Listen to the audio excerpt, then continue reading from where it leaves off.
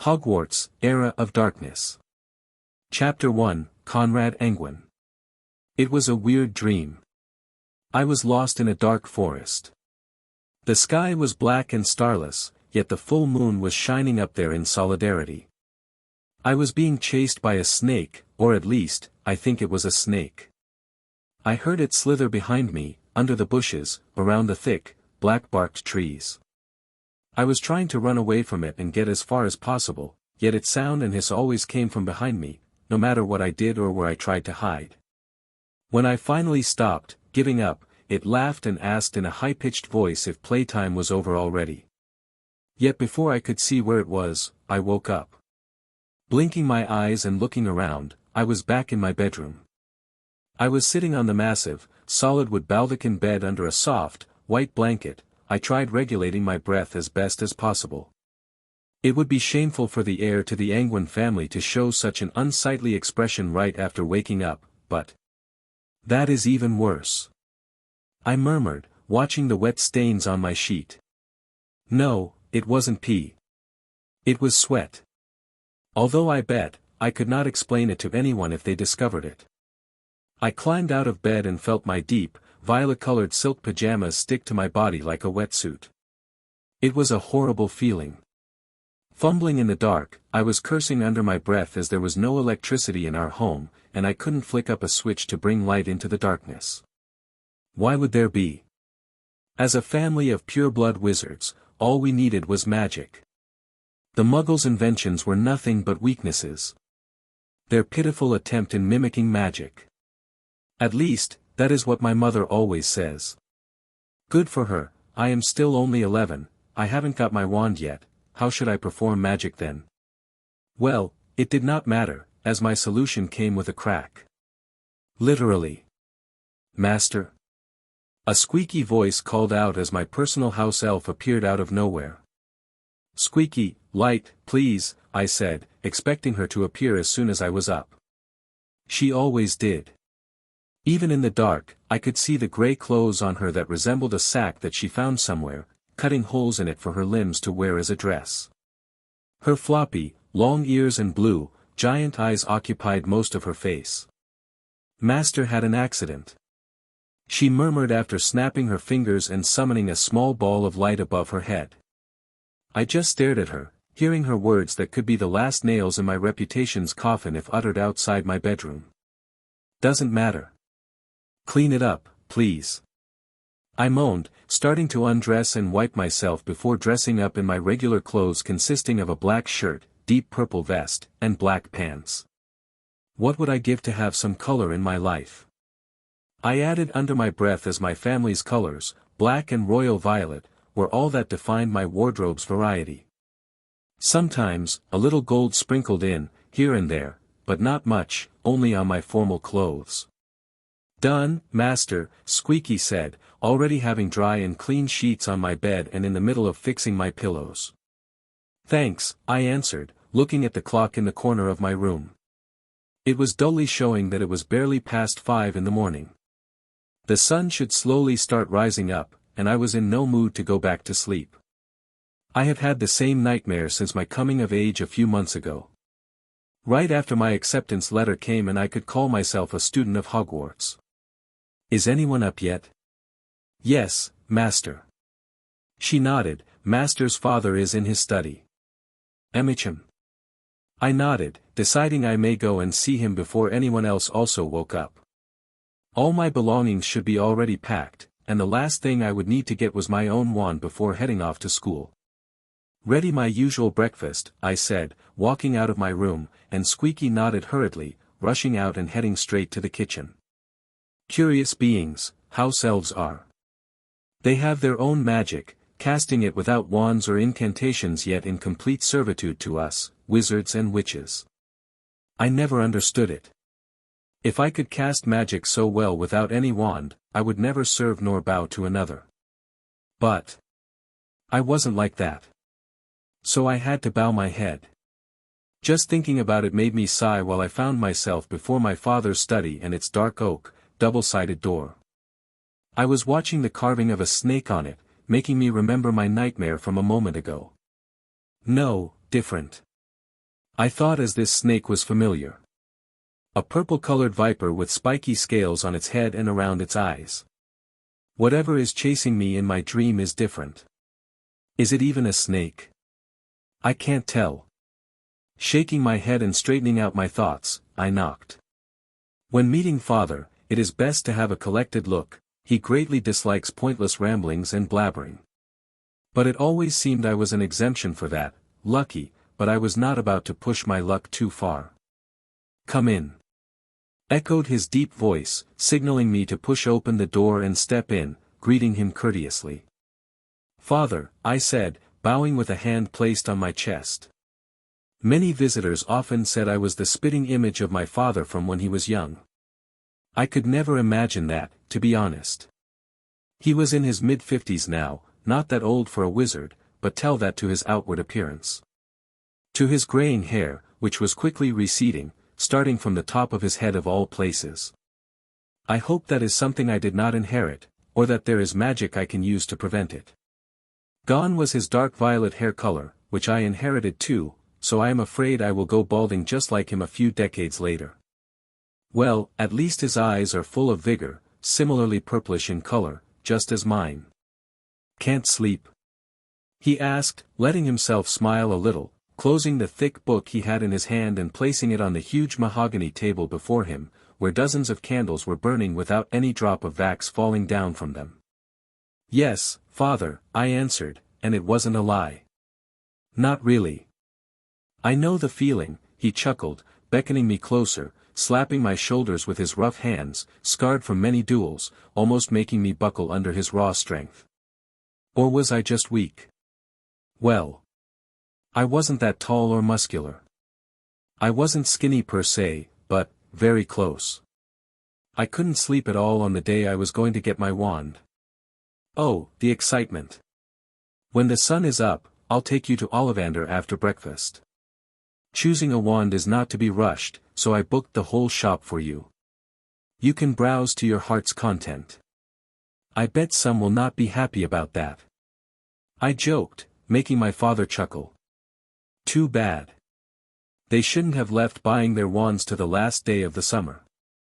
As he was saying that, he picked out his own wand.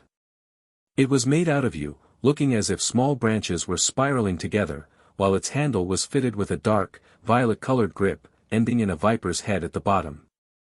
I watched as he swished it, summoning a pot of coffee from the kitchen and letting it pour itself out while he continued talking to me. If they have a problem, they would best go and complain about it at the ministry. Sure.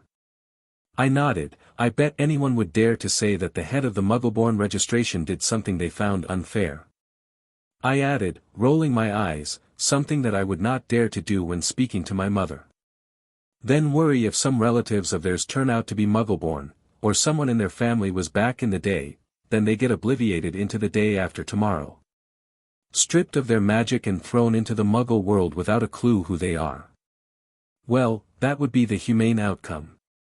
He answered me, maintaining his smile while sipping his coffee, better than being sent to be part of the Lord's experiment.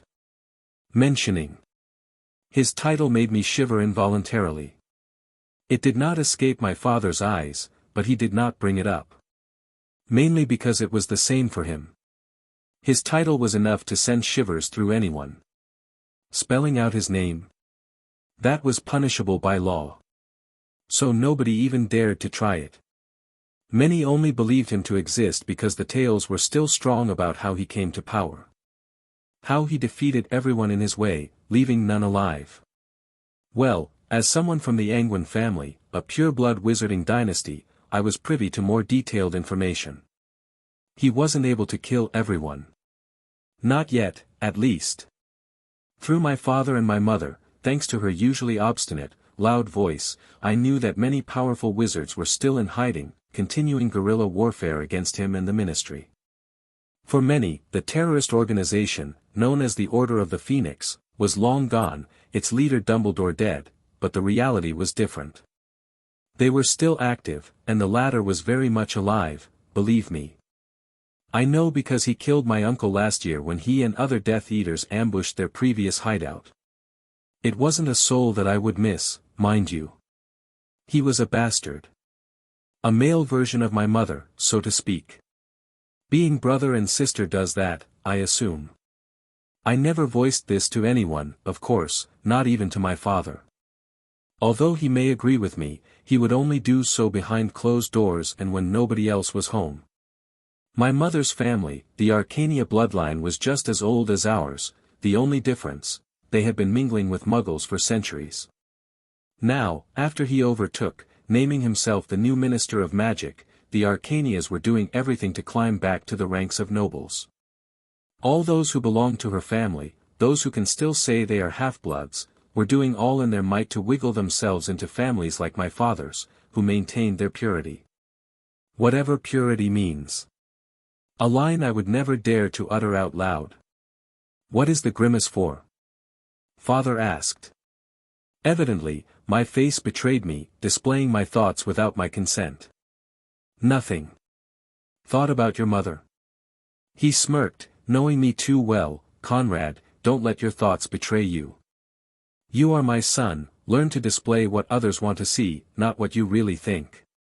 That could land you in hot water.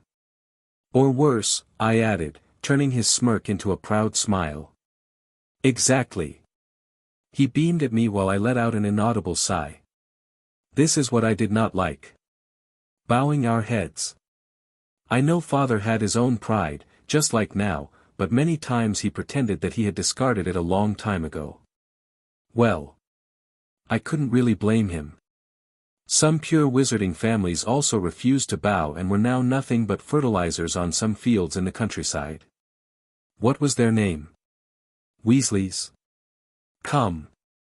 I assume you sent Squeaky to the kitchen. Father said, returning my thoughts to the present and interrupting my sudden daydreaming. Yeah. I nodded quickly. Good. Let's go down, I am also hungry. After that, we can go out, have a son and father morning or something.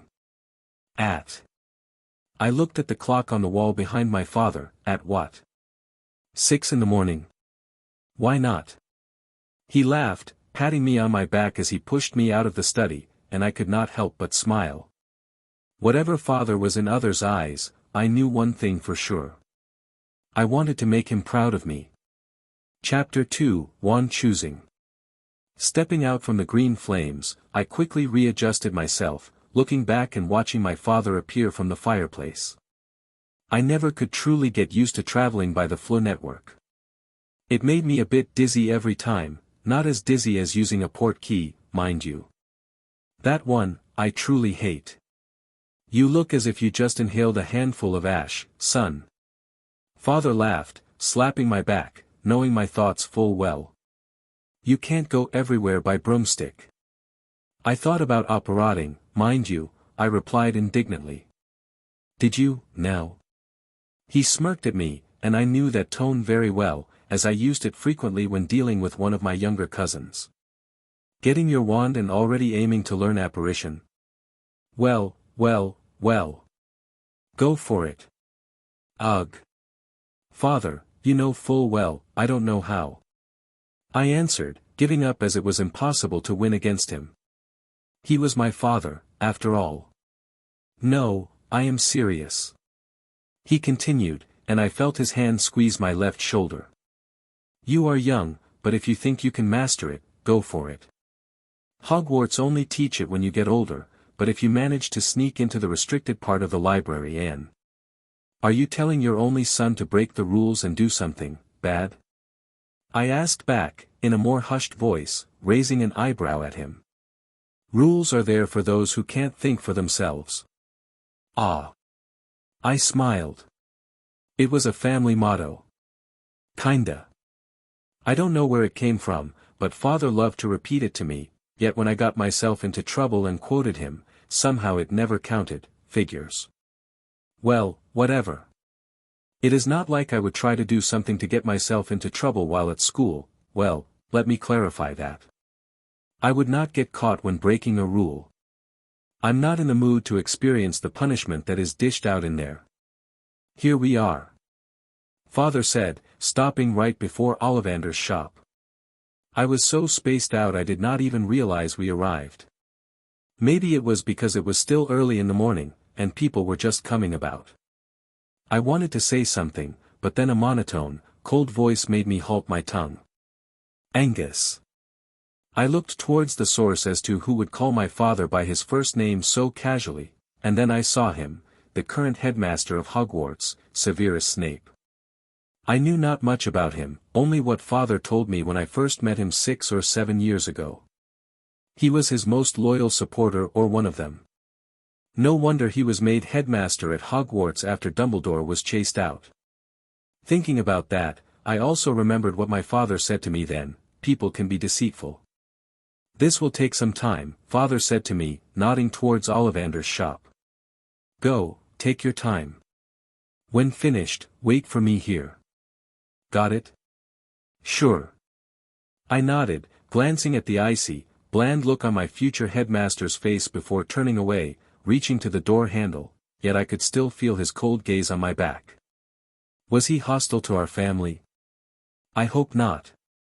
Even though my father is a minister and a Death Eater, he is not in the inner circle like him. All things considered, the headmaster of Hogwarts outranks my father by a large margin. Ah. Welcome. An old, calm but a bit shaky voice greeted me as I entered, leaving my father and my previous thoughts on the outside. Purple hair and eyes, you must be from the Anguine bloodline. He said, watching me with those silvery, ancient-looking eyes of his. Yes, I answered politely and tried to sound as firm as possible, trying to hide that his look was somewhat creeping me out. I knew he had to expect my arrival, as my father booked the whole store, but still. His look and voice made me forget all of that. My name is Conrad Anguine. Emicham. He nodded, I remember the wand I sold to your father, Angus Anguine. He continued in a low, whisper-like voice. Made out of you with dragon heartstring, a perfect match for his skills in dueling, as I heard. I could only nod my head in answer, amazed by his words. Father did say that he was a master craftsman and wand-maker, but now I think I understand what he meant. There was something in his voice. Something that I could only describe as magic. Try this. He said, picking out a slim box from the hundreds that decorated his small shop's walls. Looking into it, I recognized the wood it was made from, reed. I also remembered its brief description and couldn't help myself from reciting it. Best suited to those who are bold and eloquent. Mr. Ollivander is flattering me. I smiled, picking it out while he remained silent and just shook his head. No. I knew immediately that it was not his answer to my little joke, as I also felt, nothing. It is said that the wand chooses its master, and holding it in my hand, I felt just the same as when my hands were empty. Does this mean I wasn't eloquent enough? Well. Here. He pulled out another box while I put back the previous wand into its place and looked at the next contender. I did not recognize this one. Picking it out, I did feel a prickling sensation, gave it a wish, and managed to engulf its holding box in flames. No. Mr. Ollivander said, extinguishing the flames and taking it back, ignoring my embarrassed expression and failure even to say, sorry. Sadly, my next dozen attempts at getting my own wand ended in failure. Then another 12 were a no-go, and another. Honestly, I was starting to doubt my own talents. I am long past the phase where I was angry or on the verge of tears. I just wanted a wand. Whichever it may be. I don't care about its core, nor its wood, length, whatever. Just give me my wand. Please. Mr. Ollivander hummed, remaining calm and collected, wishing his own magical instrument, cleaning up the mess, and returning all my tryouts to their neat little boxes and places. Am I doomed to learn wandless magic? I asked, and my voice had to be just as crestfallen as my expression. Some tribes in Africa pursue that. It is an option. Great. I groaned, not really fond of the idea. Let's try this. He continued in a much more livelier voice than before. It sounded to me as if he just thought of something and wanted to experiment with it, me being the unfortunate soul who will have to withstand its results. What he brought back was a particular-looking wand, and for the first time, he started explaining it to me. It was bright, light brown in color, smooth from top to bottom, with a curved handle that looked to fit into the palm nicely. It is made from cypress, a wood for nobility, and I do not simply mean wealth or rank in society. Mr. Ollivander explained, making my brows furrow. I was nobility, simply by my bloodline. I see, I added, but I was hesitant to hold it. If another rejects me, I think I would simply resign and tell my father to announce that I died of illness or something. I didn't want to face anybody and explain that there was no wand in Mr. Ollivander's shop that could fit me. It has a unique core, not from my usual choices. He continued, looking at the wand and then at my slightly trembling fingers. It has a horned serpent horn as its core. When its owner is in danger, it emits a low, musical tone that only the wielder can hear. Also, knowing your bloodline. He looked at me but said no more, and I was not about to ask him. Not if he did not want to say it. Never heard of it. I blurted out, not even thinking about it. My mind was already stretched thin, so I simply went for it. Grabbing a hold of the hilt of the wand, I felt it. A rush of energy, something bursting out from it, washing through my body, filling me with an unknown but truly pleasant sensation. 10-inch long, highly flexible. He smiled, watching my expression of amazement as I let the feeling of magic wash over me. I think we found it, Mr. Anguine. Why yes. I agree. I nodded with relief washing over me. I couldn't help but let my lips part into a wide grin, going from ear to ear that I was still maintaining when I exited the shop and was met with Father, waiting there for me. Ha! See? I knew I had to book the shop. It is already past noon. Wait, is it? I gasped, looking around, finding a clock in one of the shop's windows, seeing he wasn't joking. Doesn't matter. The fact you took so long means you got something unique, Why yes. I answered, proudly showing it to him and explaining everything that Mr. Ollivander told me about it, watching his smile grow just as wide as mine. I bet we looked like two simpletons in the middle of the street, but I didn't care. I had my own wand, and by looking at my father, I knew I made him proud. That was just as great as the feeling of holding my wand in my hands. Chapter 3, Departure. The next day, waking up, my first thing to do was to hold my wand, examining it once more, making a few swishes in the air before climbing out of bed to get dressed. Squeaky was already there, my clothes prepared, my trunk packed, ready to leave at a moment's notice. Master looks good with wand in hand. Master will become a powerful wizard, Squeaky is sure about it. Thank you, Squeaky. Will you be okay while I'm gone? I asked, knowing that with me gone, she would have to attend to my mother. Squeaky is a good house elf. I don't doubt that, I replied, not asking any more, seeing the look in her eyes. Walking down to the lobby of our manor, I came face to face with the one person I wasn't keen on seeing. My mother. Isolde Arcania. Good morning. I greeted her with courtesy, and she returned with a nod but ignored me, walking past me and heading up the staircase, seemingly going towards my father's study. Good. At least I did not have to start making small talk. Whenever we had to do that, it somehow always turned into her shouting and me leaving the room. I just hated being talked down to, and arguing with a brick wall is as pointless as trying to make a troll learn ballet. I know she was forced to marry my father by her family. I would be pissed if I had to marry someone I do not like, but she never complained when she was allowed to spend my father's money when she could have her own house elf when she could enjoy the flattering of others. I can't remember if she ever took care of me, maybe when I was really little. But my memories don't go that far back. To me, she can only demand things but never give something back for it. I can't fathom why father tolerates her even when he knows she is cheating on him, because I told him. But he just laughed, telling me not to worry about small things and ignore her, how could I when she is representing our family's name? If that gets out. Master, your face looks horrible, is it because of the lack of sleep? Squeaky said, jolting me out of my thoughts, making me look into the mirror on the opposing wall as I was standing, unmoving at the bottom of the stairs, in Squeaky's way. She was dragging along my trunk, making sure everything was ready for leaving the house an hour later. Squeaky told you that you should rest. Yes, you did. I forced a smile onto my face, ignoring the troubling thoughts and wiping off the dark look from my face. By the time I finished my breakfast, Father also came in, dressed up and stretching, followed by my mother, also in a pretty dress.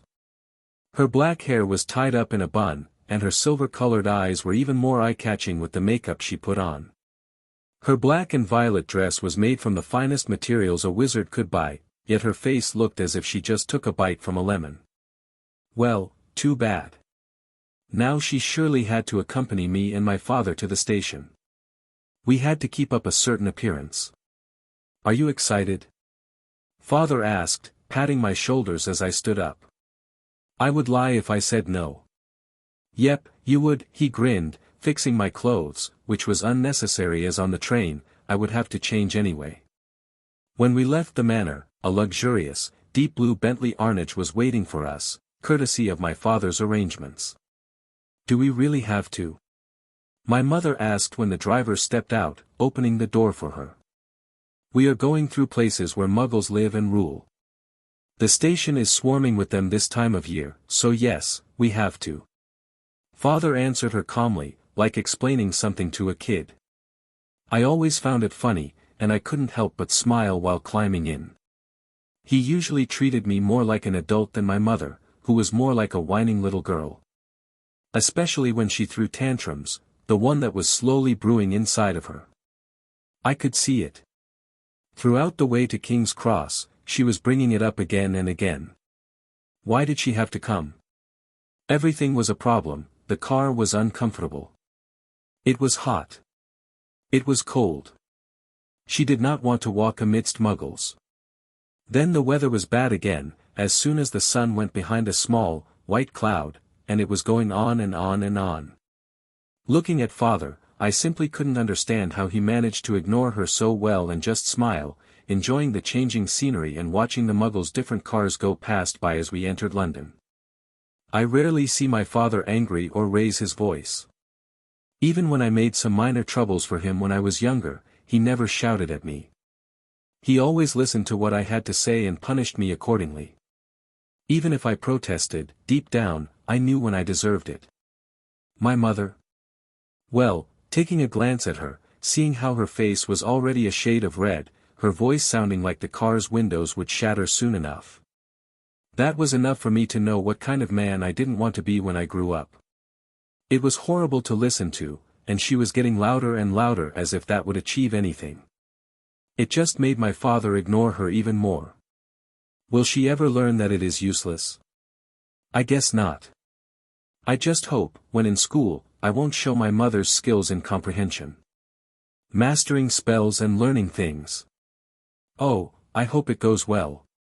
Walking through the streets and crowd was somewhat of a new experience, and I quite liked it, I'm not going to lie. I wasn't that used to being looked at by so many people as they watched us get out of the expensive-looking car, although I think they would think I'm some kind of freak if I told them it was the most inconvenient way of travel. Like, ever. By the end, I felt myself getting nauseous. I don't know if it was the car or my mother's constant, loud complaining, but I was glad to be out of that box of uncomfortable mess finally. In the end, my mother only shut up because Father looked at her with a glint in his eyes, making her behave at once. I never knew how he does that, but I do hope they will teach it at school. Walking in, I had to admit, I really like the way muggles build things. It was pleasing to the eye. The fact that they achieve it without using any magic is also fascinating. I wonder what else they may invented that we could also make use of. Although those kinds of thoughts were never spoken out loudly, my father made sure I remembered that. Arriving at the designated station, I saw some of our kind passing through the barrier, hidden in plain sight from the muggles. I was familiar with it, doing similar things when once in a while, I was going out with father when he let me come along, watching him work and check upon people who were obliviated of our presence, making sure they did not recover their memories. It always struck me odd to do that, it shouldn't be possible, but I saw father sometimes cast a spell, saying it is for reinforcement of the previous one. Well, I know no real spells yet, only the theories behind some. Once again, before starting to fall into a spiraling thought process and jumping from idea to idea, a loud whistle dragged me back to reality. "Whoa!" I exclaimed, making my father laugh. "Beautiful, eh?" He laughed as we watched the red steam engine standing there, billowing out white smoke while witches and wizards were saying goodbyes to their families and boarding the train. "You told me about it, but seeing it is a different experience." I nodded while ignoring my mother's sour face, appearing behind us. "Listen," father looked at me while we started walking, getting out of the way to head towards the back of the train where I could get on and find myself an empty cabin. "School won't be easy. Keep yourself out of trouble and obey the rules. Breaking some of them is fine, but if you get caught, my name won't save you." "I wouldn't rely on that, father." I answered honestly, "I'm not like others." I added, stealing a quick glance over my shoulder. "I know. If you ever find yourself in trouble, go to your house's teacher or, to the headmaster." "To the headmaster?" I asked, letting my surprise show before reining it in, reforming the indifferent look that I used to put up. As father always said, you don't know when someone is watching, always keep your thoughts to yourself and ensure only those you truly trust know about them. "Yes," he repeated.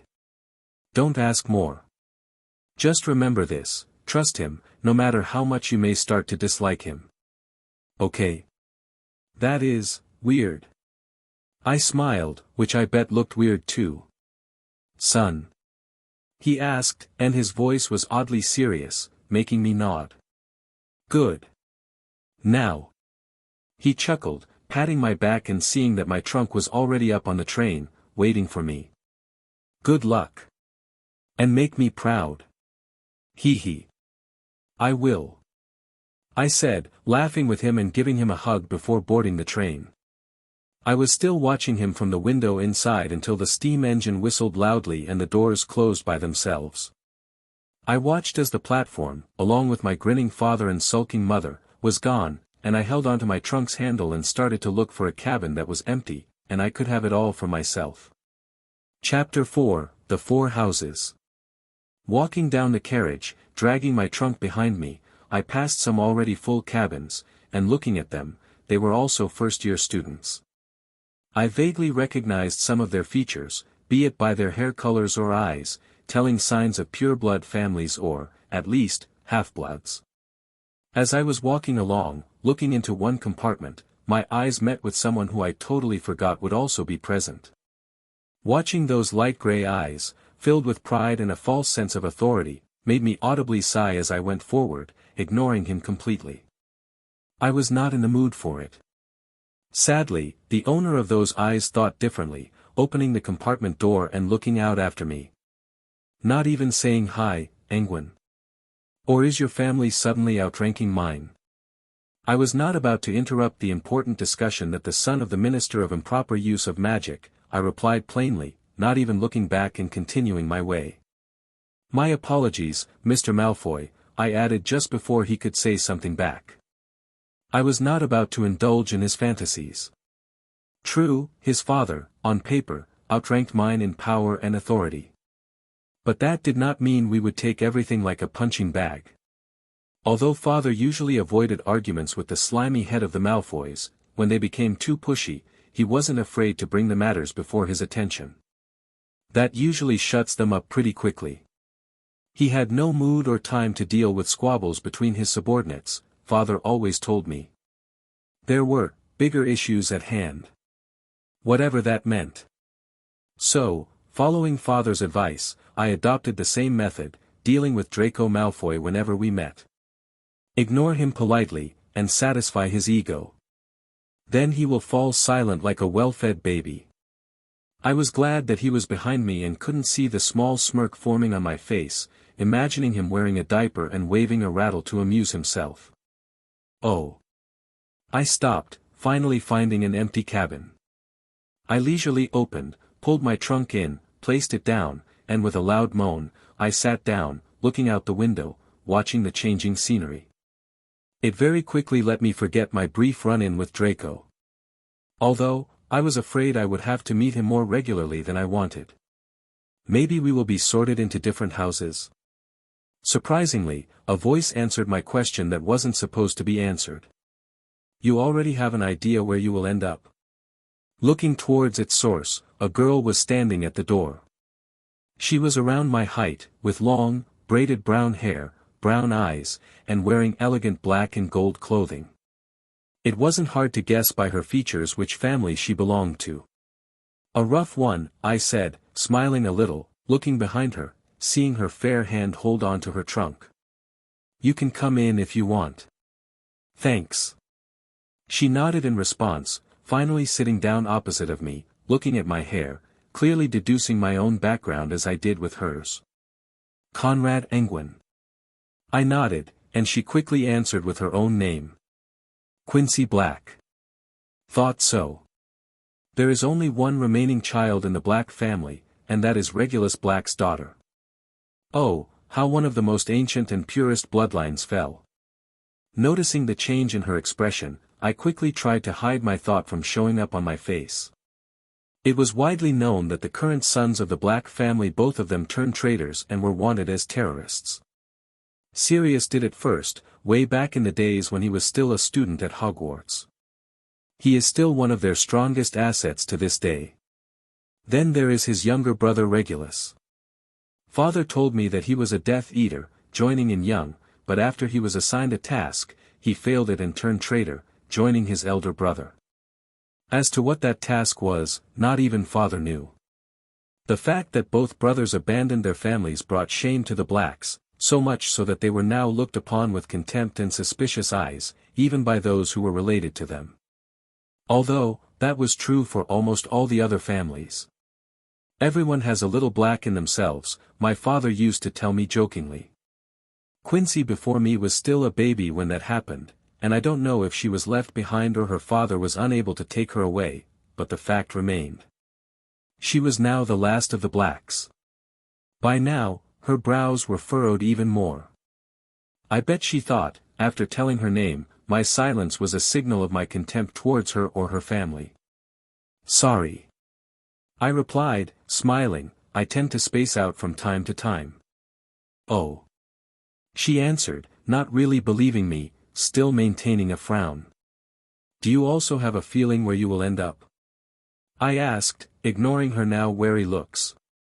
The best way to deal with that was to strike up a casual conversation. I truly did not mind that she was from the Black family. Even if others may look down on her, I knew full well how that felt. Our family was also looked upon differently, like, for example, as others would look upon the Malfoys.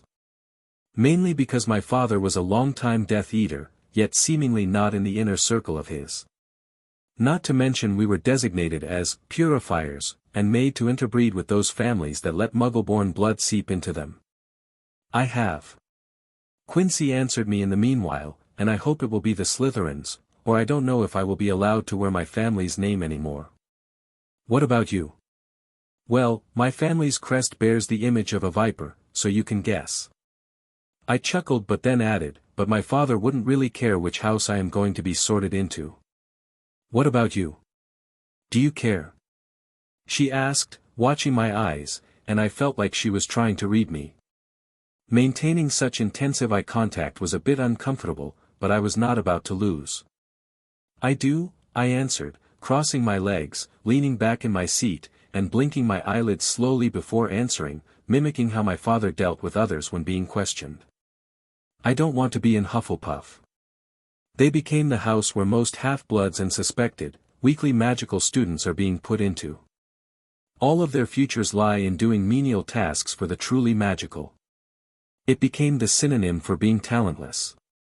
Do you believe that? She asked, surprising me with it, yet her face remained calm and stoic when asking such a question. Are you asking me if their house is what it is now or still what it was a decade ago? I asked back with another question, finally making her flinch a little. Hogwarts has been changed, I added, seeing her remain silent. Perfected. I remember him saying it, Quincy murmured, fixing her sitting position. To answer your question, I believe that we have much clearer roles for ourselves. Getting sorted into Ravenclaw wouldn't be bad. I continued in a leisurely voice, remembering what Father told me about the different houses in Hogwarts. I like the idea of being one who researches magic and explores new fields. Emmichem. She nodded but did not interrupt me. I won't be sorted into Gryffindor. I hope. Because. She opened her mouth to ask, and while she was searching for the correct words, I answered her. I knew what she was getting at. Those who go there are destined to be warriors and put into the front lines to battle and hunt down other wizards. I overheard my father a few times dealing with people who were put under the Imperius curse and sent out to be suicide warriors to bring down foreign wizards who were against us. Foreign wizards? She asked, raising an eyebrow, and I grimaced, realizing I let it slip. Probably, I should not know about it either as I was talking about things I overheard. Father never told me about it. Look, I'm just saying that not only the terrorists are against us and our changes. I hurriedly added, watching her body squirm when I mentioned the terrorists. I was sure she thought about her father. Plus, I don't know how good I would be at dueling. I'm not fond of the idea. Your father is said to be one of the best. I read about his accomplishments in the war. Thank you. I smiled, feeling proud, but that does not mean I inherited his talent in it. I had never dueled before. I just got my wand. Really? She asked, surprised. I knew that it was considered late, but Father always said everything has its time. If I just got something and do not earn it, I would never come to appreciate it. I don't know if it is true, but since getting my wand, I couldn't part from it, and it is still hidden in my sleeve. With a flick of my hand, I could grasp it firmly. Yeah. Anyway, that leaves me with one house. Slytherin. I see. She nodded, leaning back, but her face did not relax, quite the opposite, she looked more nervous than before. What is it? I asked, and now it was me who leaned forward, looking at her, trying to see what she was thinking. Getting into any of the houses, other than Slytherin, would make my daily life a tad easier. But then I would be kicked out from home and, consequently, probably from the school too. She explained, rubbing her forehead, getting into Slytherin would make me avoid that fate, but then. I see. I sighed, not forcing her to explain it. Those in the main house of Hogwarts were destined to become either Death Eaters, close companions, servants of his. It would bring the prospect of great power, but for someone like Quincy, she would surely be looked down upon by the other, stronger pure-blood families who did not have two traitors and wanted terrorists in their midst. Would you like to buy anything? A voice interrupted us as an old woman opened the cabin door, pushing a trolley with more sweets on it than I ever counted at once. Yeah. I gulped, salivating at once, my hand was already in my pocket.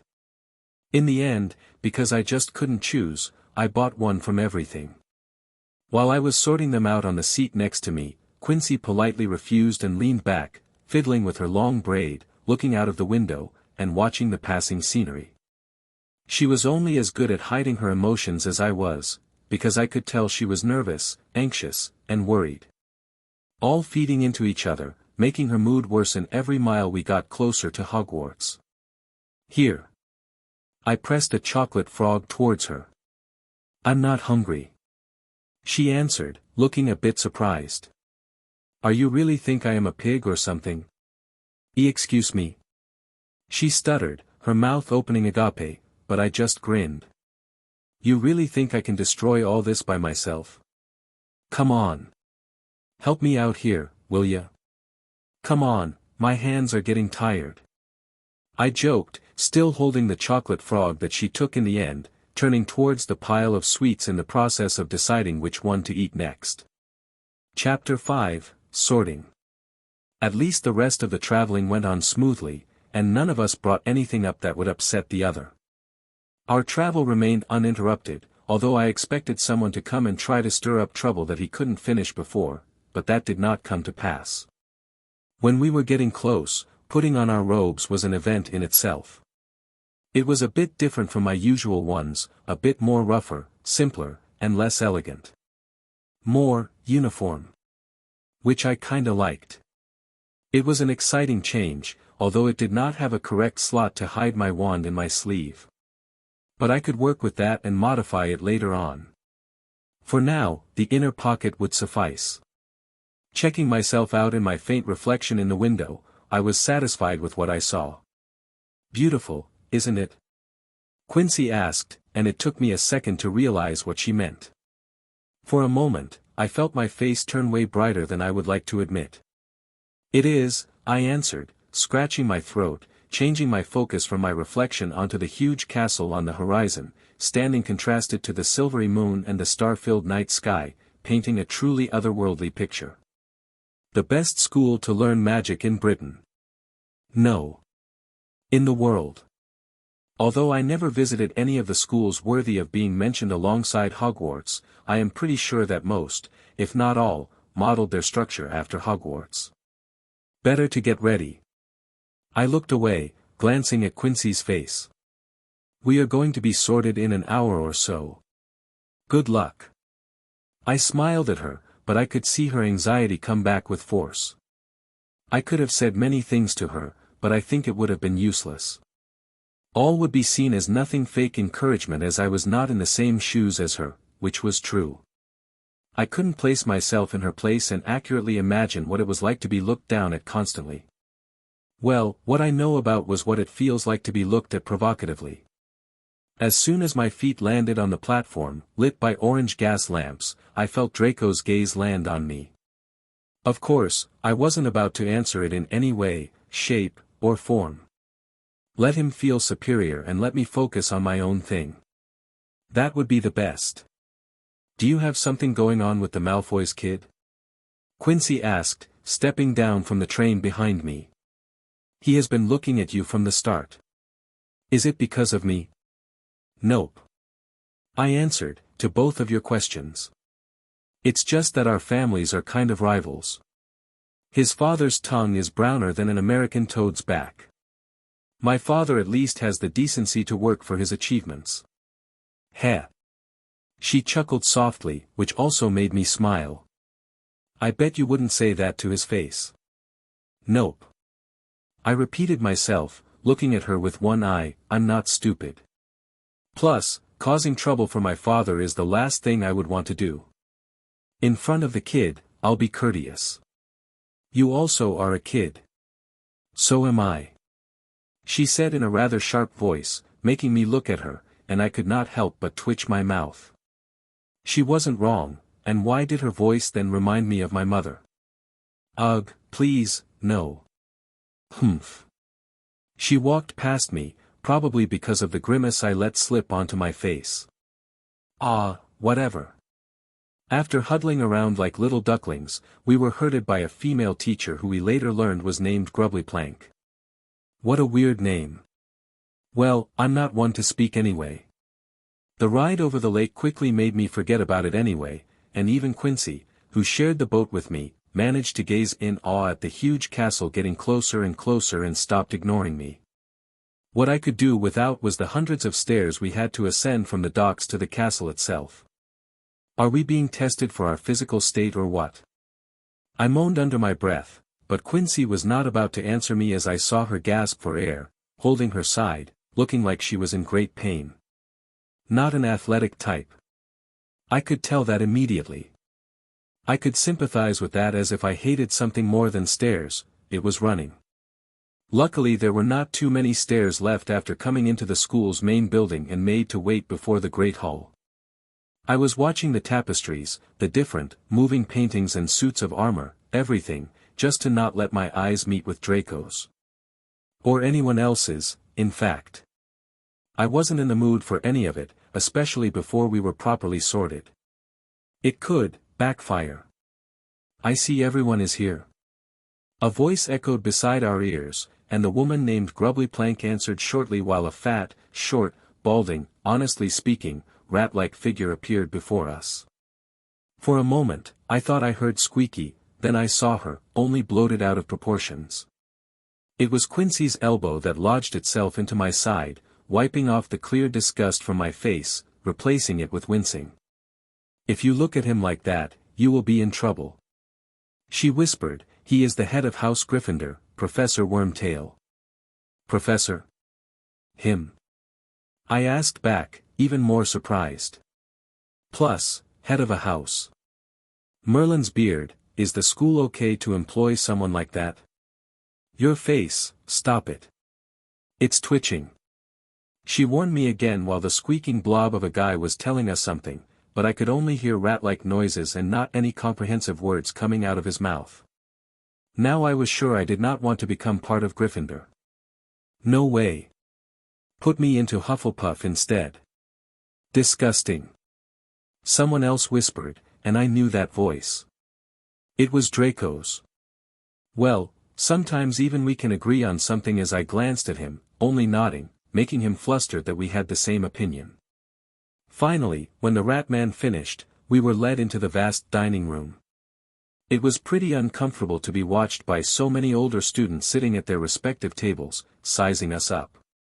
In front of us, at the professor's table, I could glance at the teachers who we would study under starting tomorrow. There was that grub, whatever, woman, and next to her was the empty space where a rat boy should be sitting at. There were many faces I did not recognize or know about. But there were some I knew. Besides the headmaster, Snape, I recognized another figure. Horace Slughorn.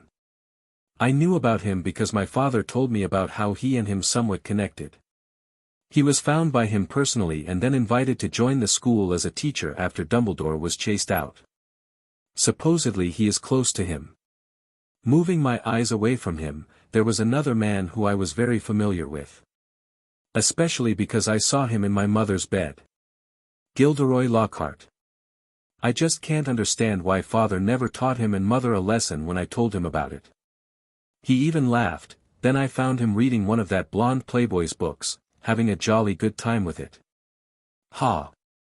I did not know I would find him here once again. Not that he knows about me at all. Or I knew what he did with my mother. Watching that smile on his face was making my skin crawl, but then I saw another smile that made my stomach turn. It was plastered on a toad-like woman's face, wearing all pink. I don't know who she is, but I already know who I won't like at all simply by their first impressions.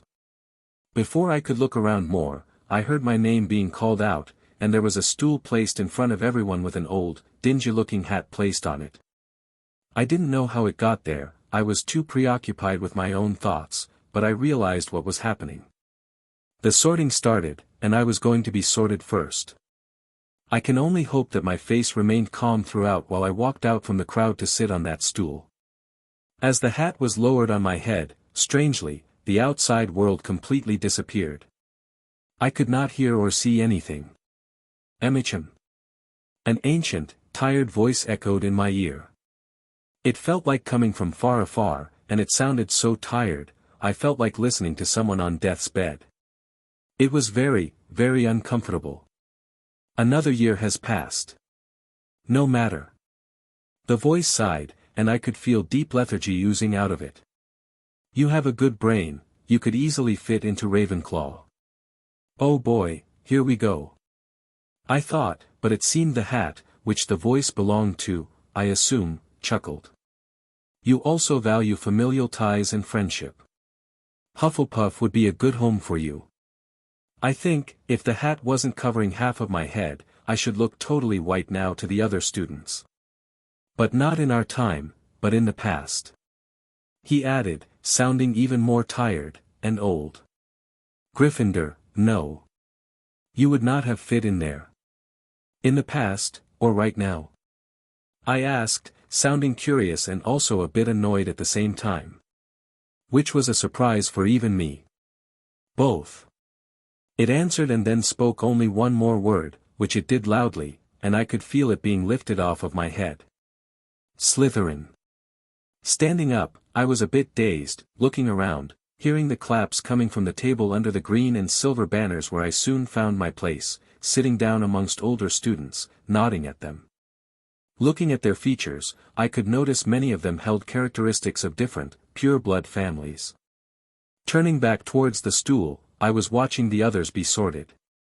Some take more time than others, and some only put the hat on when it speaks out. One such girl was Quincy. When the sorting hat landed on her head, it cried Slytherin before it could cover her face. Surprisingly, few were clapping, me amongst them. Well. I looked around, catching some weird gazes. If you start something, you make sure to finish it, son. Echoed my father's words in my mind, so I just shrugged, continuing to clap while Quincy sat down next to me. Thanks. She whispered, barely audible. You're welcome, I answered calmly, lowering my hand and looking at her face that was finally regaining some color, but she did not look at the others at all, focusing on the empty, golden table before her. When it was Draco's time to sit, he was sorted into Slytherin too. No surprises there. Well, this time, I only clapped for a brief moment, watching him come and sit with us. I see dash, he leaned closer to say something to Quincy or to me, I was not really sure, but I simply ignored him and nodded, hummed, and answered with a dull, sure. Conrad. Quincy whispered while the sorting was going on, and her voice was masked by clapping as another girl was sorted into Ravenclaw. Did you even notice that you said yes to Draco about acknowledging his role as the leader of the first-year students? I did. I asked, raising an eyebrow and looking at Draco, who was already talking with two buffoon-looking guys. Oh well. No matter. He would want to be in the limelight anyway. Are you sure? She asked incredulously. Are you really belong to Slytherin? Who cares about a nameless position? I smiled at her, and I wasn't really lying. Let Draco be in the limelight. I can do my own thing more easily that way. Which is? She asked, lowering her voice even more, leaning closer. Study. Huh. She flinched, and I was sure she did not expect something so simple. Duh. We are at the best school. I don't care about pretending to be the leader of the kid army of Slytherin. There you go again. She rolled her eyes, getting annoyed at it, which, I won't lie, was amusing to see. Anyway, I want to learn all that there is in here and obtain true power. To raise above even my father so he will be proud of me, and I could support him with all I have got. Your father. She murmured, and I knew instantly she was thinking about hers, who I assumed she had never met nor knew much about. If I do not count what was being said about him back home. I could guess, though. Chin up. I poked her sides, nodding towards the table before us, filled with hundreds of mouth-watering dishes. While we were whispering, the headmaster finished his brief speech that I completely missed, not that I minded it. Let's eat instead. I smiled, and seeing she agreed with me, I had the pleasure of having one of the best feasts I have ever had until that day. Chapter 6, First Day, 1. With the feast finished, we were led by the prefect, a lanky, tall boy with black hair, down the many stairs, heading towards the dungeon. It wasn't exactly what I would call promising. Looking at Quincy's face and a bit of nervousness creeping back onto it, I had a guess she thought we were being taken to some kind of cells or something for interrogation. Luckily, no torture chamber awaited us but instead, a windowless floor and a blank stone wall. Purest form. The prefect said, and a stone snake slithered out from the ground, forming an archway and revealing a door for us that was there a moment ago. The passwords are always posted on the common room's notice board. It changes every fortnight, so don't forget to check it. If you bring anyone who is not part of our house to the common rooms, you will wish you were expelled. He said in a sadistic undertone, looking at us with a grin. Who would want to mingle with others when our house has the best? A voice I recognized belonging to Draco interjected, making the prefect smile even more widely. There are exceptions, he said, glancing at Quincy but only lingering on her for a brief moment. Going through the door, looking around the rough stone walls, the round lamps hanging from the ceiling, burning with greenish flames, it was anything but cozy, making me sigh a little. This is not what I expected. The only positive feature I could say I liked was the panoramic window at the other end of the common room, letting us see into the huge lake. I knew we walked many steps going downstairs, but now I knew we were underground, under the lake's surface surrounding the castle. The tapestries on the walls were describing the adventures of famous, medieval Slytherins, but to be honest, I was not really interested in it. My expectations of mine were maybe too big, but this common room was anything but fancy, anything that I would like. It was dark, cold, and oozing with uncomfortable feelings. Oh well, it isn't the end of the world. At least that is what I thought until I was led to my room, which I had to share with 3 others, and those were Draco and his 2 henchmen, who I assume he recruited on the train ride. I was wholly uninterested in their names, so when Draco introduced them, I only registered them as henchman number 1 and henchman number 2. I was not about to strain my brain with remembering unnecessary information when I had to keep it ready to learn all the spells we come across starting tomorrow. Are you listening to me? Draco asked while I was looking at them blankly. Yes. I lied, of course, walking to the bed at one end of the room, opening my trunk, and starting to organize my stuff around my own space. I do hope so, or you can leave my room. Okay, I replied, without turning towards him. I wish I could change places, well, no matter. If he wants to make me leave, I would be happy to take up the gloves. Until then, it is best to let him to his own devices. When I was done, I simply closed the curtains around my space, giving me a little bit of privacy. The green-silver separators seemed to be enchanted because as soon as I pulled them close, all outside noise ceased to invade my little room. Good. At least I can sleep like this. I chuckled, changing into my pajamas. Finally, I can start learning and call myself a real wizard soon enough. I met Quincy in the common room the next morning. I was surprised because I was the first to wake up in our room. Some older students were already up, sitting around the common room, of course, occupying the most comfortable chairs. Morning. I greeted her with a smile but then raised one of my eyebrows, seeing the forming bags under her eyes. Couldn't sleep? Kinda. She answered, trying to avoid the topic, standing before the bulletin board. I'll get used to it. I was checking our first timetable. I followed her gaze, looking at it and taking a copy down for myself. We start with the history of magic class. Doesn't sound that interesting. Depends on the teacher. She replied, but her voice wasn't really filled with much optimism. True. Then double potions. Much better. You know alchemy. She looked at me, tilting her head to the sides. Nope, nothing. But it sounds practical, so. I am looking forward to that. I answered with a wide grin. Then we are going to have charms in the afternoon. Not bad day if I say so myself. On paper. Are you always this pessimistic? I sighed, pocketing the timetable and fixing my bag on my shoulder. Sorry. She whispered, lowering her head, which made me feel a bit ashamed. Nah, no worries. I nudged her, heading out of the common room. Come, let's see if we can have breakfast already or not. At least the breakfast was plentiful and made me forget who I managed to get as roommates. Sitting down in the classroom where our first ever lesson was going to be held, I was still filled with expectations and ready to study.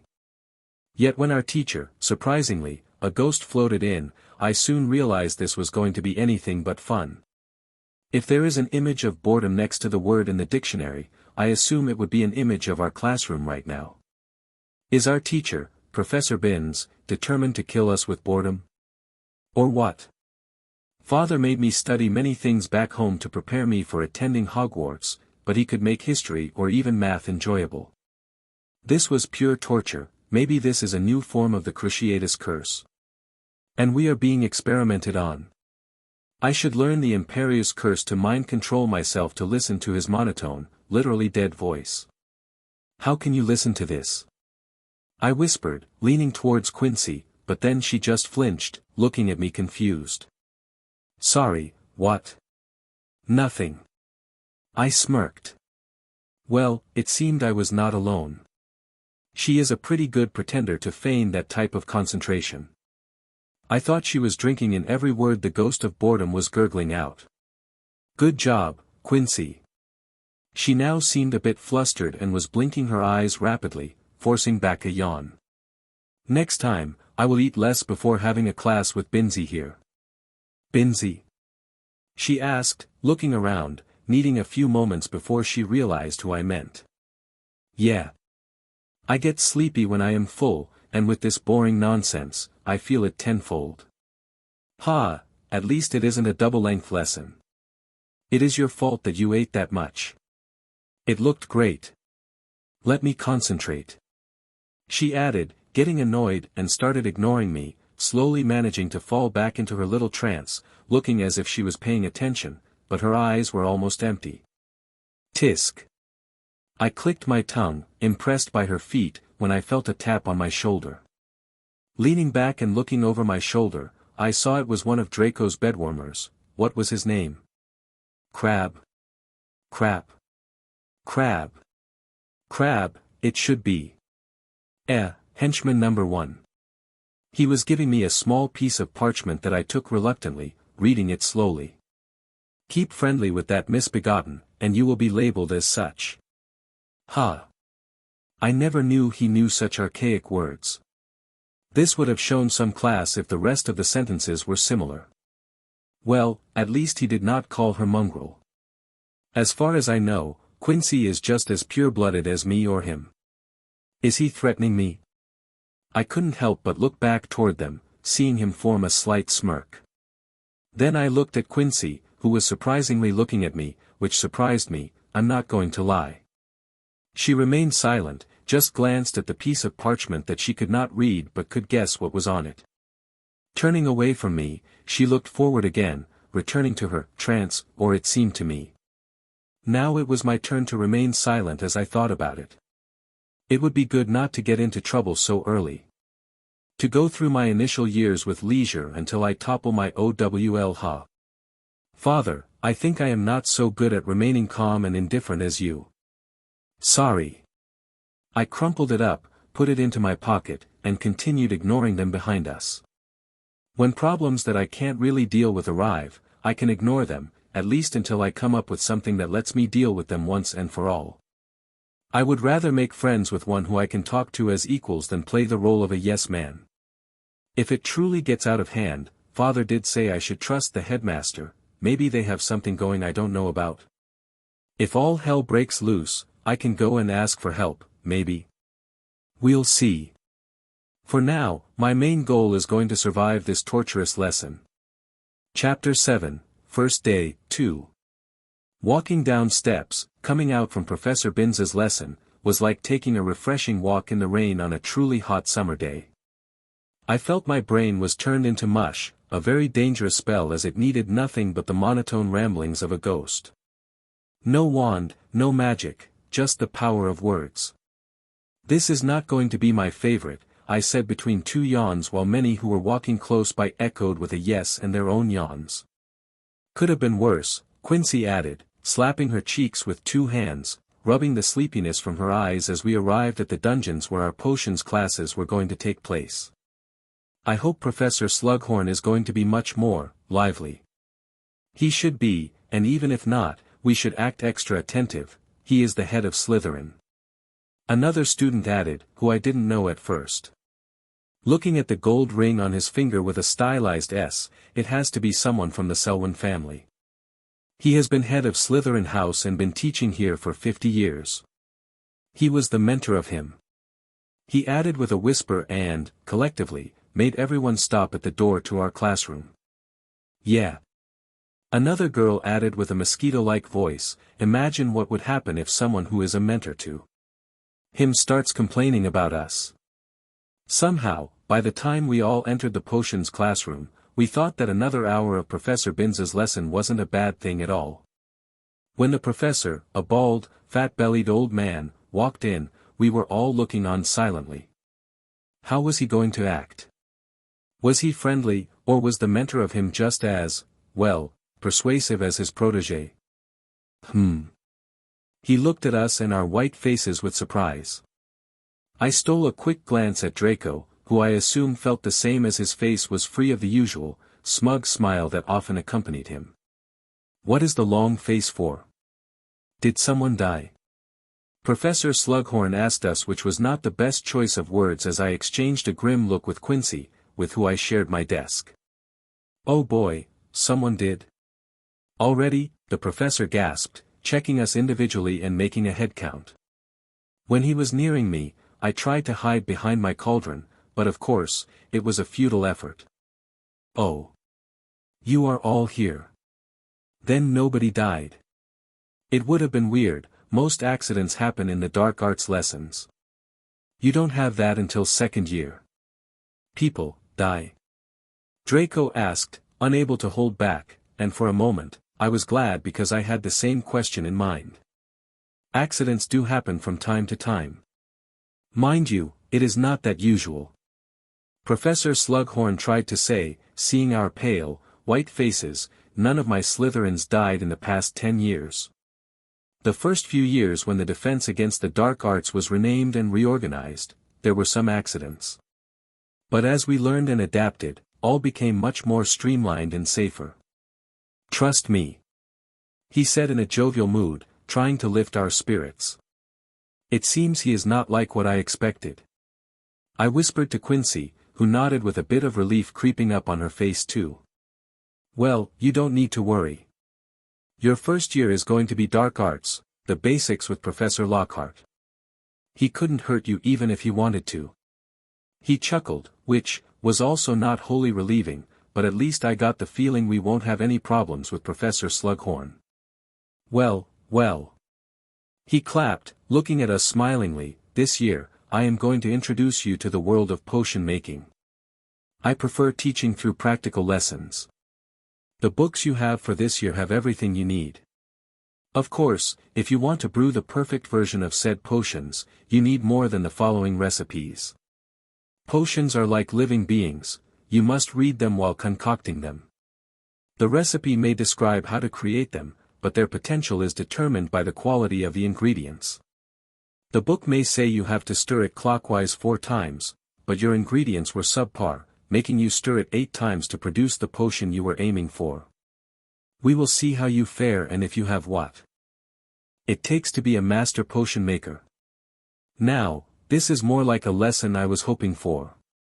I whispered to Quincy. This is what I expected from the start. The professor waved his hand, holding his wand, and the white chalk on his desk flew up behind him, writing hastily onto the blackboard. Here are the ingredients for it. Professor Slughorn said, looking at us while we read the words appearing behind him. Rat tails, porcupine quilly, and billywig stings. I read softly. It wasn't much, but he did not write up the amount or the order to put it in, how to stir, the temperature of the fire. Yes. He smiled when our eyes met. It is not a hard potion to make. Perfect for starting out. But. He looked at us with an expectant look. I won't give you more idea on what it is. I want to test you all. To see who has the gift to be a master. You have 1.5 hours to determine which potion you should make. The correct recipe and the last missing ingredient are in your books. Oh. I exclaimed, knowing there wasn't all, and he was testing us. Good, good. Now this is truly like a lesson I can get behind. Awesome.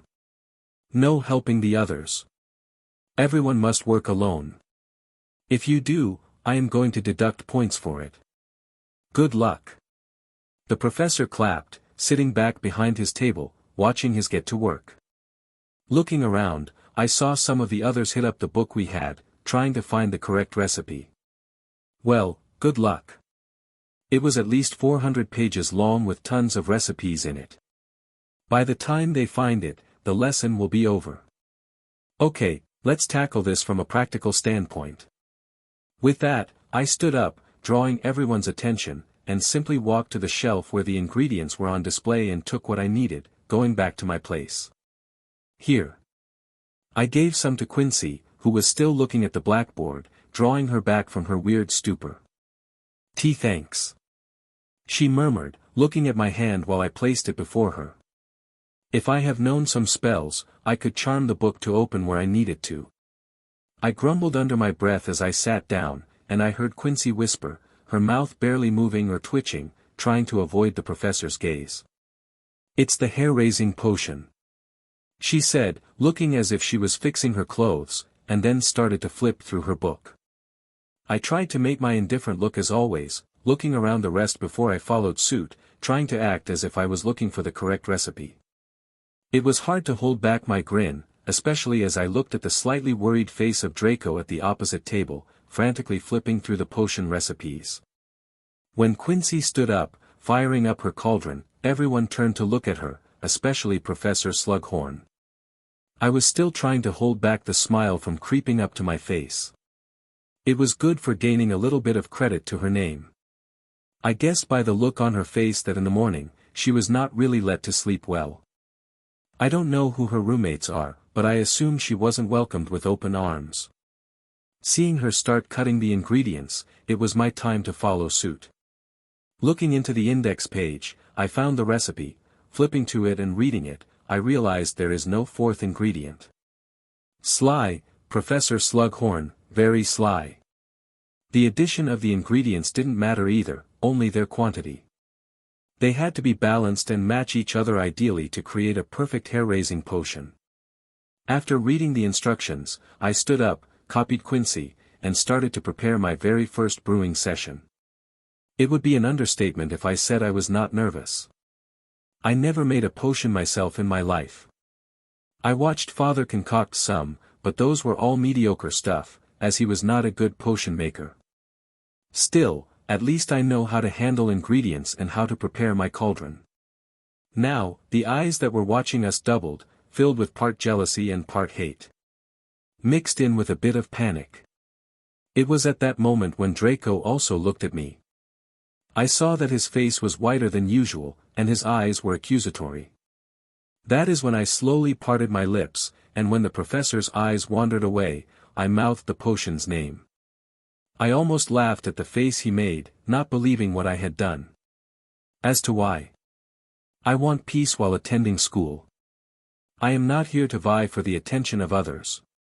I want to learn magic to achieve that. I need to be left alone to my own devices. I wanted to ensure Draco won't seek me out with every little thing or try to provoke me into useless, idiotic duels or whatever he was planning. It was worth it. By the time I started cutting my ingredients, Draco was also standing, preparing his cauldron, and so did his cronies a few moments later. It didn't take long for the classroom to be filled with the noise of knives hitting the cutting board and the sound of small bits being thrown into the water, followed by the paddles hitting the cauldron's edge as students were stirring them. All the way to the remaining class, Quincy was wholly focused on it, standing next to me. She didn't say anything, only worked on her potion, and as we entered the last half an hour, her cauldron was releasing greenish, glittering smoke that raised some of her hair as it wafted out. Looking at her cauldron, I saw her brew was a lively green in color, while mine was much duller. Oh well, it should be good enough. I hope. When the professor stood up again, there were some who were on the verge of tears because they either failed to even start or were only in the middle of brewing their potions. Very good, very good. He walked before Quincy and me, and he was looking into her cauldron. This is almost perfect. Wonderful. He smiled happily while I watched his fat belly jiggle around, afraid he would knock over our cauldrons. What is your name, miss? Quincy. Quincy Black. She answered, her face turning bright red from the praise. Outstanding, Miss Black. 10 points for Slytherin. He announced with a truly cheerful voice and then turned towards mine. Also good. The quality of the ingredients was not on par with each other. You should have balanced it out by adding less rat tail and increasing the amount of billowing. He advised, but his voice was now much less appreciative and more factual. Not rude per se, but not kind either. Honestly, I did not mind. Without Quincy's help, I would still be fumbling around, so I get it. I had a feeling he noticed it but let it slide. Probably another test for us, that is why he did not ask for my name. And neither did he ask for the others after us.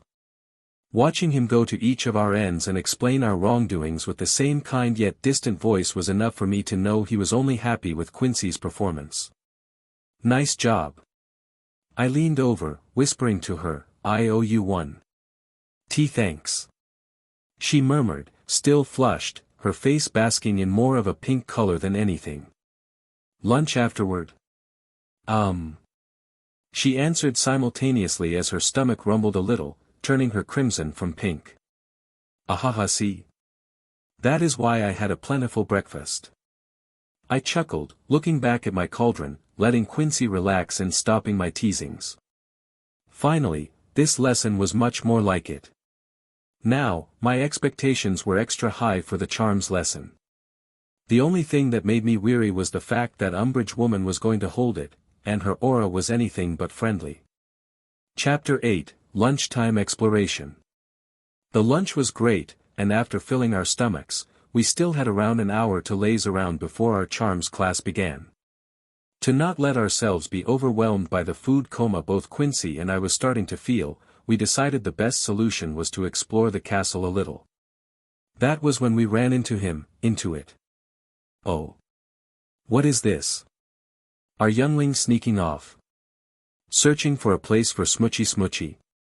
What a naughty, nughty boy and girl you are. What? I asked, wholly bewildered, failing to notice that Quincy next to me was frozen in place, turning redder than the tomato on our plates a few minutes ago. I never saw such a tangible ghost before. No, this was not a ghost, a poltergeist. Oh, pretending to not know. Tisk tisk tisk. He wiggled a finger at me while I was watching its strange, blazing eyes and the weird, jester-like clothes and hat it was wearing. Who are you? I asked, baffled at the scenery and his annoyingly pitched voice. Peeves won't tell you. It laughed, throwing a water balloon, from nowhere, straight into my face, soaking my head to toe. Peeves. I murmured, wiping my face, turning a shade grimmer, while Quincy was quickly stepping away, trying not to get wet as a second one landed on my head. Oh, not that stupid, are you? Oh ho ho ho, Missy is not wanting more kissy kissy. Oh ho ho, is it time for a breakup already? It chortled, flying above us in circles. Now I remembered. Father did tell me about him, the eternal pain of many students and caretakers. Peeves the poltergeist, a being that has been part of Hogwarts since its inception.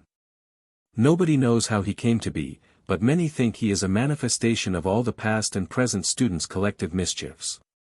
Whatever he was in reality, I knew that it was best if we ran for it. As first-year students, we were not in any position to fight him. I grabbed Quincy's hand from nowhere and took for the stairs, hearing him laugh behind us. Oh ho ho. Holding hands. Running away to be naughty. That is against the rules, Peeves are going to tell on you, ahahaha. I was not about to be caught by a poltergeist, and I was especially not keen to be questioned by others because some idiotic ghost thought it was fun to spread baseless lies. I didn't even look where I was going, I just held Quincy's hand, going up the stairs right until I wasn't hearing that bastard's laugh. When we stopped, and I turned around, I was greeted with Quincy's completely red face and sweating forehead as she was gasping for air. Sorry. I stuttered, letting her hand go, which she immediately pulled away, holding her sides. Her face contorted with pain, groaning between rapid breaths. You are not fan of athletic things, huh? I asked with a forced grin as I was also pretty out of breath, finally realizing we climbed at least 5 or 6 floors. Quincy didn't say anything, just looked at me briefly before turning away. I guess she wanted to say something, but her thirst for air was so big that she couldn't form words, so she leaned against the stone wall, trying to remain standing with her weak knees. Well, it is best this way. I now realize what that thing was. It is not good to run into him, he is chaos incarnate. Peeves. She finally managed to speak, her voice still trembling, I think. I read about him. Yeah. I moaned, stretching my back, removing my robe, and squeezing the water out. Damn, I need to learn some spells to dry myself, I added, ruffling my wet hair before combing it backward and looking around. Where are we? We are. She looked around, the redness slowly receding from her face. I think we are the North Tower. North Tower. I glanced around, but besides the stone walls, the spiral staircase, windows, and some wooden railings, I couldn't tell where we were at all. Are you also a map expert besides being a potion master? No. She answered, looking at me, part annoyed, part happy, which gave a unique expression to her.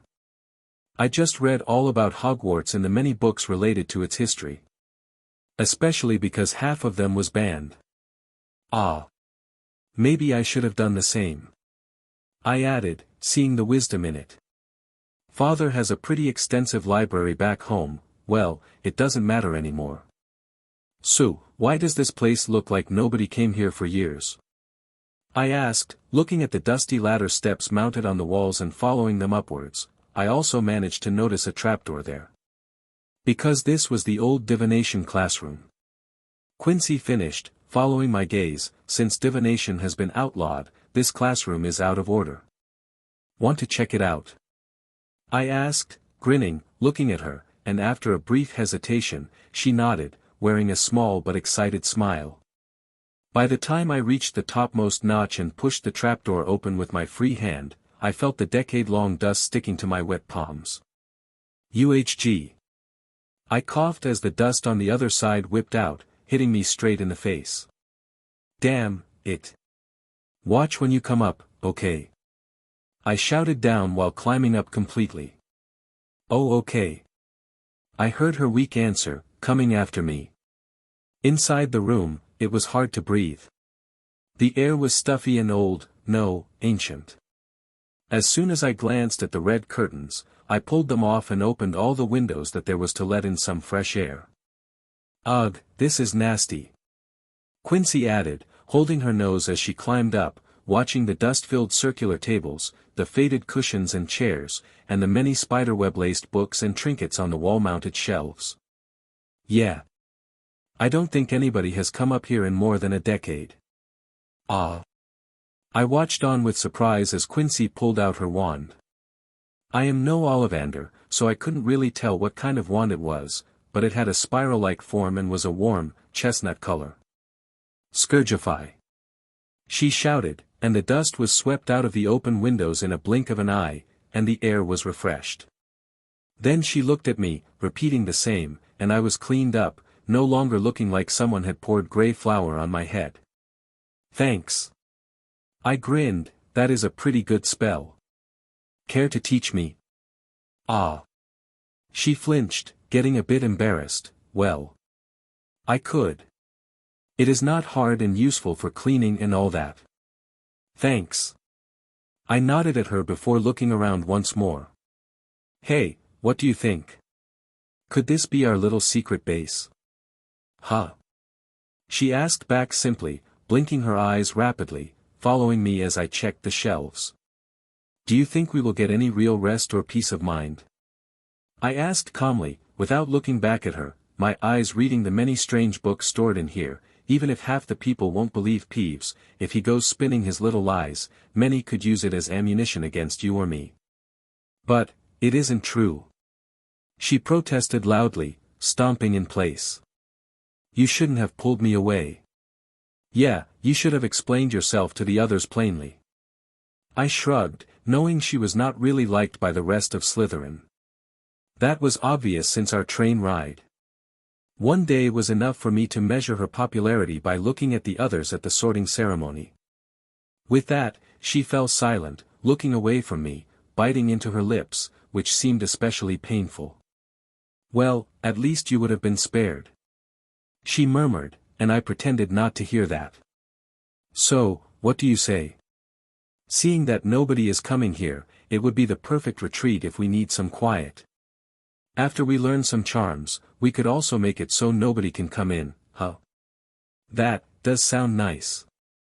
She murmured, clearly on board with my idea. Isn't it? I smiled, watching the room that, now, after being cleaned up, looked much more welcoming than before. Having a secret base for ourselves could come in handy. Especially if I want to plan things out and not be bothered by the others in the common room, like, coming up with a way where I can pay back that annoying poltergeist somehow. Chapter 9, Charming.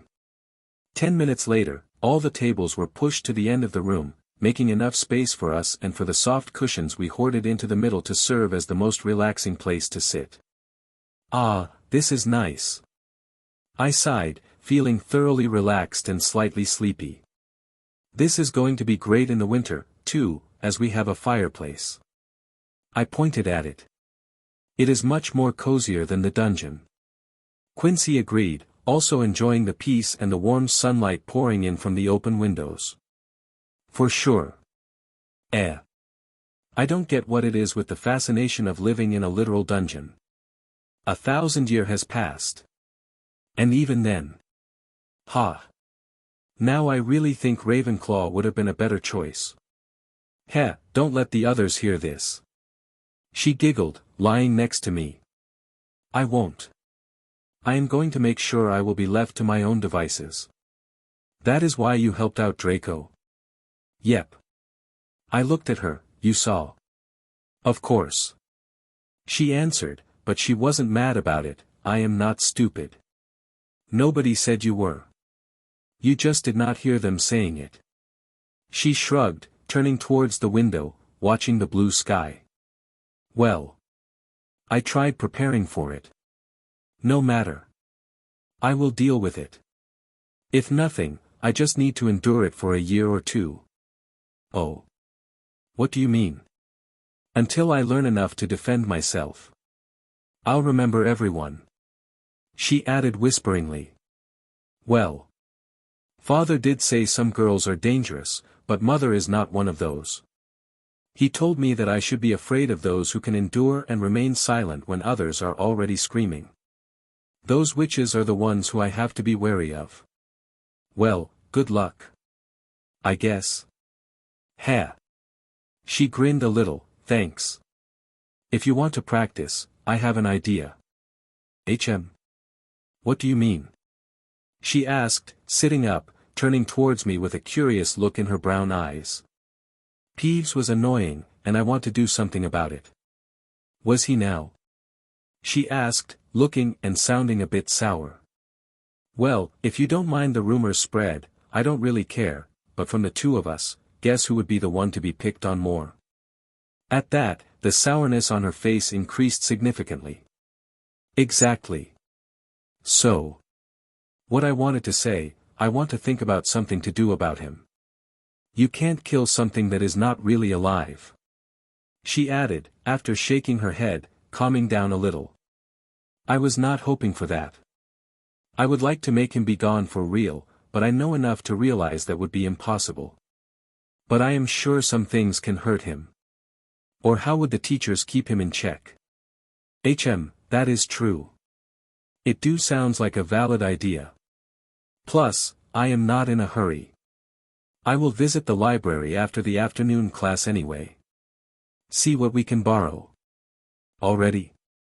She chuckled, shaking her head. Are you an eager beaver? I just want to learn magic. That is all. I answered, truly enjoying our break before heading to our first charms class. And did not even know how much we needed that short rest. We were still in a pretty good mood when Professor Umbridge entered the classroom. It seemed like Peeves failed to spread any kind of rumors, probably distracted by others or some better prank he could pull on someone. But when she opened her mouth on her toad-like head, I felt the smile fading from my face. Welcome, children, to my class. You ought to know that I demand order from my pupils at all times. You may be young, but you are the next generation of wizards and witches who will serve his will and advance our kind.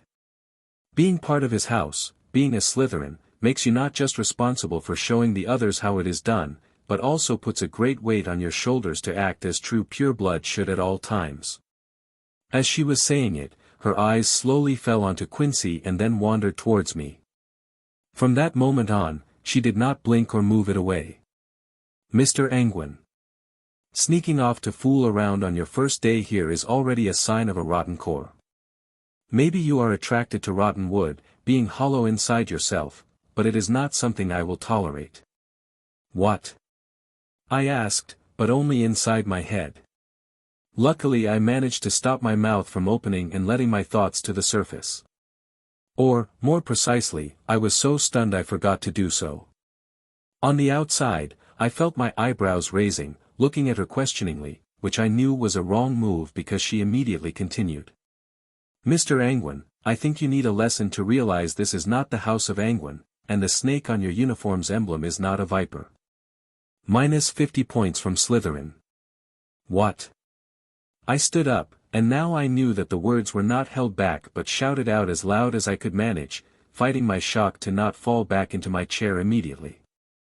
As soon as my words echoed out, the others also repeated it, many exclaiming the same way, calling for injustice and saying that I should be sent to detention instead. Which? I agreed. Finished? Professor Umbridge asked, smiling, fixing the pink costume she was wearing.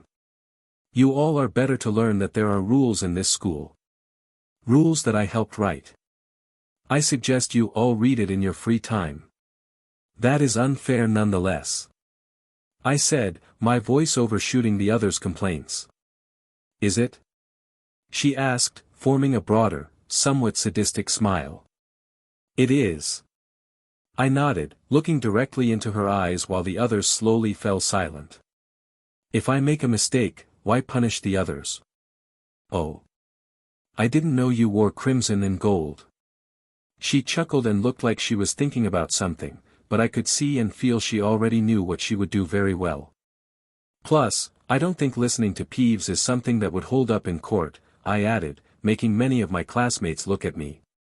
A quick glance already told me that half of them didn't know what I was talking about, but hearing the name, the other half had a faint inkling of what this was about. Feeling smart now? Professor Umbridge smiled, her voice kind, but I felt my skin crawl, listening to her voice. Very well, very well. We can change the punishment. If you accept my punishment right here and now, I won't deduct points from Slytherin. Okay, I answered immediately. This was the best-case scenario. On the one hand, nobody would pay attention to Peeves' rumors, the others, including the older students in our house, wouldn't want to skin me and Quincy alive, and maybe I could score some positive points with the others. I think my father would be proud of me, how I turned something nasty into a favorable dash. But I couldn't think any further. I only saw her pull out his wand and point at me, and next came the unbelievable pain from every part of my body. I never heard her cry the spell's name, but I knew that it was Cruciatus Curse. Nothing else could make me feel such indescribable pain. I could not think, speak or do anything as all the muscles in my body stiffened and contracted while I felt like I was pushed into boiling oil while being stabbed with millions of needles at the same time. I don't know how long it went or what happened afterward. As soon as Professor Umbridge stopped the spell, my mind turned itself off, and I collapsed. When I came to reality, it was dark all around me. My first thought was that I had died, but then I recognized the ceiling. It was the dormitory's ceiling. Turning my head, I felt no pain in my body, yet my brain remembered it, making me wince uncontrollably. Sitting up, I was still wearing my uniform, lying on my bed with the curtains closed around it. Judging by the darkness, it had to be night already. She didn't even hesitate. I whispered, looking down at my hand, which I saw trembling. I was afraid. My first thought was to write to my father, let him know about it, but what then? Even if he does something, I bet he would have no power to move that vile woman from her position. It would only create trouble for him, besides. This was his school. He appointed the teachers. All of them. Fuck. I cursed, letting out a word that I would be greatly punished back home, acting like someone with mixed blood, like my mother and her branch. Tisk. I could do nothing but bite my lips, clench my fist, and force myself to stop trembling. I couldn't let fear control me, and I had to calm down and think it through. Just as father always taught me. A cool head is what you need. He won so many duels not because he was the best but because he knew how to stay focused under pressure. After my hand finally stopped trembling, I looked at my nightstand, where my wand was lying. I do not remember taking it out, but it probably fell out of my pocket when I fell over. I will need to modify my cloak a little so it will always be ready and at hand. The next time someone tries to cast a curse on me, I have to act faster. Although, learning defensive and offensive spells would help too. Ha! I sighed loudly, standing up, fixing my clothes as best as I could, to open the curtains and sneak out. I was starving. I knew it was already late, but maybe I could find something to snack on in the common room. It was worth a shot. What I did not expect was that when I pulled the curtains over, one of my roommates, namely Draco Malfoy, was still up, reading something on his bed. The moment I appeared, he looked at me, and I was surprised at the calm gaze he gave me. If I didn't know him, I would think he was looking to be a bit friendly even. "Hey," I said, not really knowing what to say and finding the situation really awkward. "Hey." He nodded back, "You owe me for carrying your unconscious body back here." "Thanks," I murmured, looking away and letting out another sigh. "Sure," he said, sounding indifferent, turning back to the book he was reading while I decided it was best to just go. Yet when I reached the door to our room, he called after me.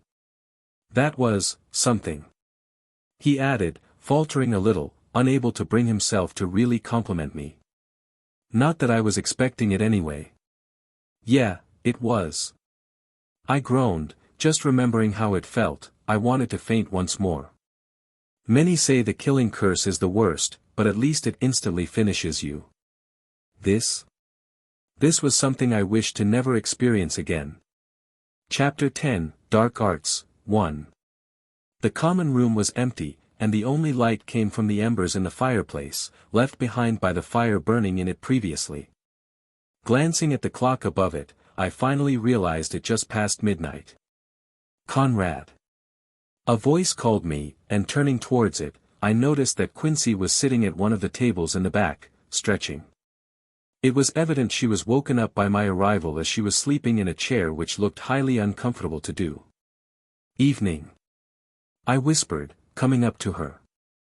"What are you doing here this late?" "I should be the one asking that." She moaned, rubbing her eyes, sitting up, and stifling another yawn. "Are you okay?" "Yeah." I nodded, smiling a little to hide the fact that the mere thought of how it felt made me wince. "That spell does not injure or kill." "I know, but she looked at me, trying to see if I was telling the truth or not. "I'm fine. Honest. Hungry, but otherwise, all good." "I guessed so." She stood up, rummaging a little in the bag, sitting next to her, and picking out wrapped-up sandwiches. I sneaked out some food from dinner and made some sandwiches out of them. "Awesome. Thanks." I grinned, sitting down and wolfing them down. After the first bite, I finally realized how starved I felt, and I couldn't say anything until both of them were gone. "Ha, you are a lifesaver." I was about to sneak out to get some food. "No," she said, almost yelling, before grabbing at her mouth and looking around worriedly. "Don't even think about that," she whispered, leaning close. "Huh? What? Why?" "After you fainted, Professor Umbridge told us that all those who are caught breaking the rules will receive the same punishment. Depending on the severity, we are going to be put through multiple rounds of that horrible curse. She said you are lucky that we are new here. An older student would have been tortured much longer." "Psycho bitch. And the others let her do it?" She is responsible for maintaining order on school grounds. Quincy added, looking around once more as if someone would spy on us this late. She only teaches charms for first-year students. From next year onward, she is going to be our dark arts teacher. Really? I asked, my face getting pretty gloomy pretty fast. What about our current one? I asked, refusing to say that idiot's name. Every time I read it on the spine of his books, I am reminded of seeing him with my mother. Professor Lockhart? She asked, sounding a bit excited and then quickly turning disappointed. Sadly, his expertise is only being utilized in the first year. To teach us proper self-defense and prepare us for what awaits us starting next year. After that, they switch subjects. Wait. He has expertise. Besides gloating? Huh. She looked at me weirdly, and she furrowed her brows in a way. I felt as if I had just insulted her mother or something. He is a well-known duelist. He captured many members of that Phoenix terrorist group. Before that, he was a famed monster hunter. Yeah, sure he was. I scoffed, further elevating Quincy's dissatisfaction. Father read his books and told me that he was present more than 70% of those events. And he was not. Then why would he write about it? She asked back, crossing her arms before her chest and puffing out her cheeks. Her reaction greatly surprised me, but I guess, she was a fan. Well. Too bad I wasn't going to hold back on that jackass. Father says he is a promotional piece, a propaganda piece, or something like that. Father this, father that, you are always on about him. She harumphed, standing up and fixing her wrinkly clothes. I'm going to sleep. And with that, she was gone. Ha. Oh well. We will see that tomorrow. I moaned, also standing up, feeling tired now that my stomach was full, heading to bed so I could be fresh for our first dark arts lesson tomorrow morning. Waking up the next morning was more challenging than I expected. If I could, I would stay in bed, but I bet that would warrant some kind of punishment again, and I am not in the mood to have seconds right after yesterday. After dressing up and pulling my curtains sideways, I came face to face with Draco, who was just about to leave too. Hey, he said after I nodded at him. About yesterday, you better watch out. I tilted my head, furrowing my brows. Was he warning or threatening me? What you did was good, nobody is angry at you. But that girlfriend of yours means trouble. The blacks are already marked as bad blood.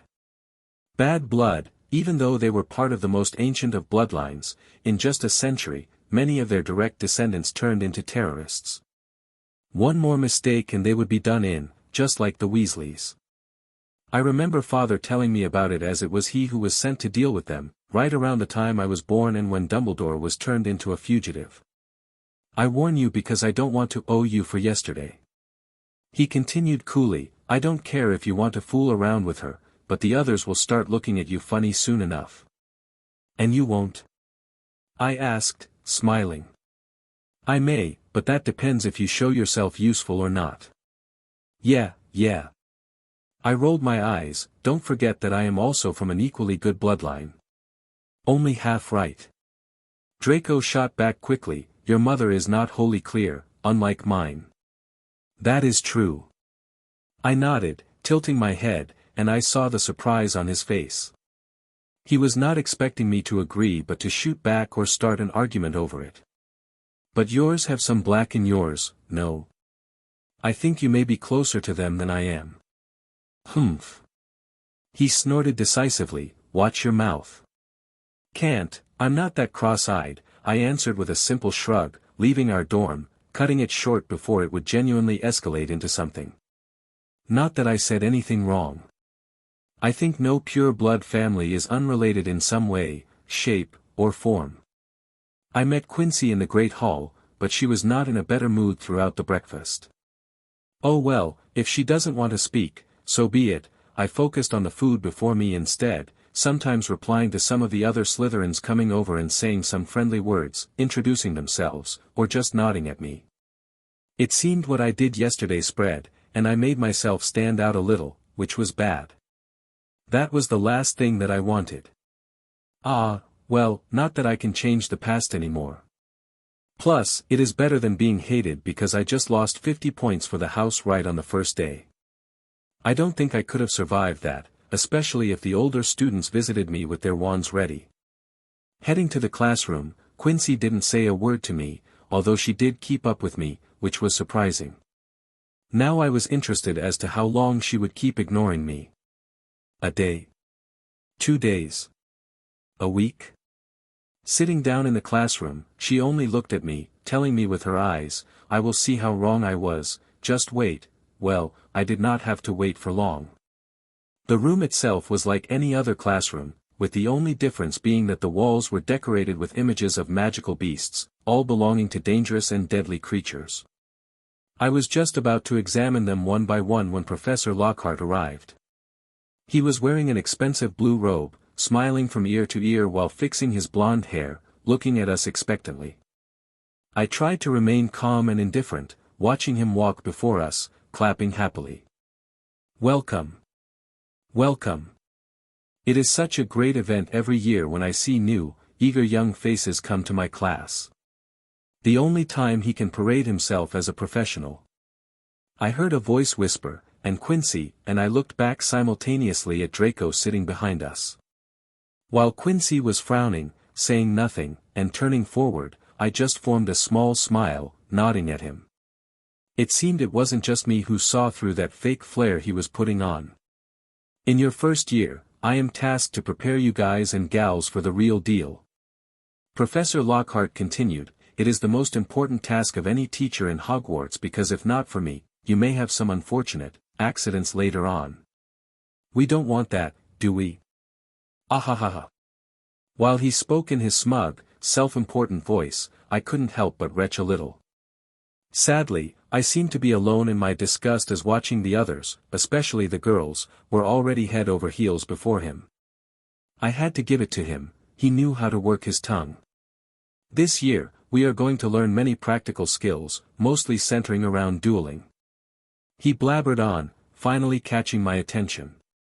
My classes will be most practical to prepare you all for Professor Umbridge's dark arts lessons. He finished his speech, but his smile was not truly honest after mentioning her name. Just then, I realized that many were looking at me, and my hand was shaking a little, and I had to hold my wrist from showing it. Damn it! I need to get it together, this can't affect me like this. Now. Professor Lockhart clapped, watching us, back in his jovial mood. As our first lesson, we are going to practice the Expelliarmus charm on each other. You should have learned it yesterday in your charms class, yes? Now I was sure everyone was looking at me as I was out cold. Did we learn that?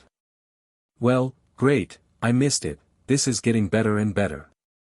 Did something happen? He asked, sounding a bit unsure, also looking at me, following the others' gazes. I missed yesterday's charms class. I answered with a sigh, I was punished.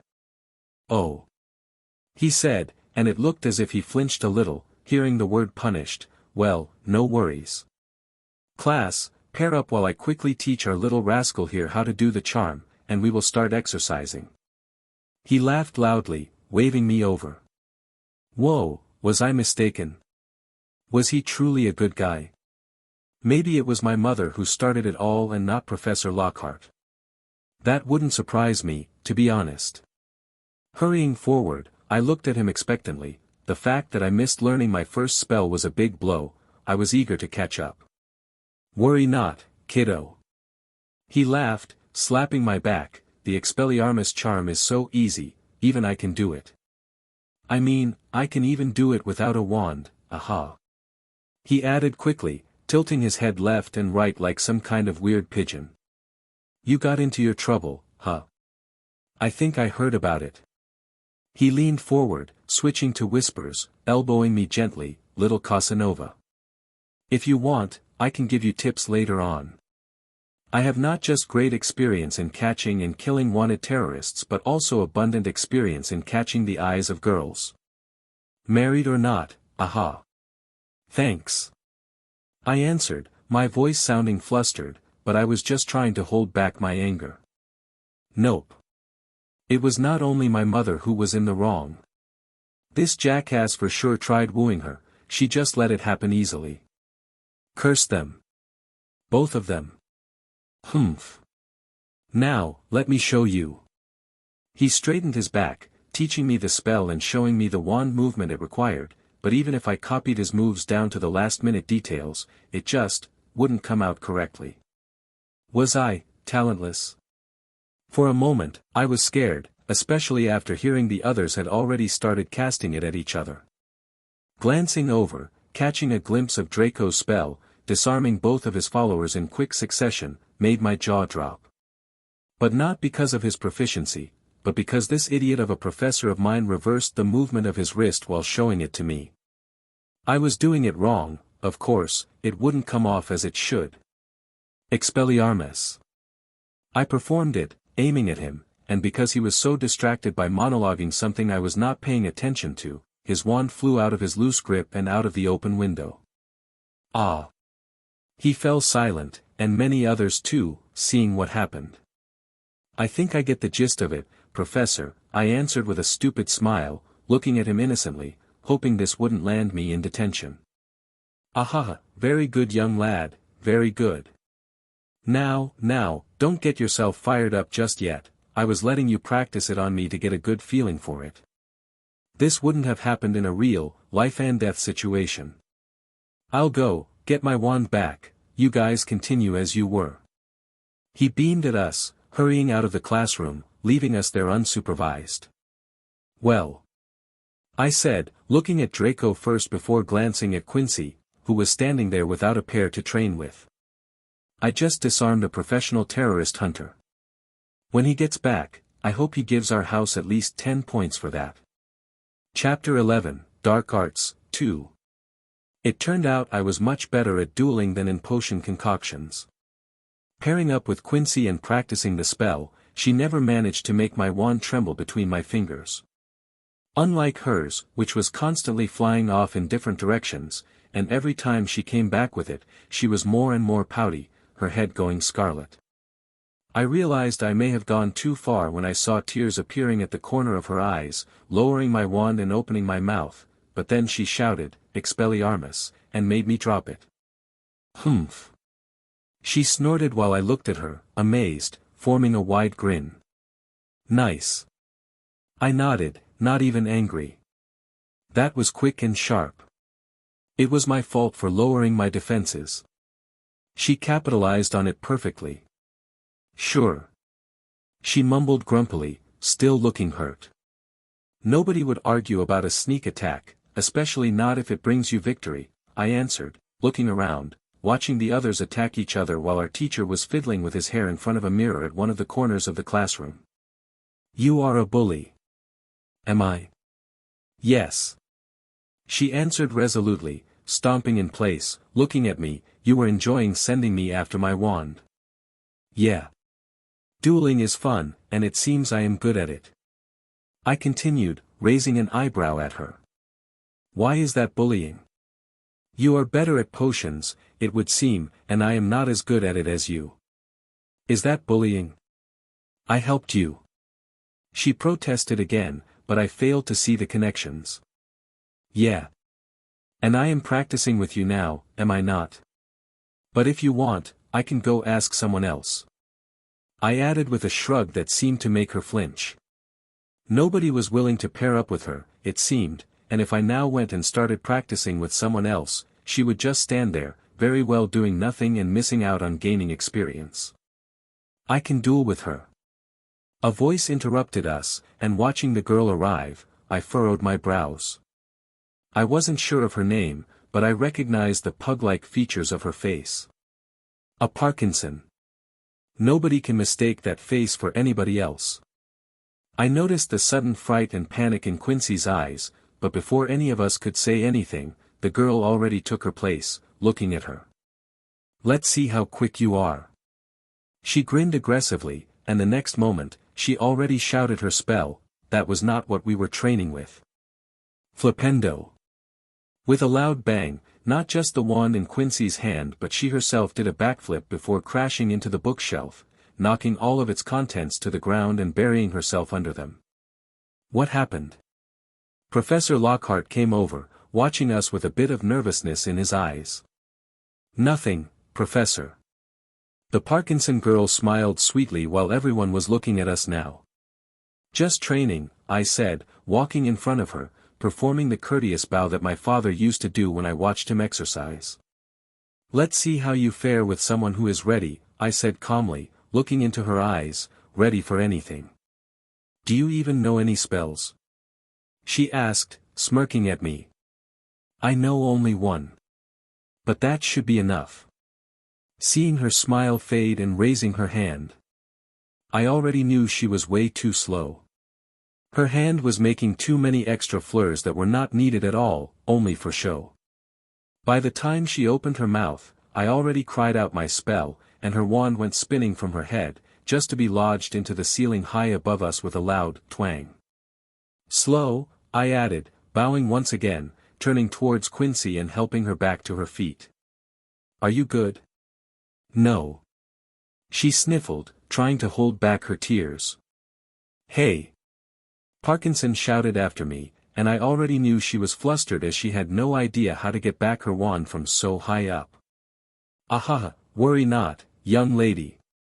Our professor finally interjected, regaining his wits and pointing his wand at Parkinson's. Achio. It was really hard not to laugh. The moment he did the spell, the wand flew from the ceiling, straight at the open window, disappearing in the distance, turning the red, angry face of the Parkinson girl into that of a ghost. Oh, silly me, I think I used too much force. Professor Lockhart laughed sheepishly, ignoring her panic-stricken looks. I think this is enough practice for today, class. Next time, we will work on something else. He grinned like a fool before simply leaving. I'd hurry. I opened my mouth, looking at Parkinson. What if someone else finds your wand? Maybe Professor Umbridge? That was enough to turn her face even whiter, which I did not imagine would be possible. She was the first to leave the classroom, while I turned back towards Quincy, looking at her lowered head, seeing the growing bump on it, protruding up from under her lengthy, black hair. Next time, we should practice a little. I heard Draco say it to me. See who is better. Sure, I answered with a little sigh, looking at him over my shoulder, and then led Quincy to her bag to sit down on a chair. The others were clearly uninterested in it anymore, so everyone started to leave the classroom, soon leaving only us there. I was about to ask something when Professor Lockhart returned, looking around. I forgot. He said, now speaking to me. Fix that up for me, would you? He pointed at the broken bookcase. But I stood up, wanting to say something, but he was gone again. I don't know the repairing spell. Ha! You. I looked at Quincy, but she just shook her head. Idiot. And I mean the professor. He did teach you the spell quick enough. She added, still defending him, but I was not about to start an argument once again. Yeah, he did. I simply shrugged, rummaging around the stuff in the classroom, finding a weird cloth that was surprisingly cold. Here, this should do. I said, putting it on the growing bump on her head, making her hiss loudly like a snake. Thanks. She stuttered. What is it? Dunno. I spread my arms, making her face twitch and a bit scared. I don't know if it is a good idea to use things that you find randomly in the dark arts classroom. We will see tomorrow, no. Maybe you will grow a second head. I hope not. She flinched but finally managed to force a smile onto her face. Ha! Let me gather up the stuff in here, and then let us get out of here. I moaned, looking at the destroyed bookshelf. Especially because if Professor Umbridge is the one teaching dark arts for all the other years, this is her classroom, and Lockhart just borrows it. Ah! Quincy shouted, standing to her feet immediately, throwing away everything, and hurrying next to me to gather up the books. See? No wonder the professor scurried so quickly and was so scared when you banged into it. Hurry! She whispered, forgetting her pain, and I agreed with her wholeheartedly. It was best to just go. Let them deal with the aftermath. As I was putting the things into a pile, I noticed a book that was flipped open. It had a moving image of a Dementor inside of it, floating from one page to the other. Most Dangerous Beasts. I murmured, reading its title after closing it. Quincy stopped as everything was gathered from the ground, looking at my find. The paintings. Paintings? I looked up and realized what she meant. The paintings on the walls. One of them was a Dementor. Those are all the most dangerous beasts you could find. She continued, watching them one by one. They look as if they are sleeping, but if this is Professor Umbridge's classroom, I am sure she could call them off from their frames and attack a student with them. Wicked. I murmured. As much as I hated that woman, seeing those beasts inside their pictures and imagining them walking off was, kinda cool. Let's go. I shook my head, leaving with Quincy, who was looking at me with a horrified look. I don't think she would mind, I whispered, holding the book under my arms, intending to borrow it. You are mad, she said, looking into my eyes, but said no more as we left the room, deciding to head to our new, secret room at the top of the North Tower. Chapter 12, Settling In. Quincy was doing her homework in our private classroom, writing an essay for our next charms lesson. I was not really in the mood to do the work for that crazy woman's class, especially as I still had 2 days before our next meeting would take place. I can finish it later. Although, maybe I should get it done, but not now. Now, I was completely immersed in the book that I borrowed from her with the satisfaction of knowing the one who would get into trouble was going to be Professor Lockhart and not me. The many creatures in it were ones I had never read about and sounded extremely dangerous. The only one I was familiar with was the Dementors, now roaming the world, usually cleaning up witnesses from the Muggle world and eliminating mudblood witches and wizards who started casting spells again despite them being banned from it. My attention was quickly drawn to the rest of the specimens in the book: Graphorns, Nundus, Kelpie, Chimeras, Wampuses, and so on. Flipping through, watching the lifelike, moving pictures, it was like reading a really good horror story. Horrible. I heard Quincy whispering next to my ear and looking up. She was sitting beside me, leaning close, watching the acromantulas crawl from one end of the page to the other, climbing over and behind the text. Yeah, I also hate anything that has more than 4 legs. I agreed, flipping the page. But it is a great book. I already got myself an idea. Idea of what? She asked, watching me with one of her eyebrows raised high. Want to go into the Forbidden Forest and capture one of them? Good luck with that. I won't stop you if you want to end up as a midnight snack for a monster. Aha, no. For one, I don't think any of these beasts would live there.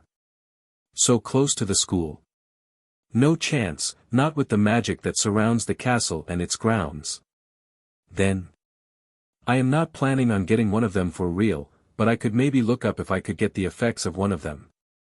Their effects? What do you mean? Here.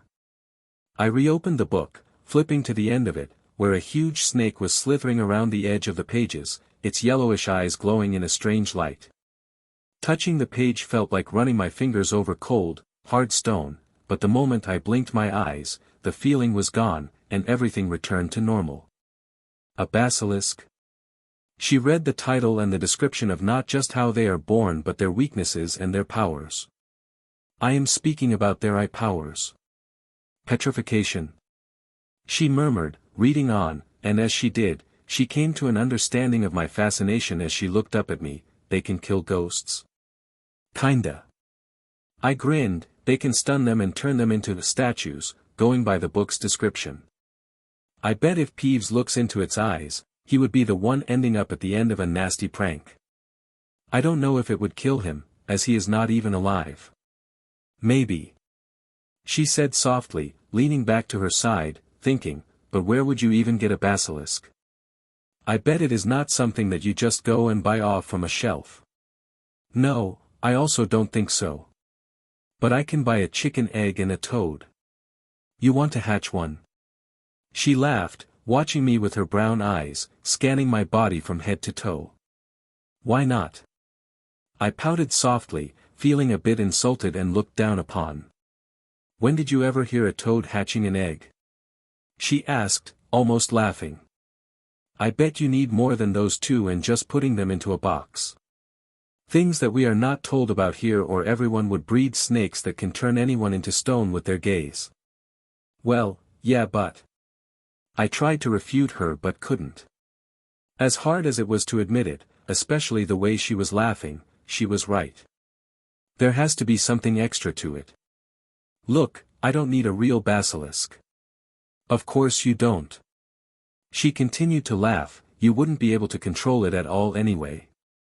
You would be its first meal. A basilisk, yeah, right. So this is the real you? I asked, sighing but holding a small smile, seeing her freeze for a moment, looking at me, trying to say something while turning bright red. Relax, I am not angry. Ha. You are right, I don't know how to control one, and I would probably turn to stone first. What I am trying to say is I want the powers in its eyes. If not a basilisk eye, then I should learn a spell that can do the same. Is there even a spell like that? She asked, after thinking for a little, looking a bit flustered. If not, we can make it. Yeah, sure. She rolled her eyes, taking a deep breath. 2 first-year students, who only know a few spells, develop one that can petrify ghosts. What? Next time you tell me that you can cast Avada Kedavra. Well, no. I can't. The incantation is not enough to learn that spell. KHM. Don't be so negative. We can experiment as we learn things. It will be fun. Where is your drive to learn new things? Well, it does sound fun to research something like that, but we need to be realistic about it. Okay, that is a valid point. I agreed. Still, my mind was already thinking that I should really visit the library tomorrow afternoon and borrow as many spellbooks as I could. I will think more about it, and when I have something concrete, I'll tell you. Sure. She nodded, looking a bit excited herself. In the end, after dinner, I occupied myself in our common room, doing homework and ignoring the hubbub around us. I noticed that back here, Quincy became much more reserved and quieter, trying to look as bland as possible so nobody would pay her any attention. I also noticed that I received a few weird gazes and whispers when we came in. Not that it really bothered me. When it was late and I headed back to my room, Draco was there, copying his homework from someone else's paper. I warned you. He said, not even looking up at me. About? The girl. He said with a chortle. A few more chivalrous moves like today, and you will end up just like her. Is that a threat, Lord Malfoy? Humph. He snorted, looking at me with a smirk. I am not bothering you out of courtesy for what you did. I am a noble, those things are below me. Yeah, sure, I added in my head, fighting my instincts really hard to not roll my eyes at him. But you do you, I am just warning you. Your father's position won't matter then. Says you. Is your tongue always that poisonous, or is it because of your family's crest, Viper Boy? Draco snorted, getting riled up pretty quickly. Probably both. Look, I am not about to bother anyone as long as I am left alone. If you want to become the leader of our class, go for it. I will support you.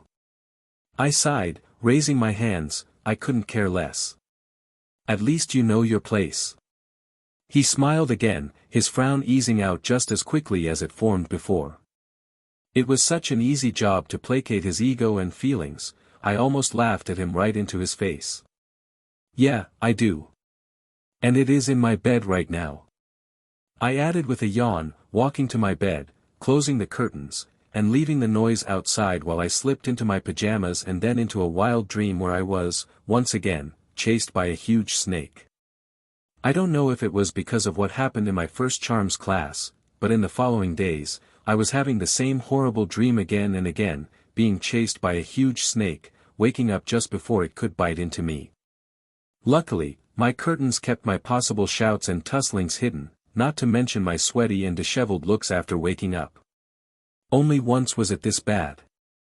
It happened a few years ago when I had the exact same dream constantly for a week straight.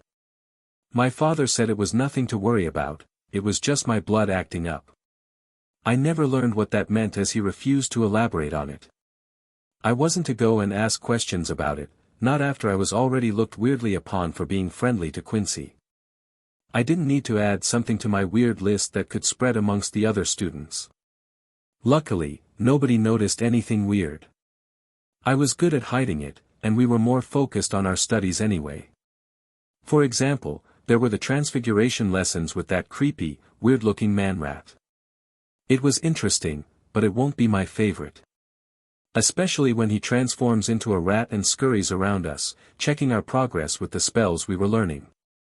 He especially loves to rub up against the girls who want to scream but has to hold it back. Being rude to a teacher is not looked favorably at Hogwarts. The other classes turned out to be interesting, too, but not as much as the dark arts lessons. Herbology was fun, I guess. Kinda. It is greatly connected to potion making, and it turned out that Quincy also had a knack for it. This is nice because, to me, most plants' parts are indistinguishable. It is nice to know I could lean on her if I need help with my homework, and in exchange, I can train her in our dark arts lessons. Astronomy, just like our history lessons, won't be my favorite. At all. It was boring and held at night, which could get pretty chilly even with the warm autumn we are having now. What made up for it fully was our flying lessons. I was already experienced with it, having my own broom back home, so it was a breeze to get through it. I mostly helped Quincy, who never rode one before, but she was a quick learner, and we were flying rounds around the training field. While I was doing so, I saw Draco provoke one of the Ravenclaw students, that, in the end, broke out in a chase around the castle. I was expecting him to get into trouble, but in the end, he ended up recruited into the Quidditch team. Weird. No punishments for him, I assume. Ha. Jealous? Quincy asked, seeing my face as I was watching Draco flaunt his achievement to be the first-year student to get into the team after, well, centuries. We were sitting at the dinner table in the Great Hall that Friday, just about to enjoy our first relaxing weekend. Not really, I answered honestly, turning back towards my toast and sausage. You don't like Quidditch? I do. But I wouldn't want to play it. I am more into broom racing. On the one hand, Quidditch needs constant practice. That is time away from studying magic. Especially now that I had managed to borrow a dozen spellbooks that waited for me in my dorm room. On the other hand, it is a team sport. I am not good with that. Why? She asked, looking interested. When we got 5 people, it is much easier to fail. Just one weak link, and the whole thing crumbles. I don't like placing my success into others' hands. Sheesh. She rolled her eyes, you can be such an infuriating douche sometimes. Am I? Really? I asked back, looking at her with surprise. I just like to know if I failed, I did because of myself. Not because someone else was inadequate. Well, sorry. She grumbled, looking away, starting to eat faster and ignoring me completely. I wasn't talking about you, I said after thinking a little about why she was so angry all of a sudden. Humph. But she simply finished her dinner, stood up, and left, and I knew she won't speak to me again, maybe until Monday. Girls. I murmured, continuing my dinner. Were all of them like this? If so, I am afraid of what will happen when Father expects me to get married. Chapter 13, Second Incident. It happened at the end of September. We were in Charms class while the rain was pouring outside, and the wind was rattling the windows like the end of the world had come. We were learning the flipendo, the knockback charm, the same one that the Parkinson girl used on Quincy. Everything was going smoothly, right until Draco performed it so well, he flipped his minion, Crabbe, no, Goyle, no. No matter, one of them was sent spinning in the air, crashing into Professor Umbridge's desk, splintering it into hundreds of pieces and splashing ink on her, sitting behind it. What would be a pretty good scene in Professor Lockhart's class, making everyone laugh, here the mood quickly turned cold and silent. Come here. Professor Umbridge stood up, holding that nasty smile on her toad-like face. For a moment, I had the idea that she probably couldn't give birth to children as all of them would turn out as basilisks. It was an accident, Draco answered with fake calmness, gripping his wand even stronger while Umbridge picked out her own, picking up Goyle with a wish, throwing him at the end of the room like a rag doll, hitting the wall with him so hard, it made the classroom shake. This move alone frightened all of us, especially Draco. This woman is not right in the head. I whispered, but Quincy just stepped onto my feet to shut me up before she heard it. Mr. Malfoy, Umbridge said again, looking at him, her mouth kept in a wide, unnatural smile. My father is Dash, he started, but the professor interrupted him by simply raising her wand. TKS, TSK, TSK. Your father is not here, and this is my domain, Mr. Malfoy. Bad children need to learn, and the quickest teacher is nothing else but pain. Crucio. Draco didn't have any chance to scream as he was writhing on the ground, twitching uncontrollably under the spell's effects. It lasted only a few seconds, but Draco immediately passed out when Professor Umbridge stopped. Did I look the same? Was my face contorted in such agony too? Were my eyes just as frightened and pleading? Carry him out. Class dismissed. She waved her hand, fixing her clothes with magic and repairing her desk, ignoring the rest of us. Come. Help me. I nudged Quincy, who reluctantly walked forward with me, picking the unconscious Draco up from the ground. What about him? She asked, looking towards Crabbe, no, Goyle, who was also knocked unconscious when hitting the wall. Crabbe, carry him back with us, I said to the other big one who always followed Malfoy around. I am Goyle. He said in his stupid-sounding voice. Same. I shrugged, saying no more as we left the empty classroom and returned to our common room. It wasn't surprising how quickly everyone abandoned the rest when it counted. This is why I believe my father is right. You can only trust people after going through dangers with them. You then know who stays and have your back, and who are the ones who will leave you at the first chance. In the end, you may only trust yourself, and nobody else. Unlike me, Draco came back to himself much earlier. I had just laid him down on the bed when his eyes snapped open, sitting up with such force our heads knocked together, sending me tumbling backward, landing so hard that my head received a second knock given to me by the hard, cold floor. Watch it. I groaned, sitting up, feeling horrible but even then, looking not as horrified and sick as Draco. He was pale, to begin with, but now he was grayer than any of the castle's ghosts. I only managed to dodge at the last moment as he turned towards the sides, emptying his stomach out through his mouth and nose. That was close. I sighed, standing up, looking at him. I'm not cleaning that up after you. I groaned, but surprisingly, he did not react this time at all. That monster. He groaned, wiping his mouth, my father. We'll do nothing, I said, watching Goyle waddling in, heaving heavily, carrying Crabbe in with great difficulty. Ignoring them, I pulled a chair over and sat down on it, looking at Draco. Somehow, even considering everything, I felt pity for him. Maybe because now we share the same fate. My father is Dash. A minister like mine. I interrupted him. Do you think anyone would care?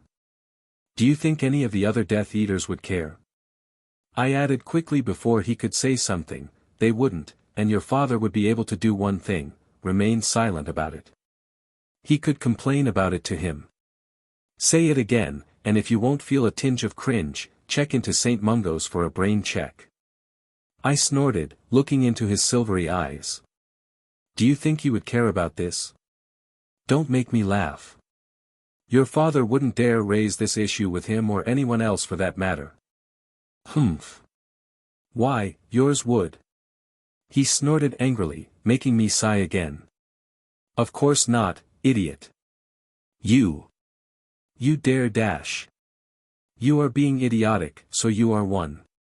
I rolled my eyes again, feeling my headache from the 2 knocks intensifying with every spoken word of his. You can do nothing but swallow it down. Crying like a baby won't help you. Think about it a little, and you will see.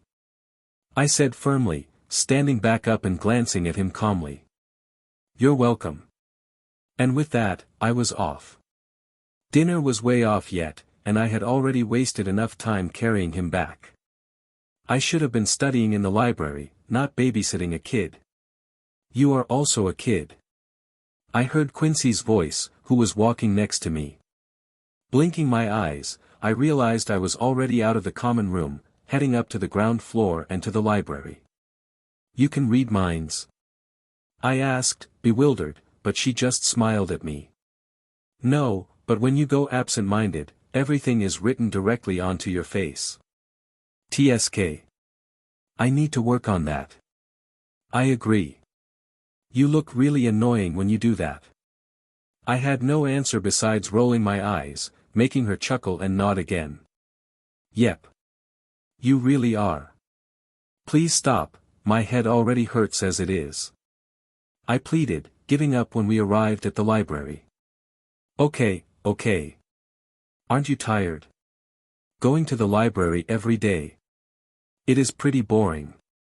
She shrugged, still following me nonetheless. Hey, it isn't mandatory. You can go anywhere else if you want. No. I mean, I just thought we could do something different once in a while. I looked at her questioningly, although I already knew why she said it like that. Besides me, nobody was interacting with her. At least not without picking on her. She looked hurt and shy at the same time, making me regret asking and trying to tease her in revenge. Look, give me an hour. I want to check on something I read last night. After that, we can go out, and I don't know, take a walk. It is raining. She answered, with a soft, quiet voice, still sounding hurt and shy at the same time. Ah. True. I forgot. I like storms. I said, looking out the library's colored windows, placed way high above us, watching the giant raindrops splatter against it. Then what did you have in mind? Gobstones? Rejected, I said immediately, arriving at the shelf at the back of the library and looking through the hundreds of thick codexes until I found what I was here for, serpents and related spells, the anthology. Then. I don't know, but, something else? She asked, not really angry as it was just one of her first thoughts that came to mind. We can go back to exploring the castle if you want. Well, okay. She agreed after a brief thought, finding it interesting while sitting down next to me as I flipped open the book, starting to flip through it. What are you searching for? She asked, watching me run my finger through the book's index page. The serpent summoning spell. I want to learn it.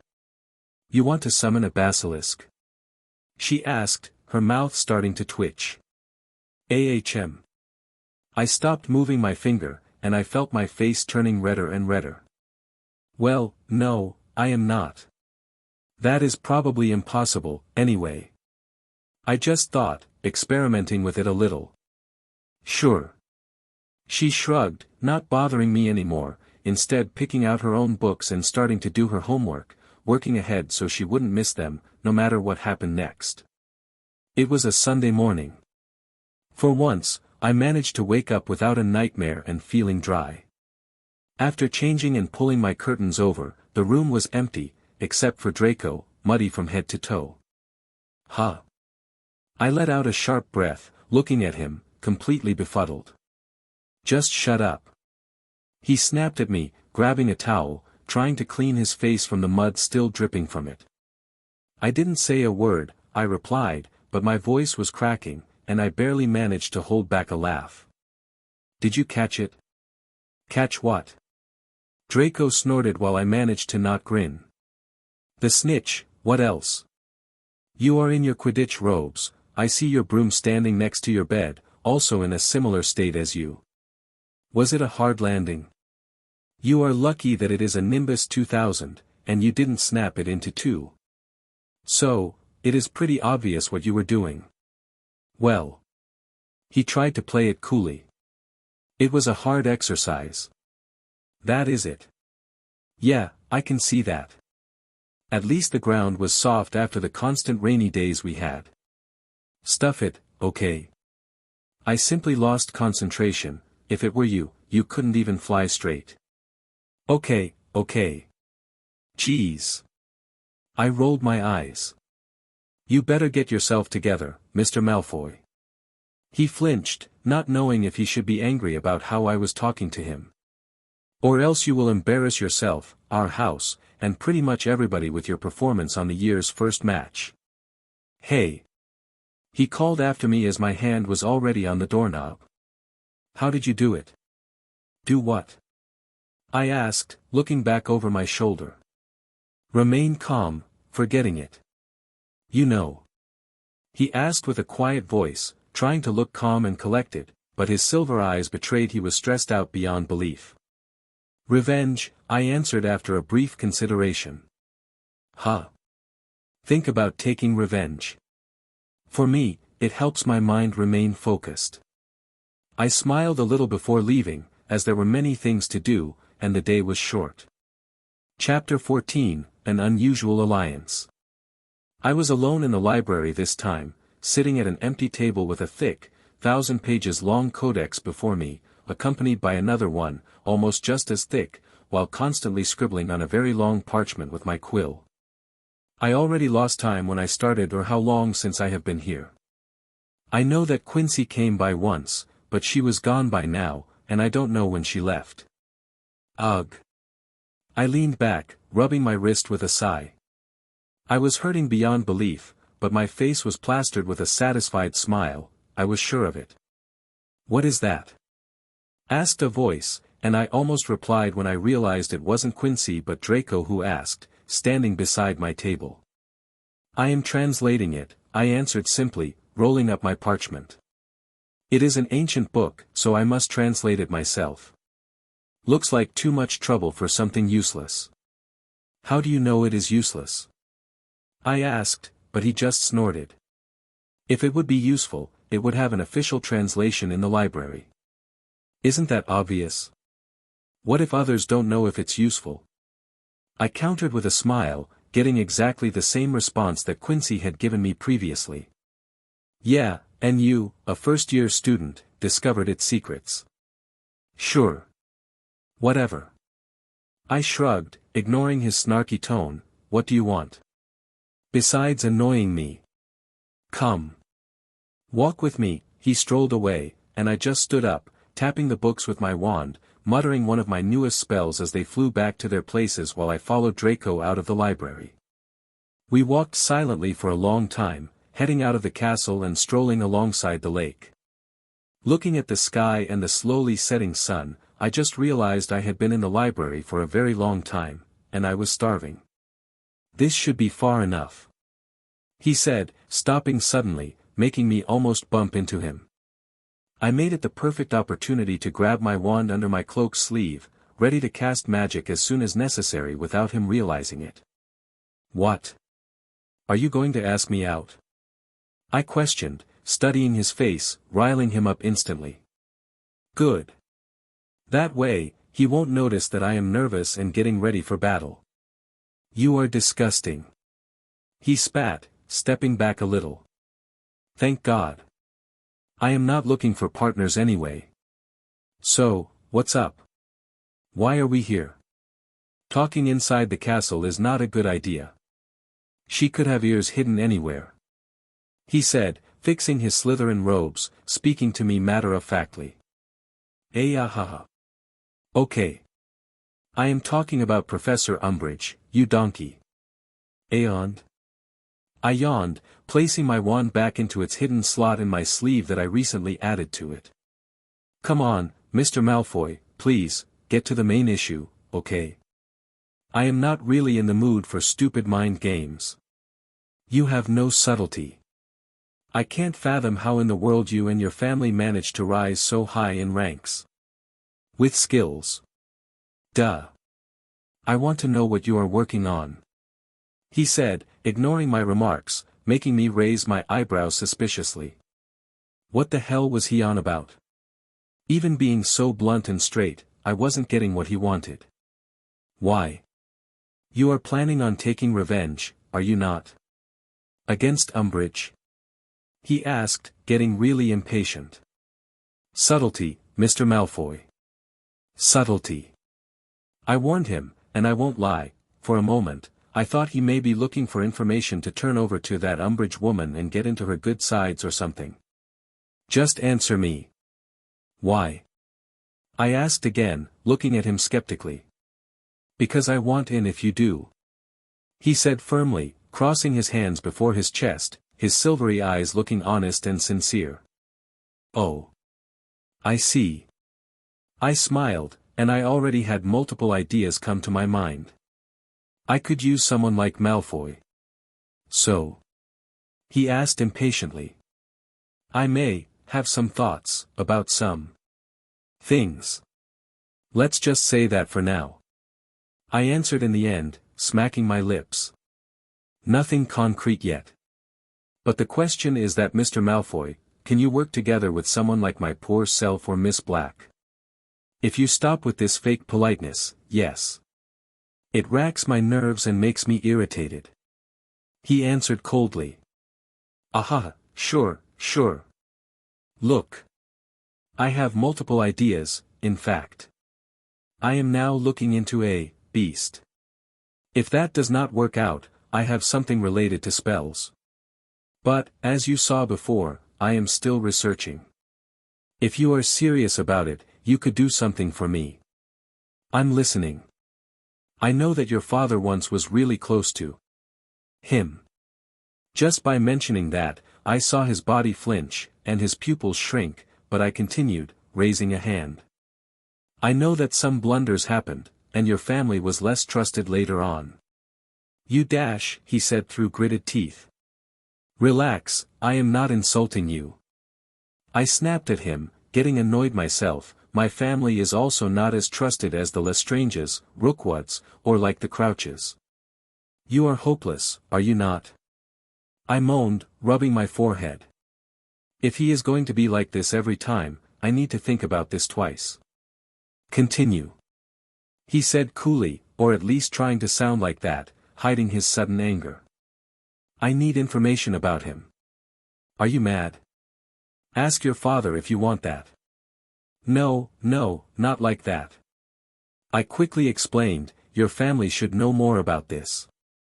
Listen, I asked the same from Quincy, and she said she may try to get something about it from back home.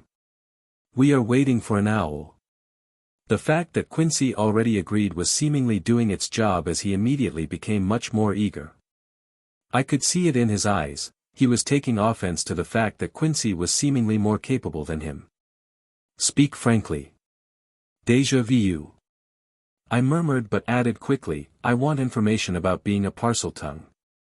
As the only one we have knowledge about is him. I thought your family may have some information about the gift. Either from his mouth or from other sources. Why? Look, I just need that. Okay. Well? I asked after waiting a minute, watching him in silence. I'll see. No promises, though. Good enough. When I have more information at my disposal and can continue my research, I will tell you. And we can continue working together. Sounds good. Amicham. He nodded, momentarily considering it and watching me stretch out my hand. Deal then? Deal. He shook it, and then, with a fleur of his robes, he left. When he was finally out of sight, I looked towards the tree line, a few dozen of meters away, and watched as Quincy appeared, rushing towards me. What did he want? She asked, panting. Clearly, she was following us through the woods, which was a much more challenging terrain to travel. Get in on our plans, I said, picking out a huge leaf stuck into her black hair. Your plans? I'm just tagging along, she said, turning a bit red. You are helping. So we are in this together. And now he is too. Nah, I am not. If you get busted, I don't want to catch on fire too. Ha.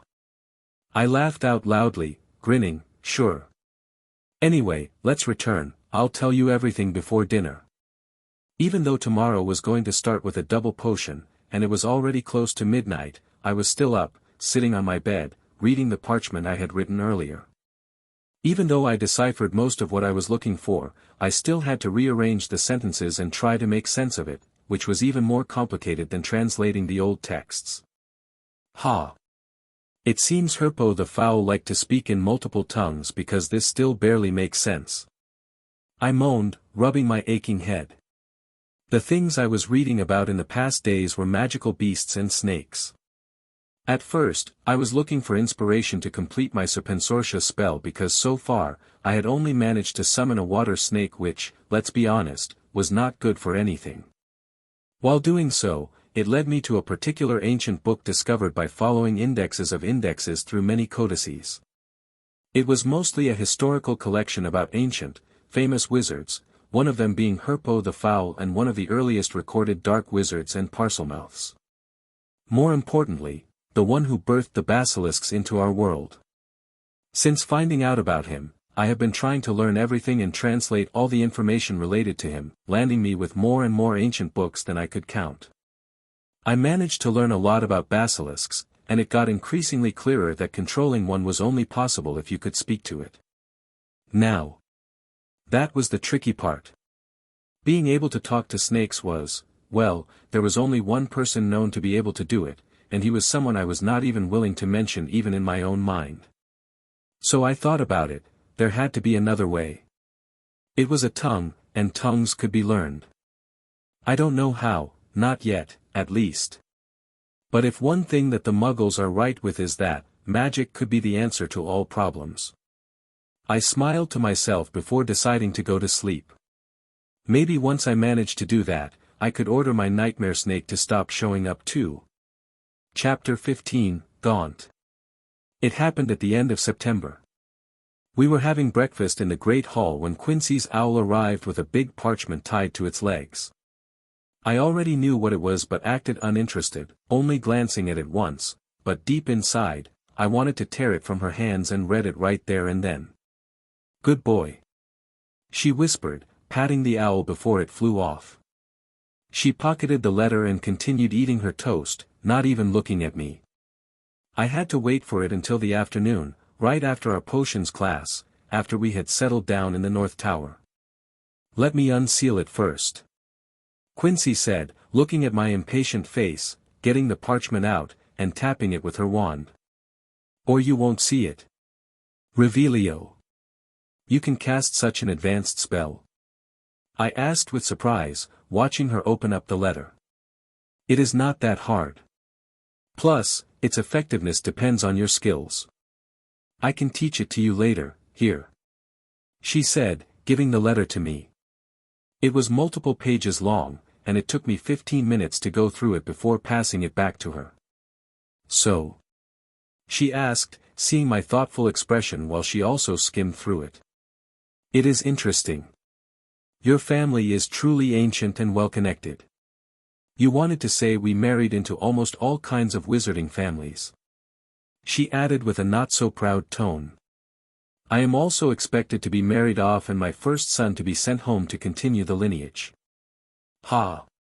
Harsh. Let's drop it. You brought it up. I shrugged but quickly changed the subject back to what we were after. Anyway, there were people who married into the Gaunt family in ancient days, going by this information. Whoever wrote it seems really proud of the fact. It's my grandmother's handwriting, she said coldly, which was enough for me to know, not ask about it further. The Gaunts, why did I never hear about them? Were they a prominent family? Oh. I looked up, a bit surprised, as I forgot that part. It slipped my mind that is not spoken about since him is part of that family. Wait, what? What are you on about? She asked, getting fired up, and I could see the same curiosity and excitement twinkle in her eyes that I had when my father told me about it. Look, this is an ancient lore that was struck from the books. He is not proud of his ancestry and about the family that abandoned him, so speak to no one about this. Sure. Come on, tell me. She said impatiently, making me chuckle. Okay, let me catch you up to speed. I cleared my throat, retelling the same tale that my father had taught me when I was learning the history of magic back home. It took me a solid hour to get through all the history behind the four who established Hogwarts, about Salazar Slytherin and his family line, the Gaunts, and how they all were Parselmouths. Sometimes I had to get into tangents as she was asking things I knew nothing about, and that led us in circles as she kept asking and asking and asking more and more questions. I had to force her back to the topic of how one of the most ancient families lived and then withered, and him being its last living member. Let's focus on what is in the letter, I said, stopping us from getting into nonsense ramblings and losing focus. We now know that those who married into the family of Gaunts from your side gave up all their names. They were simply there to refresh the bloodline before it went into sheer degeneracy because of intermarriage between siblings. Luckily, your grandmother sent us all the names and dates of the people of the Blacks, leaving for the Gaunts. I mean, about all who are related to you in a way. We can research them and start tracing their lineage. From what I gained in the past month, spending all my time in the library, this is a clue we can start working with. Care to tell me what all this is about? She asked impatiently. It is about speaking the serpent's tongue. About why it is a bloodline gift. It is a magical trait embedded into the blood. We just need to reverse engineer it. You sound like some kind of madman. She said bluntly, but did not look troubled by my idea. You said that the records were expunged because he is a descendant of this Gaunt family. How are you going to track them, then? How are you going to find still living members of that family? If there are any. That is where Malfoy comes into play. I still don't like the idea of him joining us. I don't trust him. If others can speak to the snake, fine, but he does look and acts like one. Ahaha, relax, he is not that bad. I think. You can easily manipulate him if you play off of his pride. Then everything becomes easy. You are evil. Pragmatic. I chuckled, receiving a condescending eye roll from her. I asked him to gather information about those who could speak to snakes. His family should have information about that, as once they were the closest to him. I did not mention the Gaunts to him, so it should not distract him while gathering names for us. After he gets the data, I can get to work. Okay. Quincy nodded, thinking about it. So, when he comes back, are you sure the names he will bring are all related to this Gaunt family? I am. Why? Because, to our knowledge, no other family could speak to snakes on this side of the globe. I said with conviction. Don't you find that weird? Well, it is a bloodline gift, so, no. Do you know any other such gift? I asked, leaning back on my chair, rocking back and forth with a confident grin creeping up on my face. No, not really. She replied after a minute of silence, thinking about it. Exactly. As I said before. Tongues can be learned. Speaking to animals can be learned. Many wizards did that throughout the times. But you never hear about someone else who inherits the ability and does not even realize that he or she doesn't speak human tongues anymore. Are there families who can talk to horses? Lions? Unicorns? Phoenixes? Dragons? Why isn't there? We only have one such gift in our whole wizarding community, being a Parselmouth. Anne. She asked, not really finding it weird. It was, just like that forever. That makes me suspect the fact that it is not something natural. This bloodline gift did not come from nature. A wizard or witch had to be the one who etched Parseltongue into their own blood, passing it down that way. And if it was made by magic, it can be learned. It can be repeated. You sound crazier and crazier, the more you keep talking, the more insane you sound, you know. Sorry. I chuckled, but I couldn't help but feel excited and ready for action. Now I was genuinely anxious about Draco's findings. I hope he is going to hurry and get it for us soon. Okay, let's just say everything comes together. Then what? Excuse me? I asked, being a bit lost here, but she looked earnest, leaning forward, speaking while maintaining strict eye contact. How are you going to cast blood magic? We don't know any spells related to that, and by just saying it, that sounds like something that is surely not taught in school. I never heard of such things. Well. Her question stumped me. I couldn't help but flinch and, in the end, be honest, not just to her but to myself too, I did not think about that part yet. Thought so. Look, let us first get there, okay? I am juggling multiple ideas and plans here anyway. This is just one part of it. Yeah. She shrugged loudly, which felt like another gut punch to me, breeding snakes, dabbling in bloodlines and blood magic, yet only knowing a handful of spells and barely a Hogwarts student for a month. Geez, you are more flamboyant than Draco Malfoy. Just after another day, when we got Quincy's letter, Draco called me over before the start of our charm class in the afternoon. Here. He gave me a bundle of books that looked pretty heavy. Whoa. This is a lot. I said with honest surprise in my voice, watching the ancient-looking covers wrapped in leather protectors. I said it was for a study, you have a week to study them, then I must return them. Got it? He whispered, looking around, masking his nervousness with annoyance, making it seem like I was being bullied or pushed into something he wanted to do. Okay, no worries. I'll go through them this weekend, they will be back with you by Monday. You can send them back before anyone notices. Good. He said, watching me closely, which was making me feel weird. Got anything yet? A bit. Nothing concrete. I was waiting for your side as Quincy gave me only half of the big picture. This should help me come up with something definite. Thanks. Humph, tell me when you are ready. He added, then turned around with a fleur of his robes, disappearing from sight, heading down to the dungeons while I rushed to the North Tower to stash the books. I couldn't wait to be done with today's class and start reading through all of it. Mr. Anguine. A sweet yet horrifying voice jolted me out of my thinking. It seems you are not listening to my instructions. I know it is almost the end of class, but I did not hear the bell yet.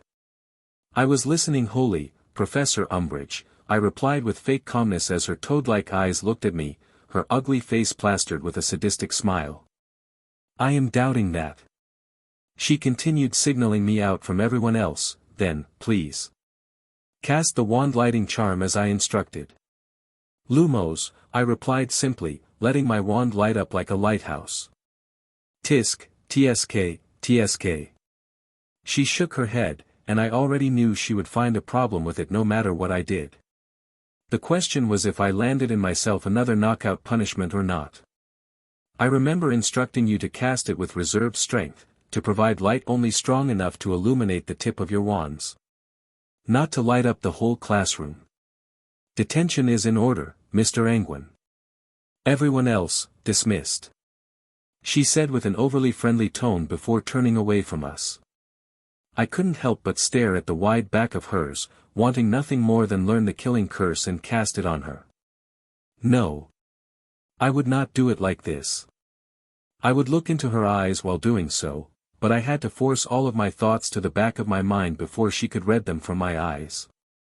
Quincy gave me a worried look but left with the others, not wanting to cause trouble. Soon, I was left alone in the classroom, along with this inhuman witch.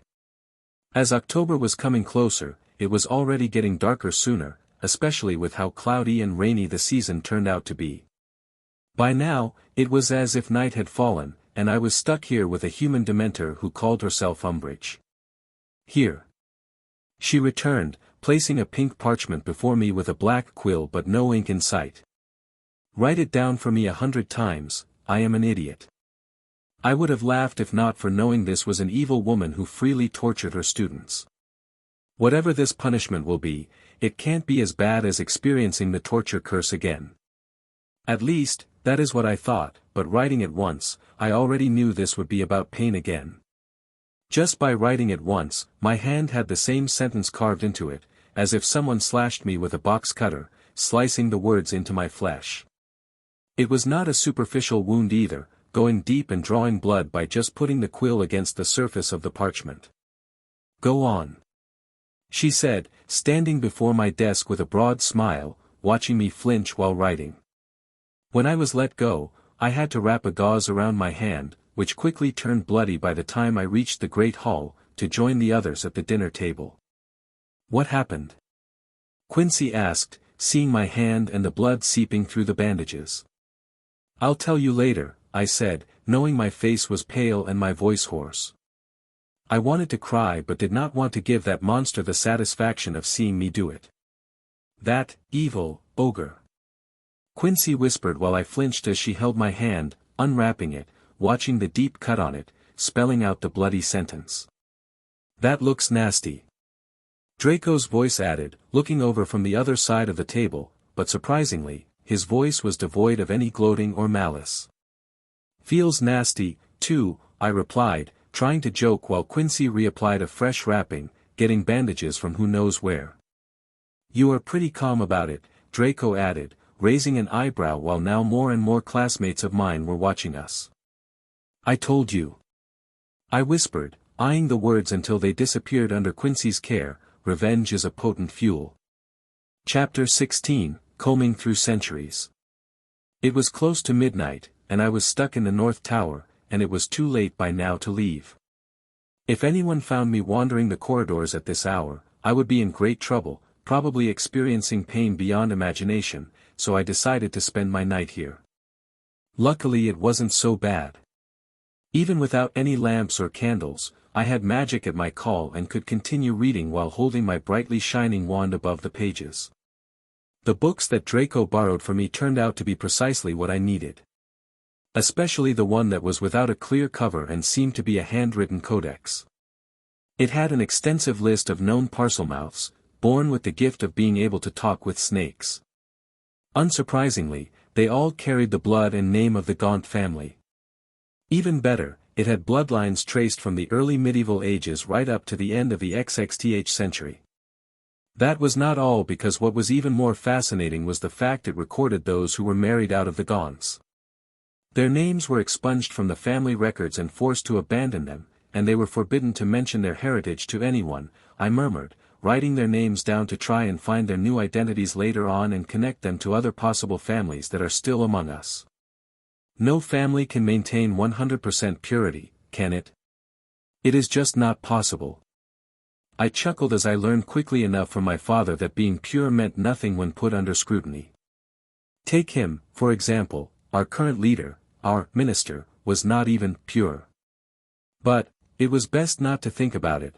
I don't know how strong he is for real, but father was sure he could know if someone was talking about him.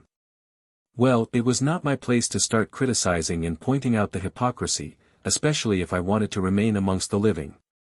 After reading the books through multiple times, I ended up with a list of 12 names. 12 members of the family of Gaunt who were sent away married into other wizarding families because of something they did or because they were the worst of all, squibs.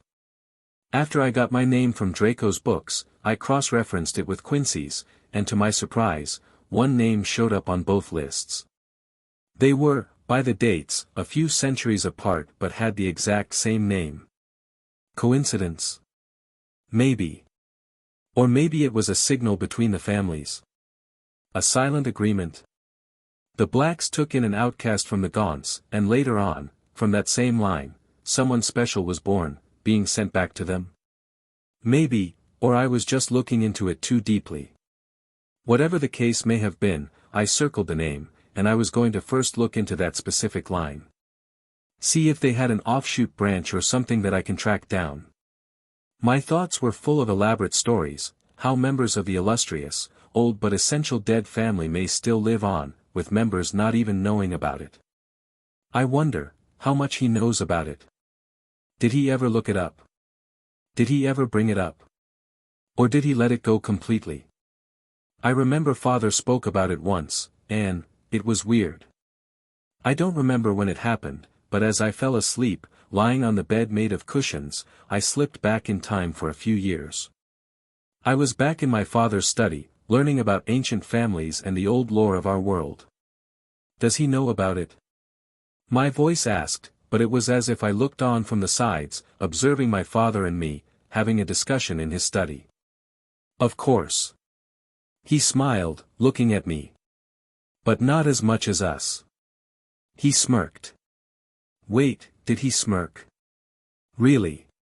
But it was not time to reminisce about it as my dream continued without waiting for me. How can that be? That does not make sense, Father. It does. He made sure all information, at least publicly, is stricken from the records and buried deep under multiple layers of lies. As he was explaining it to me, I was now much more sure, looking at my father's face, that he was smirking.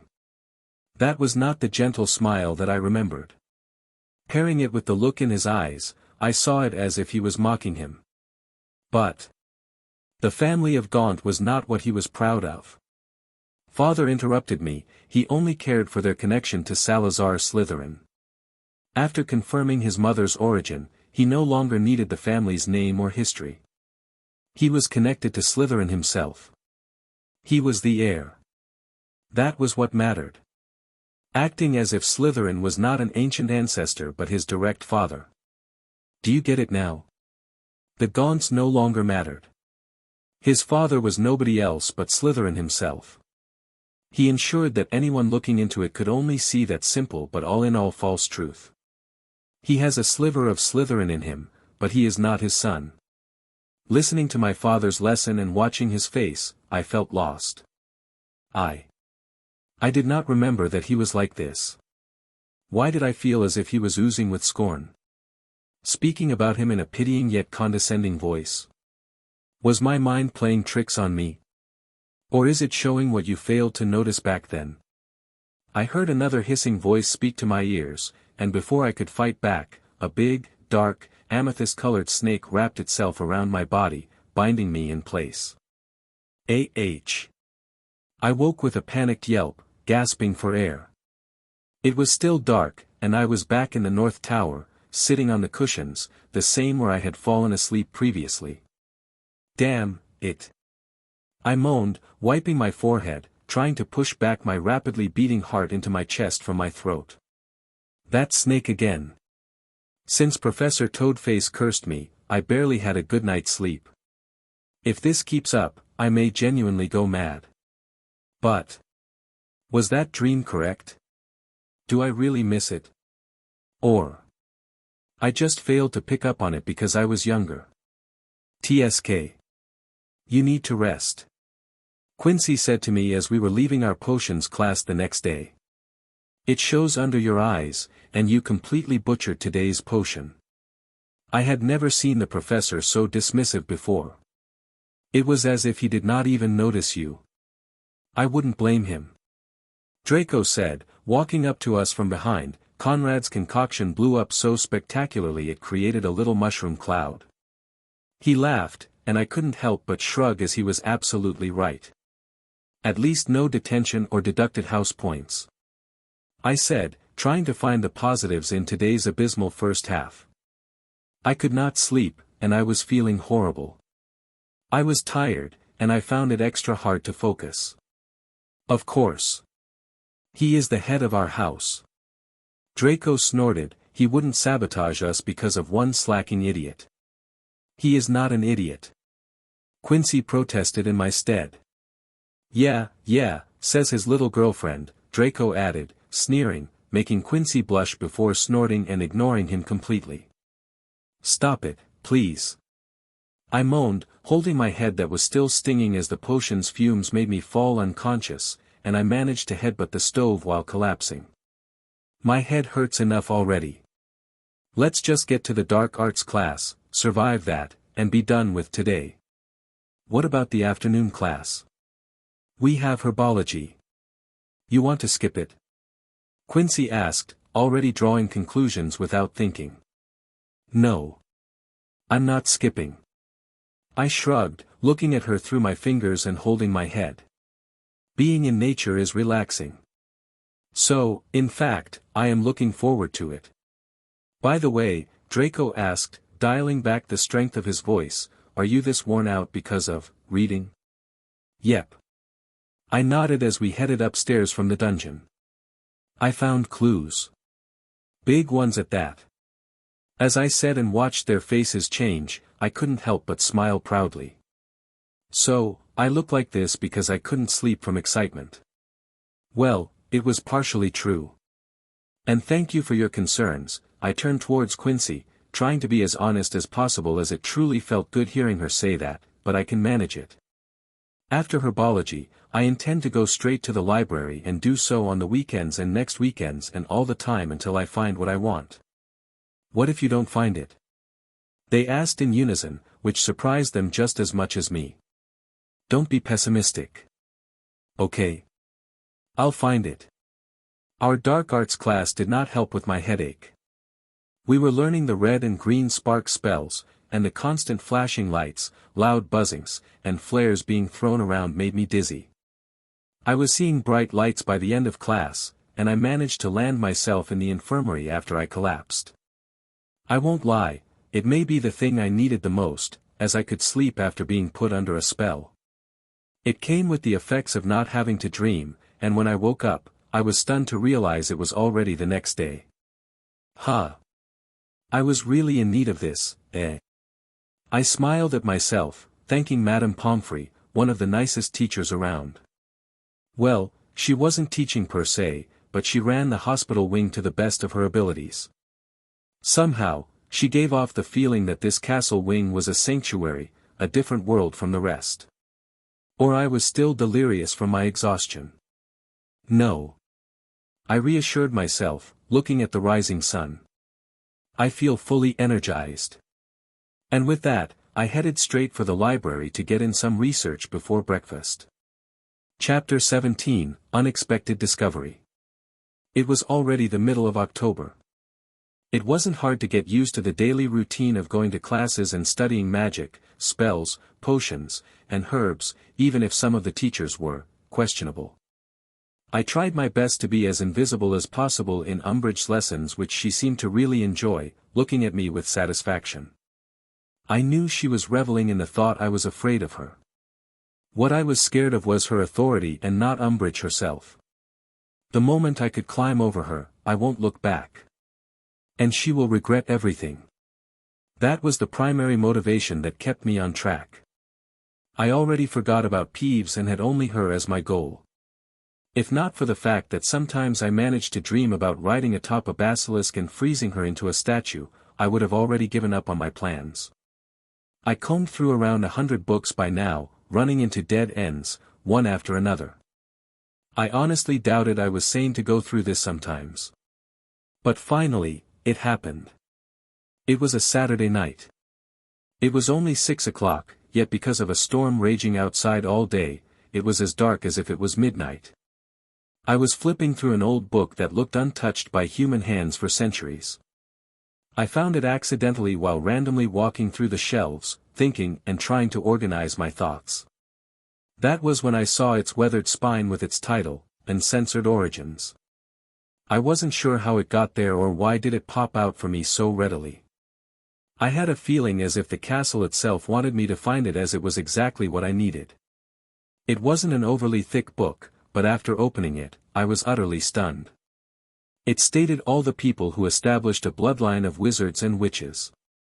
No matter when they did so, it had the description of those who were considered the progenitors of a lineage. I was surprised to see so many, but then, reading the last lines of their entries, I realized why. Many of them died out, and it was hard to find one that was still prevalent today. Curiously, I looked at its index page, and I did find our family name in it. Flipping to the middle of the book, I was shocked at what I saw. Agatha Black. Maiden name, Agatha Gaunt. Born as a deformed child with missing legs and without magic ever growing inside of her. She was quickly hidden away, and later on, the family of Gaunts made a deal with the family of Blacks. In exchange for gaining a connection to their bloodline, they took in the child, promising that if a descendant was born with the gift of being a Parselmouth, he or she would be married back to the Gaunts. No. Fucking way. I whispered, unable to hold back from cursing. I was on the edge of my seat, reading forward, wanting to see where this was going.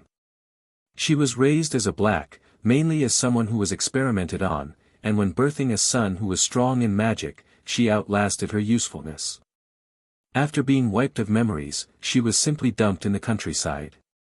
That is it. I asked myself, but then flipping the page, I could see the second half of the origin of my own family line. Etheldred Anguine. Son of Muggles with magical abilities that he never fully understood. He found the memory wiped Agatha and nursed her back to health. Later on, he married her and had 4 children, who all had magical capabilities. One of the sons, later on, rose through the rank of the wizarding family, establishing the Anguine name as a household power for real.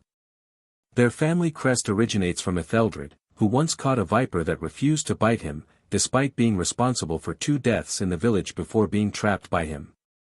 No way. No. I repeated, trying to flip through the books, wanting to find more, but there was nothing. I tried checking who the author was, but it was written anonymously. This was way too good to be true, and I was already doubting the story, but the name checks out. Agatha Black. It was the only name that came up in both Quincy's and Draco's lists. There was an Agatha Black, who now I was sure was a descendant of Agatha Gaunt a century later. I was also sure she might not have even been born with that name, but it was renamed after her gift resurfaced. By the binding contract, she was sent back to the Gaunts and married into the family line. Doesn't that mean my family can also have the gift? We are also, from the same blood, no. No.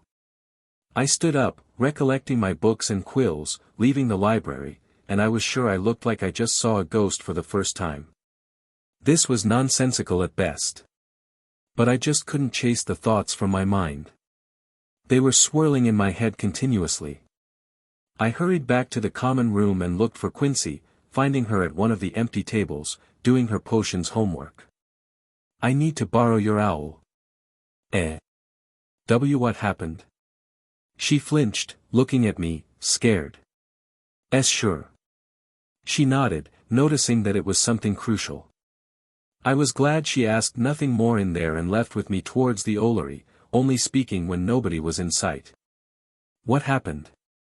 And why do you need my owl? Because mine are smaller and can only carry 1 letter. I need to send a book too. And I don't trust the school's owls. Okay. She agreed readily, keeping her questions to herself, just hurrying alongside me. She helped coerce her owl into helping me, and soon, I watched the 2 barn owls leave, mine only half the size of hers. So? She asked, and I knew she was already burning with curiosity, simply holding it back because I had an unusually white face. You won't believe it, I murmured, and then, leaning out of the Ollery, watching the castle not that far away, I told her everything. No. Fucking way. She said the exact words as mine, grasping at her mouth and looking around nervously because she cursed out loudly. I said the same thing. I smiled nervously. Wait. You sent over a book from the school? Yeah. Father should see it for himself. He will return it. I have a month before I need to bring it back. If he answers. She groaned but then looked at me curiously. So. Can you? If I could, would I even start researching this? I shot back with raised eyebrows. No, I can't. With that, I cast the serpent summoning spell, and the poor water snake that appeared very soon was snatched up by the bigger owls. Nope. I did not understand a word, it was nothing but hissing. What about others? She asked, turning back towards me, thinking hard. None that I know. I think I would know about them. We will see. I slapped my face, looking at where the two owls disappeared. We just need to wait for Father's response. To my surprise, the reply arrived sooner than expected, by next Friday. We were just sitting in the great hall, having breakfast, when our owls returned, bringing me the book and a sealed letter. What's that? Draco asked from the other side of the table while I merely shrugged. Extra homework. I lied, and it was enough to make everyone uninterested in what I got. Spending so much in the library already marked me as the class's shut-in nerd and the most boring person to be with. Which wasn't entirely wrong. It was hard to focus in the remaining classes, but I somehow managed to get through them without getting into trouble. Back in the North Tower, accompanied by Quincy, I opened my father's letter, reading it through seriously. It was short and to the point, signaling he was taking this as seriously as I did. None, I said, giving the letter to Quincy to read it. We have no members who could have ever spoken to snakes. We have a good record of our family members back home. Although our line doesn't go as far as yours, we keep good track of it. But nobody was born with the gift. He says he looked into the book and the records. Etheldred's name checks out and is confirmed as the first of our magical line. But his wife's name was Emily.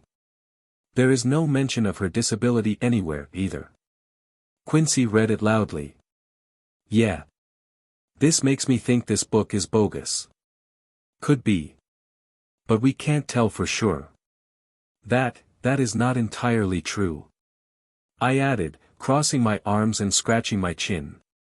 Do you remember that I theorized that it could be a magic that was placed upon the blood? Turning it into a bloodline thing that can be inherited? Quincy nodded. I guess you have something in mind. Yes. I rummaged around the bookshelf we had set up in here and brought forward an ancient codex that was written in a language Quincy couldn't read. Neither could I, without two other books for translating it. Have you ever heard about Herpo the Foul? Only what you mentioned before. The creator of the basilisks. Yeah. And a Parselmouth. A famous, ancient dark wizard who dabbled in rituals and also had some blood on his hands. Literally. I tried to find books directly from him, but they were gone, as if someone removed everything related to him. Like if he was just a myth. A famous dark wizard who is not celebrated. That is news to me. I thought we all were about who is the most powerful. She said with a tinge of sarcasm in her voice. Yeah, that is what's weird about it. Anyway, his direct books are nowhere to be found, but there are other authors who have mentioned him and his works. I managed to find enough of them, translated their works, and pieced together a ritual that can reveal the properties of one's blood. Wait a moment. She yapped, waving her hand at me. You did what? Pieced it together. Don't you mean you made a spell that may boil someone's blood inside their bodies? No, not really. I grumbled, pursing my lips. The ritual itself is an already established one, by a witch from the 6th century. She based it on, going by her description, on Herpo's research. I just included modifications from other retellings of Herpo's spells. Adding other spell components that seem compatible. It should work in theory. In theory? In what theory? In whose theory? Did you run it through with a professor? With someone who knows magic? Ah. Well, no. Not really. Then do that first. She moaned, pulling at her hair. Yeah, sure. And get busted or found out I am trying to do something bad? The Ravenclaws do it all the time. They come up with spells, submit them for review, and then they get rewarded if it is good enough. Punished if it's bad. Great. Just what I need, another round of Crucio. Still better than casting an incomplete spell that blows you up. Idiot. If you want to do that, go and let a teacher review it first. Or your arrogance will be your death. Or worse. Well, as much as I don't want to admit it, she is right. I was too caught up in this. The fact that I learned our dark art spells faster than the rest made me forget these spells are much more complicated than what we are learning. But who to ask? Wait a minute. Okay, I answered, my eyes shining, and I saw their reflections in Quincy's. Ah. Really? She asked, surprised, not expecting me to agree so readily. Yes. I already know who I will ask for help. Who? The headmaster, I said, forming a smile, and Quincy turned deathly white. My father said I could trust him. It is best to test it out. Chapter 18, Headmaster. Now what? I asked myself as I stood in front of two gargoyles guarding the staircase that led to the headmaster's office. They ignored me no matter what I tried, and the door refused to open. I was making a fool of myself before them for half an hour before giving up trying to get in and went to find our head of house, Professor Slughorn. I found him in the potions classroom and calmly tried to explain that I wanted to see the headmaster about a particular spell I came up with. Of course, he looked at me with a weird gaze, thinking I was way over my head, which could be true, not that I really worried about that aspect. Professor, I thought a Slytherin should be ambitious, I said after he tried to tell me nobody should disturb the headmaster with nonsensical and amateurish spells. Yes, but arrogance is looked down upon. Give the spell to me, Mr. Anguine, and I will look it over for you. Professor, are you familiar with magic concerning one's bloodline? Is your spell have to do something with blood magic? He asked, frowning, looking at me more concernedly than before. He shouldn't be so surprised about my question. To my knowledge, no type of magic has been banned since him came to power. Everything was permitted to give a mage power, and all taboos were lifted. No. After a brief pause, he answered, I am not very well versed in magic concerning blood. Then dash. Still, I have more experience than many of the teachers here, so let me see it first. He remarked, and I was sure he sounded a bit colder and more impatient than before. Sure. I said, thinking this was the second best option for me, so I fished out the finished version I compiled the day before, giving it to him. I only had to wait a few minutes before he looked up at me, and I could swear his eyes were gazing at me with a horrified light in them. Yet it was gone in the next moment, maybe it wasn't even there as his voice was calm when he spoke. Did you make this? Not entirely, I explained honestly, trying to watch his face and see if I was right or not. I modified an ancient spell I came across. It is, made out of numerous others, fused into one. The capabilities of dash, he started to explain, sounding condescending, slapping my parchment with one hand, and I knew he was about to tell me off and say I was way over my head. I won't lie, it started to grate against my nerves to be told that. Every time. They should be fully compatible as all of those spells had the referenced Herpo the Foul and were derived from his works. There should dash, but I didn't finish. Couldn't. I was shocked to see Professor Slughorn turn deathly white, his hands trembling, making my parchment rattle like a dried-up leaf. What did you say? I made them from the same type of spells. Having the same origin, the exact same nucleus. I mumbled, looking at him puzzled. The name. Who did you say it is based on? He leaned forward, grabbing my shoulders and shaking me. Harpo dash, I exclaimed, now a bit scared, and my right hand was grabbing my wand inside my sleeve, ready to cast all the spells I had learned so far. SSSH. Don't mention that name. Where did you learn about it? Was it Angus? Father? I asked, bewildered, no. From old codexes. I translated the text, and some of them had it mentioned. Although I did not find anybody with that name, he may not have left behind any works because he is from very ancient times. He did, but, no matter. You. What? I asked after he fell silent, letting me go, watching me without blinking his eyes. Come. I'll take you to the headmaster. But, what, huh? I was utterly lost. I had no time to ask anything else as he just grabbed my hand, dragging me along the many stairs, and before long, we were standing in front of the gargoyles. Asphodel. He said, and they stepped to the side, revealing the door and letting us in. It had a moving spiral staircase inside, and stepping on it, we were slowly transported upwards. I wanted to say something, but, in the end, I gulped back all my thoughts and just looked at the firm grip of his hand, strangling my wrist, not wanting to let go. Was I in trouble? Well. I am afraid. I will know soon enough. The headmaster's office was filled with portraits, and when we entered, I felt dozens of eyeballs fall on me, watching curiously. Severus Snape, the current headmaster, was sitting behind his desk, seemingly writing about something as he looked up at us with a cold gaze shining behind his greasy, black hair.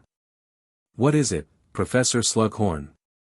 he asked, only glancing at me once before wholly ignoring my presence.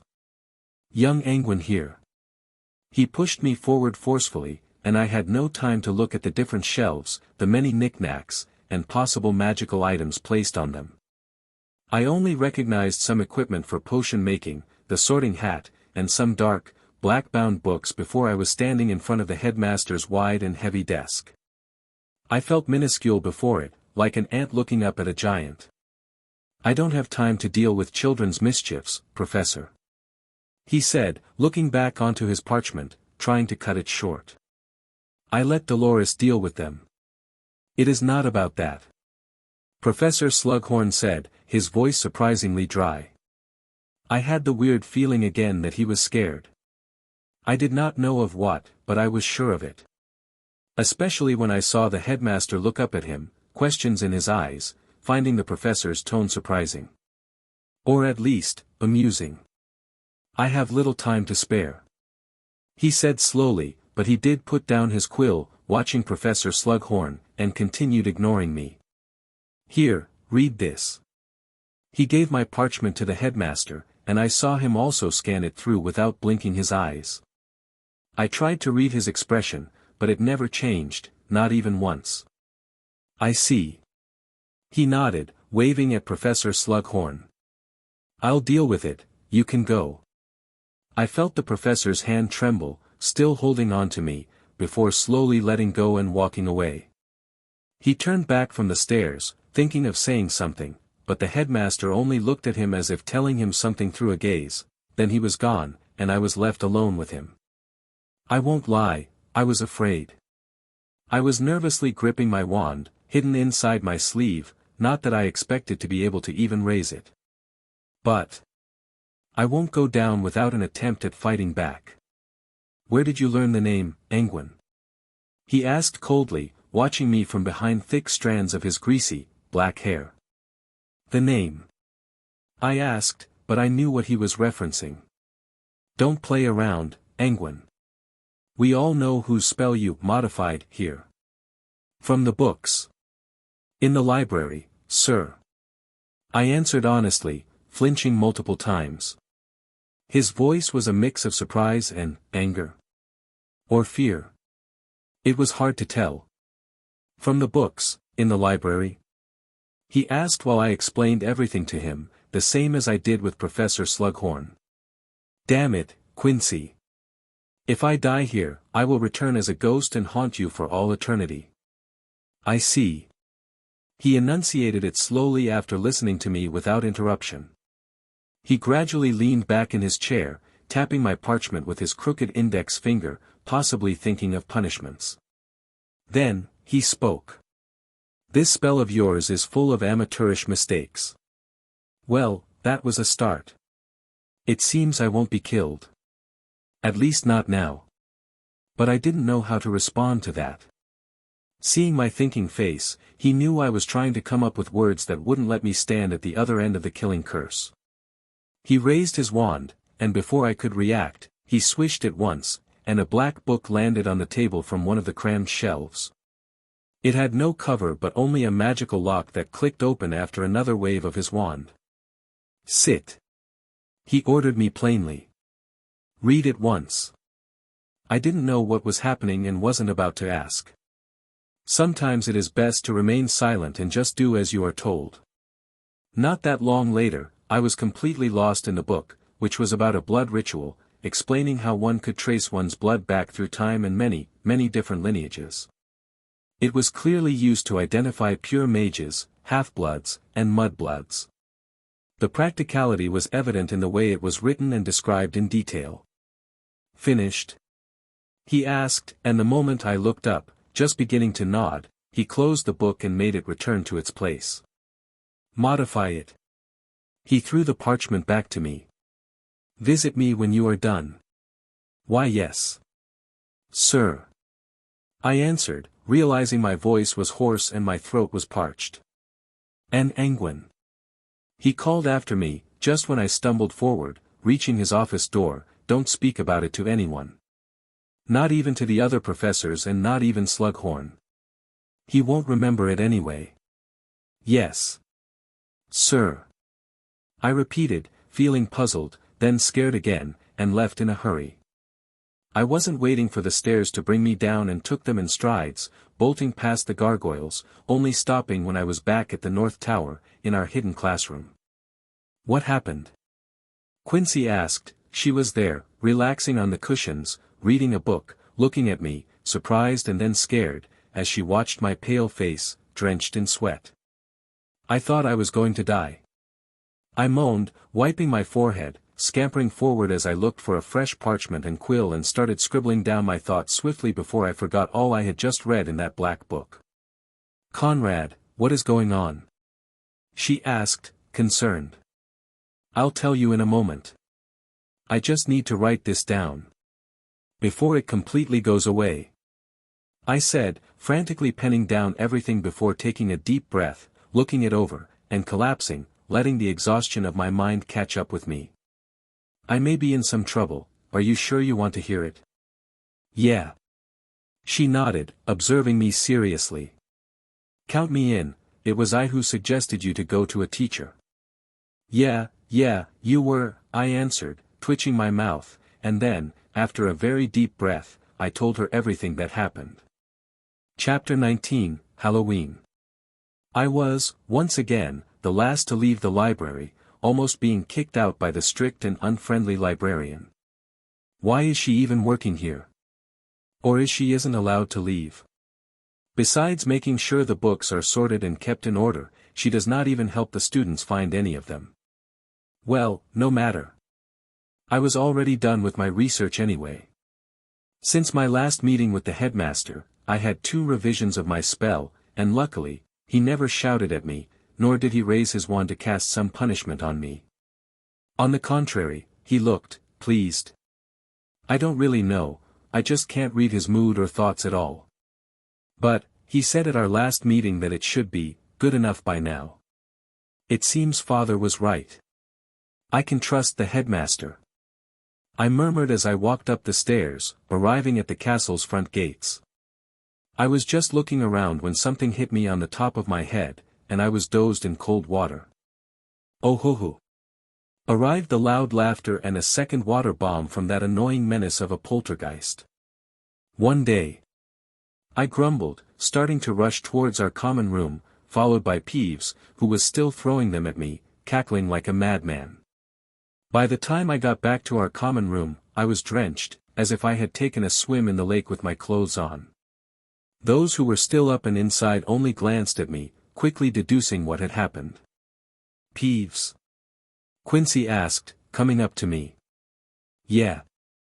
I sighed, casting a drying spell on myself while looking around, noticing that very few older students were present. Mostly first and second years filled the room, which was eerily weird. I knew it was late but, not that late. "Where is everyone?" "It is Halloween night," she said, looking at me incredulously.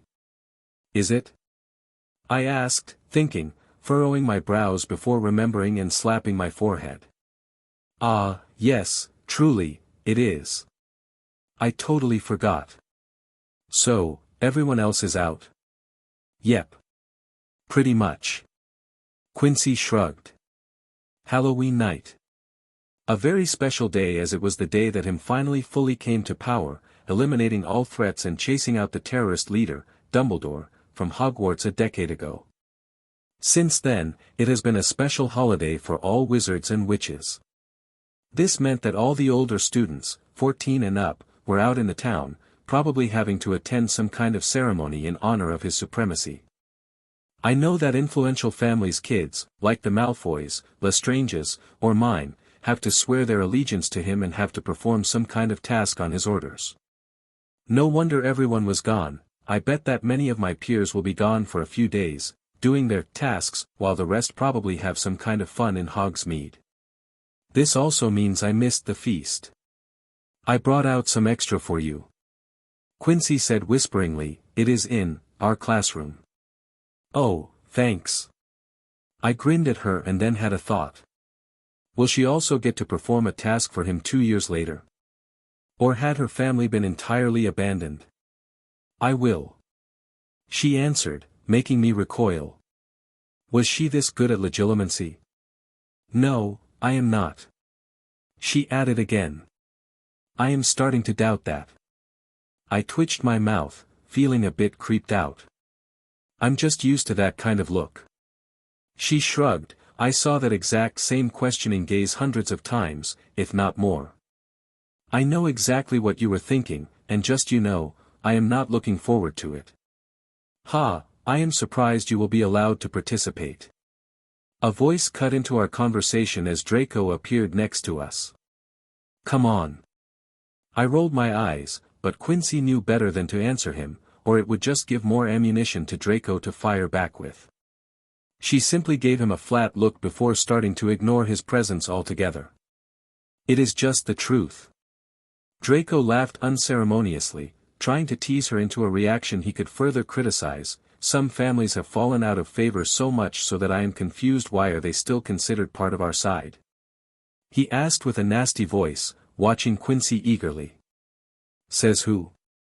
I answered before she could, as she also had a threshold, and I saw her opening her mouth to answer. Isn't your father one of those who screwed up some kind of important mission once? Letting the Longbottom family escape a well-placed trap. Wasn't it the Lestranges who had to intervene so it did not turn out to be a complete disaster? You. Draco sneered at me, turning bright red and flustered as I hit the nail on its head. That blunder cost the Malfoys great grief, as they were no longer the top contenders to be his right-hand family. That position has fallen to the Lestranges, to Bellatrix Lestrange. Like your family wasn't affected just the same. He added, raising his voice, which I answered with a shrug of my shoulders. True.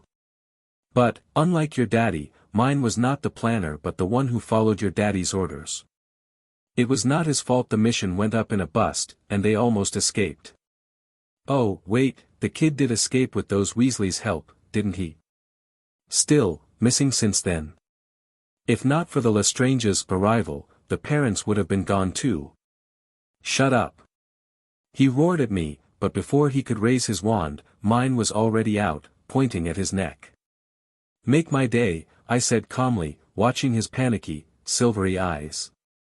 I am itching to test out the spells we are learning, especially because there are other spells than Avada Kedavra that can kill too, He didn't say anything, but now all eyes were watching me, pointing at Draco. His hand was frozen in mid-air, still thinking to grab his wand or not and how to do it without me casting any magic. I think that is enough. A new voice said, and to my surprise, Professor Slughorn came into the common room from nowhere. Put your wands away. I immediately lowered my hand and let my wand slip back into its place in my sleeve. This is the exact reason why I never kept it in my pocket. It always had to be at the ready. Disperse. The professor said, watching Draco and me for a moment before leaving once again without us realizing it. When did he get here? I asked Quincy as we sat down at a small table in the far corner of the common room. I don't know. She answered, looking at Draco, who was now talking with his cronies at the other side of the room, with their backs to us. Will there be a problem? Always. I chuckled, worry not, I can handle it. Anne. I need a test subject, so if Draco provokes me well enough, I will test my spell on him. Is it ready? Yep. I was just about to look for some beasts to try it on before attempting to cast it on myself. On yourself? Are you mad? She raised her voice before clapping against her mouth. Duh. It is made for that exact reason. Don't worry about it. It shouldn't be lethal, it is like a searching spell. It only looks for information and ancient spells in someone's bloodline. Ha. If you say so. She added, rubbing her forehead before looking at my grinning face. What was that all about, by the way? You mean the thing with Draco? Yes. Well. I leaned back, scratching my chin. Let's head out to the North Tower, I'll tell you there. We still have time until 9, and I am starving. Okay. She nodded, standing up, and we sneaked out because Professor Slughorn was just as quickly gone as he popped out of nowhere. Well, it was not really sneaking, as I heard a loud, gleeful laugh from others and Draco saying that 2 lovebirds are out on a date again or something like that. After arriving at our secret hideout, I was quickly immersed in the snacks and pumpkin juice, enjoying the excellent treats Quincy had smuggled out from the feast. So. Are you going to tell me? She asked, also raising a mug, sitting down amidst the oversized cushions. There is nothing much to it, really. You also ought to know that he got wind of some kind of prophecy that made him go after every child that fit the description. Yeah. She nodded, he killed the Potters while the other group went for the Longbottoms. The 2 families who fitted the description. Exactly. Well, the other group was led by Draco's father, Lucius Malfoy, accompanied by my father. The reason why none of them were killed as punishment for failing to kill all of the Longbottom family and letting the kids slip away was that Albus Dumbledore was also present. So, their failure was not entirely unexplainable. I did not know that. She said, looking at me with amazement. Almost the whole family escaped, but the Lestragnes arrived and managed to kill the parents and the Weasleys who were there to help the Longbottoms and made it possible for Dumbledore to escape with the baby. All of them were killed. She gulped. I think, I answered, tilting my head, thinking hard. Father never said for sure, but he said they mattered no more. Anne. And? She leaned forward with a curious light in her eyes. I guess you were not told about it because, reportedly, your father Regulus was also there. His brother, Sirius, was seen at the Potters. He was almost killed, only escaping death because that half-giant Hagrid brought him away by force. I heard he shrugged off one of his spells with his body. That is giant blood for you. I smiled, trying to look nonchalant but noticing that Quincy had fallen silent at once. The mere mention of his father was not something pleasant, I gathered. I bet she never heard one good word about him at all and has probably been suffering under his name since birth. Well, nothing that I could do there. That was a big blunder then. She said, regaining her calm and trying to act as if it did not bother her at all. Yep, I answered, putting down my empty mug. So, even as both Dracos and my father are ministers, we are, kinda marginalized. Still, a few years and we both will attend that Halloween test of ours. Whatever it may be. It will be nasty, Quincy told me, her voice shaking slightly before biting into her lips. Really? Now it was my turn to ask curiously, leaning forward. Watching her shudder like this made my stomach contract a little. You know about it? My father refused to say anything. Yeah. I know all about it because my grandmother was telling me every chance she got. She spoke, her voice barely audible. We will have to demonstrate our proficiency in the dark arts. Find, capture, interrogate, and then kill a wizard or witch who works against the ministry. She finished quickly, not even looking at me while saying it. To kill? I asked, finding my voice faltering a little. I did not expect something like this. And, they expect us to do it? Really? Yeah. She pulled up her legs, hugging them. After that, we will receive our dark mark. My grandmother says only after that will the blacks be redeemed a little. And I am not looking forward to it at all. I couldn't blame her. I wasn't happy about the fact either. Listening to the way she told me. Why should I kill someone who did nothing to me? Well, if it was Professor Umbridge, sure, but, oh boy, this does not sound good at all. Chapter 20, Inheritance Through Blood. A few days later, when I was sure of my spell and tried it on some summoned snakes, I was ready to try it on myself. It was a Saturday night, and Quincy and I sneaked out of the common room, heading straight to our secret headquarters. Are you sure you will be fine? She asked when we arrived, nervous and not because some of the paintings on the way here looked at us weirdly and grumpily as we woke them up with our glowing wands. I should be. None of the snakes I tested it on showed any pain or discomfort. They just went stiff for a while before returning to normal. What if it is different for humans? Or because you are a wizard? Well, that is though luck, Quincy. I chuckled, masking my nervousness with it. I don't like this, Conrad. Not a bit. Should I try it on you? I asked teasingly, and she fell silent.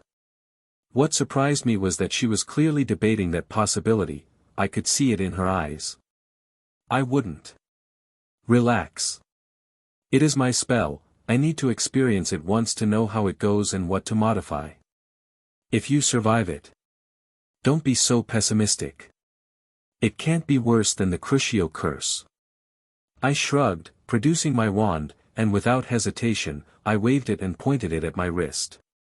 Sanguis linea. I felt the magic inside me stir at once. There was a pull on my body, no, on my soul, and the classroom was gone, Quincy was gone, and everything flew away as I felt like traveling through a wormhole.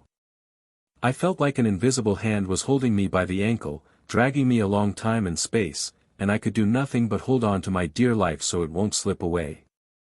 It was both scary and exhilarating at once. I was trying to see where my mind was, but everything was a blur. It was as if I was sitting on a speeding dragon, watching a cityscape pass by. I could barely make out shapes and forms of people, but as soon as my brain registered something, it was already gone. I was about to think how long this was going to last when I came to a stop at once, and my consciousness landed back in my body. Conrad. I heard Quincy say anxiously, holding me by my shoulders, shaking my body a little. Conrad. What? I asked, blinking my eyes rapidly, feeling dizzy and a bit nauseous. Are you okay? She asked, slowly letting me go, scanning my face with apparent nervousness. Yeah. I think. What happened? That is what I want to ask. The moment you cast the spell, your eyes went blank. I guess, how long was I out? A minute, at least. She answered, slowly calming down, seeing I was okay, and did not cough up blood or anything like that.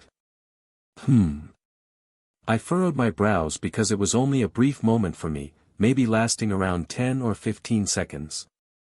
It was trippy. I can't really explain, but it was like riding a snidget. A what? She asked, confused. A snidget. Small little yellow bird, extremely fast, the one that the snitch is based on. I explained, halting my thought process as realization hit me. Why do I know this? What? Quincy repeated, remaining just as confused as before, and I felt myself joining her in it. I do not remember reading that or studying it at all. I don't think I remember knowing about widgets at all.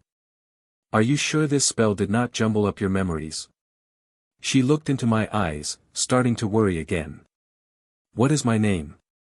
Draco, I answered, and when I saw the horror-struck expression on her face, I couldn't help but laugh.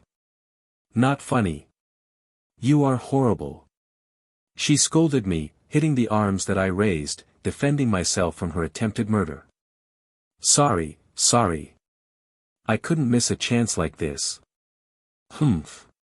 You are dumb. Extra dumb. I hope that spell made you even dumber than dumb. Maybe. I closed my eyes, trying to recall anything that I did not know before, but nothing came to mind.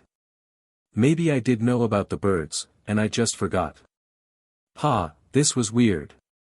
I feel fine. The room is still spinning a bit, but it is getting back to normal. I may try it again. No. Don't. Let us wait at least a few days. See if there are complications or some nasty after effects. Don't do it again so soon. Okay. That is logical. I put away my wand after thinking about it. She was right. Let's see if my spell had any side effects that a summoned snake couldn't produce, thinking about it. I was getting a little bit nervous now. That night I had a bizarre dream. It was similar to my recurring nightmare yet also wholly different. It was hard to make sense of it. It started with me being back home, then leaving my room and finding myself in a foreign house in the countryside. Leaving that lone building, I was standing on a hill. I saw only green pastures with mooncalves gathering under the full moon's light. I was walking for a little bit when hearing something making a noise behind me. When I turned, I was in a burning, medieval village the next moment, and spells were whizzing around above my head. Clearly, two wizards were fighting in the dark, not paying any attention to the muggles below them. Being blinded by a bright flash, I was once again in a different place. I did not recognize it, but the air was stuffy, and I was sure I had to be in an ancient castle, judging by the rigid rock walls. It was like whenever I blinked or whenever I went through a door, I was jumping between realities. Or between time. A voice said, whispering into my ear. It was familiar. A bit sounded like my own, yet not. The fact you are alive means you have ancestors. Going back, and even farther back. There are no living beings who did not have parents. Really? I asked, although I agreed with the voice while I was walking through a dark, dead forest who knows where. A few months ago, I would be running. I would feel like a giant snake was chasing me, but that feeling was gone now. I was much calmer this time around without noticing it. Of course. Tom Marvolo Riddle also had parents and carried my blood, inheriting it from one of them. Who? I furrowed my brow as that name was unfamiliar to me. This was the first time I had heard about it. Doesn't matter. The voice continued, unbothered, whispering beside my ear. My bloodline is far-reaching. It is like poison spreading through the victim's veins. That is not really comforting, I mumbled while the voice simply chuckled. I designed it that way. I learned that immortality is not something that anyone can achieve. Well, no. He is not immortal. Before I could interject, he stated commandingly, he is using my technique. Yet even I died. So, he is not immortal, no matter how many more times he casts my spell. Yet I am talking to you. I countered, looking around in that dark forest, but I could not see anybody there. You are talking to the imprint of my will, boy. You carry my blood in you, sealed away and locked tight by another spell. Well, not anymore. You broke the magic that was making it slumber so you can finally fully perceive me. Wait. I stopped in my tracks, falling silent, my heart racing as I looked down at my wrist and finally noticed that my hand was covered in the violet-colored scales of a snake. You are not the first to make the connection. Your hunch was right, I did create the ability through a spell I made. I encoded my knowledge into my blood to pass it down. You are Herpo the Foul. I gasped, realizing who I was talking to. Only a shadow of him. As I said, I died a long time ago. Answered the voice, and now turning towards its more defined source, the giant snake I always dreamt about was slithering before me, talking to me.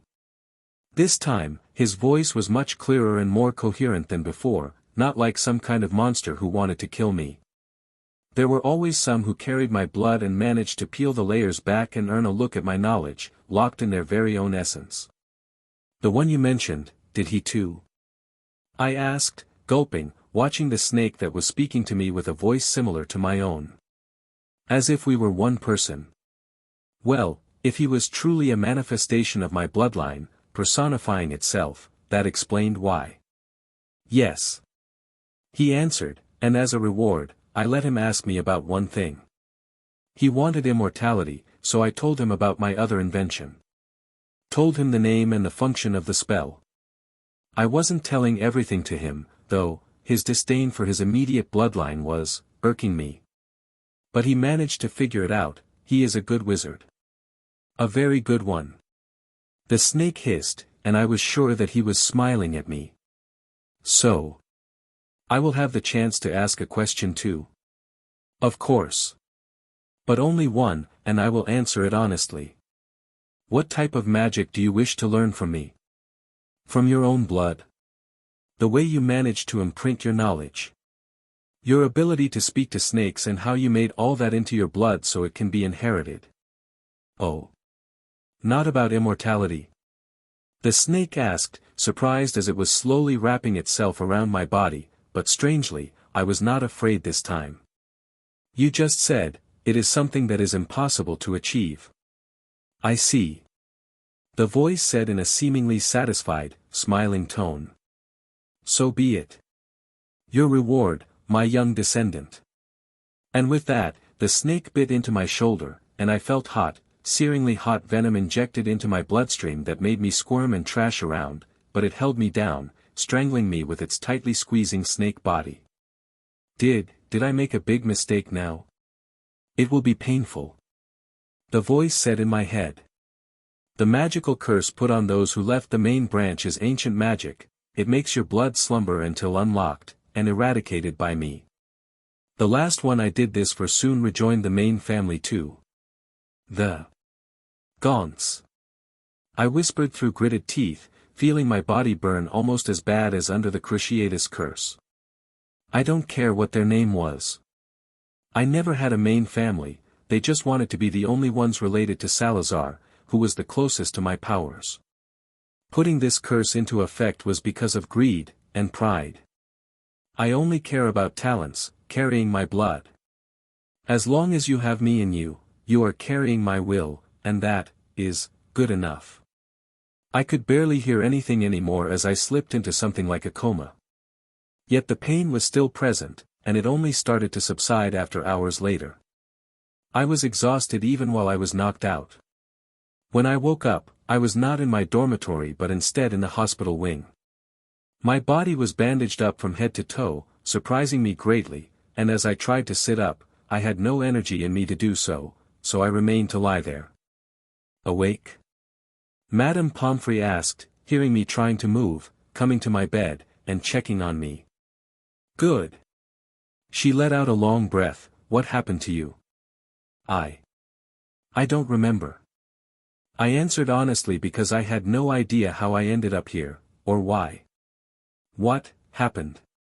You were found in your bed, bleeding from all orifices and from holes that should not be on anybody. They thought you were dead. I thought you were dead when they brought you in. Oh, really? I asked, surprised and confused, was that dream nothing but some delirious hallucination? Because I was bleeding to death in my sleep. Really? I don't know what kind of dark spell you were hit with, but nothing seemed to work, and cancel it. It took me 3 days to ensure you stayed amongst the living with that much blood being pushed out of your body. I called the headmaster, but he said he is not interested in dealing with a student's idiocy. Kind. I chuckled. Well, it is good that you find it funny. Madame Pomfrey snorted, well, rest. I will tell the house elves to bring up food. You need to replenish your energies because you lost all your blood, quite literally. Thank you, Madame Pomfrey. She only nodded, leaving my bedside while I looked at the ceiling. By the sunlight's strength, it should be around noon. 3 days, was I out for that long? Was it the side effect of my spell? So many questions in my head needed answering, but, with how hungry I was feeling, suddenly, all that could wait. The main question was how long the elves would take to bring me something to eat. Chapter 21, Returning. How are you feeling? Quincy asked, visiting me that same night. Still a bit weak. But, getting better. I answered, sitting on my bed, munching on some snacks she brought to the hospital wing. It is because of the blood loss. Yeah. I bet. She shivered but then chuckled a little. What? You should have heard it. Draco screamed so shrilly we thought it came from our side of the dormitory. She told me, whispering, afraid someone else was listening in. If he is pale as default, then he was ghostly white when he found you like that. Now I wish I was awake to see it. I chuckled and watched Quincy shiver once again. It was scary. I thought you were murdered. Tortured and then killed, like how the Muggles do it. You know, like savages. Well. I guess it was gruesome. I mused, imagining it. Yeah. Your spell is sinister. Casting and then, later on, bang. Your blood bursts forth from your body. You created something extremely horrible, you know. She said scoldingly, looking at me with worried eyes. Did you tell it to anyone? Now it was my turn to lower my voice to that of a whisper. Of course not. I am not stupid. But I bet the headmaster knows about it, he is just playing it down. Plus, now many think it was Draco's work. Really? Why? Because you are friendly with me.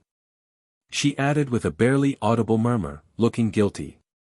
And he is not refuting it, so now he is getting a kind of weird recognition of being a brutal and cunning wizard. Getting away with murder.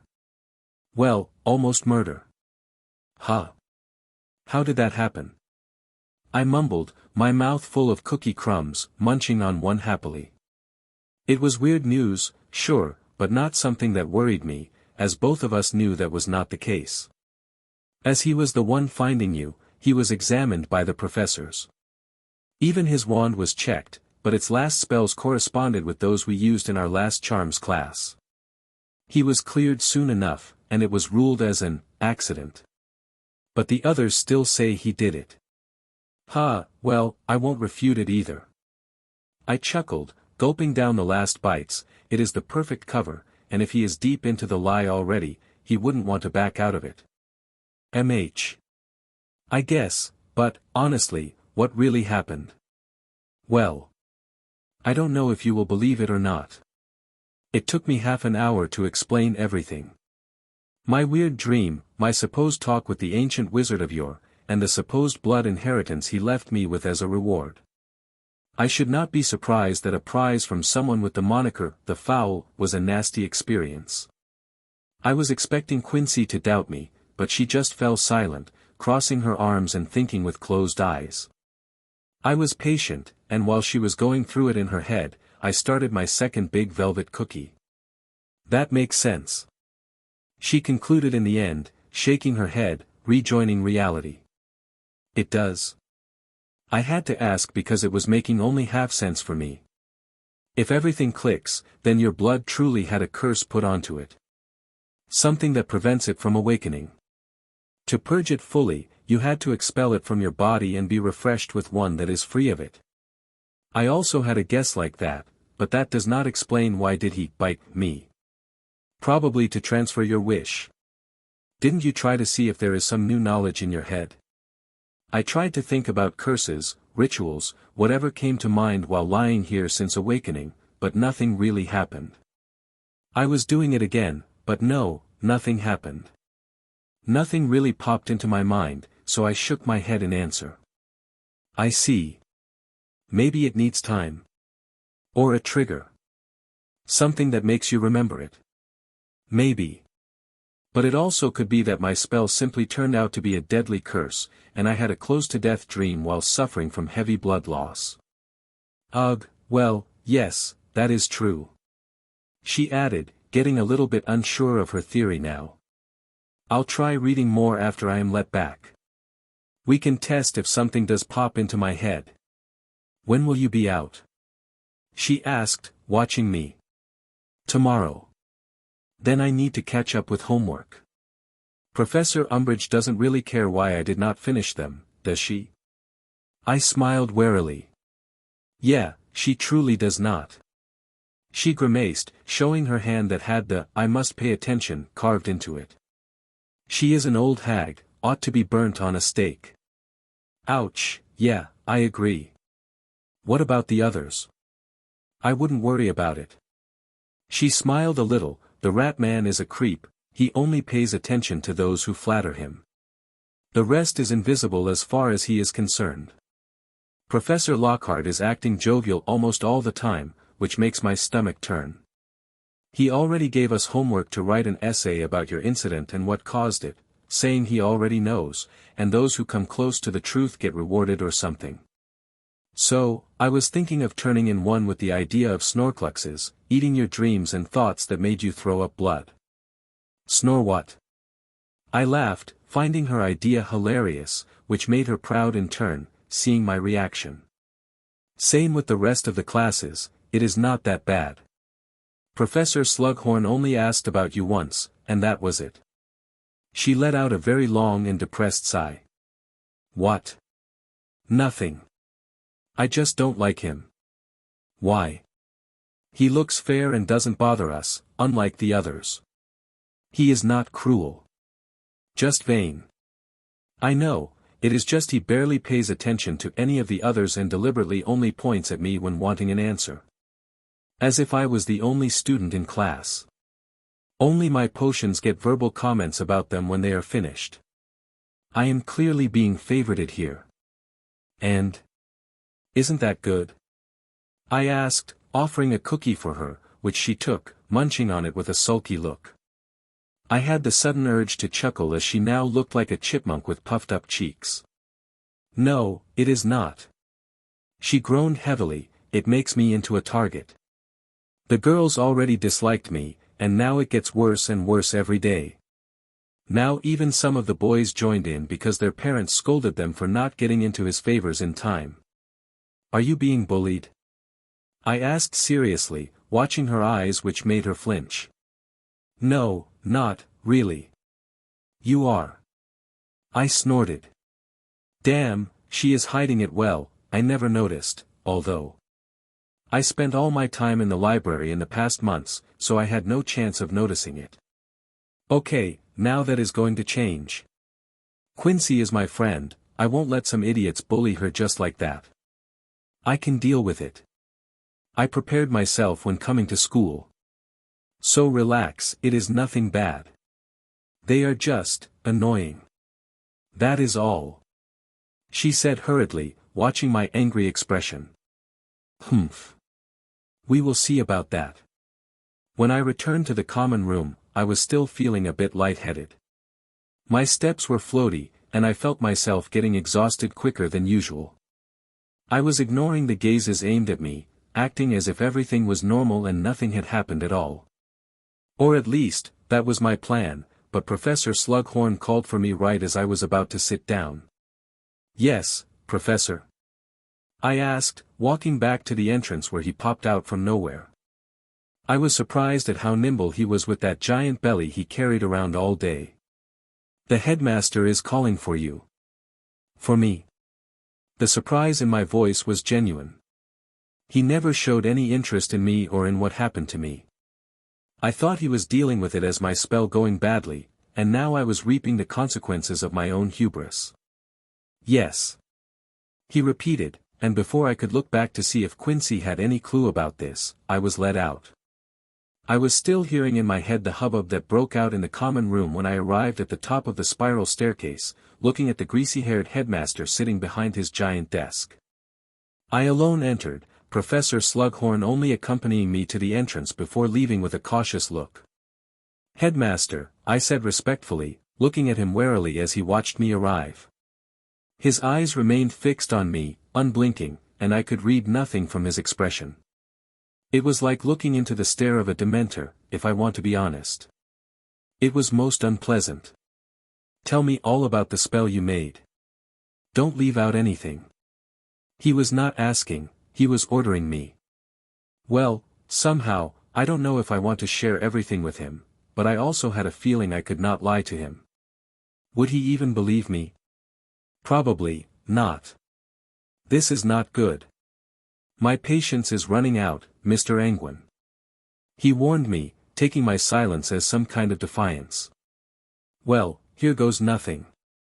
I told him everything, and lied. I described my spell, modified some things on the fly, and told him what Quincy theorized at first, that it backfired and blew out my blood while I went to sleep. When finished, I waited, trying to look calm, but I was fidgeting and feeling extremely nervous under my robe. I was lying to the headmaster, a fully fledged Death Eater and someone who, if he kills me, my father could do nothing but accept the fact and do nothing. I see. He said, leaning back in his chair, slowly blinking his black eyes before waving a hand. You can leave. I opened my mouth to say something but, in the end, only nodded and left as fast as I could. Glancing back before the door closed, I saw him writing something, a letter, maybe. Did he know I was lying? The probability is extremely high. I am not a fool, he is the headmaster, after all.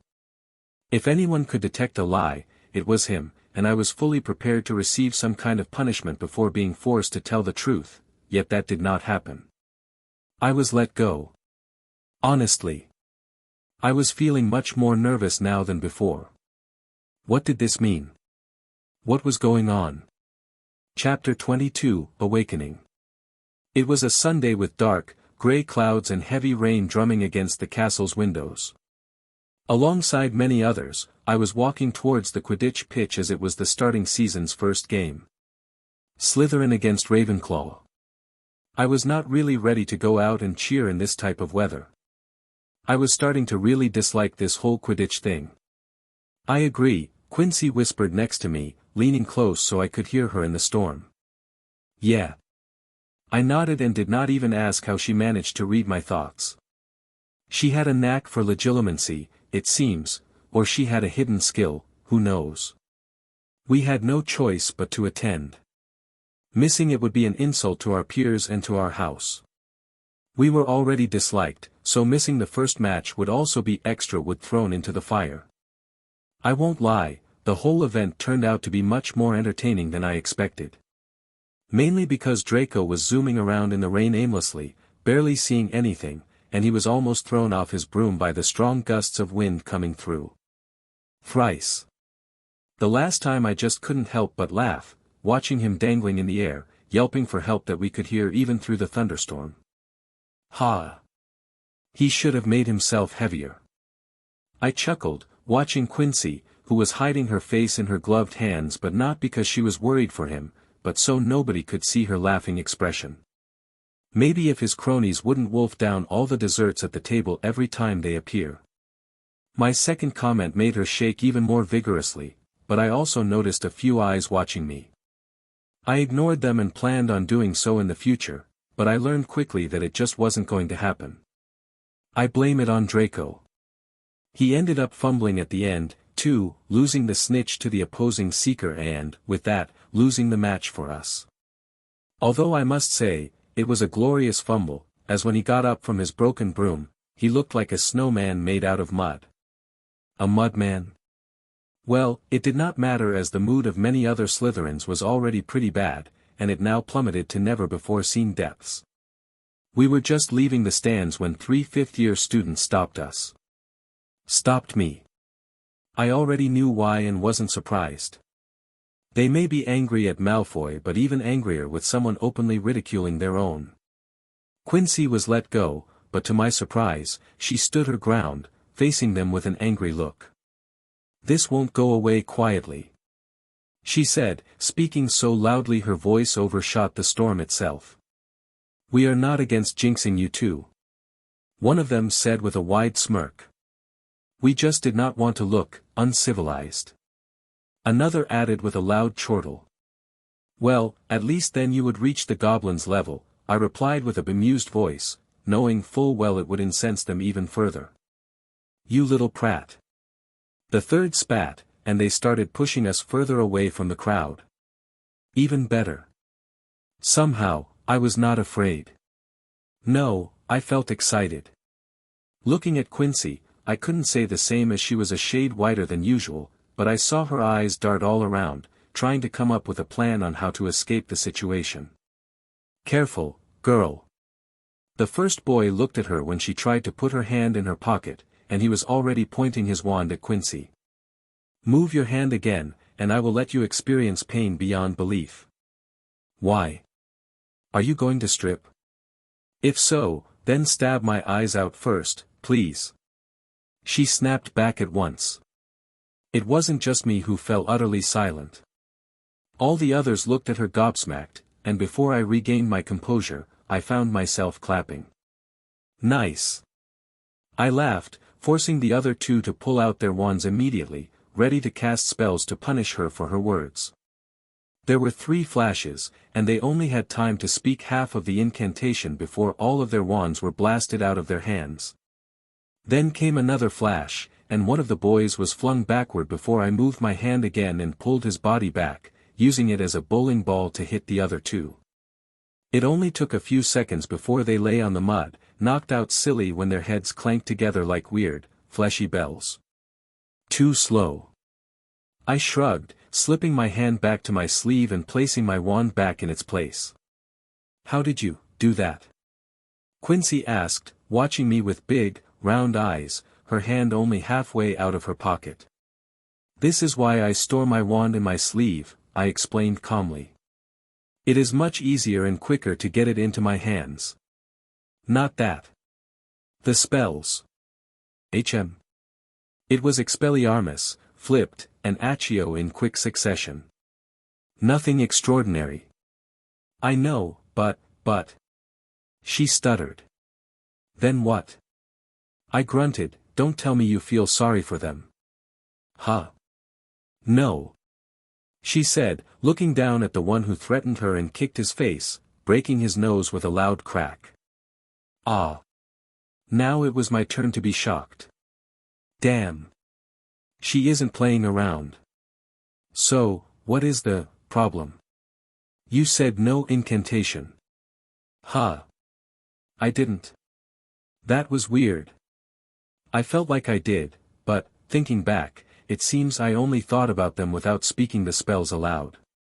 "Wait. Did I just use nonverbal spells?" "Duh." She pointed at my chest, watching me scrutinizingly. "Do you think it was, you know?" "I have no other ideas either." I nodded, watching my work before nodding at her to let's leave. It was best if we were off before we got into greater trouble with a teacher. I was lying flat on my back in our dorm. It was way past midnight, yet I refused to sleep, going through all that had happened after we came back to the castle. I spent the whole day with Quincy, experimenting, casting spells one after another, and it turned out I could do them without uttering any incantation. It came naturally, as if it was the correct way to do them. I tried explaining to Quincy how it feels and how I do it, but she was unable to replicate it, but I saw the fire in her eyes and knew she would not give up, not until achieving it. I summoned a snake, too, trying to speak to it, but nothing changed. Quincy said I was still speaking plain English, and the snake simply ignored me. I won't lie, I was greatly disappointed. Maybe it was indeed just a weird dream. We tried some potion recipes but, once again, nothing. I was average, especially compared to Quincy's skills. She was already reciting me advanced potions that would not be in our course for at least 2 more years. I didn't notice when I slipped into a dream, but when I came to my senses, I was in the familiar forest, like so many times before. "Hey!" I shouted, but there was no answer. I started looking around, expecting a snake to come forth like always. This time it was me who wanted to chase it, but no. Nothing. It felt like I searched the forest for hours before waking up, feeling disappointed. "I don't know, Conrad," Quincy said as we were at the breakfast tables. "Maybe it was really just a dream. You said yourself that you feel nothing has changed besides being able to perform non-verbal spells. Maybe that is also possible because you are simply good at it. Besides that, nothing seems to change, no. I know, but my previous dream was also weird, it wasn't ever like that. Ha, look dash, she turned to me but stopped, and seeing her look, I also turned around and saw Draco standing there. Yes. I looked up at him and noticed that everyone else was also looking at us. I want to have a word. Before class. He said coldly. To finish what you started? I asked with a sigh, making even more head snap towards me, and I barely could hold back my laughter, seeing his eyelids twitch and getting flustered. Okay. I murmured, standing up and following him out. I saw from the corner of my eye that Quincy debated whether to follow us but remained seated in the end. I was curious about where we were going, but we ended up in the bathroom, which was empty at the moment. I waited patiently for him to start, standing there, hands behind my back, already holding my wand, ready for anything unexpected. So, what was it? He asked me, watching my face. You mean, the spell you used on me? You know full well what I mean. That is just what the others came up with. He barked at me, being extremely impatient. Oh, I see, I see. I replied, playing dumb but unable to hold back my smile. It was too entertaining seeing his reactions. I really thought it was you who attacked me. Stop bullshitting me. He growled at me, his hand instinctively moving towards his wand but held back at the last moment. Good, because I almost used a spell too. Was that a spell you made? Is it ready? It was. Raw. I interrupted, yes, you are right, it was my new spell, it needs refinement. I replied and saw the light in his silver eyes, he wanted to know about it. It seems he wanted to take revenge on Umbridge, maybe even more than I did. Good. He whispered savagely. If it can act in a delay, we won't be suspected if we can get a good alibi. Oh. I couldn't help but let my surprise slip. He was smarter than I thought. Still, not that smart. Won't work. I shrugged, or at least, not for you. Now that you pranced around without refusing the statements it was you who did it, everyone will think it was you. I can try using it on that hag, but I am sure it won't work, and if it does, you will be suspected. I was cleared of all suspicions. This time. I smirked, anyway, it is not ready. I won't teach it to you. You dash. Don't forget dash, he put his hand into his pocket but couldn't pull it out as I pressed the tip of my wand against his neck, completely surprising him. I'll teach the finished version to you. Relax. I said, looking into his eyes, leaning close, and whispering. I felt as if my own words, like hisses coming from a snake's mouth.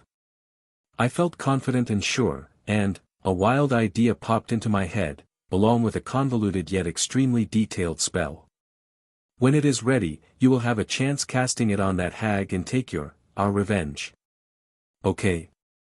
He only nodded, and I redrawn my wand, smiling, and left before he could say anything more. I bet that anybody who saw me hurrying back, finding Quincy, and dragging her out from the Great Hall thought I did it out of fear and not out of excitement. What happened? She asked as we arrived at an empty corridor. I got it. In here. I said, and if it wasn't charms that we would have as our first period, I would have skipped it. Got what? Where? She looked at me, confused. Here. I tapped my head, the complete spell, on how to enchant the blood of someone so he can speak to other species. On how to record knowledge into a bloodline. What? She looked into my eyes, her mouth slowly falling open. Yeah. I will write it out so you can also have a look at it plus. I already have a guinea pig in mind that I will try it out. Who? She flinched and then looked at me again, shocked. No, on him. You mad? If it backfires, no problems. If it works, I will make sure he does not know about it and simply receives a stupid kind of spell. Chapter 23, Invite.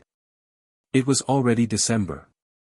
In the past month, I was revising the spell that popped into my head when talking with Draco. With the amount of information I wrote down, it looked like I made my own spellbook. Reading it, Quincy struggled to grasp the details, many of the words eluding her completely. Honestly speaking, without the memories in my head, I would also just glare at it and deem the whole thing as nothing but rambling. Are you sure this would work? This looks extremely complicated. It looks like some kind of ceremony, not a spell you just cast by waving your wand. Yeah. It is a ritual. I will need to procure the ingredients to set it up, but I can do that back home during the winter break. Coming back, I will have time to arrange it up here. Then what? She watched me as we were sitting atop the north tower in the old divination classroom. It was already dark, yet it was only past 5. The sky was dark with clouds, and heavy snow was constantly falling for the past 3 days, painting the scenery completely white. That is the hard part, I am still trying to figure out. I know it has to be in my head somewhere, I just couldn't access it yet. Conrad, this looks fishy. It is not. It makes perfect sense. I smiled, blowing at a freshly written parchment as I waited for the ink to dry. Really? Then explain it to me. Sure. I chuckled, looking at her over the top of my scroll. Have you ever heard of a monkey's paw? Yeah. She nodded after a brief thinking. It is a dark artifact from the east. It is said to grant wishes, but all of those turn out to be horrible curses instead. Whatever the owner wishes for is granted, sure, but with a catch that often results in a calamity. Yep. Pretty much. I just made a wish upon one. Remember what I told you? What the imprint of Herpo told me and did to me? She nodded her head, furrowing her brows. What he did to me cleansed me of my old blood, almost killing me. It was the monkey's paw part. I asked for knowledge of how to imprint something onto my blood. For that, I was made natural. Whatever was in my blood before, be it a gift or a curse, is gone. Flushed out and I have started with a clean slate. You mean, he made your bloodline clean again? Pretty much. I can imprint anything on it now. He gave me all the tools for it. I tapped my head excitedly. There is a lot, and it is explained in great detail. Even with more than what I wrote down, the rest is just something I can't put into words. What about nonverbal magic? It is needed for the ritual. So, it is a given. I widened my grin, happy about the extra gift. Okay. I kinda believe you. I have to, don't I? She shrugged, looking at the stack of papers between us. She read all the things I ever penned and couldn't question whether what I was saying was the truth or not. She experienced it firsthand. Yep. The hard part is how I am going to make the memory come to me. I know now how to prepare the ritual and cast the spell to imprint knowledge onto blood, but how am I going to get a different, language to be etched into it? That is my next hurdle. Monkey's paw. You just explained it. You were tricked by him. You got the spell on how to do it, but that is it. You don't have the second thing you need, the ability to speak to snakes. I did ask for it. I mean, being a parselmouth and all. I crossed my hands, thinking, furrowing my brows. I made that part extremely clear. I hope. Honestly. She shrugged, laying back on the many cushions, letting out a long sigh. You could have asked for a killing spell. All this nonsense for what? Because you want a basilisk to kill a teacher and a poltergeist? She turned to her stomach, watching me with a weird smile. Well, it did get out of hand, a little, I mumbled, feeling a bit flustered. I guess my face turned bright red because her smile grew wider by the second. But, It is turning out better and better, doesn't it? Sure. She rolled her eyes. I won't ask what you would do to get yourself a basilisk. Maybe you can conjure up an old family member again. Oh, why not Salazar himself while we are at it? Yeah, keep it up, and I won't plant special powers into you. Huh? She looked at me again, her tiny mouth forming a surprised O. Why? You don't want to speak to snakes or something? Well, why snakes? Why not something else? Speak to dogs? She asked, playing with the idea. I know that some muggles can train dogs pretty well, so I don't know if that would be really special. Humph. Anyway. I thought you would be interested in it. Am I mistaken? Getting something special you can pass on later in life isn't that exciting? I don't know if I want to pass on anything. She mumbled, turning sour really quickly and suddenly. 2 or 3 more years and I will be auctionable, as my grandmother says it. What? That quickly? I gasped, sitting up straight. Quincy told me that as the last member of the direct line of Blacks, she would have to birth a son who would be reintroduced to the family tree as a main descendant. Every pure-blood wizarding family knew that. The question was, which one would take it on? Nobody was really keen on giving up a firstborn child just like that. This put the Blacks in a tight spot, not to mention their tarnished, mostly ruined reputation. But doing it so soon? I did not expect that. Yeah. She mumbled, looking down, nervously playing with her fingers, and her voice was filled with hopeless indignation. She believes I should birth an heir as soon as possible. I bet, after that, her attention will fall onto him and leave me completely to my, then husband. That is fucked up. I cursed loudly, but Quincy did not look at me or react to it. That is why bullying does not bother me. I hope to attend school as usual throughout my 7 years. So I don't need to be home. Wherever that will be in a few years. I had nothing to say to that. Not that her bullying worsened or anything. Some people tried to bully her or me, but I ensured they ended up unconscious. After that, a rumor started to fly around about Quincy being cursed because of her bloodline. Because of her father and uncle's betrayal. And I was the main proof of it being true. Being friends with her landed me into bullying and being in more detention than any other Slytherin. Although, the last part is because I was barely paying attention in classes, working on my own spell. I can still read the "I must pay attention" sentence on the back of my hand. For everyone else, I was simply under the influence of her curse. Same as those who tried bullying us. Her bad luck made it so that their spells rebounded, knocking themselves out when trying to bully us. It was an excellent cover. I am glad everyone has such a great imagination. Hey, Quincy. I spoke up, breaking the uncomfortable silence between us. What are you going to do through the winter break? Go home, I guess. She murmured, still not looking at me. No plans, then? None. She shook her head. Want to come to us? I mean, with me? Huh? She finally raised her head, looking at me with surprise. I think my father would not mind it at all, plus you could help me with the research.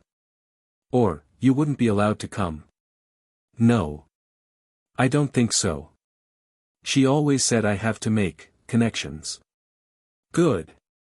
Then you can spend Christmas with us. Easy. Oh, really? Yeah.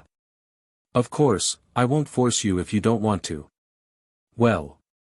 I think it, well, I mean why not, it is not like, yeah, She mumbled incoherently, and I saw her face turning redder than a tomato. Then that is settled. I'll write a letter to father, and you send one back to your grandmother. Easy. Conrad. She spoke after a brief silence.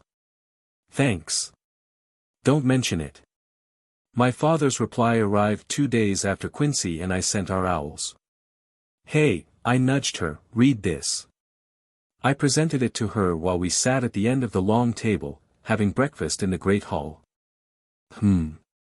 She took it with a toast still in her mouth. She only got to half of the letter when I had to slap her back as she almost choked on her bread. Grandma agreed. And what is this about me going over in the summer too? I think my invitation may have been unexpected, I added, thinking about it. I have a feeling that my family is the first to contact Miss Walburga Black. As you can read there, Father contacted her personally to invite you over.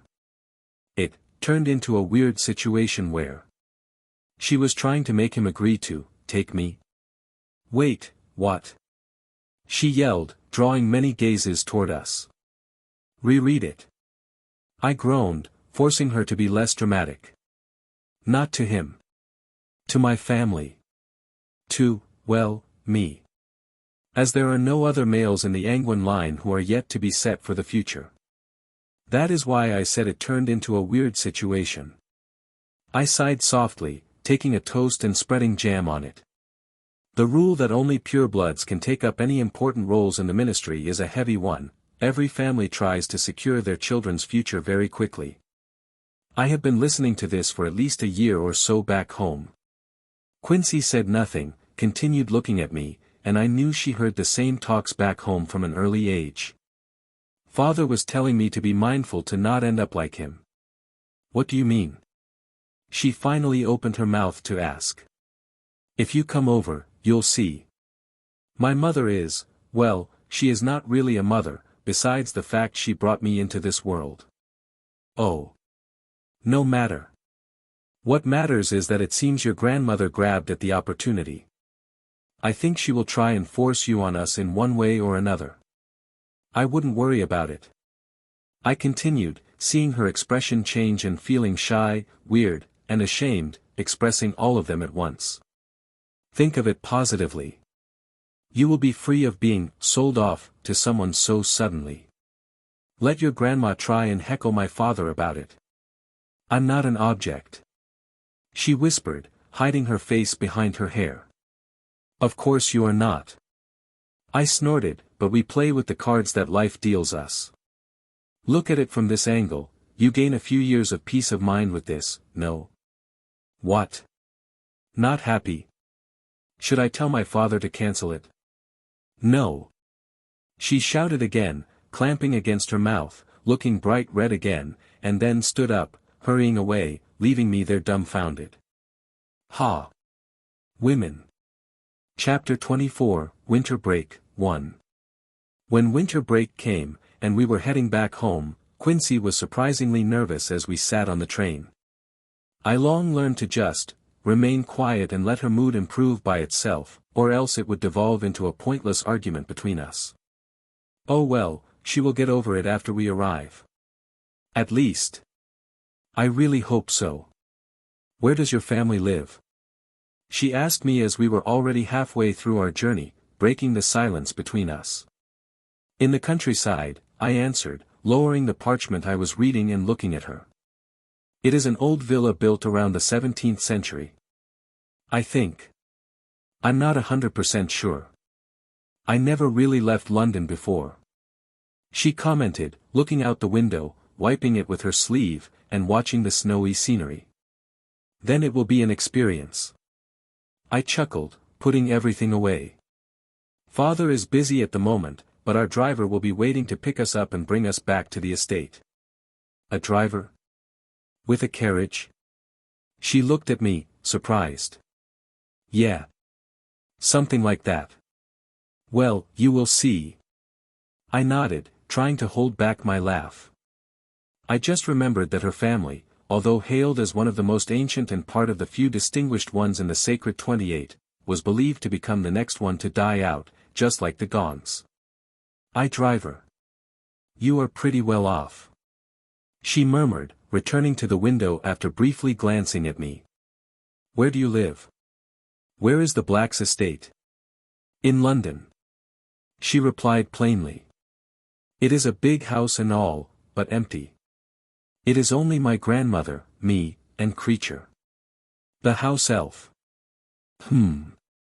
That sounds creepy. She finished for me. Many of the rooms are locked, unused, filthy. I heard grandmother complain that some of those rooms are infested with things. Boggots and the like. I hate those, so I never really explored any of them. I either lived in my own room, the study, or the kitchen. That sounds like being a prisoner to me. Maybe. She shrugged, leaning against the side of the cabin, her eyes watching the scenery, yet not really. Not maybe, if you ask me. Okay, now I know what to do. You do. Of course. First, we are going to take a trip around the house tomorrow. There are many interesting things to see, and we can go sledding too. I know the perfect place for that. I started explaining, and her gaze very quickly turned from the scenery to me, and I could see how excited she got in her eyes. Of course, there are tons of fun things to do in the house, too, plus, we can visit the nearby town later on. What kind of town is it? She asked, her voice curious and uplifted. Well.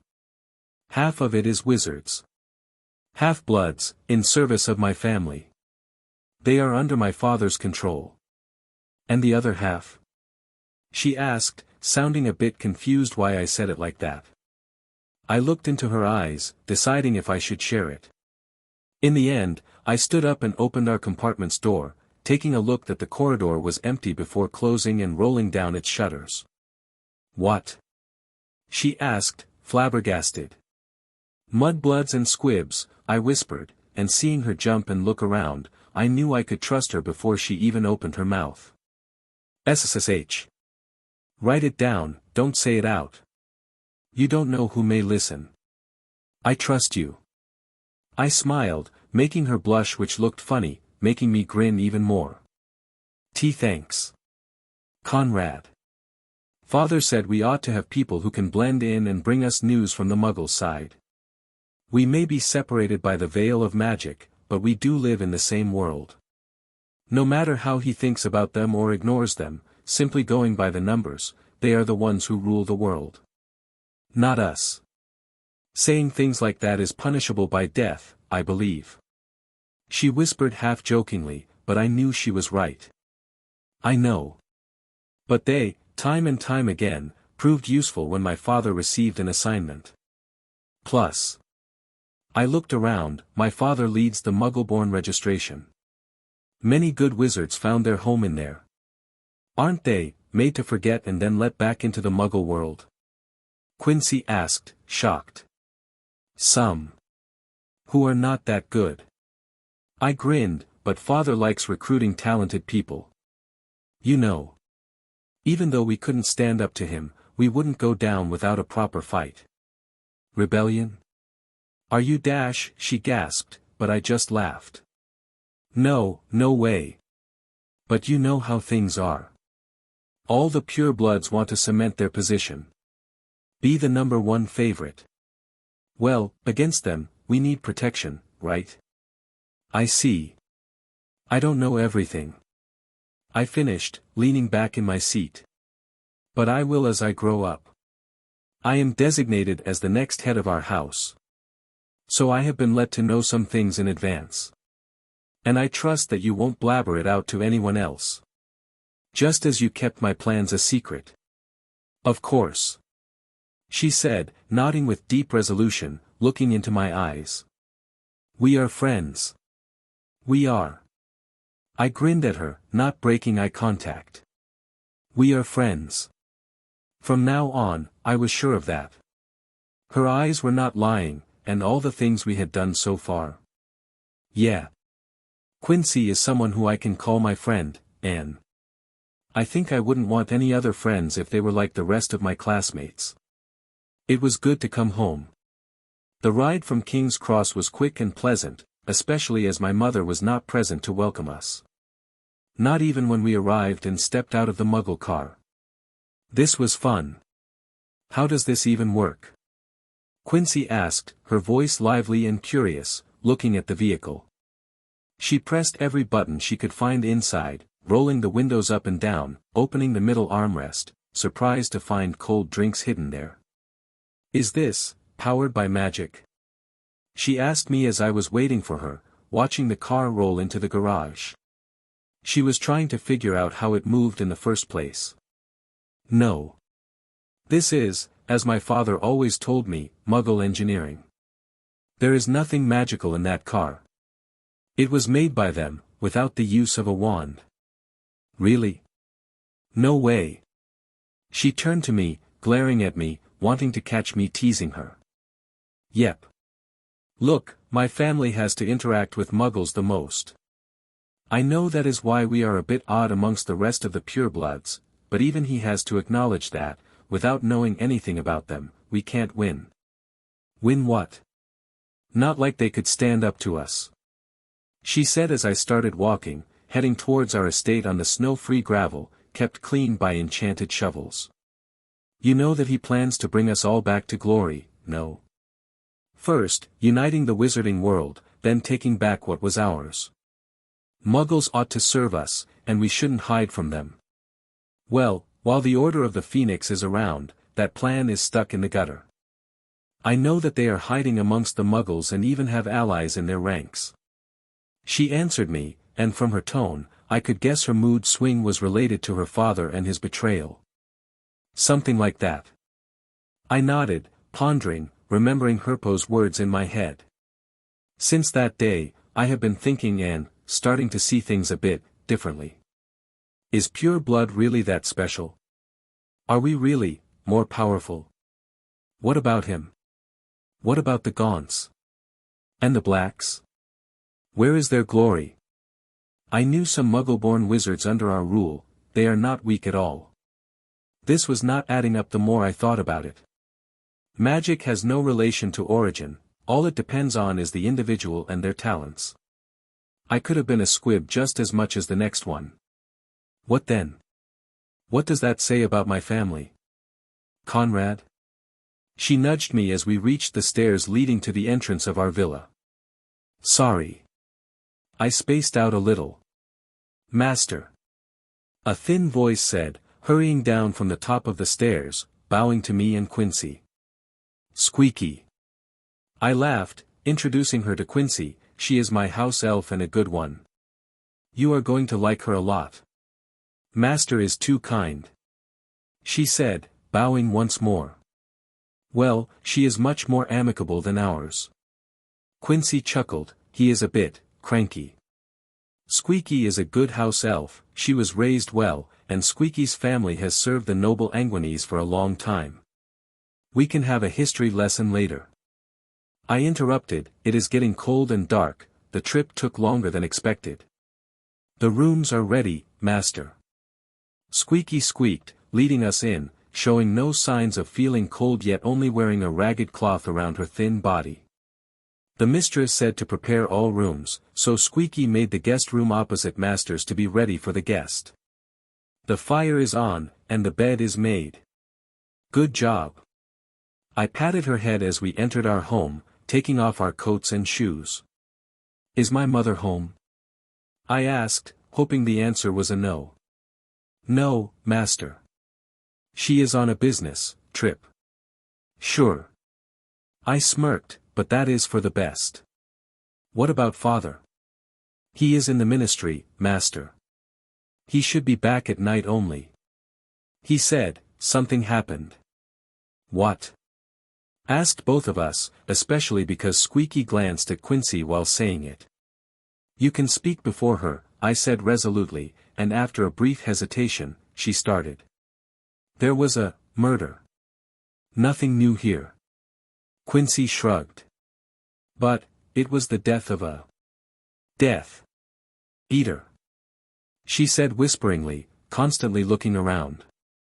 Now, that was indeed news. Those with the Death Eater position were the closest to him. One of them dying had to be the result of something big. Let's go into the dining room. I suggested, before anything, we can hear this while eating. You can eat while listening to something like this? Quincy asked, but her voice was not accusatory, following me nonetheless. Why not? I shrugged, it is not like we knew him. Or her. Isn't that true, Squeaky? Yes. She nodded rapidly but then became unsure, watching Quincy. With a snap of her fingers, a lavish dinner appeared on the long, oval table, making my stomach rumble, just now feeling how hungry I was. Whoa! Quincy licked her lips, too, as we sat down, and I unceremoniously grabbed at a chicken wing to start with. So? I asked, glancing at Squeaky, who died. I heard Master Angus talk about it. I was in the study then. She mumbled, playing with her fingers, but I assured her she could speak about it. Father did not mind her presence if he did not chase her out. It was something she was permitted to tell me. His name was Evan Rosier. There were more there, but he was the only one who died, the rest fled.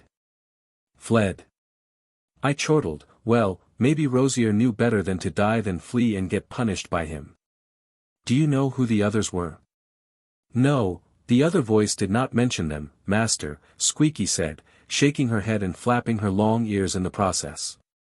It said they were ambushed by the Order, while transporting something. Squeaky doesn't know, Master. But it was said that the Lord was very angry afterward. Master Angus is in the ministry every day because of what happened. He leaves early and comes back home very late. I leaned back while Quincy listened silently, still munching, watching Squeaky and me before chuckling. You look older than you are when thinking. She said in the end, making me jump and turn a bit more redder. I could feel it. Thanks. I mumbled, fixing my sitting position. I was just surprised. They had to transport something valuable then. Do you know who was there from the Order? The other voice said some names. But Squeaky only recognized 3, Master. Dumbledore, Moody, and Black. Did it say which Black? Quincy asked, almost jumping off her chair, and I could hear her breathing speed up. And no. Squeaky answered, glancing back and forth between us. Do you know who the other voice was? I asked, watching her and Quincy, knowing full well she was in an agitated state right now. It was the headmaster of Hogwarts. Master. Really? I raised my eyebrows while murmuring. Why? I do not remember him ever having a discussion with my father, not until I saw them meet when going to buy my wand. Or. I just did not discover it before. Was there something going on in the background? I find it weird, as the headmaster is one of the closest to him. Why does he report this to my father? Was it on his orders? Well, it won't help thinking about it right now. Let's go. I stood up, holding my hand out to Quincy. It was a long trip. Let's rest, and we can think about it with a fresh mind. What do you say? Why yes. I think you are right. She forced a smile, but I knew her mind was already thinking about what this would cause to her family and to her. It was either her father or her uncle who did something, again. This had to have some repercussions later on. The question was, what kind? Chapter 25, Winter Break, 2. It was around midnight when Squeaky woke me up. I wasn't angry nor surprised as I instructed her to do so when my father returned home. I tried to leave my room as silently as possible to not wake up Quincy, who was sleeping in the opposite room to mine, and I headed straight to the study. Let me see you. My father laughed as I entered, trying to rub out the sleepiness from my eyes. Hey, you have grown. Have I? I asked with surprise, tilting my head left and right, but of course, I would be hard-pressed to confirm it. Sit. He signaled to one of the chairs in front of the fireplace that was crackling with orange fire, painting the whole room in a cozy, welcoming light and warmth. You can go, Squeaky. Yes, Master. The house elf bowed, leaving us alone, and I knew it would be something important, or father wouldn't have sent her away. I heard about what you did. How much? I asked, but he just raised his hand. Enough to get a broad picture. But I want to hear it from you. It is not a secret. I smiled and told him everything from the start. From the first day, I arrived at Hogwarts, right up to yesterday, when Squeaky told us why he was in the ministry all day long. He remained silent, sitting in his chair, leaning back, playing with his wand that appeared between his fingers, who knows when. Well. He looked at me with a weird smile. You are my son. Eh. I flinched, feeling weird about how he said it. I wouldn't take humiliation mixed with torture silently, either. Tapping his armrest, he said, personally, I can't help you. Not directly, as teachers in there are protected, but if you manage to kill that hag, I will do all that I can to keep it covered up. I wanted to say something, but he continued without giving me any chance to do so. Just be mindful of your circumstances and be smart about it. Leave no clues behind. Father Dash. Say no more. Yes. If Father didn't want to talk about my plans anymore, then it was a silent understanding, an agreement between us. He gave his blessing, all the rest was up to me. Let's talk about your spell. Are you sure it worked? As you describe it? He asked instead, continuing to look at me, and I performed the Lumos spell without speaking out. Very good. His eyes flashed, leaning forward, watching me intently. Can you cast it on me? I can try. I nodded, already expecting it, and when he stretched out his arm, I repeated the spell in my head while pointing my wand at his wrist. Sanguis Linea. It was only a momentarily blink, my father's eyes diluting before regaining their clarity. But, that was all. That is it? He asked, describing the weird and sudden feeling of rushing through a tunnel but, nothing more. You didn't meet with him? I asked, furrowing my brows. Didn't see anything weird? No. I did not. Maybe you will after sleeping. It happened to me in my sleep too. Are you sure it is our bloodline and not your mother's? Yes. I checked, Father. I said, almost standing up from my chair, but he just smiled, pushing me back as he started pacing before the fireplace. I immediately suspected when I heard what happened to you from Headmaster Severus. He already had a basic understanding, I think. However, being your father, knowing your reoccurring dreams and what you just told me, I am sure you must discover this. Alone. You can't do it for others. What kind of achievement is that? Being given the solution. But. If it were me, I would have made it this way. Only the best is worthy of getting my legacy. He grinned, waving his hand, no matter. I am not important, you are, son. I can teach you the spell.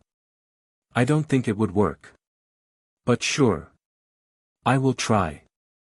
He patted my head, and I could feel the warmth coming from his palm, calming me down. As long as you succeed me, stronger than I am going to be satisfied. Now. He sat back down. What is this ritual you are going to do? Explain it to me. Why yes, Father. I nodded my head like a little chick before telling him everything I knew about it. I can start gathering the things you brought up. Give me a written list, and I'll see what I can unearth. There are some rare kinds of stuff in there, but I could pull some strings. The real question is about the language. How am I supposed to do that when I don't know snake language? Sacrifice. He said, rubbing his chin, smiling as he saw me shudder. It is the only sure way. You will need to capture a strong enough snake and sacrifice it. We are talking about this dark magic, son, it is always the most foolproof way. Boil its essence down, and you will inherit its skills. I see. I won't lie, I did think about it, but, it was a scary thought, and it did not become more manageable, hearing it from my father's mouth. I guess it has to be a snake with magical properties. It is a given. He nodded, that part, is something I will have to look into. Gather some options before you decide. Thank you. PFT, don't thank me, I am your father. Humph. Now, about another important thing. Yes. I perked my ears up. That girl, Quincy, are you fancying her? Eh? I did not expect this question, and it froze me in my seat at once. I even forgot to blink until my eyes started stinging. I don't think so. Well, we are just friends, Dad. Dad? He grinned. You only call me Dad when you are trying to weasel out of some kind of questioning or play the innocent boy. Ahahaha. It is okay, I don't mind. But we are truly just friends. Good enough. 2 more years, and it is your time to swear allegiance to the cause. Many of the prominent families' kids are going to be engaged right then and there. What? I stood up and then fell back into my chair. This was the first time I was told something like this. I knew about Quincy's situation. But it is just an engagement. A pact between families. You know how it is. He sighed loudly, purity and blah, blah, blah. Blah, blah.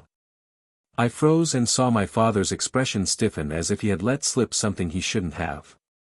I just now noticed the dark circles under his eyes and the dead tiredness inside them.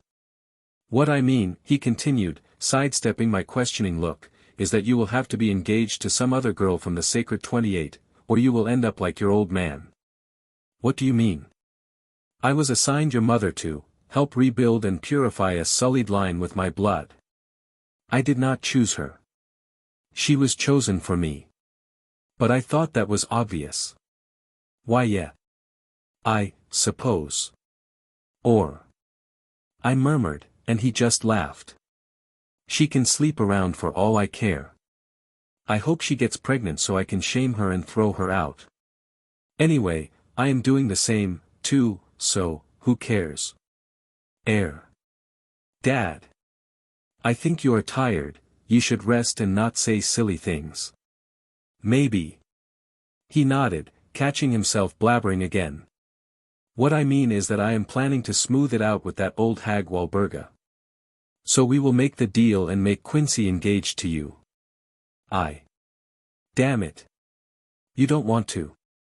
He asked, surprised. We are friends, but that is all. She is already frustrated about her position, with this. I think she will be angry with me. A lot.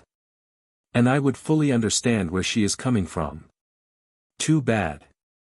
Father grinned, looking like some kind of evil mastermind from the old tales. It will be your job to placate her. Look, think of it as a play. You don't need to love each other, but it is best if you can get along. Believe me, it is much better than the alternative. You simply can't love who you want in this day and age. Dad, did you ever? I asked, a new idea rooting itself in my mind, one that I couldn't throw out, watching him with surprise. I did, once. And I won't talk about it, son. She is buried deep, just like my memory of her inside my heart. This was the first and last time we talked about this. Understood? He said, and his voice was strict, cold, and frightening. Why yes. Father. I bowed, standing up immediately. Good. Go back, sleep, and enjoy your holiday. I will call upon you when I manage to gather everything. He said in a much more gentler voice as I was excused from his study. Master? Squeaky asked as she saw me standing in front of the door after exiting the room, unable to start walking again. Sorry. I just had some things to think about. Can you get me a hot choco? Certainly. She nodded eagerly and left for the kitchen while I returned to my room. Chapter 26, Winter Break, 3. It was a sunny morning as Quincy, and I walked out from the estate, following the road towards the nearby town, listening to the snow being crunched up under our boots. None of us said anything, as there was a kind of weird shyness between us. I don't know why. It wasn't my first time being alone with her, nor will it be the last. But I think it has to do with what Father told me yesterday. It was simply too important and shocking to process in only one night, and I guess my weirdness was too easily detectable, spreading onto Quincy too. Did something happen? She asked finally as we walked a far distance away from the mansion. Well, kinda. Yes. I nodded, not wanting to lie to her. A lot, in fact. Is it bad? That is why you look like you ate a lemon for breakfast. With its shell and everything. Air. I grimaced, making her frown. No, it is not bad per se, but weird, okay? And. She stopped, putting her hands on her waist, watching me with a raised eyebrow. Her hot breath produced a steamy cloud between us, and just when it dissolved, another appeared as she continued breathing like some dragon mistress, eyeing me as some kind of prey. Are you going to tell me or what? Okay. I will, but only if If. She wrinkled her nose, which was cute. I mean. If it starts with an if, that means it is about me. Sharp. I don't know if I ever spoke that out, but I guess I did because her eyebrows started to furrow close together, waiting for me to continue. Let's start with the unimportant part, then. I cleared my throat, deciding to try and get myself a bit more time before facing her highly plausible wrath. Go on. She nodded, with one leg tapping the snow-covered sidewalk like a beaver making a dam out of branches and mud. Well, Father will collect everything I need for the ritual. Then we need a magical snake that I can use as a sacrifice. I see. She stopped her feet from moving, considering it, but I saw it in her eyes. She was partially disgusted by the idea. The second thing is, you are going to be engaged to me. I see. She said it in the exact same tone. She looked at me, tilting her head, her arms crossed before her chest. Now it was my turn to be bewildered. This was not what I was expecting. Did she not hear me? What was going on? I guess my face was betraying me, and I saw her lips curl and then burst into a laugh. Now I have seen everything. She added amidst her laughter, pointing at me, your face looks really stupid right now. Do you know that? Excuse me? I asked, finally remembering to move my eyelids up and down.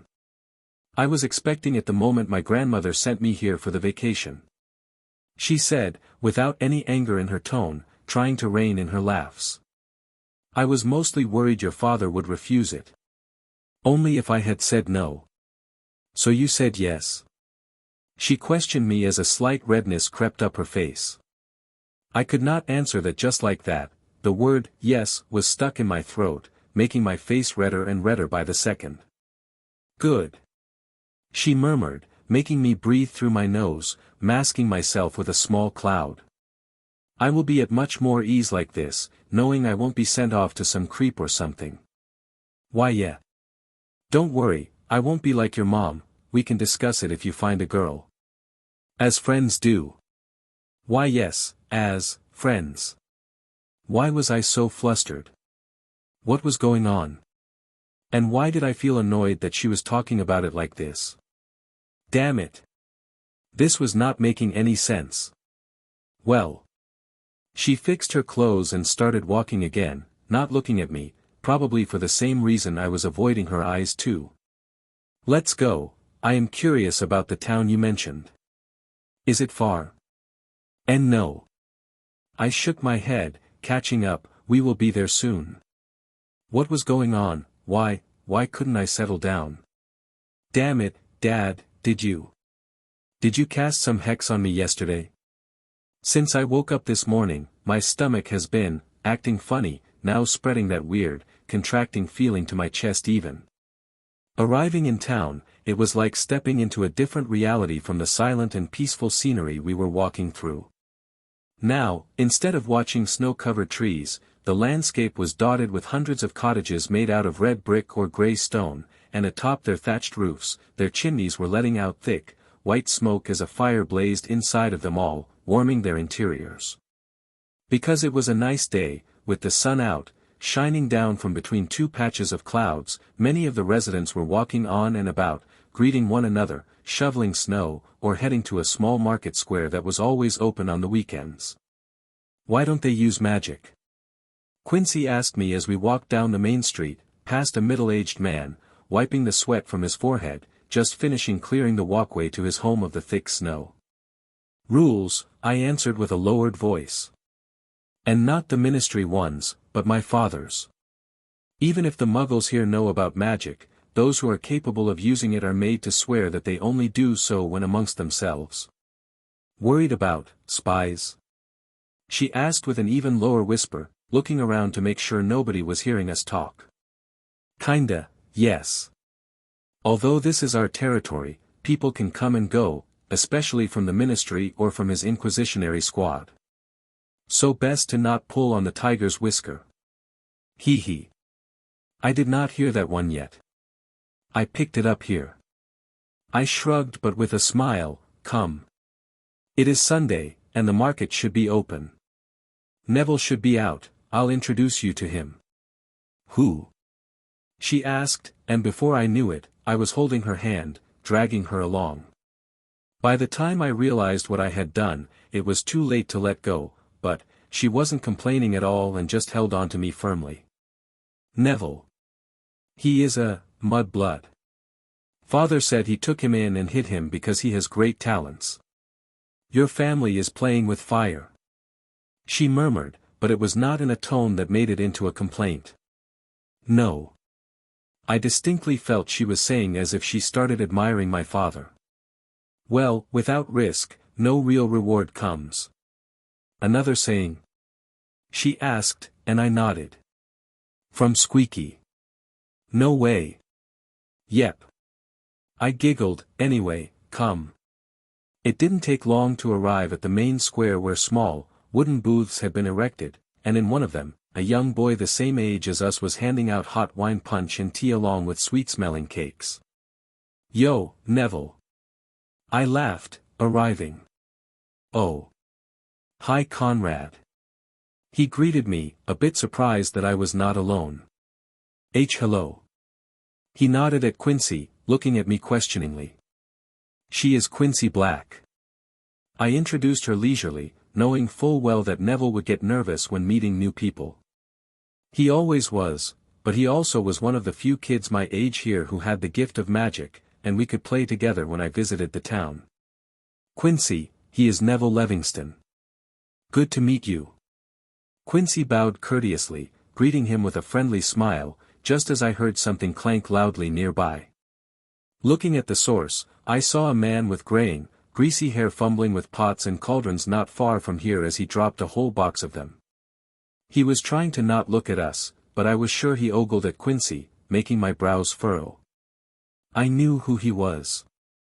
Jack Rubio is one of the families taking care of Neville. Somehow, besides being an orphan, Neville was being taken care of by not one but 4 Muggle families at once. He was living with them randomly, depending on who had time to care for him. I always found it most peculiar, but Muggles were always weird. Even if they knew about magic.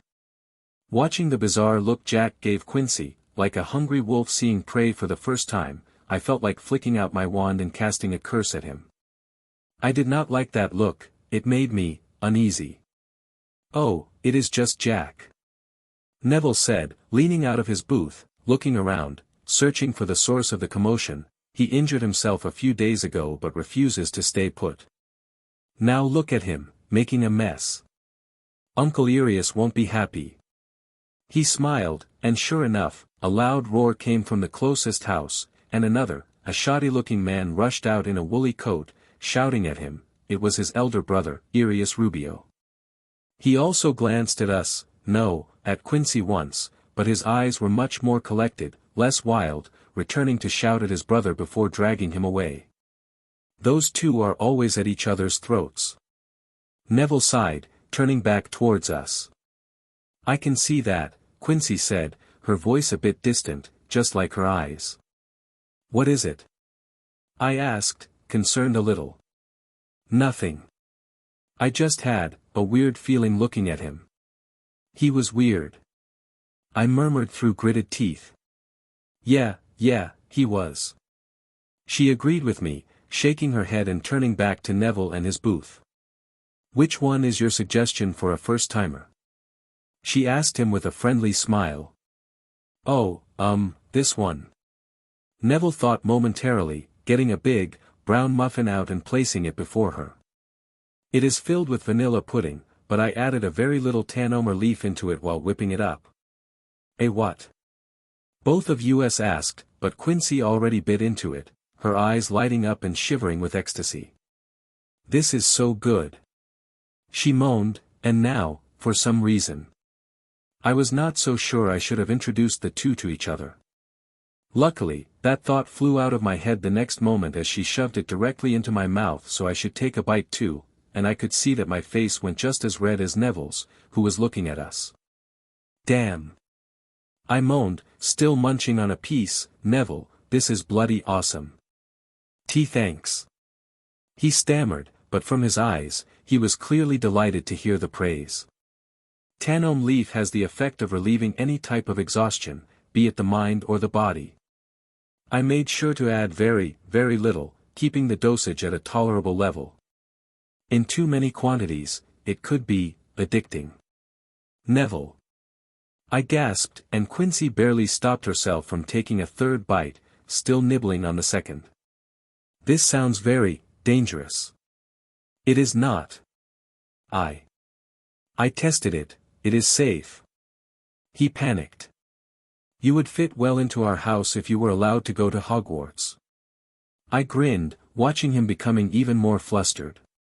Cooking up things like this, you plant maniac. I am not a maniac. Ahahaha, are you sure? What do you say, Quincy? Well. She wiped her mouth, putting down the last piece of the muffin. He is still not as bad as you. Ugh, right at the throat. I moaned with a laugh and grabbed the last piece, and threw it into my mouth. But true. With that, all three of us laughed, breaking the ice between Neville and Quincy entirely, as he became even more chatty, the kind of Neville that I knew well, but I also noticed something else. Many eyes were watching us, especially from the Rubio family's cottage. I couldn't see them directly, but I felt them. I knew they were watching us from behind the curtains. I just didn't know why. It surely was not me, as I walked amongst them all the years I lived here, and they never looked at me like this. So that only left us with Quincy. But why? I asked myself, but I knew full well the answer to that question was not something that I could have pried from their mouths. Not now, anyway. Chapter 27, Winter Break, 4. By the time noon came, the three of us were off, heading to the edge of the town, where some snow-covered hills provided the best sledding experience one could wish for. It was not hard to convince Neville to come and let some of his guardians step in and operate the booth.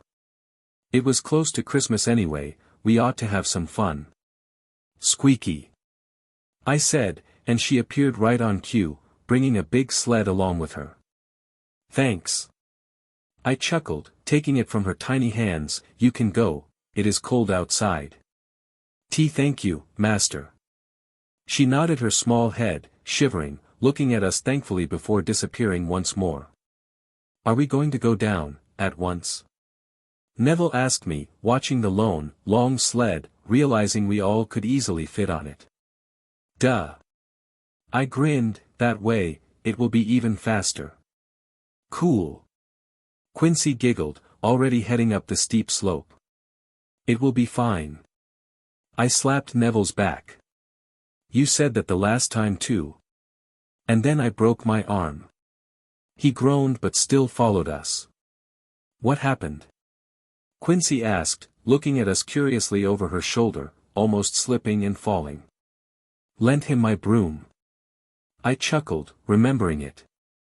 He saw me riding it, practicing, and I saw he wanted to try it out. Well, it did look fun. He admitted quietly, trying not to look at us. So I came down, gave it to him, and he was a natural, I say. He flew right up as soon as he sat on it. And then I crashed. No, you fell off. I grinned teasingly, elbowing him. He let go out of panic, and I never saw someone leave behind a mushroom cloud after catching the ground. It hurt. But you were back together by the evening, I said with a shrug, pulling the sled behind me as we slowly arrived at the top of the hill. If not for magic, your Muggle caretakers would have to wait months until you could help out once again. I bet they were not happy. Quincy smirked, watching us catch up to her. No, they were not. Neville shrugged, remembering it. They were extremely angry for some reason. Probably because they couldn't blame me, I added, looking at him apologetically. I don't think so. He added, his voice sounding ashamed. Weird. Sorry. What? I flinched as he murmured something at the end, but I barely caught it. Was he saying sorry? What for? Nothing. He smiled sheepishly at us before looking down from the top of the hill. In the summer, we should have a trip on brooms, Quincy murmured, now interested in the idea. I'm in. I replied at once, for sure. It is a pain riding in the winter, but when the heat kicks in, it is the best. This looks higher than from below. Neville interjected suddenly with a panicked voice. Don't chicken out now. I pushed him, making Neville scream, but I pulled him back before he would fell and roll down. Ahahaha. Don't be a chicken. Snow is soft, I would easily cruise down by myself. Really now? Quincy said, coming up to me and giving me a push. The next moment, I heard Neville's panicked scream and her loud laugh, and I saw the scenery rolling up and down as I was rolling down the slope like a human snowball. Ugh. I moaned after stopping, trying to stand up, but the whole world was swimming around me. I'm fine. You witch. I shouted to them, taking a step, kicking out my leg, and landing face flat in the snow. I knew Quincy had just shouted something back, but I couldn't make it out with my face buried in the snow. As I managed to climb back to my feet, I saw the sled coming down like a comet. I heard Neville scream and Quincy laugh as the two of them were heading straight for me. I had no time to scream or shout, jumping out of the way at the last moment before they ran me over. Neville tried to brake, putting his feet down, but that only resulted in the sled being flipped over as they crashed it. You are a maniac. I yelled, scrambling back up, watching Quincy giggling, climbing out under the wreckage. Tell me it was not fun. She heaved, trying to stop herself from laughing. It wasn't. It was terrifying. Neville groaned, holding his sides, limping a little. We broke it. He added, watching the wooden sled that was split apart. And? Quincy and I asked, and she picked her wand out, pointed at it, and after uttering, reparo, it was good as new. Ah. Neville watched, going red in the face. You always forget about magic. What do you expect? He said with a lowered, somewhat angry, and ashamed voice, I am always being told I can't cast spell only when it is safe, and when I am hidden. There should be no inquisitors here. Quincy added, trying to cheer him up, looking at me and asking for help. Yeah, and we are not being tracked. Even if the area is, we can pass it as any spell you can cast could also be used by Quincy or me. Still. The others would be very, very angry with me if I did. And I don't have a wand on me. Man up, Neville. I walked up to him, shaking his shoulders. You are a wizard, and Father said that you are a really good one. I have never known him to be wrong. Hell. I would be much happier if you were also attending school with us. Thanks. But even if I could, I don't think my uncles and aunts would let me. Muggles, what do they know? I snorted while Quincy also nodded her head, agreeing, but from the corner of my eye, I saw that Neville looked extremely troubled. As if he almost blurted something out that he caught at the last moment, gulping it back and burying it just in time. Hey! Quincy interjected, looking so excited that I never saw her glowing as intensely as now. Let's leave it at that and go another round. Sure. But this time, I want to go down on the sled and not like some kind of discarded racing tire. I moaned, looking at her, but she just laughed, and we dragged the sled back up to have another go, and many more. Phew.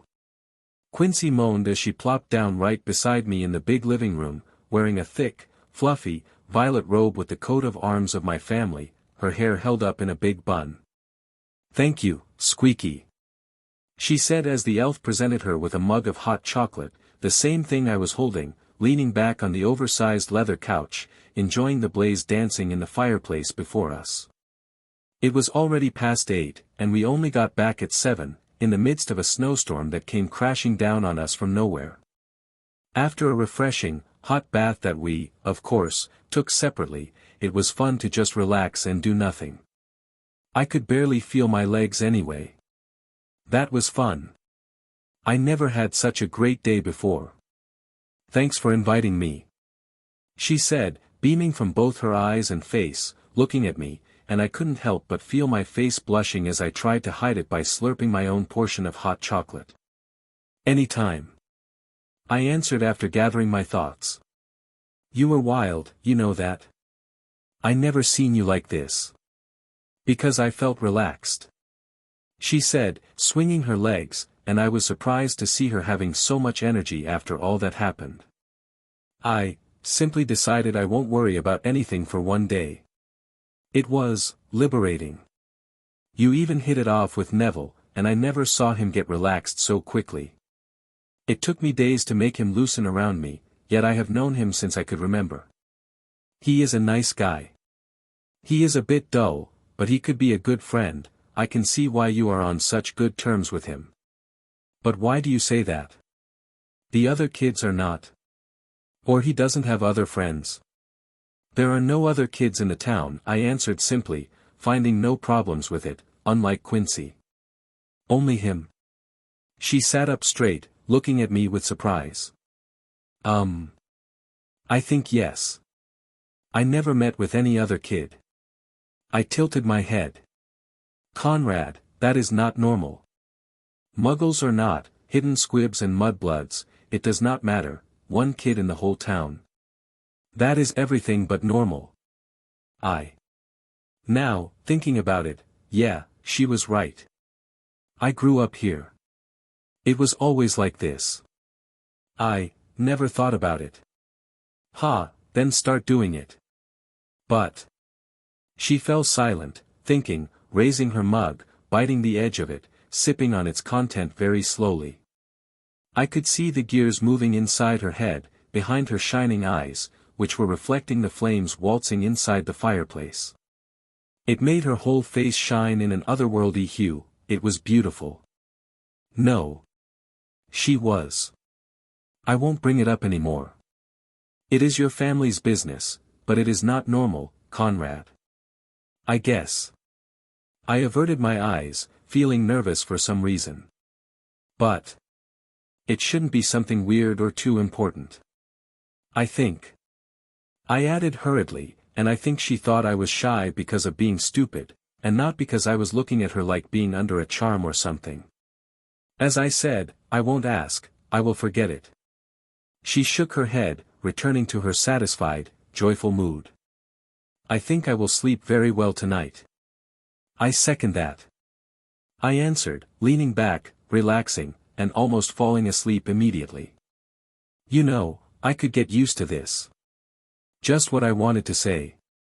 She whispered, her eyes closed as we just sat there, listening to the snowstorm outside and to the orange flames crackling inside the fireplace. Chapter 28, Returning to School. The Christmas break passed faster than I ever remembered. Maybe it was because Quincy was there with me. On the last day, just before we were to travel back to Hogwarts, Father called me aside, giving me a little, furry, knapsack-like bag. Everything is in here. It is enough for 2 rituals, so use them wisely, son. He instructed me with a stern voice. You will have to procure a magical beast for it. Do you have any ideas? The Forbidden Forest at school, I answered immediately. Emicham. That should do. But before you go in there, I would start at the library. True, we need more information about the forest. I nodded, but he just continued as if trying to speak in a riddle, making me feel curious. Check the history of Hogwarts first. I would focus on Salazar and the years between 1940 and 45. This is only a hunch. It came to me as I was looking for your ingredients. You have to look it up inside the school's library. In the outside world, almost all clues were wiped out. Oh. Okay. I answered weakly, trying to think about its meaning, but he continued as if nothing had happened. One more thing. This ritual is still untested. I will test it on Draco, I said before he could continue. I already have a vague idea of what I want to do with him. Don't worry. Watch out for him. Father warned me, and his tone was serious. His dad has fallen out of his grace. Their family, even if they don't want to admit it, is tethering on the edge of being expelled from the Death Eaters. You can be expelled from them? I asked, furrowing my brows. I never heard about something like that, but then it clicked in my mind. Yes. Father nodded, looking into my enlarged eyes. So. As I said. Be careful around him. Draco is young, but he can still be tasked with some missions that he can only achieve at school. But. I think you are better than him. He chuckled, making me smile, feeling proud, but that does not mean he is stupid. I bet his lips are talkative back home, and you already asked for help from him. True. Was that a mistake? Depends on how you go forward, son. But it could turn out to be one. For now, only trust Quincy and the headmaster. Amicham. I nodded, receiving a hug from him before I was escorted out to the car to be brought to King's Cross and board the train back to school with Quincy. She was still mesmerized by her gift for Christmas, watching the new, exquisitely carved wand hilt I gave her, made out of enchanted material.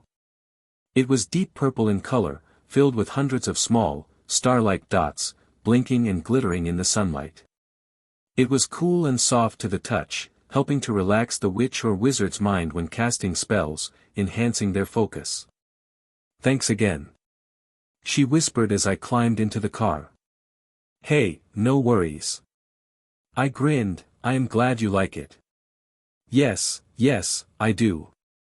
She murmured, smiling at me gently as I closed the door, and we were headed back, leaving our estate behind. We were sitting in our compartments, watching the changing scenery as we headed back to school. Only the two of us were there, sitting opposite each other, saying nothing for a very long time until Quincy opened her mouth. Nervous? You have been tapping on your armrest constantly, and I can see your eyes stare into nothingness. It is like you are here physically but not mentally. You learn to read me like an open book. I grinned, especially after I made her blush a little. Yeah. So. Is it the ritual? Yep. And it is about getting a magical snake, Yes, and no, I answered, leaning forward, crossing my fingers, and resting my chin atop the back of my hand. If I summon a snake by magic, it should be considered magical. I am going to test it out with one on Draco. I promised him, and it will make him believe he became special. Will he not? Plus, using it up on Draco, TSK. I do not like the idea, Conrad. We need a scapegoat. What for? She flinched, turning stiff at once, looking towards the door before standing up and pulling the shade down. My goal did not change much. That old hag must die. I wasn't just saying it for dramatic effect. I explained, not avoiding her eyes, saying my honest thoughts. I was ready to share them with her for real, and it seemed I wasn't wrong because she nodded without hesitation. She enjoys the torture. There are some bad teachers at school, yes, but that bitch takes the crown. You are hiding a sharp tongue. Damn. I whistled, making her blush once more, but then again, I also saw her subconsciously rub her hand where a faint scar of Professor Umbridge's favorite punishment could be seen. I don't know if we would succeed, but I like to make preparations.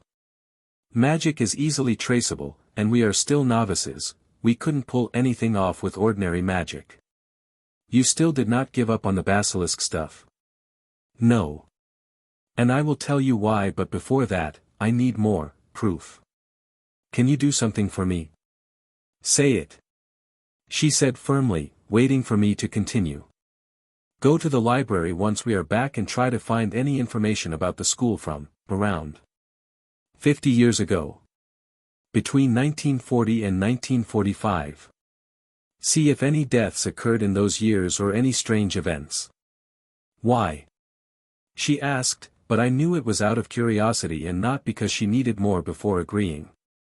I don't know, but my father said something happened around that period. Something that is being swept under the rug in the outside world. Something happened. She bit her lower lip, which she usually did when thinking and being excited, giving her a charming expression. If it is being hidden from everybody, she continued, shaking me out of my sudden lapse of focus, it can mean only two things. Yes. It either has to do something with him or with Dumbledore. Or both. I added, my eyes lighting up just like hers. I'll start immediately. What will you do? I'll begin to set up the ritual, it needs time. And if it succeeds, then Draco will be our scapegoat. Wait. She opened her mouth a little. Yeah. Hypothetically, if we succeed and we manage to get rid of that monster, there will be an investigation, I am sure of it. We need someone to take the fall. But, wait, you will modify his memories. That can be reversed. Yes, it can be. I smiled, but my ritual is going to modify his bloodline, modifying a little bit of memory about it is not that hard. And it should be a modification that is not like the usual magic. I don't think too many could discover it. And do you think you would come down, personally looking into it? You are evil. Quincy laughed, covering her grin with her hands as she looked at me, leaning back in my seat. Maybe. But it is for our safety. If they don't investigate it, he will be fine. He can even parade around with newfound power while we remain out of sight where we can move and act freely.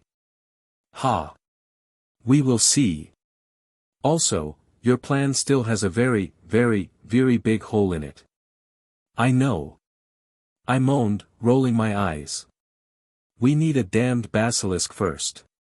It wasn't hard to settle back into our daily routine of attending classes, and learning about magic and magical history, even if the snow was still falling outside and the festive feeling sometimes reared their heads when sitting in our common room, glancing at orange flames inside our fireplace.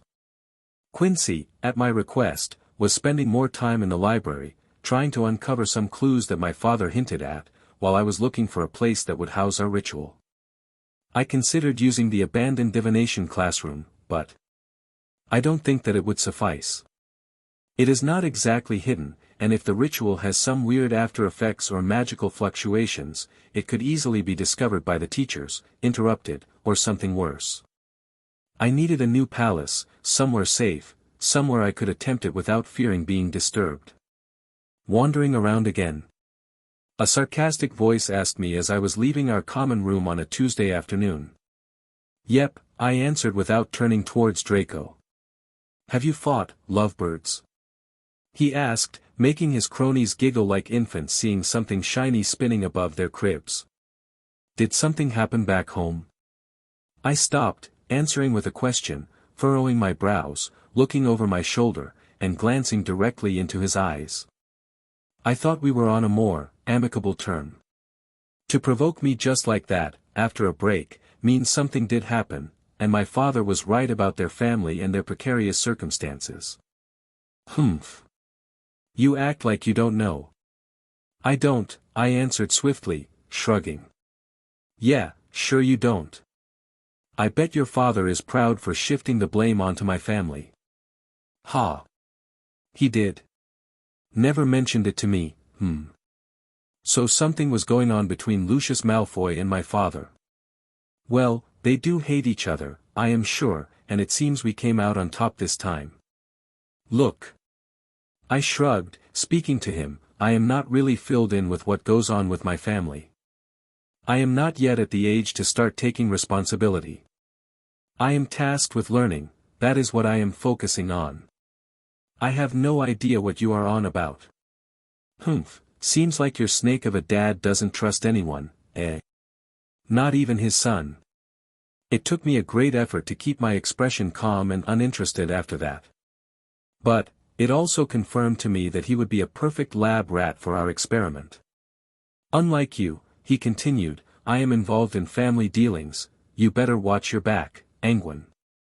He turned around and almost entered the common room when I spoke up. And here I thought I owed you from before. So, you don't want to take part in it anymore? Not even when I am so close to uncovering something exciting? He stopped, flinching, looking back, and I saw his breathing speed up. Oh well. More remains for us then. Don't you dare renege on our deal. He flared up immediately. Deal? We had a deal. Oh, really? Do you have any receipts? I grinned before turning around, waving my hand, don't worry, I have a backbone, unlike some other families. I won't forget those who help me. See you later, Draco. He said something, but I had already ignored it. I was not in the mood for a petty squabble. I had 3 hours before curfew to explore the castle. I had to find a place where we could perform the ritual. The rest can come after that. Chapter 29, Room of Requirements. It was Saturday. Now that we had no classes, Quincy returned to the library while I was back to explore the castle corridors after waking up early and having a quick breakfast. This just does not want to work out, does it? I murmured, walking along the 7th floor corridor as I intended to head back to our headquarters. My search was fruitless as any empty room I found was not really hidden. Anyone walking by could come in any time they wished. At least, ours was atop the North Tower, and you had to actively climb up a ladder to get there, lowering the chance that someone would just come up. I tried looking around everywhere, even in the dungeons. I even considered the abandoned bathroom there but heard the ghost who inhabited it wailing. I bet our ritual would fail simply because of the interference of her loud tantrums. Ha! I sighed again, stopping at the giant tapestry, watching the funny-looking wizard on it, trying to teach the trolls to dance, to do ballet. Heh! Barnabas the Barmy. I chuckled, walking up and down before it. I started to remember the tale, reading it when I was smaller, warning young witches and wizards about the danger of going too far with things. Maybe I am doing just the same. I asked myself, and it was that moment when I heard a click. Turning around, searching for the source of the sound, I saw a door on the empty wall. One that I was sure it was not there before. I couldn't be mistaken, or... No. I had walked past here many times already, and there were no doors here before. None. By the time my thoughts caught up with my body, I was already gripping the handle, pushing it down, and entering the newly found room. What the? I gasped, stepping into the ancient-looking room. Its walls were void of all decoration, made from bare, gray stone, the same as the hard ground. Looking up, there was no ceiling, only the projection of the sky, representing the outside world, just the same as in the Great Hall. No way. I gulped, feeling my stomach lurch as in the middle, there was the same ritual I was about to set up, all prepared, only missing its 2 core components. The sacrifice and the recipient. If I say I was flabbergasted, I wouldn't be even close to what I was feeling at that moment. I immediately considered someone was in on us, but that should not be possible. Someone else wanted to do the ritual? No, that was also not possible, simply by the fact that this knowledge had to be inherited. Did Father tell the headmaster about it? Did he put this here? I don't think so. Why wouldn't he inform me about it, then? Why would he warn me he only collected enough materials for 2 tries? All these questions and more were swirling in my mind while I walked around the room, watching the magical circle etched directly into the stone floor. The 7 goblets that should be placed at its key points were all there, filled with the exact amount of ingredients. All the rare plants, magical beast parts, everything was laid out perfectly. I just only had to add the last ingredient, step into my spot, and let the magic begin. This is nonsense. Still, in disbelief, I laughed as I tore my eyes away, watching the enchanted ceiling. This is even better. If we can do this under the full moon, it will be even more effective. Which is 2 weeks away. I hope I can find you again. I licked my lips before exiting, closing the door and watching it slowly disappear. We need to talk. I whispered, arriving in the library in a hurry and finding Quincy sitting at one of the tables, reading a giant book filled with multiple cutouts of old newspapers and handwritten reports. Okay. She answered, watching my face that tried to look calm, but she immediately noticed my excitement, the fact that I was trying to regulate my breathing after rushing down to get her. I also found something. I said nothing in response, only helping her clean up before we left the library, trying to look nonchalant. Looking around, making sure we were alone, I led her up to the 7th floor, taking some extra turns to double ensure when we arrived there, it was only the 2 of us. So, we are not going to headquarters? She asked as we took a different route to the 7th floor. No. I shook my head, saying quietly, I found a hidden room. It appeared from nowhere. A hidden room?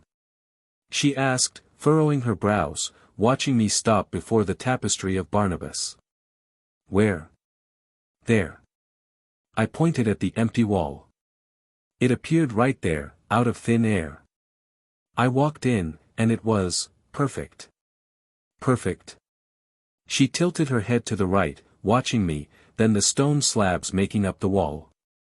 She ran her fingers along, knocking at it, but it was solid, and even when she tapped it with her wand, nothing changed. What do you mean by perfect? It had a complete ritual set up inside already. You are joking. She whirled around immediately. Nope. When I got out, I watched the door disappear. Are you? I tried to ask, but she shook her head. No, I believe you. This is Hogwarts we are talking about. It was built with long-lost, ancient magic. I can easily see it summoning a room to the exact requirements of a wizard. Well, I would think it would do so for the teachers. Not for us. Maybe it does indiscriminately. I asked, crossing my arms, doing it for those who need it. Who want it? Could be.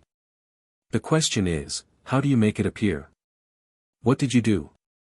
I was watching him. I pointed at Barnabas over my shoulder before turning to face it once again after Quincy walked next to me. I thought I may be just as mad to go this far for some stupid idea of mine. Not a bad thought. She chuckled, watching the trolls beating the poor wizard with their clubs. And you just stood here while the door appeared?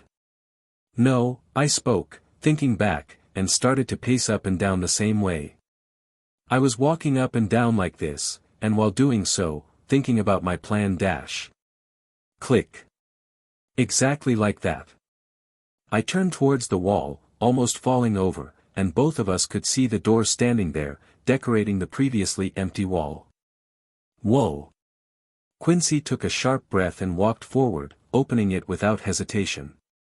Once again, going in, it was the same room as before, making me grin with elevation. This was exactly what we needed, and Hogwarts provided it. See? I told you, it has everything. Yes, it does. She licked her lips. Now we just need the sacrificial beast. About that.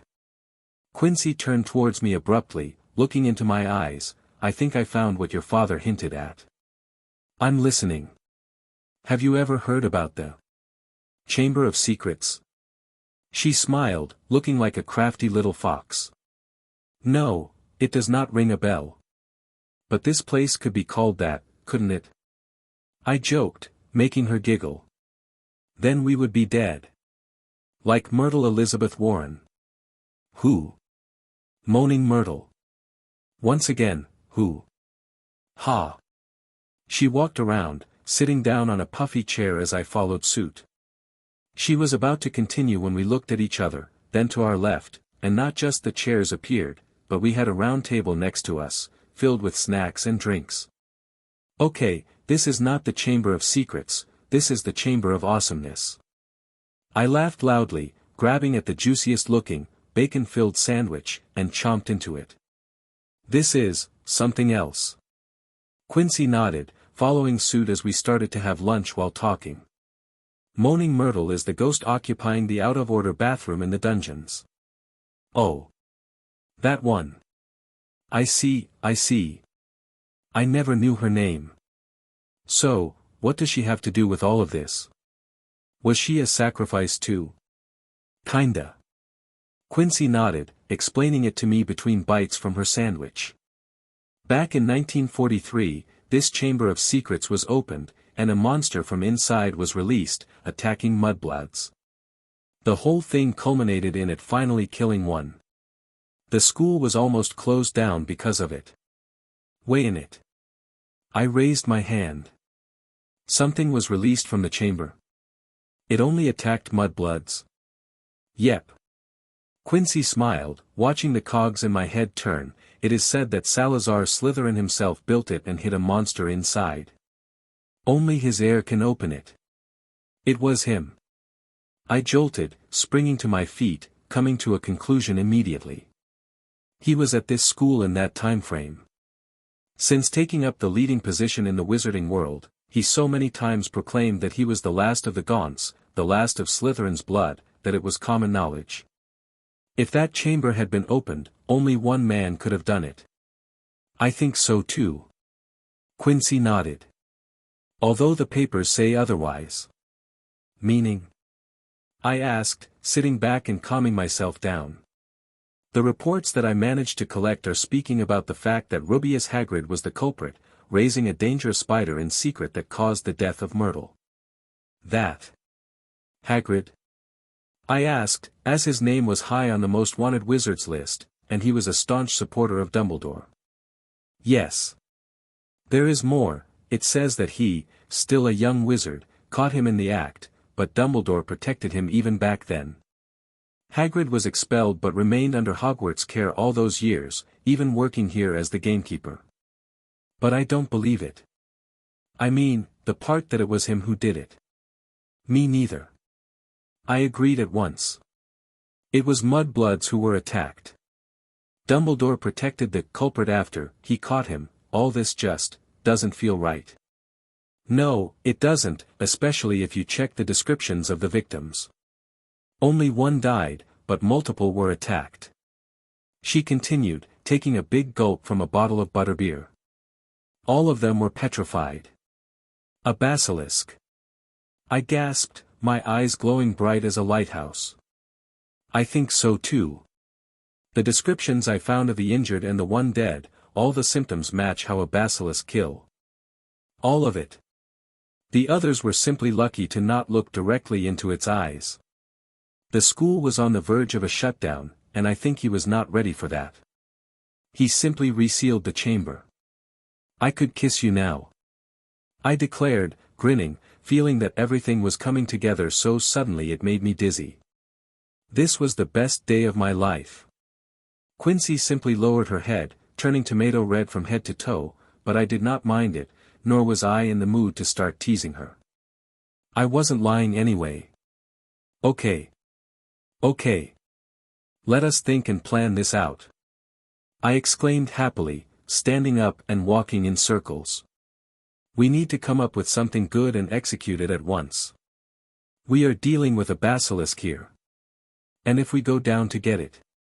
Quincy added, clearing her throat, trying to look unflustered, with no real success, there are no mudbloods here for it to kill. What if it turns against us? Yes, that would not be the best, so, that is why I say we need to be extra cautious and plan this out. I said, sitting back down, looking into her eyes, "You are the best." Hall. She blushed once more, and this time, I could not help but start teasing her. Chapter 30, The First Ritual, 1. We got to work immediately. Our first job was to confirm everything Quincy had learned about. We scoured the old newspapers that we could get our hands on, and surprisingly, we found more info in them than from any other sources. It seemed as if he totally forgot or just looked down on the so-called press and didn't pursue the matter after it was hushed away to fade from the public's mind. There were mentions of the Chamber of Secret incident many times in the Daily Prophet, throwing all the blame at Armando Dippet, who was the headmaster at the time. The fact he couldn't stop the increasing attacks against the students was a big blemish not just on his career but on Hogwarts itself. They were even threatening to shut the school down after Myrtle's death. Only then was it discovered who was the real culprit, Rubeus Hagrid and its pet arachnid monster. After that, a few issues did expand on the story, how he was expelled, how his wand was broken, and how he was expelled from the magical community in a way, yet remained at Hogwarts, living there. And it was another reason why Dumbledore was clearly behind the attacks. At least, going by the papers that were printed right after he escaped and left Hogwarts. Harkening back on the old news. It said he planned it all out, to chase out Dippet and replace him as the new headmaster. A complete smear campaign, it seems. Who knows? He could have been behind it. I shrugged as we were walking along the giant lake, having a discussion out in the open, breathing in the cold January air to freshen our minds. It did work a little, no? You don't believe that? He looked at me sideways, making me grin. Nope. I do not. Not after all the dots are connected. It is hard to ignore the facts. Also, isn't it weird that this information, even if subtly, got suppressed and slowly removed from access? Nobody is talking about it, yet it happened. What? 50 years prior. In a wizard's life, that is not even half. So. She pulled out 2 flasks from her winter coat, tapping them with her wand, "Incendio," she voiced before opening them, and the next moment, we were drinking hot chocolate milk from it while we were continuing to crunch the snow below our feet. We know that an ancient snake is living under the castle. One that is immensely old. Maybe even more than 1,000 years old. Who knows when it was hatched? Do basilisks live that long? I think I read they can live up to 800, 900 years. I answered while sipping on my drink. But if it is that old, it can mean 3 things. 1, it has to be extremely powerful. 2, it is feeble as it is already way too old. 3, it hibernates or is kept young by magic. I don't know which I would prefer. My bet is on the first one. I had a talk with Professor Slughorn after our discovery. I was inquiring subtly if there is anything that could give protection against the gaze of a basilisk. Let me guess. The answer is a resounding, no. Yep. She giggled, watching my face fall, although I expected it to be the case. Not a direct contact, at least. Oh. Looking into its eyes is a death sentence. Even after the death of the snake, it could still kill you. It is that powerful. Now, that brings us to the dilemma of how to face one. Looking through objects is the only option, but then we are going to be petrified. So. The professor has a solution for that? He does. Kinda. Quincy grinned happily while explaining it to me. Well, first, we spoke about the Mandrake restorative draft that can bring people back from being petrified. That is an after-effects solution, though. It is an advanced potion, but I was let to see the recipe while we were having dinner. You went on a dinner with him? I asked, surprised, and somehow, I couldn't explain why, my chest contracted a little. I did visit him in his office, and we talked. A lot. That is why I was so exhausted last Tuesday. Anyway. Listen to this. She continued feverishly, making me shake my head, pushing those weird thoughts that intruded into my mind back to the deepest part of it. We don't need to solve it from the perspective of dealing with a basilisk. We have to tackle this problem from the angle of preventing petrification. Is there a potion that lets you withstand the effects? There is. And I memorized it. What? I stumbled, slipping on ice hidden under the heavy snow that covered the landscape. Aha! Watch your steps. She caught me, holding onto my hand as I regained my balance. I asked if it was possible after a long talk, going into hypothetical rants with the old guy. He is surprisingly talkative after a few rounds of brandy. I kinda like him because he is really open to those he likes. Yeah. I guess, so you went and shared some drinks with him, huh? I grumbled and surprised even myself with how it came out. Wait, are you jealous? She watched me, looking incredulous, scanning my eyes as I tried to avoid her gaze as I would do with the basilisk. No. Why would I? Conrad. She blushed, and I was sure I heard her voice flutter a little, and I could swear she looked bashful yet extremely happy for some reason. He is like a quirky grandpa or something. KHM. I cleared my throat, rubbing the ridge of my nose, looking towards the lake, still avoiding her gaze, and smiled. So. What is the solution? What did you memorize? Everything. She spoke slowly, but with so much proudness I couldn't help but look into her eyes and be lost in them for a moment. There is a potion called Draught of Life. It boosts the user's vitality to an unimaginable level. It is not against petrification per se, but it works against it. It is said to be used when serious injuries may occur or when danger is imminent.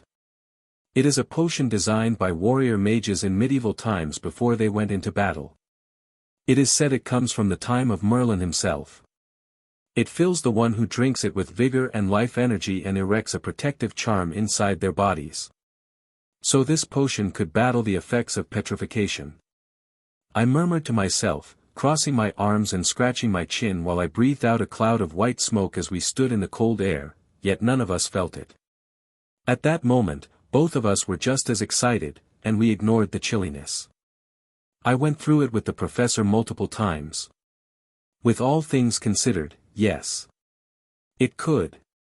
But it isn't a perfect protection. We are talking about a basilisk here. What are the possible drawbacks? On one hand, it can at most deflect one glimpse at the eye through a medium. The petrification will kick in, but it has the potential to battle it. But it does not mean some body parts won't turn to stone. Yes. The professor also said there is an 80% probability that it will immediately turn some parts of the body to stone. Quincy nodded, agreeing with my deduction. That is where the mandrake juice comes into play. Ahaha, yes, in combination, they can give us a chance to survive an initial encounter. But of course, this is only against its gaze.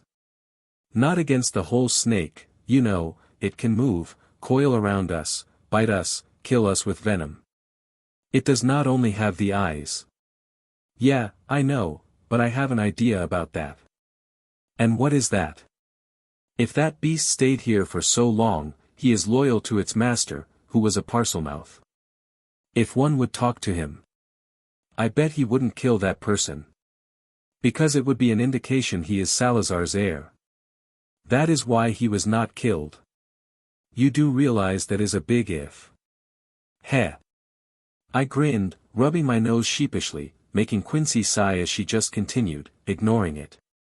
Also, after taking the draught of life, it is only active for a few minutes before diminishing completely. So it is a one-shot potion. Still better than nothing. And you, memorized it? That is what you told me. I did. Both of them. She answered me proudly, her hands on her hip and pushing her chest out like she was expecting a medal of valor for it. Your so-called mandrake juice is not even that hard. It just needs a fully grown mandrake and has to be prepared carefully and under the right conditions. Easy. I even found its whole recipe in a library book. I cross-referenced everything I remembered, and I can do it. You are something. I muttered with an open, gaping mouth, watching her completely astounded. Did she memorize advanced potion recipes just like that? What type of brain she has in her skull? No, for real. Was she an absolute genius? Well, she was. I am sure about that now. Foo. She giggled again, pushing her chest out even more, basking in my evident surprise and shock. The second potion, well, that is a bit harder. I memorized the ingredients, when and how to add them, how to prepare them, but... Lay it on me. I can take it. I have only a little confidence in making it.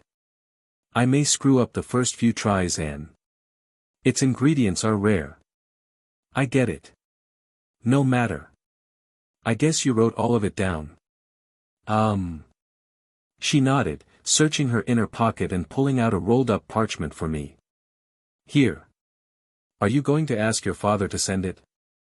No, I smirked, taking it and reading through the 12 clearly listed stuff we will need to procure. It is time our little friend put in his own weight. You will use Draco? She asked, catching on quickly. Yeah. I bit my lower lip while thinking. I already started planting the idea in him that we have something that would benefit him too. It is time I tell him parts of our plans. Some that he would not find problems with. Maybe even show him the room of requirements. Are you sure this is a good idea? Risks have to be taken here and there. I shrugged. I am confident in leading him on a little. But I know he is not stupid. He will figure it out if I try tugging him along too long. For now, he only needs to see the ritual's place and not the ingredients. He can think these 12 will be what we need for it. While he gets them for us, we are going to capture a snake. Well, hope this works. Me too. I put the parchment away and looked into her eyes, smiling, but I am an ever optimistic. So it will work with such a genius at my side. I smacked my lips, hugging her shoulders, pulling her close. Flatterer. Glad you noticed. I giggled as we continued walking, switching to a much more leisurely topic concerning whether the lake could freeze over entirely because of the mere people living in it. Chapter 31, The First Ritual, 2. So, if I get you these? Draco asked in a hushed voice as we stood outside our dark arts classroom, the last to leave a particularly dull and useless exercise.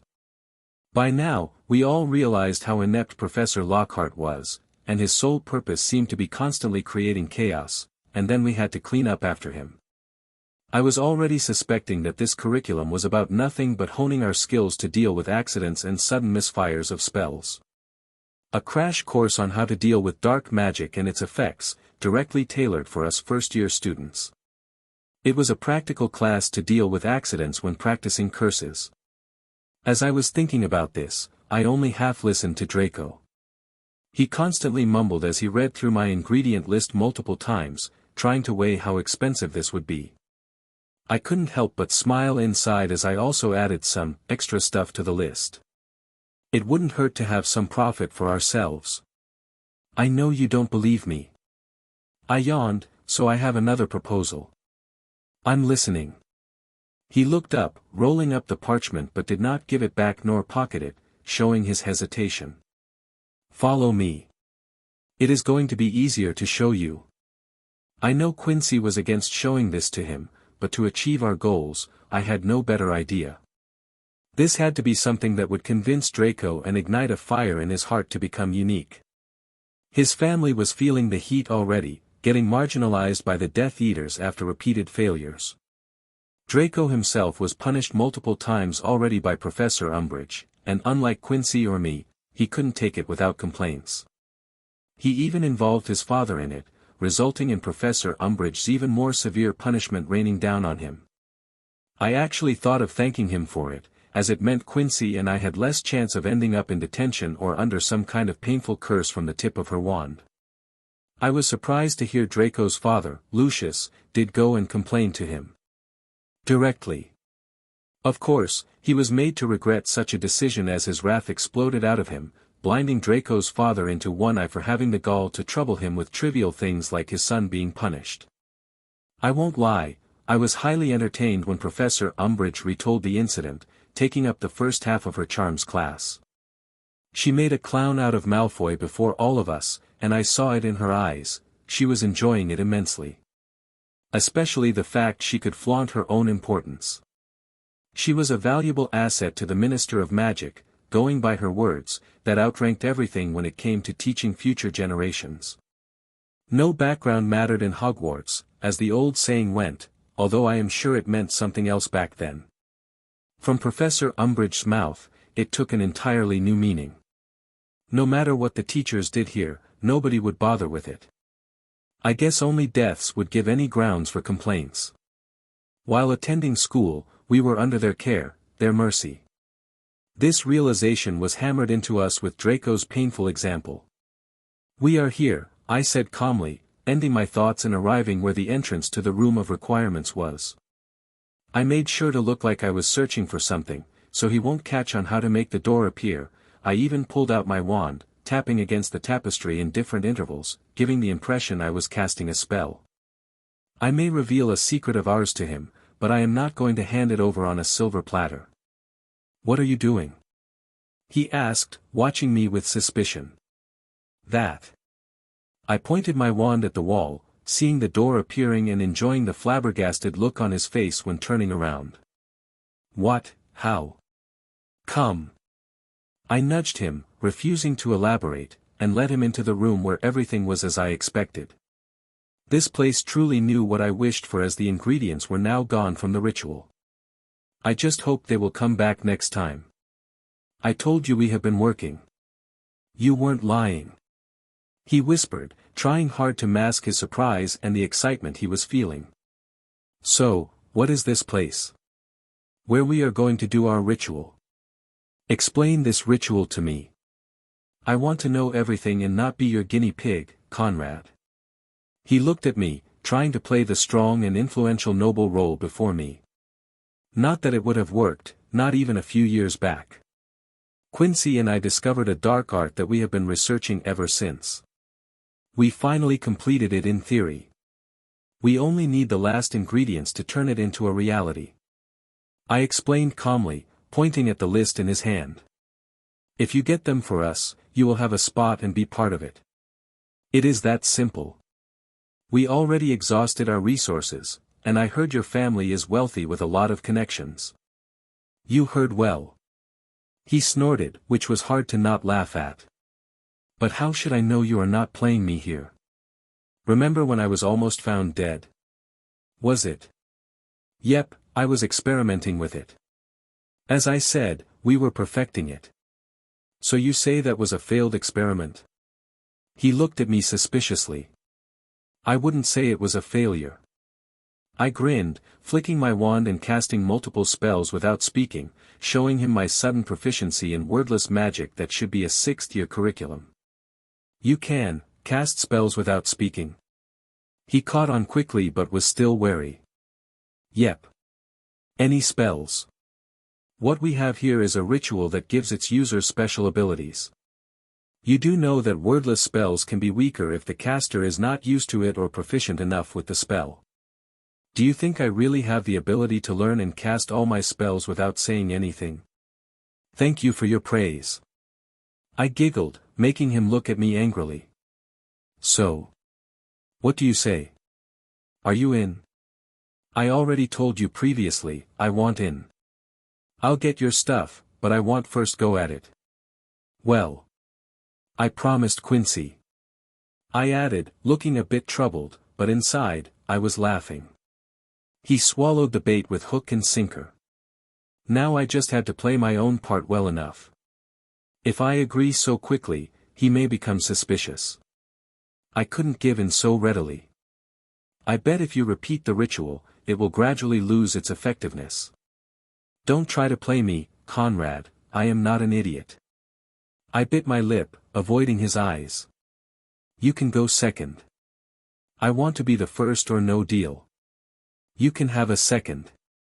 Why do you even letting that dreg go first and settle for being the last?" Have you lost all of your self-respect? That dreg is my fiancé. I answered and couldn't help my voice become a bit colder. PFT. He laughed at first, quickly holding it back, without much success. Really? You were forced to take her. Wahaha. No joke. I wasn't forced. I agreed to it. By now, I had to hold my hand behind my back because his words were starting to really anger me. I felt the hate rising up from my stomach, going into my heart, and being pumped through my veins and every muscle in my body, just like when I was looking at Professor Umbridge. You have a weird taste, Conrad. Willingly taking on such a low-caste being. That bloodline had fallen hard. It isn't worth anything. I held back my thought of "look who is speaking" at the last moment before remembering to not blow up our plans at the last moment. You can go first. I will deal with the rest. I spoke in the end, my voice calm, cold, and matter-of-factly. Good. I will go and see to this. He smiled, raising the list in his hand.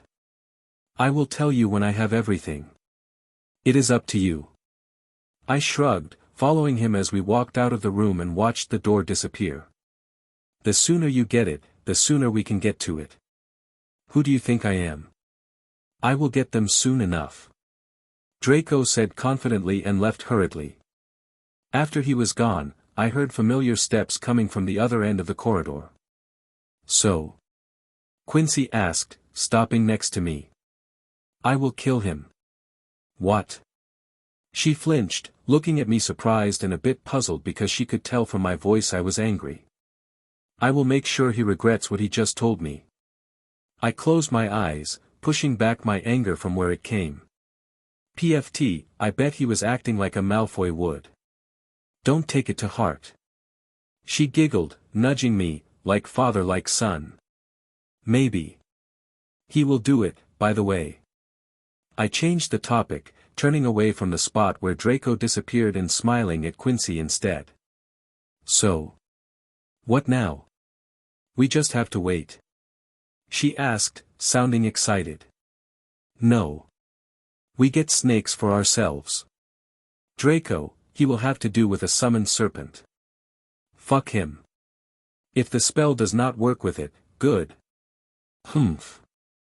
Serves him right. Ahaha, he said something really nasty, eh? Called you a dreg, I mumbled. Wait, you are angry because he called me something nasty? She leaned forward, examining my face and eyes, forming a broad smile while blushing. Well, yeah, you are my fiancé, so, he should hold back his tongue. Yes, I am. She blushed even more, but her smile became even more radiant. Come. She suddenly grabbed my hand, starting to pull me away. What is it? I asked, stumbling at the sudden force tugging at me. I was bored waiting, so I snuck some food out. Let's go to our tower and relax a little. Now that you mention. I do feel hungry. I answered, letting my fingers interlock with hers as she led me and I simply followed, feeling more content than ever before. Chapter 32, The First Ritual, 3. Only 2 weeks. That was how much it took for Draco to gather everything. I expected it to be way longer, especially knowing his family's situation. I don't know how he managed it or if he informed his father of anything that we were doing, but my guess would be yes, he did. Well. I can't deal with everything and have to trust that my father can back me up if it comes down to the worst. When will it be ready? Draco asked while we met in the dungeons, calling me to the side as we were heading to our common room after dinner. If you help me set up, we can start tomorrow. I can go right now. I am in detention. Of course, you are. I knew it already, seeing his bandaged right hand where he was covering up the newest markings from Professor Umbridge's punishment. I think the fact that she has been focusing on him so much made Draco gather the ingredients this swiftly. He couldn't wait to get back at her. I brought this up so he would not but in what I do with the ingredients in the first place. When would be good for you? As you guessed, this needs to be done, fresh. Saturday. Will do. I answered after a brief consideration, acting as if I was calculating how to do it. To not be suspicious, I will go first, and Quincy will bring you along later on. You will notice her giving you a signal. I performed a hand gesture to him, and you just have to follow her then. If you use it ahead of me. He tried to be intimidating, pushing himself up like some kind of cat, trying to look larger than life. I am not you, I answered with a snort, rolling my eyes and departing, but mostly because I barely could hold my smirk back, so it was best to leave. Arriving into our common room, I sat with Quincy as we started whispering, ensuring nobody was listening to our discourse. Thanks to the news slipping from Walburga, Quincy's grandmother's mouth, it was already known amongst the prominent families that she would marry into our family, even with the caveat that her firstborn son would wear the name, Black. Well, that is still far away in the future, anyway. Still, that did not stop the fact that many looked at me as if I was a lunatic, that I was going along with it so willy-nilly.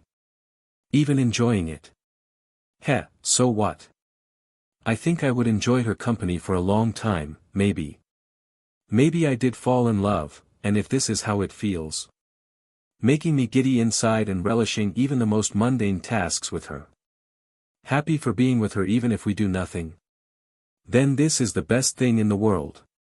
So? Quincy asked as I was just looking at her, being lost a little. Here. I passed the bag onto her hands. Got everything. Nice. She grinned, checking the contents as if I had just brought home the groceries, and now she could cook the perfect supper with it. There are some extra things in this. Yeah, your hubby here taxed Draco for you. Idiot. She giggled, blushing and elbowing me on the sides. But nice. Excellent. I already know how I will use them. I can make some exceptionally good poisons from these. Really? I flinched, feeling if I really married her. I should be extra careful, we didn't learn any poisons yet. You didn't. I did. I am already borrowing books that are 4th and 5th year potion books. Whoa. Stop right there, girl. You want to tell me you are ahead of us by that much? Since when? I did not say I can make them. Yet. She scoffed at me but looked incredibly proud while doing so. But I have been reading ahead. Potion making is easy, and talking with Professor Slughorn always gives me new perspectives. He is a really good potion maker. One of the best. I heard the headmaster was a great one too, I murmured, thinking back a little, reading some old articles and notes from Hogwarts, when it was Dumbledore who was headmaster. The professor said the same too. Well. I never had the chance to see it for myself, but that is not what we are talking about. So. When? Saturday, I said, looking around, but the common room was slowly getting emptied out as everyone went to bed. I will go first, set it up. After I leave, wait 15 minutes before leading Draco over. Sure. I will open the door the same way you told me. Do it with the extra subtle swish. I winked at her. I saw him once, trying to mimic me and get into the room when I was heading to our headquarters. Let him think he just didn't catch all the details. Okie dokie. She giggled softly, making me smile even more. Shouldn't we wait for the full moon? You said that it dash. For Draco? Nah. Or, are you getting attached to our third wheel? Oh we. Stop. My ear. Let it go. So why? Humph. She snorted, letting go of my ear, now barely hanging on as she nearly ripped it off. Damn, she has some hidden strength in her arms or something. Don't go and twist things on me, it is not nice. I moaned painfully. True, I should instead learn a spell that glues your tongue to the top of your mouth so you can shut up before speaking stupid things. Ha. Then how would I kiss you? I asked without even thinking and before realizing both of us were looking at each other, turning a deep shade of red. Like I would let you use the tongue. Humph. And with that, she stood up, leaving me there, dumbfounded. Well. I murmured after I was left alone, leading back with a soft sigh and furrowed eyebrows, not that I know how to do it, should I practice? But, how? When the time had finally come, I made sure to go and prepare everything well. I followed the instructions in my mind, and it was like doing something remarkably familiar, as if another hand was leading mine in adding the ingredients, lighting the fire, and adding the final touches. When I was finished, the goblets surrounding the focal point of the ritual were burning in multicolored flames. It was like looking into a burning rainbow as I watched it from the side, hearing the door open and Quincy coming in, followed by Draco. I bet he was nervous I would leave him out. Whoa! The two said simultaneously, watching the fire burning and changing color periodically. Everything is ready, but we need to hurry. I said, looking at Draco. Stand in the middle. What if he wanted to say something, but then I cut him off impatiently. Then I'd do it. Turning around, I saw Quincy holding back her laughter, and before I could step forward, he pulled me back by the shoulders. Our deal. Remember it. I think it was you who had to be reminded of it. I snorted and waited for him to stand in the middle of the formation. What should I do, now? Nothing. I will do the rest. I said, taking out my wand and summoning a snake straight before him. Don't flinch. Quincy scolded him mockingly. Seeing the expression on Draco's face immediately turning sour was satisfying. He was about to shoot back something nasty, but I continued, cutting it short as my next spell came to me naturally. Sacrificium. I cried out silently, and the summoned snake went stiff, rising to the air, and then it popped like a balloon, throwing scales, skin, and guts everywhere, mainly covering the currently shouting Draco. It was also something I did not expect, but my hand remained stretched out, my wand pointing at the snake or what remained of it, at a swirling, twirling ball of blood. Before Draco could react, it flew at him, entering through his open mouth and disappearing into his body, making him choke and hold his throat in surprise. Quincy and I glanced at each other, but none of us knew what was going on. Next, the flames went out, one by one, and everything was over just like that. Are you, okay? I asked, watching Draco retch, kneeling on the stone floor. Do I look okay? He groaned, what was that, you idiot? He is fine, Quincy answered with a dull voice, looking down at Draco, her eyes showing such a disdainful light I had never seen before. Did it work? Draco asked, standing back up, which I was also curious about. Don't know. I shrugged, try feeling if something is different or not. In the next few minutes, he tried many things, casting spells without speaking or a wand. Remembering something he never knew about. Reading our thoughts, nothing worked. Of course, we knew why, but we couldn't be that open about it, or that would give away the ritual's actual function. Maybe the sacrificial offering was too little, Quincy murmured, turning Draco's anger towards me. He was watching me as if I had just wasted all that he procured because I cheaped out on him. Maybe. Then I summoned another snake as if I was trying to examine it, but both of us were watching Draco's reaction. I started prodding the summoned little serpent, handling it a bit rougher, and I couldn't help but smirk a little. I also saw the same understanding flash through Quincy's eyes as she nodded at me.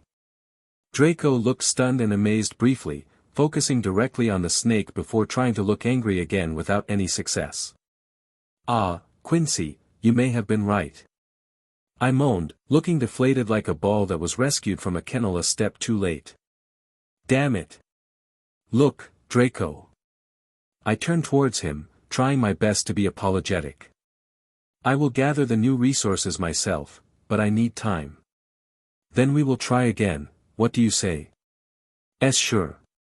He nodded, still watching the trashing snake in my hand before realizing he was acting weird. Don't you dare play tricks on me, got it? You owe me big time with this. I know. I shrugged, ouch. And with that, I dropped the snake directly on Draco. Damn thing bit me. I grumbled, but of course, that was a lie. I just wanted to see his response. Stop. Stop. He shrieked at the snake that was looking at him, clearly ready to attack now that it was set free, and then stopped. Neither of us was surprised why, because we heard Draco speak a language none of us were familiar with. I was just about to say something, but to my surprise, the snake lashed out at him after a little waiting as if trying to figure out if it should listen to him or not. Damned beast! Draco yelled, and Quincy vanquished the snake with a quick spell. Are you a wizard or not? She asked, snorting loudly. It wasn't a venomous one anyway. Grow some backbone already. You. He flared up again, but before it would devolve further, I stepped in, dissolving the tension between us. I made some hollow promises, saying I will work everything out, and I wasn't surprised he left so quickly. We could see the surprise and conflict in his eyes, unsure if he was right in the head and if he really heard what the snake was saying all this time or not. Are you really letting him go? Just like that? Yeah. I am. You saw and heard him, right? That is why I am asking. She crossed her hands, watching the door that Draco slammed behind him. I got what I wanted. Plus, he thinks I will set up the ritual for him again, and he may get another unique gift. I smiled at her while explaining. She was cute when she was like this. Her angry and scornful looks gave a completely different flair to her appearance, and I can't lie, I liked it a lot.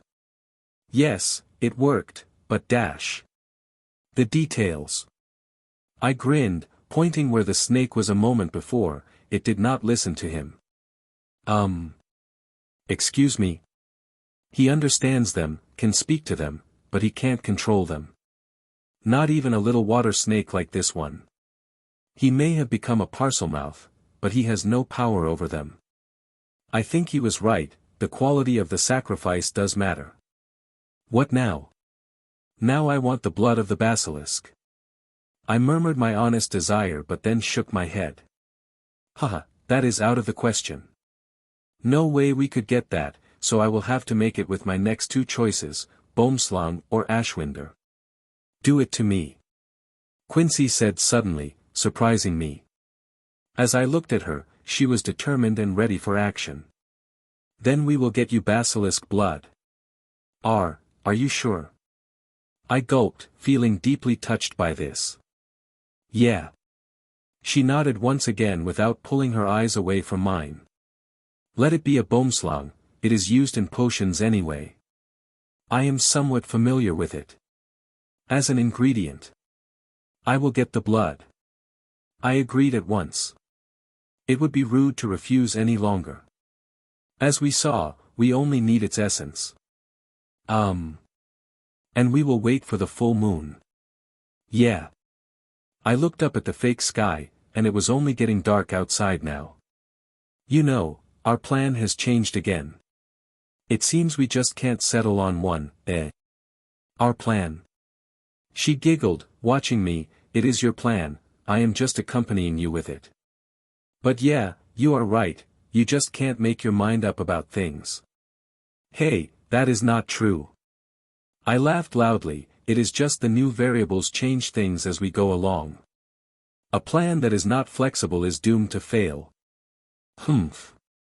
She rolled her eyes. Now we are back to the library scouring once again. You want to kill the beast, so we need to find things that can do that and also protect us from it. We already made progress, or do my memories deceive me? A basilisk still has the deadliest poison known to us. She warned me, and I couldn't help but shrug. True. Well, we got this far already, and you know, I just remembered something you said to me. Which is? She tilted her head to the left, waiting for me to continue. That a dead basilisk I can kill, even after its death. Yes. Isn't it better to get it out from a dead snake than trying to control a 1,000-year-old monster? I smirked while the room fell into silence for long seconds to come. When we are done with this once and for all. I am going to come up with our next plan for whatever we decide to do. Deal. Chapter 33, Lockhart's Plight. Our following days usually played out the same. Through the lessons, we kept an eye on Draco, trying to see how he would act or if he would speak to us again, but he became more reserved. Even worse, when we went to the library, now he was there. Not to wait for us but to do his own research, which was telling. We had to come up with something to avoid letting on what we were looking up, or we risked being found out. Giving clues to Draco was not a smart move, so we moved the borrowed books into our hidden classroom. We could have used the room of requirements, but Draco knew about it now, and we wanted to use it less to avoid making him suspicious. So, you suggest we get a rooster and, that is it? I asked with a raised eyebrow as we sat in the old divination classroom at the top of the North Tower. Yes, Quincy answered, writing furiously on an extra-long parchment, not even raising her head. What? Should I order a dozen roosters for no reason? Have you been reading the same book as me or not? She asked, getting annoyed, looking up from his work at last. I did. But I am having doubts. I leaned back, crossing my hands. True enough, our current hunt for clues was much more manageable. We found it on the first day, and the bestiary simply and clearly told us that the basilisk's main weakness was a rooster's call. Which was hilarious. The king of snakes dies if a rooster starts yapping. What? Why? How? What kind of evil magic is this? We cross-checked it.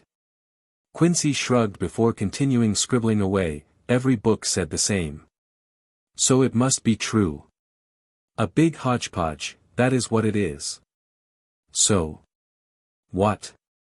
Are we dropping your idea? Okay. I sighed, giving in, I will get ourselves some roosters. Somehow. I have an idea. She chuckled, seeing how she easily won over me, here. And with that, she pressed a letter into my hands. And this is? I opened it and read through it carefully, Would this work?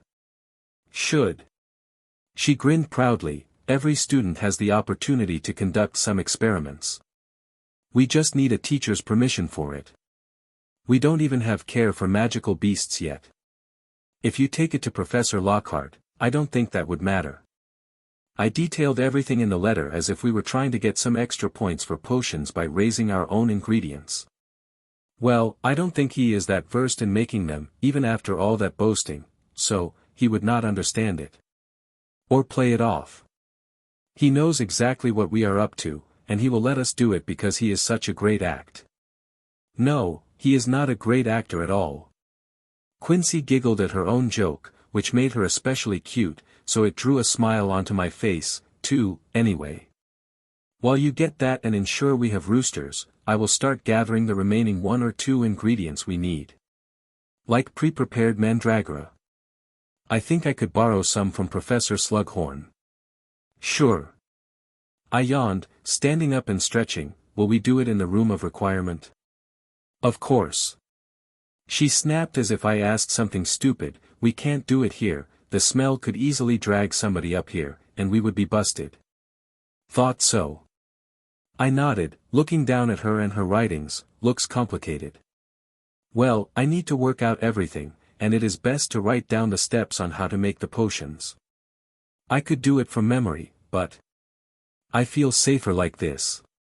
It lets me reorganize my mind. I'm not complaining. I chuckled as I remained staring at her.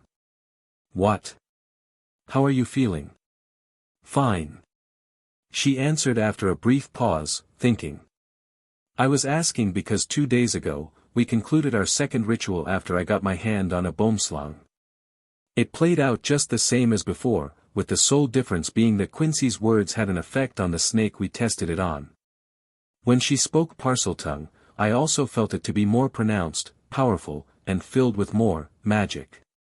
This time the snake did not attack, remained obedient and even followed Quincy's orders as to what to do. It was marvelous to see.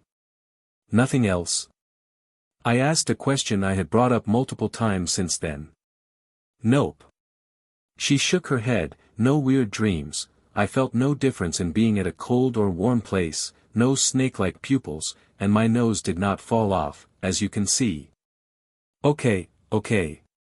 I chuckled, patting her head, making her pout and blush happily. I don't think it had to be mentioned between us, as both of us felt and knew we were getting closer and closer. And it was fine like this. It felt natural.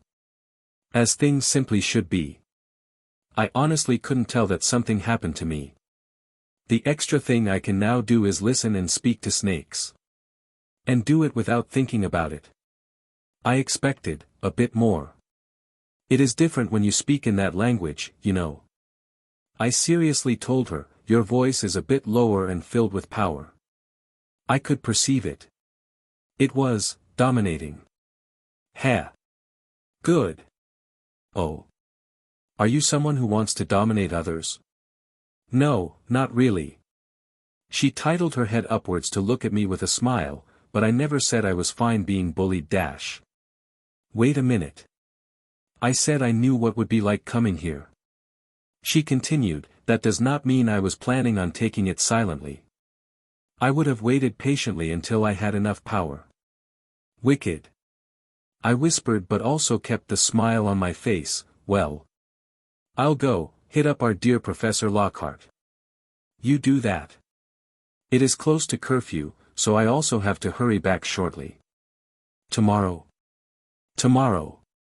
I nodded, and out of impulse, I leaned down, giving a peck on her cheek, enjoying the panicked look in her eyes and how she was frozen in place by it. Good night.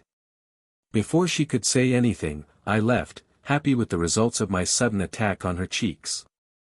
It was already dark outside as I walked through the corridors, heading straight to the office of Professor Lockhart. Most of the students were already back in their common rooms, but if I were caught outside with a teacher, I should be okay. Arriving at his office, which was funnily at an unused classroom, I was surprised to see the door halfway open. Hearing the sharp voices coming out, I already recognized the owners. Professor Lockhart and Umbridge. Trying to be as sneaky as possible, I edged forward, hoping to get a good listen to what it was about. You are a disgrace. I just can't understand why you are here. Umbridge asked, not that she wanted to hear any answer to her question. It wasn't my fault, you tortured him too much. Torture? Torture who? Peeking in, I could see Professor Lockhart cowering, sweating like mad, while Umbridge looked way larger than him, yet in reality, she only reached up to his chest in height. She was simply towering over him by presence alone, wearing her vomit-inducing pink sweater. You are being kept here to do the only thing you are good at. We bring in those who we capture, and you extract their memories. Alter others so we can send back double agents. If you are not even good at that, why are you even here? Just leave. I can't leave. He murmured, trying to find an escape from the confrontation, making Umbridge smile evilly. And as I said, if the mind is damaged, it can suffer irreversible injuries. Too much crucio and dash. You want to say it was my fault? Umbridge asked, drawing a sharp breath while smiling like a kind lady. I almost barfed right there. This is the only place where the Order can't attack willy-nilly, rescuing their members, where we can bring our important guests for a chat. And you want to say I treat our guests badly? No. No, not at all. Lockhart waved his hands like some kind of windmill. Humph, you are a disgrace as a professor. Your only worth is helping the first-year students adapt to your misuse of spells, you buffoon. I think we ran out of use of you. I think I need to report this to the minister. I am still a good spy. I am. Spy. You. Umbridge laughed, you are not a spy. You are just a mole. A rat. Like that other wretch, Wormtail. You were sent to keep an eye on the Anguines, and even that escapes you. What? I seriously shuddered. I knew Mother fooled around with him, but, wait, what was happening? And I have been doing just like that. He nodded rapidly, trying to prove he was useful. You are fooling around with a wench. Umbridge snorted, unimpressed. You were sent there to get information out of her so we can track what Anguine is up to. He tends to disappear from time to time. If he is building his own army, we must know about it. Yet you only managed to get into that rotten woman's bed and nothing else. I did bring useful information to you before. I can't get what the man does not share with his wife. Then go after his kid, you moron. She berated him, and I saw Lockhart cower as she pulled out her wand. His kid? Crucio. She pointed it at him, and while Lockhart was writhing on the floor, Umbridge continued, looking down at him with a sadistic pleasure on her toad-like face. You brainless troll. Conrad. Conrad Anguine is his kid. Do I really need to spell this out? You should have struck up a friendship with him already. Get information out of that good-for-nothing, you idiot. With a swish, she stopped the spell, watching him pant and drool onto the floor as he cried like a baby. In the end, Umbridge said nothing more, leaving as I watched her back disappear, quickly hiding behind a suit of armor. I just stood there motionless, waiting for things to die down, and after I heard that Professor Lockhart was back on his feet, I made my move. Knocking on the partially open door, I knew I scared him again as his voice shook when answering. Come in. Professor. I walked in with a smile as I did not know if I was angry with him or if I was starting to pity the fool. His golden locks were still ruffled, and his eyes were puffy from crying. But, the fact he was after my family, made me feel something weird was going on, and I was kept out of it. Maybe because I was still too young. Inexperienced. Ah. Conrad. He nodded, and I saw he immediately thought about Umbridge's words. Professor Lockhart, I'd like to ask for a favor. I said with a shy smile, pulling out Quincy's letter and presenting it to him. Ahaha, young chap, of course, of course. I always adored the drive of young wizards. Let me sign it for you. Really? I asked, bewildered as he did not even read it. Just for you, my boy.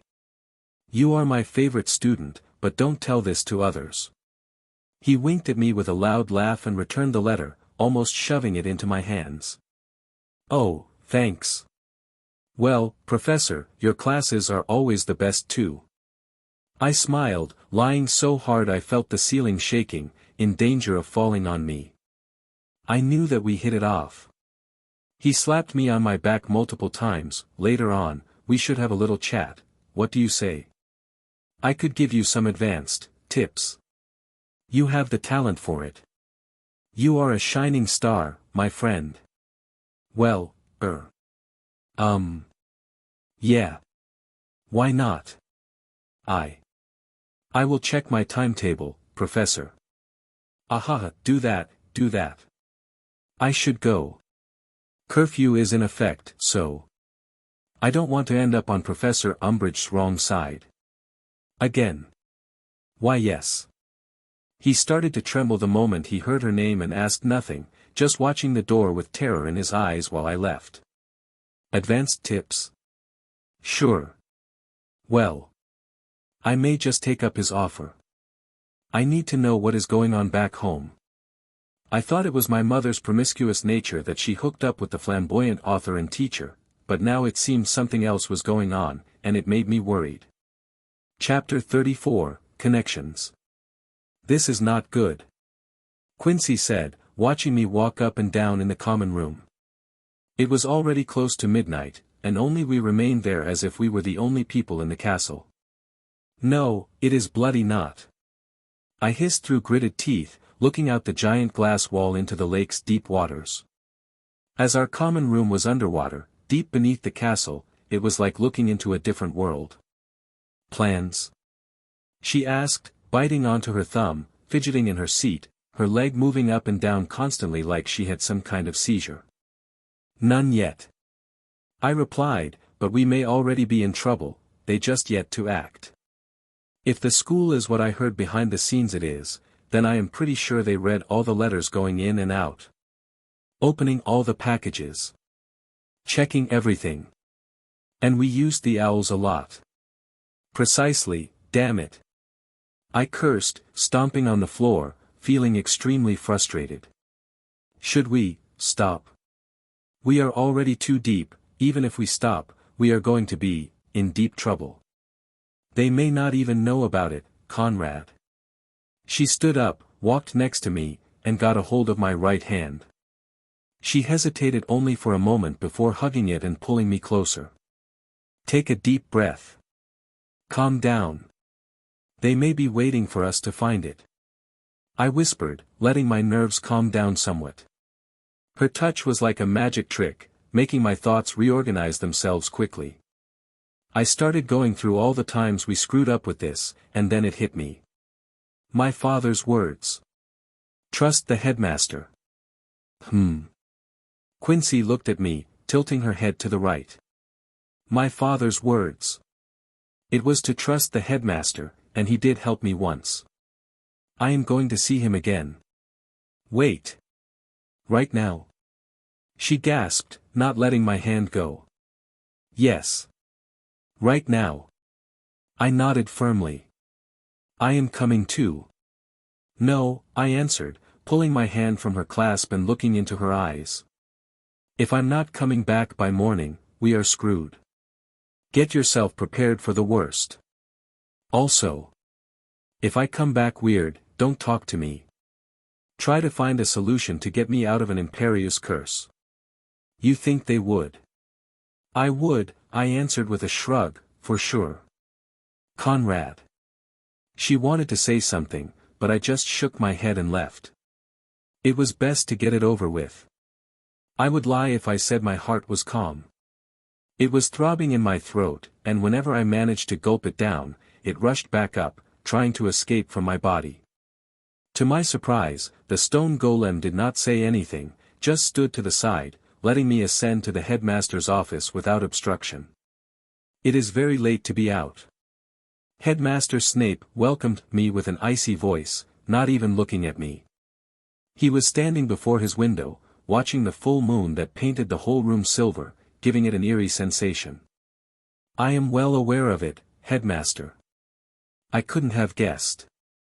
He replied in a sarcastic tone that made me gulp. You are safe. For now. Wait. I tried to speak, but my mind couldn't keep up with the sudden development. I was still debating how to ask if our letters were read through, the books we were sent, everything we just did in the past half a year.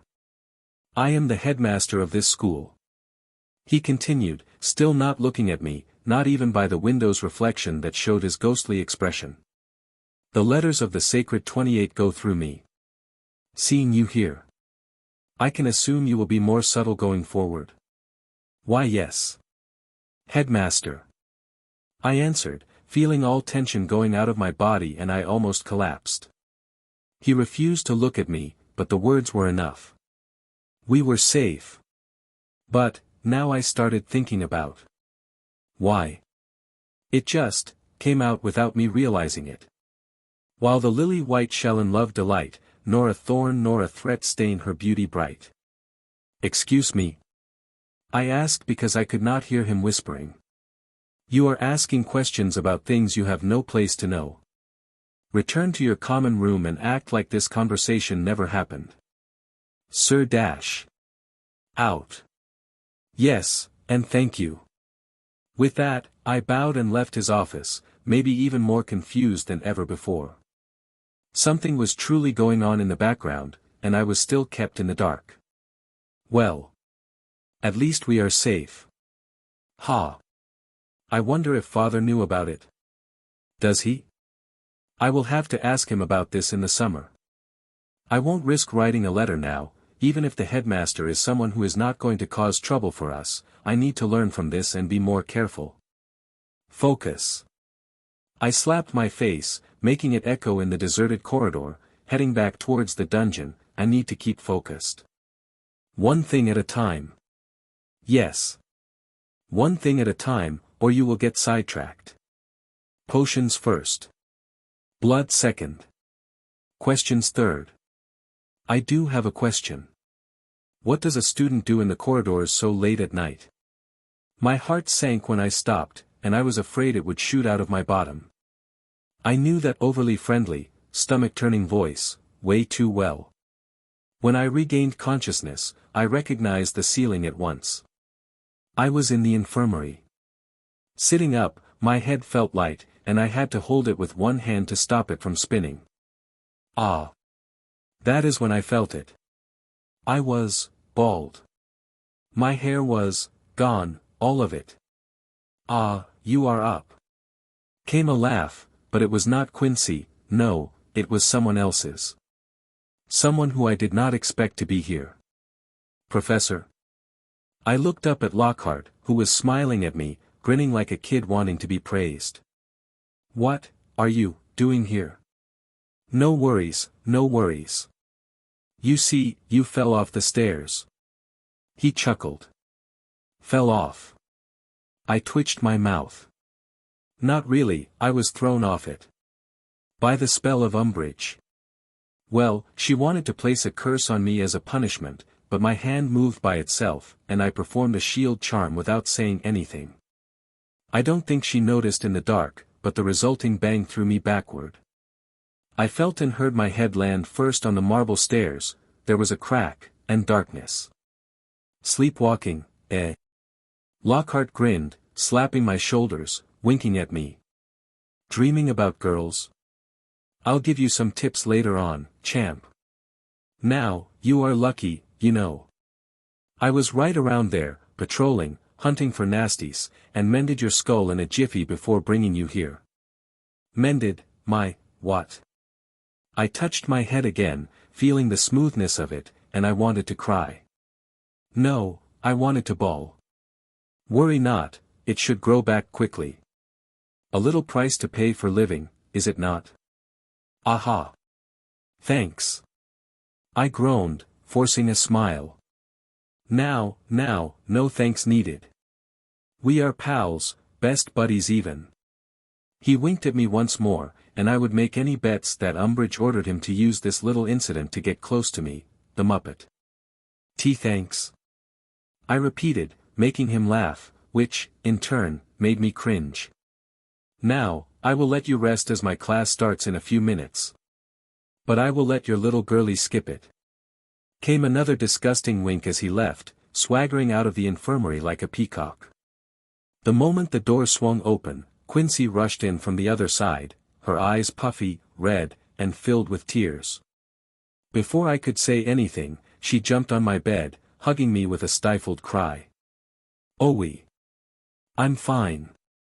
I patted her back, and when she finally pulled back, noticing my new looks, she burst into half laughter, half wails. "That hurts me more, you know." "Don't worry." She sniffled, rummaging in her robes and pulling out a small bottle. "I saw you when Professor Lockhart brought you in." "You did?" I raised an eyebrow. "I sneaked out after you. Saw what Umbridge did. She sent for Lockhart at once. She instructed him to use this to his advantage. I knew it. That slime." She fumed, all her tears and laughter evaporating at once, the swine and the slime, a good pair. Both of them. That pompous powder-nosed cockatrice botched a simple bone-mending spell. Made your head deflate. Wafgat? I shouted, biting down on my tongue in the process, feeling a heart attack was in order. Yes. She nodded with anger. Madame Pomfrey luckily intervened quickly, only, well, your hair was gone. She held back her laugh once again, switching between emotions so quickly that even I started to find my predicament hilarious. I hope it grows back. Here. She pushed the bottle into my hands. I just brewed it while you were out. It will regrow your hair in a day or two. Really? Awesome. You are the best. I opened it immediately, taking a whiff, but it smelled like a used sock. Ugh. Huh, don't be like that. Give it to me then. And with that, She tore it out of my grasp, poured it on my head, and, sitting behind me, started massaging the surprisingly cool gel into my shining, bald crown. This feels nice. What happened? She asked quietly, and I recounted everything the headmaster told me and how I managed to run into Umbridge. Although, you saw the last part. Yes, and she was confused. She thought she had done something weird. I think she does not even consider that a first-year student could do anything against her. Good, easier for us that way. I can't wait to turn that toad into a statue. Quincy giggled, her tone dangerous and vindictive, which made me feel warm inside. Oh, Anne. Draco is up to something. Why do you say? I turned towards her, our faces only inches from each other. When I went after you. I saw him in another corridor, sneaking. Was he trying to get into the room of requirements? I asked, but Quincy gently shook her head, and I could feel her sweet scent spread around us. She smelled nice. Very nice. No, he looked like he was searching for something. I wanted to follow but. She turned scarlet. I was worried about you. Cute. I grinned, making her look downwards. He is probably looking for the Chamber of Secrets. I hoped he would find the entrance for us. You did? She tilted her head. I did hope he would start looking for it. Or have a brain big enough to start searching for Salazar's hidden secret. The legends are there, with the fact he can now speak to snakes. I was betting on him going after it. We have enough on our plate to deal with to add the searching for it too. Of course, if he proved simple like a muggle and never picked up on it, I would have nudged him a little, but all is well. What if he finds it? Quincy asked, furrowing her brows. Does he know what is down there? I guess not. Exactly. It would be suicide. We will know if he finds something, for 2 reasons. That is? She asked, forming a small smile and relaxing while my head was starting to regrow its head slowly but surely. He disappears with his cronies in tow, so we just need to watch them, or he comes to us for help. We will see. In the meantime, you continue crafting the potions, and I am going to try and get some information out of Lockhart. Maybe we can turn him into another little helper of ours. It wouldn't be bad to have a professor in our pockets. Even if it's Lockhart. Chapter 35, The Dark Forest, 1. See. Your hair is already back. The happy laugh made my spine shiver, and I was questioning my sanity to come and spend the afternoon with Professor Lockhart, but I forced a smile, facing him. Yes, Professor, I was lucky you were there. Ahaha, don't worry about it, my young friend. Now, it is good that you are here, he clapped as we stood in the abandoned classroom, acting as if it was perfectly normal he was stuffed away here, like some kind of nuisance. I was tasked to go and gather some dangerous creatures from the forest, for ingredients. Professor. I am only a first-year student. You will be with me, so you don't have to worry. I will protect you, of course. Aha. Yeah, bet. Damn it, I think this was a really, really bad idea. I should not have come at all. But I couldn't back down now. Anne. What are we supposed to collect? I asked with a sigh, giving up on escaping. Spiders. No. I turned around at once, heading towards the door. Spiders? No. No. And no. No chance, nope, I am going to go and kiss a basilisk first and use my tongue, too, while doing so. Listen, the classroom's door closed before me, and I turned around to see him holding his wand, and if not for the pathetic look in his eyes, I would have thought I was about to be attacked any time now. It will be fine. You just need to follow me and learn. Easy. Learn, what exactly? I asked, placing my arms behind my back, slipping my wand into my hand, ready to act if I must. Dealing with dangerous beasts and capturing them, of course. He laughed, putting on a confident, pompous look, but his eyes were anything but brave. I am sorry, Professor, you see, I am a kid. We did not even learn offensive spells yet. I can't be of any help, and I won't lie. I am telling you this only because I trust you. I lowered my voice, looking around, but only because I was afraid I might retch if I continued my act. I am afraid to go into the dark forest. I understand, my boy. He sighed, slapping my shoulders, but you would be coming with me. There is nothing you should be afraid of. I am Lockhart, I captured more beasts and terrorists than anybody else. About that. Yes, this was the topic change I hoped for. I bet Professor knows some spells that are not part of the curriculum. Or not yet for me, maybe if you could, arm me, I would be much more confident in going out. Well, that is perfectly normal. He said, hesitating a little, but then again, after a brief thought, he put on his fake, all too friendly smile. Tell you what.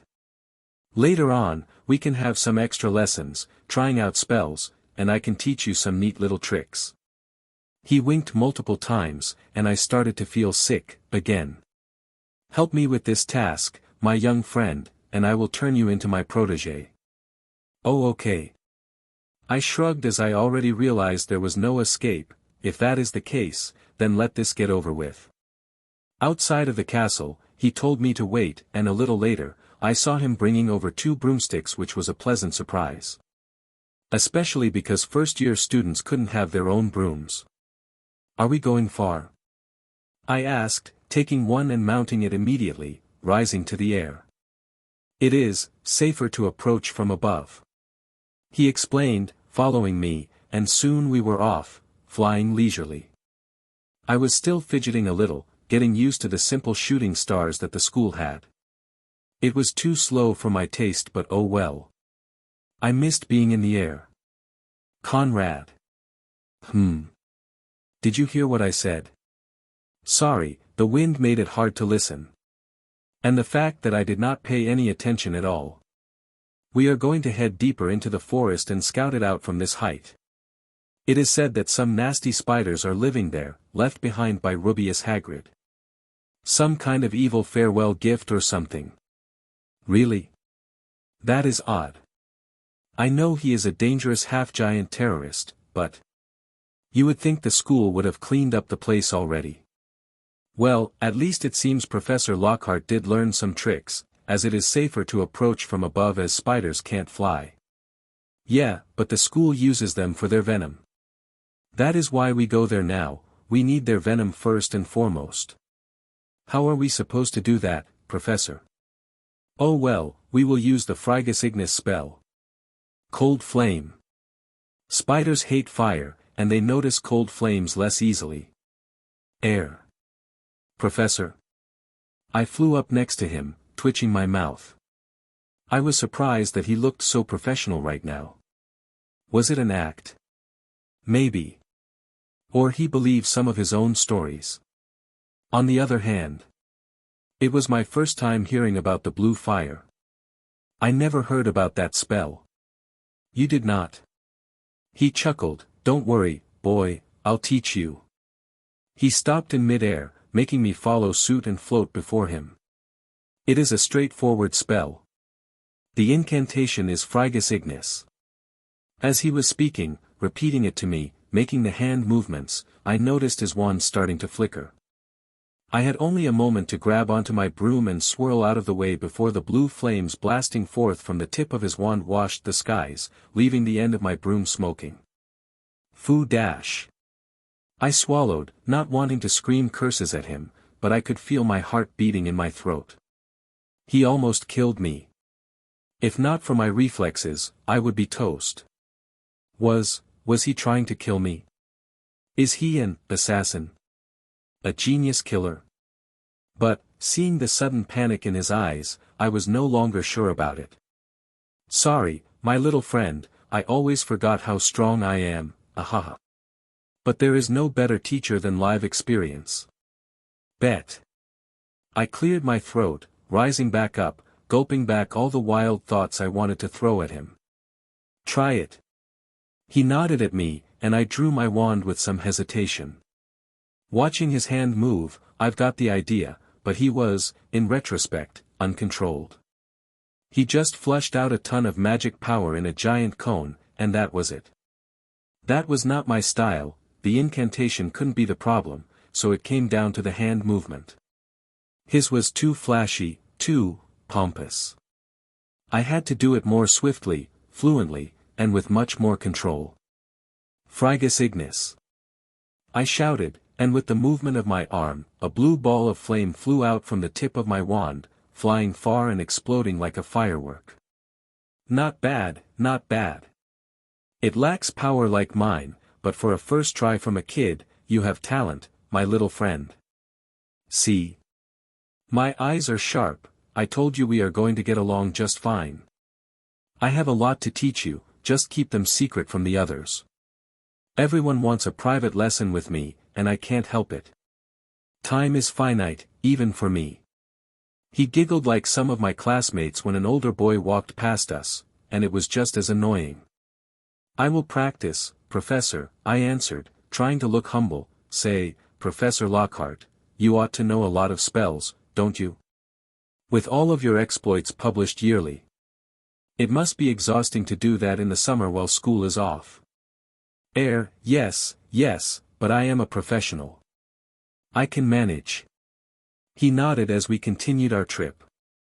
I don't want to be rude here, Professor, but can you tell me what spell you are best at? The young mind is so ever curious. Well, I excel at many spells, no wonder I was selected to initiate the first-year students here. You see, I am known for my varied and extensive knowledge of curses and counter-curses. I am the perfect choice to give you a lot of the experience you will need from your second year and onward. Why yes, but... I tried to urge him a little because if I needed to listen to more of his boastings, I think I would set his broom on fire and leave him be. Even then. He continued without flinching, my specialty lies in charms. I see. Yeah, sure. If I may brag a little, he shook his body with a satisfied grin, I am best when it comes to memory charms. Now I was truly listening. After what I overheard, I did not doubt his words. For the first time, I did believe him entirely. You know, it is not a hard charm, but it is perilous. How so, Professor? Modifying someone's memories is very dangerous, young Conrad. The slightest mistake or loss of concentration can lead to dangerous consequences. It can not just damage the mind, but it could easily lead to irreversible, fatal mistakes. It does sound risky. It is, but it is a must-have. Especially when you pursue terrorists where there are a lot of muggles. They love hiding amongst them, like rats. He explained, and I was starting to learn to discern from his voice when he was lying and when he was telling the truth. Every time he spoke about his feats, his tone became more flamboyant, flowery, as if telling a tale to a kid at a bedside. When he was telling me the truth, like when mentioning the memory charms, his tone was more natural, void of unnecessary flair. He was speaking from the heart and not from his mind. Then, Professor, you must be exceptional at it, yes? Naturally. Could you teach me how it is done? Oh well, he laughed, I think you are still too young for that kind of spell, my friend. I know, but dash. Oh, we are here. He interrupted me as we came to a halt above the thick and vast dark forest. They saw them here last time, let's fly slightly lower and search for clues. Yes. I followed suit, but my mind was already racing. I wanted that spell. I just had to get closer to the professor before he taught me. Although, somewhere in the back of my head, I was now wary of Lockhart. Being caught off guard by a memory charm would be just as dangerous as being targeted by the Imperious Curse, Chapter 36, to the Dark Forest, 2. We were doing laps above the forest, low enough that my feet sometimes touched the tip of the trees. I was hoping not to find eight-legged monstrosities because even with flames to help me fight them off, they are just one thing I can't deal with. They say if you want to avoid something, it will likely hit you in the face, and here I was, looking at a giant spiderweb between two thick tree trunks. I just looked up, wanting to tell Professor Lockhart, when I saw his eyes registering it, then moving on as if nothing happened. Wait, what? Is he blind, or is he ignoring it on purpose? Professor? Don't worry, my young friend. They are not that smart to look up and spot us. But, they seem to be gone from here. We are going to make a few rounds again, and if nothing, we will head back. You can come with me telling Professor Umbridge that we didn't see anything. Wait a minute. Wait a Merlin-enchanted minute. You are a coward. You brought me out here to be your witness. So I can say you did what you could, you just didn't find any spiders. I am not in the mood to take the fall for you or with you. I can see them, Professor. I think you are mistaken, young Conrad. He said, without waiting. I couldn't see even one of them. You see, my senses are sharp and honed by countless decades of dash. Revelio. I waved my wand before pointing at the now somewhat flickering, glowing spiderweb. See? There. I think that is a clue we could investigate. Yeah. That's right. I couldn't help but smirk inside when I saw his expression, unable to refute it any longer and follow me as I descended between the trees, touching down before the 4 or 5 meters wide web. Down here, it was much darker than in the sky, and finally, my reasoning started to clear up, realizing what I had just done. Great. I was so riled up that I dragged myself into a spider-filled pit. Damn it, Conrad. Well. Professor Lockhart looked around, trying to look nonchalant, masking his twitching hands with folivorous movements.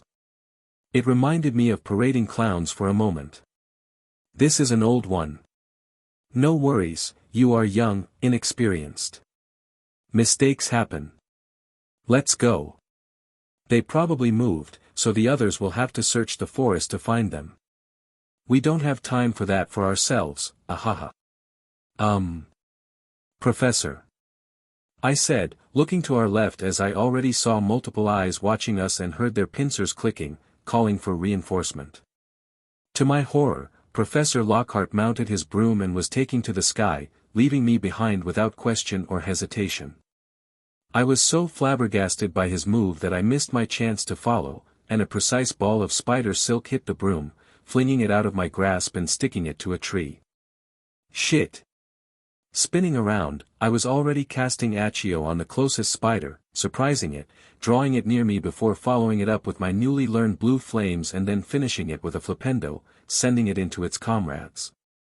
What I did not expect was the explosion it caused and the screeching sound of its brethren as it caught on fire. I could still hear the scurrying of many legs coming from all directions while I rushed to my broom, summoning the blue flames once again to burn off the spider's silk and get out of there. I just managed to free it and go into a roll, dodging, hearing multiple splattering sounds where I was standing a moment before.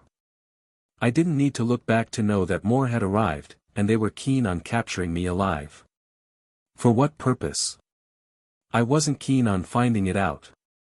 The moment I got back to my feet and started running, I climbed onto my broom, kicking off to fly up, but with another nasty noise, the end of it got stuck in something, jerking me backward, almost making me fall off it. A huge, rhino-sized spider came out of the trees, its silk coming out of its back end, connecting to my broom. It was trying to pull me down after it made a perfect shot, and I felt a bit impressed, and highly disgusted. Frigus Ignis. I cried out, replicating Lockhart's hand movement and sending a wide swath of blue flames to cover my back, burning away the silk and freeing myself. I did not care if the whole forest burned down. I just wanted to get to Lockhart and strangle him. Preferably, doing it slowly. Oh, Conrad. Professor, I replied, landing next to him at the castle, managing to get back only a moment later after he touched down. It seems he was not that good of a rider. Well, we should go dash, he said as if nothing had happened. I had already surveyed the area, and most students were inside the castle as it was close to dark, and nobody wanted to miss dinner in the Great Hall. Perfect for me. With a flick, I could wordlessly use the disarming charm, blowing his wand away before picking him up with the Wingardium Leviosa spell, and I could easily smash him into the ground. If I did it fast and spun him upside down at the end, he would break his neck. For sure. Quick, clean, and I would be found out moments later. Yes. I replied, and my voice was shaking from anger, trying to hold my impulses back from taking control. We should. I said no more, only watching his back all the way to Professor Umbridge's office. I think he felt it, too, as his steps were swift, tethering on the edge of walking and running. I was imagining multiple scenarios on how I could surprise him and throw him off the stairs, out of a window, or straight into one of the weapons the suits of armor were holding. Oh well, he has to wait a little. I hate him because he is a coward and a pompous one at that. Professor Umbridge, on the other hand, is simply crazy. Come in. It was her annoying voice that dragged me back from my fantasies as we entered her office, and I had to bury all my negative feelings if I wanted to avoid any more punishment. Oh. You. She looked at Lockhart and then at me, raising an eyebrow, feeling curious about what I was doing here. The spiders seemed to move places. Lockhart started, but Umbridge simply flashed a smile like a kind neighbor. It had its effect at once as Lockhart fell silent in a hurry. Did they, now? I was there. They did. I answered, surprising Lockhart, too, I guess. We only found webs that we burnt away. Nothing happened besides that. Wands out, please. She said, giggling, but her tone was telling us it was an order and not a request. Neither Lockhart nor I were in the place to refuse, and we watched as she pointed her own at them, saying, Prior incantatem. Luckily, both of ours showed the same spell of blue flame. Lockhart's did because he taught it to me, and mine because I used it against the spiders. Of course, we both knew it was not true, but I guess Professor Umbridge presumed I would not dare to lie to her, not for Lockhart's sake. Or she let us go because she wanted him to butter up to me. Whatever the reason was, we were excused, and getting back to Lockhart's office, he was visibly in a good mood. Professor, I spoke up, watching him, my wand was still in my hand. I knew we would hit it off. He laughed jovially, turning towards me, feeling a bit awkward as my face was anything but friendly. You left me behind. Professor. I did. I thought you were following me closely. I remember saying, we are running away. Professor, please, I am not my mother to be swayed so easily. I shook my head with a soft smile, and his bravado disappeared even more quickly than it did before Umbridge. Yes, I know about it.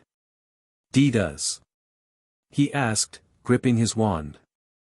I knew he was considering attacking my memories, so I immediately cut in. No. I do not intend to tell either. I don't care about what my mother does, Professor. That dash. But. I raised a hand, watching his eyes, ready to fight at a moment's notice. Now you owe me twice, no, thrice. 1. I don't tell my father anything. Even though that is a lie, as I already did. He doesn't have to know that. 2. You left me behind. 3. I did not say anything to Professor Umbridge. That is already 3 times, Professor. I want to be reimbursed. You are a weird boy, aren't you? He whispered. I get that a lot. I want one thing, and we can act as if nothing happened, Professor. I want to learn memory charms. That won't be easy. I don't really care. I shrugged, teach me that, and everything will be fine. What a young, ambitious boy you are, Conrad Anguine. He returned to his jovial mood. I can teach you that. What do you say about every Saturday at 8 in the evening? Sure. I nodded, not asking why, and after we shook hands on it, I left. I had to air out of my thoughts because while talking, I was thinking up memories I wanted to plant into his head, just to mess with him a little. You are joking. Quincy said, finding me after dinner as I recounted everything that happened to me while sitting in the common room with her. Nope. I rubbed my forehead. That man is a complete joke. I just hope he didn't lie about memory charms being his forte. Be careful. Avoid his wand all the time, Conrad. Memory charms can be just as bad as any curse. I will look up ways how to break them. I think I saw some books on legilimency in the library. I may borrow some. What about the potions? I changed the topic as she was already getting a parchment and quill out and writing up a list of what to look for.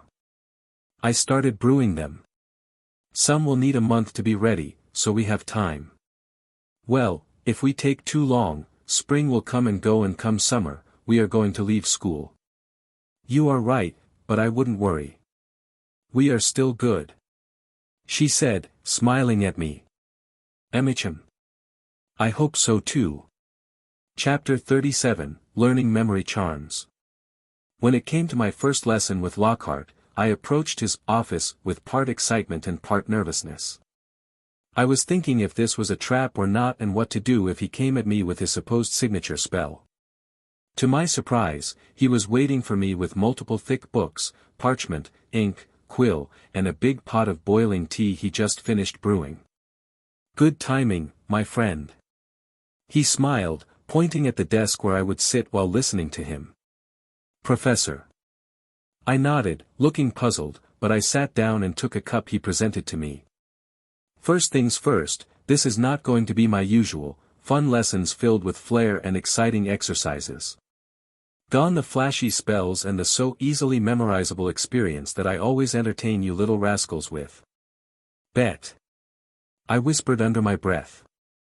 Memory charms are most often used for bewitching muggles and removing certain memories. To keep ourselves secret or nudge them to make decisions that favor us. Of course, this is its most simple and most used, well, primitive part of it, but it can do so much more than that. I see. I looked at him, and seeing him stop, I realized he was waiting for me to start taking notes. What the hell? Is he now acting like a real professor? Is this a play? I was not expecting anything like this. Okay. I can play along. So I started taking notes, and he continued with a satisfied smile. Do you know what memory is? Well, a collection of things that I remember. Then let me teach you. He chuckled, walking up and down before my desk and looking down at me, clearly enjoying the fact he could act high and mighty before me. Oh well. Imagine that your brain is like a complex magic formation. A specially bewitched object. It records, categorizes, labels, and then stores everything it comes in contact with. Everything. Every little thing. He pronounced it slowly, emphasizing every part of his sentence. Have you ever heard about pensieves? I had to rack my brain a little before it clicked for me. Yes, the devices that help you relive others' memories, their experiences. Why do you think the memories you pour into them have so much detail? Why can it be viewed so clearly? Simple. The brain collects everything your senses pick up, organizes, and then stores it. But. Lockhart said, cutting me off, already knowing my question, every brain has its limits depending on how trained they are. Of course, we, wizards and witches, have an exceptionally well-working one. But. This does not mean you can recall said memories, as our brains filter out many unnecessary details. Our consciousness can only work with a set number of segments, giving us too much information would result in our minds breaking down. You can train that part, it is a skill like any others, but it is not easy. Although most famous wizards had the gift and could remember so many components, it would drive simple-minded people insane. Professor Dash. I am, of course, counted amongst those people, ahaha. He laughed proudly, taking a sip from his tea. I highly doubt this. I said to myself as I decided to remain silent in the end. I am here to learn, not to argue. But let's get us back to the topic. I need to make you understand the basics so you are up to speed before we start trying any spell casting. The easiest way to penetrate someone's memories is to know where to start looking for it, so you will have to dabble in a little bit of two-side subjects. One is legilimency, and the other is going to be occlumency. I am going to give you books you should read on your own, you can find them in the library. I was, honestly, floored. He was really acting like a professor. What? Was he charmed? Or, no way, what the? If I am not experiencing this for myself, I wouldn't believe this at all. Now, I know I am dazzling, but start writing. He smirked, and I had to hold back my curses. He truly knew what he was doing regarding memory and how it worked.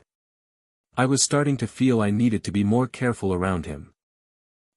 I told you it is not an easy subject.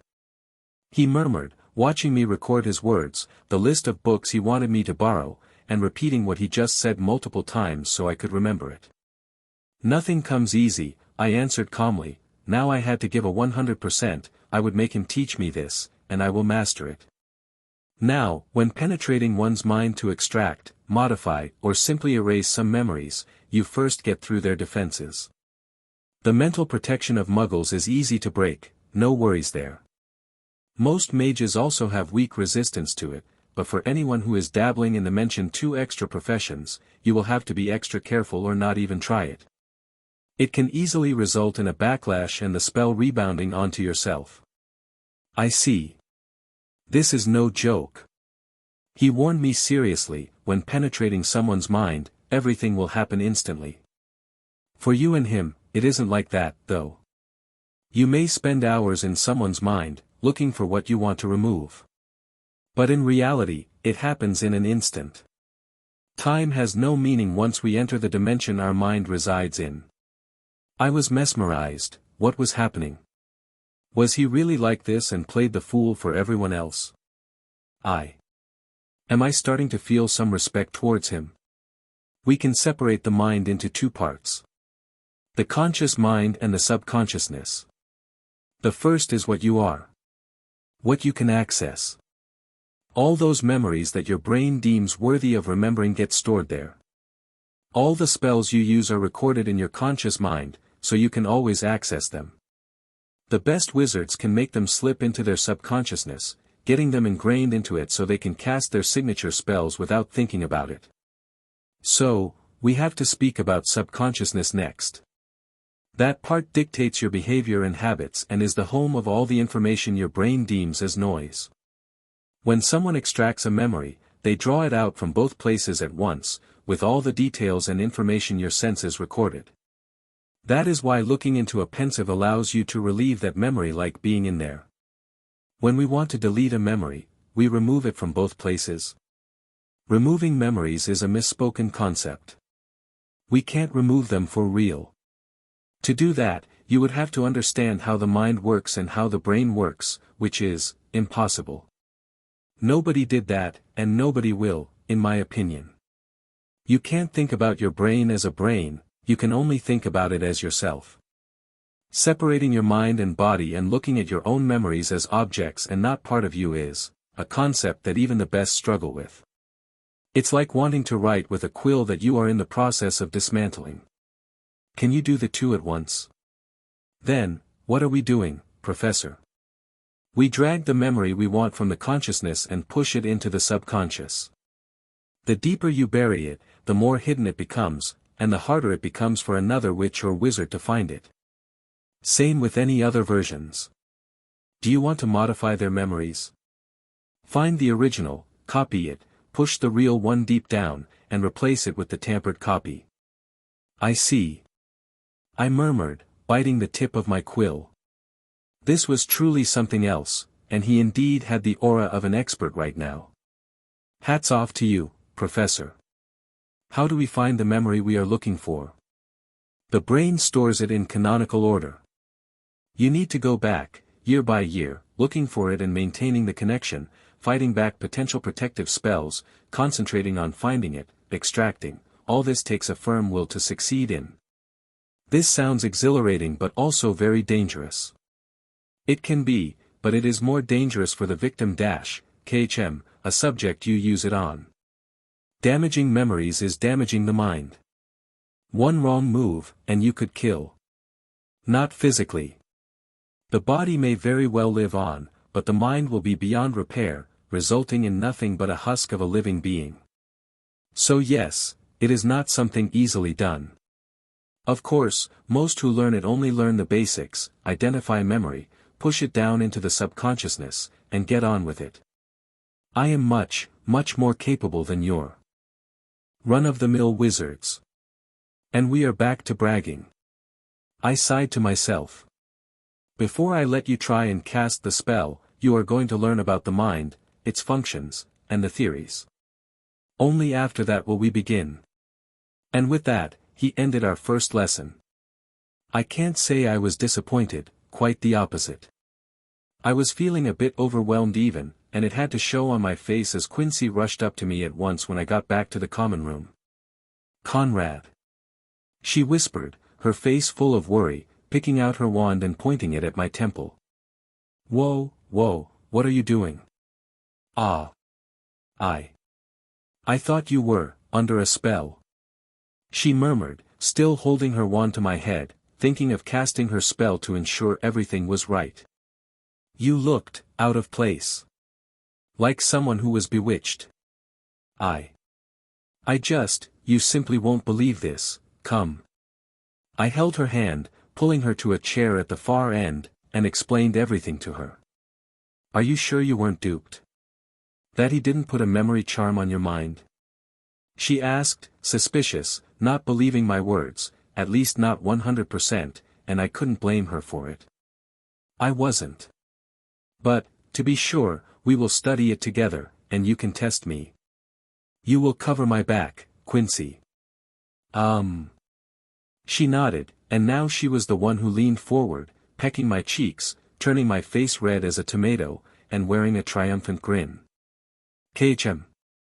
I think. I am going to be. It was, a shock. I mean the lesson. Yes. Good night. She giggled, and with that, I had my first sleepless night for a long time, only, now I wasn't chased by a snake, but I was spending it with Quincy. Chapter 38, Corridor of Secrets. It was the middle of spring. I was standing in Lockhart's office, and I was facing a fellow first-year student, one from Hufflepuff. He was deathly white, trembling, and on the verge of crying as he was sitting there, facing me.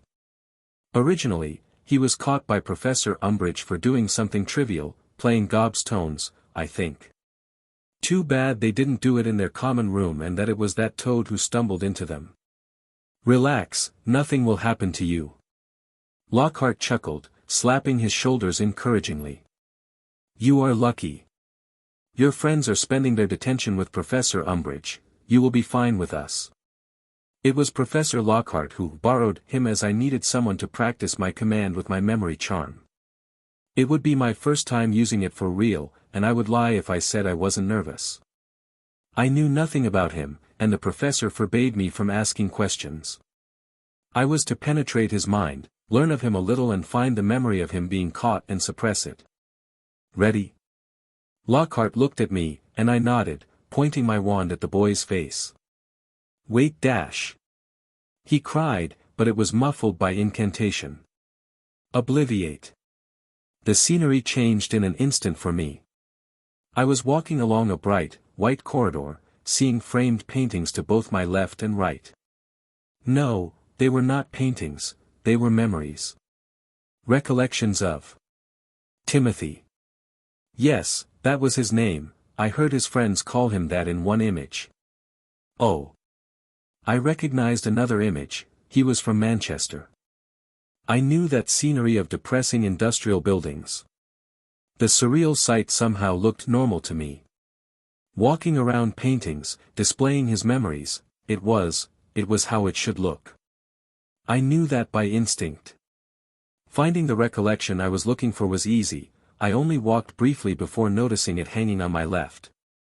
Its frame was incredibly thick, carved out from some kind of red oak or something, it was as if a warning sign was painted all around it. This is a strong memory, I murmured while watching him play with two of his friends. I knew from my studies that stronger memories appear differently than simple ones. The meeting with Umbridge, her strolling in on them, was horrifying for Timothy. Especially because they were in an unused classroom that in itself was forbidden. Even worse, one of the stones just squirted, and its nasty, smelly liquid landed on Umbridge's shoes. No wonder they were all punished. Heavily. Heh, good one, Timothy. I laughed, pointing my wand at it, and the painting trembled as I tried to lift it from the wall with magic. It was resisting vigorously, but I was ready for it. In the past weeks, I focused solely on my studies, essentially ignoring anything else. My sleeping schedule turned upside down. I sometimes slept in our hidden headquarters for a few hours, napping in the afternoon while being up until dawn. But, it was worth it. After a minute of struggle, the painting clicked and flew off the wall with a bang. I managed to stop it from knocking into the others, starting a horrible chain reaction, and concentrated on sinking it into the ground. When Lockhart said we have to slip it into the subconsciousness, he did not lie. I was pushing it down into the white, clear floor that was rippling like the surface of a lake, swallowing it very slowly. When it was finally gone, I stopped the spell, hoping I had done a good enough job, wiping my sweaty forehead. The scenery was changing fast, fading away, and watching the other paintings on the wall, I was satisfied I did not disturb them. That would signal that I failed and damaged poor Timothy's mind and his other memories. Even knocking one off could have severe adverse effects. When I was back in reality, looking at the clock on Professor Lockhart's table, only a second had passed. Why am I here? Timothy asked, feeling confused and lost. Wonderful. Lockhart laughed, clapping, you can go, Timothy, you helped us greatly. You just earned your house 5 points. Good lad. Now, go. He ushered the poor, disturbed boy out of the classroom before grinning and swaggering up to me. You are a natural, boy. Now you just need practice, and more practice. But don't take it too far. I won't, Professor. I smiled back at him, putting my wand away. I felt wonderful. Even if I was still nothing but a beginner, tasting it once already sent my brain into overdrive, filling it with ideas and opportunities this could create for me, if I kept mastering it. So. I am glad we are on good terms, Professor. I smiled at him, trying to look innocent, and he just chuckled, punching my chest like we were a pair of uncle and nephew playing around. Good kid. Well. Sorry, Professor. I cut in before he could say more, I need to catch up with my studies. If I fail the end-of-term tests, that would be really bad, right? Then I won't be able to prove useful for my father in the summer and, I tried to find excuses in a way it reminded him that he was supposed to spy on him in the first place. Yes, of course. Go, you little rascal. He laughed, ushering me out, don't bring shame to your name. I won't, and Professor. Later on, we can have a longer chat, I may be able to answer some questions if you have any. Father would like to have such a good asset, he works with muggles, muggle-born mages, and a professional who can modify minds like nothing, is always welcomed. I saw it in his eyes how pleased he felt about it. Good. I will have to talk with Father, explaining everything before we make a move. Oh well, at least I got something good out of it. I was hurrying back towards our common room to tell Quincy when I literally ran into her at one corner. Finally. She whispered, out of breath, rubbing her forehead. I was looking for you. What happened? I asked, sensing that she was a bit worried. Draco. He found something. I caught him sneaking out with Crabbe and Goyle. Where did they head? I asked, following her as she led me back toward the dungeons. That is the weird thing. She whispered, they were loitering around the dungeons. Did he finally find something? I murmured, thinking. He had to. The 2 lackeys of him are keeping an eye out while he goes into rooms, checking them before coming back out. Where are they now? I asked, but then we heard a door closing, and we stopped immediately, inching forward silently, hugging the wall. Peering over the corner, we could see the girls' bathroom and its heavy, wooden door. Its circular handle was still moving a little, telling us they went in there just now. The fact that all three of them moved inside. I whispered. Did they find it? There is a strong possibility. I furrowed my brows before looking at Quincy. Can you get a rooster?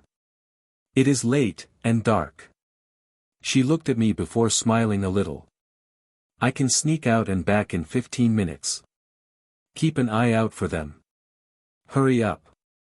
I nodded and watched her disappear, focusing on the door the whole time. I hoped neither of us would get caught now because that would ruin everything. I wanted to get closer, but also, I was worried they would come back out. Then how do I explain it?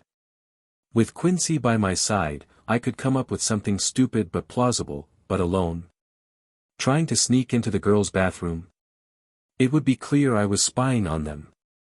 To my relief, I did not need to worry for long as Quincy returned with a rooster that looked like a statue with how still it was. I petrified it. She panted, breathless, as I looked at the frightened bird, moving its eyes frantically. The little bugger started making too much noise. Good thinking. I nodded, letting her catch some air before we moved forward. Hold him.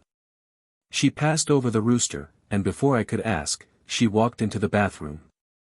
It was logical, she was a girl, after all. When I heard no other voices, I hurried after her, and both of us were looking at the opened-up faucet before us, revealing a hidden passageway towards the belly of the castle. Damn. I clicked my tongue. He found something really awesome. He is not that stupid, eh? No, evidently not. Your idea was right. Are we? Yes. I answered without hesitation. I get the potions. Now, you keep an eye on the opening. It was my turn to run and make a return trip from the room of requirements with all the potions Quincy, prepared. I was almost caught by the patrolling idiot, Argus Filch, but he is old, lame to one foot, and already out of breath after climbing some stairs. A squib like him is only used as a caretaker to amuse the teachers. By the time he notifies someone, both of us will be gone. Conrad. Quincy looked at me, tears in her eyes when I returned, and I knew why. The opening was gone, closed, and sealed again. Oh, I exclaimed but did not panic. I was expecting it to shut down after some time. I wasn't that surprised. Which sink was it? This. She pointed at one, and I came close, giving her portion of the potions, pocketing the rest. Ah! Look! I pointed at a snake emblem on the tap. Try speaking to it. Oh! Understanding glowed in her eyes as her initial panic dissipated. When she was back to normal, her mind seemed to catch up quickly. With a hissing whisper, she said something at the sink disappeared, lowering itself to the ground and revealing the hole we saw earlier. Follow me closely. I said, sliding down first, and if not for heading into the nest of a deadly beast, I would have enjoyed it. It was like being on a playground, enjoying an elaborate slide. The only problem was, after landing on my feet, I forgot to move, and Quincy landed on me, making me crash onto my stomach. Oh sorry. She moaned, climbing off of me and pulling me up. Are you good? Yeah, nothing is broken. I chuckled, dusting off my robes, checking the potions while continue looking around. We were in a dimly lit corridor with dark walls, a wet, cold floor, and some torches burning with green, magical fire. I am surprised his lackeys did not get stuck. Conrad. Don't you hear it? Quincy interrupted me, tugging on my sleeves. Hear what? The voices. After listening a little, no. I could not. I only heard the fire crackling on the very few torches. Shit. I drew a sharp breath. You probably are hearing the snake. If that is the case, that must mean it's speaking with Draco. That is not good. What if they make a deal? I started hurrying forth. Damn it. I hope we are not too late. What are we going to do? Quincy asked, keeping up while holding the still frozen rooster. I don't know, but I will come up with something. Chapter 39, Chamber of Secrets. We couldn't afford to just rush into the unknown, not even when Draco was ahead of us and making a deal with the basilisks. If that was possible at all. We tried hurrying the best we could, edging along the wall until the pretty wide corridor opened up into a vast chamber. Water was flowing down from the holes in the walls into small canals, forming an underground river. A giant statue stood at the end, high as a building, representing Salazar Slytherin himself. Its enormous mouth was wide open, and I already knew why. Drink. Quincy whispered, downing her side of the potions, and I did the same without question. As to why, the reason was right out in the open, a humongous snake, coiling before us, hissing and speaking to Draco, who was standing in place, head lowered, trembling. I wasn't getting what it was saying, but looking at Draco, the yellowish pool below his legs and his legs barely supporting him, I was sure it wasn't something encouraging. Well, at least he was alive, unlike his cronies. I don't know if I felt anything, maybe I was a little bit sorry for them, but they were dead, I was sure of it. Their bodies were turned entirely to stone, even we couldn't feed potions down on the throat of a rock statue. I just hope they won't return as ghosts, that would be the most annoying. What is he saying? I whispered, trying not to look up and stare only at its lower body. It is debating whether to eat Draco or not. Quincy answered, it is astonished at the fact that Draco can understand him, yet he does not smell the blood of Salazar in him. So the snake is bound to Salazar's bloodline. It very well seems like it. And I guess Draco did not know what he was going to find here. We can't save the two others. It is too late. She added, looking at them, encased in stone for all eternity. Yeah, I guessed so. Oh well. I need Draco alive. Why? We need a scapegoat, are we not? So, this rooster, should we unfreeze it? Let it go and hope it works. I don't know how close we need to be. Quincy bit her lips, passing our weapon to me, try to sneak in while I distract the beast. And before I could say anything, she strolled forward without showing any fear. Quincy. I tried to say it out loud, but my mind swallowed it back before it could escape my throat. What now? The basilisk hissed, but I did not understand its speech at that moment in time. A helper. Not that it would matter. I am not on his side, Quincy answered coldly, not glancing at Draco, who was eager to grab her attention and ask for help. She kept her face focused on the snake and its tail. Draco was petrified not because of the snake's gaze but because of what was happening to him, Crab, and Goyle. Watching them turn to stone just like that was horrifying. They thought they discovered Salazar's secret lair, with ancient knowledge and treasures. Instead, it was a chamber of his monster, their inevitable doom. Another one. The snake let out a low, growl-like sound, another strange human, speaking my tongue yet smelling nothing like my master. I can feel you are all pure, but I am also bored eating rats and critters. Maybe a change in diet is in order. Maybe I should go out before someone closes the door for good, again. Who is your master? Ha! The snake's body trembled, shaking like a rattlesnake would before answering. Salazar Slytherin, who else, you weak fledgling? You are lucky that you can speak the tongue of the chosen bloodline, and that is why you are still alive. I want to know how you two managed to learn the language. What kind of abomination of magic made it possible? It was Conrad. Draco blurted out, making Quincy flinch, and the snake instantly turned his head towards him. I almost slipped in my attempt to sneak in, using the cover of darkness and the decorative statues on the side. My name, even when uttered in Parseltongue, was something I recognized at first hearing. Who is this? Conrad? The snake asked, leaning forward, its forked tongue almost licking Draco's face. Is he of the blood of the Gaunts? And no. The Gaunts already died out. Draco mumbled, his eyes closed shut. I bet he realized what he was dealing with the moment his lackeys turned to stone. Ha! The basilisk reared back, his head bobbing up and down in laughter. Their line is still around. I met their last heir. Although he is not 100% pure, with the taint of a muggle in him, my master's line is still inside of him. I smelled it. He was strong, in the tongue. I could feel it, I could smell it in the air around him. Just as I smell the third of you sneaking around. My heart immediately dropped to my stomach, and I jumped forward, out of the way of its tail, slapping against the wall, almost crushing me. Quincy suddenly roared at the basilisk out of panic and fear, her voice echoing in the dark chamber like thunder. Stop! What is this, magic? The basilisks hissed, and I was surprised, too, scrambling forward in the meantime, watching the snake being frozen in motion. Quincy's voice, her order, was filled with such power that Draco's version could not measure up to it.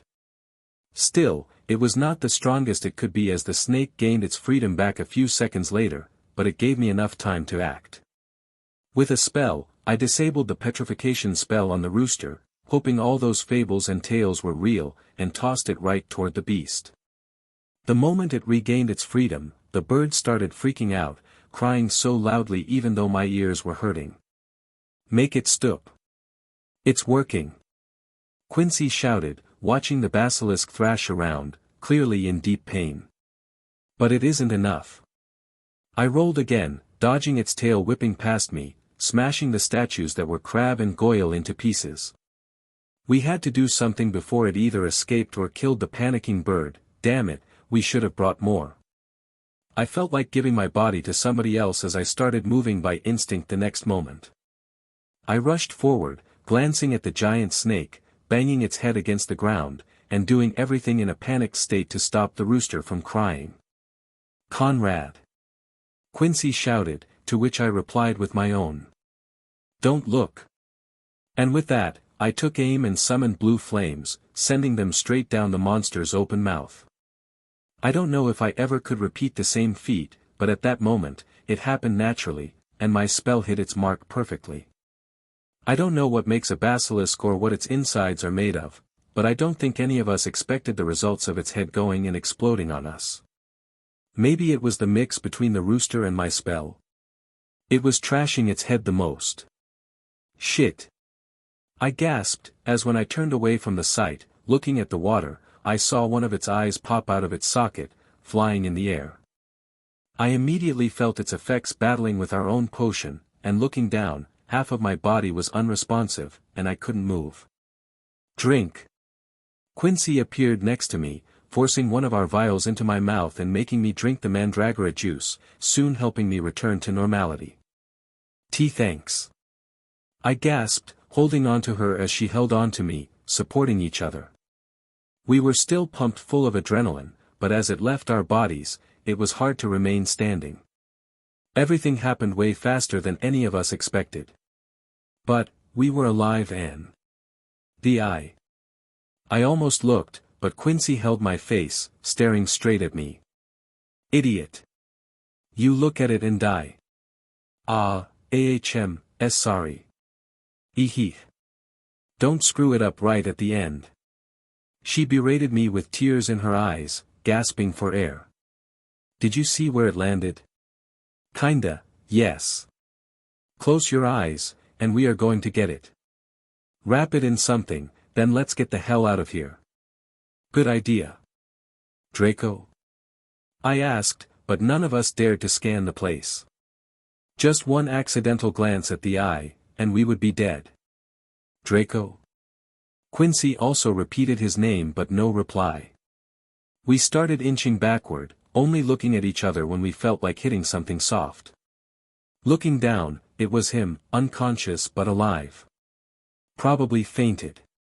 Or was knocked out by the snake. I murmured, separating from Quincy and looking at him before I pulled off his robe. What are you doing? We need something to cover the eye, no. This is going to be perfect. Keep an eye on him. Knock him out if he wakes up. This is wonderful, actually. Is it? Why? You'll see. It took me 15 minutes to find the eye, trying not to look, almost falling over it as I was crab-walking where I previously saw it flying. I managed to wrap it in Draco's robe with closed eyes, sighing in relief and watching the squishy lump in my hands. Walking back to Quincy, I passed it to her and took out my wand, aiming at Draco's head. Now, let's start Phase 2. Obliviate. Chapter 40, Murder at Hogwarts, end of Volume 1. To say that the next day turned out to be chaotic is an understatement. All the houses were ordered to remain in their common rooms and wait for further instructions. Nobody knew what was going on, but only us. By now, I was sure they found the 2 stone statues in Professor Umbridge's office, belonging to her and Draco. I was resting on my bed, as casting the memory charm was more exhausting than using the blue flames. I made it so that when Draco woke up, he had the memories of going after weird people, following noises, and watching them kill the basilisks and loot its body. He hid until they were gone and went to investigate, stumbling onto the eye that was left behind, killing his friends. That was when he learned what they had slain, but then, he got the idea. It was the perfect weapon for his own revenge, and he went, showing it to Professor Umbridge immediately, killing her without hesitation. Of course, I expected this not to be necessary as he would also gaze into the eye when showing it to Umbridge, so no trails could be followed back to us.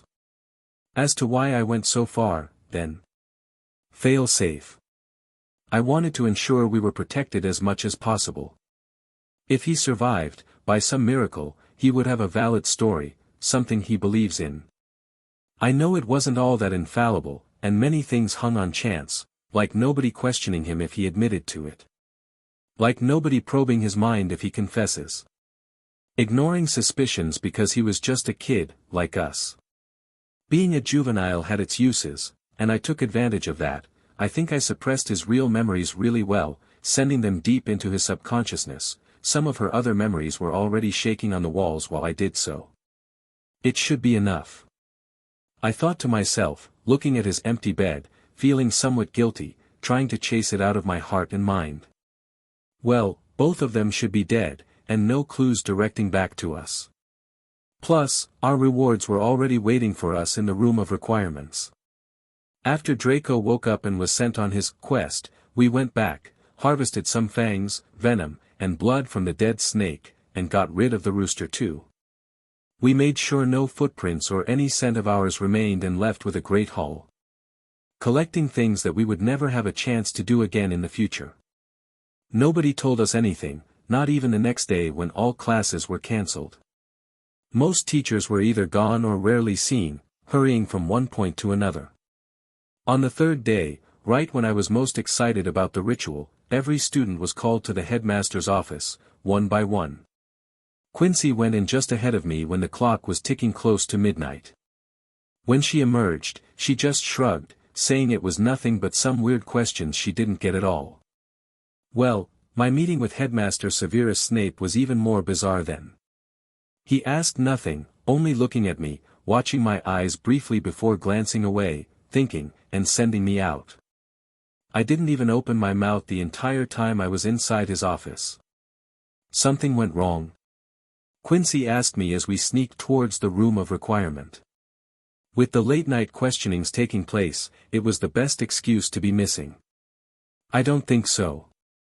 I answered, but I was now worrying slightly. Not that we could do anything now. What was done, was done. The fact that we were not detained means Draco was dead, or, nobody could read his mind. Probably the former. Unpacking a raw eye of the basilisks should be deadly for everyone in the room. Let's go. Let's do the ritual before we are interrupted again. Tell me your findings. Severus. The speaker had a cold, high-pitched voice accompanied by a tinge of hissing. A tall, lean-figured man was standing in a dark room, looking out of the window, watching the cityscape of London, looking down at the millions of muggles like a kid watching an ant farm. His black hair was combed backward, and his eyes were dark as the night, with a tinge of red flashing in them occasionally. Severus could see his face in the window's reflection, and it was a little bit gaunt, but his aura was dominating even without directly looking at you. My lord, I questioned everyone. From the kids to the staff, including the Malfoy's boy. I heard about it. I placed the family under quarantine until my verdict is out. They don't know their son is still alive and in your captivity. He was lucky to survive. We found him standing there, looking at the ceiling the whole time. More people would have been killed if not for his body obstructing the eye. After that, I imprisoned the boy in my office. He is currently under the effect of not just Veritaserum but my own mind-opening spells. Good. He chuckled, sounding interested in the news. It was something that greatly amused him. I have my own questions too. I will ask them to you and see if you are still my best subordinate or not. Please do so, my lord. Was the boy telling the truth?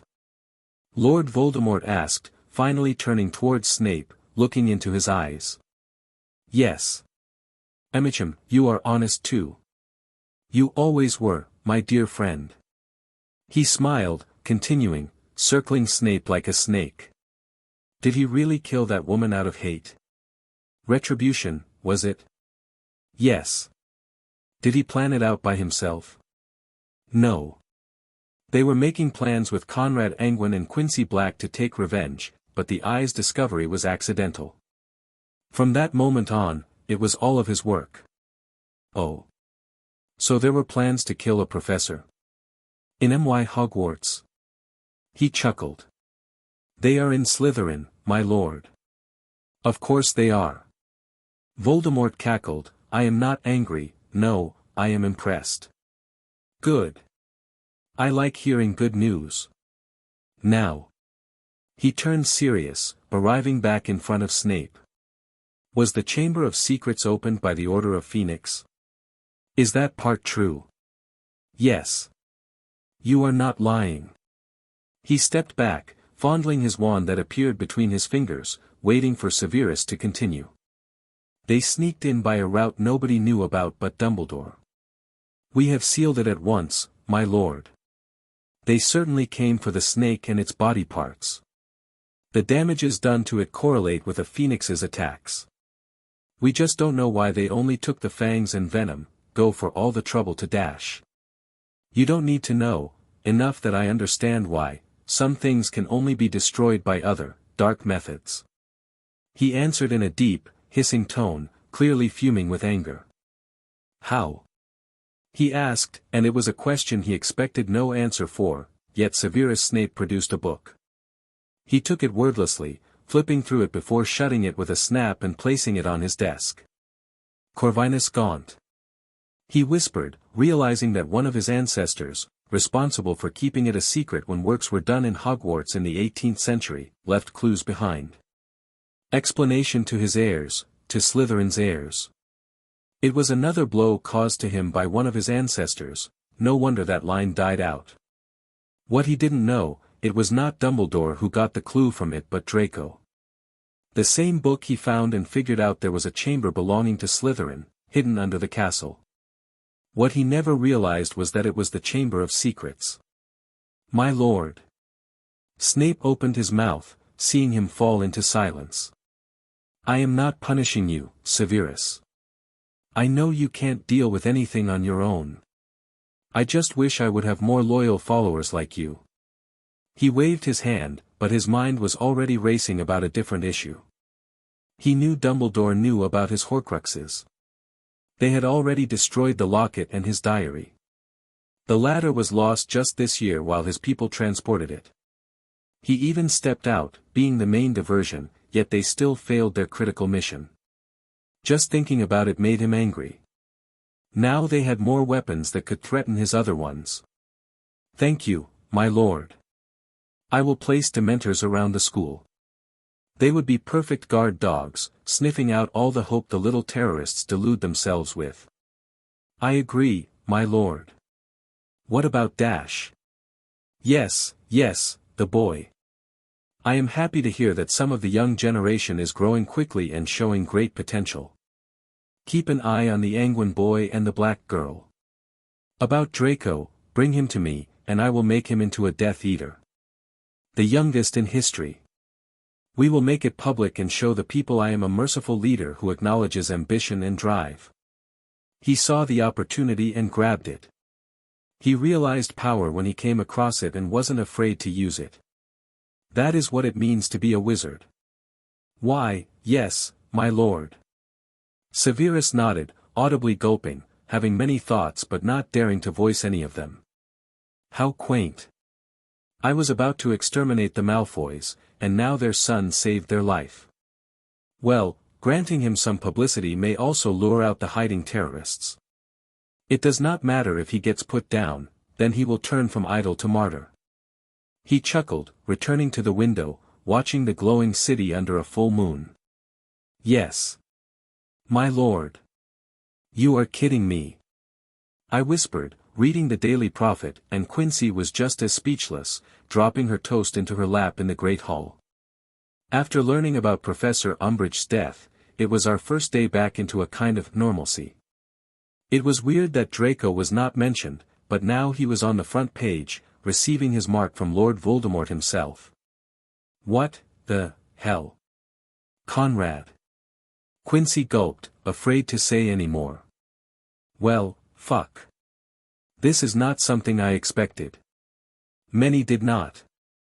I heard a familiar voice as Professor Lockhart appeared behind us. What do you think? I was cordial to our young friend here, no. The next year when he comes back. I hope he remembers that. Ahaha. Next year. Quincy and I whispered, watching each other, stunned by the news. What was it going to be like next year? I don't know anymore. Damn. Well. Lockhart clapped happily, I now am fully your dark arts teacher. I just don't know who will be your new charms professor next year, but oh well. It is almost summer, let's not ruin it by speaking about school, eh? He clapped us on the back, heading to the teacher's table. Yeah. Summer. I murmured, throwing down the paper. I need that break to collect my thoughts. Yeah, very true. Quincy moaned, trying to get the jam out of her uniform. Conrad, why does all you do end up in a clusterfuck? Beats me. I shrugged, munching on my toast, but I felt no taste reaching my brain. Wood. Nervous? Quincy chuckled, sitting down beside me after finding our way to the back rows. So. I shrugged, at least it isn't transfiguration, and I don't need to worry about being turned into a bat. Or a half-monkey. Or worse. I can't argue with that. She grinned, leaning in, wanna make a bet? About what? How long will it be before something goes wrong? I say. 15 minutes. 5. Oh, you are brave. She raised an eyebrow, leaning back, you are on.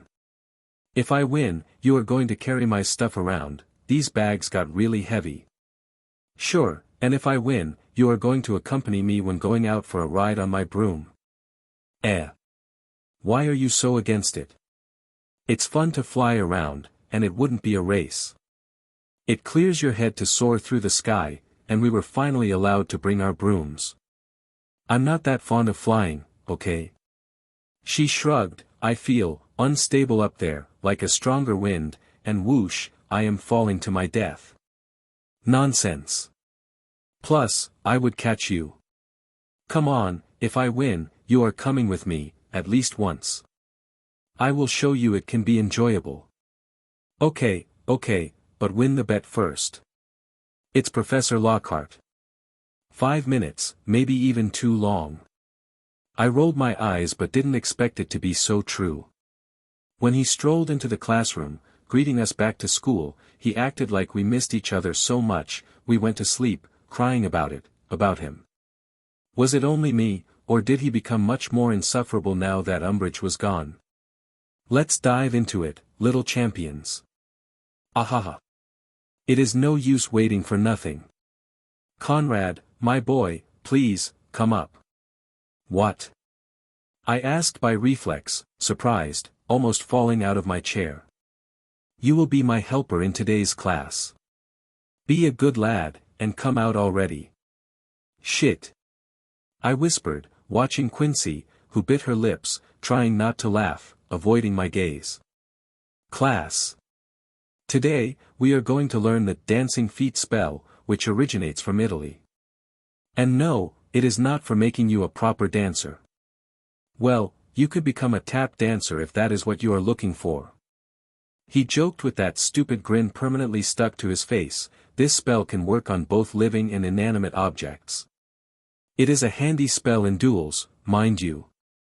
Confuse your enemies. Jinx their bodies. Make their legs unable to stay still. The creative mind can turn the simplest spells into its greatest weapons. Well, that is true. I thought to myself, watching him where this would go, checking my watch. 3 minutes. I can still win the bet. Wait, wouldn't that mean? But it was already too late as I looked up at Lockhart. Remember the hand movement, boys and girls. The incantation is Tarantaligra. He explained, but after moving his hand and speaking it out loudly, the spell fired from the tip of his wand, hitting me square in the chest. The feeling was horrible, not because it hurt but because I lost all feelings in my leg, and they no longer obeyed my thoughts. Instead, they started dancing, carrying me left and right, giving a tap dance performance without my consent. Ah!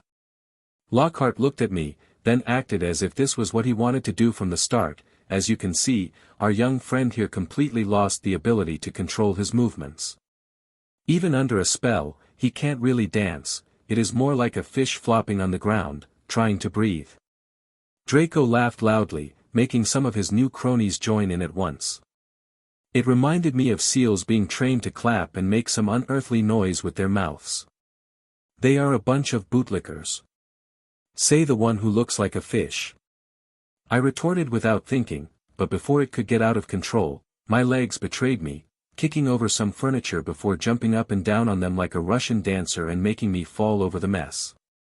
I would have been annoyed by the loud laughter if not for the fact that, lying on my back, staring at the ceiling, I was watching my feet flailing around without stopping for a second. Damn it, this is the first day. I would have been fine with carrying Quincy's bag. I don't need this to start a new year with. See? The legs are still moving without stopping.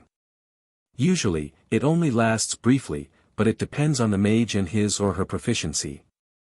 Professionals, like yours truly, could make it so that their enemies remain dancing forever. What? I whined, trying to stand back up, but I couldn't as I had no command over my kicking, trashing lower appendages. Ahaha, don't worry, my friend, I am an expert when it comes to charms and dispelling them. He aimed his wand at me and shot the counterspell before I could say no. My legs did stop, and I regained the feeling in them. Even managed to stand back up. But, now my hands were going wild, turning me into a damned windmill. I couldn't stop and was flailing like I was trying to swat away a swarm of bees. Oh, come on. Why me? Sometimes. Well, this can happen. Lockhart chuckled as if it was entirely expected. A too strong version of the spell, like the one I can use, has some side effects. Don't worry, it should stop in an hour or so. If my eyes could kill, like a basilisk, I think my stare would have finished him off right there and then. Instead, I was escorted to our next lesson, which was potions, by Quincy. She was trying not to laugh and restrain my hands that were flailing around, for everyone else's entertainment. Sometimes they started doing some weird moves, throwing out signs, and I think some of the other students took it pretty badly. Thinking I was insulting them. I hope everyone starts choking very soon. I grumbled, heading into the classroom, my hands making some elaborate moves, something that I think the Muggles called disco fever or something like that. I wonder if they named it after a sickness. Like mine. What happened to you, Mr. Anguine? I heard Professor Slughorn's voice, watching me trying to avoid slapping the cauldron off of our table.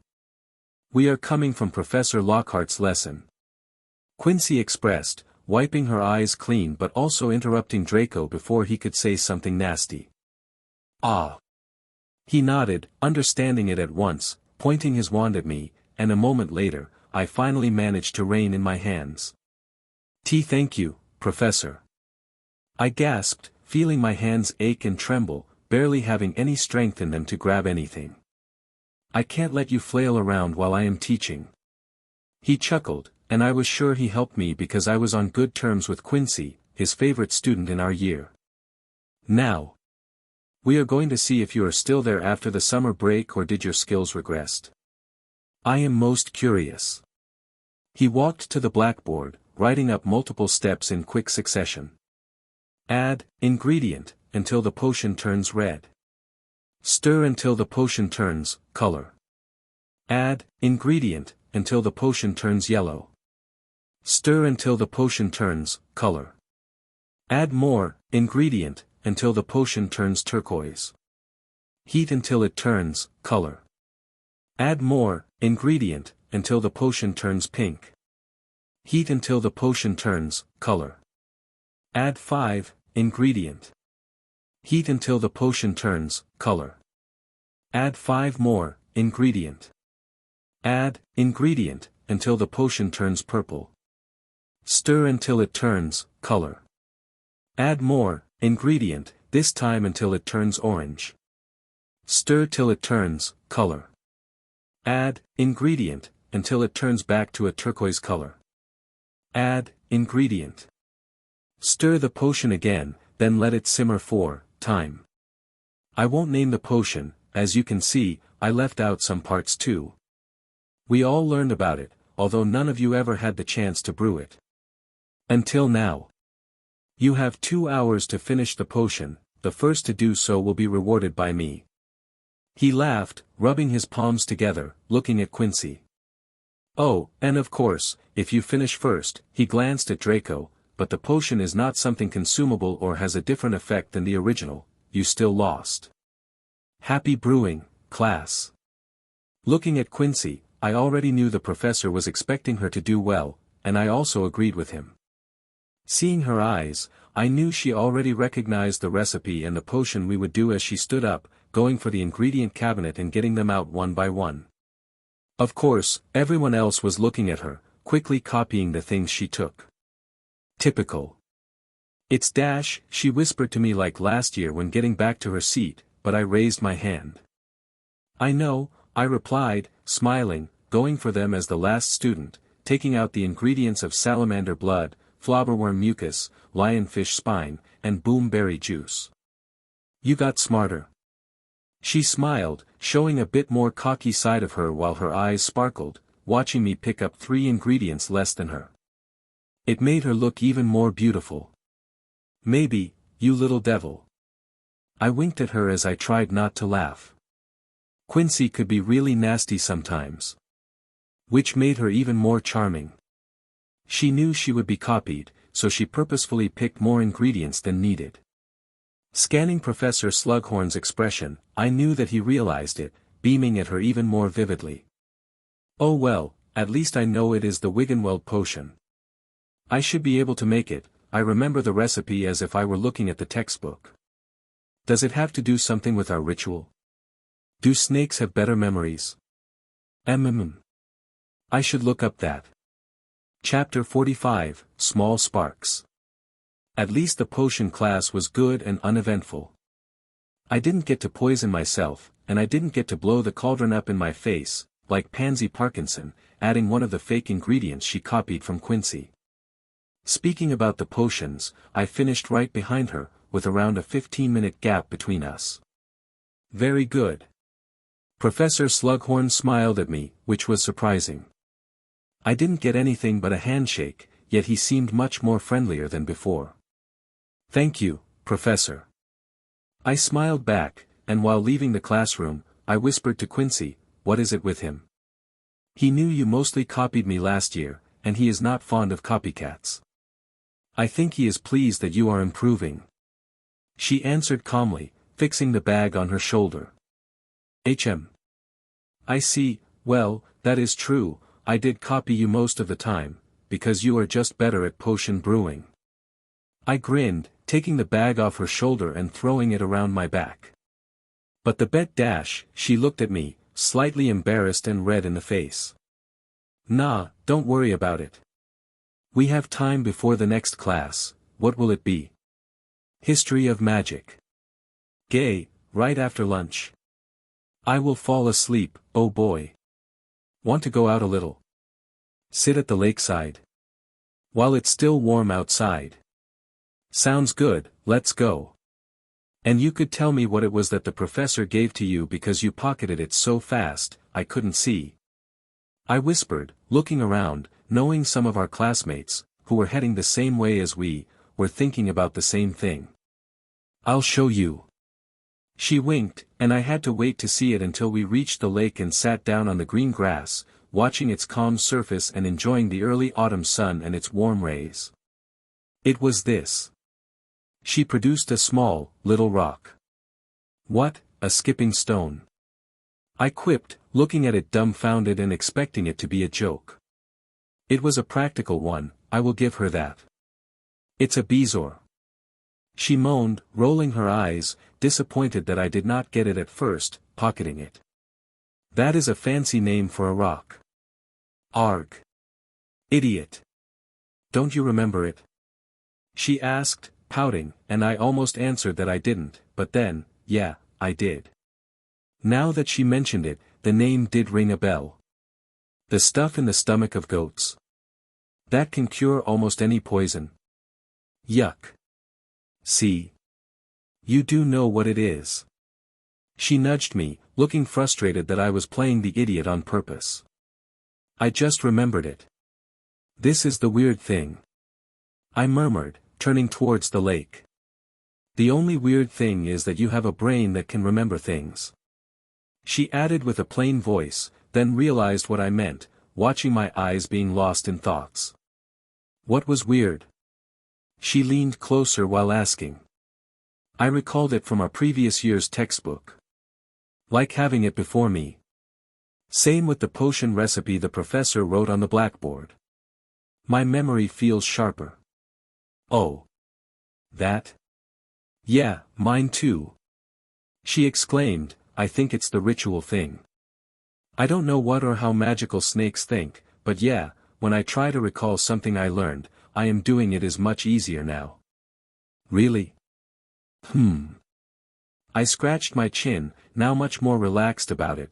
That is an unexpected boon. Anything else? Nothing. Besides a bit better senses, speaking with snakes in. I think that is it.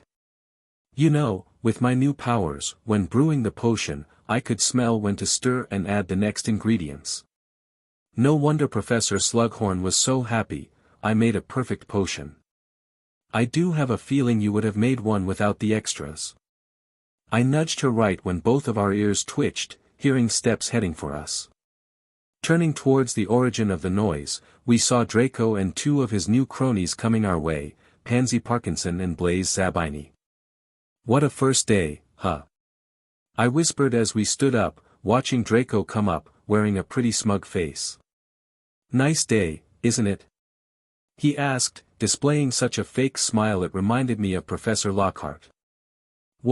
I answered plainly, and I knew he got my meaning, same as his new followers. At least they were not as blockhead as the previous lot. I'd watch my tongue if I were you, Anguine. Parkinson said in a sneering tone, you are speaking to a Death Eater. Show some respect. Yes, Your Highness. I bowed ceremoniously, please forgive this humble servant for forgetting his place.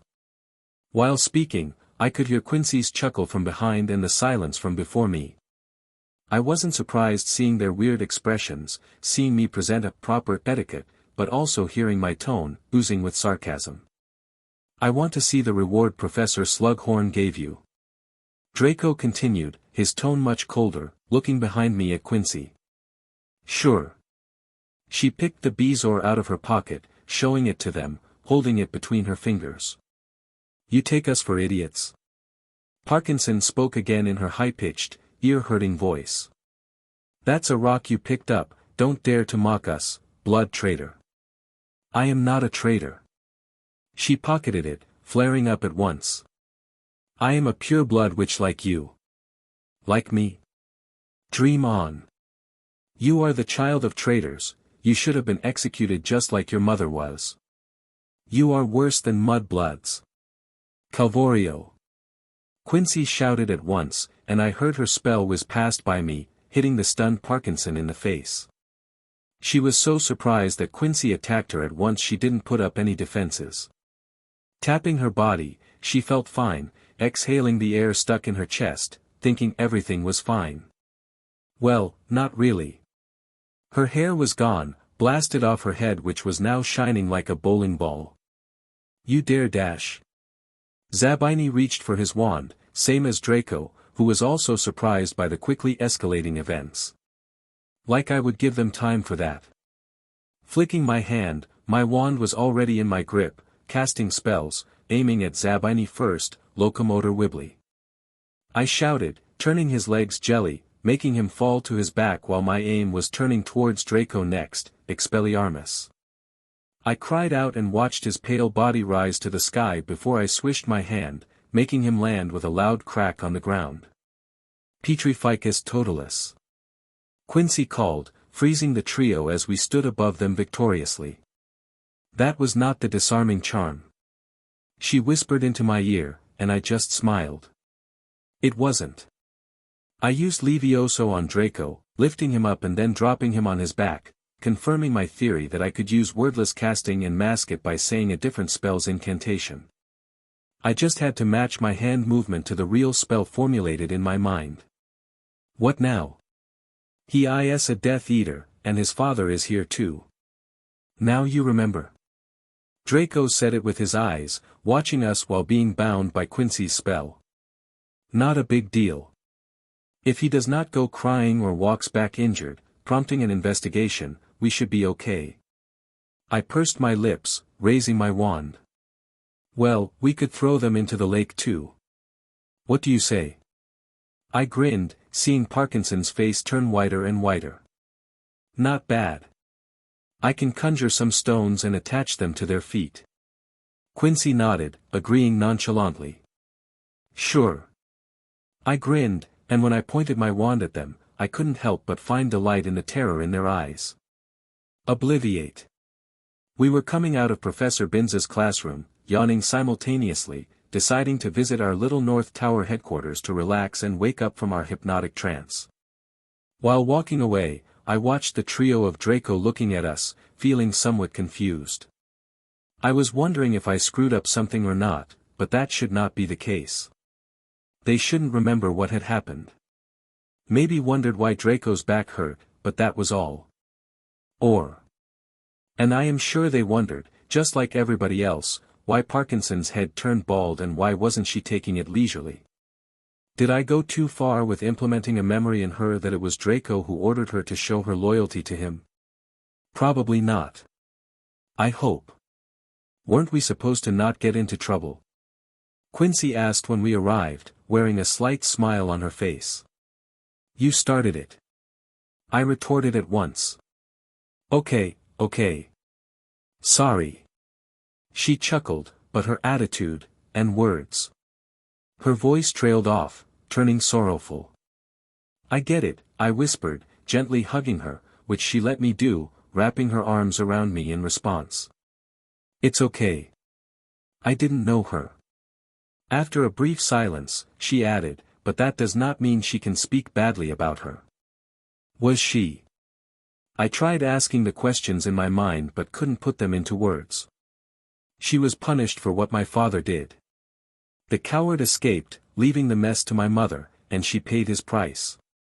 I hate him. I had no words to comfort her with, so I decided to remain silent instead, stroking her head in response which slowly calmed her down. Let's drop it, sorry to lay it out on you so suddenly. Nah, do it more if it helps. I smiled, ruffling her hair which made her pouty and angry, a much cuter look than her crestfallen expression. Want to play something? We can visit the library tomorrow. We have the whole year before us. Hee hee, that does sound good. Less stressful than before. That is what I'm thinking, ahaha. I have a feeling this year will not be as stressful as our previous one. Oh, how wrong I was. Chapter 46, Like Father, Like Son. The first few days were really nice, and I didn't enjoy school like this last year. Or at least, I don't think so. All was great until it was time for our first dark arts lesson. I knew it would not be something nice because of the father and son duo, but I wasn't expecting what would happen in the end. From this year onward, Lucius explained the moment he strolled into the classroom with his fancy walking cane, you will start learning what it means to use magic, the proper way. Just as he said it, Draco sat up straight, proud like a peacock, making my stomach turn. Anguine. Come out. I only looked at Lucius once before shrugging, standing up, and feeling Quincy's eyes follow my back with a bit of worry flickering in them. Slow. He tapped the stone floor with his cane impatiently. Sorry. After a brief pause, I murmured, adding the last part, Professor. Your father is said to be a great duelist. He continued with a sneer hanging on his face, looking down at me. 22 against 4, I answered plainly, and although nobody understood it, the change in Lucius's expression, fighting hard to maintain his sadistic smile, filled me with satisfaction. It was how many times my father won over him in their official duels. Today's lesson will be about proper dueling etiquette. Lucian continued, pulling his wand out of his cane, waving it, and making space for practicing. It didn't take long to realize I would be his partner in demonstrating how it is done. Okay. I thought to myself, feeling my blood boil, my anger rising. He wanted to humiliate me because he couldn't do the same to my father. Win a duel against me? I can take a lot of things, but this is ridiculous. I won't play along. A wizarding duel is to showcase two wizards or witches' skills and can only be fought by magical means. Lucian explained, standing at the opposite side of me, watching me perform the courteous bow that was required by the etiquette, not that he imitated me in response. I knew it was beneath him to bow to a student, especially to the son of his most hated colleague. Or rival, but I failed to see him as my father's equal. All spells are allowed in a duel, but of course, this being a lesson, I will act accordingly. He smirked, signaling to Draco, there needs to be an official count to 3. Son, if you will. With pleasure. He grinned, standing up and coming close to us, wanting to watch my demise from the front rows. 3. 2. 1. I don't know if it was because of the ritual, but I could perceive the change in Lucius's eyes. The twitch of his fingers, the throbbing of the vein on his neck. I heard his heartbeat quicken as blood rushed to his fingers, gripping his wand. It was like looking at a slowed-down image, watching him raise it way before Draco counted to 1. Already cheating? Like father, like son. My eyes were fixed on his hand movement, seeing his lips opening, and by the first syllable and the way he was raising his hand, I already recognized the spell he was trying to unleash. Confringo. Was he trying to blast me apart? Probably not, but that did not mean I would come out of this scenario uninjured. Multiple scenarios played out in my head before I decided to do the most sensible thing that would result in an easily explainable situation. Protego. I said calmly, doing the movements at the exact same time as he and raised a sufficiently strong enough defensive charm to deflect his spell, right into the face of Draco, who was flung backward, crashing into the tables and his cronies. His blonde hair turned black, the same as his skin from the burn marks and charcoal-like smoke from his ruined robes. What are you doing? Lucius roared at me, making me raise an eyebrow. Defending myself. What else? I asked back, not looking at Draco. Standing close to dueling wizards is a stupid thing to do. Spells do fly off to the sides and can hit people who are overeager to witness it. It was the first thing my father taught me not to do. I saw him raise his hand again and noticed the rise of magic around him. I could smell it, taste it in my mouth, on the tip of my tongue. I knew that the next spell would be more potent and by what margin. My defensive charm would not hold up to it, so I made the next best choice and rolled to the side, dodging it and hearing it blast against the castle walls. If not for them being magically reinforced, I bet it would have blasted a hole in it. That is enough. A voice interrupted us right when I was thinking if I should try and disarm him. Guess not. Headmaster. Lucius said calmly, lowering his wand, watching the door where Snape stood silently, looking directly at him. There was already a death in the school last year. He continued in an evenly paced voice, with so little emotion, I wasn't sure if this was warning him or me. We are not to make a habit out of it. Did you come here to tell me this? Lucius asked, feeling indignant about it. No. The headmaster replied, and I could swear I saw a faint smirk on his face. I needed your son, as Death Eater, he has responsibilities, which you should be aware of. Albeit. This time, he looked at the unconscious Draco with unmistakable disappointment. But I see that he is unavailable. And with that, he was gone.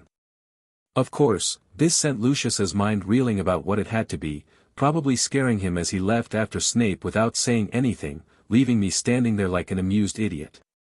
I guess, this means our lesson has ended. I joked, smiling a little, feeling great. 2 weeks later, things did not really improve regarding our dark arts lessons. I was singled out whenever a new spell came up, or it was time to practice dueling. Every damn time. I was getting more than fed up with it, and I was getting extraordinarily stubborn and combative. I spoke to Lucius with fake respect, and every time I made extra sure not to give him an inch. Not to back down. I started to wait in front of the class now, knowing I would be called out anyway. I stopped playing stupid games, it wasn't funny at all. I was expecting him to snap soon and attack me with the intention to kill. I wasn't afraid of that, I was waiting for it. It would be a good reason to get my father and probably the headmaster involved in this too. I wouldn't resort to that if it was Draco who I was dealing with, but I was cursed with putting up with the older Malfoy, of all things. Well, until that happened, there was another matter that I had to watch out for. One that was discussed with Quincy daily. We concluded that we would start the ritual of becoming an animagi at the first full moon in September, which is only a few days away. It should play out in a way that by the time November rolls around, we will surely have a storm to get done with it quickly. The only problem is if we screw up and get closer to November, it will be harder to find a clear night with the full moon shining. Oh well, we will get to cross that bridge when we get there. Here. Quincy gave me a tiny, little leaf. This is it? I asked, surprised at how tiny it was. We scoured the texts. She said, reassuring herself more than me, none of the instructions stated how big the leaf must be. It doesn't matter. The smaller, the better because it won't impede our speech. Yeah, and we must keep conscious about it, not letting it slip out from under our tongue. I shrugged, already annoyed with it. Nobody said it would be easy. She shrugged, flipping the mandrake leaf over and back in her palm while we were inside our hideout of the old divination classroom. The difficult part will be when we are sleeping. I thought about that. I stood up, bringing over a library book about jinxes, Mibblewimble. The tongue-tying curse. It gave me an idea, and I devised a new jinx. I pointed my wand at Quincy, who didn't even flinch, trusting me completely. Lingua gluten. The next moment I saw her surprise, opening her mouth while picking out a hand mirror, looking at her tongue in wonder. It was completely stuck to her jaw, and she could not raise and speak coherently. Revoking it, giving its freedom back, she chuckled while slurping back her saliva. This will be nice. Only, we will be drooling like idiots. I laughed with her, proud of my new spell, plus, it is perfect because you need wordless casting to use it. You can't pronounce it otherwise.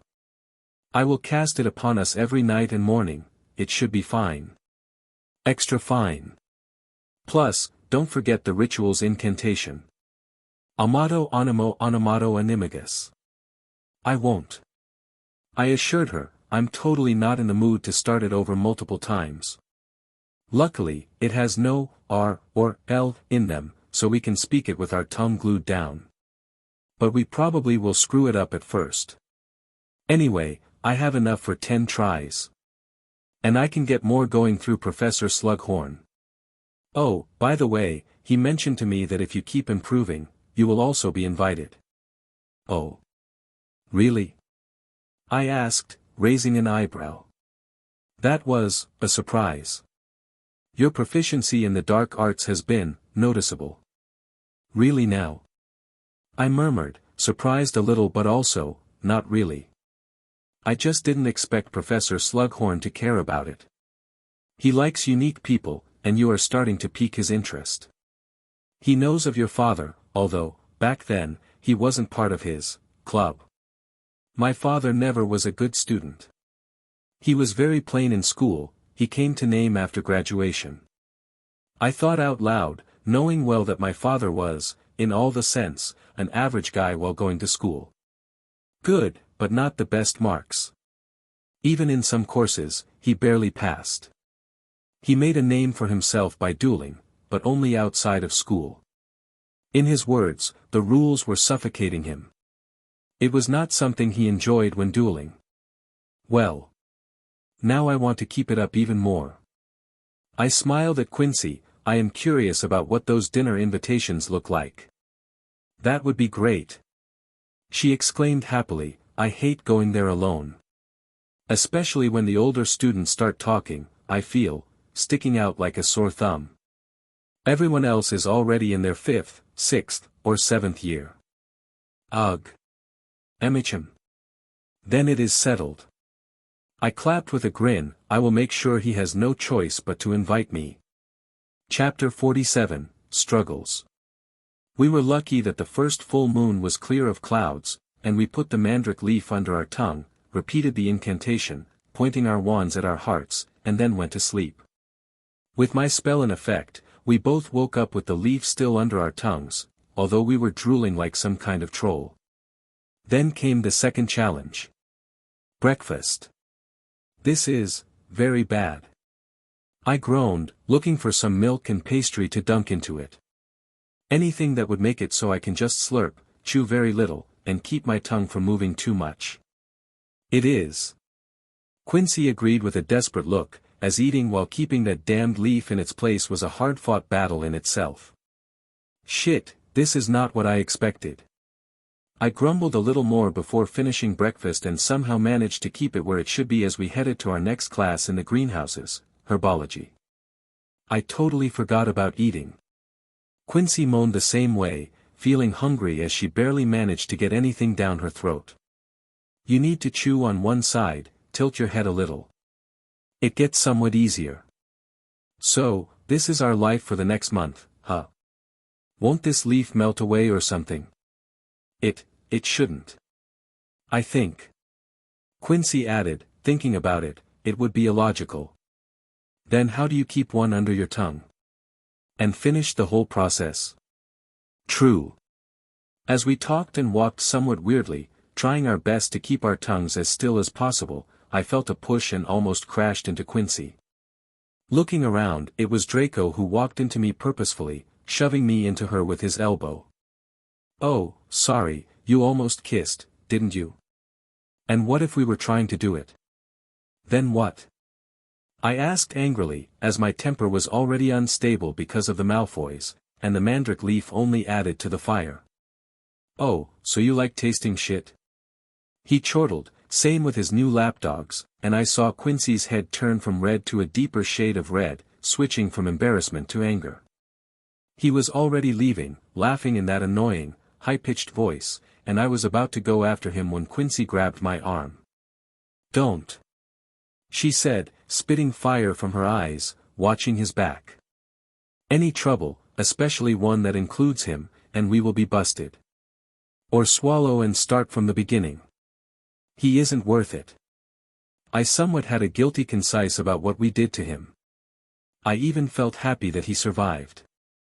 I whispered, listening to Quincy and stopping myself, but not anymore. Do you have another plan? She smiled at me, and I just shrugged, shaking my head, not a problem. I do. But. She raised a hand before I could ask in surprise. First, get this animagi ritual over with. Everything can come after that. I can endure a lot, so start learning from me. Yes, ma'am.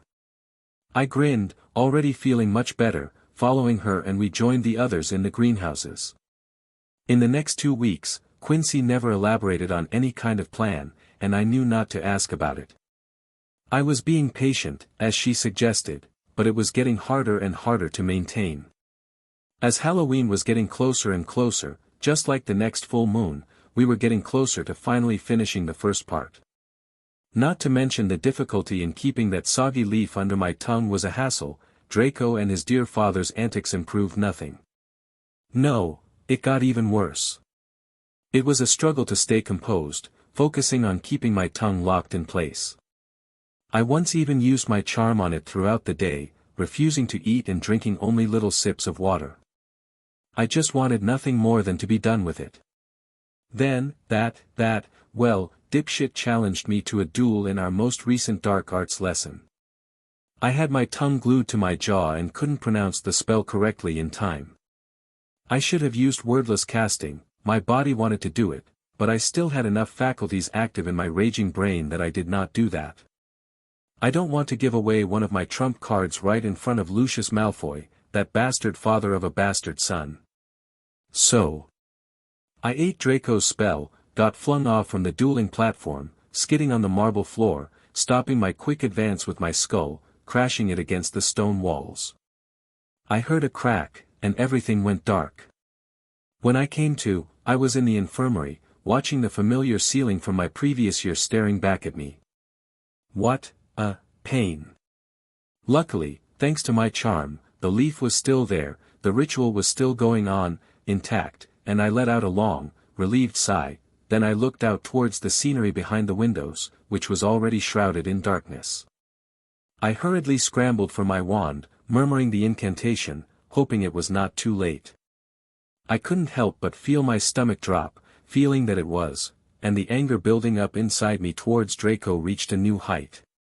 I could feel the vein on the side of my neck throbbing, which was probably visible through my skin. It was that moment when an intense headache came over me, and I let out a hurt groan, curling up on the bed, feeling like my brain wanted to burst out of my skull and run away. Then the horrible feeling started to radiate all over my body, making me sweat and shiver. Thank Merlin that I didn't undo my tongue-tying spell, or I would have swallowed that damned leaf. I could sense that this dreadful, abnormal pain was coming from my brain, traveling through my nervous system, going up and down on my back, no, on my spine, before finally jolting straight into my eyes. It was a kind of pain that was only below getting hit by the Cruciatus curse, and now I experienced both. Lucky me. When it reached my eyes, I wanted to scream, but my mouth was kept shut by the spasming muscles in my face. It burnt. It was like a sizzling metal rod was being inserted into my skull, right through my eye socket. I tried grabbing at my face, but my hands were stuck to my body as I was paralyzed from head to toe. The burning sensation didn't subside for at least 10 minutes, and I could swear I saw my eyes glow in an intense light reflected in the infirmary's windows. They were turning golden from their usual, deep purplish color, like 2 torches, like that of a basilisk's. Or I was dreaming it all because of my head injury. I couldn't tell because I woke up on the bed in the following morning, feeling fine. Was it a dream? I thought it wasn't, it was too real for that. It had to be real, and when Quincy came to visit in the afternoon, I told her everything.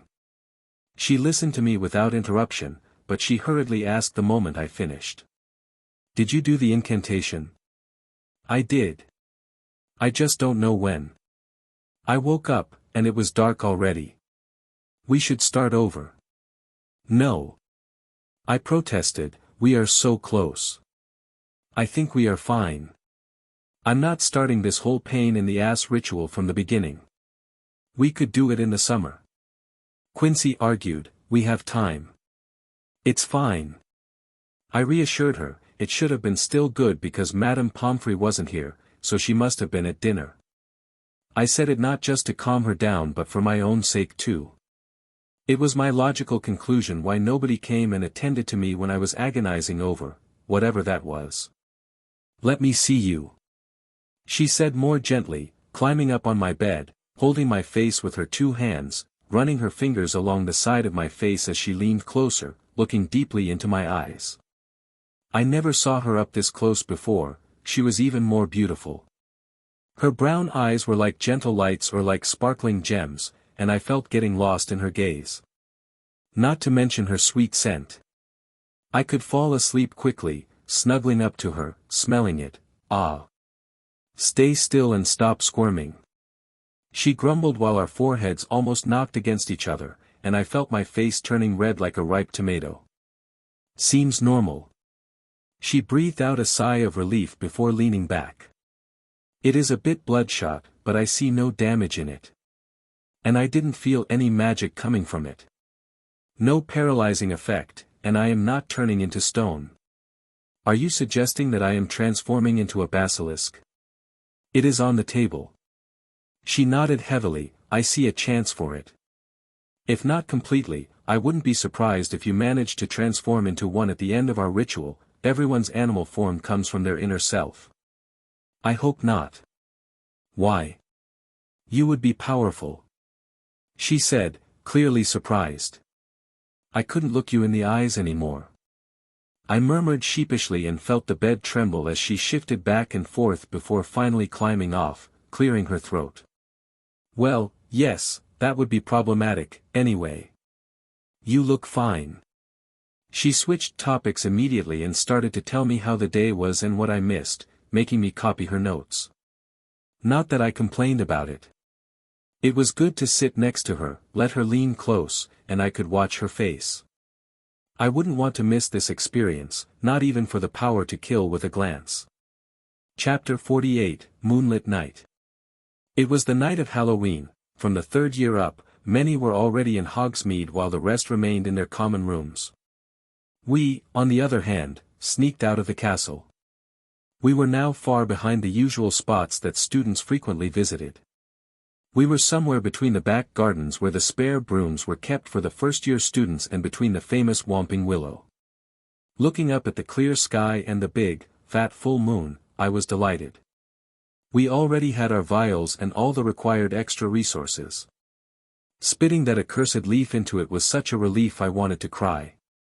We hurriedly added our hair, a silver teaspoon of dew we collected a week before, hiding it in the room of requirements, and finally, the chrysalis of a death's head hawk moth that Quincy got through Professor Slughorn.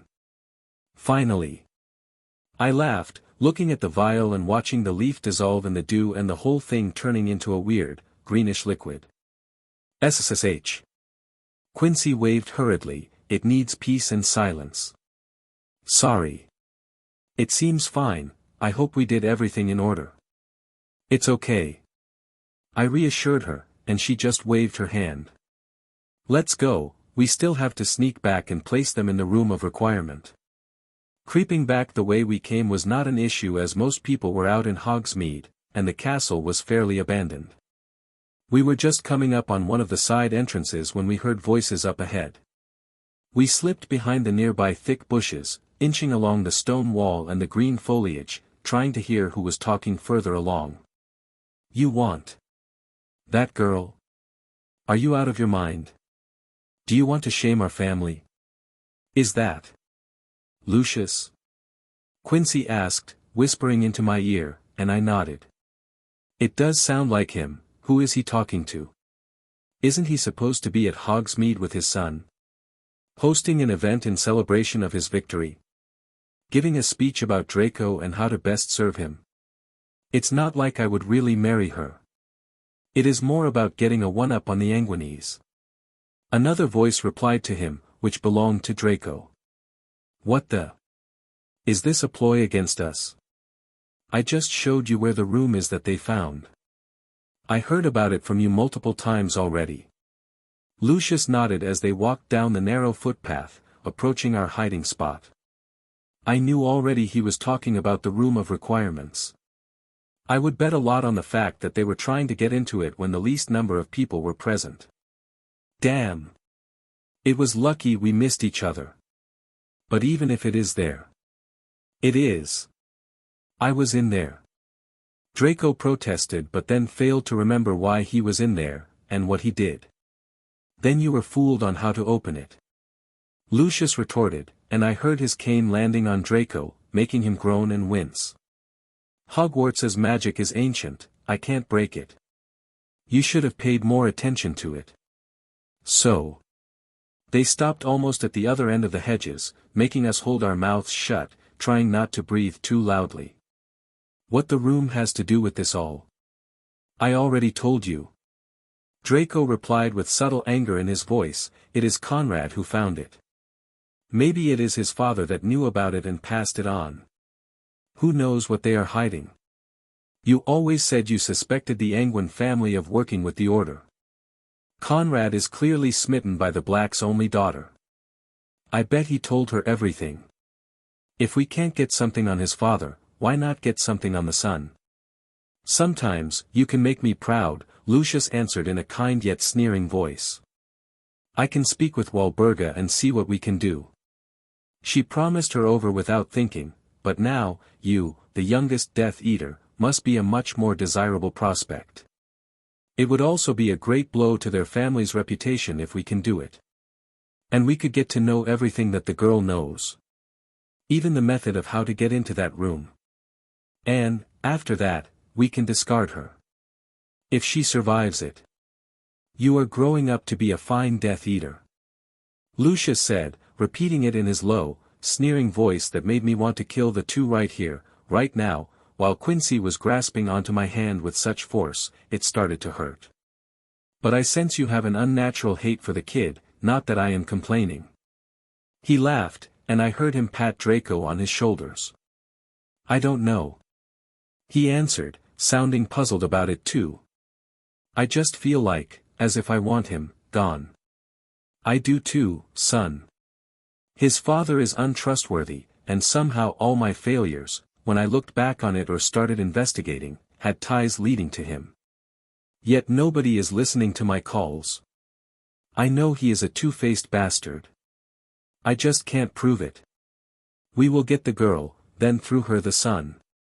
From that on, I will bring down the main bastard himself. As they were talking, they were leaving us behind, getting further and further from us. When we crouched in complete silence for a minute straight, I finally stood up, looking at the pale-faced Quincy. Let's go, hide the vials first. It was a lot to take in. We had been sitting at the top of the North Tower, in the old divination classroom for the past hour, without saying anything, just leaning against each other, watching the full moon. My mind was whirling with ideas about what to do, but none seemed plausible or doable. I realized that the hate Draco must feel results from his subconsciousness, from my meddling with his memories and using him to kill Umbridge, and trying to sacrifice him in the process. I didn't expect him to come up with something like this, Quincy said, being the one between us to speak up first. Me neither. I thought him to be a bit stupid. It is still only a plan, and we now know about it. We can prepare. She whispered. I will write to my father to warn him. That is a must. Quincy nodded, sitting up straight, looking serious, collected, and calm. Calmer than I was, that is for sure.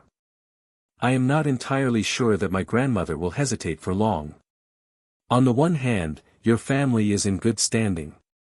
Malfoy's name is not so much. Yes, Draco now got fame and restored much of their standings in the eyes of the public. But that does not mean they are out of the hole. You are something else.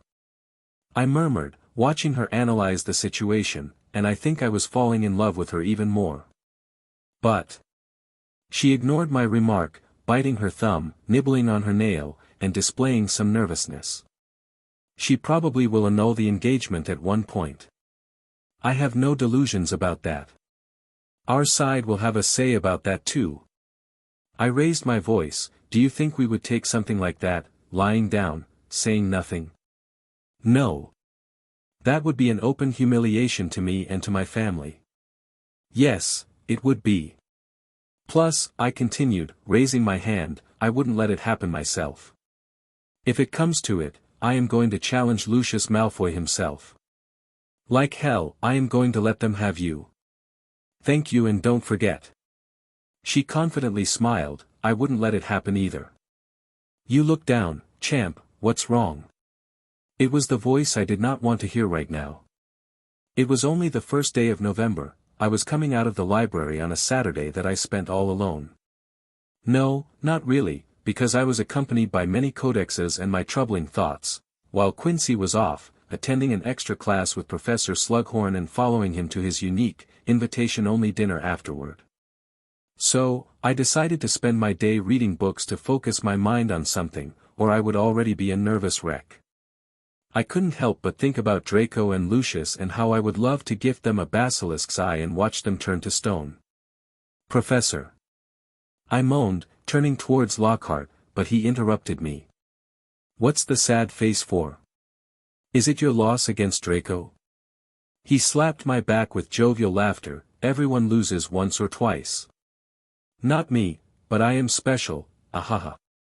Want to come with me? I am finishing up my newest manuscript of my next book, Dancing with the Order. You could help me write letters to my loyal fans about it so they can pre-order quickly. Dancing with the what? The famous terrorist organization, what else? My boy, if you want, you can have a sneak peek into it. It has the latest and freshest bombshell in recent history. I dueled against none other but Regulus Black, the second treacherous son of that family. It was a wild battle where his brother Sirius and even Dumbledore himself appeared. You did? I asked, stopping in my steps. His words piqued my interest. I bet he did not do it, someone else did, and he gets the credit for it. As to why? I don't know. Well, a lot of people read his books, and whenever something. Ah. I jumped. Can I really read it? Yes, of course. He laughed again, leading me to his office, seeing my eagerness as a sign that I was secretly a big fan of him. Well, not really. But an idea came to my mind. No matter how secretive the Death Eaters are, no matter who writes the news, information will get out. Especially when the Order of the Phoenix also has its own resources to spread its own version of the events. I remember my father telling me that something significant happened last year and that it was the Malfoys' blunder. It took time for it to spread, but I am sure many wizards knew about it. If my conjecture is correct, and knowing my professor's inept abilities, I was convinced he was given a story he spun around and presented as his own. As a kind of truth about what happened, battling the Order spreading news under the table. I was most curious as to what he wrote in his manuscript. Especially if it was before any editorial review. I couldn't take it as facts, but I could use it to start and draw a picture that would become clearer later on. Chapter 49, Machinations. Professor Lockhart's story, or more precisely its climax, the battle against the Order of the Phoenix, was fascinating. Very much so, and I can't lie about it. I don't know if it is because he is a good writer or not, but his retelling of the events was vivid and immersive. I hate to admit it, but he could sell himself on paper. In person? Not so much, but most people know him from his books anyway. Reading the recollection was a bit hard. On the one hand, it was so descriptive I felt like being there. On the other hand, I didn't know if I should believe everything. Knowing the professor, my doubts were high from the start, but I had to approach it with a clear and open mind. Through this work, I got a glimpse of how the bulk of the Order laid waste to a very important convoy of wizards. They were traveling from the school back to London when they were ambushed. As the teacher, Professor Lockhart was accompanying them out of courtesy to the borders when the attack happened, and he fought with the Black Brothers while flying on brooms. Ignoring the flashy descriptions of his skills, the maneuvers, and the fact that spells were flying left and right, missing him by an inch, I did feel my heart quickening reading it. The presence he gave to their leader, Dumbledore, was tangible through the papers. It was he who ended one of the Death Eater's life before sounding the retreat and escaping with the rest. It took me only one read to memorize the text, and after I was finished, I closed my eyes, rereading it multiple times in my mind. Something wasn't making sense. Why did they retreat? I asked in the end. He looked at me, up from signing his promotional letters. Why did the Order retreat after one kill? It wasn't even someone special. It was a Death Eater. That is pretty special.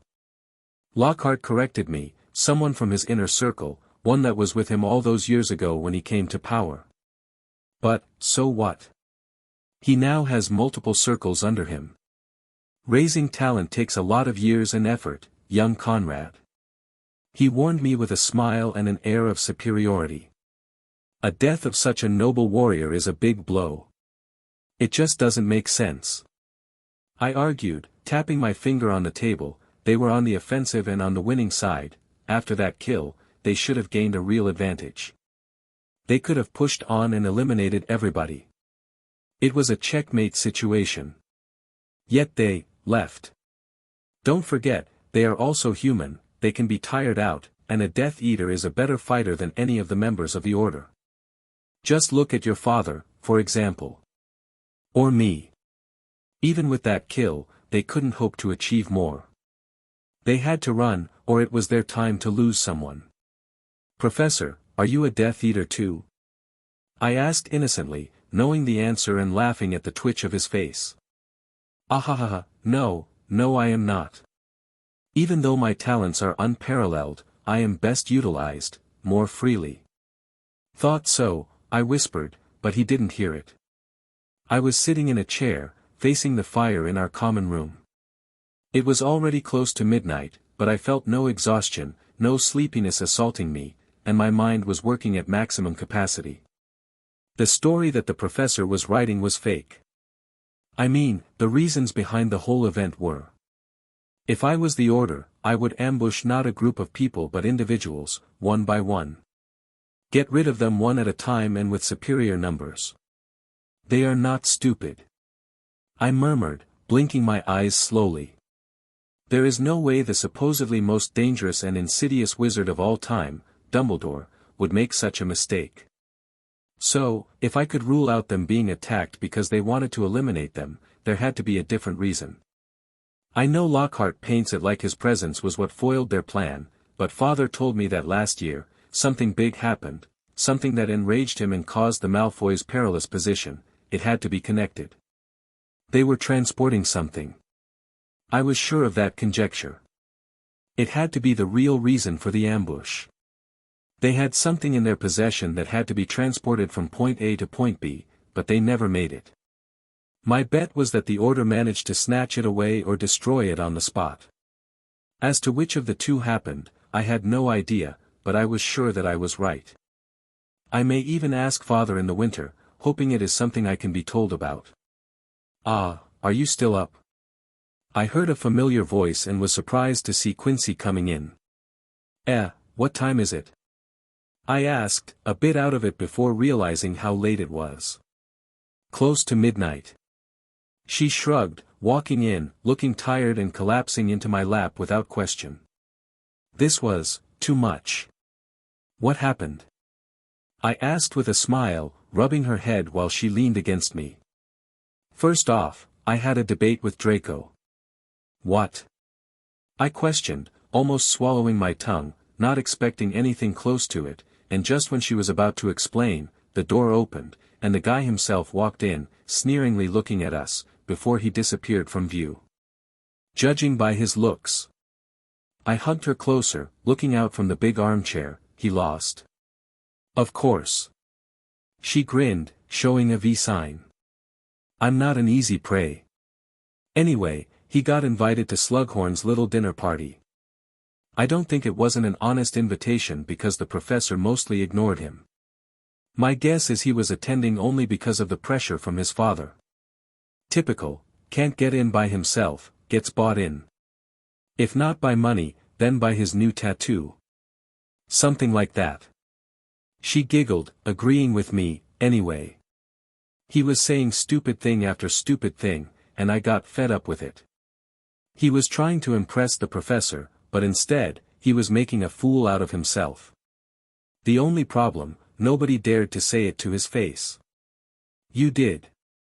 I did more than that. She explained, her eyes glowing with excitement while snuggling up to me, recounting the whole affair. It was the best night of my life so far. Holding her close, listening to her voice, feeling her sweet scent and warmth. Sitting there in the dark, in front of the glowing fireplace. I felt like melting. I told him face to face that what he is saying is utter nonsense, academically wrong, and I can prove it. And you did it? That is why it took this long to come back. I proved it, then challenged him to a standoff in potion making. Ha! You should have seen his face, it was not even a proper battle. I demolished him. No, I destroyed him. She laughed, totally in high spirits, acting like a drunken man. I bet he would deny it. PFT, so what? I know what happened, he can't fool me. Nor you. And look. What's this? I asked, watching her take out a tiny vial with a golden liquid inside. Felix Felicis. Liquid luck. No idea. Don't you listen in classes? She groaned, looking at me with an annoyed gaze. The drinker of this gets super lucky in whatever he or she tries to do. This drink is banned in many competitions, hell, I think it is banned everywhere except potion making. If it's banned, it must be good. You got my attention. I exclaimed, taking it from her, inspecting the vial, and marveling at its golden color. It is good. But can't consume it in great volume because it is highly toxic and can result in reckless behavior. Many died because of it. Imagine you start doing something because you just can't make mistakes. Then it wears off, and you end up dead. Bummer. Yeah, it does sound dangerous, and also addictive. Is it safe? I asked, now a bit more warily. Self-control, Conrad. Then it should be fine. Keep it. What? I blinked my eyes, surprised, before pushing it back to her hands. No. You earned it, it's yours. Yes, but you will need it more. Why? I asked, feeling confused, and saw her sigh. I wanted to tell you this tomorrow, but since we are still up, there is going to be a tournament in the school starting in December. It will last right until the winter break. And? It will be a dueling tournament hosted by Lucius Malfoy, and you will be made to enter it. Wait a minute. What do you mean, I will be made to enter?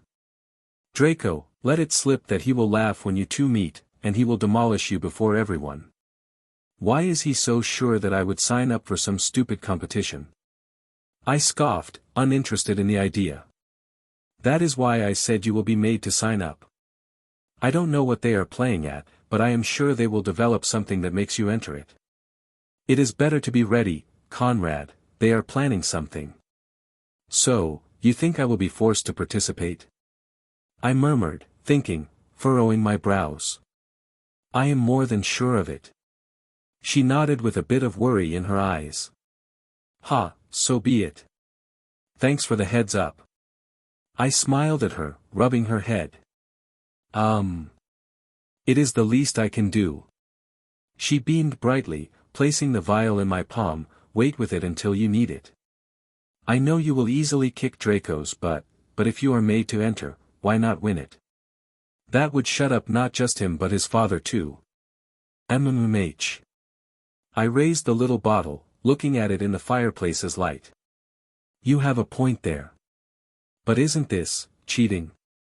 Or disallowed? I grinned, and she simply stuck her tongue out. The rules are for those who can't break it without getting caught. Chapter 50, Bloodline Problems. She was right. The moment the next day arrived, it was announced, and when I looked, my name was already signed up for it. So they do it without asking me? That is it. How blatantly oblivious you can get, I don't believe this. What is it, Anguine? Draco asked sarcastically, watching me read the announcement stapled on the notice board in our common room. Should I tell father you want to step back? Take your name off. It isn't late yet. Nobody would think that. You are a coward. No, it's all good. I smiled. I would have been disappointed if I had not signed up, seemingly before anybody else. Look, my name is even before yours. How great I am. Yet you look anxious. Don't be afraid, nobody will die. He chuckled, smirking, and he was half right. I was anxious. Since waking up, the sky was dark, it was still as if it was deep into the night because a storm was brewing, and... crack! It was the unmistakable sound of a lightning strike. I saw Quincy flinch, standing not that far from us, looking at me knowingly. We had to rush to our potions right now. Where to? Draco asked, stepping in front of me and blocking my way. Afraid of the rain? Need the hug of your girlie? What if I am? I tilted my head, my voice turning flat and cold. You are right, I am afraid. Now, can this chicken please go, Lord Malfoy? No. He answered at once, placing his hand on my chest. You are not going anywhere. Whatever you want to do, I won't let you do it. Don't try to play with me. Traitor. I silently raised one of my eyebrows. What did he mean by that? Was it his subconsciousness? Or was it something else? Maybe both. Glancing at Quincy, she was even more nervous as it genuinely turned out to be a storm, and a big one at that. Go. I will deal with this. I said, looking at Quincy, but before she could say anything or Draco had a chance to turn towards her, I grabbed his robe and simply headbutted him. I never did something like this before. Fighting like muggles. Being so, raw and uncivilized, but my anger was rising, and I felt my blood boiling. I wanted to strangle him, and I did try it, my fingers wrapping around his neck like a snake. It felt good. Natural. I felt a smile creeping up to my face before I snapped out of it and let go. No. I was pulled off of him by Professor Slughorn, who appeared from nowhere, followed by Lucius and then many others.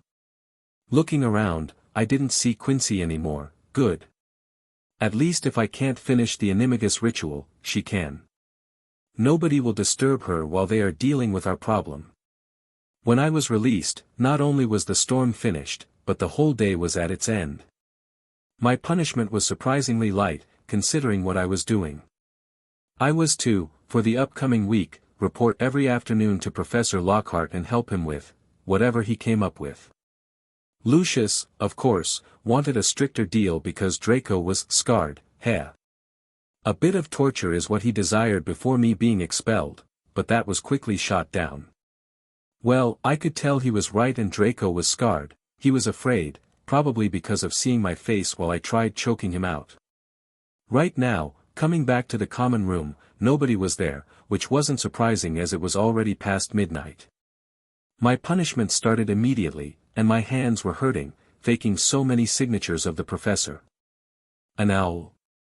I stopped walking, noticing the small barn owl sitting on one of the tables, staring at me constantly. Who let you in, little one? I let myself in. To say I was surprised was an understatement. Seeing it jump and transform back to Quincy before me, beaming, her mouth going from ear to ear, made me kick out my leg, landing on my butt. Surprise. She chuckled, helping me up and hugging me. It works. Great. I laughed, patting her back, and an owl. Well, you can fly, that is cool as hell. It is. I was afraid at first, but, now I get why you like flying on brooms. It was wonderful. I can't believe something can feel this good. She explained it with great enthusiasm. I am surprised. Me too. I thought I would turn into a snake. At first, it was weird, but I am not complaining. I am happy for you. I will do my own, well, probably in the summer.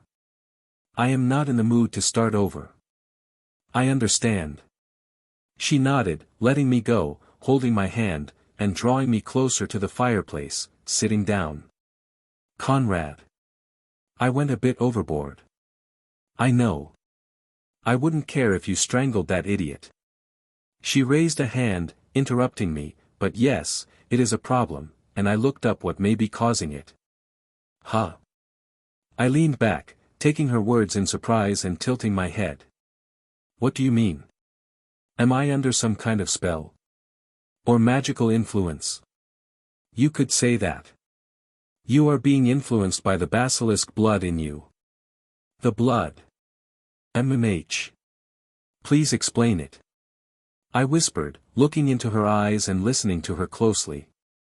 They are the king of serpents, and I read up on their temperament, they are like a mad king. That does not bode well. They are dominating towards other snakes, they either draw them in and make subordinates out of them or eat them. No in between. Next to this, they are possessive creatures, not known to share. Oh, well. I wouldn't want to share either. I mumbled, feeling a bit shy but also happy seeing her face turn a bit redder. Don't joke now, this is serious. After clearing her throat, she continued, the worst part is that when they get angry, they strike to kill. As kings of their species, they don't take kindly to being challenged, not even by another basilisk. They will move in to eliminate the threat by venom, by their gaze, or by crushing it. Absolutely no mercy. So, you are trying to say my rageful outbursts are because of the basilisk's blood? Not that I had so many problems with my anger. I murmured, but then I remembered that, yes, I did have some problems feeling angry more than once. One time, it caused me so much pain I fainted. I mean you, have to be alert. I do think the blood can influence you. This can cloud your judgment, Conrad, it can be extremely dangerous. You are right. I whispered, I will try to keep it in mind and not let myself be overcome by it. I am a human first and foremost, not a snake. Yes. She smiled happily, seeing that I do take her seriously. By the way. I spied on Draco a little, he was totally out of it. You had a strong grip, I could see the marks on his neck. Really? I chuckled happily, good, let him be reminded that his tattoo is not something I care about. We should care about it, but, yeah, I get what you mean. The bigger problem is his father. I don't care about him either. I do. Quincy shrugged, in my owl form, I went to the Olery and saw him send a letter to my grandmother. He did. I sank back in the chair before the fire, furrowing my brows. I saw the address, it was ours. I don't know what he wrote or what my grandmother will think about it, but he made his move. I will write one home too. I stood up, going for parchment, quill, and ink, unlike last year, I will need father's support this time. Let the adults take care of their side of the problem, we will deal with our end. I will demolish Draco and win the tournament to rub it under Lucius's nose. Plus. MHM. She walked beside me, looking at the parchment while I wrote my letter. If I show more considerable talent than our famous Mr. Draco Malfoy, your grandmother will be harder to sway to their side. That is true.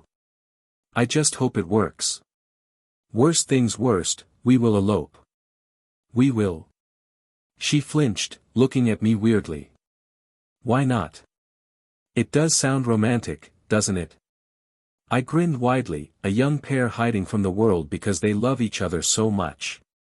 Isn't it how most of the love stories start? Ha.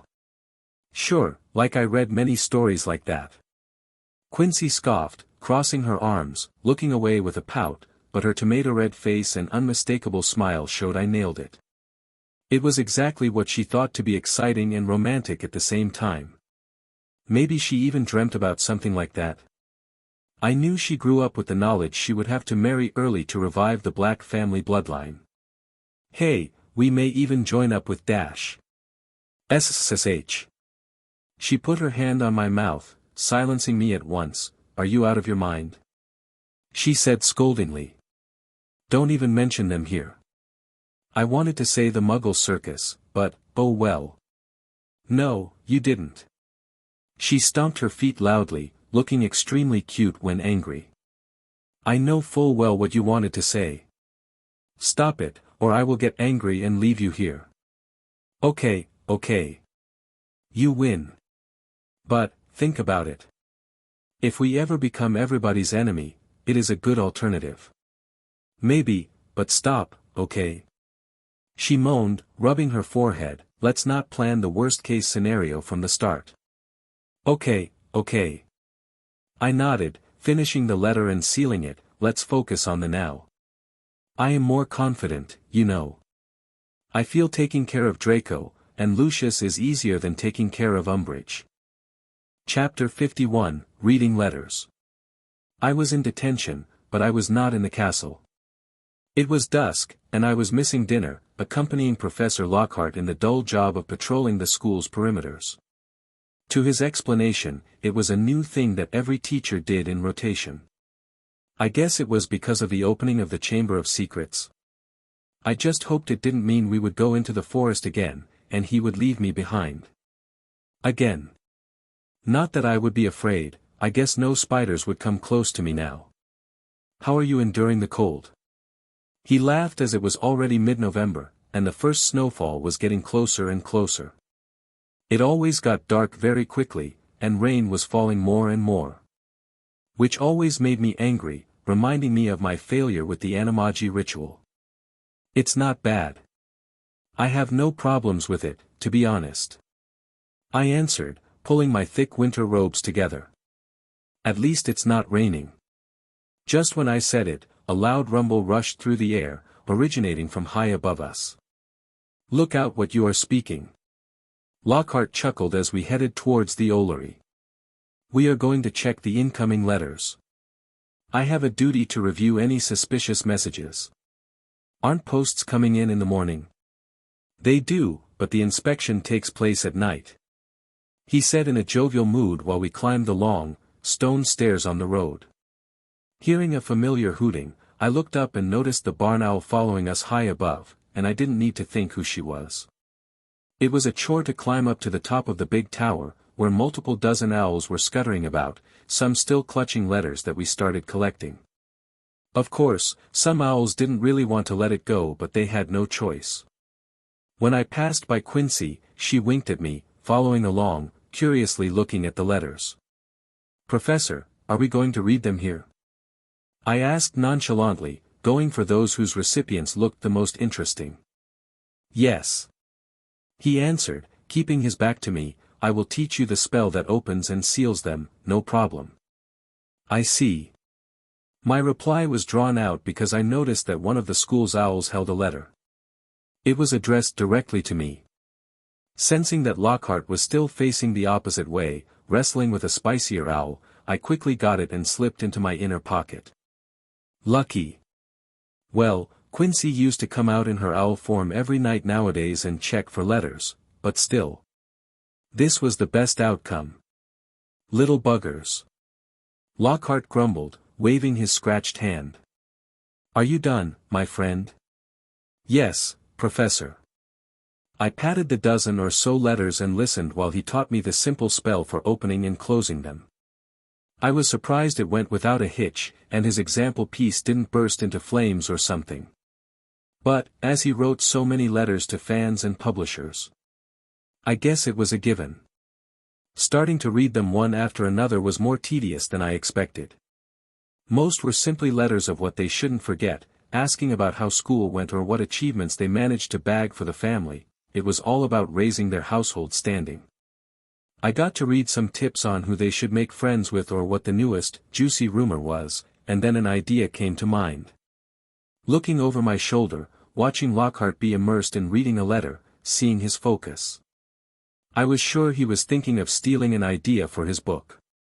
His eyes were betraying him. Holding the letter addressed to Pansy Parkinson, talking about how she should try and get even closer to Draco, I tapped my wand on the parchment, saying the incantation in my head. The letters quickly rearranged itself on it, changing to a mysterious message, saying the following. Good job, M. Friendships at high places are what matters. Aim at the snake, it will make rising back to the top a matter of time. Your friend, D. I smiled at Quincy, who was looking at me with her big, owl eyes, before turning over the letter and similarly changing the addresses, obscuring it. Professor. I spoke up after rechecking everything. I found something weird. HM. What do you mean, my little friend? He asked, a bit more nervous, coming over and taking it from me. This is truly spooky. Well, good find. He bit his lips, now annoyed that there was something and it would be him to make a report about it. The rest seemed okay. I patted the letters, looking at him with an innocent but curious look. Should I go and report it? I will do that. He put it into his pocket quickly. No matter how annoyed he was, it was still a merit that would bring him some benefits, sharing that was not really something he was too keen on. Sure. Does this mean? I smiled eagerly, especially when he nodded, laughing, patting me on the shoulder, letting me out of my detention early. I wouldn't want to be there when he goes presenting it to the teachers or to the headmaster. You are nasty. Quincy giggled, waiting for me in our headquarters when I finally ascended the ladder. It was much easier for her to come and go now in her owl form, and she made a complete 180 on his opinion about flying. It should confuse them a little. I chuckled, even if they realize it has been tampered with, I was with Lockhart. It couldn't be me. I continued explaining while taking off my thick robe, and Quincy pointed her wand at the little black stove we smuggled in one day, letting fire roar to life inside and warmed the old classroom up very quickly. What do you think? Would they start suspecting it was for one of the Malfoys? I hope so. That is my intention, to get them annoyed a little. Let others still think they are weird. I hope they connect the snake with Snape and think Malfoy is trying to aim for his position. Or this will mean nothing. She shrugged, but she changed subjects before I could knock on her pessimism. The letter. The one for you. Let's check it. On it. Opening it up, I saw it was directly from my father because I immediately recognized his writing. It's about you, us. Read it.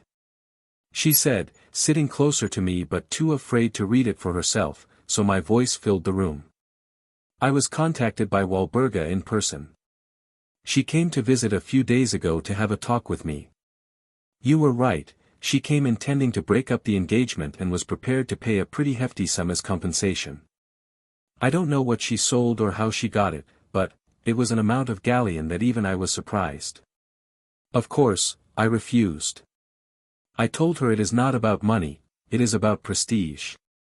I politely conveyed that it was US who approached her first, and SHE was ready to agree to the terms without question.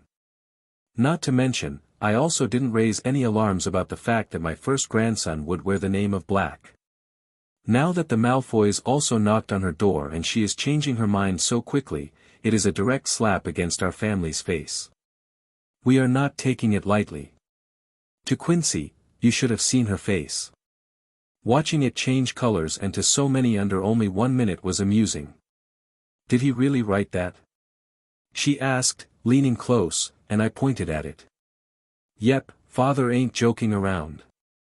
I grinned before continuing to read it, for now, I gave her an ultimatum to decide, ending by the new year. We will take this public if she still wants to annul the engagement. I am sorry, Quincy, but everything will be put into the open if this keeps up. I like your father. She whispered, leaning against me, and I couldn't have been more proud while I continued reading.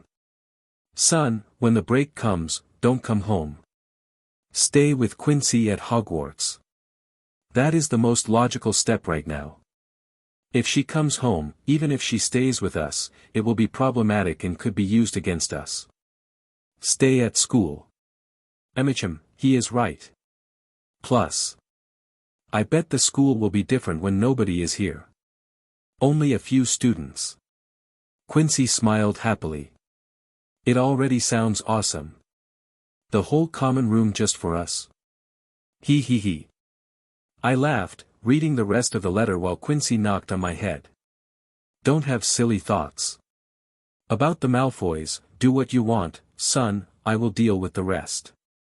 Don't be afraid of stepping up to the old, slimy bastard. If he gets out of hand, I will be there to back you up. Also, I read your letter about the competition. Be careful, and don't be afraid to use your full strength. Don't expect that everyone will play nicely. There are times when you have to put your foot down, or they will think they can walk through you. He is dash. Right, I know. I finished it for her, reading the last encouraging words before throwing it into our stove and fueling the fire. If he says it, then I will do it. I will eliminate every opponent and win it with all I got. Well, if you can defeat 6th and 7th year students, I think you will set a new record.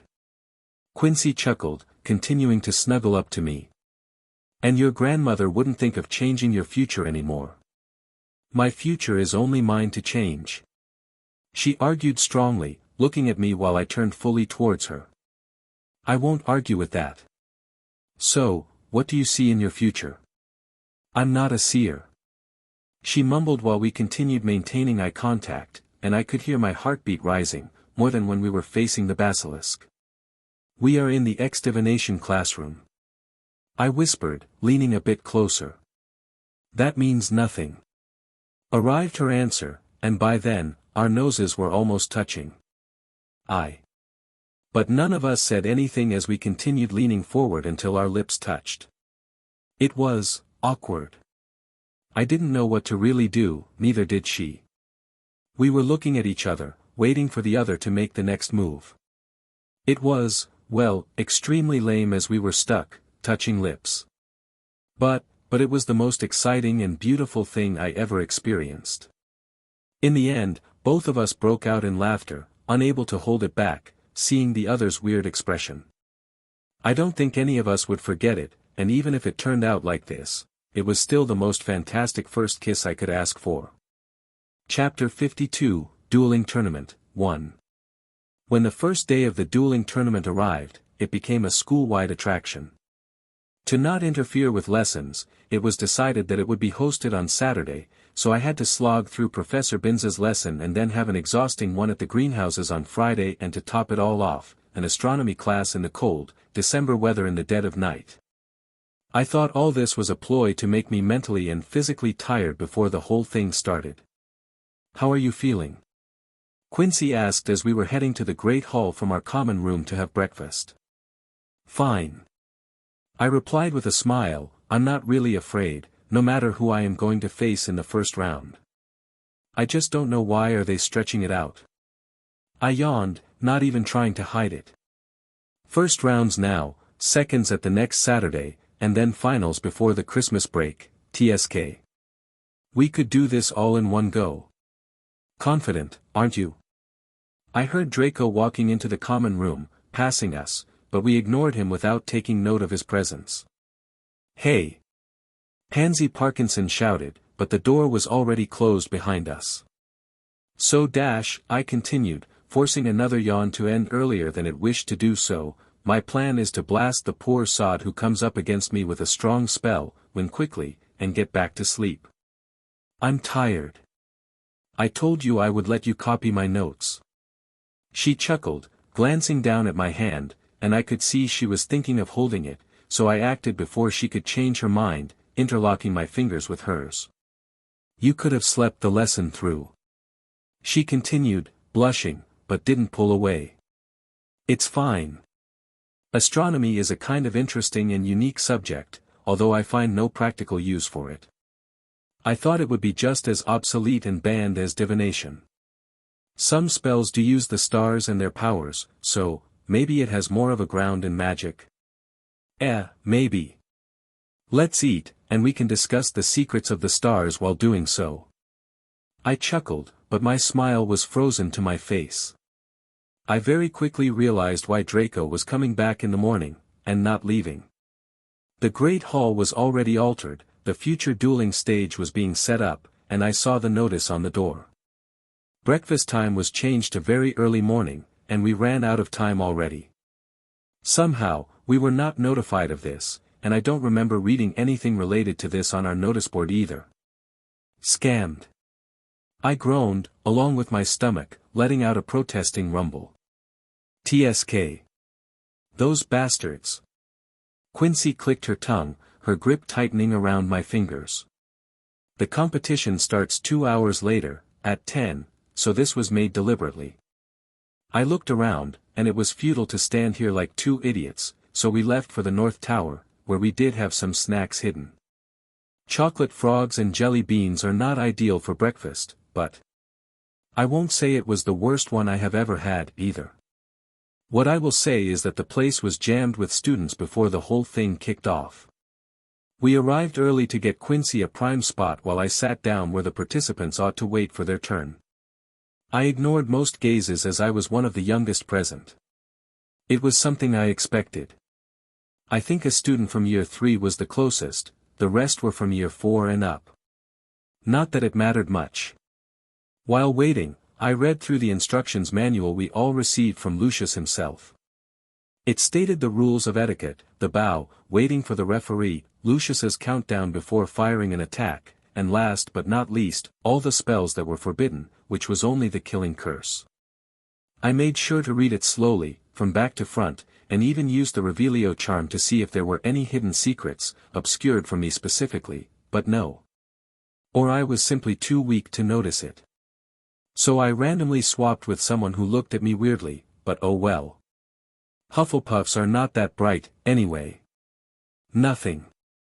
After going through the same gimmicks, I concluded the rules were indeed that simple, which meant injuries were bound to happen. There are more ways to kill than using the signature spell of his. A well-aimed confringo can do the same or worse. It would result in a more painful death, for sure. Thinking about it, I was honestly baffled. Why was it banned in the past? I get that its sole purpose, the only usage of that spell was to kill someone. But wasn't it more humane? So, to speak, then set someone on fire and watch him burn to death. Conrad Anguine. It was Lucius's voice that knocked me out of my thoughts, ending my daydreams. I didn't even notice when the contest kicked off, and now it was my turn. Looking at the stage, a 6th-year student from Gryffindor was already there, waiting impatiently, wand in his hands. Afraid? Then why did you sign up? Lucius mocked me, but I just yawned, standing up, fixing my robe, and walking up to the stage. Sorry, I was totally spaced out because it was really boring so far. I replied, and I gleefully enjoyed the sudden change in his eyes. As to what the others thought. Who cares? Father is right, sometimes, you must make a ruckus so people won't believe they can walk over you so easily. Pretty big mouth, kid. My opponent sneered, getting offended by it, which was precisely why I did it. Angry enemies are easier to predict or lead into traps. Not as big as yours, I bet you can fit plenty of D-. Enough. Lucius interrupted us, getting so angry his face was turning pink. This was his tournament, and glancing around, watching the other teachers' stoic looks, they were here to observe him. Not us, no, they were watching Lucius and probably Draco, wanting to see this for themselves. As to why? I couldn't guess. Interesting. Then I should make it so that Lucius's competition blows up in his face. Let him be humiliated. I will wipe that smirk off your face, kid. The Gryffindor student said through gritted teeth, redrawing my attention to him as we walked to our starting points. I will try the same, but with your giant mouth, I will need to cast the cleaning spell twice. Bow. Lucius ignored my voice, commanding us to continue to perform the required etiquette in our duel.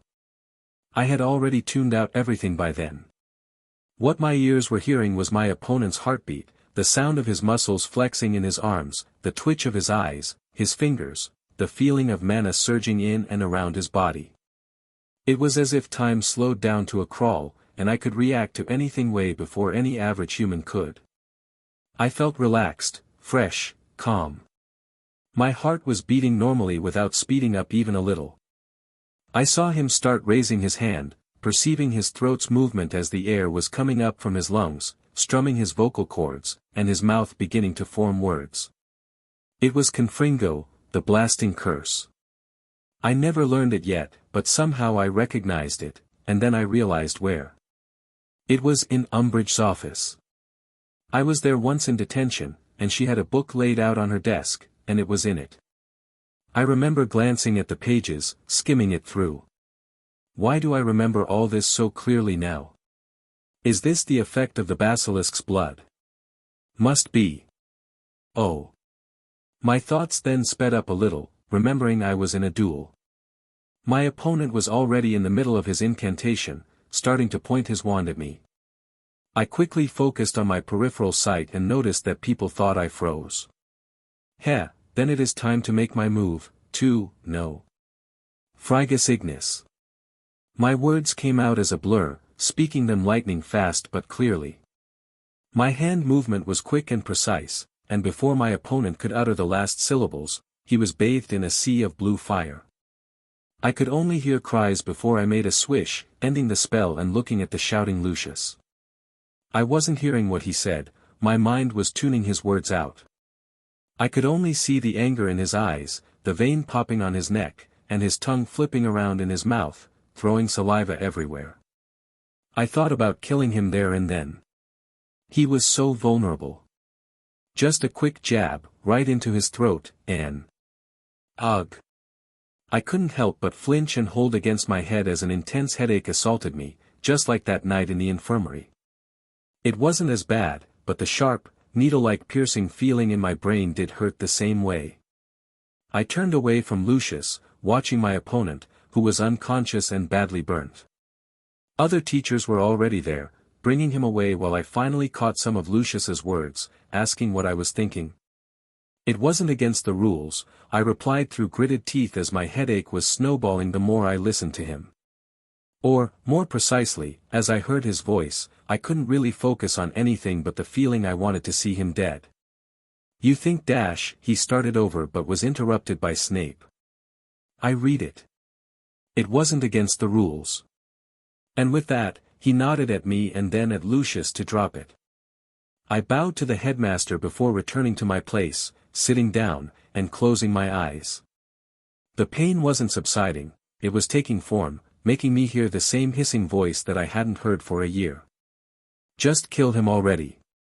It's the quickest way to get rid of an annoying problem. Even though it was speaking with the mix of my own and Herpo's voice, I recognized it. It was the same snake I had been running in my nightmares many times, and now I had a dreadful premonition about it. Chapter 53, Dueling Tournament, 2. Conrad. It was Quincy's voice, and maybe that is why I was able to concentrate on it, calling my consciousness back from its murky state. The competition's first round was wrapped up, and she came to me immediately. She saw something was off and asked no questions, merely helping me leave quickly before anybody could stop us. We didn't head back to the common room, nor did she lead me to our own classroom at the North Tower. We went straight to the room of requirements, and the moment the door closed behind us, my mental fortitude gave out, and I collapsed in a howl of pain, clutching my head. Conrad. I could hear her voice, but it was muffled to my ears, and I felt my consciousness was slipping into a different state of existence. I can't recall when I crossed between reality and dreams, but I was in a familiar-looking, dark forest, and I could feel the presence of the same snake that had pursued me so many times in the past. What do you want?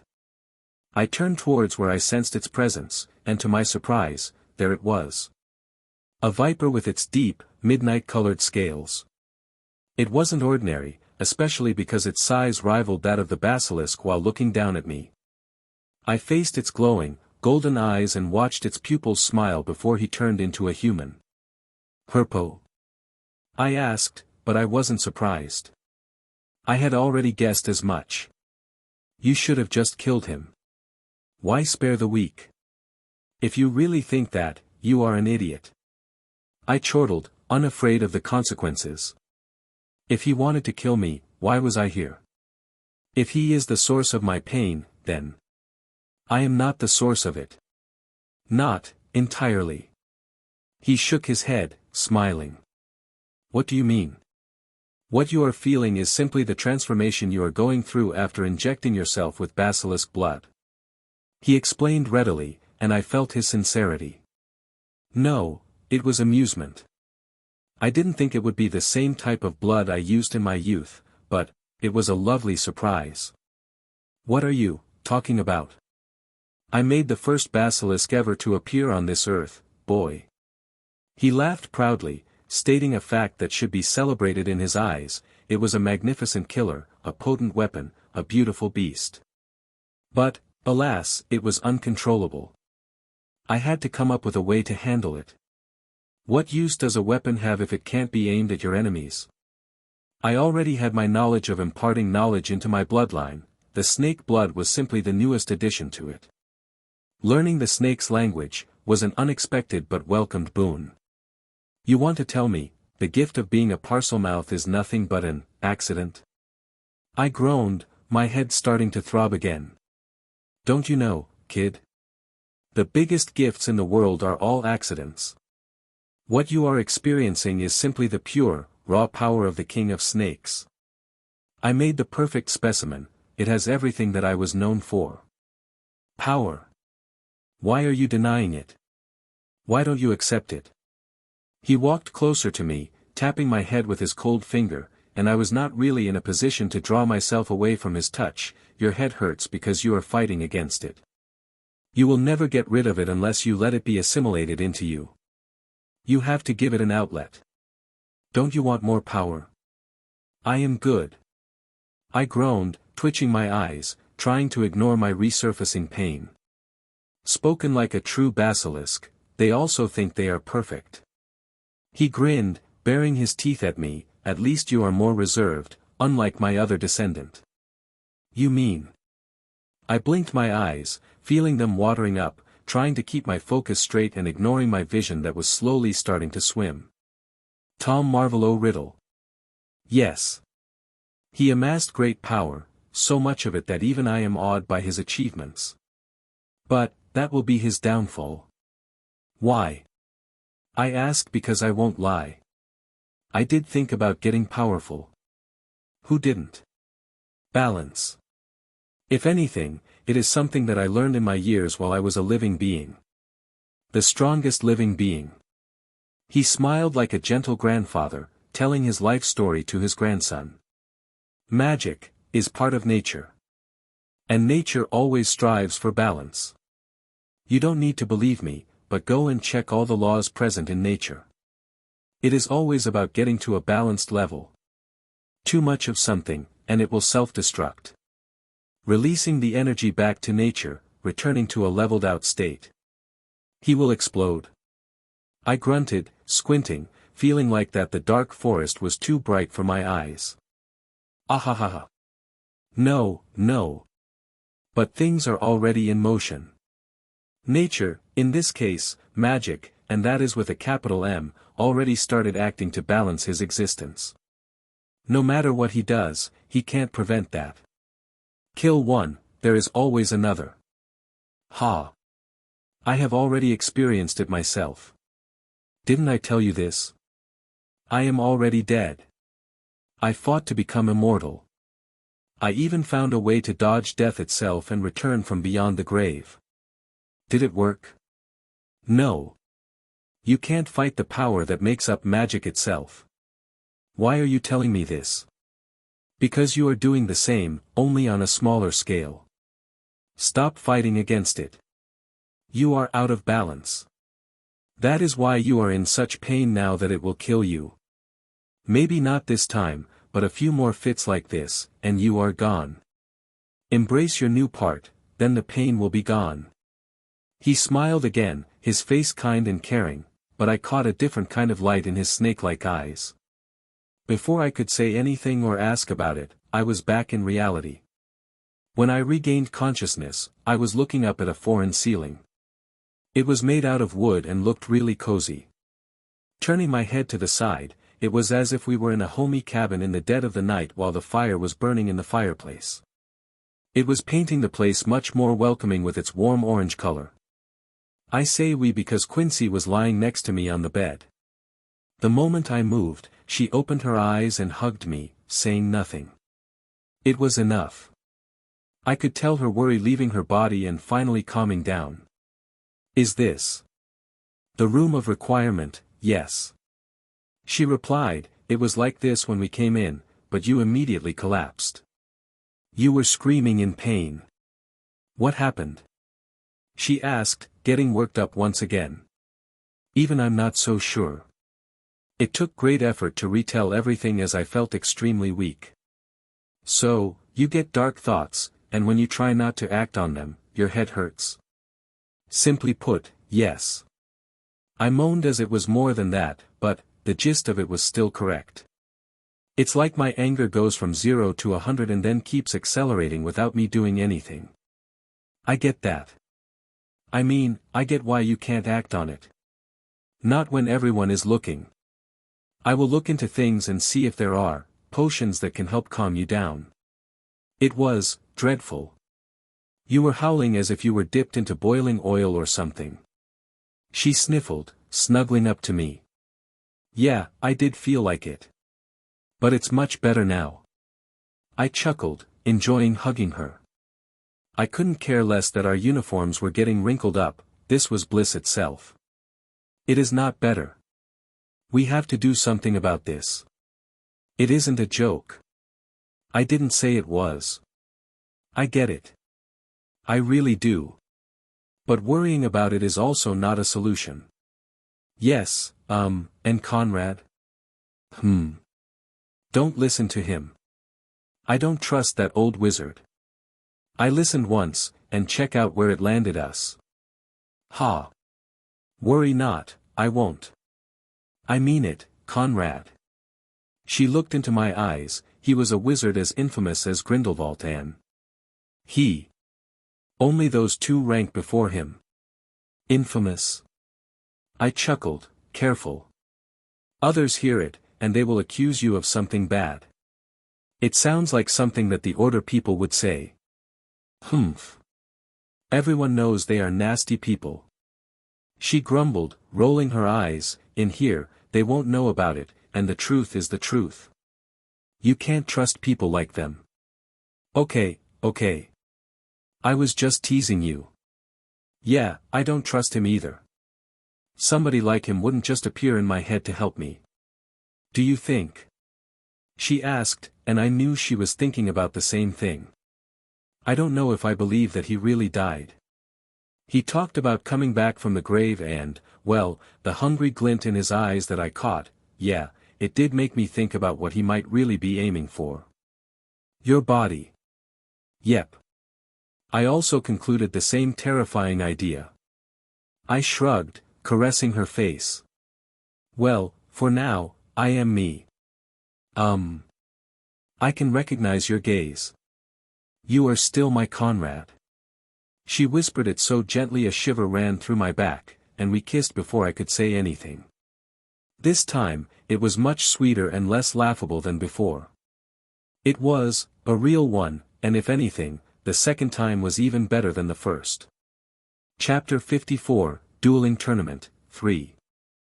I noticed that something has changed in the next week's atmosphere. Or at least, inside our classroom. People looked at me differently, which was not surprising as I severely burnt one of our peers. As I heard, he is still in the hospital wing and waiting for some ointment to be ready and applied to regrow his skin. What I got from catching a conversation with others is that he will have to have a full skin replacement.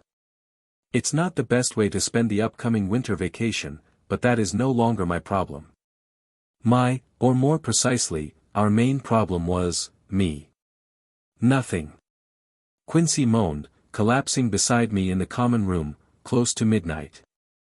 Our desk was littered with books, all from the library, describing possessions and similar incidents. I told you anything like that would not be in books.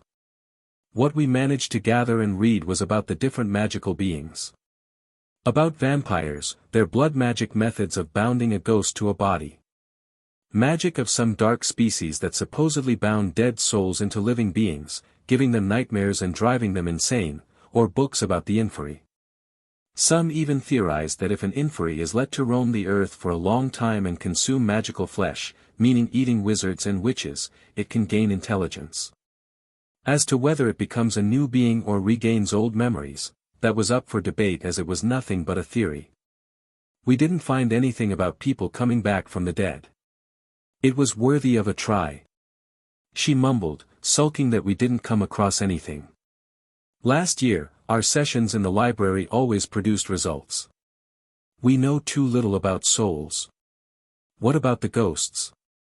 She looked at me while lying her head on the table, blowing her away from her face. We can ask them, but I don't really know what to expect. They were people who were too afraid to go. Their thing is probably entirely different from someone who is deliberately attempting to remain amongst the living. Or planning a future chance to return to life. We can ask them all, going around, interviewing them all in the winter break. We will be stuck here anyway. I'm in. There are no reasons not to do so. For now, let's rest. The week is still long, and on the weekends, I am going to have to burn another poor man. Heh, bully. Well, look at that. Come Saturday, I had to face a handful of people. Why? The reason given was that my previous performance disrupted the natural schedule. No matter. Bring it on. If Herpo says I need an outlet, then I will use this competition as one. My first opponent was someone from the 5th year, taking me more seriously than the previous one. Once again, I disarmed him faster than he managed to finish his spell, making sure that it was by only a hair. I don't want to look too good. This time, now that the competitors had fewer numbers, it went much faster, and soon it was my turn. Again. When my turn came, it was a 6th-year student, and to show I was still only a 2nd-year student, I started with a shield charm and went on the offense from there, defeating him in a bit longer bout than before. Heh. I was unsurprised when I didn't have a chance to sit down as my next match was called with my name right after. I knew that it was Lucius's doing, trying to exhaust me. I was watching Draco's duels when I had time to rest. They should have hired better actors, or when bribing the enemy, they should have instructed them better. It wasn't only me but many others who noticed that something was off. They were losing too obviously, and he barely spent any energy in the process. It didn't take one to be a genius to realize why. I would face him soon enough. After 6 duels, it was finally time. Or Lucius thought it was time if you ask me. I was ready to face his son. Was this because of me burning that Gryffindor student? The show of my magical power? Bending the rules this much is good enough to ensure Draco's win. Lucius, do you really think that? Heh, good. Let's do it. What remains for me is to win the final the following week against someone who got there with their own skills because Draco won't get past me. Walking up to the stage, I was closely observing Draco's countenance. He was part anxious, part serious, and part confused. I think he suddenly realized I wasn't as weak as he may have thought. The delusion given to him by his tattoo was wearing off. By now, nobody thought I was only a 2nd-year student. I heard my father's name being thrown out increasingly as someone known to be one of the best duelists in the ministry. I said nothing, simply flashing a small smile, bowing towards Draco, preparing to duel. Let me see what the youngest Death Eater in history can do. Cheating. That's what. He started casting his spell way before the countdown of his father finished. No matter, my reflexes were faster. I quickly voiced the incantation, throwing up a shield, blocking his flame spell, and letting the orange fire redirect to the sides. Instead of counterattacking, I gave Draco time to cast a different spell, which I hit with my own copy. Then we threw another one at each other, and the next, and the next. Come on, Draco. Fight. Ultimately, we exchanged almost a dozen spells. I only moved after him, copying and countering his moves. It was a wonderful feeling. There were spells that I didn't know before, but reading the change in the movement of his throat, recognizing the incantation, and copying his arm's actions, I easily mimicked it. I was toying with him, and I was sure the teachers also realized the fact.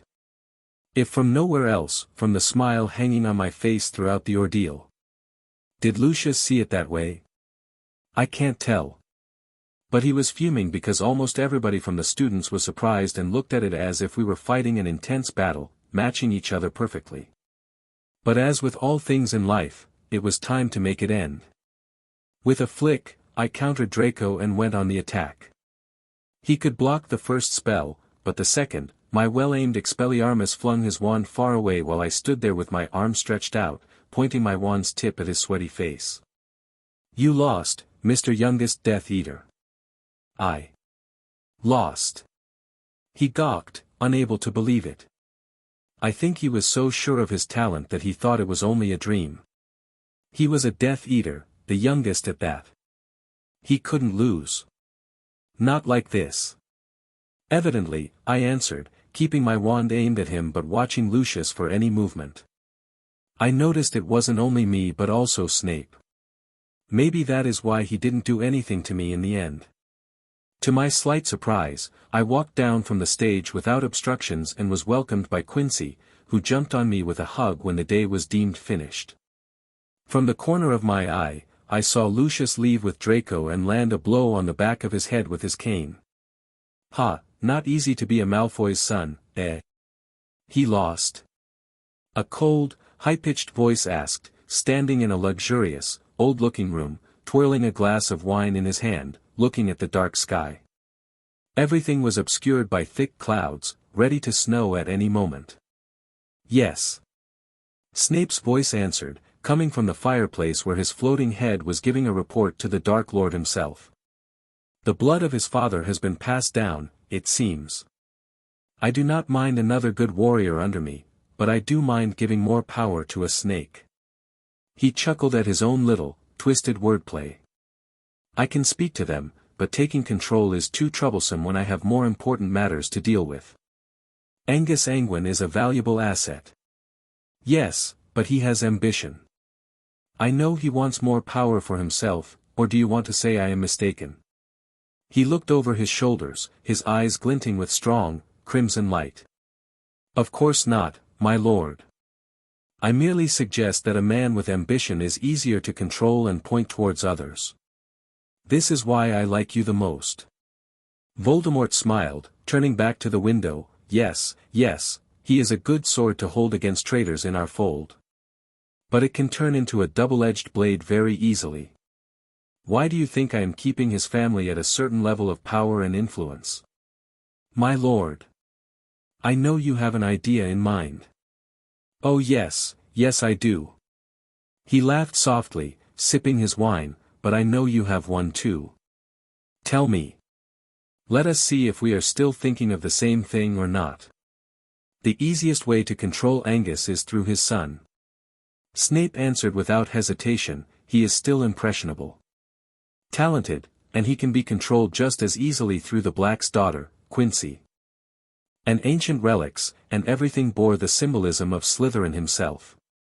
The green and silver decorations, the many S symbols, and crests of snakes, this was his adobe. No doubt about it. Merlin's beard. We said at once, barely able to contain our excitement. We found it.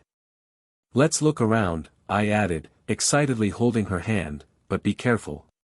Traps could still be present. Luckily, that was not the case. Anyone reaching this place was worthy of his possessions. At least, that is what we thought after being able to touch and open every book that was present. It was a field day for Quincy, getting her hands on so many ancient and exciting codexes, although many needed time to be translated. Those few we could read were still in Old English, and we had to use charms that helped translate them to modern English. Listen to this. Quincy exclaimed while I was rummaging through a cupboard, looking for more treasure. I'm all ears. I shouted back, half of my body still leaning into said furniture. This book describes the Crucio spell. But more than that, listen. She spoke hurriedly, quoting the pages, barely able to contain herself. I have to lament that my invention seems to be the last straw between me and my old friend, Godric. I am devastated to see our friendship crumble in such a way, but his mind has been corrupted by the other two, and his ideals have grown beyond common sense, blinding him to the correct path we wizards and witches must take. The honor he values so much is nothing but a twisted sense of valor and the cravings of his ego to indulge in his grandiose fantasies. The Muggles will never understand us, nor will they ever accept us. Thus, we can't teach their kin magic. Give a weapon into their hands that they can use against us. Never. Alas, my methods are deemed wrong. Inhuman. Why would it be? The human body remembers pain, a short punishment from my spell, and the students would never break the rules again. But, they see it otherwise. Whoa. I hurried over, listening to her reading it, realizing it was direct admittance that Salazar Slytherin created the Cruciatus curse. See?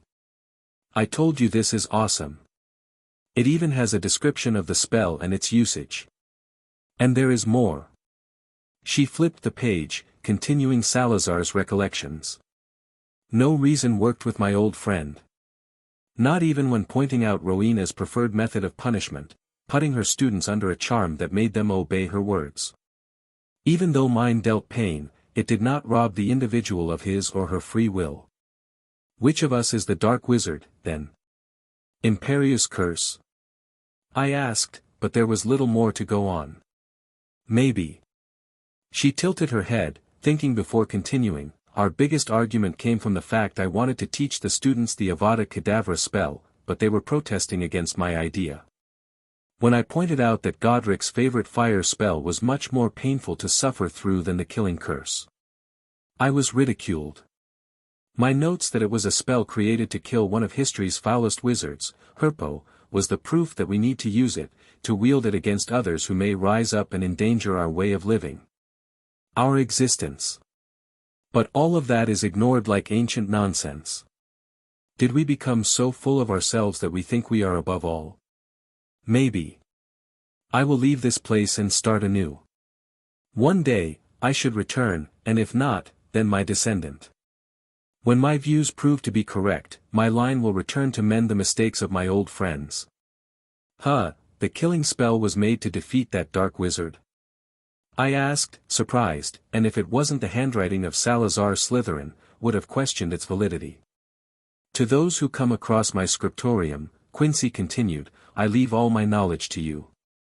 Use it well, use it wisely, and don't be blinded by false ideals. Power can't be shared with everyone because power corrupts. Share it without thinking, without vetting, and soon, one of those people you pulled up from the mud will rise above the rest and take control of everything, you included. Shit. Both of us exclaimed at once, looking up at each other. Does this mean all of this belongs to us now? I murmured, watching the priceless books around us. Seems like it. Quincy gulped, flipping the pages over. And this one also has the other curses, besides many others, I have never heard about yet.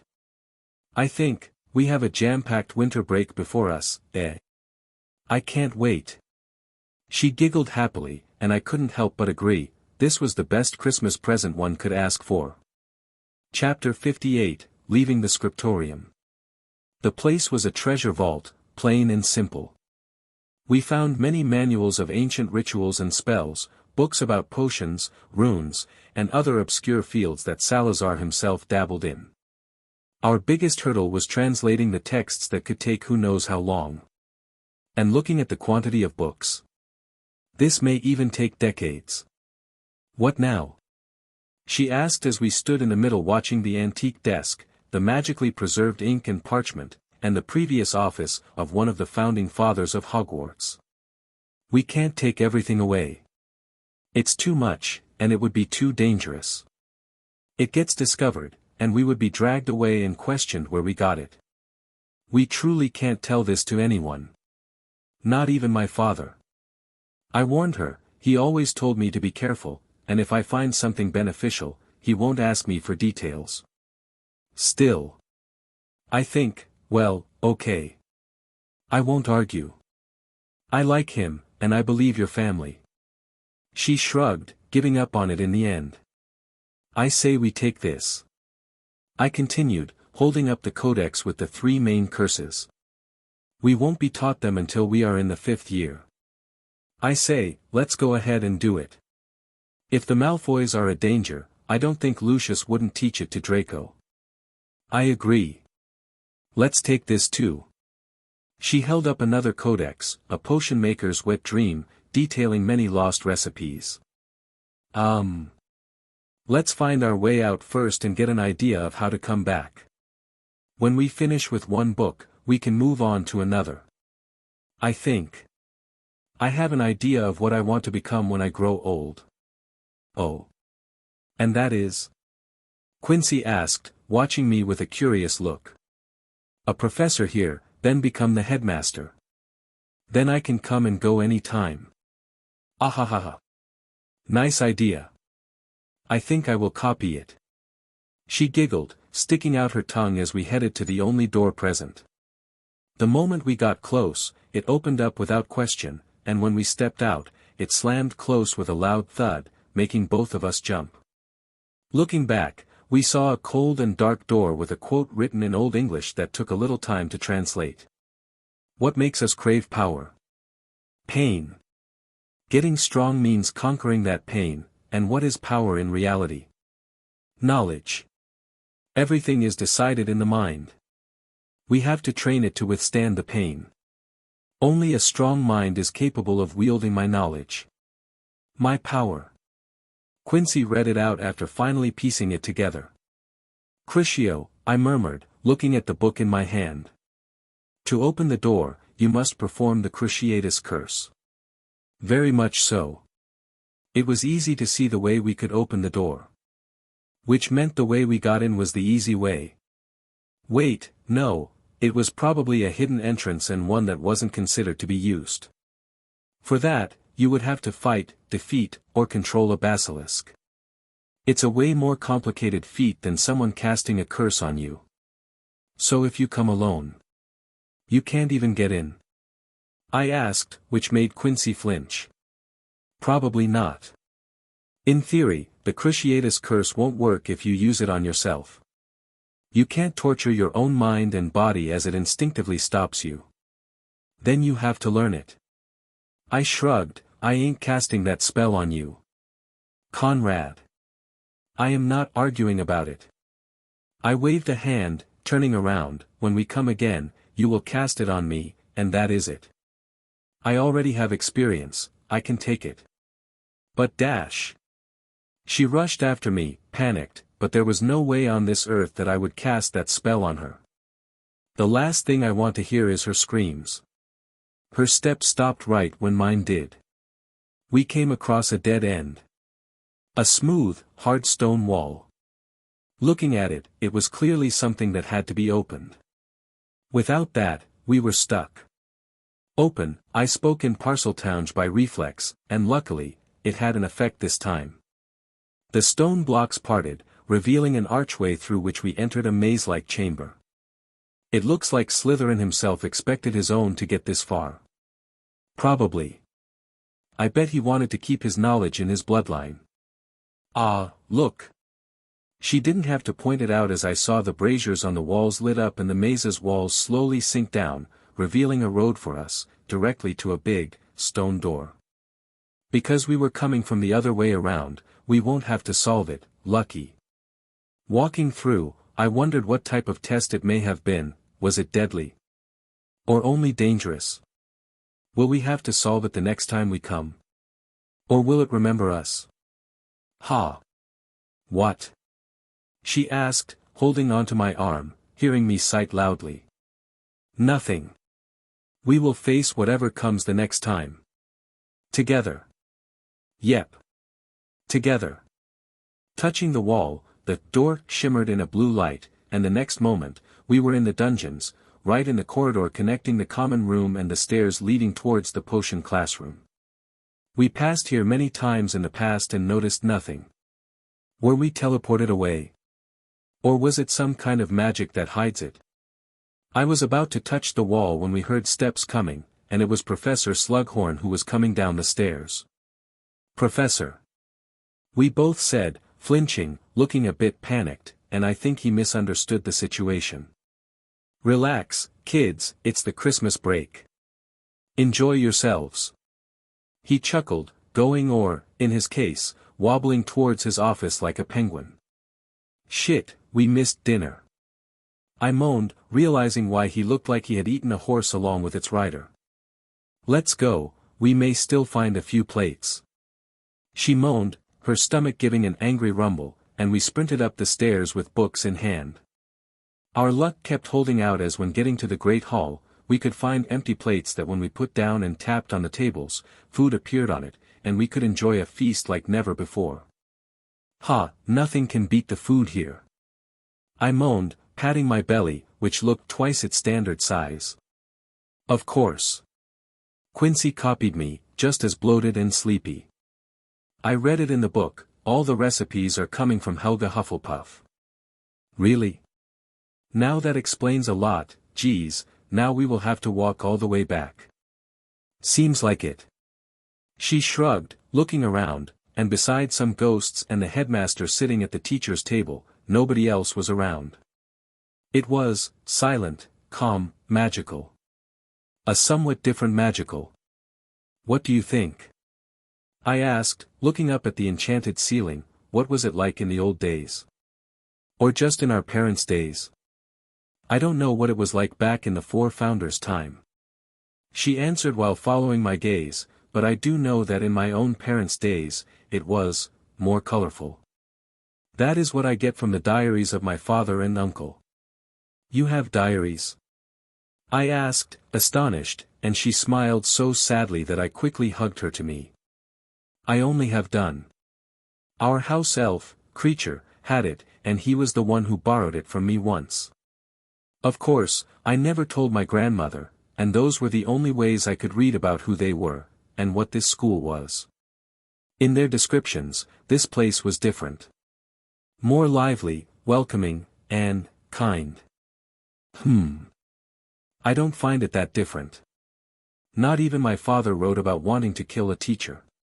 She chuckled, saying it whisperingly while leaning against me, continuing to watch the ceiling that started snowing, only the white, twinkling flakes never reached us. "Touché.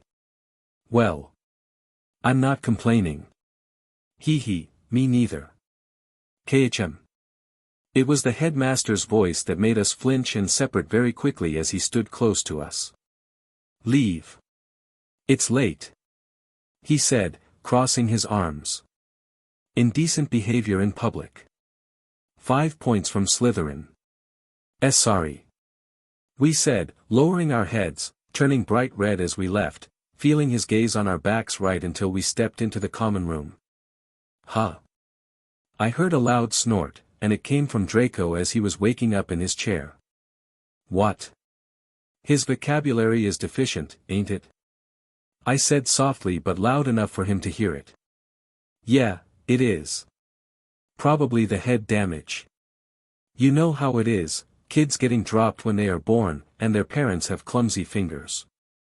Yeah, totally." I nodded profoundly while walking past him. The shape of his head is starting to make sense if you think about it. "Where?" He rubbed his eyes, wiping the saliva from his mouth, trying to reorientate himself. "He is improving. How cute.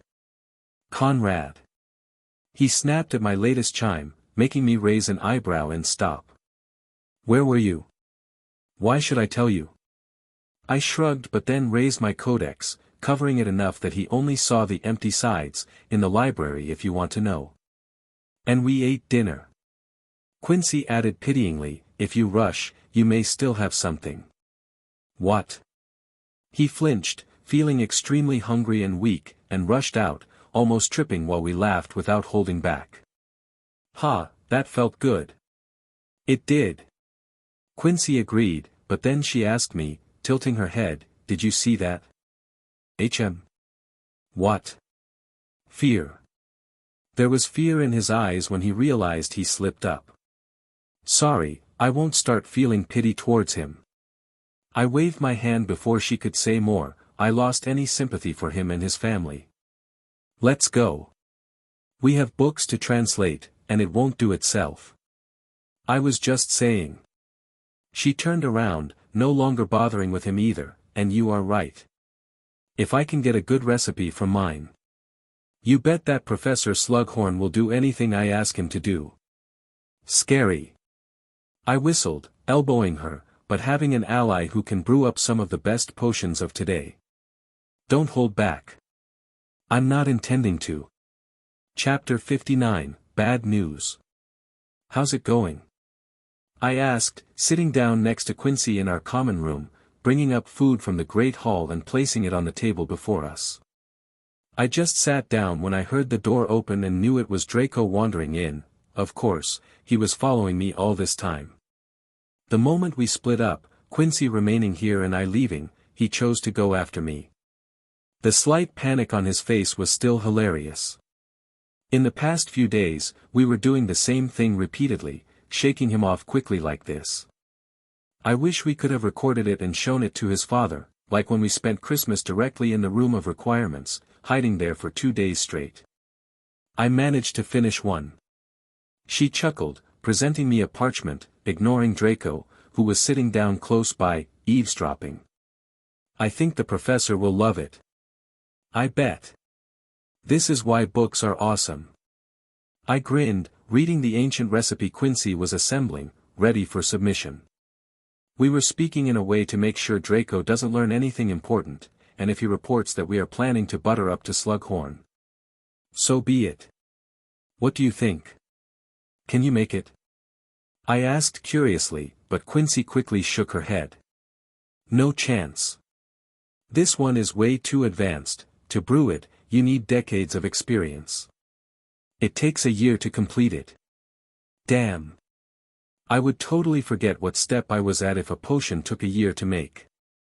No wonder it was only something true potion masters would attempt. Well, that is an ancient recipe for you. Reading the description, it was a drink that, when consumed, would turn the wizard or witch immune to fire. Not permanently, but depending on the quality of the finished product, they could ignore it for a few minutes, right up to multiple hours. Drinking it would let people swim in lava if the description was correct. I wouldn't try, but damn. What about you? She asked, munching on the dinner, leaning back, and placing her legs into my lap while I massaged them. All good. I nodded happily. I perfected the new spell. I can cast it now, I just don't know if it's effective as, trying it out for real is too dangerous.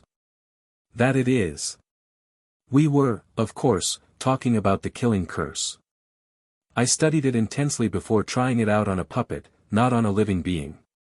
The light that came out of my wand, hitting the target, was bright green, illuminating the room of requirements, turning everything to jade in color. It was weird. I already told it to Quincy, but using the spell placed you into a strange state of mind. When I started to utter the curse in my head, I felt my mind calm down and became clear and cold. I knew exactly what was going to happen, and that coldness traveled through my body, coming out from the tip of my wand and rushing forward at lightning speed. In that brief moment, I felt no emotions, and nothing really mattered, everything was empty and pointless. It only lasted for a brief moment, but still, it was weird. Uncomfortable. I felt frigid. When that feeling evaporated, one part of me felt extremely happy, almost gleeful of obtaining such power and wanting to use it on my enemies. The images in my head that were previously about strangling Draco when he angered me were replaced with pointing my wand at him and simply finishing his life with a simple incantation. No pain, no fuss, no resistance. Not even a shield charm would save him. He would have to dodge or fire back a counter curse, hitting my spell mid-air to block it. I finally understood why the killing curse was developed. It was to eliminate a soul, no matter the defenses it puts up. Whatever Herpo did in his time, it made others devise a spell to stop him. The other part of me was simply disgusted. It is better to know it than not and fall victim to it. Quincy moaned and yawned simultaneously, feeling tired while enjoying my little massage. I totally agree. Now that you are finished, I can teach it to you. I intend to learn it, even though school is starting back up soon enough. And you better get ready. Draco interrupted us, something that he had been waiting for a long time. With a smirk, he slapped the Daily Prophet Special Edition on the table with the headline, "The Anguine Family Accused." Quincy immediately sat up like me, but none of us reached for the newspaper. Draco merely laughed after seeing our faces and, for the first time, left on his own accord. When he was gone, I started to read it in full and gradually opened it up to read more. What it detailed was simple and straightforward. Lucius Malfoy, along with multiple other people, probably who owed him one, accused my father and my family of helping the Order of the Phoenix under the table. Not just that, there were accusations about my father trying to form his own army, his own powers, and planning a coup, declaring that many wizards and witches who were Muggle-born, identified, and handled by him thoroughly disappeared. It was a full, frontal attack against my family, and even if my father did refute the multiple claims, nowhere in the paper did that show up. Conrad. Quincy whispered, grabbing my arm, and I could feel her shaking. That bastard. I spew fire from my nostrils, turning the page and seeing maybe the worst part of it. It was Walburga's claim that she abhors traitors the most, so she immediately breaks up the engagement, and to show her and the Black family's stance, she supports the Malfoys wholeheartedly. In response to her, Draco and Quincy were immediately engaged, saying it was the logical thing to do as Draco's mother herself was from the Black family, and it should have been the first choice to do anyway.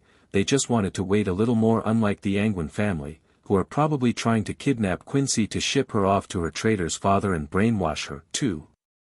What an absolute nonsense. She cried out, standing up, tearing the paper up, and throwing it into the fire. It is. I answered, hugging her from behind, relax, by the end of the year, all of this will blow over. The silence between us was stifling. Even I wasn't sure if it would go away by then, and if not. What then? I was hoping father had something up his sleeve to counter it. But, probably, with all that Lucius has thrown at him, our engagement was the last thing on the list of importance. Ouch. She hissed suddenly. Sorry. I mumbled as I realized my grip tightened around her, and it started hurting. Nah, it shows you are angry. She chuckled, turning around and pecking my lips. But keep calm, let me be angry. Don't let your head go throbbing. She was, of course, right. I, once again, felt the headache creeping up and my murderous intent rising. She gently rubbed her sides, where I tightened my grip too firmly, making me realize I should calm down. The last person I would want to hurt was her. The first week of school was interesting, to say the least. I expected many to return to fanning over Draco, but not everyone did. Almost half of our classmates, belonging to Slytherin, came up to us, saying that they didn't believe it at all. Even older students did it, and from other houses too. I just now realized that my father did have friendships with many other families, and the Malfoys' plan was not working out as fluently as they expected. Of course, there were those who sided with Draco, and on the first day when Lucius held a class, he immediately tried to make Quincy swap chairs with a disgruntled Pansy Parkinson sitting next to Draco. But it didn't work. Quincy simply refused to move and told Malfoy that he was nothing more but a worthless idiot, a disgrace to the title of professor. This then escalated to threats, and the moment he pulled out his wand to cast the Crucio curse on Quincy, my anger made my body move. I only managed to hold back the last moment, and instead of casting the killing curse, I disarmed Lucius before he could do anything, surprising him and the rest of the students. Primarily because I uttered no incantations. This was something that was doomed to explode into a big trouble, and by the end of the class Quincy and I were in the headmaster's office with Lucius gloating, ready to expel both of us. Enough. The headmaster raised his voice, standing up from behind his desk and looking into Lucius's eyes. I felt he was telling him this only, even if we were also present. Say dash. Shut up. He waved a hand, speaking with utter disgust. I am fed up with you, and I am reporting everything to him every month, just you know. Your disrupting conduct, arrogance, and self-importance are all the things that build roadblocks for raising the future generation of his followers. All of this is presented to him directly. Yet you act like you are the headmaster of this school and not me. Holy shit. I never heard the headmaster raise his voice, and I never imagined Lucius could turn that type of white and fail to find anything to say. If you think your ruling is above his, then go ahead. Continue. But this school is his, and he appointed me as the headmaster. Anyone disrupting the work here is disrupting his plans for the future of the wizarding world. Do you understand this, Lucius? Are you registering this with your brain? As long as Lord Voldemort refuses to give a verdict of any wizarding family, you better act within reason. Or are you trying to break the order of our lines? Which faction would benefit from a civil war within us? You try to. He stammered, but Severus Snape simply cut him off with another wave of his hand. I am repeating the thoughts of our Lord. Quincy and I exchanged a subtle gaze, holding back our laughter, already forgetting our fear or anxiety while coming up here, all replaced with the sweet taste of vindication. I don't and won't deal with any of this. This stops now. The headmaster finished, slapping his table. Go. He excused Lucius without listening to anything he wanted to say, but we were made to stay. You too. Yes. We asked in unison, realizing it wasn't over yet. Minus 50 points from Slytherin. Don't. He interrupted our outburst without it having a chance to turn into intelligible words. I meant when I said I won't deal with this. Detention for both of you. Every day, after lessons, report to the head of your house for your tasks. Now go. Get out of my sight. Leaving his office, we couldn't help but shrug and look at each other. It could have been worse. Quincy chuckled, making my lips curl into a smile, holding her hand. Yeah, it could have. Oh well. Detention with Professor Slughorn doesn't sound that bad. Chapter 60, Surprise News. On our first detention, we were accompanying Professor Slughorn into the potions classroom as he intended to use us as his little helpers. This was the most fun of all the detentions I have ever had to attend. Even though I am not a potion aficionado like Quincy, I still enjoyed learning about the different ingredients and how to prepare them. I mostly remained silent, knowing when not to embarrass myself, and let Quincy do the talking and questioning. Outstanding, Miss Black. He laughed, adding the prepared beetle wings to the potion, seeing how they were sliced up almost to the same size, prepared to perfection. I couldn't have done it better myself. Probably not even as good as you did, as my eyes are not what they used to be. Thank you, Professor. She smiled, accepting the compliment wholeheartedly, which seemingly further raised the professor's approval of her. It is nice to see someone accepting the praise, ahaha. Now. What was it you wanted to say when we were coming down? He asked, stirring the cauldron before leaving it to simmer a little. It was this, Professor. I was eagerly waiting for this moment when Quincy finally presented the recipe she translated from Slytherin's book. At first, there was nothing, then I saw the professor's head turn white, then red, and start to sweat, letting it drip onto the paper. After finishing it and reading through it twice, he hurriedly waved his wand, locking the door and windows. Where did you get this? He stammered, looking at Quincy, trying to stop his hand from shaking. We pieced it together, Professor, from books found in our families. She replied, pointing at me. I only provided a few things, Quincy was the one translating and making out what was what. I quickly added, not wanting to rob this achievement from her.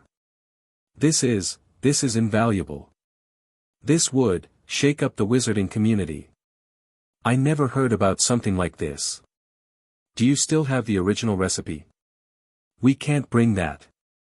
She hurriedly explained that it was part of our family's legacy and some generic lie we made up so he wouldn't press too hard for it. But this is the best translation we came up with, and we hoped the professor could look at it, maybe even validate it. "I already see it working," he exclaimed, walking up and down, thinking what to do. The fact that there was a complete recipe in his hand quickly made him forego getting the original, at least for now. "We thought of giving it to the professor," she murmured, making him stop in place and look at Quincy. His eyes were no longer that carefree, and he looked at us like an adult would look at a trading partner. "I am not as thick-headed as I seem to be," he whispered, drawing a chair close and sitting down, watching us silently for a minute. "You want me to stand on your side, yes? Is this a gift from your father?" Professor Slughorn asked, turning towards me now. "No." I shook my head. "Father is too preoccupied with what is happening. The recipe's source is me, my family," I answered firmly, as it was a half-truth. I don't know if he can use legilimency or not, but I felt it would be best if we worked with half-truths. That way, we can get through this the safest. The source was indeed me, as it was the fruit of me doing that ritual last year, or we wouldn't have the chance to get to Salazar's scriptorium. And it was Quincy who made sense of it and translated the recipe. This has nothing to do with our parents. This is entirely on us, Professor. His eyes slowly swam towards Quincy, and I saw his gaze soften and get much, much warmer. "Oh, you too. I understand that what is happening is horrible. Most horrible. Especially to two such promising youngsters, to such talents. I will, take this," he added, gently folding the parchment and sinking it into his breast pocket, patting it. I couldn't help but smile inside, as I already knew he was convinced to help us. I can't promise a lot of things, but I can show my support and maybe send a letter to some of my friends and ex-students. Yes. I think I can do something that shows that this ugly squabble has to be handled between families.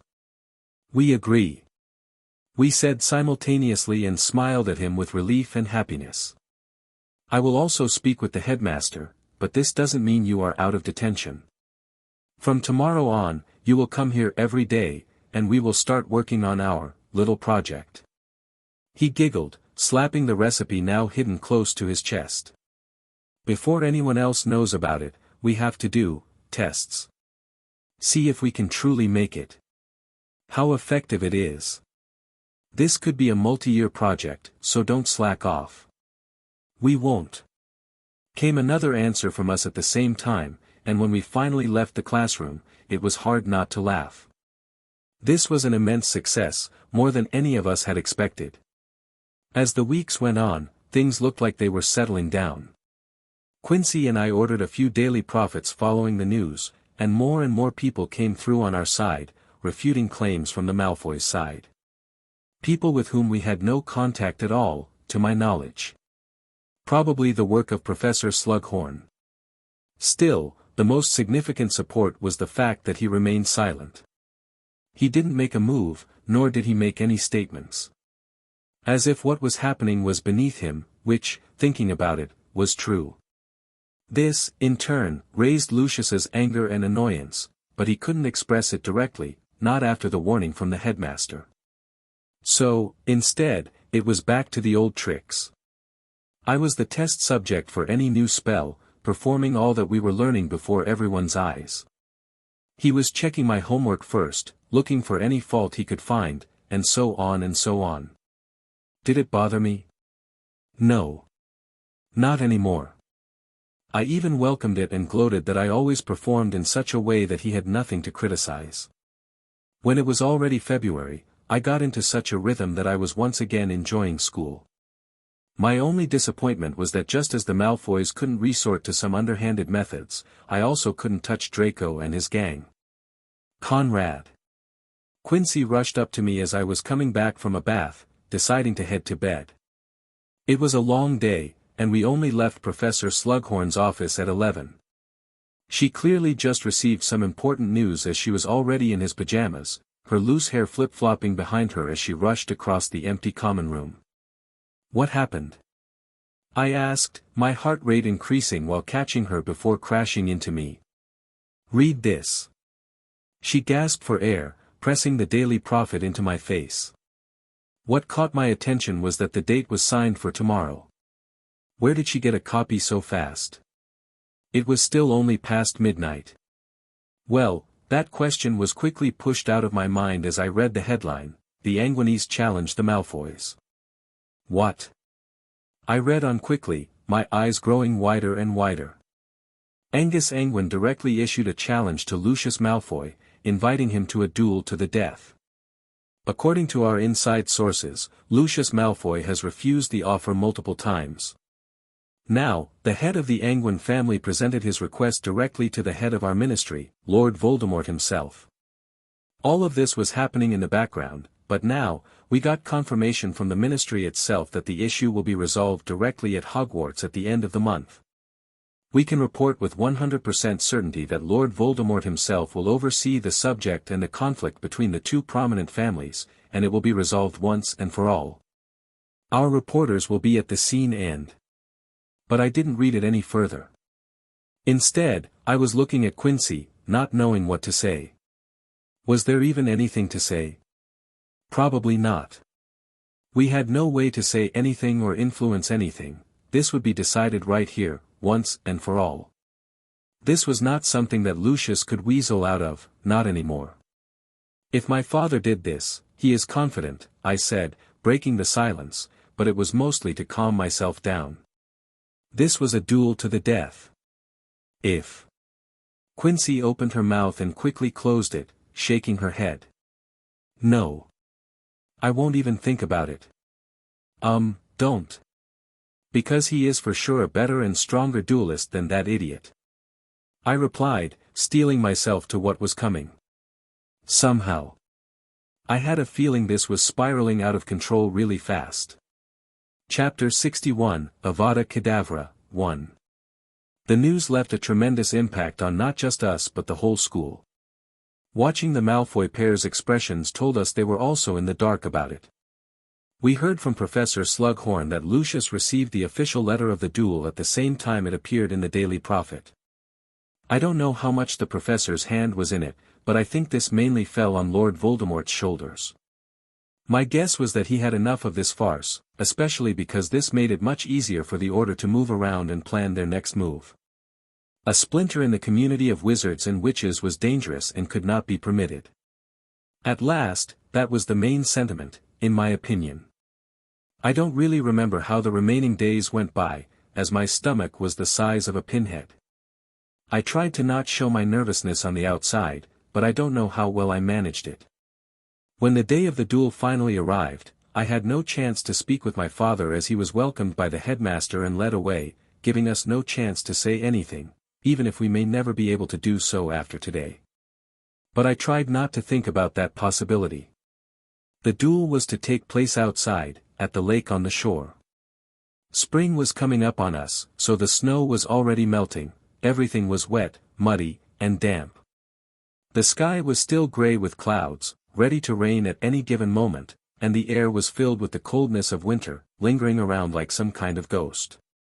Of course, none of this bothered anybody as people gathered around, waiting for the spectacle, and for the judge to arrive. As part of the problem, Quincy and I stood with the teachers. Behind us stood Professor Slughorn and, to my surprise, Professor Lockhart. I glanced toward the headmaster, who was standing with my father, Lucius, and Draco. Who, because of being a Death Eater, was also a supervisor. Or something. TSK. I was about to grimace when my eyes met with father, who only smiled, looking casual and unbothered, exuding such confidence I felt my heart rate slow down a little. It should be, all right. Quincy murmured, squeezing my hand, which I returned, nodding at her, but both of us knew. We were more anxious than when we dealt with the basilisk. When he arrived, the man we were waiting for, he did so on a flying carriage, pulled by 4 thestrals. After landing, a woman stepped out first, who I recalled was Bellatrix Lestrange. A relative to not just Draco but to Quincy, a cousin to her father, and an aunt to Draco. I hadn't had to ask whose side she was on. I guess. What was a bit surprising for me was the reverence she had when she opened the door and helped the man down from the carriage. It was my first time seeing him in the flesh. He was tall but thin. I wouldn't say he was at a healthy weight at all, a bit more on the skeletal side. Still, his features had an otherworldly charm or power to it. His dark hair was well kept, and as he looked around, sometimes his eyes looked like they were flashing with a crimson color. Wearing an elegant traveling suit, he walked forward, almost as if he was floating above the ground, unbothered by the muddy earth below his feet. No matter where he went, the sea of people parted before him, and anybody caught looking into his eyes quickly lowered their heads. When he finally turned towards us, and I gazed into those snake-like pupils, I couldn't tear my eyes away. Something in me stirred, and I felt threatened. Like when a predator meets another in his own territory. Which was simply laughable as he was so much stronger than me. "Good kid," he said in a clear voice before looking at my father, forming a small smile. It was a sudden and surprised exclamation, and it brought me out of my weird stupor, realizing Professor Slughorn put his hands on my shoulders, squeezing them a little. "Thank you for the high praise, my lord," father answered, bowing respectfully, hand on his chest. Now. I am happy to see talented youngsters rise in these troubled times." He smiled, looking towards Draco, who quickly puffed out his chest with pride. "I am only ashamed that the parents forgot to learn how to behave, like a civilized person." He added with another smile, glancing towards Lucius first, but then the cold, dreadful gaze turned towards my father. "I agree, my lord," he answered before Lucius could open his mouth to say anything. "But sometimes enough is enough. Others may think I turn soft if I don't show some teeth." "That they do." He nodded, looking around everyone silently before continuing to speak in an amicable tone. "Coming here made me remember all those good years." He chuckled, nodding towards Professor Slughorn, who smiled back, but his hands squeezed my shoulders so hard I felt them crack. "What the hell?" In turn, it also made me think about the principle being taught here. With a slight raise in his voice, Lord Voldemort turned towards the others, but he was clearly questioning Lucius and my father. "Unity. We are pure-blood wizards and witches, equipped with power that nobody else has. Do we really need to kill each other? When others would want to do it, waiting for the opportunity? You all know who I am talking about?" he asked, looking at my father first, letting his gaze linger a little before moving on to Lucius. Was he here to smooth things out? That was the first question that popped into my head, and I think many others were thinking the same at that moment. I saw the sudden surprise in my father's eye, too. This was clearly not in his calculations. "I am asking you too, of course." He turned towards them for real this time. "Is a worthless blood traitor truly a prize I have to risk losing two capable men under me?" His words were harsh, not just to hear, but the power behind them was also infused with magic, making my blood start to boil immediately. My gaze quickly snapped to Bellatrix, who was standing there bored, unimpressed, and she wasn't bothered by it. Yet this was simply declaring openly what he thought about the most ancient of families, the Blacks. I felt Quincy's nails dig into my palm, but I just let her do so. I totally understood her feelings at that moment. "I am asking this from you," Lord Voldemort continued, speaking to my father. "We were approached first," he replied firmly, without stuttering, controlling his surprise and answering cleanly. "We agreed on all terms. This is about the honor of my family and its name. Its reputation. But they betrayed that, didn't they?" he continued, sounding like a dad trying to teach his son about something straightforward he was refusing to understand. "Like the worthless bloodline they are, they immediately betrayed their words and wiggled out of it, didn't they?" I could swear while watching his face. He was enjoying this. This was nothing but a play, a farce that he was going along with. "Why do you want something like that in your family? In your bloodline?" he asked again, but this time, it was a question directed at Lucius. "Everyone deserves a second chance," Lucius replied, trying to say something that would resonate with most people present, but it was the wrong choice of words. "No, that is not true." Lord Voldemort replied with a smile, "So not true. Now. I understand the Anguine family's decision. Youngsters are like that. Falling in love, following their immature desires, be it dreams, love, or jealousy. I understand that." He continued holding his smile as his eyes looked at Quincy, me, and finally, Draco. "To me, this is childish. A squabble between kids. Why should I lose my capable people over something trivial? Why not let them settle it?" My body flinched the moment he asked it, and I knew my eyes were filled with excitement. I could feel my mind switch to overdrive, my darker thoughts resurfacing and clamoring at the chance to put Draco into his place, right into the dirt. Looking to the side, I noticed my father put his hand behind his back to hide it from trembling. He was angry. I could tell that much. "My lord." Lucius opened his mouth, wanting to speak, but Lord Voldemort simply raised a hand, waving him into silence. "I decided." He spoke, raising his head slightly, "Draco is a Death Eater, is he not? Isn't he my youngest? He should be capable enough to deal with this on his own. Come on. Step forward." He laughed, and from nowhere, a wand was already in his hand, directing us like a conductor does with his orchestra. "Conrad." Quincy opened her mouth, but I just kissed her cheek before walking forward with steady steps. I wanted this. Deep down, I was enjoying it. Especially when I saw how horrified Draco's face was. I briefly looked at Father, seeing him ready to make a move, only stopping when I told him with my eyes that I was prepared for it. Seeing him hesitate but then stop himself further raised my courage. I was standing in the mud a moment later, facing Draco, who had no way to back out of it this time. I wanted to ask him how it felt to wear that tattoo now. Was it still such an honor or not? But there was no time to talk as Lord Voldemort continued to conduct our duel, his personal show, which I was sure he was enjoying to its fullest. The duel was set to be fought to the death. He clapped, speaking in a kind voice as if we were only participating in some friendly competition. "And that is what we shall do. The traditions are strong within Hogwarts. We can't disrespect them. Bellatrix." She simply laughed, walking out from the crowd and becoming our referee. I could tell that she was enjoying it just as much, even though it was her nephew who was facing me. Maybe she was so confident in him that she thought I would have stood no chance.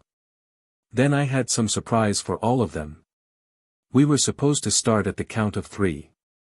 I was standing there without any tremble, my eyes focused, looking straight at him, registering all the little shudders in his body and the twitches in his fingers. After the ceremonial bow, my mind shut out all unimportant noises, smells, and feelings. The only thing that remained for me to hear was Bellatrix's countdown. This time, I wasn't playing around. The moment she finished counting, I had my wand in hand, raising it. At first, I wanted to cast the killing curse, my feelings ordering my body to do it, but seeing how Draco was trying to use a different spell, I hesitated. I could read from the movement of his hand that it was the disarming charm he was trying to cast. In the end, my rationality, the feeling of resisting the urges that seemed too strong to be really mine, managed to overcome my desire to eliminate him, and I did the same, calling it out faster than he could. It was finished before it had a chance to start. Draco stood there, pointing his empty hand at me, saying the spell's name, just realizing he no longer had the wand between his fingers. He looks faster than his father. I knew Lord Voldemort spoke just now, and I could sense his sadistic enjoyment radiating through every spore on his body. But it is a duel to the death. My lord. Lucius spoke up, his voice so weak, and I almost looked towards him, but I kept my eyes on Draco, my arm raised, wand pointed at him. I couldn't lax my senses, not now.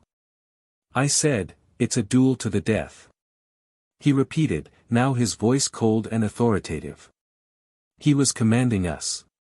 "Lord Voldemort."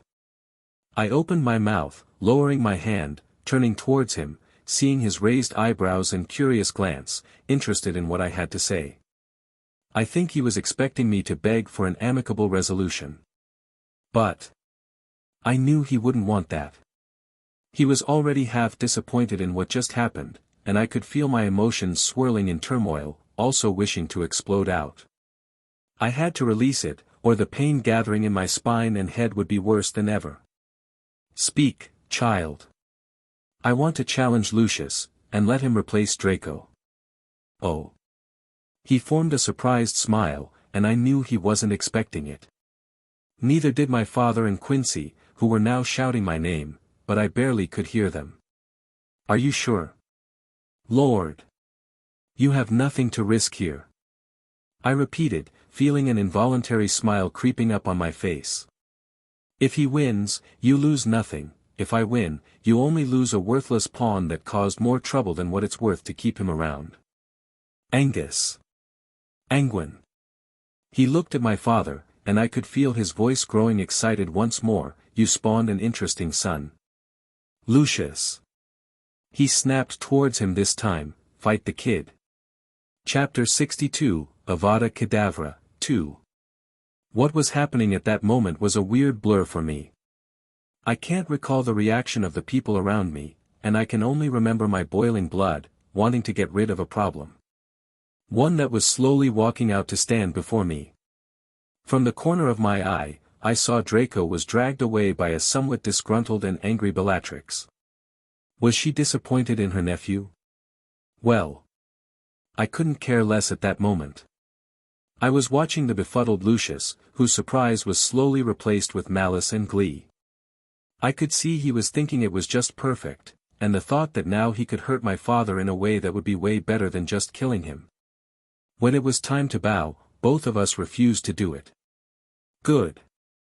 I wouldn't bend my back before someone this scummy, and I wouldn't have felt good receiving it from him. It would have felt like some kind of mockery. I was looking into his eyes, watching without blinking while my ears were picking up the countdown of Bellatrix. I was surprised he didn't try to cheat, but maybe it was because Lord Voldemort was here. But I was unsurprised that he opened with the killing curse at once. I remember reading in Salazar's book that everything is about intent when using spells. Besides the movement of the wand, the incantations, the third deciding factor of a spell, was the intention behind it. It had to be clear, and it had to be firm. He wrote about how to block or hit attacks. About why sometimes spells seemingly passed by each other, yet other times they clashed mid-air, cancelling each other out. If your intent was focused on harming the other wizard or witch, your spell would most likely pass by or through the one your opponent conjured. While if your intent was to defend against it, there was a high chance your spell would hit it mid-air, resulting in the spells clashing. I knew my intent full well. It was burning my insides, holding my spine, twisting it, literally hurting me. I wanted to finish Lucius off so all this farce and problem comes to an end, right here, right now. In turn, I knew that whatever spell I would conjure would pass by his. I had to be precise as I only had one shot at this. I waited until Lucius finished the movement, and I could swear I saw the green light appear at the tip of his wand. He was locked in. It was my time to make a move. I nimbly rolled diagonally forward, avoiding the jet of jade light, hearing a rushing sound passing by me, but I didn't flinch. He was shocked, but he had experience, so he was already making a move to hit me with another spell. My eyes remained focused, looking into his, and I felt the pent-up anger and dark thoughts coalesce in my brain. It hurt, like nothing before, but something happened that I had no explanation for. Lucius suddenly froze while casting his second killing curse. He didn't turn to stone, nothing like that, but he was mentally petrified and stopped moving for a brief second, all that I needed as my mind finished the incantation. With my wand pointing at a surprised Lucius, my own spell came out, glowing green and blasting him in the chest. There was no scream, no exclamation, he simply fell back with the same surprised look on his face. Did I feel anything? No. Not really, and that is what made it a bit weird. All that rage I felt was gone, like escaping from me with the spell, replaced by nothing but cold, unemotional thoughts. I just killed someone for real. It wasn't planning or fantasizing about it, nor was it something done remotely, done by detaching myself from the act. This time, I did it with my own hands and I felt nothing. You dash. Draco's shout made my blank, uncaring mind return to reality, seeing him rushing towards me. Ah, yes. You too. I thought to myself, and before even thinking about it, I pointed my wand at him, and with another green flash, the son joined his father in the afterlife. This time, I did feel something, and looking around, I think it was the shock of the others standing behind us. I didn't care for most of them, whose faces I was looking for were Quincy, my father, and that's it. Luckily, they looked more relieved than disgusted, or angry. Then, all the noise returned, like being dragged out of a silent room straight into the middle of London on a busy day. It was hurting my ear right until loud claps silenced everyone. Wonderful. Just wonderful. I didn't need to think who it was who was clapping and saying it. I think we can settle the issue now.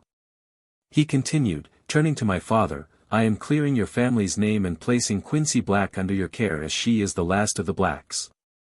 What? Quincy flinched, surprised by the news, placing a hand before her mouth. Ah, yes. Lord Voldemort smiled, looking at her.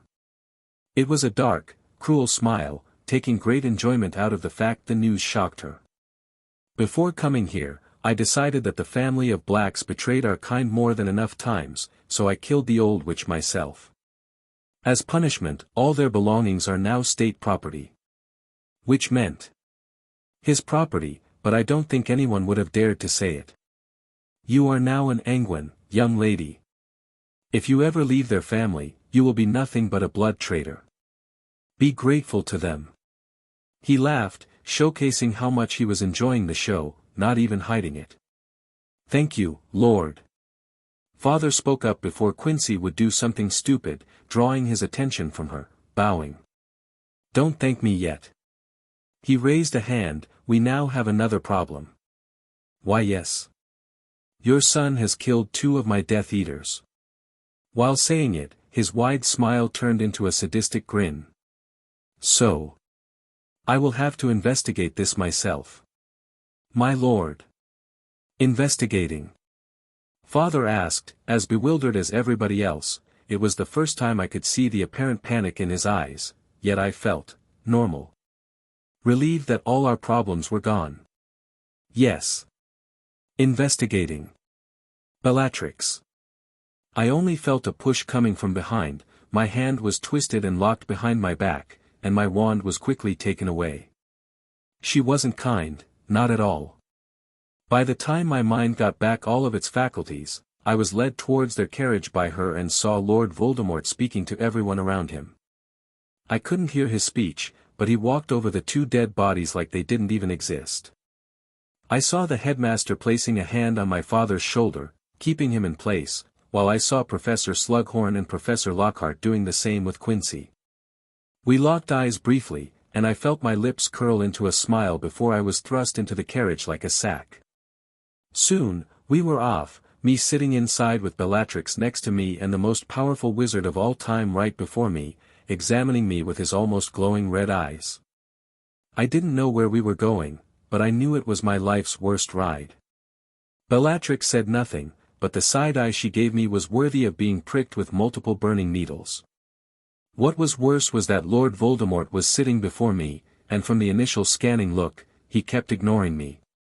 Relax a little. He said after half an hour, breaking the silence, but it was aimed at Bellatrix, not me.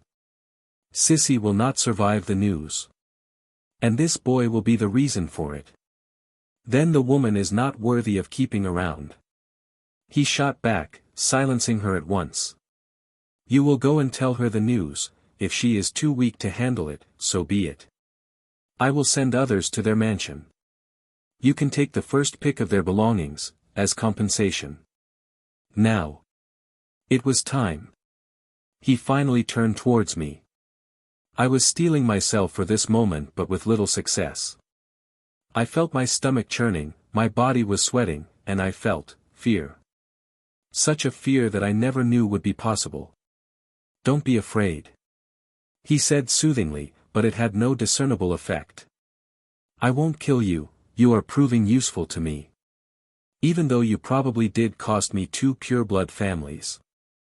I felt Bellatrix change her position next to me when hearing his words, but I simply couldn't tear my eyes away from the Dark Lords. I felt him, inside of me. I knew he was reading my thoughts, or at least, exploring my mind. What do people say? Think of nothing so they can't read anything. I already know what I want. I already knew it the moment Draco Malfoy came before me, and I accepted him into the Death Eaters. Now I was even more afraid. How much did he know? Did he realize Draco had his memories modified? Did he dig deep? No. I can't think about that, not right now. I knew at once he was lying, and it was not him who planned it out. He chuckled, and hearing it sent a cool air through my mind. He didn't dig deep, then. He probably didn't take me too seriously either. I am still young, after all. Neither he nor his father knew that my most loyal servant had already provided me with all the information I needed. Who? I wanted to ask, instinctively turning towards Bellatrix, but Lord Voldemort chuckled. I am speaking about Severus Snape, of course. He brought before me what remained of that disappointment of a snake. All that the Order couldn't bring away. And presented all the evidence I needed to know. Lucius Malfoy was leaking information to the Order. By then, his voice turned icy and almost savage, surprising not just me but Bellatrix too. Although, my surprise came from the fact that the headmaster did, what? Did he shield us? Caring for us this much? Why? But I could not ask that from anyone right now. I see in your head, you are asking why. He licked his lips, making me realize I was sitting with someone who could tell if someone was lying, even feeling the other's thoughts. I had to focus. Let me tell you why so you may learn from me, young Anguine. I let Lucius off the hook because I wanted to bait the Order out. Alas, Dumbledore is easy to discard pawns he no longer finds any use for. I sent Lucius to Hogwarts to see what their move would be. I let this nonsensical parade play out because it entertained me. And I wanted to catch the tail of the phoenix. Well, it surely was entertaining, but then again. Dumbledore wouldn't look back if one of his followers fell. Not until it affects his plans. In a sense, we are very much alike, Dumbledore and I. The main difference is I am stronger, or he would still be headmaster. What the hell? What was this all for? Ego boosting? Calming himself down? Wanting to awe me? What was going on? Draco was simply another puppet. I wanted to see how they would react, but, once again. Nothing. I don't like keeping failures around, so it was time to finish the little farce and get on to my next plans. But then. I found you. Lord. I asked, and I felt my voice hoarse. My throat and lips were dry, and I realized I felt extremely weak. You are a few years away from your ceremony, yes. When you become an adult and swear your fealty to the ministry, to me. Well, based on your show of talent today, I will skip over all that. With a smile, he grabbed my hand, pulling it out, and before I could ask, he pointed his wand at my arm and branded me with the dark mark. You are now not just an adult but a rare and special amongst them.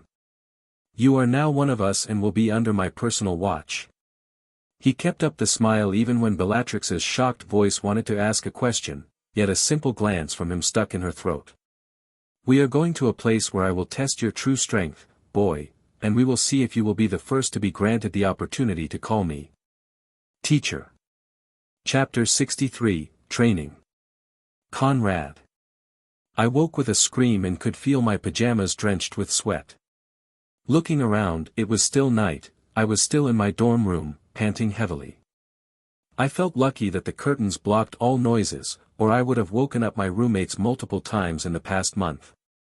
Looking out of the window to my right, I could see the clear, starry sky and the moon shining, but it gave me no real comfort. I could swear that I heard him scream in my dreams, and I could only hope that it was my nerves and nothing else.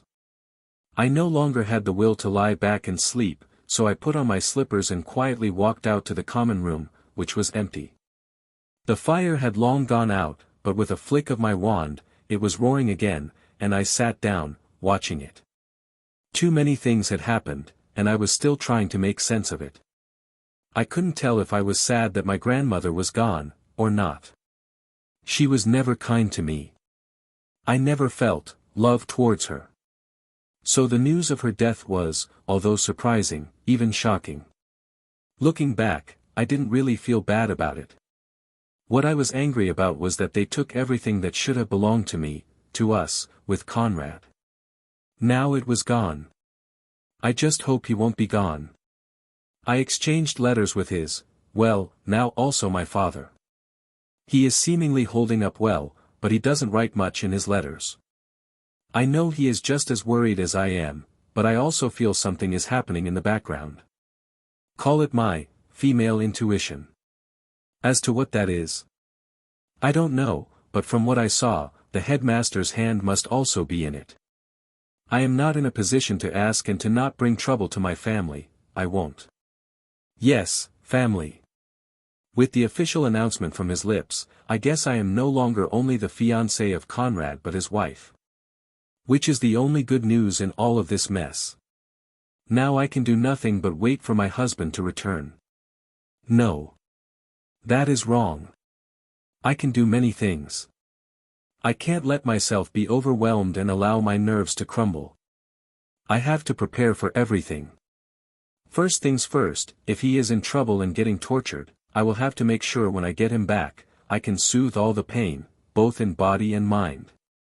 I will have to learn new charms and brew potions that can help with that.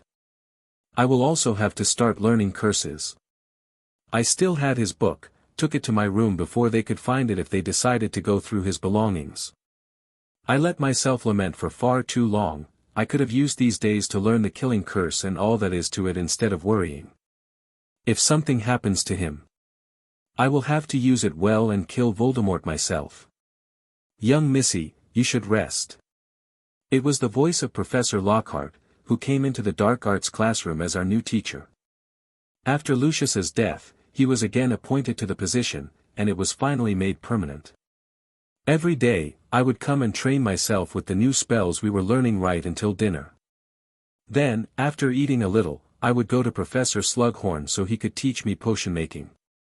He never said no to it. He tried to tell me to rest and not push myself too hard, but he seemed to understand that if I let my mind rest, I would start worrying again. There is still half an hour until dinner. I answered, wiping my forehead. Missy. He sighed, trying to keep that silly smile on his face. You look worse for wear than me after fighting that group of vampires in Transylvania. A young beauty shouldn't let herself wither away. Especially when she should be in full bloom, waiting for her bee to return. Air. I couldn't help but flinch. It was poetic, but also creepy, hearing it coming out of his mouth. I know he is a writer, but, still. I will take care of myself. That was the only response I could think of. That would be the best. Now, let's stop it here so you will have time to rest a little. Eat and sleep well tonight. Professor. I said, turning towards him. Although we had our thoughts about him, it seems he still has a side that can be liked. Thank you. I think it was the first sincere thanks he received because I had never before seen him look embarrassed. Maybe he was right, so I took it a bit more relaxedly. I rested in the common room, which meant that I sat alone, looking at the ceiling before going to have dinner and head to the office of Professor Slughorn. We were working on the potion we gifted him, and he was also teaching me easy-to-make ones that could help alleviate pain and the troubles of the mind. Now, you should take one of these tonight. He handed me a finished one at the end of our session, already close to midnight. Professor? I asked, surprised as I knew that the potion in my hand would make me sleep, probably long enough to miss half of the classes tomorrow. Just do it. He expressed, and it was more of an order than a suggestion. I will check on you tomorrow. If you didn't drink it before going to bed, I will make you drink it. Understood? Yes. Professor. Good. He smiled, rubbing my head. Now go, Miss Anguine. Somehow, hearing him call me made me really happy, so I didn't argue and drank the potion, and for the first time in a month, I had a long, deep sleep without nightmares. Is this all? I wanted to answer something crude, but no word could leave my mouth at that moment. I was lying on the ground, trying to fight back with my mind, breaking free from his curse and regaining control over my body. Are you going to disappoint me, Conrad? Anguine. The sarcastic smile on his face and the way he was twirling his wand made me angry, and I felt my blood boiling again, resisting and finally expelling his thoughts from my mind, allowing me to stand back up, panting for air. See. He chuckled, licking his lips, you can do it if you want to. The Imperieur's curse is something that only the weak have to fear. A strong enough mind can shrug it off. I let you hit me with it because it does not affect me. Do you understand why? Because my will is stronger than any other wizard. It is still hard. I moaned, trying to regulate my breathing as the spell ordered my body to exhaust itself, doing jumping jacks and all kinds of moves, getting repeatedly harder and harder, sometimes close to breaking my neck in a wild front or backflip. There were moments if I didn't regain my faculties, I would have been dead. I would have thrown myself off the cliff we were at. For a weak mind. Lord Voldemort nodded, scrutinizing me. But you are throwing my spell off again and again. Taking less and less time every turn. Fascinating. Thank you. I asked, straightening my body and dusting off the dirt from my robes. Looking around, the wind was strong, the sky was partially cloud, and I could see the waves crashing against the rocky coastline. I don't know where we were, even if we were still in Britain or not. Why do you think I train you? My honest answer almost escaped my mouth, saying that he was not training me but torturing me. In the past month, besides coaching me to resist the mind-controlling curse, he was demonstrating to me many others, and by demonstrating, I mean he was casting them at me, and if I failed to fight back I was in for a significant amount of pain. Under my robe, I already had multiple scars that I was sure would never fade away, but the anger it brought with it made my mind and blood boil, and somehow, I always got through it. Establishing a legacy? I asked uncertainly. I heard that Your Excellency wanted to teach at Hogwarts before. Yes. Came his cold answer. I always had my mind on teaching the young generation, raising wizards and witches who are loyal and capable. Just look at the Malfoys. One man simply can't trust people who are not committed to the cause. So, what cause should I be committed towards? My cause, of course. He laughed gently, walking past me, which was a clue to follow, so I did. I don't fully trust your father. Although, I don't fully trust many other wizards either. I am training you so you can see my powers firsthand. I am not giving out my legacy because I don't need to. Simply because I am the legacy. I conquered death itself, young Conrad Anguine. As he said that, looking at me from the side, his eyes were red as a ruby, and his smile was savage. I will always be here while you and the other families will grow up, grow old, and wither away. This part is still a foreign concept to the generation that grew up when I did. That is why I must focus on the younger ones. I'm still not really following you, Your Excellency. You do. He shook his head, you just want to know more, but so be it. I am in a good mood, so I will tell you more. As long as you are loyal to me and continue showing such great potential, you will be able to rise to the same position as Severus Snape, and replace him. I will always need capable people at my side who I can trust, with everything. He whispered, leaning closer to me, patting my back, and even rubbing my head. Damn. His hand was freezing, cold as death. As long as you are loyal, your family will thrive. You and your little wife's life and well-being will be guaranteed no matter what happens. Those who I trust, I protect, you see. I take care of my friends. Meaning?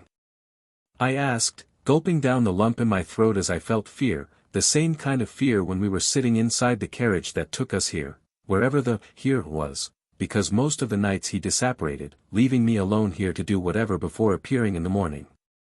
Meaning?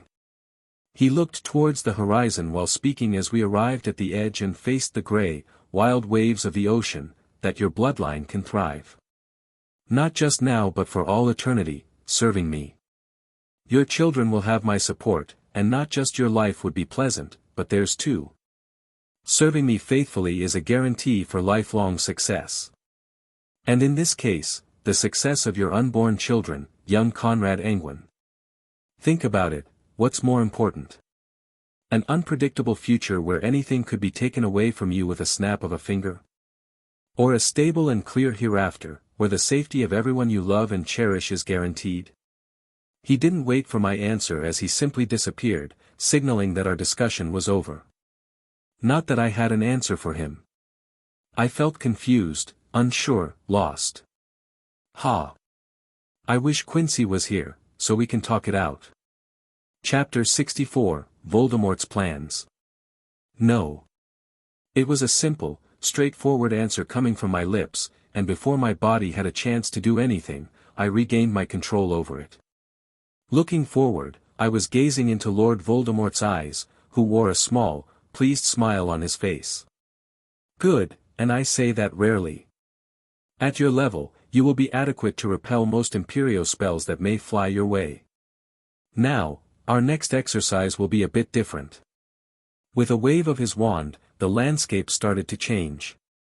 Massive stone pillars rose from the ocean, going high and being connected by floating steps. Peeking down, the dark waves crashed against them like some ancient creature, looking like an open maw with the white foams being its teeth. A fall from this high up would be deadly, so I was sure that it couldn't be as easy as just waltzing up the steps. It's easy, he exclaimed, walking towards me. Reach the furthest pillar to finish it. I was not stupid. So I waited, looking at him after finding the last one around a mile out in the ocean. They were interconnected with similar, small stone platforms snaking around them in the air. Revelio, I said, waving my wand after he was refusing to elaborate further. The moment I did so, multiple platforms disappeared, indicating that they were nothing but illusions. For starters, it isn't so bad. He nodded, looking at me, waiting for me to start his newest challenge, but I was already at my wit's end for being subjugated to his whims without any reason. Why should I? I turned towards him, refusing to go. A mage can apparate, if I could, I would be already there. Why should I risk my life by going through traps? You don't have to. I can kill you here and now if you want to quit. He answered so calmly and so benignly that it took me by surprise. I would prefer to live. Then off you go. Not without a reason. Oh. He widened his smile, you need a reason to do something. Like a good little puppet. I can appreciate the honesty. All right. I give you a reason, Conrad Anguine. The Triwizard Tournament. I honestly don't know what that has to do with anything. What was even that? Never heard of it. Quincy probably did, but she was not here to tell me about it. History is not your strong point, He chuckled, and I don't know if it was an insult or not, probably it was. It is something ancient that is going to be revitalized next year. For what or why, you may ask. So let me tell you, and you can have your reason to do what I tell you to do. Thanks. I whispered as I could feel the underlying anger in his voice. He was controlling it, letting it slip just fine enough to be a warning. Probably the last before I am thrown off the cliff. The 3 top schools in magic are going to come together, Hogwarts, Durmstrang, Bosbatten. All will nominate a student and compete in 3 tasks for the title of champion. Lord Voldemort, you want me to win it? I asked, gulping, but he only continued to smile and look at me as if I had asked something foolish. You killed Lucius Malfoy. Don't tell me you are afraid of some competition between students. Good, I take that as an answer. Yes, I want you to win it, but this is just secondary. You don't need to worry about Durmstrang, they are on our side. Karkaroff, their headmaster, is an agent of mine. He has been set to infiltrate their school for the past 20 years and now serves as their leader.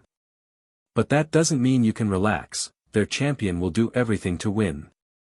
Same here, if you end up killing him, you need not worry about any real retaliation. Real ones? Charming. I whispered under my breath, so I should only worry about the Beauxbatons Academy? Yes. And if you have the opportunity to kill their champion, I expect you to do so. The agents I sent to infiltrate it all disappeared. I suspect that they are one of the biggest contributors to hiding members of the Order. I also believe that Dumbledore himself is hiding within the school. With this tournament, my real goal is to draw them out. Make them reveal their cards. I am surprised they accepted the invitation. They had no choice. Refuse, and I would have declared war against them. With Durmstrang, we would have demolished them. We will still do that, of course, but I want to handle that when Dumbledore is no longer in the picture. The moment I leave Britain, he would be wreaking havoc in the country. The Weasel. Ha, great, now that Dumbledore's name has come up, I can feel him getting increasingly angrier. It seemed I had no other chance but to go and do the exercises he threw out for me. Do you have any more questions, Conrad Anguine? No, Lord. I shook my head, trying to remain calm. Perfect. You focus on performing in the competition and being the good bait that I want you to be. Off you go. With a deep breath, I went ahead and jumped, landing on the first stone step. The moment I did, I could feel it heat up under my feet, and I leaped to the next one at the last moment before it detonated. I had no time to think as the new one responded the same. It was a rush to the first pillar, and when I had to jump over wide gaps, I had to cast the levitating charm on myself to make it over. It was a panicked rush, to be honest, and when I landed on the pillar, out of breath, I was ready to die. Luckily, it was a safe spot, and it didn't explode. Looking back, I no longer could see the land. I was alone on a barren stone pillar in the middle of a raging ocean, and my only road was forward. Fuck me. It was in the middle of the night. I was lying on one of the bigger pillars, looking at the starless, dark sky covered by clouds. The only light was the flash of blue lightning that sometimes streaked through them, followed by deafening thunder. I was exhausted, so much so that I had no mind to worry about it. In the past day, I brushed past death itself multiple times and got numb to it. But I did learn something of myself. I am not one who likes to give up. I could have just let it end, but somehow, my blood refused to do so and propelled me forward. I was only a last push away from the final pillar. The problem was that the stone steps or, more precisely, the moving platforms were too much for me to tackle right now. Great. I whispered, feeling the first drops of rain falling on my face before it began to pour from the sky in earnest. It was cold, making me feel like I was being pricked by little needles. The clothes I was wearing were already torn and scorched. Besides exploding platforms, there were some that were cold, and if not for my magic, I would have been frozen onto them. Others were slippery as ice, while another set crumbled the moment my weight landed on them. By the end, I was casting magic by reflex, without thinking, just waving my wand, using spell after spell until I was safe on a pillar. I don't think I have any magic left in me. Will this really help me? I can see that it trains my reflexes and hones my instincts. But it teaches me nothing new. Intent. I murmured, remembering the words in Slytherin's book. Magic is all about the mage's intent. The movement of the wand and incantation are all physical recordings of the wizard's intent. It is how one manifests his spell and binds the theory into reality. Which in turn means that magic can do anything. Per Salazar Slytherin's explanation, any spell was limited to what the individual mage's mind could comprehend. If they believe it is impossible, it will remain impossible. It sounds easy but hard at the same time. I chuckled, raising my hand, which was trembling, gripping my wand like how an old man holds onto his walking stick, and pointed it at the sky. I had no actual incantation in my mind nor any idea what I wanted to do. I let my tired, somewhat delirious mind do what it wants, moved my hand around, and lit up my wand. The next moment, the falling rain simply avoided the pillar, no longer landing on me, and I was starting to dry up without doing anything else. I didn't question it, nor was I surprised. I just wanted this before finally going numb and fainting. When I woke up, I felt like I was beaten by a whole football team, kicked down, and ground into a meat paste before reassembling to represent a human being. In other words, I felt horrible. But there was still the last hurdle I had to go through. Watching the moving platforms, my still dizzy mind recognized a pattern that I failed to track yesterday. Once again, I wasn't thinking, letting my body move on its own, quickly hopping from one to the other, and when the third, twirling stone slab started to glow, I just waved my wand, freezing it and stopping its explosion. The one that began to crack the second my toes touched it. I used a spell, turning my weight to almost zero, preventing it from crumbling. Everything came naturally, and I was already on the pillar when I snapped out of it. With a forceful push, I stumbled forward, falling face first onto the grass. I was back on land with the fresh, wet dirt taste in my mouth. Pathetic. I heard Lord Voldemort's voice from behind, but I had no will to argue. Results matter. Not how I achieved it. I answered after I spat a clump of grass out of my mouth, standing back up. True. He replied, and I could feel a surprisingly satisfied undertone to his words. It will do. In the competition, you will need more stamina, though. Here. With that, he threw a broom at my feet. It was an old, shoddy one, probably slower in the air than me walking on the ground. Your next task is simple. Find your way back to Hogwarts. You have to arrive before the end of the term. Simple, isn't it? And if I don't? I asked while picking up the broom, and half of my question was inaudible because of the rumbling of my stomach. I was hungry, famished even. No wonder that I barely recovered any energy from my knocked-out state. Then you are expelled. That's all. He smiled, patting my shoulder, and I felt him disapparate. Fine. Not like I need explanations. Accursed, growling just like my stomach, uttering an incantation while waving my wand around, point me. Now that I knew where north was, I knew where not to go. Wherever I was sure Hogwarts were down south. Why? I couldn't explain, it was a hunch but a strong one. So I mounted my rickety broom and took off. I need food. I groaned only 10 minutes after. The wind was strong, throwing the broom all around under me, and I had to use my waning strength to steer it and keep it afloat. I was losing what energy I had in me fast. I think I will eat everything off the table in the Great Hall when I return to school. Chapter 65, The Return. Ha! I couldn't help but let out a sigh. I was sitting in the old divination classroom, which was so empty without him. Looking out the window, I was hoping to catch a glimpse of him, but nothing. In the past months, I expected to see him appear in the common room one day, but no, nothing. We were already getting ready to end the year, it was getting hot, and I was starting to really worry. While I was thinking about what to do, I could swear I noticed something. It was a dot on the horizon, coming toward the castle. At first, I thought it to be a bird, but watching it bobbing up and down, it should have been a very drunk one then. No, that wasn't a bird. That was a broom.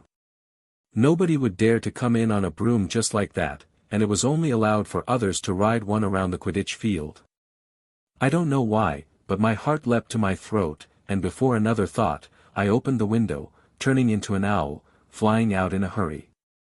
Since being able to transform, my eyes were just as sharp as in my animagi form, and I wasn't mistaken, it was Conrad. But he looked horrible. When I arrived, I almost crashed into him, and he didn't notice me at all. Circling around him, I quickly realized that he was unconscious. His eyes were blank. Dull. He was in a horrible state. His gaze was empty and expressionless, murmuring something while steering the broom in his subconscious state, following the wind like a bird would. I was afraid to disturb him. What if he fell? Damn it! What did they do to you? Was this the effect of the Imperieuse curse? Then why does he look like he was beaten to death? He even lost a lot of weight. What did they do to him? I will kill all of them. Stupid. I couldn't help but curse myself as my angry exclamations came out as loud hooting noises, and I could see 2 brooms lifting up from the castle's grounds. I had to go before they discovered me.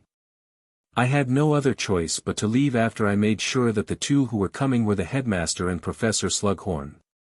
Zooming back towards the North Tower, I hurriedly transformed back, running down the stairs and corridors, heading straight towards the hospital wing just to be stopped by Professor Lockhart. "Wait there, Missy." He smiled jovially, pulling me back by the shoulders. "He is being cared for. You will wait here with me, okay? I was told to not let anyone, especially you, in. But he is my husband." "Ahaha, yes, yes, yes, we all heard, but both of you are kids, so no, he is not yet your husband. Anyway. For now, be patient and come with me. We are going to have tea, eat some biscuits, and I tell you about one of my adventures.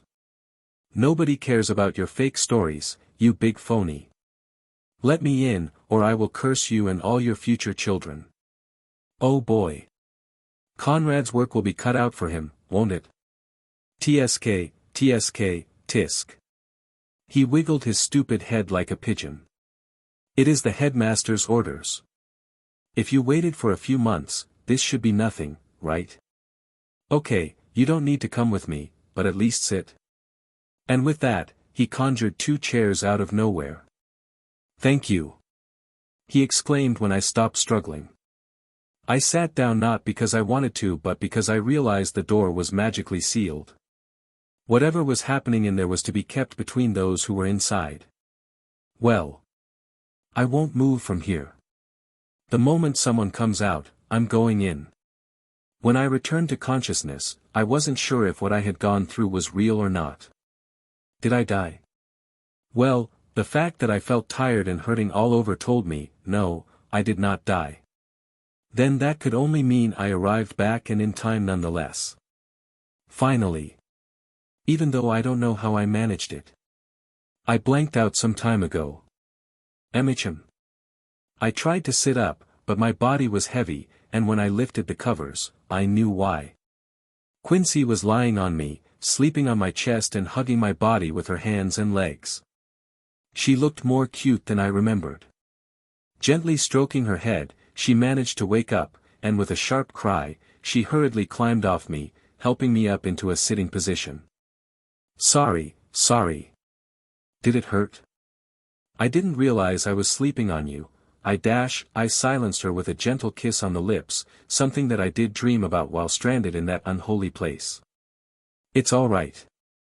You could have stayed on me, you are not heavy. Were you tortured? She asked, her voice going low and worried, climbing back to bed with me, hugging me close.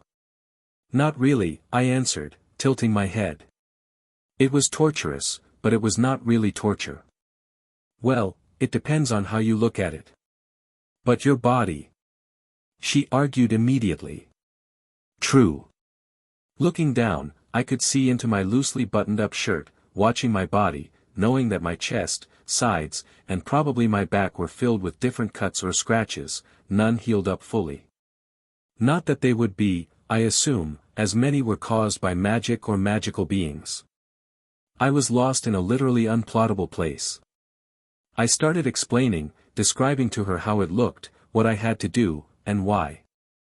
At least, going by Lord Voldemort's explanation.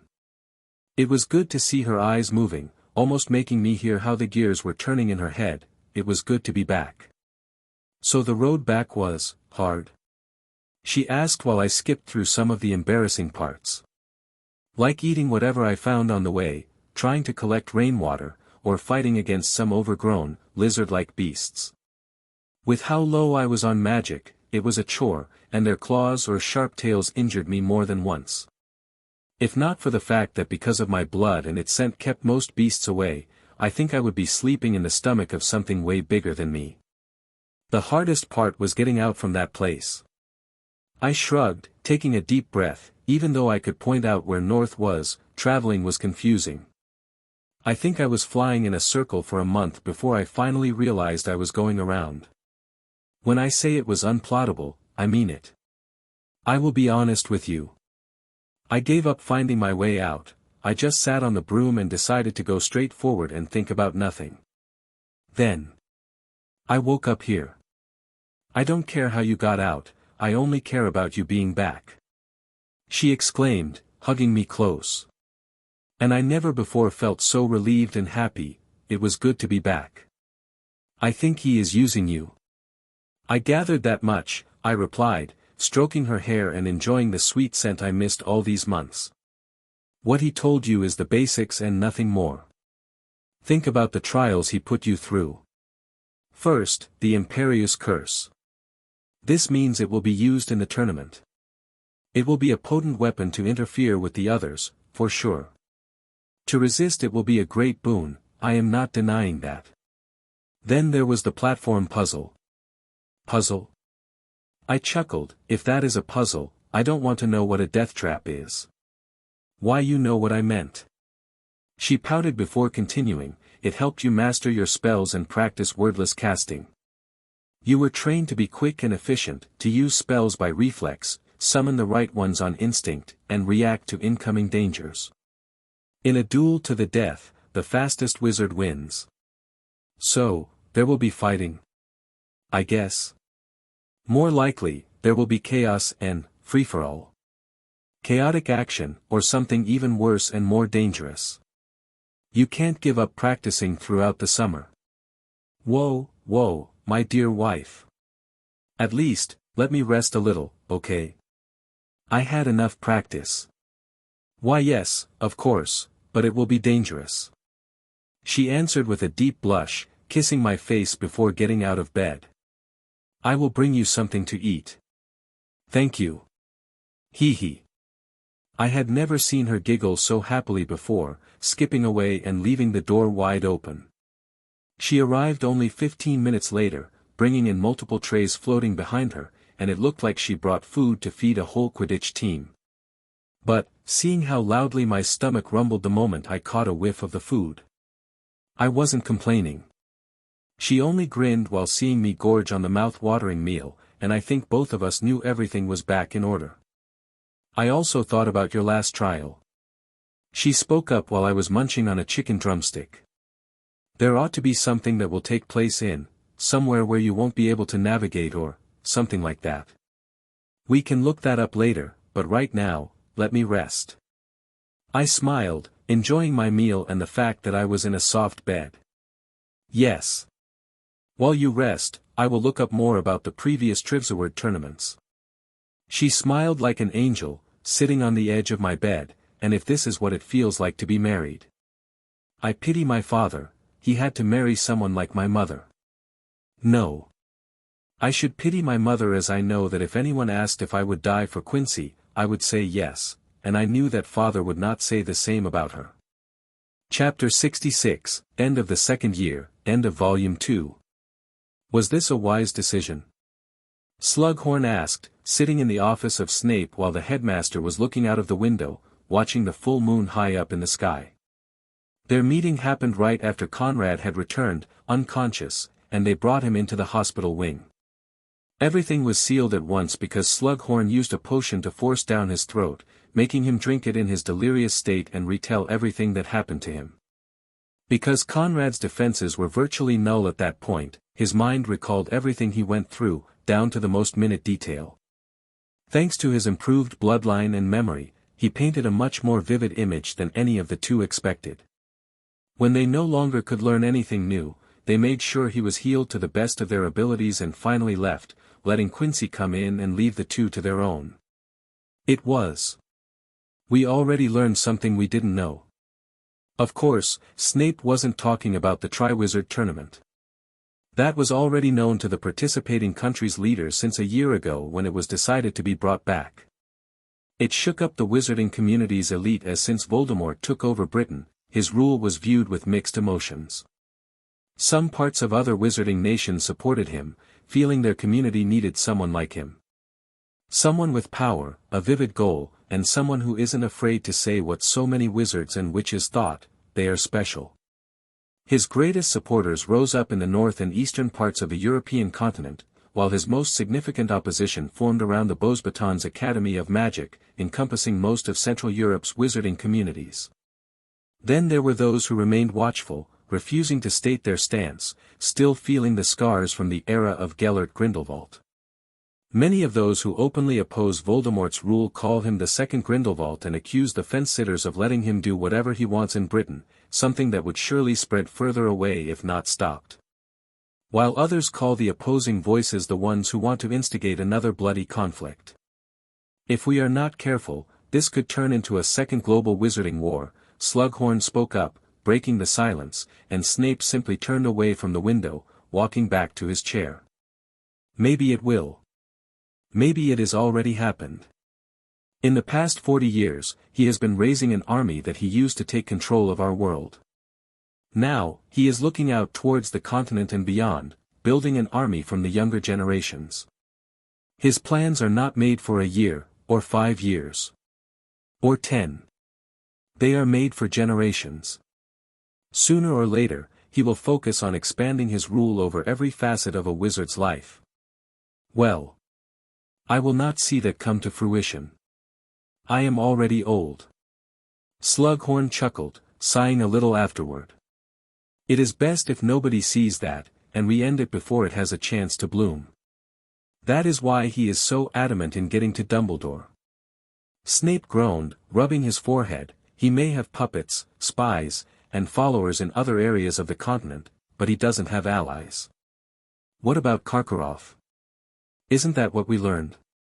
No, we knew about it for a long time by now. We have plans if he finally starts to act to ensure Karkaroff can't leave Durmstrang and its influence or risk losing it. Not everyone is on their side in their countries, either.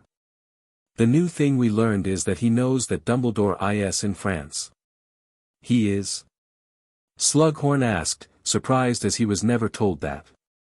Nicholas Flamel, the headmaster of Beauxbatons, is a good friend of his, maybe someone who Dumbledore would call a mentor. He helped him against Grindelwald, and when he was ousted from here, he helped him again.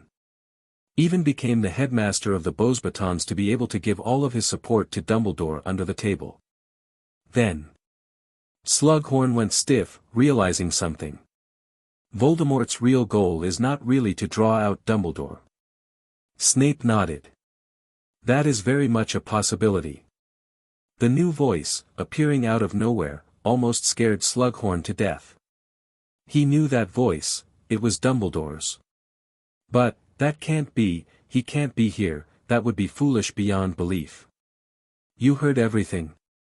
Snape asked, placing a chocolate frog card on the table with Albus Dumbledore's image coming into the frame. Yes. I also received your message. I already had the idea of this being the case. When the talks about revitalizing the tournament came up, it was either a trap set up for me or for Nicholas. Or for both of us. It is customary for headmasters to attend, and Nicholas being the head of Beauxbatons, you can guess the rest. But Albus. Slughorn leaned forward, whispering, afraid of being overheard. He can't think that Nicholas Flamel would be so trusting that he brings the stone with him. No, I don't think so either. Dumbledore agreed with a placid smile. I think he will try to either kidnap him, force him to tell how to make one or ask for it in exchange for Flamel's life. Or maybe simply dig into his mind and find it for himself. Then why attend? Because we are confident in walking into the snake's nest. Dumbledore chuckled again, his image on the small card turning towards Snape. Are the preparations ready, Severus? Ready as they can be. He nodded firmly. If he acts, we can respond, but that will also trigger the other communities and probably ignite what Horace is worried about. Oh, Merlin's beard. I am too old for this. Slughorn shrugged, wiping his sweaty forehead with a napkin. I thought you yearned to be free from your Hogwarts prison, old friend. Dumbledore whispered, looking at the slightly panicking potion master. I am, but, life is not that hard here. Not counting, you know what. Always the ever so conformist. Well. This kid, Conrad, yes. Support him and try to steer him well. Should we invite him in? 2 other schools will arrive by then. It will be an opportunity for the chosen champions to meet and greet each other. This is why we needed the dresses. I asked, raising an eyebrow, but he shook his head. That will be for the Ule Ball at Christmas. The what now? Quincy gawked, but he simply waved the questions away. What is important is. He looked around, lowering his voice and speaking to me directly, you will be one of the youngest participating. I have strict orders to make sure you show enough decorum, talent, and brilliance. I am here to tell you in advance to take it extremely seriously. Professor, would he be in my shoes if I didn't kill Draco? Yes. He nodded and wiped his head, feeling troubled by simply the thought. You know. I groaned, glancing at Quincy, who started chuckling. I wish I could have seen that. I am happy that you are taking it this lightly, but this is very important.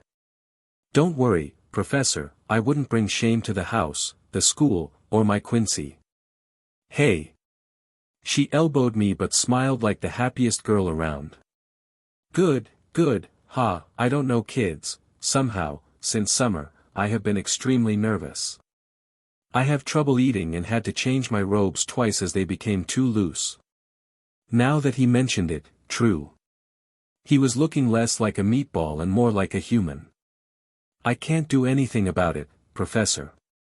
Worrying isn't worth it, so I can do only one thing, take it as it comes. Excellent. I hope you keep it up, boy. I really do. He patted my shoulder before leaving. He did look troubled, Quincy murmured, leaning against me. When does he not? I asked, leaning over and kissing her head, let's go to sleep, I feel tired. Emmichem, me too. Chapter 70, A Date. Our first week came and went pretty quickly. Even with our 2 new elective courses, our days were not much more packed than before. Of course, we chose the same subjects, care of magical creatures and study of ancient runes. For starters, the former was surprisingly easy, following Professor Grubbly-Plank and learning about nifflers. Quincy found them cute. I found them useful. Useful? She asked me when I mentioned it. Their tummies. Their habit of stealing anything shiny was a problem for many. No wonder we were warned to take off and hide anything like that before class, but for me, the more interesting thing was the fact that their bellies worked as some kind of magical bag of holding. An endlessly deep one at that. It gave me the idea of getting one. Not a niffler, of course, but a bag like that. The second extra class was less exciting. It was okay, and we first began to learn the basics of recognizing runes and tell them apart from nonsense scribbles on a wall. To my surprise, Quincy had difficulty memorizing them, as most looked the same in her eyes. On the other hand, I think I cheated. Thanks to my bloodline. For my eyes, every and all rune was clear and distinguishable, I felt like even naming them all. Luckily I didn't say that out loud because the name that popped into my head often differed from what our teacher, Bathsheba Babbling, wrote on the blackboard. Silence is gold, and I wasn't thinking about wasting it now. What I found just as interesting as the niffler situation was that, supposedly, runes were how ancient witches and wizards communicated. Back then, writing had the same power as spells. Then, it diminished increasingly as we advanced, and nowadays, they are only used in artifact making. At least you can help me with our runes homework while I help you out with potions. Quincy sighed, collapsing next to me after our first week. It was an early night, and we had just returned from the Great Hall after supper. Sure. Give it to me, and I will write yours too. I nodded, taking out a parchment and deciding to do it right now. It was straightforward as we only had to copy the actual, known runes from a sample text that we were given. It all looks the same to me, or like some crude drawings of a goblin. I think they do use it to this day. I raised an eyebrow, biting onto the end of my quill and quickly scanning our small sample text. Really? Just look at their craftsmanship. All their items. The real goblin-made goods are inscribed with runes. Were you listening today or? I grinned, and she just rolled her eyes, going pink in the face. Heh. I will take it as a no. It is a bad subject. You just don't like it. I chuckled, hugging her, writing down the correct runes in a jiffy, and giving it to her to copy. I think you can still change courses. No. She answered, almost in a panic, I will get through it. I'll help. It's not that bad, you'll see. Every word in it is something that holds power. Huh. She stopped writing, looking at me weirdly. You are speaking about it as if you are a master of runes. I can't really explain it. That never bodes well. So we should look into it. I think we should get back to. Then she stopped, looking around and leaning in, whispering into my ear, to the scriptorium. I thought about it too. I agreed, forgoing complaining about her worries. But first, I want myself a bag. A niffler-like one. Good idea. It is a neat way to bring away many things we need from there. But, how are we going to get one? Buying it, of course. I grinned. Tomorrow is Saturday, and now that we are third-year students, we can ask for leave to go into Hogsmeade. I intend to visit Professor Slughorn and ask him to let us go. Ah. I totally forgot about that. Hee hee. With a quick peck on her face, I stood up, stretching. I brought some gold with me from home, so, let me take you on a date. The moment I said it, she almost choked on her saliva and turned as red as a tomato, but she didn't complain. Not that I would let her. I know we have been together for 2 years now, but, we never went on one, and, how could I look into her eyes then? It was a warm, sunny Saturday as we were walking down the dirt road, heading towards Hogsmeade. It wasn't hard to get permission to leave school grounds, we didn't even have to go to Professor Lockhart. As it was both of our first times here, we were marveling at the picturesque image of the village. It was different from the one at home, this was much more magical. It was more natural for us than the houses the Muggles were used to. Some looked a bit more crooked from the outside, while others were much more colorful, and in the shop's windows, moving posters told us about the recent available sales, or a moving mannequin was inviting us to try a new witch's hat on. Want it? I asked with a smile, watching her be mesmerized by a pair of earrings in one of the displays. They are too expensive. But they have a charm applied to them. It says it can protect from any hexes cast upon you. Yeah, sure. She giggled, glancing at me, grabbing my arm, and snuggling up to me. Probably there is an asterisk somewhere telling you it means up to year 5 or something. I can see that happening. Still. It would look good on you. I'm fine. Really. It is nice, but I would not want to spend this much on it. We could buy much more ingredients from its price, and I could make potions that would fetch triple that. Oh, hey. That is not a bad idea. We could sell your potions and make some money out of it. Then, she pecked my cheeks, buy me ingredients if you want to gift me something. Sure thing. But before that, come. I dragged her along and entered one of the shops. Why you want me, to?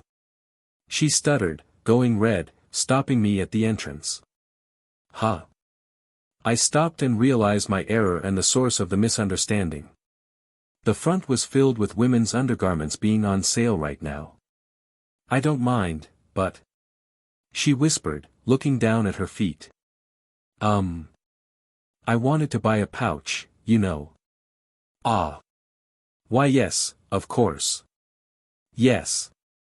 She blabbered on immediately, trying to act as if nothing had happened. But now that you mention it. Come, it should be at the back. She pulled on me so hard I almost fell, and she didn't give me a chance to ask. Okay.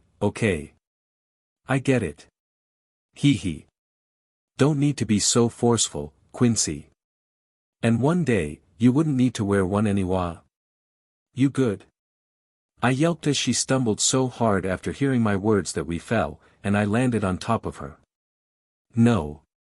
I'm not. She moaned, her eyes teary and embarrassed, but not because others were looking at us, giggling. The rest of the time inside the shop was still just as awkward, but in the end, I bought a little, unassuming pouch capable of holding many things. We tested it out at once by purchasing alchemy ingredients, and no matter what we put into it, it ate it up without issues. How wonderful! To nail down our first actual date, I invited her to Madame Putafoot's tea shop, but that didn't turn out as expected. Somehow, the air inside was stuffy. We sat down and ordered a cake and tea, but none of us felt it as magical as we had heard it from people in the years above us. The atmosphere was weird. Overly sweet, so much so that it made us nauseous. Only after 10 minutes did we both agree to leave, and we exhaled simultaneously when we were back on the streets. Let's not go there again, it was weird. Quincy smiled at me apologetically. Agreed. What do you say to go to Honeyduke's instead? That does sound better. She giggled, intertwining her arm with mine, and while heading towards the shop, we failed to realize that others were watching us. Since our arrival. Relax, Regulus, he is not a bad kid. That's the point. She is just a kid. Yet look at them. He is a kid too. And it is not like you have a place to speak. The two ruddy-faced, travel-weary men were two individuals who, if sawn by Conrad and Quincy, would recognize them as the Rubio brothers. The pair that took care of Neville, in reality, they were the Black brothers, wanted fugitives, and also, the uncle and father pair of Quincy. Hell, you should be happy for her. We watched the kid grow up, he is a good one. Sirius patted his brother's shoulder, pulling him back to the Hog's Head. Don't make a scene, not now. Be happy we are stationed here and that we were trusted to keep an eye on things. But, he is groping my daughter. No, he is not. Your daughter's snuggling up to him. And to remind you, you abandoned her. Sirius raised a voice but then very quickly went soft as right now, he barely had anybody left besides his younger brother and Neville. If not for the fact the two were present, he would not have known what to do with his life after losing his best friend. Sorry. You are right, you are, right. Regulus sighed as the two sat down back in the pub, and a man with dirty, red hair brought drinks for them before joining their table. He was young under the ugly scars that distorted half of his face, hiding behind his hair, yet his visible eye was as old as the two brothers. Thanks, Charlie. Sirius patted his back as the trio were now staying in here, hiding underground, sometimes literally as the Order was preparing for their biggest strike yet against Voldemort. I hate the waiting. He whispered, his voice hoarse and sounding like sandpaper thanks to the injuries on his neck. I can't wait to kill some of them. We neither, Regulus replied, knowing how his companion must be feeling. Looking at him, he knew he was the same as his brother, Sirius. If not for raising his youngest brother Ron, Charles Weasley would probably already be dead. His human eye was either way. Seeing her whole family being massacred while saving the Longbottom kid left a deep scar on his body and his very being. The three of them were, maybe because of this, always the ones to be sent behind enemy lines. While everyone else was smuggling the chosen one out of England and into France, using the preparations for the tournament as a cover, they remained back and were their forward units, the spearhead, so to speak. Not that any of them complained, it was all they ever wanted. "Can we even trust the Anguinese?" Charlie asked, making the brothers roll their eyes. "We lived under his care for a decade." Sirius snorted as Charlie was more paranoid than any of them. Regulus started, but after a gaze from his brother, he quickly corrected himself, "He is trusting him. That should be enough." "I trust nobody." "We know that." The two retorted at once but left it at that. "I don't like the smell of his kid," Charlie continued, swiping away his hair and revealing an eye in the burned socket on his face. An eye that was like that of a dragon's. "He stinks of something evil. It courses in his blood. I can smell it." "Isn't it the dragon blood that you are sensing?" Regulus asked, somewhat doubtful as Charlie always said this about anyone he disliked. "I don't know how you survived the transfusion." He didn't answer as he had no answers for that. When he escaped the massacre, seeing the Potters and his own family being slaughtered by Lord Voldemort, he suffered grave injuries. The only thing that kept him alive was the thought of saving his sibling, and to manage to do that, he transfused the lost blood with a dragon's, and lived to tell the tale about it. "I am telling you." He pressed on, "his son stinks of dark magic. He should be killed in the chaos before we gift that sociopath with another weapon he can use against us. Just, follow the plan, okay?" Sirius said, ending the conversation, but he couldn't help but think about what Charlie said. Although he trusted Angus, he knew his motivations. His son was a liability. Something that could be used by Voldemort to turn one of the key figures in the upcoming operation against themselves. Chapter 71, History Lesson. It was deep into the night the following Friday. Both of us sneaked out of our common room, heading straight toward the hidden entrance to the scriptorium. My guess was correct, as speaking directly to the wall in Parseltongue made it react and ripple, letting us step through it. Walking through the corridor, we faced the labyrinth, but as if it remembered us, the walls quickly rearranged themselves, revealing the straight road forward. That is when we came face to face with the biggest hurdle. The door that refused to budge or open, no matter what we did. "Told you, the only way in is using the spell. Conrad." "I won't." "You will have to." "I won't." "Come on, Quincy. It isn't a big deal. I am asking you to do it. I can handle it." "Me too." "You use it on me." "I won't hurt you, I love you." "And I don't love you." She retorted so loudly it echoed painfully between the walls. "You do." I smiled, holding her hand and looking into her eyes. "I am more resistant than you. I have a basilisk's blood in me. Please, don't argue with me about this. We could already be in. Just, do it, please." In the end, with great hesitation, she whisked out her wand, pointing at me and uttering the curse. When it hit me, I simply fell to my butt, but it didn't really hurt. "You need to mean it. I just can't." She sniffed, and I knew this would probably be the same for me. This was a pickle. "Well, you know what this means." I laughed, standing up, dusting my butt and hugging her. "We can't get in." She buried her face in my chest, but I just playfully pinched her bottom, making her yell out and look at me with shock and embarrassment. "Silly. Come. We are going around again." Around an hour later, we were inside the scriptorium, not really browsing, just stuffing the holding bag full of all the interesting books. Or at least those with an exciting title. "I totally forgot about it," she murmured, ashamed of her initial panic. "Don't be so down. It just took a longer turn to get in.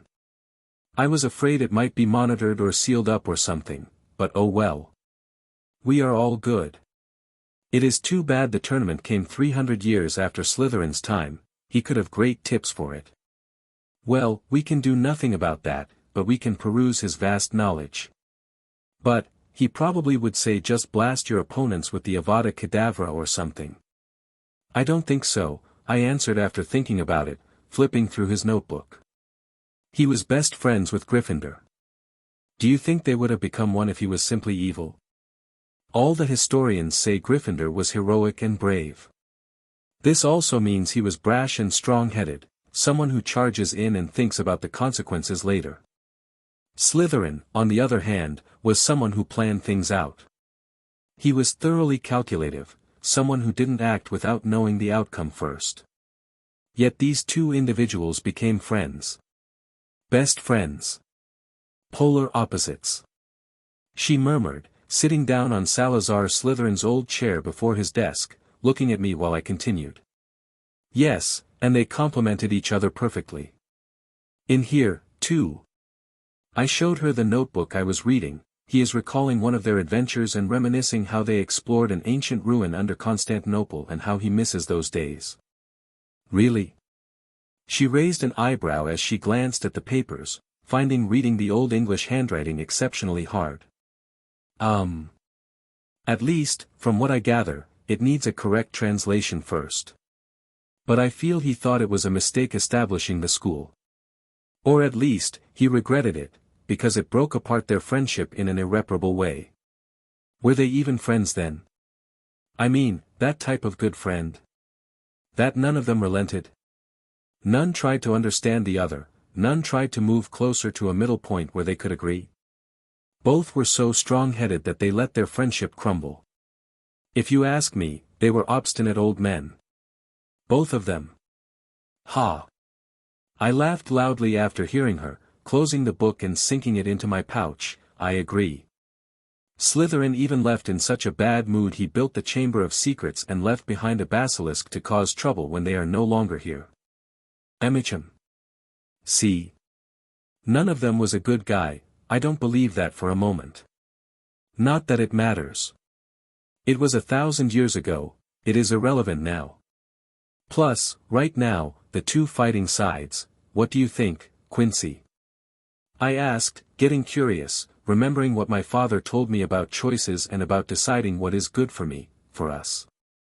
I felt he was trying to tell me something, but I just couldn't really put a finger on what. Well, hopefully, here we can be completely honest without the fear of being listened to. She shrugged, half smiling, looking around. I think the current system is horrible. The leaders are horrible. The laws are horrible. Everything is just, horrible. Why? Just asking. I don't have any opinion, at all. I dislike him, but I also, fear him. For real. I answered, looking down when talking about it, not noticing I grabbed my own hand. I heard her quickly stand up and come up to me, hugging me close. Hee, thanks. I also don't know about the rest. I never really thought about it, unlike you. I only did because grandmother was shopping me around. Ha. Well. I like Neville. I hope he is all right. I don't have a problem with muggle-born wizards and witches. I just don't see why shouldn't we allow them in and accept them. I agree. I totally agree. She nodded rapidly. Nobody can do anything about their origin. Their parents. What they can do about it is what they are going to do with their life. Who says muggle-born people can't be great wizards? Yeah, totally. That is why I have also no real opinion about the Order. I never really knew any of them, nor did I see any of the great destruction they lay upon our world. You. Do you?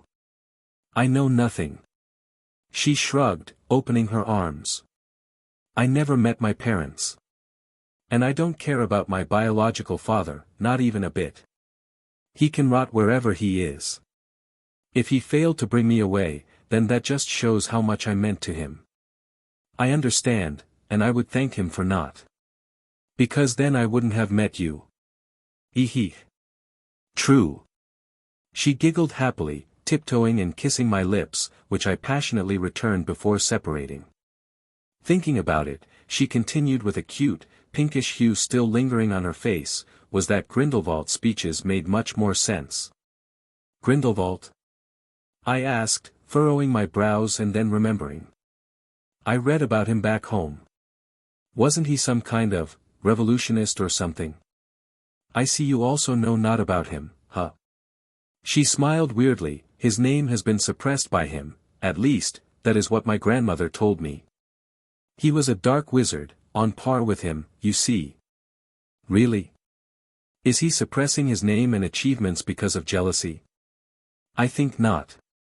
After a brief silence, she answered, I think he does it not to give Dumbledore more of a presence within the wizarding community. You see, I read a thick codex about it, written by Bathilda Bagshot, one of the greatest historians of our time, who was killed by him. Well, then she really was the best historian, huh? Sadly, yes. She nodded with a wry smile, and also the aunt of Gellert Grindelwald.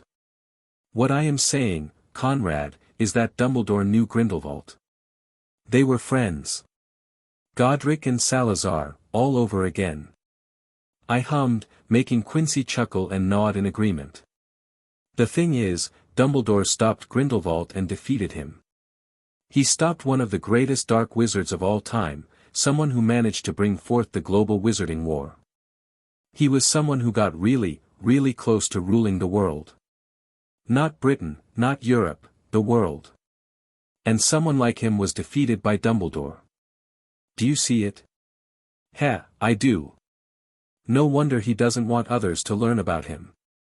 It would not just make his accomplishments smaller but also give Dumbledore a boost. He once saved the wizarding world, who says he can't do it again? Yep. Now that you say it that way. That Grindelwald guy does sound more menacing. I don't know. She shrugged, looking at me with a sad smile. I read his speeches. They were recorded in Bagshot's retellings. He wasn't like him. He was convincing. Spoke about things I could agree with. He didn't fill me with fear nor make me abhor others. He wasn't doing things for himself, he wanted to protect us from the Muggles. From the Muggles? I asked, finding it hilarious as we were taught, and I heard it multiple times at home, too, that they were not a threat, not at all. He spoke about a weapon that could level a city like no magic can do. Yeah, okay. I rolled my eyes. It is true. Quincy said, looking directly at me, we are forbidden to learn about Muggles. Their world is like being behind a fog for us. What do you know about Muggles? Not much, you. Same. But I did try to learn about them. I once thought about running away and living amongst them. So, I looked things up. That weapon Grindelwald warned the magic community about 50 years ago became a reality only a few months after his fall. His speech was about protecting us from them. He didn't want to turn away wizards or witches from Muggle heritage because they could be a bridge for us to understand their world. He wanted to rule over them because their weapons could destroy us both. Fascinating. I whispered, totally mesmerized by the history that we were not taught. He thought he was doing the right thing for us, he said it was for the greater good, you see. Now. About his regime. I never heard anything that compelling. I only heard about bloodlines, magic is power, power is might, might is right. About me being a tainted one, about having to breed so the family name comes back to life, blah, blah, blah. Only things that made my stomach turn. It's okay. I hugged her quickly, rubbing her head and letting her calm down. Sorry. It's okay. You are cute when you get worked up. Silly. She chuckled but buried her head in my chest. What I mean is that I don't care about either side now. My dad rushed off to the order but never tried to bring me along or tried to come back for me. His side never even looked at me like something proper. So why should I care about any of them? None made anything close to as compelling. I trust them not. I only trust you. You are making me blush. But, thank you, and I also only trust you. And my father. And Squeaky. Silly. She whispered, letting me go, so. Are we ready? Yep. Let's get back, and tomorrow, you could tell me more about this period. Now I am truly interested. Ha. I don't know everything, but, sure. I read that book many times, so, why not? Chapter 72, Arrival.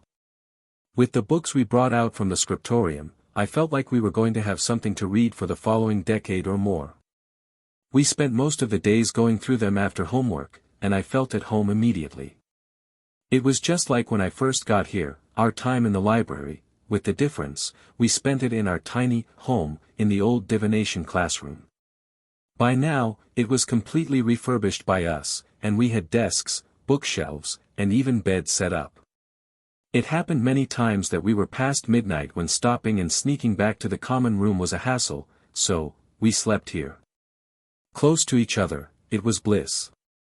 What ended this brief calmness was when preparations were beginning to be made for welcoming the soon-to-arrive delegations of Durmstrang and Beauxbatons. While it fell on mostly the fifth-year students and up, I was called to the headmaster's office one afternoon. You know why I called you, don't you? Severus Snape asked me, looking out his window, watching the lake and its calm surface. About the competition, I guess. I know that I am expected to perform well. You are expected to win. Well. I guess, but thanks for putting that on my shoulders and ensuring I get it. I know my role, headmaster.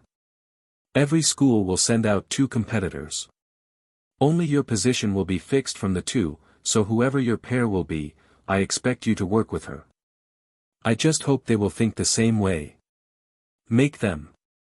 We can't nudge the goblet 2 times, but we will ensure that only capable witches put their names in. Okay. I shrugged as I didn't know what to say to that. The thought of working with someone I didn't even know made me uncomfortable. Then I thought about something, but the headmaster interrupted my thoughts. The delegation will arrive tomorrow. The school will line up on the grounds and welcome them. I want you to pay close attention and take this seriously. You already gathered a bit of infamy around your name, so they will know about you. I did. What's the surprise for, Conrad? Snape asked and turned towards me with a smile that I couldn't tell if it was mocking me or not. The youngest killer in a century is worthy news everywhere. Wasn't that Malfoy? Both of us know that what happened to Professor Umbridge was your doing. He said softly, making my body flinch and my back sweat. I couldn't tell how much he knew, and if he knew, he for sure did. From now on, I want you to be on your best behavior. Stop sleeping in the divination classroom. There won't be time to play around anymore. Why yes. I gulped, damn it. How long does he know that? Does he know about the scriptorium? Our visit to the Chamber of Secrets? Or, damn, triple damn. I knew we shouldn't have used the chamber. It surely has been under surveillance since its opening. I wasn't reprimanding you. He continued, seeing my face turning white, as a Death Eater, you are not a student. Not just a student. But I am warning you to behave. I expect more from you than from Draco. Got it? Yes. Good. Now go. With that excuse, I was gone from his office, not wanting to stay any longer, afraid that he would read something out of my mind without me realizing it. When I told it all to Quincy, she was shocked but not as worried as I am, mainly because we were not questioned, detained, or anything like that. So far, we were in the clear.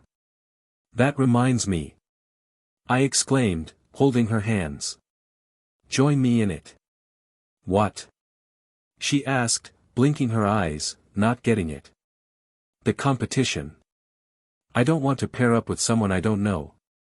Put your name into it, and if I am lucky, we can do it together. I did think about it. She murmured, squeezing back on my fingers, smiling, I was going to ask you what you think about that. I think that is a great idea. I just hope it works. Heh, put a little blood on the name when you drop it in. Let that goblet have a taste and know you are special. Heh, I'm not. She blushed but chuckled nonetheless. I could argue with you on that, but oh well. I won't.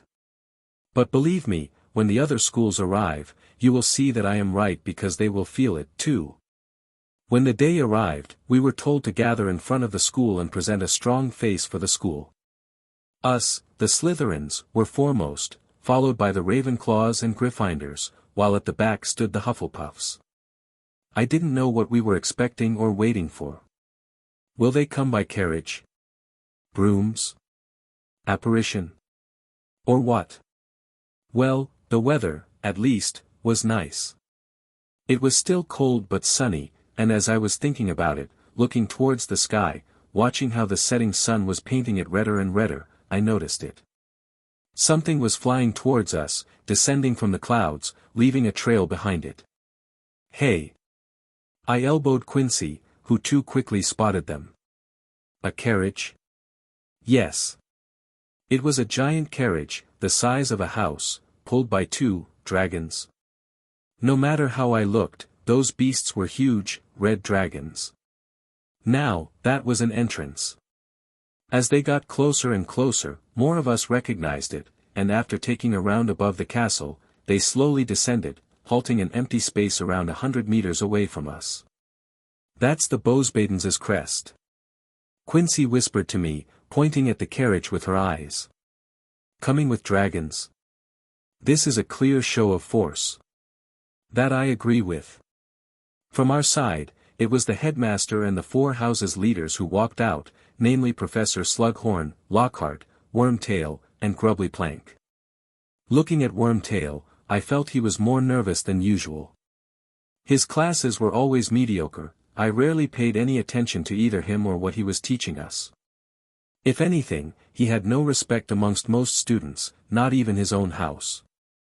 I totally forgot that there was a change. Quincy murmured, tilting her head. About what? Lockhart was made head of Ravenclaw, his old house, while Professor Grubbly Plank had been raised to be head of Hufflepuff. Is that a good thing? Or was she punished? I asked with a soft sigh, but now I understood why Lockhart was strutting about in a black and blue, fancy robe. It made sense.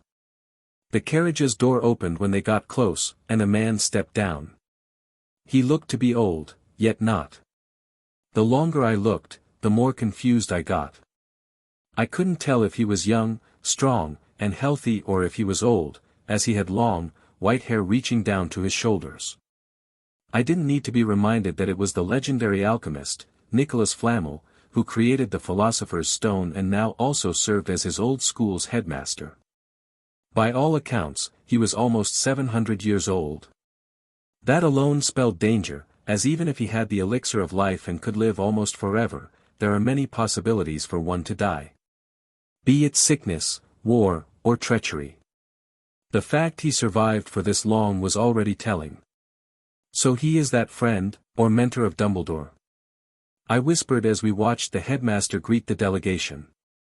We couldn't hear what they were saying, not that we were really interested in, as most of us watched the girls and boys coming out of the carriage. They were beautiful, and I mean both. Not in the sense that you would fall in love, no. They were elegant. Regal. And, yes, some of the girls were extremely beautiful, I can't lie. Humph. Quincy snorted beside me, making me flinch, re-emerging from my sudden stupor. Looking at the side of her face, I decided to remain silent. It was the better choice. When the carriage emptied out, and I counted them, there were 50 people in total, but I only saw 5 adults, including Nicholas Flamel, and none seemed familiar or someone of the order. I wanted to speak when, with a loud crash, we all looked towards the lake and saw a ship emerging from the depths of it. It was like a submarine or the legends of the Flying Dutchman. After all the water was pushed off the deck and out of the drainage holes on the side, we started seeing people emerge, emanating a robust and warrior-like aura, coming ashore on small rowboats. Hey! Now, it was my time to be a bit jealous because, for a moment, I saw Quincy's eyes light up. Of course, I wasn't angry. I get it, their entrance and the way one strong-looking guy was standing at the end of the small boats, holding a flag with their crest on it, billowing in the wind, it looked heroic. With a sigh, I looked at the two groups, and then my eyes wandered around on our side. They did know how to make an entrance, be it dragons or coming ashore like some kind of invading army, yet we were standing here like sticks in the mud. Pathetic. Somehow. At that particular moment, I felt I was itching in my heart to get into this competition and show what we could do. Chapter 73, Return of the Order. The banquet that evening was wonderful. With an extra table ready for the guests, the elves in the kitchen truly made Helga Hufflepuff's name proud with what they cooked up. Looking at the two headmasters, the one named Igor Karkaroff looked as if a wild animal was dressed up in human clothes, no, as a wolf masquerading in sheep's clothing. Or it was making me feel like it because I knew he was a subordinate of his. On the other hand, the alchemist legend Nicholas Flamel looked elegant from start to finish. The way he carried himself and how he ate all exuded the style of ancient nobility. I was surprised at how trusting he was, eating the food without inspecting it, but I guess you can't really poison or surprise an alchemist on his level. I never saw Professor Slughorn so fidgety. Quincy chuckled, whispering to me while I was taking some pudding for myself. I knew he was a big fan of his works, but not that he would squirm in his chair like that. I bet he has so many questions he wants to ask. You aren't the same. I asked with a grin, and she replied proudly. Of course. But I know my place. I will wait for my chance. Who knows, you may have it soon. Don't forget, at the end of the month, we are going to have a Slughorn party. By then, we will have the champions selected, which will happen before the first task. I bet if the champions are invited, their masters will come too. I wouldn't trust our side just like that, the competition is no joke, and I heard everything is permitted. Yes, so you will have to be extra careful. Don't eat or drink anything they give you, only take it from the professor. Okay. You are right. I whispered as it seemed my thoughts manifested themselves in her mind. What? She sharply asked after seeing my eyes wander, and I looked towards the table where the Beauxbatons and Durmstrang students sat in two batches. They are beautiful, but that means nothing. No, I am not watching because of that. It felt weird. At least a few of the girls. Weird? She looked over her shoulder, scanning them. I don't feel anything, is it? My nose. I nodded, implying my basilisk senses were warning me. Something magical is in some of their blood. I can pinpoint it, but their presence is not completely human. It makes my blood tingle and gives me a weird feeling. Which ones?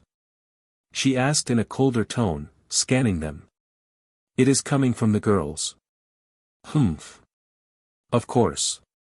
By now, her voice was even colder, huh?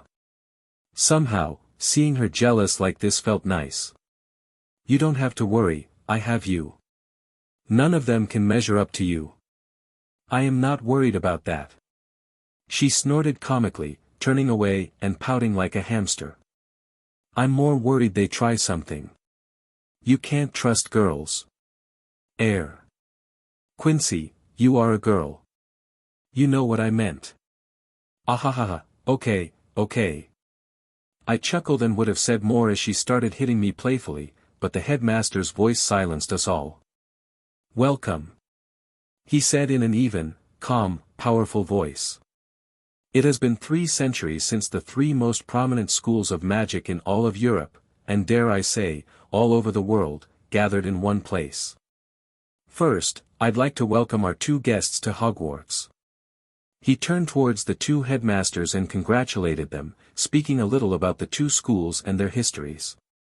The headmaster should take over Professor Binns. I whispered, but it wasn't only Quincy who nodded vigorously but all the others sitting in my vicinity. Now, as you all already know, the Triwizard Tournament will be returning this year. With a clap, a stone slab appeared before the podium with a simple, wooden goblet atop it. If I ever encountered something like that in the world, I would think nothing of it, artifacts. Huh. Maybe I should start paying attention to more mundane-looking items as they could hide untold secrets. What interrupted my fantasies was a clap from Snape that ignited a blue fire inside the cup, burning fiercely, lighting up his face, turning it almost ghost-like. The goblet of fire is an impartial judge. For the following 2 weeks, all of you will have the chance to write your names on a piece of paper and drop it into the goblet. But be warned. If it chooses you, it will mean a magical bond that cannot be broken. If your name comes up and you don't participate, don't think of getting out of it, you won't be able to. Only, if you don't mind dying, that is. He enjoys this. Quincy muttered, and I couldn't help but agree, seeing the sly smile on the headmaster's face. The goblet will be placed in the entrance hall. Think hard about what you will do, as it can change your future. Not like I have a chance to think about it, don't I? I asked with deep sarcasm, as I knew full well what to do. Yes, Conrad? Quincy asked as she saw me scribbling. Their entrance was badass, wasn't it? I yawned, feeling sleepy from the excellent food. Time to show them Hogwarts is on par with them. I made sure that more people at our table heard it before standing up, surprising the teachers and everyone else. Without hesitation, I simply walked forward, and even if the headmaster had a questioning gaze, I simply smiled and put my name in the fire, letting it be burned away in a flash. I hate being last. I chuckled, turning towards the hundreds of faces watching me, and calmly strutted back to my place. What can I say other than he is my pupil, ha? I didn't need to look or guess to know who said that. That simple laugh was enough to already see Professor Lockhart's stupid, grinning face before my eyes. Heh, and it was making me smile. I can't lie, through the previous years, I started liking the professor. He was kind of slimy, but he was not a completely bad guy, unlike Umbridge. When the morning came, and we left the common room, we weren't that hungry, thanks to the previous night. So, instead, we were loitering around the goblet, watching people come and go with multiple other Slytherins hanging around us. I maintained a superficial conversation with them, but I was actually watching who would go and put their names in. What are they doing? I asked nobody in particular, watching a group of girls huddled around the entrance, looking out multiple times, then rushing back, giggling. Probably waiting for the big crumb. What type of spell is that? Hearing everyone's laugh, it quickly made clear it wasn't a spell, but they took it as I was joking. Never heard of it, Quincy added, and she was much more serious, so it was a 6th-year student who answered her. Victor Crumb. He is a world-famous Quidditch player. A seeker, to be precise. He attends Durmstrang, and he is a Bulgarian wizard who, even though he was not 18 years old, already played for the national team. When he turned 18 this year, he participated in the World Cup. He was named the best player in the finals, even though the team lost it against the Irish. Oh! Both Quincy and I exclaimed as neither of us really followed Quidditch, being the odd pair in our school. Want an autograph? Ouch. I groaned while the rest laughed as Quincy awarded my joke with a pinch at my side, twisting it. I take it as a no. While I was groaning, the world-famous Victor Crumb appeared, and after entering the school, he ignored the girls who were following him, and without hesitation, he put his name in the goblet. Scanning the crowd, our eyes met, and we kept staring at each other before he walked away with a nod. Fearless, I said, voicing my honest first impressions of him. Few would dare look into the eyes of a Death Eater for long. The others added, pointing out my status that I kept forgetting. Well, I am not here to bite his head off. I joked, holding Quincy's hand, let's go, it's a class with Professor Binns. If we miss the best places in the back, we can't sleep. In Hogsmeade, deep underground, in a hidden system of tunnels, a meeting was happening that would probably alarm the Dark Lord if he knew about it. It is good to see you. I missed you too. It was Remus Lupin, an old friend of Sirius Black and the now-dead Potter family. The two friends hugged closely before Lupin started greeting the rest. It was not only him who came. Behind him stood the famous Auror, one with many achievements, Alastair, Mad-Eyed Moody, who fought the Dark Lord once and lived through it, although he was now missing a leg and an eye because of it.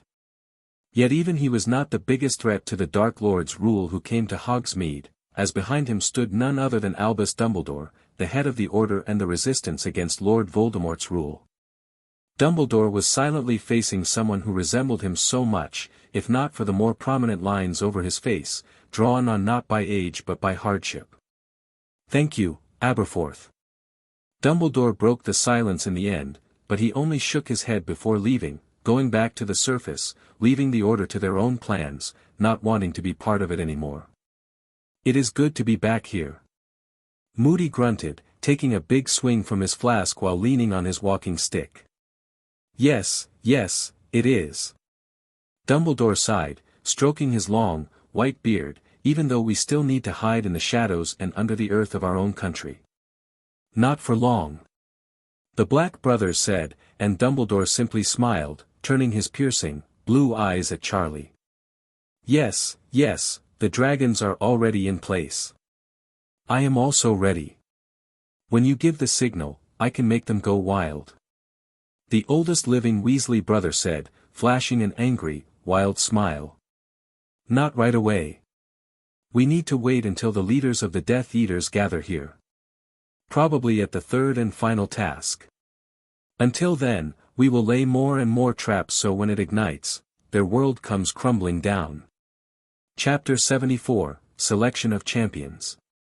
The days went on as usual, with the only change being the extra students attending some classes, but not all of them. For us, being only in the third year, it did not really play a big role as most of the guests were 15 or older. Weirdly, mingling with each other was not happening as much as I expected. I mean, the three schools were not mixing so well, probably because every side was thinking about protecting their secrets from the other.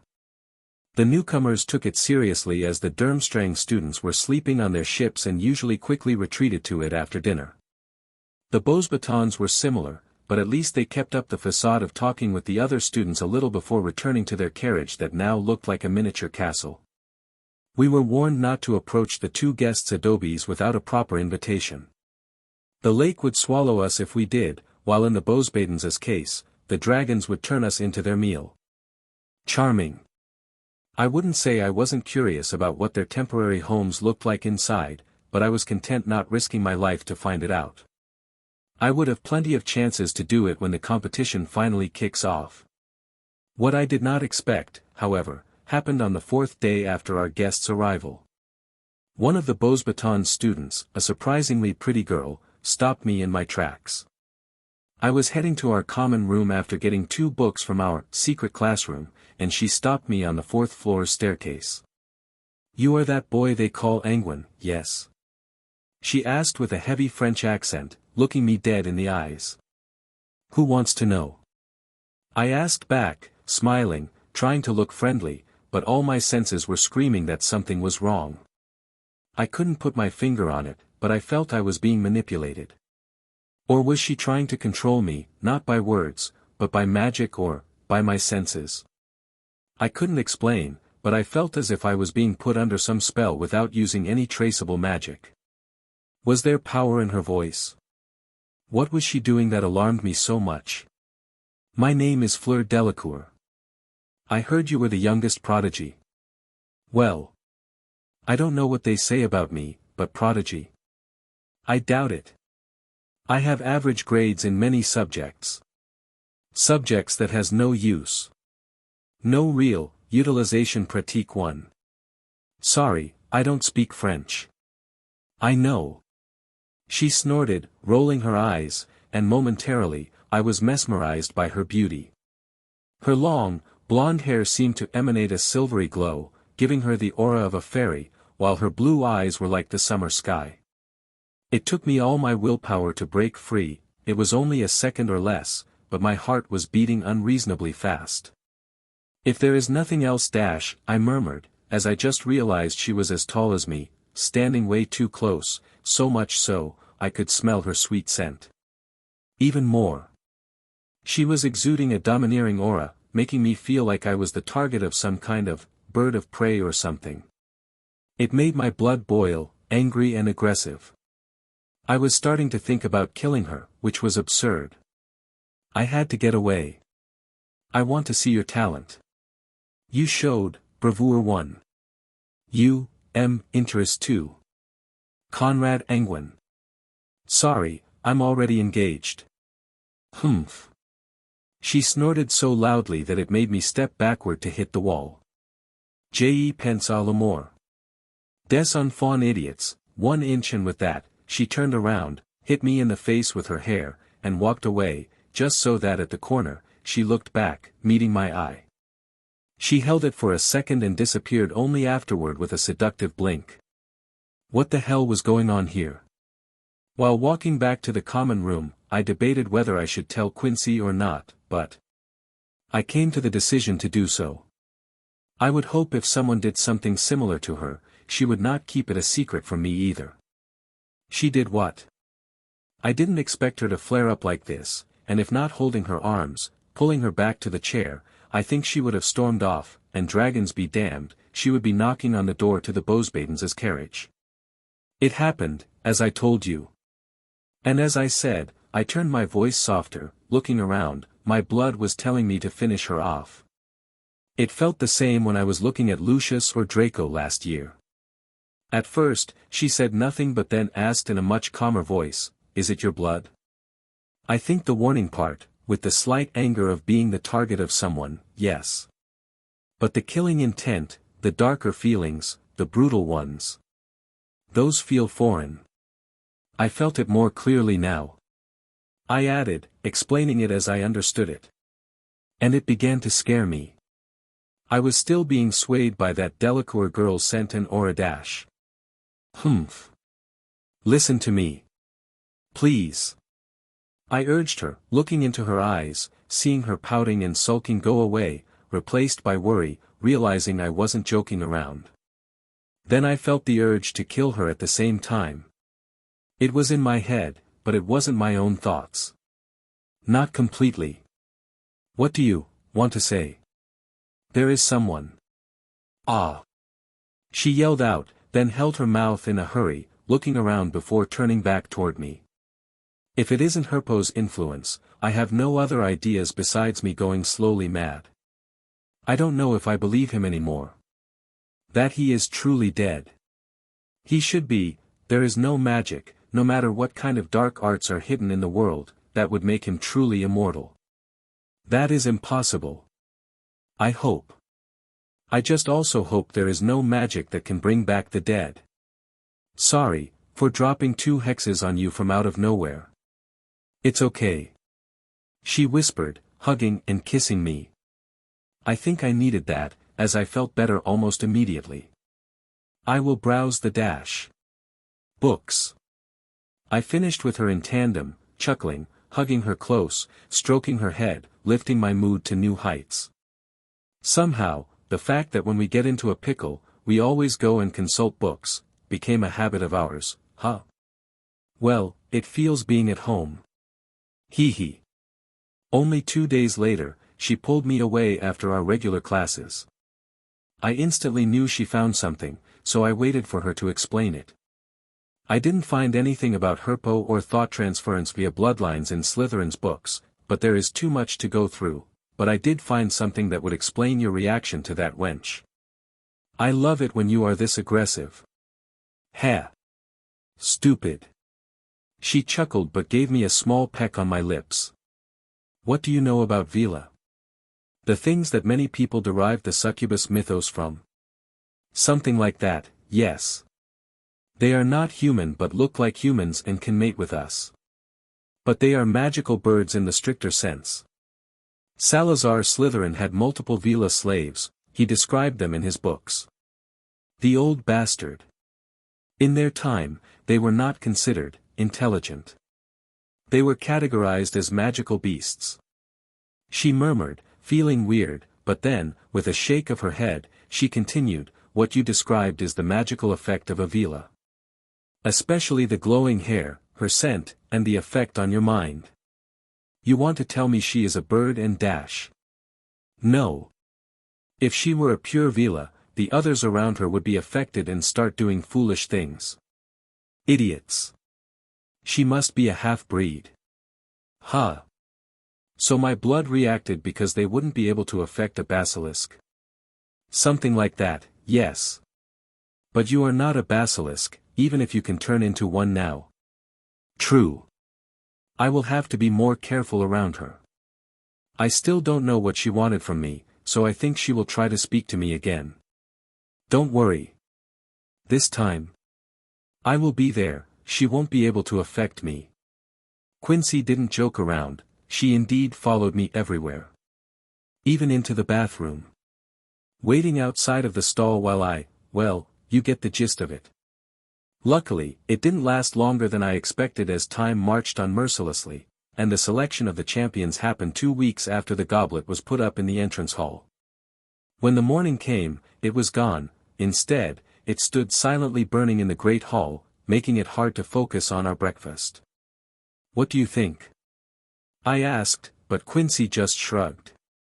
It is not up to me anymore. I put it in, the rest is all up to chance. But I did write it with blood, who knows, maybe it can sense I have been upgraded. Is that a good word for it? Ahaha. That does sound badass. I didn't need to think about it for long. Only the morning classes were being held as usual that day, while the afternoon ones were dismissed in favor of the selection of champions. When it was happening, new faces appeared who we didn't see until then. To my surprise, my father was amongst them, but there was no time to go up and greet him, only to exchange a slight nod to each other. I knew he was present to guarantee safety, while I guessed the others were also ministry officials overseeing the selection. Those are French officials. Quincy leaned over, whispering into my ear, pointing out 3 of the blue-robed individuals. You can tell by the cuffs they have. I have seen them in history books, their ministry uses the same type on official uniforms. Now I understand why father is assigned here to watch them. They could cause trouble, but I don't think they would try it. Not now. I agree, but, you never know. It is time. The headmaster's voice echoed loudly inside the hall, silencing the hubbub swiftly. Everybody, be it us or the guests, looked at the goblet, not even blinking, fearing we would miss something truly magical. There was no fancy speech, no encouraging words as the gobel's fire turned blue, and before long, a paper was spat out from it straight into the hands of the headmaster. Victor Crumb. I expected as much. At least I'm not first, that would draw too many eyes. Martin Poliakov. Another Durmstrang student. Will we go in order or? Quincy Anguine. Before I could ask myself the question, she stood up, glancing at me both happy and worried, before walking out to stand before the other 2 competitors. I could see the surprise on the faces of many others, including the guest headmasters and some of our professors. Me? I was sure that she would be chosen. If that goblet had any sense, she would feel the uniqueness of Quincy's blood. Fleur Delacour. Another name I was not surprised to hear. Watching her walk out, she looked directly at me before turning away and meeting the angry eyes of Quincy. She wasn't bothered, scoffing a little before standing right next to her. Now if I am called, I wouldn't be able to stand. Conrad Anguine. Here we go. I knew I was going to be part of it, but, it was still weird. I stood up, going forward, and I pushed myself between Quincy and Fleur. I wasn't playing now, and she used our family's name. Like hell I will let a half-Vila toy with me. Celine Castillon. By then, I hadn't paid attention to the last chosen one as I was stuck in the middle of 2 piercing gazes. Maybe it was not a good idea to stand between them. Well, it was already too late. The competition was set in stone, and there was no going back now. Chapter 75, The First Task. The fact that 2 young students were selected from Hogwarts was a great surprise not just for the guests but for our own side, too. I could feel it in the air and see it in their eyes. Turning towards the other champions, they were also eyeing us, probably filled with questions to the brim of their heads. Why us? Why so young? Are we special? What the hell? Probably. This way. The headmaster said, leading us through a door, entering a side of the great hall I had never visited before, right beside the teacher's podium. The inside was reminiscent of a private dining room with its own fireplace, a couch to sit down to have some tea, probably a place where teachers could come to relax a little. I was looking around leisurely and almost asked a question before Quincy pulled on my robes, whispering to me. Stop it. Stop what? I asked back and saw her getting a bit embarrassed. You are taking this too lightly. Am I? Well, maybe. I cannot truly worry about it now, can I? It is long past that. Especially after last year's events. I mean, we have already been chosen. Right. A third voice agreed, and turning towards him, it was Crumb who looked at me, trying to read into my thoughts and ideas. You brave, which is rare. Excuse me? I asked, shaking myself as I couldn't determine if he was provoking me or not. There is rumor, Hogwarts illit big voice but small men, unable to live up to predecessors. He added, taking it seriously, and even though he had a deep accent and a bit of broken English, I couldn't help but feel he wasn't provoking me, simply telling me how he thought about us. Huh. I couldn't feel mad about it, I was admiring his bravery just the same. Now. Came the voice of Karkaroff, who just entered the room then, followed by Nicholas Flamel and a few ministers I didn't recognize. Don't antagonize our kind hosts, keep your energies for the tasks. Which won't be easy, being your student. Nicholas Flamel added with a sharp quip, surprising me. But more interesting was the fact that Karkaroff managed to hold back whatever his thoughts were. Let's focus on the now. Snape raised his voice, stopping anyone else from commenting on anything further. First and foremost, we congratulate those who have been selected to participate in the Triwizard Tournament. While speaking, his eyes stopped at me, and I could see him questioning me wordlessly about what I did to end up with Quincy, but I had no honest answer. It is not the rare. After seeing our headmaster's gaze, the legendary alchemist chuckled, and it just clicked for me then and there. He was old, extremely old. He was so old that he had to see how a tournament was played out for real. Maybe he even participated in one. What type of unfair advantage is that? I never signed up for it, he continued as if reading my thoughts, but I saw wizards and witches who were just as young as these two participating, and dying, but also succeeding. So don't look down on them, but neither think they are unbeatable. Was he saying this to the teachers? The ministers? Us? Or to his students? Damn, this old man felt dangerous all of a sudden. Now that you have been selected by the goblet, there is a magical contract binding you to participate. The option for retreat is no longer possible, you can only go forward and get through the competition. Our headmaster continued without pausing to address Flamel's words. There will be 3 tasks that you must complete, and we will rank your performances together. The first task will start today and end on November 24th, the second will happen on February 24th, and the last on June 24th. As for your first task. Nicholas took over, smiling and rummaging through his small pouch hanging on the side of his waist. Right before our eyes, his hand went elbow deep inside it before pulling out multiple rolled-up parchments. Here dash. Not so fast. Karkaroff interjected, taking them from him and already pointing his wand at them, looking for spells. They are not enchanted. The alchemist smiled at his compatriot, but he only grumbled something in response, in a language I couldn't understand. They could still be marked. Severus Snape agreed with Karkaroff, but Nicholas simply smiled, letting everyone, including the ministers, examine them without unfurling any. But they are not. I value honor. The leader of the Beauxbatons continued while his students looked on, spewing flames at us as if our suspicion deeply hurt their virtue. As I said, here. Take one. As the champions, we hesitated. Not because we were afraid but because of who would be the first to go. I was about to simply grab one when Quincy did it first, pulling away one before I could. I couldn't help myself but grin and be faster than the rest as we all snatched one, and noticed we couldn't open it. The thin, crimson ribbon holding it together resisted our tries, and the more force we put into it, the stronger it became. Careful. The Beauxbatons headmaster warned us playfully, the paper is that, just a paper, but it contains all clues and information on what you need to do to complete your first task. Use too much force, and you will left with nothing.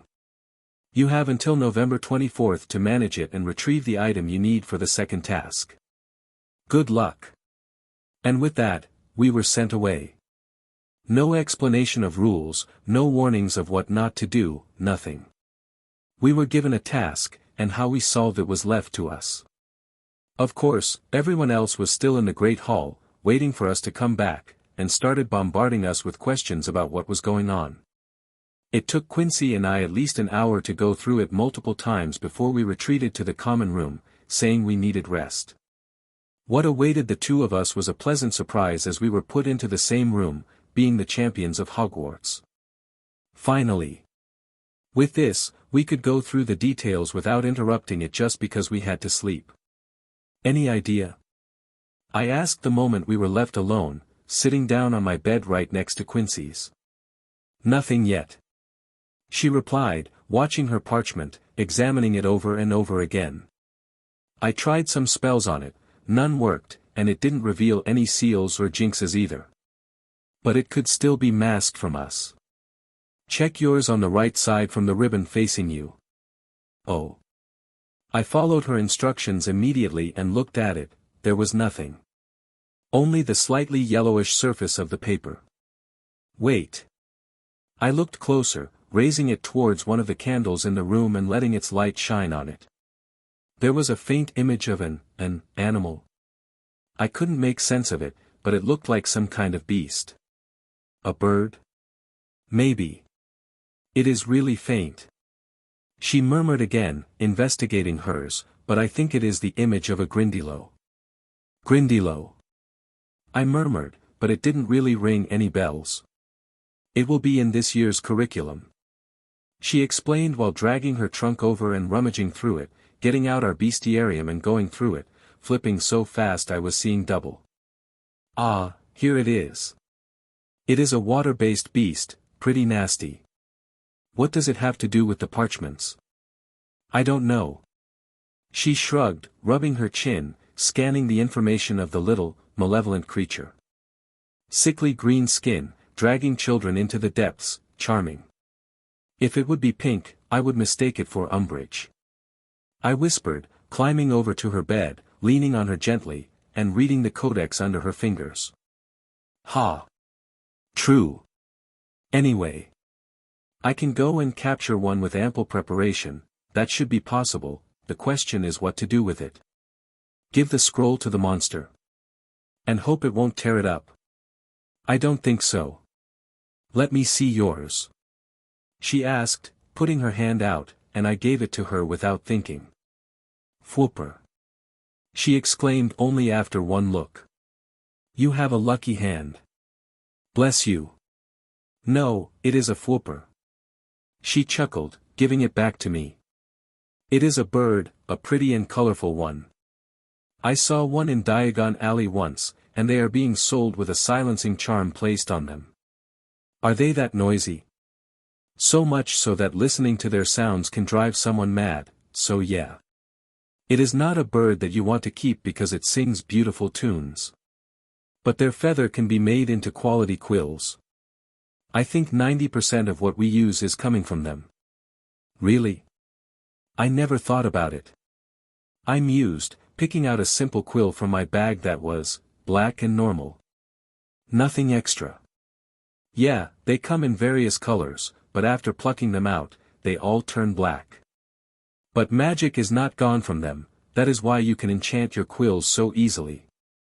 To keep them colorful is a whole other process, but I don't know about that, I only know the basics I read. But seeing that yours is different on your task, I at least know I should give this parchment to the beast if I find one. Yeah, I don't think a bird could open it up. Probably would shit on it instead. Stupid. She elbowed me, giggling, I don't know where to find one for you. Probably in the forest. But they are not native to here, they live in Africa. I think. Well, I am pretty sure I am not expected to go on a safari. So, I will get myself a, what was it? Fwooper. Well, a little birdie in a different way. Don't you worry about me. I'm not worried about getting these beasts. I am worried about finding out what to do with them. I am not keen on the idea of keeping a monster in our room. Oh well. Let's catch one of yours, and then we can experiment with it and see what works and what does not. It is best to get to it soon and not wait on the others. And keep it confidential. She warned me while looking into my eyes, the fact that there were no rules mentioned means there are none. Getting the information out of the others could be a viable and acceptable option, which can mean many things. Don't trust those half-human women at all. Oh okay. Sure. I nodded, barely holding back my laughs, but I also felt especially warm in my heart. Suddenly, this competition didn't look so dangerous. Chapter 76, Grindelwald. After being selected as champions, school took a different turn for us. We no longer had to take tests and were given a pass for the whole year. No end-of-term tests. Which, in turn, meant we were not obliged to attend the classes either. Of course, skipping all the lessons would not be wise, especially considering we will have our ordinary wizarding level exam in the 5th year. It would suck to try and fill in a whole year we missed right before that. Still, that did not mean I was not happy to bounce and miss one of Professor Binza's lectures. Here! Quincy exclaimed, putting a massive codex before me in the library as we were looking up more information about Fwoopers and Grindelwalds.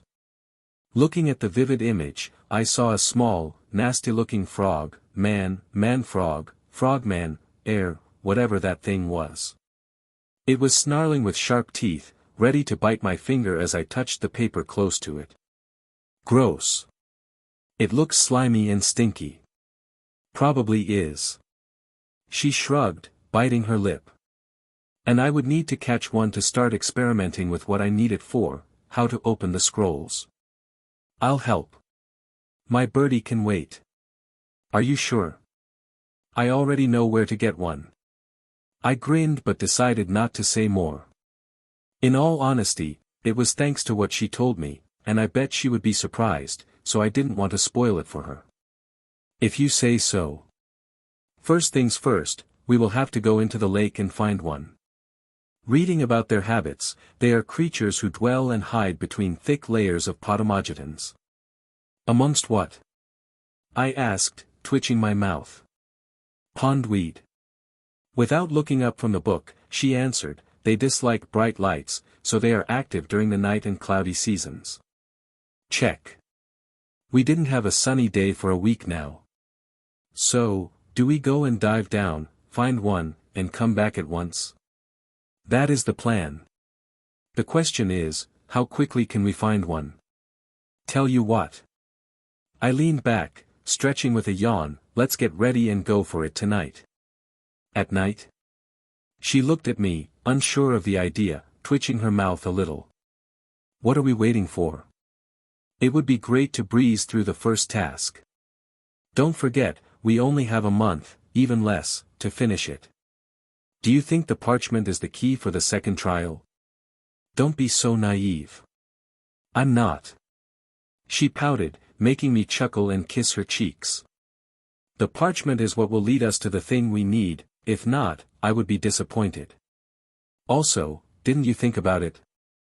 That Nicholas Flamel is old, ancient. Do you think he won't drop extra hints to his own students? I want us to be already working on the scroll when, finally, the party of Professor Slughorn comes up. Ah!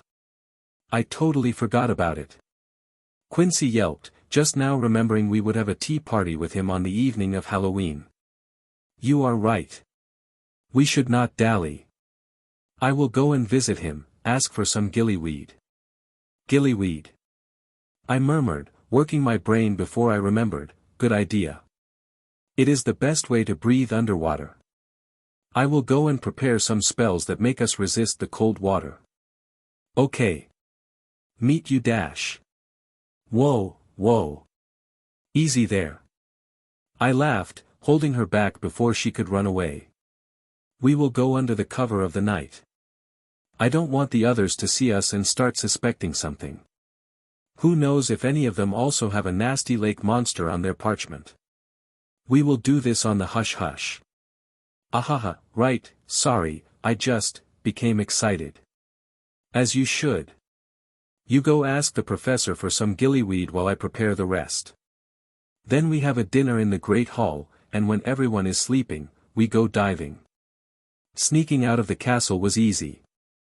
Somehow, I also felt like we were doing this so much that it became normal. I could no longer count how many times we strolled around the castle in the night since coming here. Not that it was something to complain about. Standing at the edge of the lake, looking at its black surface, the scenery was more scary than I expected. It was like looking into the dark abyss, and you didn't know what was waiting for you down there. Here. She passed me a bunch of gillyweed that I quickly chewed on and swallowed while waving my wand around. How long will it hold? I asked after placing 2 charms on us, making it so we wouldn't get wet and would not feel the coldness of the water.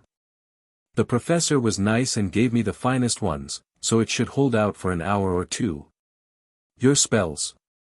They are going to be active after getting in contact with water, and they will deactivate when we get out. Simple. Good. BRR, somehow I still feel cold just looking at it. It won't get better. I grinned and grabbed her hand, pulling her into the water and making her scream a little. I wanted to laugh, but the moment we touched the water, the spells kicked in, including the gillyweed, and we hurriedly dived down, feeling it hard to breathe above the water. With my wand in hand, I brought light into the darkness after a firm wave and noticed that the water was surprisingly clean. We could see pretty far without problems or further spells. Looking at Quincy, I asked with a nod what to do now, and she took the lead, swimming away with a clear goal in mind. What we didn't count on was how to communicate.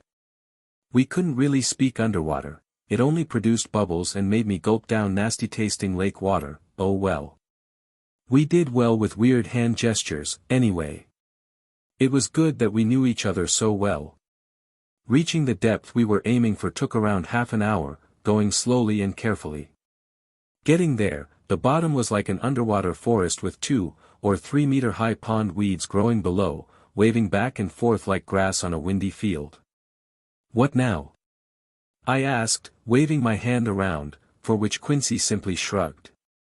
Tapping her wand, glowing words formed before her, making it easy to see what she was thinking about. It said the Grindelwalds are nasty creatures. Ready to kidnap kids. I thought one would come at us.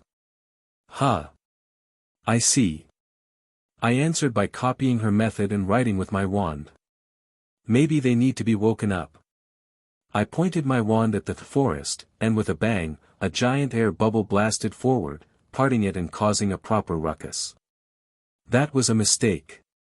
The moment I did so, it was like kicking a hornet's nest. We saw a dozen creatures rise up, screeching and swimming right at us. It was frightening to see, but somehow, I wasn't afraid. Glancing at Quincy, I couldn't say the same. Even then, she already tried using a spell, but being underwater, her hand movements were slightly off, and the spell misfired. It was then that my blood flared up, and an idea popped into my head. Without hesitation, I turned, taking up my basilisk form and glaring at the incoming swarm of beasts. I had never read about basilisks living in water, or being able to swim, but I felt all right. No discomfort or anything. I couldn't say the same about the beasts as they were sinking down to the bottom, turning into stone instantly when they looked into my eyes. Well, at least we know my snake form has its killer glance of the original. What I was surprised by was that Quincy shot out, swimming fast, catching a dark body that was going downwards. To not hurt her, I quickly returned to my human form, swimming after her, trying to see what she caught. It was a small Grindelwald, maybe a youngling, unconscious but not turned to stone. She said nothing, just grinned, nodding at me, and started to swim away, me following her close, ready to change appearances the moment we ran into something else. I began to realize I was dangerous. He is too dangerous. In an underground tunnel, deep below Hogsmeade, Charlie Weasley and Regulus Black were meeting privately, the former exclaiming in a dry, cold voice. I agree. I also read the report from the mermaids. Angus didn't mention that his son can turn into a basilisk. Regulus groaned, biting his lower lip. I didn't like him from the start.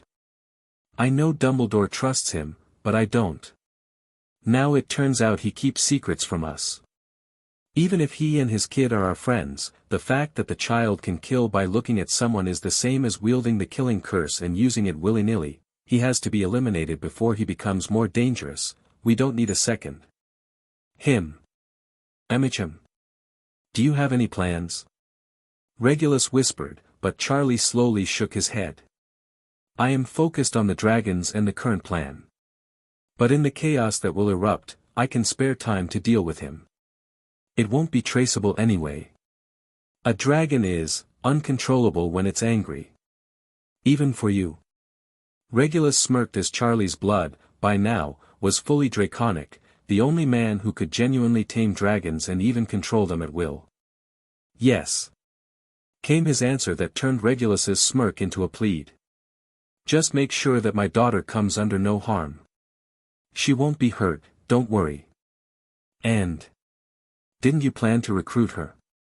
Yes, but I need to be careful about it. It would be best if you could make it so she blames him for the kid's death. What a father. Charlie murmured, suddenly remembering his father and how he used to be, feeling a sharp pain stabbing his heart, making him grimace. Just focus on the mission, Regulus grumbled, standing up, not wanting to discuss it anymore. The only thing he was worried about was how the boy was distorting his daughter's mind day by day. Chapter 77, New Clues. Now what? I asked while standing in the room of requirements, watching the unconscious Grindelwald inside a pretty big tube filled with water to the brim. We placed it under a spell that ensured it couldn't break out even if it woke up, but the bastard was especially ugly looking. Good question. Quincy whispered to me, feeling a bit troubled.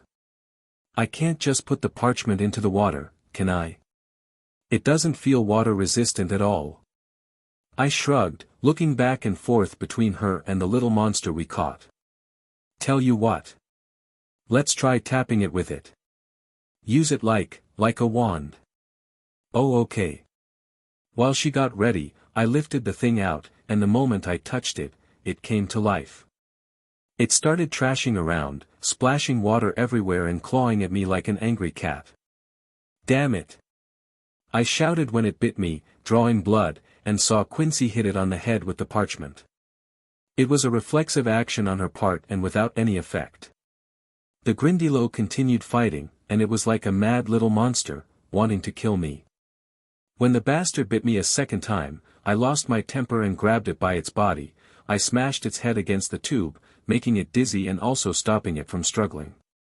I probably used more force than I wanted as the glass cracked, water began leaking out of it, and its head was bleeding, which gave me an idea. The blood. Use that. It worked.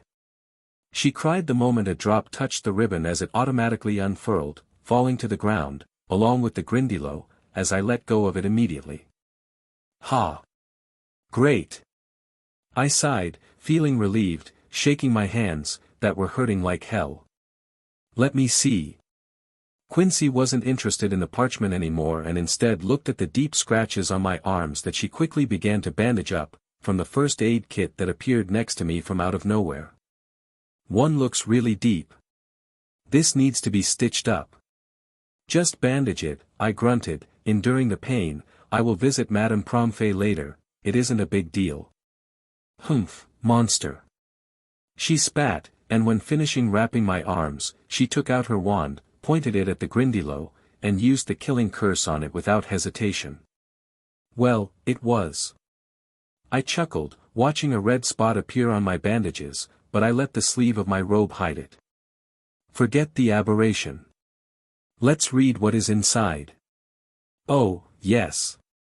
Yes. Huh. I couldn't fault her reaction as it surprised me just as much. The paper had runes in it. Whatever the clue was, it was written in an ancient way that had to be decoded. Why is it runes? Quincy groaned, making me giggle and kissing her cheeks. Be glad I'm here, gimme. Of course, I wasn't able to read it just like that and still had to consult our rune textbook. But that mainly proved useless. The words on the parchment were much more complex and ancient than in our beginner course, so once again, it was time to hit the library. I think I got it. Aha. Quincy's answer was a simple, satisfied moan as she was sleeping on two pushed-together chairs, her head lying in my lap. With one hand, I stroked her head while with the other, I continued waving my wand, using it to flip multiple open codexes simultaneously, searching for the correct runes. It was already morning, and I heard some people in the corridors going to have an early breakfast, yet I felt neither tired nor hungry. I was excited, if anything. The text inside was a map. A clue that spoke about a route Quincy must take through the forest surrounding the school. It was describing a safe passage to reach the nest at the end. What kind of nest? It didn't say, but looking at the last rune, I was sure it wasn't a coincidence that it looked like a spider. Sleepyhead. I whispered again, slowly shaking her up. Emicham. I'm up, what is it? With a big yawn, she finally sat up and rubbed her eyes, watering her lips with her tongue. I decoded it. Here, I wrote down it, word for word. Memorize it, then burn it. Awesome. With a happy laugh, she kissed me and read it through twice before turning the paper into ash and even making it disappear. What does lethal gleam, making you dream, mean? Why is it included both at the start and the end? Good question. I thought it was an error on my part, so I rechecked it 3 times. My translation should be perfect. I do have an idea, but it comes from potion making, oh well. I will see you when I go into the forest. TSK. I hate spiders.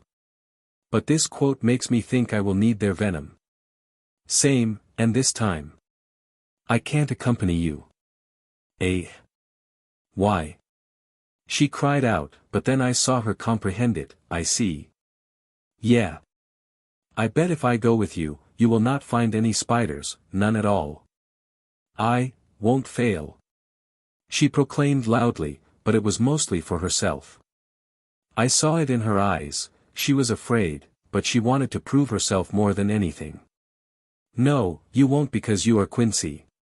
My wife. And, don't forget you can also change, so you have the advantage of going from above. I winked at her, and putting the books away happened in a much more relaxed mood, filled with excitement of our quick success. Why are we going to Hogsmeade? Quincy asked me as we were walking hand in hand while the afternoon cloudy sky above us sometimes rumbled like a hungry man's stomach. To solve my side of the problem. I answered with a yawn, feeling extremely sleepy. Foopers don't live in cities, they would chase the people into madness. Heh, I don't need to catch one, I just need a drop of its blood. I told you. You gave me my answer the moment you explained what that bird is. I did. You'll see.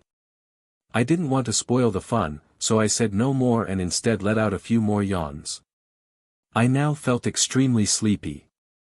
My hands were still bandaged, but Madame Pomfrey made it heal quickly. I simply wore them because they were soaked in medicine, making it so I wouldn't have permanent scars left behind. Just as we entered the town's premises, we came across 2 girls whom Quincy was not keen on meeting. The Beauxbatons champions. Les du plus jeunes champions du nouveau millénaire. Regardez comme ils sont attendus. Sont-ils en rendez-vous? Que en pensez-vous? Modern_footnote, the two youngest champions of the new millennia. Look how relaxed they are. Are they on a date? What do you think, /modern_footnote. Je pense que tu ne devrais pas porter la honte à notre école. Nous ne sommes pas comme eux, tu te souviens. De plus, dans leurs yeux, je sens plus de détermination que chez les deux autres de nos rivaux. Comporte-toi bien lorsque tu es avec moi. Modern_footnote, I think that you should not bring shame onto our school. We are not them, remember. Plus, from their eyes, I sense more drive than from the other two of our rivals. Behave yourself while you are with me, /modern_footnote. English, please. I moaned softly, gazing at the two as none of us wanted to move out of the way, yet the street was wide enough.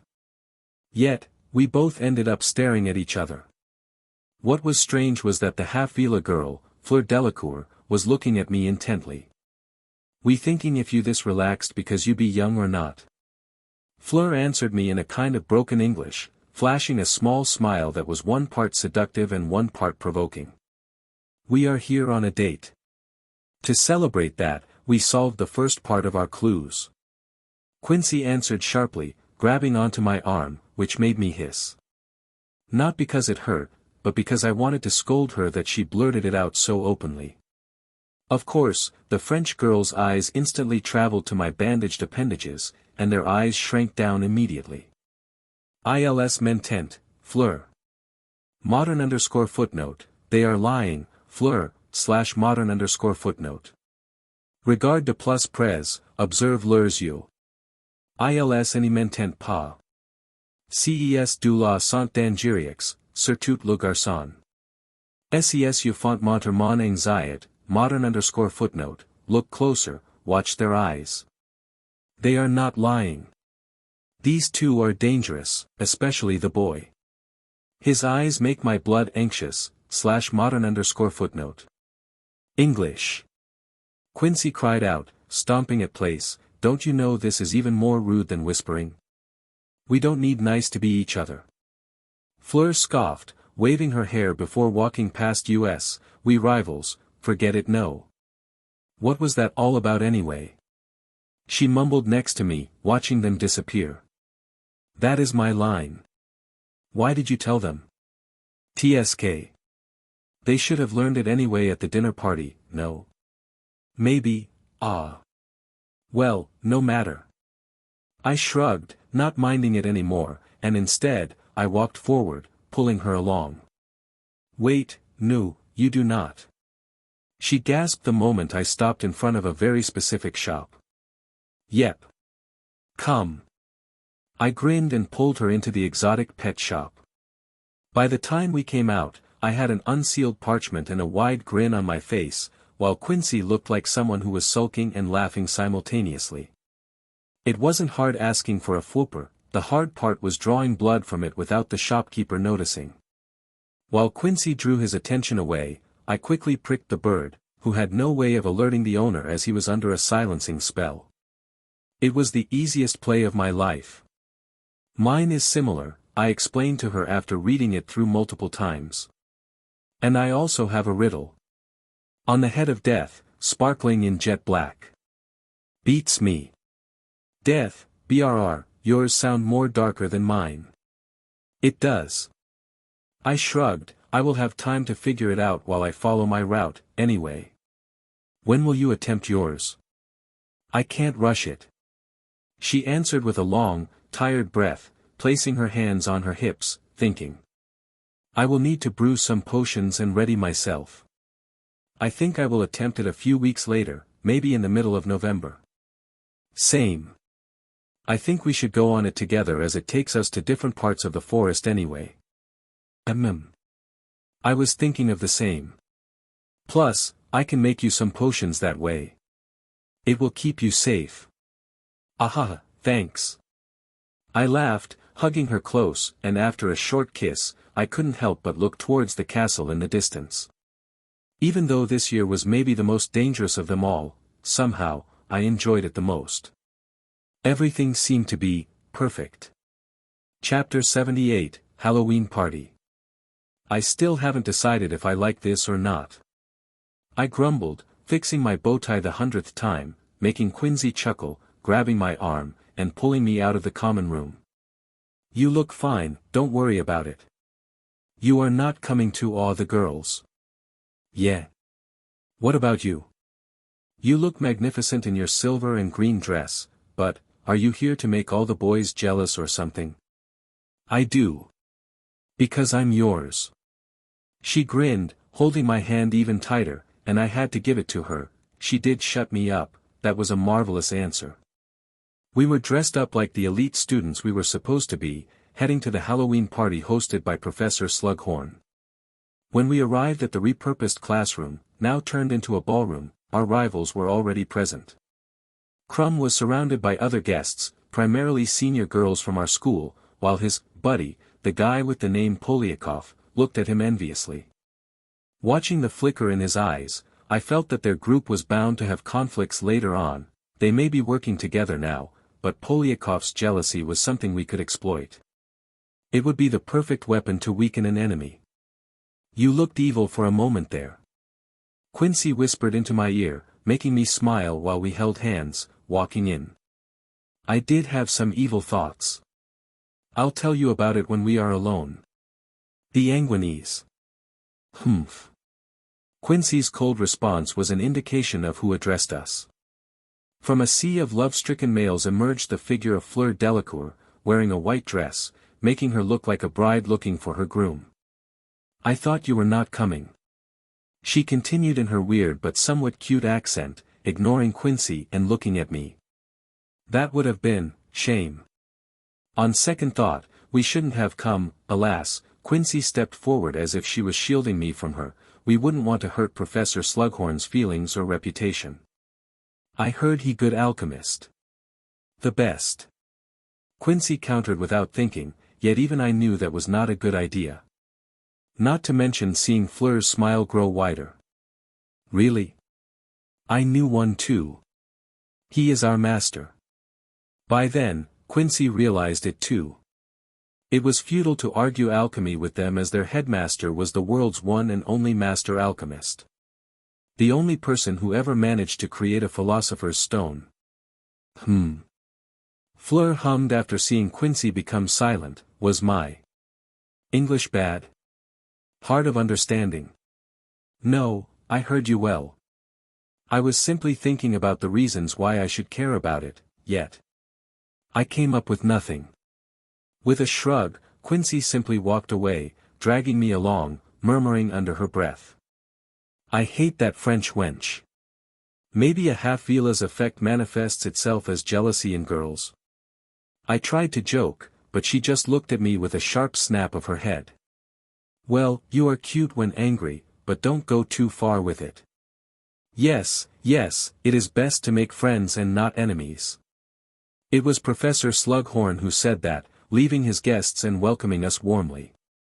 It didn't take long to mention that we should mingle and try to impress the students from the other schools. As with what? I had no idea. Should I go around telling everyone what we did in our first year? Probably not a good idea. As to what happened last year, everyone saw it.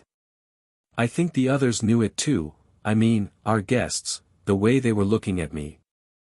Or at Quincy.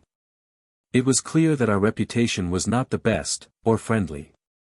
I don't know how it happened, but around an hour later, someone, by the owner of the voice, most likely Fleur, suggested that we should have an impromptu contest between alchemists. Was she here to cause trouble? I couldn't think about anything else as she said that it should be the teachers who compete. Surprisingly, I saw some excitement in Professor Slughorn's eyes, glancing at the famous headmaster of the Beauxbatons. In the end, everyone agreed that it would be ridiculous, but then again, Fleur had another suggestion: let the champions brew up something. She was aiming for this from the get-go. I knew it. The way she looked at us told everything that had to be seen. What was worse was that Quincy agreed to it, and before I had anything to say, 3 cauldrons were put forth, and I was standing next to her, feeling I was being played like a fiddle. And it didn't even feel good. Looking around, my eyes met with Victor Crumb's, and he looked just as baffled as me. So, alchemy was not his forte, huh? What should we brew? Quincy asked as this became nothing more than a competition between her and Fleur. Let's make interesting. She answered, flicking her hair, smiling serenely. A great alchemist can do many. Let's see who can make best from what we have. She finished with a chuckle, smiling like an old friend of ours. Well, the ingredients. Professor Slughorn started, and I almost laughed out loud. I could see that he was nervous because this was going toward the point where he would have to supply us with his private stash. To any alchemist, that was like a merciless bloodletting. Let me be a proper guest. Nicholas Flamel cut in, smiling amicably at everyone present, and with a wave of his hand, a dozen different ingredients appeared at all of our tables. Half of it, I didn't recognize, the other half looked barely familiar. Even with my better memory, I just never read about or seen any of them before. This is up to you. You say what to do, I follow. I whispered to Quincy, who was already in the process of determining them all and devising a recipe in her mind. Make it simple. The master alchemist continued, looking at us, this is just for fun, don't go for something complicated as we don't have all the time, ahaha. Yes, yes. It is best to create something fun but unique. Professor Slughorn chimed in, and somehow, it felt like he was trying to give us a tip. Let's start before some overeager adult ruins the fun. Flamel countered him with a friendly grin and clapped, signaling the start of the little exercise. Watching the French girls, they were already working. Somehow, I doubted this was a coincidence. They provoked us until it was a proper contest. Do they really think we can't see it? I bet it was already pre-planned, and they had a recipe in mind. Don't stare at them. Quincy whispered, stepping on my toe and with her high heels, it hurt so much, I wanted to cry.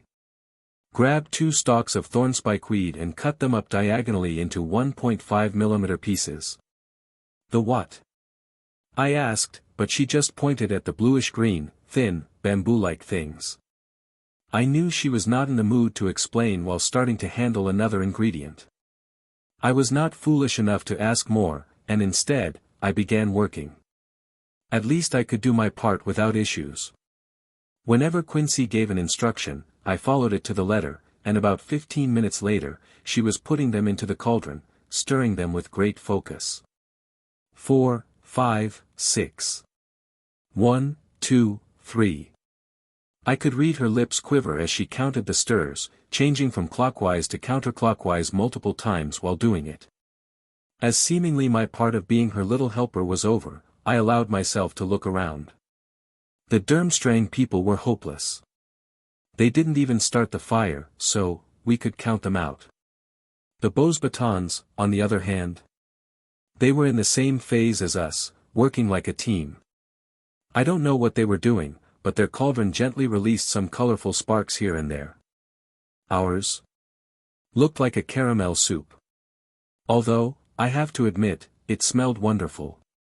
I was already thinking about some Christmas snacks, yet it was the night when November was just arriving. I wanted to see what the teachers thought, but it was even more surprising. Not just Professor Slughorn but also Nicholas Flamel was looking at our cauldron, furrowing their brows. Whatever was being cooked up by Quincy was not standard nor part of our curriculum, it made me think that she borrowed a recipe from Salazar's book. I just hoped it wouldn't be some kind of poison that turns the victim into goo or something. It didn't take long to finish, and Quincy raised her hand almost in perfect sync with Fleur, signaling that we were done. I couldn't help but smile, seeing the mild shock and surprise on her face and the proud, competitive glint in Quincy's eyes. Very good. Professor Slughorn clapped, and before anybody could say something else, 2 headmasters stepped forward, Severus Snape and Nicholas Flamel. What do you say? Snape asked the old alchemist in a calm, even voice as if he was not talking to a legend. I judge your students, you judge ours. Fine by me, headmaster. He agreed with a smile, and soon, he was standing before us. To say I was not nervous would be a lie, yet Quincy didn't even flinch. She just smiled with confidence, letting him lean in and smell the concoction inside the cauldron. Looking to the side, I saw Snape doing the same thing, taking a sample and putting something into it, but then my vision was obstructed by Quincy, who nudged me to pay attention. Very interesting. Flamel murmured before finally taking a spoonful out and spreading it on a piece of bread. Now it looked like a peanut butter sandwich or something. Hell. I even had the urge to take a bite. It looked and smelled delicious. This is an insidious yet creative way to apply poison, young girl. To his assessment, the smile from Quincy's face slowly receded, and she just nodded in reply. Was it poison? Really now? Glancing at the others, they also looked on curiously, not knowing what to make of it. The Durmstrang champions and their headmaster. They were already forgotten, no matter their dark faces. They wouldn't mention it anyway, as it would just draw more eyes to their failures. What is this poison's name? Flamel asked, but Quincy just shrugged. I didn't name it yet. Oh, so it is your invention? He asked loudly, and this time, even the Beauxbatons champions' heads turned toward us. You are a perilous woman, young Quincy Anguine. Just like a snake. Thank you. She replied with a proud smirk while Snape walked to our table, looking at it with furrowed brows. Your assessment? Flamel asked, straightening his back. It is the most potent thought eraser I have seen any student make. One sip and the victim would have to relearn how to speak and walk from the start. Snape exclaimed slowly and coldly, without any surprise in his voice, giving his rating of the Beauxbatons concoction. They are talented girls, yes, but your students won this round. Nicholas Flamel chuckled, shocking everybody, including me, and Fleur, who I heard snort in anger. Young Quincy here created a poison that could kill instantly. Not to mention, it camouflages itself as a desirable snack, something that wants you to eat it. With one whiff, it could ensnare a muggle's mind to take a bite. I never saw this thing before, yet my memory is still perfect. So, I believe the claim that it is her own creation. Her husband should be careful who he flirts with, ahaha. Humph. It was not just Quincy who snorted at the comment but me too, but I couldn't help but feel proud. This impromptu round was our victory. Now, we only had to win the first official round, too. Chapter 79, Dueling, 1. Was it from Slytherin's book? I asked the moment we were back in our room, the clock's arms already passing by midnight. Yeah, and I, luckily, failed to create it perfectly. Quincy answered while undressing behind a room divider, throwing her clothes at the top of it. Wait, what does that mean? I asked, feeling my eyes twitch, listening to her somewhat embarrassed voice. Well, I knew it wouldn't work out on the first try, so I wasn't that worried. But, if I had done it perfectly, the smell of the poisons would also affect wizards. It wasn't made to deal with muggles but with guests that Slytherin didn't appreciate. I simply won because Flamel thought it was an original recipe. I am more worried about his girls. I never heard about something like their concoction. I read about it. She continued, sticking her head out behind the divider, looking at me, and turning deep red as I was also in the middle of undressing. And? I asked, unbothered by it, standing in my underwear, looking for my pajamas. It is an old punishment drink, as they called it in medieval times. If someone was deemed guilty of a serious crime but not severe enough to be killed, they would brew it and make him drink it. Why not use Professor Lockhart's favorite spell? Because this is permanent. Quincy said with a profound warning, coming out in her nightgown while brushing her hair. It will destroy memories. It erases part of the mind, part of yourself. If you want to talk about spells that were called unforgivable once, then this ranks amongst the same in the world of potions. Oh. I see. Ha. It does sound evil. I am more concerned that they knew how to brew it. And it looked easy to make. I murmured, now thinking about it more, crossing my arms. Its recipe was destroyed in the 16th century. We only know of its effects, its smell, and its characteristics. We don't know half of its ingredients and the method to brew it. If it were me judging, I would not have guessed it at all. Shit, so, was this some kind of warning or boasting from their side? Most likely. She agreed, sitting down next to me. Never accept anything from them. If they damage your memories, it could be fatal. Not to mention, if you forget yourself, they can remold you anew. Insidious to the bone. Well, then they have done goofed it up. I grinned, now nobody would trust them now. Who knows what they are playing at? She shrugged, hugging me when we lay on the bed, and soon, we were spooning in the dark, letting our minds and bodies relax. I have my own master alchemist, so I'm all confident. Hee hee. I am still far away from that, but if I ever become one, I'll make a philosopher's stone for us both. And live forever. With you? I would love that. Me too. She snuggled up to me, murmuring before falling asleep, I would love to travel the world with you without thinking about tribulations. The following few days were finally average. As much as possible, at least. We sometimes brushed away the other champions or their groups, but there were no real problems between the factions. It was, surprisingly calm and friendly. I expected more fire. Well, they say, be wary of what you wish for, yes. We were planning on Quincy's route into the forest, trying to pinpoint it on modern, local maps by the lead on the clue we unlocked. No matter how we looked at it, she would have to go into deep and through a part that was marked as infested by spiders. My part? It went in the opposite direction without any warning labels. I was sure I identified the correct route on our map and I was kinda surprised. It was within safe zones and without any warnings at all. Unlike Quincy's task, mine seemed to be easy. Want to swap? I asked, but she just shrugged. No, they would notice it for sure. No rules had been set up against it. I never heard one. I argued, ready to truly exchange our tasks, but she refused it again. Nope. I will do it. Trust me, I can do it. You would scare away all the spiders with your smell. I do not smell. I murmured, sniffing myself, making her laugh and kiss my cheeks. You know what I mean. I will be fine. You focus on your end. Okay. I shrugged, giving up and persuading her, and that was when multiple students flooded the library. There were not just Slytherins but from all the other houses and clearly looking for us. Quick! I whispered, closing the books and mixing them up with the dummy codexes we picked randomly from the shelves.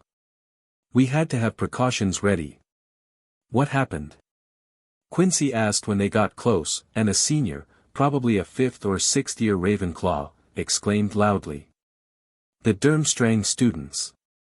They have been badmouthing you. An? We asked back, surprised, looking at each other. We expected something like this to happen. What was truly wild to me was that it didn't happen sooner. Well. They flinched, not expecting our indifference. There was a scuffle, and their champion appeared and used spells to knock us out. 3 of us ended up in the hospital wing. Now, that made a difference. Which was it? I asked, turning more serious, nodding at Quincy, and we were heading out, letting them lead us forward. The other, a Hufflepuff girl thought loudly, trying to remember his name. Martin Polyakov, I said, remembering his face and how it looked on the night of Halloween, and between him and Crumb, he was more jealous than his partner. That's the one. Okay, lead us. If a champion interfered, we won't back down either. But guys, girls. If they badmouth us, don't lose your temper, okay? I grinned, looking at them one by one. We don't really care. The weak can bark at us, we will win anyway. I know that I may have sounded smug or boastful at that moment, but, heh. Sometimes, you just need to be a little bit arrogant, or others may think they can step over you. Plus, I didn't want to let our fellow students think we were afraid or didn't care about them.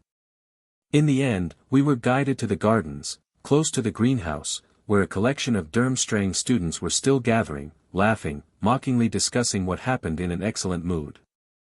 I didn't know their language, nor did I care. Their tone, their expressions, and their mocking gestures were enough to know it was us who they were talking about.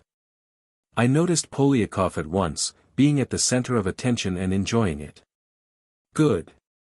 I will make him enjoy it even more. I hope you guys told me the truth. I smiled at the rest while my wand slipped from my sleeve, landing in my hand.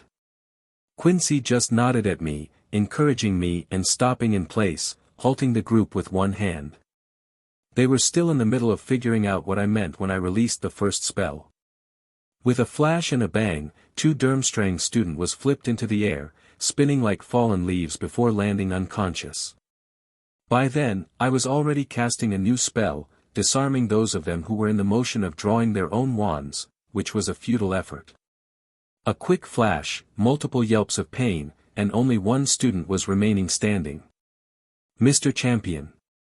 I won't sugarcoat it.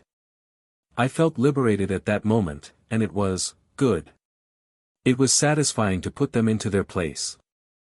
With another wave of my hand, I blocked his panicked attack that, after deflection, landed on a nearby statue, blasting it apart. Quincy, with a quick movement, already used the repair spell, fixing it while I sidestepped another one, bowed, and indicated with a smile to continue. Yes. I was mocking him. I didn't intend to hold back at all. If the potion was the Bosbaden's power demonstration, this would be ours. With the duels we went through the summer, fighting my father, this was nothing. I felt as if Polyakov was way too slow to be a proper wizard. I parried or deflected all his spells but refused to deal a finishing blow. I wanted him to fear me. I was younger, I should be weaker. Well, if he wants to bully us, so be it. I will play their game, even if they are secret allies of us.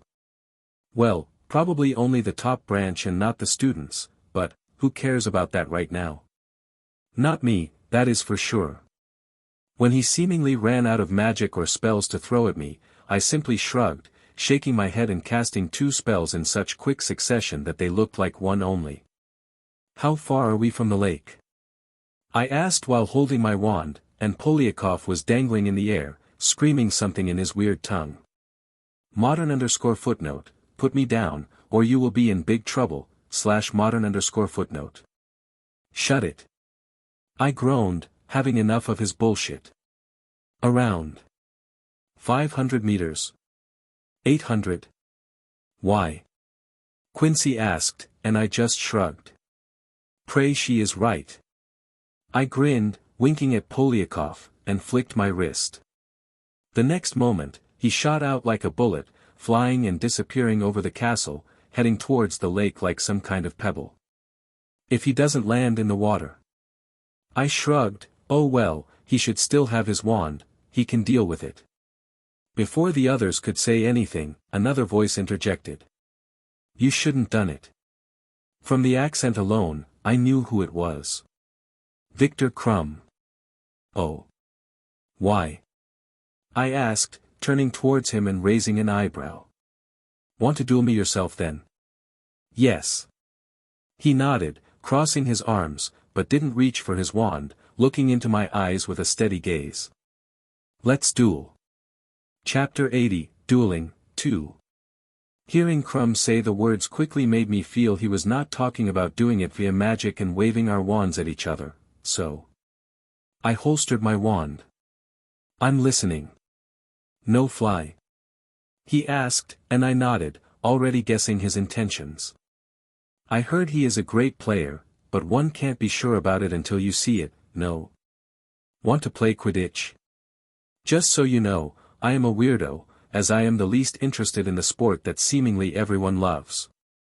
No. Not play. Race. By then, more and more people were gathering around us, noticing the ruckus. After hearing him challenge me, it became an exciting event. The route? Around Castle. He nodded towards it, and I couldn't help but agree. Simple, and if one wants to cut off corners, one needs to fly through narrow gaps of towers and walk bridges. Fine. The moment I agreed, there was no going back. 2 senior students quickly brought brooms over, both being the shabby, old comets that the first-year students practiced with. Crumb didn't hesitate, nor did he complain. He just clutched one firmly, testing its balance once before mounting it and rising to the air. The way he did it, the ease and speed. I knew the sayings were correct. He was good. We kicked off to the spell of Quincy firing into the air and began the race around the castle. The fact that he suggested it, knowing full well I was at an advantage, being a student here, told us a lot. He was confident in his skills, and I saw them for myself when we passed the first 100 yards. The way he turned, even on this shitty broom, was perfect. His reflexes were sharp, and he noticed the best routes at the same time as me. We were cutting through low, our feet almost touching the ground, flying around the first tower and under the bridge connecting it. I guess something like this is a must if you want to be the best seeker of your time and one of the youngest people to play in the World Cup finals. I had nothing to complain about, and I wasn't going to play dirty. I could have, but then, I would only tarnish the reputation of our school and also show that I am nothing more than a sore loser. It was a close-cut finish, but I still came in second when we arrived back at the starting point. I could blame it on the broom, that I was not used to it, but so was Crumb. He beat me, fair and square, so when I dismounted, I nodded at him. Are we at a draw now? Yes. Want a tiebreaker? I grinned while we were being surrounded, and I saw reinforcement arriving in the form of teachers and more Durmstrang students, even some Beauxbatons showed up by now. But, before anyone would need to worry about a fight breaking out, I tried showing our side that losing is not the end of the world. We can handle it and be more than some whiny kids. When someone wins fair and square, we can accept it. No. I see. Well, if your companion still wants a rematch later on, tell him to think about it first. I will. Should keep your strengths to the challenges. Came the shout of Karkaroff, who arrived first, glaring at me. Was it an act? Probably. It was a good one. Come, Crumb. Let's go back. He shielded him and, while leaving, stabbed some complaints at Severus Snape, who was arriving with Nicholas Flamel. He just looked at him once, dismissing Karkaroff with a cold gaze before looking at me. You lost? His question was simple, and his voice was even. Uninterested. Sometimes you can't win all. I smiled back, making Flamel chuckle. Smart young boy you have here, Severus. He is confident to act and unafraid of admitting when he is bested. People who know when to retreat are more troublesome than those who refuse to give up. To that, our headmaster said nothing, only looked at the rest of the students, and that was enough to tell them it was time to disperse. I was in the middle of turning around when his black eyes traveled back to me. You. To my office. Well. I half expected that, shrugging and glancing at Quincy, who just smiled at me. Did I kill him? I asked weakly, knowing that the others were still listening to us when I followed the headmaster. No. He landed in the lake. Your aim was off. Were you punished? Others asked when I appeared in the great hall at dinner, sitting down next to Quincy. Nah, I wasn't. Supposedly, Karkaroff wanted to do something, but our headmaster shot him down. Of course. If that bastard wants to do something to the youngest Death Eater, our teachers wouldn't allow it. A sixth-year Slytherin chuckled, making me twitch my mouth. I am not the youngest I started, but he quickly cut in. Draco is dead. You are. TSK. I answered with a click of my tongue, and the others burst into laughing while my eyes met with Crumbs, who kept the contact up for a moment before turning away and going back to his dinner. I didn't see Polyakov here, but I didn't expect to either. After dinner, when we returned to our rooms, Quincy finally could answer the question she had been holding back since I returned. What did the headmaster want? Nothing, he just warned me not to kill the others before the first task. If I do, I should do it between the first and second tasks and focus on the Bosbaden's champions. He also nudged me to try and provoke them instead of the Durmstrang students. Besides that, nothing more. He asked me how I was going with the clue, and I told him all was fine, and, yeah, that's it. Huh. I thought it would be something more. Me too, but no. Probably, he would have helped us out if I said we were stuck, but seeing we were fine, he let me go quickly. Yeah, I could see that, hey. Anyway, tomorrow, accompany me to Hogsmeade. I want to buy some stuff and set off on Saturday. I looked it up, and where I go, the bastards are nocturne. I want to go in the daylight, set up some traps, and prepare well for it. Sure thing. I answered with a grin, kissing her before we headed to bed. So she got the route with the spiders? Sirius asked his younger brother, who nodded while the two were conversing in a dark, hidden place underground. Yes. I just learned about it. What about the kid? I don't care about him. I am talking about my daughter here. Regulus flared up, are you coming with me or not? And blow our cover. She won't notice us. I am not going to watch her waltz into her death. What I saw so far, she is not defenseless, but okay, I will go. She is my niece. Be careful. A third voice interrupted, scaring the brothers, but they quickly realized it was Charlie. If any of you gets discovered, the whole operation could be jeopardized. We will go in animal form. Sirius nodded, as so far, it served the brothers well, helping them avoid enemy detection many times. What about the meeting? Is it over? Yeah. Our mole in Durmstrang relayed a few interesting things. Dumbledore now considering recruiting the boy, just as he did with the father. If you want him dead, reconsider it. They couldn't help but exchange glances, and it was Regulus who spoke up. You want to cancel it? No. I don't trust his lot. I am still committed to what we talked about. I just wanted you to know that Dumbledore does consider the usefulness of the child. He is not yet deformed by the new teachings. We will not change our plans. Regulus shrugged, shaking his head, reinforcing his own will. Ha, let's go. Sirius patted his shoulder, nodding at Charlie, we are on patrol tonight. Keep safe, Charlie whispered as he retreated into the shadows, disappearing. When the weekend finally came, and we slipped out of the common room, it was still dark, the sun barely grazing the edges of the horizon. Both of us were heading towards the forest with a holding bag fastened to our waists, prepared for most obstacles. Quincy was in a surprisingly good mood, but somehow, I couldn't shake off a dreadful feeling hanging above my head since I woke up. Nervous? She joked, poking at my side. A bit, something feels off. I should come with you. Ha. Conrad, I am not some little flower you need to protect. I can take care of it, trust me. Or. You don't. No, no. Of course, I do. I am worried, okay?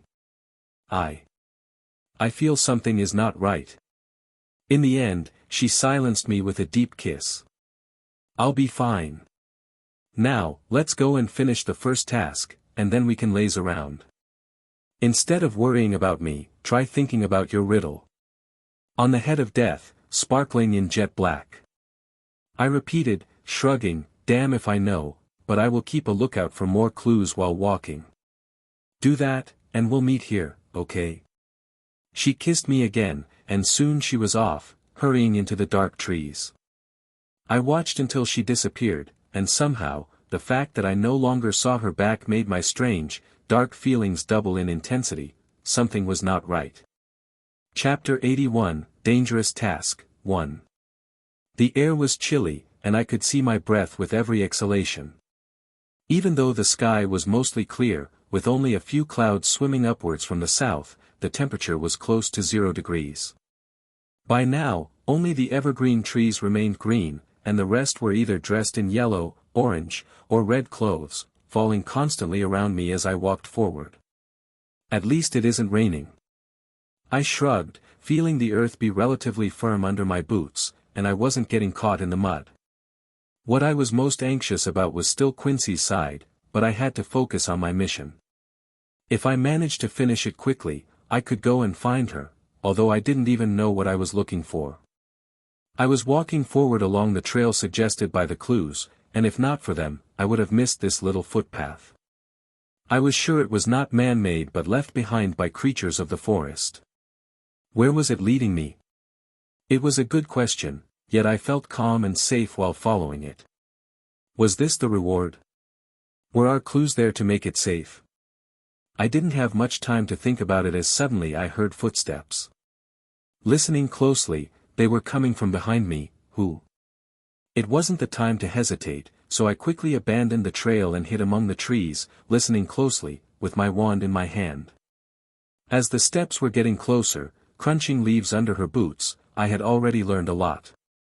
Going by the sound and the heaviness of the steps, my head painted an image of a girl, and I could only think about the 2 Beauxbatons students. Bingo! I thought to myself when I noticed the figure coming along the same route. Céline Castillon, if I remember correctly. I never heard her speak English, so I wasn't exactly sure if she knew how in the first place, but she did follow Fleur around wherever she went. Is she also around? But I could not hear any other steps coming my way, so I was sure she was alone. Was she following me? No. That was not the case, not after I noticed the parchment in her hands. So, some of the clues were the same. Did this mean Quincy had the potential to run into another competitor? Damn it, of course she did. Lord Voldemort wanted me to cause trouble. Was this a setup? How? It was their headmaster who presented the parchments. Was this a coincidence? I think I was overthinking. It should be a coincidence. Solving it at the same time. Following it through the same day. It had to be. I watched in silence as she mumbled to herself, looked up once or twice, and checked her surroundings with her wand, making me quickly cast counter spells on myself so she would not discover my location. After checking twice, she continued her trek and left me no other choice but to follow. With another wave of my wand, I muffled my steps and followed in silence, keeping a reasonable distance and relying on my sense of smell instead of my eyes. I was going after her scent. I was tempted to turn into my basilisk form, but I resisted the urge as it would also be a killer move.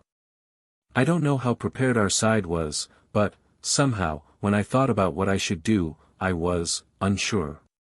Being told to kill someone was not the same as deciding it for myself. It was my choice to get rid of Umbridge and also to end the line of Malfoys. It came from within. It was all me, this time. It was an order. It just didn't feel right. While I was thinking, I noticed that my target stopped. I approached slowly and carefully until we came to an opening. I saw her walking around, kicking leaves away, searching, looking, and then grumbling in her native tongue. Of course. I whispered, the riddle finally making some sense. On the head of death, sparkling in jet black. She can't see them. Heh, poor girl. Now, I was confident, I knew I had the upper hand. The field where she was looking around was filled with thestrals. Yet, she couldn't see them, but I could. I watched as the skeletal-like horses walked out of her way, avoiding her like the plague as she walked around them. As they moved their heads, I noticed their black mane waving, shining in the morning sun that broke through the treetops, and then it clicked for me. Only those who have seen death can see them. Miss Castillon was clearly someone who had never faced it, so her eyes were still shrouded by a veil. What now? Was the question that escaped my lips. I could go in and help her, but why should I? If anybody watching, that would be a bad option. I could kill her, but then again, I shook my head and lowered the wand that I was raising up subconsciously. No. Not yet. TSK. Now, I truly felt frustrated. I was stuck and had to watch her moan and grumble, reading the parchment repeatedly, casting random spells, trying to figure it out while the Thestrals were getting increasingly annoyed by her. Would they attack her? No, they wouldn't, as I saw them starting to leave. Damn it, she was chasing them away. There was no other choice but to sneak around and follow where the horses of death himself were going. Maybe it is better this way. I made sure that I followed the Thestrals closely, and when I no longer sensed the presence of Castillon, I made my move and made myself known to the animals. I don't know if it was the fact I appeared suddenly or my basilisk blood, but I did startle them as they reared up like horses, spreading their wings wide open. Easy there. Easy. I tried my best to calm them down, hoping for the best. I didn't want to scare them away or use spells to capture one by force. I was unsure if that would alter anything, and if one thing I learned from Quincy was that the origin of ingredients mattered a lot. How they were harvested determined their quality, and I don't know what the second test would be, but I was sure I needed the best possible ones. In the end, they calmed down after they saw I was not posing any danger to them. I don't know if they were used to humans or not, but soon, they let me approach them, and I even got so close I could stretch out my arm and touch them. Weird. It was the only way to describe it, as they looked like dead horses, but to the touch, they felt alive. Now. I needed to get some of their mane, but how? Should I just pluck some? That could startle them, and if they kick my head open, I'm dead. Just kill one and cut off its head. The simple thought, coming from deep within, scared me. I don't know where it came from, no. That is a lie. I knew very well. It originated from the same place where I felt my anger rise when I looked at Lucius Malfoy. It was my thoughts, but also not. It was like, something amplifying those intrusive thoughts that you have once in a while. Those insane, devil-induced ideas that you throw out very quickly because they were troubling. Was it the basilisk's blood? Or something more sinister? I couldn't tell, but... While I was thinking about it, the Thestral next to me nudged my head with his, and when I looked at it, multiple strands of its mane remained between my fingers. I was still immersed in my thoughts and felt silly just standing there, watching them leave, but I got what I came for. No. It was given to me. I could ask what multiple times, but there was nobody to answer me. Maybe Quincy knows it. Yes. Quincy. I quickly stashed them and hurried away, not bothering with the fact that I was trying to avoid Castillon. I had to get to Quincy as fast as possible. Following the animal trail was easy. I was a bit nervous after Conrad and I split up, but I was ready to show him I wasn't someone who needed to be babysit every time. I had to be prepared and able, for anything. That was what made me go forward with confident steps. I read everything I had to. I knew their weakness, and I had already memorized most of the useful spells to conjure different flames. It was while I was thinking about such spells that I went around a huge tree just so I could collide with someone else, making me shriek. You! I gasped for air, my heart beating within my chest as I looked at the young woman, rubbing her bottom and getting back to her feet. What you doing here? She asked with her broken English. What are you doing here? I asked while standing back up. She didn't answer at first but started to examine me, and in the end, with a flick of her hair, she asked a different question. You solved the puzzle. Why should I tell you that? Bien sûr, vous l'avez fait. J'aurais dû deviner tu y aurait de parchemins en double. Donc, le maître flammel any nous a pas tout dit, il jo franchou, mais nos ennemis any le feront pas. Quel désordre, 1 inch. I don't know what she was grumbling about, but she did mention the name Flammel. So she was here because she solved her parchment, was it the same? Most likely. Aranese? English. I grunted, and her smile told me she was simply teasing me. The audacity of this. Which? With a capital. B. Spiders? She asked again, and seeing my body react, she just nodded. I am not reasonable. We work it together and get poison for both. Then leave. That way, no need fight, we all get the thing. Deal? I wanted to refuse. I just didn't trust her. But, then again. It made sense. Was she trustworthy?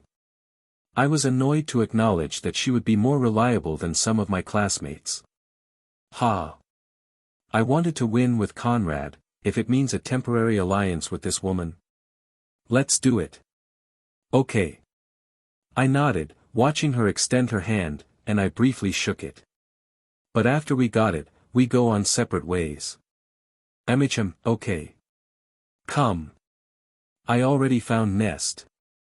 And with that, she turned around, walking quickly, letting her back face me without hesitation. She was either overconfident, or stupid. Whatever it was, I also had to be careful and not let her lead me into a trap. But, without risks, you can't be the best witch. Chapter 82, Dangerous Task, 2. Following Fleur was making me nervous. Was I afraid of her?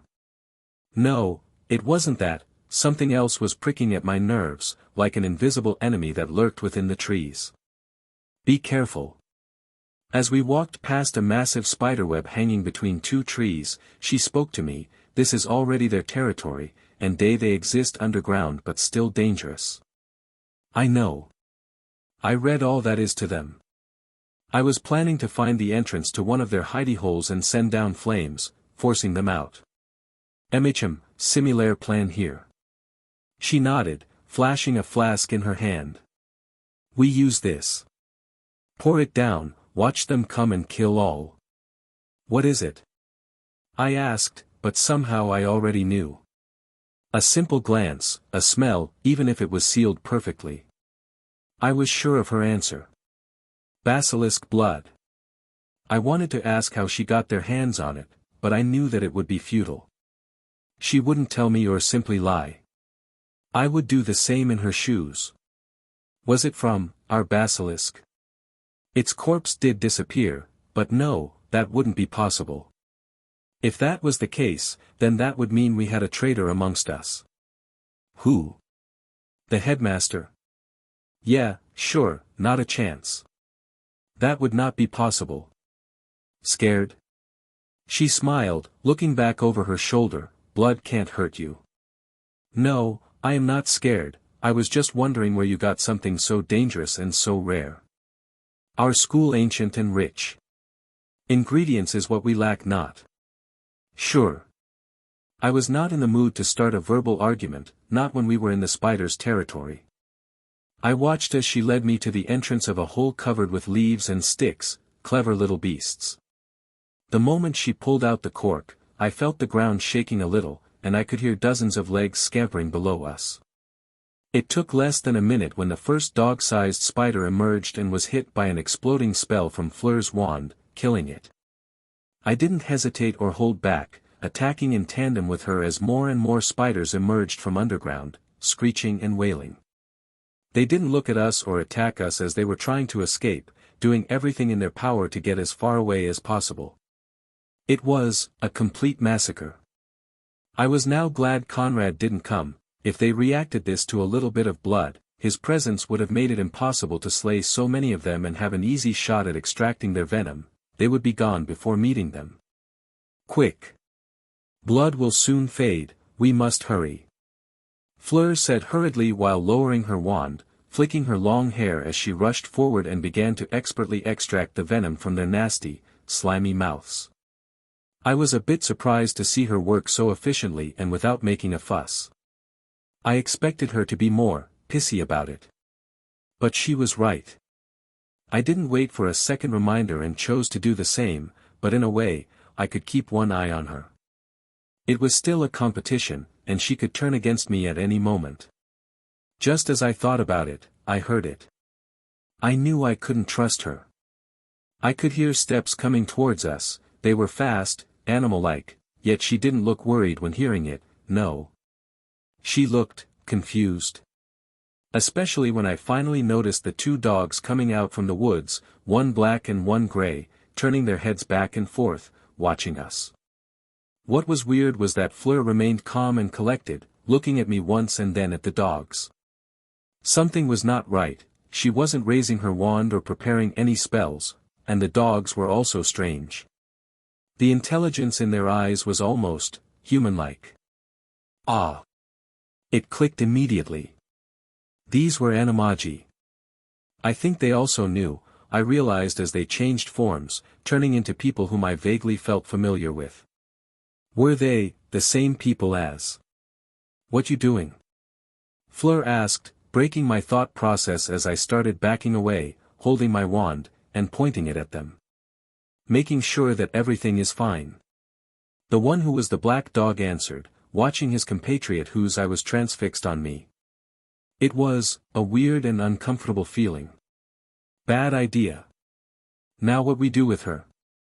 Fleur complained, making me realize they were working together. Were they from the Order? But that would mean that Conrad's father. We can't kill.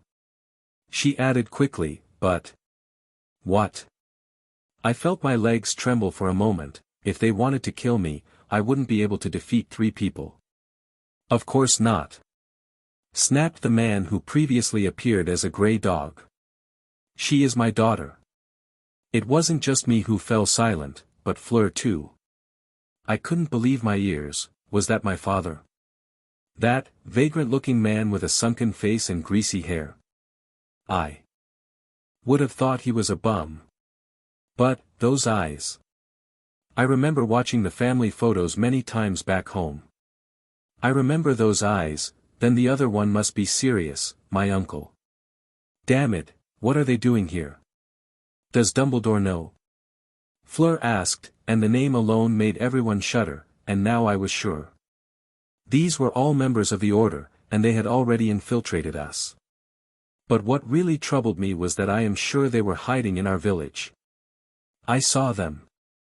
Did Conrad know about it?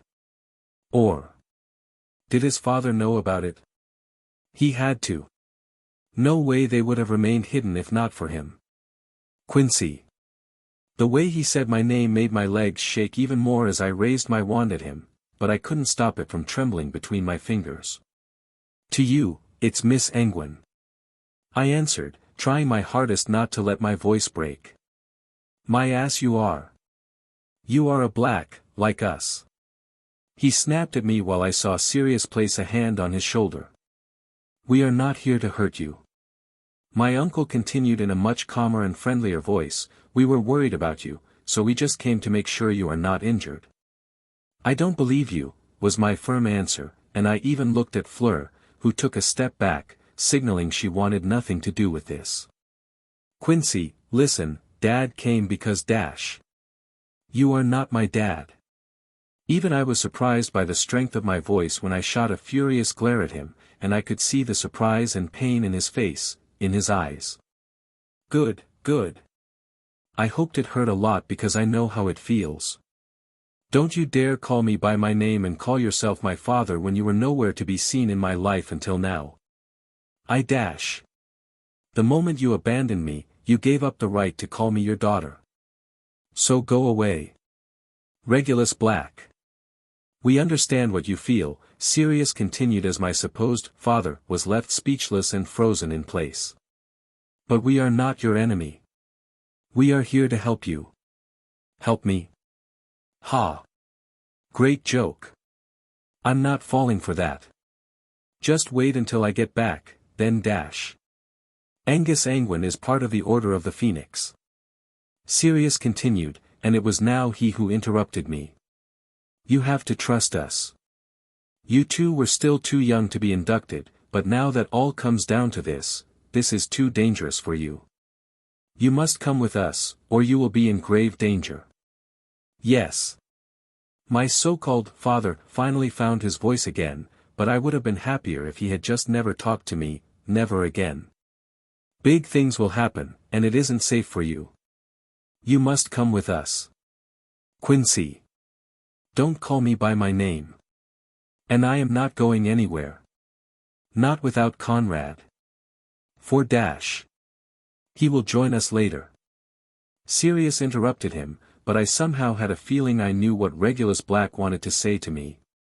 I could hear his unfinished words in my head. I don't believe you. No deal. There was no time to hesitate. Before any of them could react, I jumped and turned into my owl form in midair. I was already close to the canopy of the trees when I heard a shout, then I felt a slight pain spreading through my back, and everything went dark. It was shocking when Quincy turned into an owl, as no one thought she would be an animagus. It was not just a surprise for the Black brothers but also evoked a strange feeling, making them proud of Quincy deep within their hearts. Still, they just couldn't let her go, but none of them were ready to cast any spells. Stupefy! Shouted Fleur in the end, aiming perfectly and hitting Quincy's small form, who transformed back into a human in mid-air just so Regulus could catch her before hitting the ground. Are you trying to kill my daughter? He roared at the young woman, holding the unconscious Quincy. Je ne suis pas maléfique. 1, she replied with a dark look, clearly unsatisfied with Regulus. No, she was furious with him. La punition viendra plus tard, pour l'instant, partes.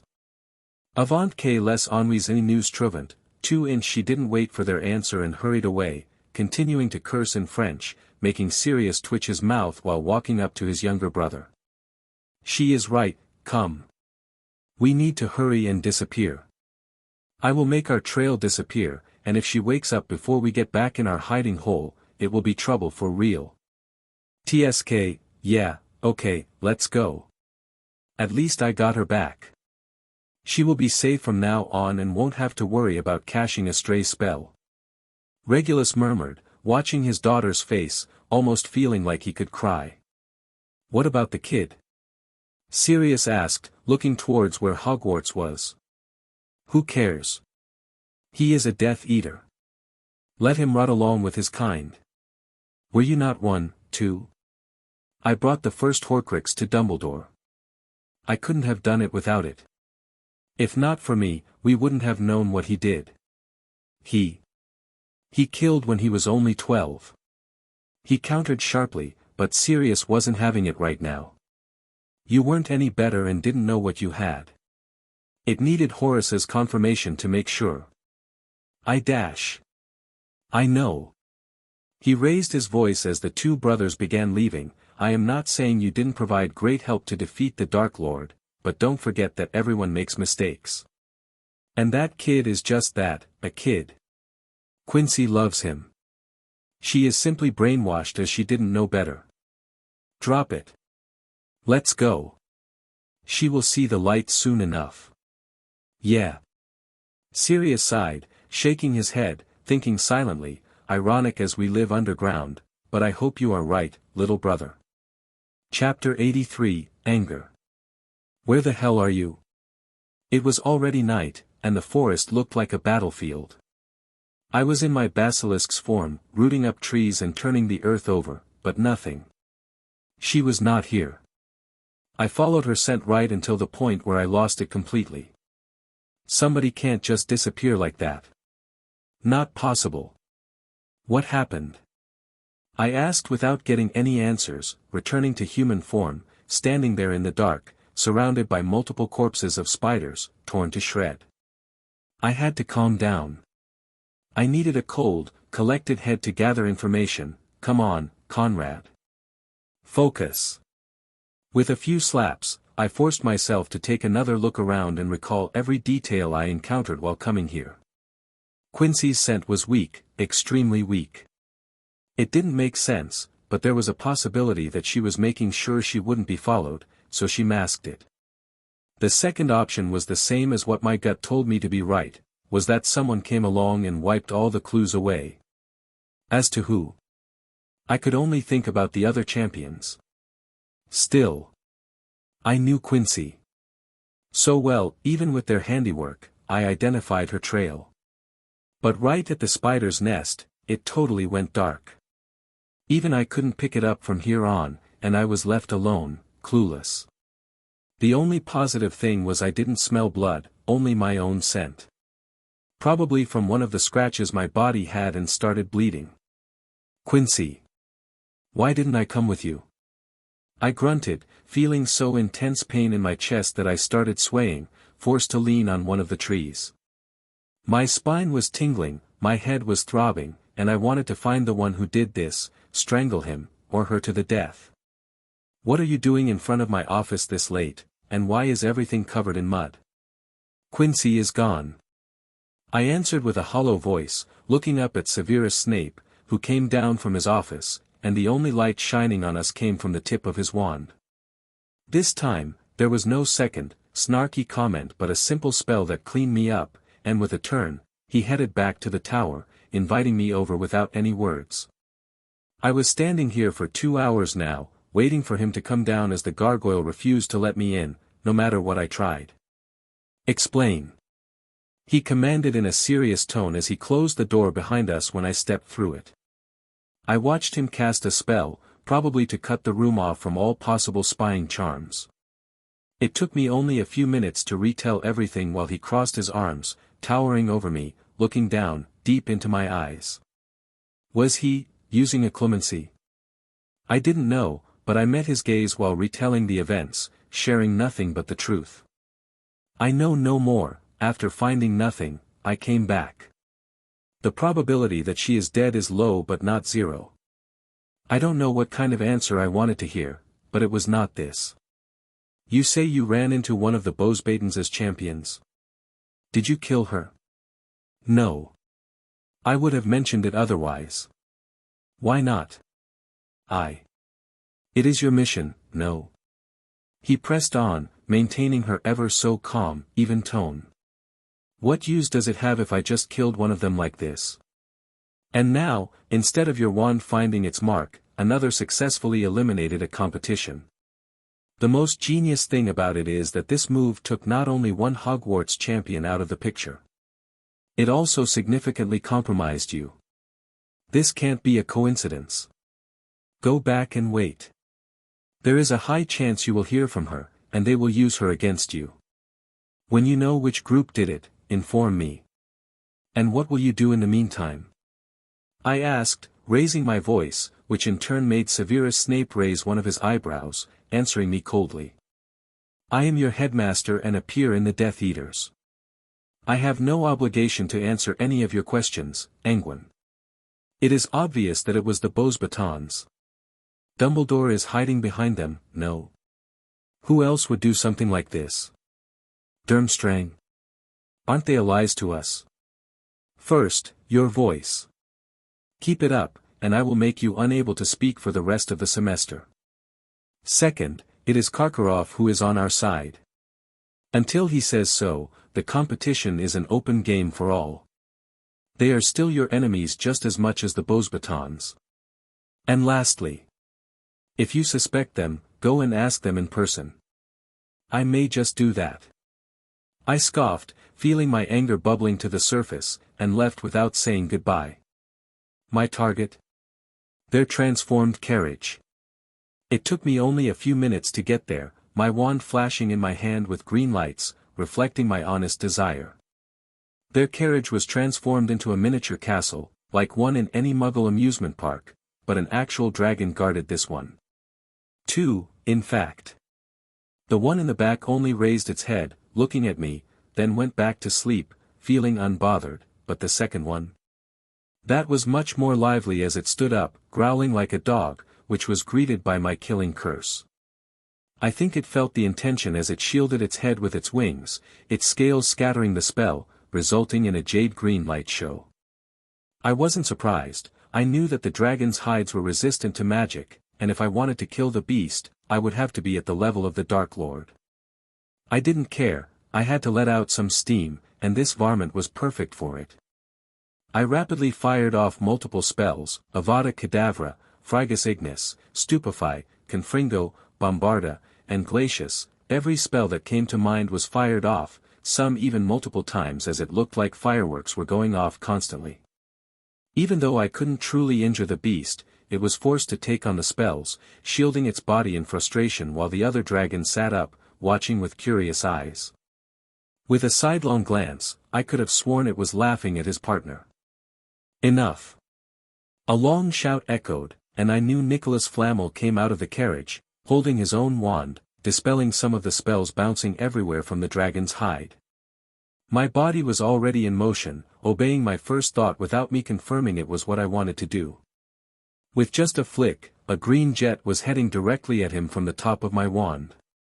My aim was flawless, it would have hit Flamel perfectly in the chest, but he was fast. He countered with his own spell, and it collided with my killing curse mid-air, causing a massive explosion. "You dare!" was the second sentence he uttered, and I felt time slow down to a crawl. All my senses were whining at me, wailing into my ears, but the old man was fast. I was hit with a spell straight on, sending me flying backward and landing hard on my back. Even though I was feeling pain rushing through my limbs, my ears were ringing, and I felt exhausted, I still stood up and, without any words, attacked. Fuck them.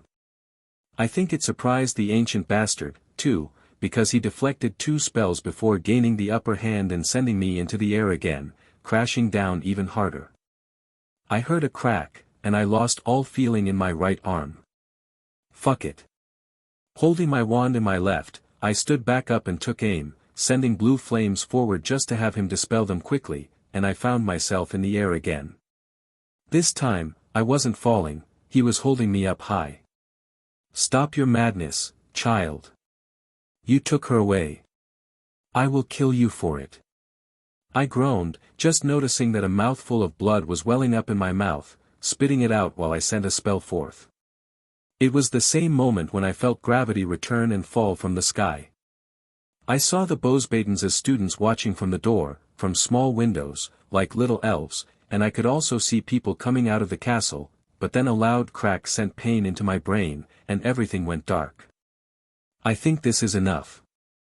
I will have to get some pretty solid reasons for what happened right now, Severus Snape. Nicholas Flamel demanded, watching the headmaster of Hogwarts, who appeared as a black shadow, streaking through the sky, blocking the last attack of his and saving the boy's life. Our second champion disappeared while they were solving the first task. He believes it was your handiwork. This is the only explanation you will ever receive. The two parties stood there, unmoving, but Severus's eyes flashed as he scanned the reactions of the students visible in the windows and at the door. With a wave of his wand, he made Conrad float up a little and carried him away, leaving the Buxbadens behind and the 2 dragons who were ready to rampage, but their collars somehow held them back, making them unable to go wild. Many didn't know that the 2 headmasters communicated silently, simply by reading the other's eyes, concluding that neither of them knew about what happened to Quincy, but both of them suspected who may be the ones who could have done something.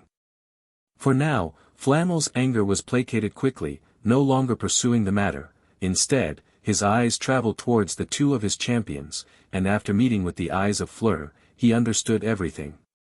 Chapter 84, Helping to See Thestrals. When I woke up, I felt nothing. I mean, nothing hurt. I was expecting to wake up to a world of pain, but no. I felt fine. As far as my body was concerned. Watching the ceiling of the infirmary, I could tell it was still dark outside, or it was the clouds and the falling rain that made me think that. Not that it mattered. There was not much to say, especially because my mind was in a really calm state right now. The previous frustration and anger that controlled me were gone, and in my head, I was going through all that had happened in the past 24 hours. For one, I could no longer trust the headmaster. I thought he was going to help me. I wasted precious time waiting for him for what? For nothing. If I can't trust him, I can't trust anyone from our side. Death Eater. I should make them eat a killing curse. He didn't even come out to help me or back me up against their leader. What kind of helper is he, then? Trash.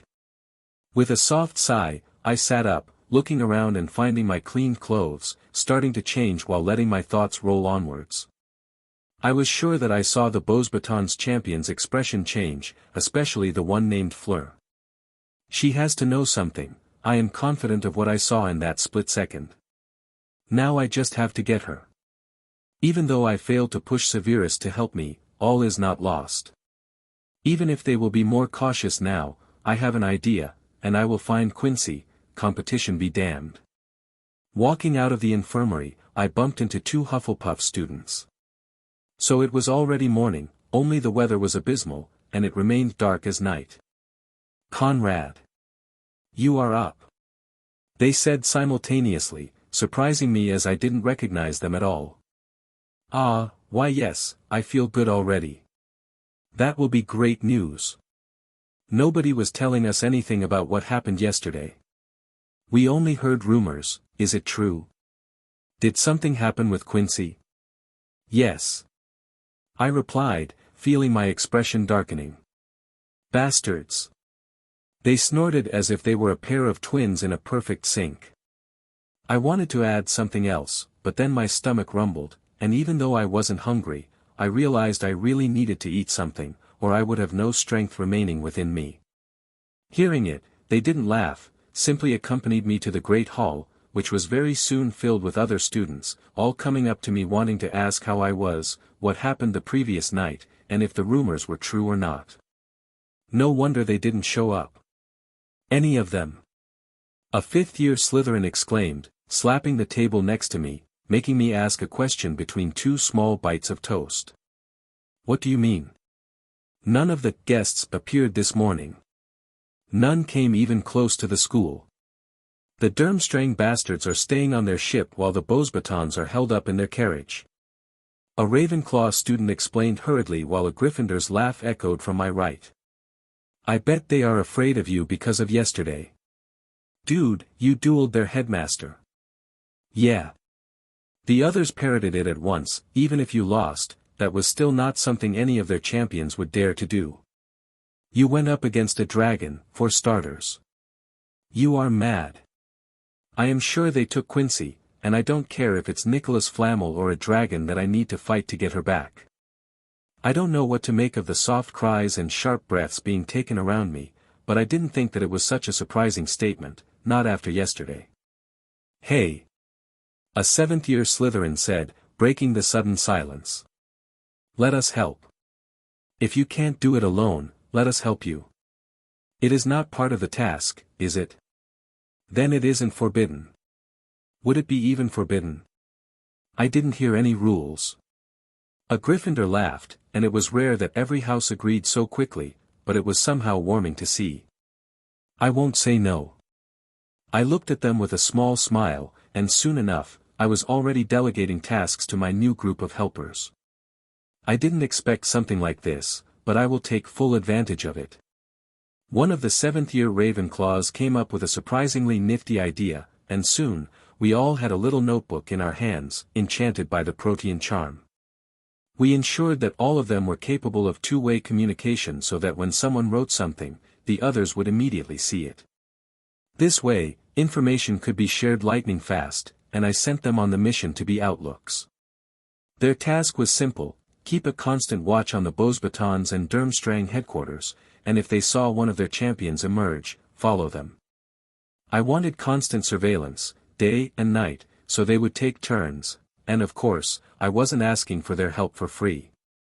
Even if they said they would do it for the school, I didn't want to be indebted to them. You just can't trust people. So I paid them with my own money. That way, even if they were hit with a lack of motivation, they would have something that kept them in line. With my scouts already in place, I headed toward the only two people whom I had any hope of asking for more help. The first one whom I visited was Professor Slughorn. I really thought he would help me, as Quincy was one of his favorites. I can't help you, my boy. As a teacher, I can't meddle in the competition, and it would be very problematic. Don't worry, Conrad, I am sure that dash. But I didn't hear what he had to say as the moment he said he couldn't help me, I turned around and left. I secretly desired that I would run into my father, he would help me for sure. But I haven't seen him anywhere since our guests arrived, and who knows what kind of mission he was tasked with. I had to rely on myself for now. My second target was Professor Lockhart.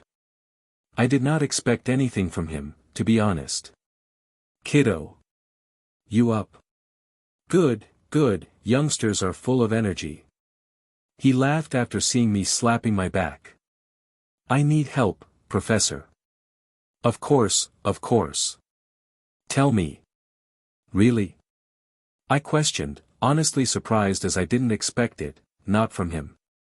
I have been anticipating you coming for advice since the start of the competition. Knowing the things I know, ahaha, it is surprising you lasted this long, you stubborn mule. So, what stumped you? I need someone to gather information for me. You are a professor, you could ask the other teachers what they know or think about Quincy's disappearance. Ah, you mean that problem. He stuttered, and I knew he wasn't expecting this kind of plea for help. Well. I think I can see what I can do. Thank you, Professor. I nodded, looking into his eyes, and even though I saw him troubled, wanting to turn me down, he didn't. Was it his pride that made him agree? Or is it just the inability to tarnish his fake bravado? I didn't know or care, the only thing that mattered was that he would help me. That I would not forget.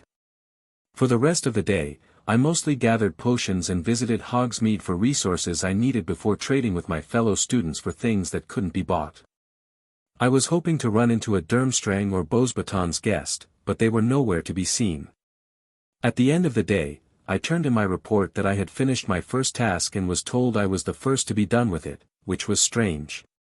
But that made me confident they couldn't stay holed up in their home bases for long. This continued for 2 days until my enchanted notebook alerted me late into one night. Opening it up while hurrying out of the common room, I read the message that 4 shrouded figures sneaked out from one of the windows of the Beauxbatons' carriage, acting very strange before heading towards the forest.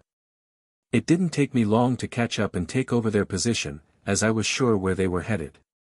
Sure enough, they were coming towards the field of the Thestrals. I made sure to use spells to muffle my steps, and I remained upwind, not letting even my scent drift their way. I cut ahead of them like a spectre, only thinking about my next step and concentrating on not giving away my position. As they were coming closer and closer, I could hear them speak. I knew they would converse in French, so this time, I was ready. I had an enchanted little scroll and pen that was writing automatically, translating everything they were saying. I don't know if it was the adrenaline or my blood coursing at an extreme speed as my heart was beating fervently, but somehow, in this dark and damp forest, I could see just as well as if it was a cloudy morning. Enfin, la pluie est arrêtée.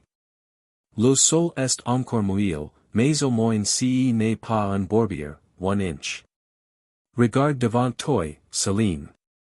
Nous devons être particulièrement prudents après ce que est passé, 1 inch. Now, that was a new voice, a male one. Teacher.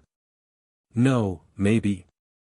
François a raison, nous venons avec toi parce que une embuscade pourrait nous attendre. Nous avons perdu trop de temps à attendre que la pluie est calme. C'était une erreur, 1 inch. Another man, interesting. So. Are they bodyguards? Going by the tone of their voice, they are either adults or at least students in their last year. Et nous avons besoin de vous deux parce que nous ne pouvons pas voir les Thestrals. Il serait préférable qu'il ne passe rien. Je ne sais pas comment expliquer ce que nous faisons ici et nous sommes surpris. 1 inch.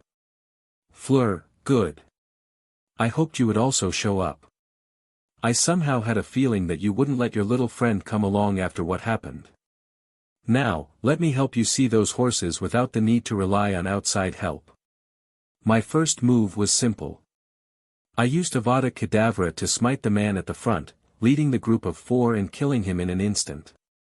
They didn't realize what was happening until they saw the green light lighting up the dark forest. Of course, I wasn't idle as the moment the spell left the end of my wand, I slithered forward, turning into my basilisk form. I slid past the first boy who was still falling backward, his eyes wide open, ready to say something, wearing a student's uniform. So they were not adults, good. Made it easier. Hearing their screams and seeing my bestial form appear from within the trees gave me a strange satisfaction. It was just like in my old dreams, only, this time, I was the snake. I made sure not to look at the girls, but I didn't stop myself from glaring at the last man in their group. Ne regarde pas don sesu, 1. Too late, Fleur Delacour. I hissed, but of course, she couldn't understand it. I watched as the other man turned into stone, stiffening and darkening at once before I smashed him into hundreds of pieces with a swipe of my tail. 2 down. That left me with the girls. With a thought, I turned back into a human, casting 2 disarming spells in quick succession, using the panic within them, knocking their wands out of their already weak grips. See Conrad? Fleur asked, unbelieving, but then she fell silent at once, the same as her friend, who was still screaming at the top of her lungs. I didn't know back then that what made them shut up was that my eyes were glowing in a dangerous orange hue. It was similar to that of the gaze of a basilisk, only, as a human, it didn't turn them stone. But just like Lucius, they were suddenly frozen in place, unable to control their bodies. Let's talk. And it is best to be honest with me. I am not in a good mood. I whispered, glaring at them without blinking, and soon I had to realize that they didn't answer me not because of fear, but because I spoke in Parseltongue without me recognizing it. Chapter 85, Lockhart's Forte. Standing before the 2 girls, wand in hand, I was not in a mood to be patient. Not wanting to talk. Standing there and just looking at me. Okay, then, on to phase 2. Stupefy. After both of them were knocked out, I decided to start by invading Fleur's mind first. The moment I used Obliviate, I realized it wouldn't be that easy. As soon as my consciousness slipped into hers, it was as if I ran into a brick wall. It repelled me so violently that I was flung a few meters back, knocking my head against the forest ground. Damn it! They are being protected. I should have guessed it. I groaned, scrambling back to my feet, trying the same with Celine, but the result that welcomed me was identical. There was no time to play around, so I forcefully transfigured the 2 into ferrets, bringing them back to the castle in the dead of night, hurrying straight to Professor Lockhart's office. What is it, kiddo? He welcomed me with a yawn, woken up by my constant kicking at his door. I still didn't dash. I am not here because of that. I brushed past him just to drop the 2 ferrets onto the ground before they turned back to the 2 girls. Fleur was already waking up, so before she could regain her consciousness, I blasted her with another stupefy. Oh no. No, no, no. I couldn't help but shrug, hearing the panic murmuring of Lockhart. He was quickly slamming the door behind me, walking up and down next to the bodies, biting at his thumb. What have you done? Nothing. I just killed 2 others and brought these girls to you. I need the charm on their minds to be broken. I am too weak to do it quick enough or without damaging them. You did what? Oh, my young friend, this is not good. Very, very not good. We don't know that yet. But it will be if they wake up and see you, Professor. I continued calmly, and to my own surprise, I didn't feel nervous at all. You will be my death. He cried, pulling at his golden locks, looking exceptionally panicked. Okay, they need to go, fast. I can kill them. I shrugged, picking my wand out, but he stopped me at once. No, no, no. Not here. Jeez. Okay, let me think. Sure. I smiled at him encouragingly, but I wasn't kidding before. If nothing else, I will trigger Lord Voldemort's plans and do as he wishes. Hells. I will deliver the bodies to Flammel myself and feed them to their dragons. Okay, I will unlock their memories and extract whatever I can. I will only focus on the past few days when she disappeared. Is that good? Perfect, Professor. I nodded, crossing my arms. Also, we should erase their most recent memories and replace them with the fact that these two sneaked out to finish their tasks. What were they doing in the forest? Wait, don't answer. I will learn it soon enough anyway. He shrugged and began working. The ease with which he blasted through the defense erected around the girl's mind was incredible. Even if most of his spells backfired in our classes, he knew how to fiddle with others' memories. I watched his face twitching multiple times, frowning and grimacing before tiny, white swirling energy began to appear around his wand, coming straight out from Fleur's forehead. Here. He gasped, placing it into a vial and giving it to me. You will need a pensieve to watch it, damn. Couldn't you tell me? I asked, surprised and unsure why he didn't say anything and simply looked more nervous than when I brought the unconscious girls into his room. No. I won't say it here. Too dangerous. Go, watch it yourself. Fuck. Now, I was both nervous and excited. What did Fleur know that made Professor Lockhart swear? I couldn't wait to see it for myself. This one knows nothing. He sighed, and I could feel a kind of relief in his voice. I see. Then dash. Don't be hasty. I need to construct new memories for them and rebuild the defenses. It will not be as good as it was originally, but it shouldn't be evident that it was tampered with. Not until the one who planted it in them starts probing around in their heads. Damn. Damn. So, bad news? I asked, not wanting to hear his answer, but I had to know what had happened to Quincy. Now. Your girlfriend is okay, and she won't be hurt. You will understand when you watch it. But this is bad. Conrad, this is extremely bad. If this develops into what I fear their goal is, I will be in deep trouble. It will count as my failure, and I will be killed. Fuck, fuck, fuck, fuck. Professor.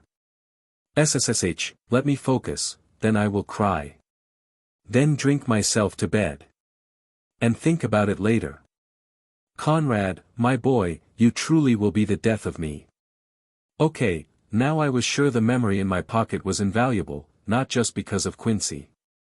I never saw the professor this distraught. I thought I saw his golden hair turn white for a moment, but it was probably only the dim lighting playing tricks on me. For the next hour, Lockhart worked maybe the hardest in his life, and when he finally finished it, he almost collapsed. Done. I made it so that when they wake up, they will remember fighting a big snake. I made it so that they don't remember bringing helpers along, so, just dispose of their bodies somehow. No worries. One was smashed into pieces, and I will deal with the other when bringing the girls back. Won't they ask questions? Why can they see thestrals now? I added that they think it's because they experienced death when witnessing the death of their grandparents. No worries there. Professor, you thought of everything, huh? I smiled for the first time since Quincy disappeared. The news that she wasn't in mortal danger significantly eased my mind. I am an expert, TSK, go. Hurry before the sun rises. Use your giant snake form. Shit. Kiddo, you are hiding some evil things under your friendly smile. Only for my enemies, I answered before bowing respectfully and leaving, turning them back into little ferrets. If you think I will start calling you Daddy and hug you, you are sorely mistaken. I just want you to listen to me a little. No. It was a discussion that had been happening multiple times in the past 2 hours, deep below Hogsmeade, where Quincy was now confined to an underground cell, sitting on a small cot behind bars. Quincy. Regulus tried again, but she just spat at his feet. You locked me up. Thanks. Regulus, I am so grateful. I have only one father, and his name is Anguine. And the only man I will ever call daddy is Conrad. So go and lick a goblin's bedside chamber clean. So this is your daughter. She has a fiery temper, it probably runs in the family, The new voice immediately made Regulus stiffen, and Quincy felt her blood freeze briefly. Although it was a kind, old voice, it was also filled with unmistakable power, so much so that she had never felt someone's voice being this oppressive. No. She did it but only once. When Voldemort appeared at school, she felt the exact same way. Dumbledore. She murmured, only that single name coming to mind, and as soon as she opened her mouth, the legendary figure stepped into the light before her cage. Good to meet you, Miss Anguine. This time, Quincy didn't find it easy to talk back, and it was impossible to keep looking into those piercing, blue eyes behind the half-moon spectacles for long. Regulus. Yes, Professor. He asked, quickly straightening himself, feeling as if he was a student in Hogwarts once again. We will talk about this later. But punishment will come. What you two did now was not just reckless and dangerous but outright treacherous. We have no time to discuss it at length, but I will remember this. Regulus had no answers and could only lower his head while Dumbledore turned back to Quincy. Now, Ms. Anguine. You must understand that you must stay here for the time being. I will instruct some people to take care of all of your needs, so please don't be afraid to state your wishes. I wish to be released. I understand. Dumbledore answered with a friendly smile, gently clapping and holding his hands together. Sadly, I can't make that happen, not yet. Don't be mistaken, we will set you free, but not before our mission is completed. I just ask you to remain calm and endure the time in here until everything is settled. Then you will be reunited with Mr. Anguine. Regulus almost opened his mouth to speak, but just one quick, sharp look from Dumbledore made him nearly fall down, forgetting to even breathe. So you want to kill me? Quincy snorted with searing hate in her eyes. I am contracted to compete in the tournament. The magical contract binds you to it, yes. Dumbledore nodded, smiling and speaking kindly, but as you were kidnapped while participating in one of its tasks, the magic contract is still valid and won't punish you. Your inability to participate comes from an outside source, not within yourself. You won't suffer punishment. Really? Regulus whispered as he turned deathly white at first, but after Dumbledore's explanation, he couldn't help but let out a big, relieved sigh. Why are you still here? The leader of the order asked coldly, and before long, Regulus turned into a dog, quickly scurrying away. Now, what happened right now is unfortunate, Ms. Anguine, but it is what it is. Dumbledore sighed, but Quincy didn't feel that it was an honest opinion. She remained silent and simply watched him conjure a stool with a wave of his wand, sitting down. I would be glad if you would tell me everything that happened so I can get a clearer picture. I won't say anything. You can interrogate me, but my lips are sealed. No, Ms. Anguine. The old wizard laughed, but his wrist moved gently, flicking his wand. This is not an interrogation, we are just talking. Now, please. Tell me everything. Cava, Celine, 1. Oui. C'est just que, j'ai l'impression que ma tête va exploser. Ce serpent explose beaucoup trop violemment, 1 inch. Je pense que nos sorts ont fusion quand c'est a frapper cette bête. Heureusement, car je n'avais jamais vu un monstre aussi redoutable. Allez, rentrons. Le brut assurement dérange les autres, on n'y réussira pas ce soir. Essayons à nouveau plus tard, 1 inch. Good. I whispered, watching them leave, making sure the professor's spell worked perfectly. Now, there was only one thing to do, get myself a pensive, and I already had an idea how to do that. Time to visit the room of requirements once again. Chapter 86, Three-Way Trouble. The memories of Fleur were not something I would have ever guessed. I couldn't help but sit silently inside the room of requirements, right at the foot of the giant, stone pensive. I wanted to speak with my father right now. Is this true? Or is this just some kind of farce? No, it had to be accurate. I also realized who they were. I saw them over and over again while growing up and visiting Neville. There was no question in my heart they were speaking the truth. So, my father was a double agent? Why? That was a question I wanted to ask him the most, but I had no chance to do so. Okay. Think. I whispered, closing my eyes, taking deep breaths, and starting to talk within the confines of my mind. Her father takes away Quincy. The professor is right, she is in no danger. This means the Order knows very well that we are trying to provoke a war in here, so they must have come prepared, which means... Dumbledore. Answered a familiar voice in my head before I continued. Yes, he is here. There is no question about it. Fleur is also part of the whole affair, but I bet she knows way less. Still, she has to be an Order member. And you sent her back. I wouldn't want to keep her with me even if I knew it beforehand. I replied to the voice subconsciously. Doubt it. I don't want to make a deal with them. The moment I make it, multiple things could happen. They could take advantage of me. Realizing my sheer desperation. Never start demanding things when you are desperate. They will smell it from miles away. Not to mention, he could use it to kill me, as I made a deal with the enemy. The perfect reason. Both sides do nothing but look at us like discardable pawns. The Order would use Quincy to pull on my strings like a puppet to do what they wanted. I already have a puppet master, no. If I tried bargaining, that would turn from a hostage exchange into me running laps, doing just one more thing, before they give her back. But they would keep her and no, I couldn't say no. It is a lose-lose situation.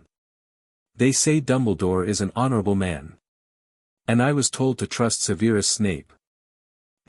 Thinking about it, no wonder he doesn't want to help me. If father sent me to him, it means he is also a double agent. Ahahaha. What a snake. And he doesn't know. What a perfect agent. No. I do not trust either of them. Bastards. Both. Rolling up my sleeve, I looked at the Death Eater tattoo on my hand, thinking about how to remove it or if I could even manage something like that. Let me help. Now, I not only heard that second voice, but I felt a hand grabbing mine, and I watched as the tattoo started bleeding as it flew out from my skin, black magical energy mixing with my red blood, dripping to the floor. Your blood is potent, use it more. Don't suppress it, let it explode when you feel it bubbling. Are you me, the basilisk blood, or Herpo? I asked while calmly watching it happen, not minding the pain. Why question it now? Because either I am going insane, or there is something worse happening to me. There. The voice chuckled as I felt the pain subside, but the tattoo was not gone completely, and I could still see its outline. It is still visible. Of course. Until it's time, we can't remove it for real, or it would be too suspicious. Can you break the contract with the goblet too? No. You are too weak for that.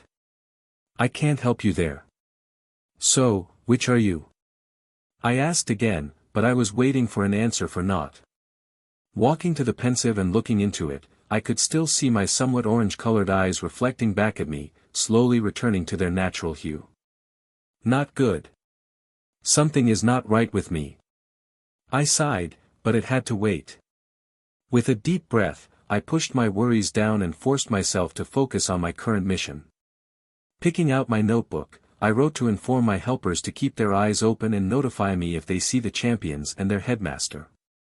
If the Order is here, their hiding place must also be local. In the forest? That was my first guess. My second was Hogsmeade. I had no idea how they would manage that or where in the village they would hide, but that also could be a possibility. I will have to hire more of my classmates to keep an eye out. I will visit Hogsmeade soon and, if nothing else, place people under the Imperio's curse to spy for me. So, I will need to master it first from Slytherin's own books. When I find their hideout, I will tackle the problem of sneaking inside. But I will worry about it then and not before. What gave me peace was that I now knew who took Quincy away and that they wouldn't hurt her. That mattered the most right now. What should we do with the child? Asked a calm, cold voice belonging to none other but Severus Snape, meeting with Dumbledore hidden under the town of Hogsmeade. I miscalculated with the Black brothers. I thought they would have been more mature, especially after they did not act on their impulses while living under Anguine's care. I told you many times that they are liabilities. Both of them. I know, Severus, I know. Dumbledore sighed softly, raising a hand, calming his top agent down. The kid won't give up, he is too much like his father. He won't be able to do nothing, Severus. He is still just a child. Don't underestimate him. His father is still holding that grudge against him and has managed to come this far, using nothing but pure hatred as his fuel. Yet, he also kept it in check, and not even his son noticed it. Do you think a young wizard like Conrad could cause trouble to us? Find us when top-tier Death Eaters fail to do so? I am telling you to not think about him as just a kid. I understand Angus very well, and his son is just like him. He won't let Quincy go. If anything happens to her, he will become like his father. And you are sure of this because? Dumbledore asked, still remaining calm, his voice kind and conversational, searching Snape's black eyes for answers. Because I am the same, you know that. Yes, yes, I do. He sighed, nodding his head while gently stroking his long, white beard. My good friend Nicholas is already brewing some potent thought eraser. We will still use it if we must. This mission is too crucial to not take precautions.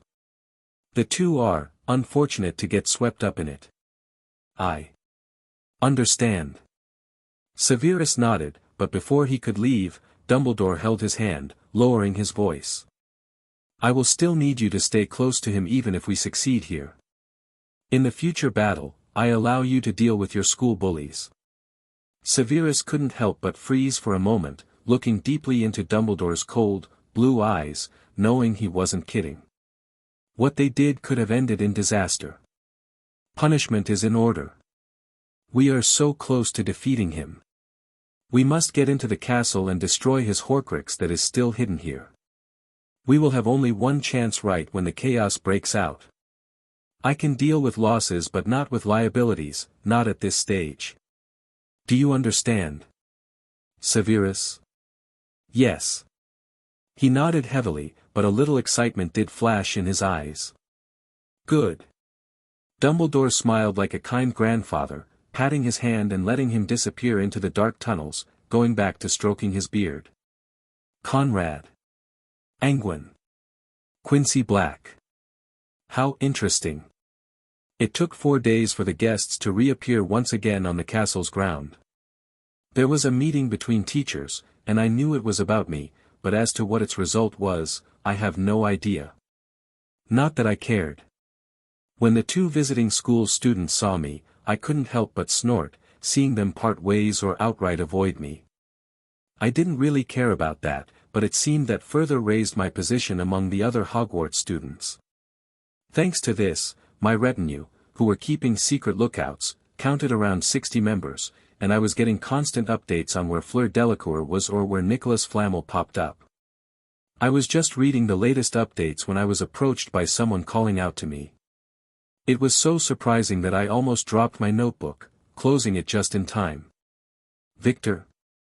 I asked, raising an eyebrow questioningly. I heard story. Your wife. I am sorry. Thanks, but she is not dead. Sure. He asked me not to threaten or mock me, I could feel it. He just wasn't good with English. Yes. I see. You know who. I heard. What did you? I am 100% sure they did it. I answered calmly, and with such confidence, it conveyed I had proof. I was just not ready to share it with him. I see. Fighting to death with honor is part of contest. This? Despicable. If help you want, I give. He said while looking into my eyes, stretching his hand forward. Amicham. I nodded, grabbing it and shaking his hand. Thank you, Victor. If anything happens, I will not hesitate to look for you. Also. Same here. If we ever fight, it will be face to face, in the competition. You say it as if we snakes. We were interrupted by a third voice, and turning towards it, I was surprised to see Fleur Delacour here. I knew she was close by, that is why I had checked my notebook earlier. But for her to come to me by her own accord? That was something new. No. I think highly of snakes. You? Not even close. I replied, but Fleur didn't flinch and only peered into my eyes, frowning a little. I was hoping it was not the result of the professor's spell failing. Talk. After just standing there for a minute, she said with a hard voice, privately. Chapter 87, Scare Tactics. Is this far enough from spying ears and eyes yet?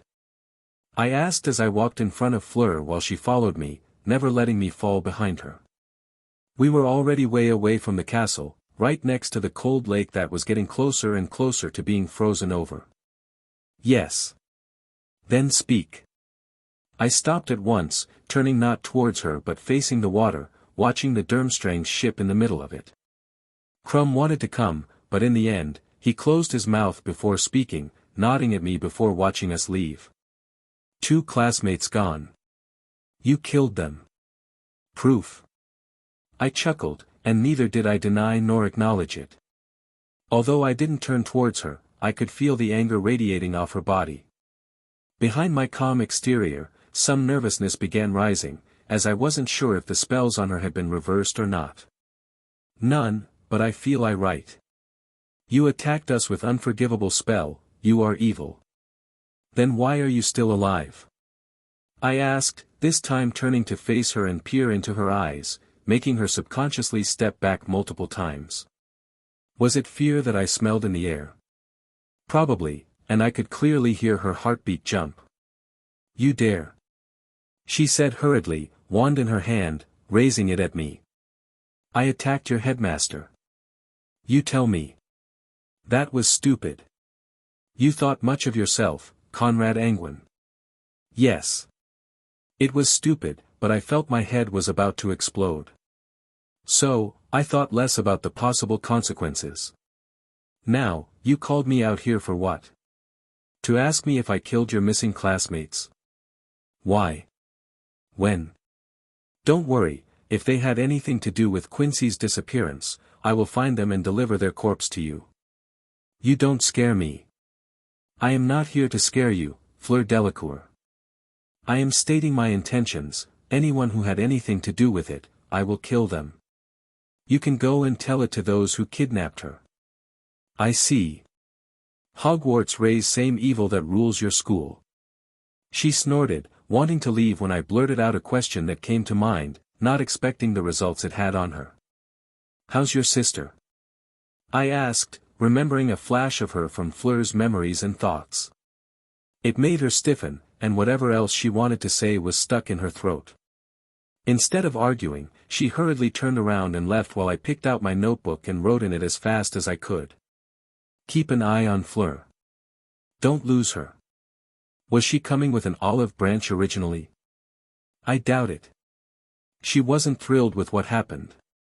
I could gather that from her memories and feelings, but she wouldn't betray them as she was committed to the thought of eradicating evil. Was she trying to confront or make a deal with me? Should I have told her what happened to their missing students in exchange for news on Quincy? Was that what she wanted? Or was she sent here to ask me about it because nobody could explain where 2 of their students disappeared? Good, because they can't explain Quincy's disappearance either. Whatever she thought would happen initially was thrown away by now as I watched her quickly disappearing figure. She was afraid. I felt it, and I realized one thing that never really came through in the lessons we had in school. Fear was a powerful weapon if used well. I think Umbridge was the one who told us something similar in one of her lessons. Bitch. I grumbled, walking back towards the castle myself, keeping an eye on my notebook. Barely 10 minutes had passed when the first message arrived. It detailed that she was seen rushing into their carriage, looking pale and worried. Only 5 minutes later, she was scurrying out, looking worse for wear, almost sprinting towards Hogsmeade. Does anyone know where her sister is? I wrote, asking, and an answer came back after a minute or so while I changed my route to head into Hogsmeade. She is in the village. We saw a group of Beauxbatons walk around Zonko's joke shop. Try to lure them out of Hogsmeade before Fleur arrives, and don't let them see each other. I don't care about the methods, just don't let them see each other. I don't need to do you anything else, just make sure they don't meet. It seems Merlin himself was on my side today, yet I didn't drink a Felix Felicis either. My little question, which I threw out on a sudden impulse, sent Fleur into a panic. Not finding her sister could be the breakthrough I needed. I was nearing Hogsmeade when a new message appeared in the notebook, making me frown. She looked erratic and disappeared inside the hog's head. We waited, but she didn't come out, so Liam went in, but she was not there. She couldn't have left, we were watching the pub and its only entrance. You did good. No, you did even better. Keep it under watch. Write down anyone who appears. No matter how they look. I want to know everyone who goes in and comes out. When I arrived, I went to the 3 broomsticks and drank butterbeer at the window, reading the messages coming in until dark. She never reappeared in the end, but then came a new report from the castle grounds. She was seen going into the carriage, arguing with her sister so loudly everyone could hear it. How did she do it? Invisibility cloak. Were we busted? Appeared a new message as more and more began popping up. Liam, were you seen? Hell no, I was careful. You are Hufflepuff, being careful is not in your vocabulary. Stop it. I wrote down, smiling. This means that something is hidden in there that can lead to who knows where. There must be multiple entrances in and out that are not as obvious as the front door. Shouldn't we report this to the teachers? Asked someone, and she had to be a freshman by the handwriting as her letters were still perfectly paced out. I am a Death Eater, appointed by Lord Voldemort himself. I said, making sure thick lines and authority accompanied my writing. When this is all over, and I make a report, I will mention every and all of your family's names. Do you want to be part of this, or should we let the teachers solve it? What? Do you want the Rat Man to bag the rewards? Which teachers helped me when they took Quincy? Watching the notebook, nobody was writing, which made my smile grow a little, and I felt confident. Which teacher helped me then? I waited for the headmaster, yet he said he couldn't do anything. I went to Professor Slughorn. You all know he favored her, yet he refused to help. What then? Sorry. No. I continued, my quill almost tearing up the paper as I was writing. Think about it more, my friends. Hufflepuff. Ravenclaw. Gryffindor. Slytherin. Who cares? When shit goes down, it is shown we can't trust the professors. It was a Slytherin student who went missing. It was a champion of Hogwarts. It was my wife. A Death Eater's family. Just think. If they refuse to help someone like Quincy, like me, would they care if you go missing? Heh. No. They wouldn't. Right, if nobody is willing to look for someone who is important for the school's prestige to win the tournament, why would they bother about anyone else? Somebody else wrote it, and I couldn't help but nod at the hurriedly appearing words. I promise you this. I continued, I will remember every one of you who are in this with me. If you ever run into trouble, I will help. With everything I got. I don't know how successful my impromptu speech was, but I hoped it would significantly affect them. I need reliable helpers not just now but in the future, too. Whatever is happening in the background, whatever my father is involved in, I won't be able to do things alone. Otherwise. He wouldn't need the Death Eaters, either. Snow was hanging above our heads when December came, but it had not yet come down. I was cursing at the clouds multiple times as we realized that repeating, familiar faces were coming and going from the Hog's Head on a rotation, like people sent on patrols. Something was happening with that place as people were going in, reappearing elsewhere afterward. Apparition? It could be, but then they managed to outplay the warning systems. You can't do it here without a proper license from the Ministry. That would set off all the warnings directly at Lord Voldemort himself. No. There was something different at play, and with a fresh coat of snow, we could look for clues and footprints. Hey, Conrad. It was Professor Lockhart's voice that pulled me out of my thinking. Looking around in the classroom, I was sitting there alone, biting on the end of my quill. Sorry. I murmured, starting to put my things away, totally not paying attention in his class. It's okay. He shrugged, surprisingly normal, missing all of his jolly attitude since the memory incident. We didn't really speak since then, and it was the first time he approached me on his own accord. So. I was asking around. He whispered, leaning over my table, making me blink my eyes and rub my ears. He really did. And? I asked, trying to contain my excitement. Multiple Muggle-born wizards who your father obliviated and sent back into their world disappeared. I have multiple friends in the Aura Division, and they looked into the names I had. All gone. I see.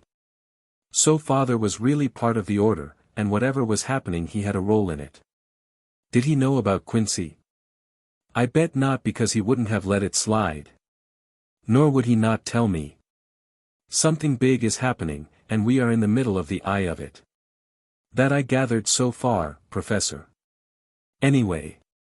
He waved his hand, continuing, I was speaking with some other friends of mine in Hogsmeade, and they say multiple unfamiliar faces have been popping up constantly. Of course, it is explained with the tournament, but I'm not buying it. How's the two come together? I asked, furrowing my brows, watching him sigh. Look. You know that I was there to monitor your family, yes? Yeah, that is why you are having sex with my mother. And no, we were just, I. He stuttered, not knowing what to say, and that was a first. I couldn't help but laugh, which I hadn't done since Quincy was kidnapped. I don't care. My mother never showed any love for me. I don't care. You can take her away, I would be thanking you instead. But please, Professor, continue. Let's drop that topic, so. If it comes out that your father is a, you know what? Then I would be beheaded. Worse. Cruciate into insanity. My life is over. I get that part. So. I need to get out of the country. I need protection. Fast. I need to speak to your father. Now, I know you don't know where he is, and neither do I. But. I found one of the supposedly Muggle-born wizards who was dealt with by your father. Right here in Hogsmeade. If I go there. That can be trouble, but you. My young friend. I got it, I said, standing up, grabbing his hand, and shaking it. I will do my best. Ah, my boy. He yelled, hugging me firmly, I knew we were best mates the moment you arrived at Hogwarts. My happiness was twofold. Even if this clue doesn't lead me closer to their secret hideout, it could lead me to my father. Both would be good. Now, Professor. Tell me all you know about this man, and let's go find him. Chapter 88, Growing Support. Finding the person in question wasn't going to be easy, I knew that. I didn't even have a concrete idea of what to do with him when we did, but I was eager to act. Sitting around and trying to come up with scenarios was useless, I would much prefer to improvise just to let me get closer to Quincy. Professor, I need you to draw me how he looks. Can you do that for me? I asked, placing my special notebook before him after we entered the Three Broomsticks, where most people would come when visiting the village. Ah, of course, of course. He chuckled, waving his wand, and for a moment, my heart stopped, thinking he would turn my best tool into a burning manifesto. Luckily, that didn't happen. Instead, the quill began moving, and soon, a lifelike portrait appeared of a guy who should be around his mid-20s, with swept back, black hair, and a bit sunken eyes glaring straight at me. "Thank you," I said, looking at it and writing that everyone should keep an eye out for him before closing it. "I memorized him." "Where did you see him first?" "Right here," he said, fumbling with his fingers and looking around, but we only saw locals and some older students who had some free time between classes. "Around noon, I think." "Did you follow him?" "No, I had different things I had to take care of." "Like?" I asked, pressing on as it was rare for him to be this straightforward. The executioner blade above his head seemed to wash away the always confident and jolly persona he had put forward so far. "Ha, it is no use in keeping silent about it, not when a storm is coming. If the order is here, it will come to light anyway." "Professor," I urged him, leaning forward, wanting him to just tell it as is. "Do you know that the castle has multiple hidden routes?" "No, but I guessed so." I nodded, especially after finding the chambers of secret. "Now, there is more than one. We know about 7. 4 of those 7 have been destroyed, collapsed, and ensured nobody can come and go from them. The remaining 3. We are using them to transport fugitives in and out of the castle. There is a whole prison underneath Hogwarts with some high-ranking order members held there." I gathered as much. I heard things and thought there was some shady business going on. I nodded, leaning back and ordering a butterbeer. "Will they try to free them?" "There is a possibility. I am sure they know about it. But they wouldn't know about the layout. So you want to trade the information for your safety?" I finished for him, already having an idea why he was so proactive. "Exactly. I can tell them how to get in without triggering any alarms and get their people out. If they are here for them." I murmured, furrowing my brows because I didn't think Dumbledore would have come for them. Or just for them. Are some captured soldiers worthy of him risking everything? What else? I don't see any other points. I will have to find Professor Slughorn too. Maybe he also takes the chance to escape. "Ho?" I asked, surprised once again, but it made sense. If a potion master can't make someone talk, working in tandem with someone who can extract memories, then the victims surely know nothing. This sounds like a conspiracy after conspiracy. How many layers are there? Damned if I know. He moaned with pain, and while drinking his own butterbeer, I felt my notebook get warmer. Opening it up, I saw new writing appear as one of my sentries recognized the mugshot of our target. He did enter the Hog's Head once and was seen at the outskirts of the village later on. If that is the case, then he will be back. I just need to be patient. "Professor, can you draw me those tunnels?" I asked him, and with a bit more persuasion, he penned it in great detail, even explaining the enchantments placed on them and how to deactivate them. Some I didn't even hear about, but after he was finished, he stood up with a dejected sigh. "I can't stay longer, I have classes in the afternoon and duties at night." "Kiddo. My friend. Will you help me? Inform me if you find him." "Yep. You are the only teacher helping me, so of course, I will return the favor," I answered, looking into his eyes. After he left, I hurriedly opened my notebook. "Memorize the tunnels and their entry points. We will keep an eye out on those, too, but I am sure there are others only the Order knows about. Don't go into them, it could be dangerous, but if something ever happens and you are in trouble, don't be afraid of escaping through them." I don't know why, but I had a feeling that something horrible was brewing, and by now, I was worried about the school and the others. These few days made me realize only some people are like Draco and his entourage. Most of them were, just like me. Us. Kids, wanting to learn magic. I was surprised how many of them, from different houses, were willing to help me. I owed them this much. 2 hours later, I was ready to head back when a fifth-year Ravenclaw student hurriedly wrote that she saw the man. He had just entered Hogsmeade, coming from the side of the train station. I didn't hesitate, rushing out, and a minute later I saw him. He was doing rounds around the main market square, looking at the stalls and the shops, seemingly just strolling around but edging closer and closer to the Hog's Head. I need some of you to either block him or herd him towards the alleyway on the left. Make sure people don't notice it because I'm going to knock him out. A moment later, a group appeared with a dozen students, and it made me smile. They acted perfectly, being loud and obnoxious. They blocked the narrow roads just right to make my target take the designated alleyway, and when he entered, I stepped after him and hit him in the back with a stunning spell. "This way!" A sixth-year Gryffindor whispered, opening a door with Alohomora, and we pulled in the unconscious man. "Thanks." I nodded as more students filled the room that looked like some abandoned, old shop. "Who is he?" asked a girl whisperingly, and I could tell she was part fearful, part excited. "Probably a member of the Order," I said, making them take in sharp breaths. "I will look into his memories. You guys, keep an eye out for me." "You can do that?" a Ravenclaw student asked, sounding impressed. "Professor Lockhart taught me. Believe it or not, that is the only spell he is good at." "It is tough to believe."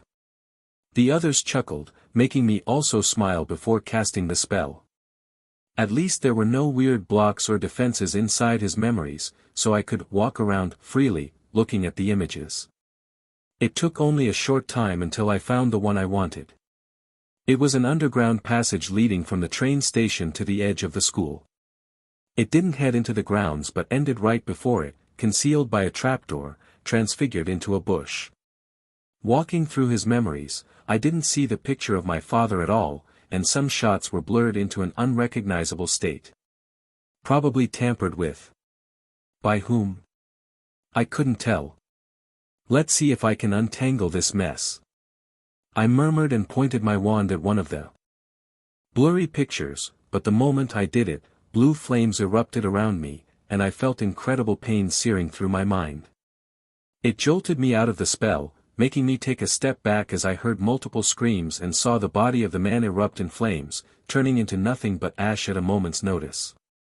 "What happened?" a Slytherin student asked, holding me by the shoulder, keeping me from swaying.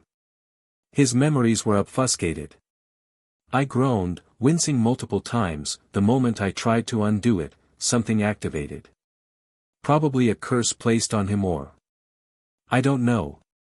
"Your nose," a Hufflepuff girl said, giving me a tissue as it was bleeding profusely. "Thanks, damn it." I cursed as the rest of the students looked to be whiter than a ghost. They don't want this to be discovered. This is really bad, very bad. It is. I nodded, not wanting to argue with them, but panic is not a solution. I said, raising my voice and making them look directly at me. "Listen. This competition is going to turn really ugly. But it won't help if we start panicking and making a fuss. In the guy's memories, I found the underground tunnel he used to move around. I bet there are multiple dozen others that they use.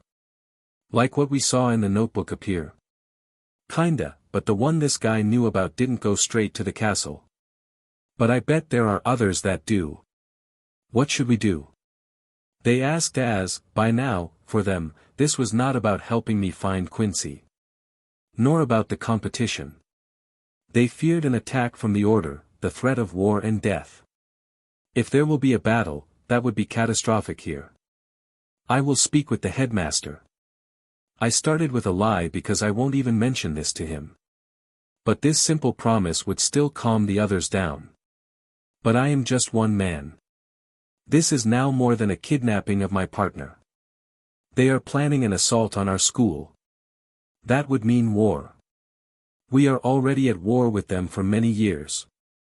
I answered, waving a hand to calm them down. "I told you before. I will help." All of you. Look for your friends, those who you can trust. Make more notebooks and involve them in this so we can keep in contact and share information. When trouble comes, we can only trust each other, understand? We are Hogwarts students, so we have to look out for each other, no matter the house. Those passages that lead from the castle to the outside world. If something happens, use them. Use them to escape or hide. Got it? Why yeah. Some weak answers did come, but I could feel that they were nervous, so much so that it was hard to speak. Trust me on this, and I will do my best to ensure that all of us are safe. When we slowly, one by one, left the room, I was the last to leave. By now, my nosebleed had stopped, and I wasn't heading towards the castle. My goal was the entrance of the tunnel the guy knew about. Chapter 89, Labyrinth. I went to the train station first, finding the entrance in the public bathroom hidden from all eyes. I had to push one of the out-of-order toilets and descend a few yards on a sharp slope. There wasn't any light source present, and the darkness was so bad even my eyes were struggling to adapt. Probably only Quincy would have no problem navigating down here. After lighting up the tip of my wand, I began walking forward, inspecting the floor and the walls, advancing very slowly and methodically.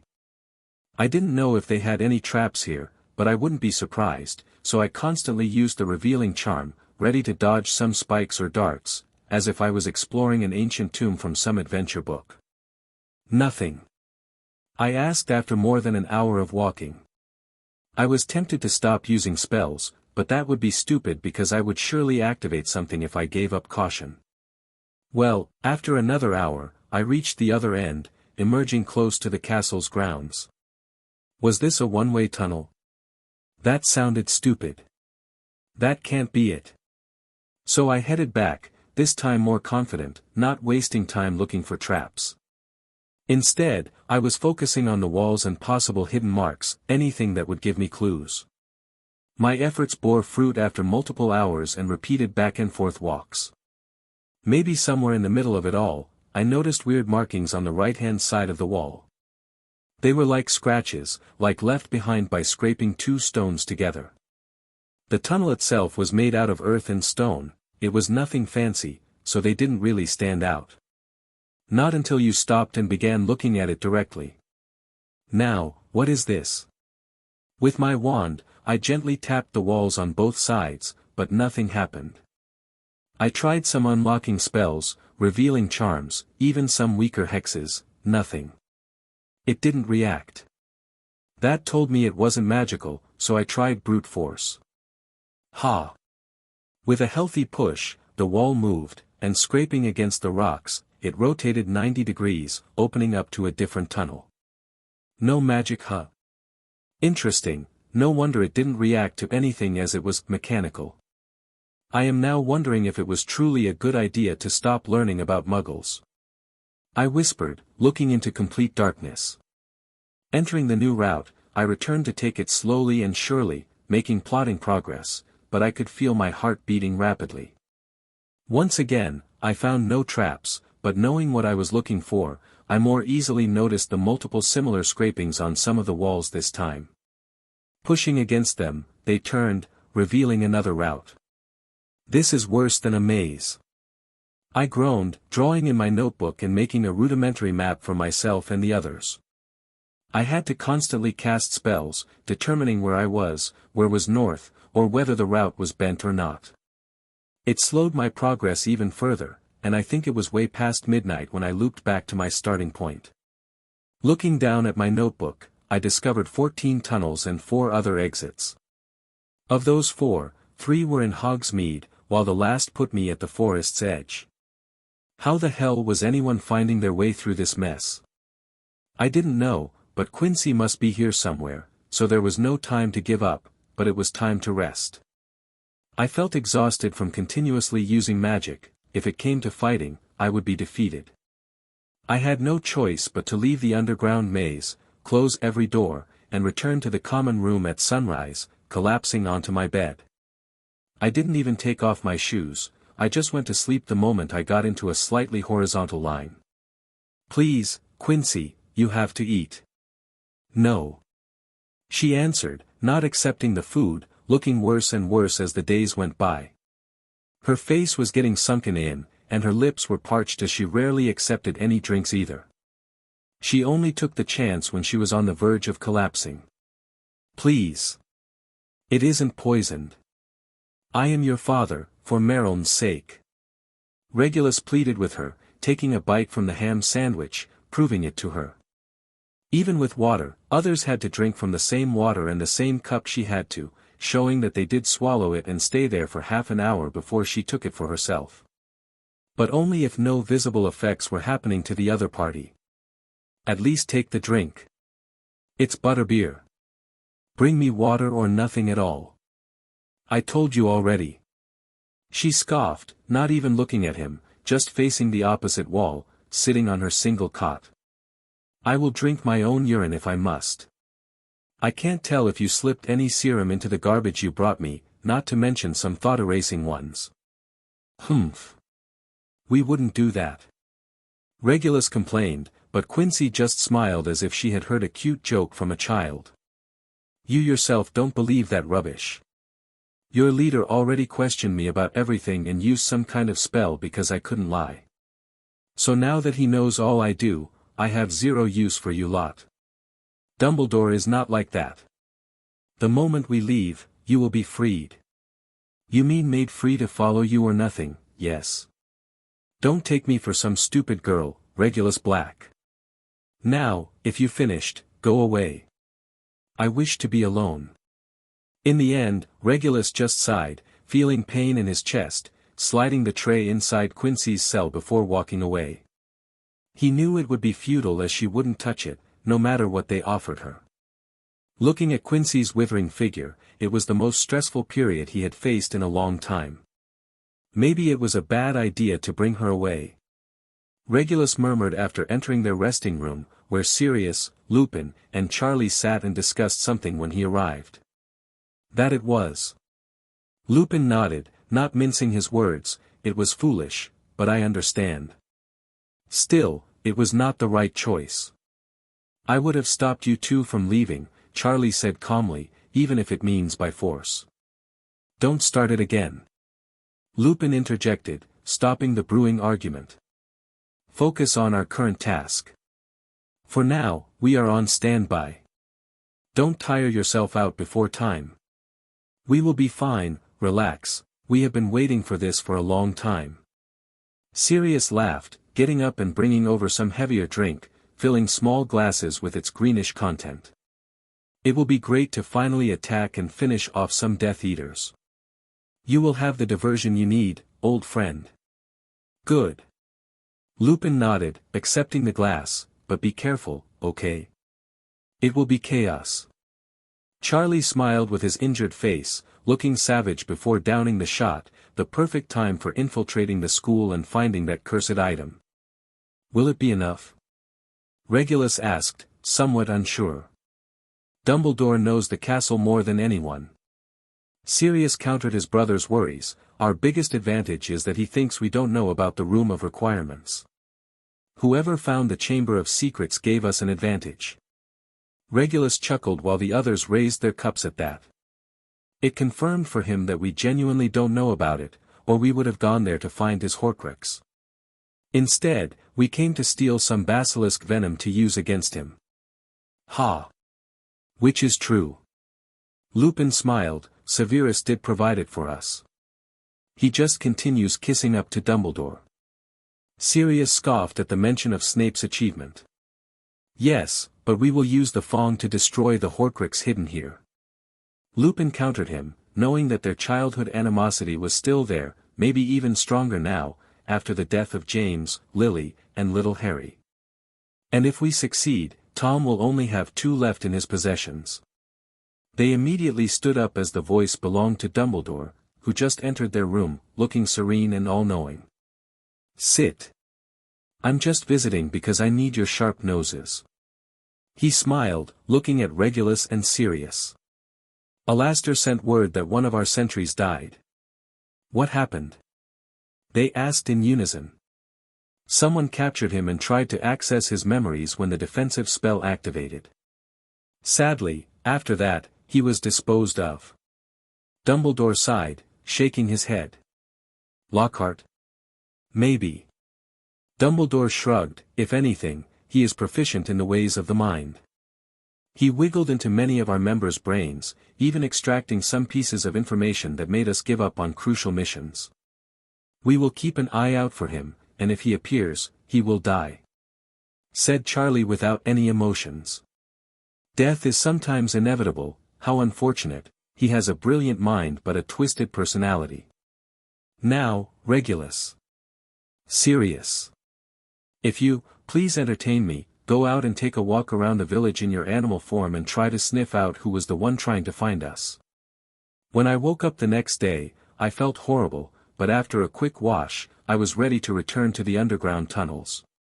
It was when I exited the front gate of the castle that I realized winter had come, and snow was falling, covering everything in a thick, white layer. Winter had finally arrived.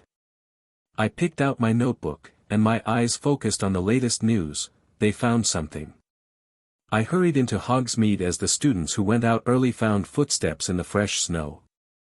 I could have kissed them for their quick thinking, as right then, it was still new, and the routes weren't covered in hundreds of footprints. What was weird was that they were the pawprints of dogs emerging from an abandoned well. Animagi. I said the moment I met up with them and could see it for myself. They know of the death of their comrade. I concluded as the trail went straight to where I knocked out the man yesterday. And I know who these two are. What should we do? The Slytherin students who found it asked, looking at me for answers. Go about your day. Keep an eye out for a black and grey dog, though. They will be our shape-shifting mages. Don't try to stop them, they could be dangerous. Just keep your eyes peeled. I said commandingly and also wrote it up in the notebook. Now. I want some of you stationed at the entrances we found. Keep an eye out because I will go down from where the footprints originate and explore it. If I stop reporting via my end for more than an hour, take it as if I was captured. Or killed. Burn your books then, and don't believe anything I write into it because that will no longer be me. Got it? Yes. They answered, and before I went down, those with me insisted that they shook my hands before watching me disappear underground. It felt good. I didn't know what would happen, but it boosted my optimism, feeling I wasn't alone in descending into the abyss. Chapter 90, The Nest of the Phoenix. I was much more nervous going down underground than previously. I knew the same people who kidnapped Quincy used this route to move around, so I was sure I would find her. I kept my eyes open and my nose sharp, wanting to pick up on any movement in the dark before they could sense me. Wet dogs. I whispered as the air had a thin trail of that particular smell. Not that I was complaining, no. I was following it. It led me forward, straight into a wall with the familiar markings.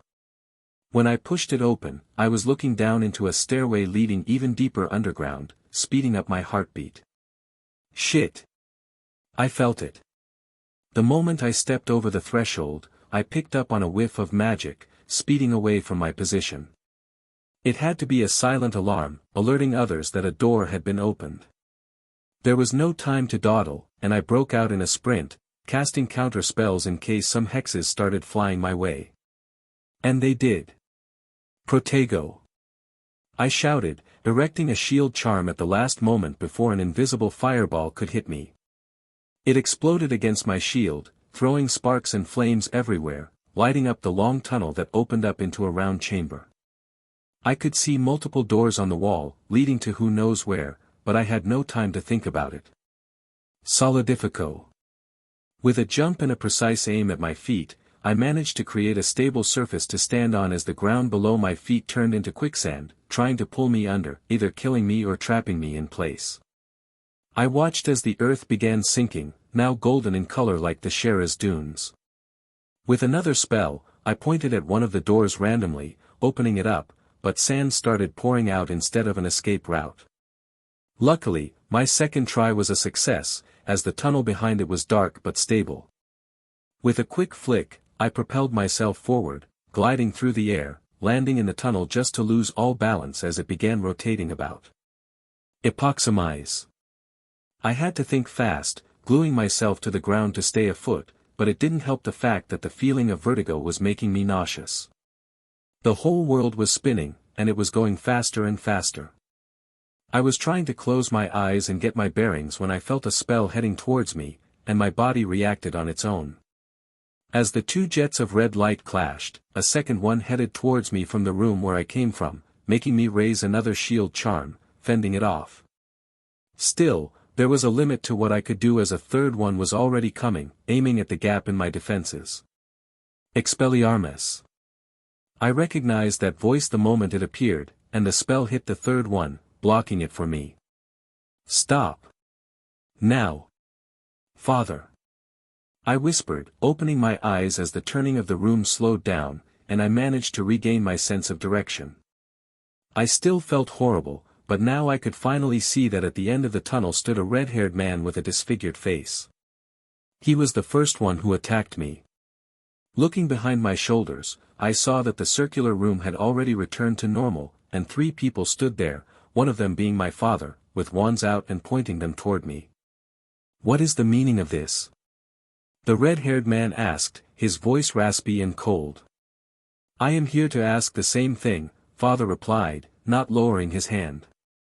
I received news that you kidnapped my daughter-in-law and have to return to find you attacking my son. She is my daughter. She wasn't kidnapped. One of the men shouted back, making me look at his disheveled, bum-like appearance. I see. He must be Regulus Black. The other one is Sirius, then. The Doggy Brothers. Fitting.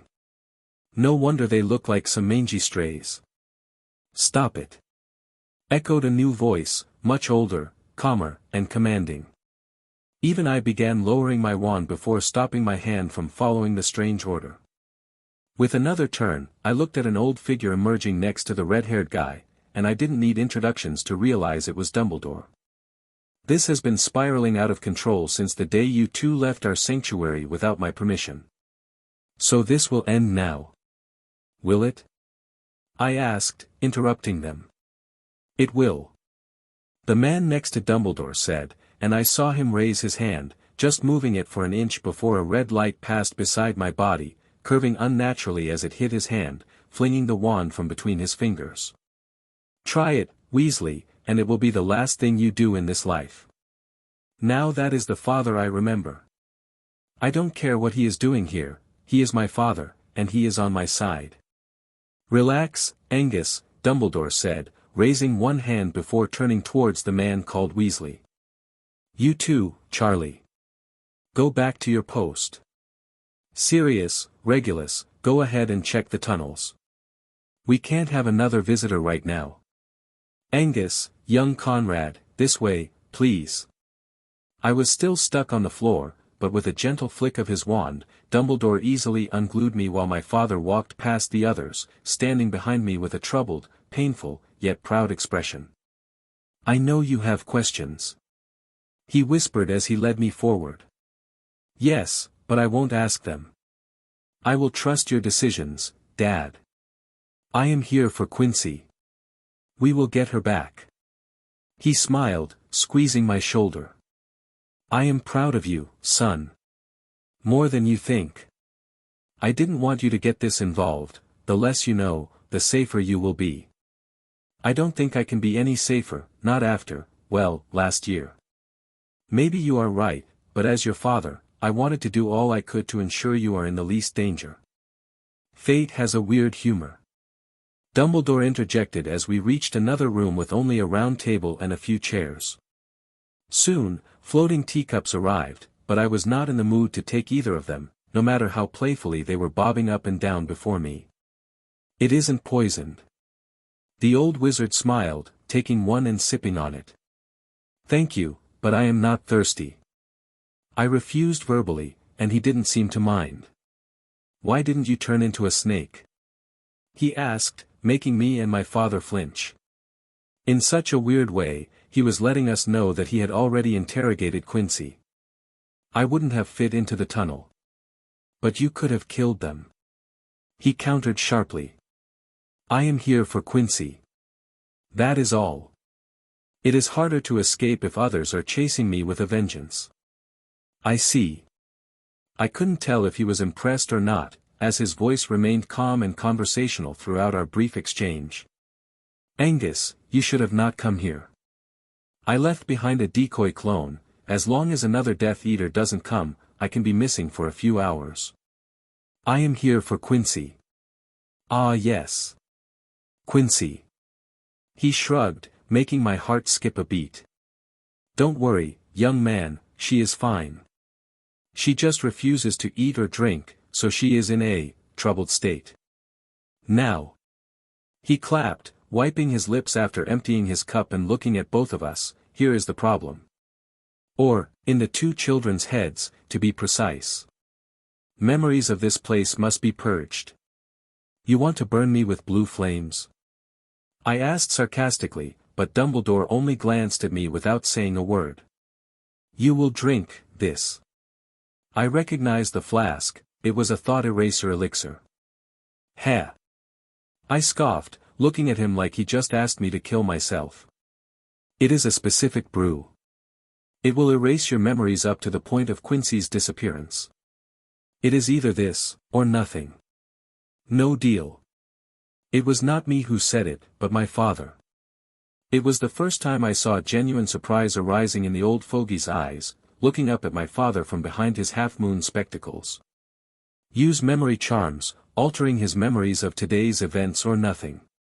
Okay, now it was my time to be surprised, but I remained silent.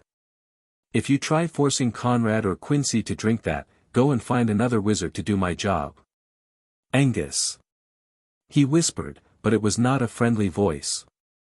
I am not kidding, Albus Percival Wulfric Brian Dumbledore. This. Or nothing. I had no idea what was going on, I just knew that whatever Dumbledore wanted, my father had the upper hand in this conversation. So be it. His answer was so quick that I barely managed to feel the underlying coldness and frustration. I wanted to speak, but then a spell flung at me faster than anything I had ever seen. It hit me on the forehead, and then everything went dark. The last thing I thought of was that not even my father could react to it. I will destroy this, Dumbledore said, letting the memories of Conrad swirl above his palm. Don't worry, he is uninjured. But we have little time to waste. Angus said nothing in the end, just leaned down, picking up his son's limp body. You must come with me and persuade the young lady, as she is most reluctant to cooperate with us. I am willing to risk this as we are in the final stretch. Don't fail me, Angus Anguine. Don't become like the Black Brothers. I already told you. I will fight the Dark Lord myself, giving you enough time to find his Horcruxes in the castle and destroy them. That was our deal from the start. I'm just afraid that you will falter in the last moment because of the child you hold in your arms. To give us the chance, you must go all out. I raised him well. He is already becoming independent and no longer needs my protection. He found your place without me and infiltrated your base. Angus added with a visible smirk on his face, unseen by Dumbledore, as he walked ahead of the two. Yes, he did. The old wizard hummed, looking at the memories within his fingers, wanting to inspect them, but there was no time for it.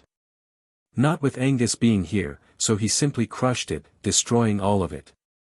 I will implant new memories into the kids. It will be your job to create a scene for their return. It will be done, and don't worry. I know my task, and I will perform it well. The ties of a family are always the ones that cause problems in all plans under the moon. It did so almost 100 years ago, and it is doing it right now. Dumbledore murmured to himself, not minding Angus listening in, this is one advantage that Tom has over us. When I woke up, I felt my head whirling around, surrounded by thick smoke rising toward the sky. I was surrounded by dead spiders and saw Quincy, cocooned, wrapped up in a nasty sleeping bag made of spider silk. But finally, I found her and she was now safe. No. I groaned, holding my head, feeling it thumping. That was not right. Of course it isn't.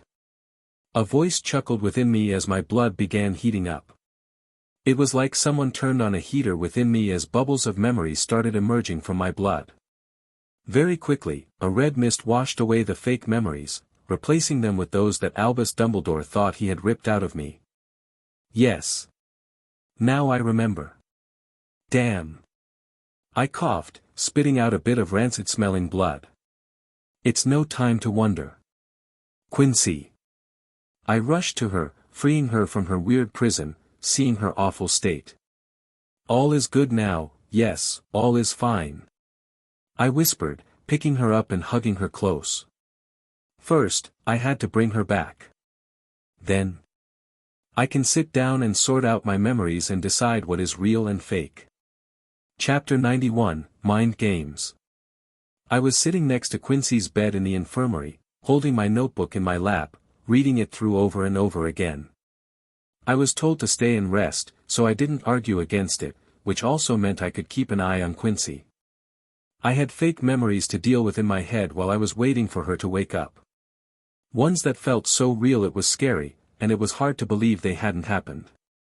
Thankfully, through this notebook, I could discern what was real and what was the machinations of Albus Dumbledore. I got Quincy back. It was the first thing I wrote into it, followed by a warning to everybody. If you ever feel yourself to be in danger, burn your notebook. Its existence could bring forth your demise. To my surprise, very few people wrote they would do it, while the rest assured me they would be with me going forward, whatever happens, even if they have to fight the order. In the end, I had more than 40 students who signed their names, saying they wanted to follow me as everyone felt a storm was coming. I will have to come up with a codename for everyone, I murmured, closing the notebook. I need a security backup if one of these books falls into the wrong hands. We can enchant it, so only the selected people can read it. Quincy. I yelled out, standing up at once when I heard her weak voice, helping her sit up before I hugged her close. Finally, you are back. I remember some weird things, it doesn't make sense. She whispered, her throat dry, so I helped her drink some water before doing anything else. Most of it is fake memories. Don't force it. We were captured by the Order, and our memories were tampered with. How do you know? She asked, looking confused, holding my hand, not wanting to let it go. I knew it would be hard to believe, yet her eyes weren't questioning me.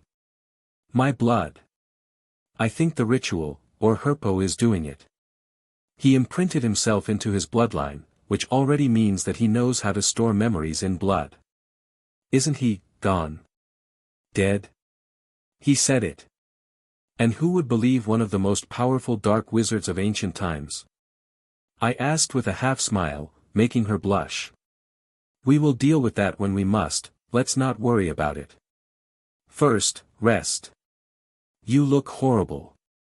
I feel horrible. She chuckled, but still, I climbed into her bed, hugging her close to me and rubbing her head. Worry not. We will deal with your jumbled memories, and I already know how. I am not worried, not anymore. She whispered, burying her face into my chest, and for the first time in a long time, I felt everything was back in order.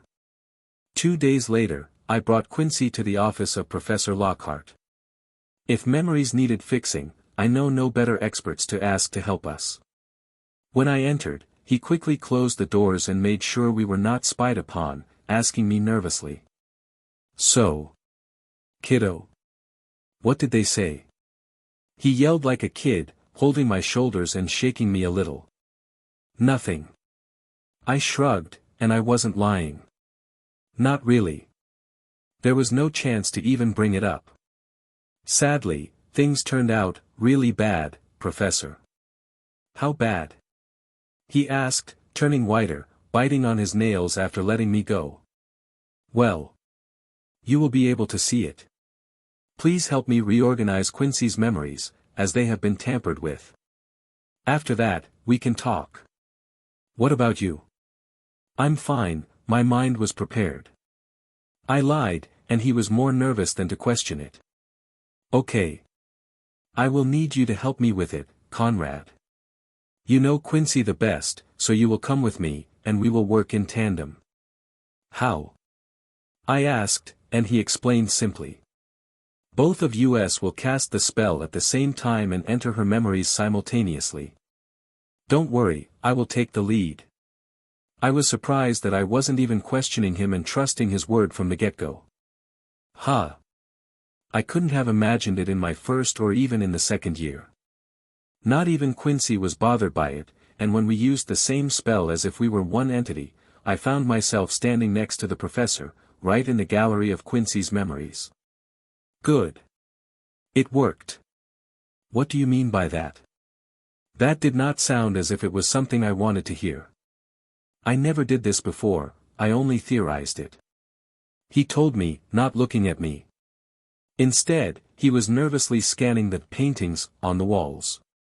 I wanted to tell him off, but it was not the right time for it. That had to wait until later. Yes. I see. What do you see? I asked, holding down my anger and regulating my breaths. Many of the memories here are fake, you can tell if you look at their frames. Every memory has a unique frame, like fingerprints. The fake ones? Look closer. They are identical. Are they? No matter how hard I looked, the wooden-looking, swirly-twirly decorations on them looked the same in all of the paintings. They always did. Nothing new here. I don't know, Professor, they all look the same to me anyway. Exactly. A ton of memory got ripped out and replaced. You said once that memories can't be destroyed. That nobody did it before. I countered, fearing that Quincy's memories couldn't be recovered. Have you ever heard of amnesia? Of course. The only way to get rid of memories. It still won't destroy them, but it will be close. Close enough. Whoever did this was forceful. Ripping out memories causes the effects of amnesia. It is a brute force method and could lead to permanent brain damage. Think of it like knocking off the paintings from the wall. They fall into the abyss. Then the caster just has to replace them with his own version. A crude method. No sophistication or respect towards the art of it at all. Is she okay? I asked, feeling my heartbeat fasten at once. Yes, she is fine, now, let me work. Conrad, you know her best. Your job will be to concentrate on memories that you built up together. Try interacting with the fake ones here, projecting your own into her mind. I will try to fish out what is hidden deep within so we can restore what has been lost. The whole ordeal went on for the entire day. The one who was the most relaxed was none other than Quincy. With every session, more and more memories resurfaced of what happened to her, and by the end, she could distinguish between her natural and fake memories. When we were finished in the evening, I wanted to collapse, feeling like I had run a marathon. Thank you, Professor. She bowed towards him before sitting in my lap, snuggling up to me. Yeah. He nodded, looking disheartened and crestfallen. I knew the reason. In one of Quincy's memories, Dumbledore was interrogating her, and his name came up. It was evident that Dumbledore looked at him as someone unimportant and that he would not want to do anything with him. That alone crushed all the professor's hopes for striking a deal with them. I'm done for. He groaned, placing his head into his palms, and it was the first time I saw a grown man crying. It wasn't loud, it wasn't a tantrum. It was pitiful, desperate sobs. I can't lie. I felt sorry for him. Not is all lost, Professor. Quincy whispered, walking up to him and patting his head. It is. He answered, trying to fix his posture and wiping his eyes, but it just made him even more pitiful. I will vouch for you, Professor. I blurted out, not even knowing if that would have any use or not. I am nothing but a glorified bait anyway. Vouch to whom? Voldemort? Dumbledore? Laughable, both of them. Thanks, kiddo, you are truly a good friend. My only friend. Keep yourselves safe, okay? For some reason, I was feeling really bad while being led out of his office. I wanted to say something, but then again, he just closed the door behind him, and I heard the locks clicking into place. We should visit him maybe a bit more. Quincy murmured, feeling the same way as I did. If we have time. I answered, holding her hand and leading her towards our classroom in the North Tower. It is December, and soon it will be the Ule Ball. Can't we skip it? After what happened, I am not in the mood to celebrate anything. I just got back, I should be able to say I am still weak and battered to go to any celebration. Me neither.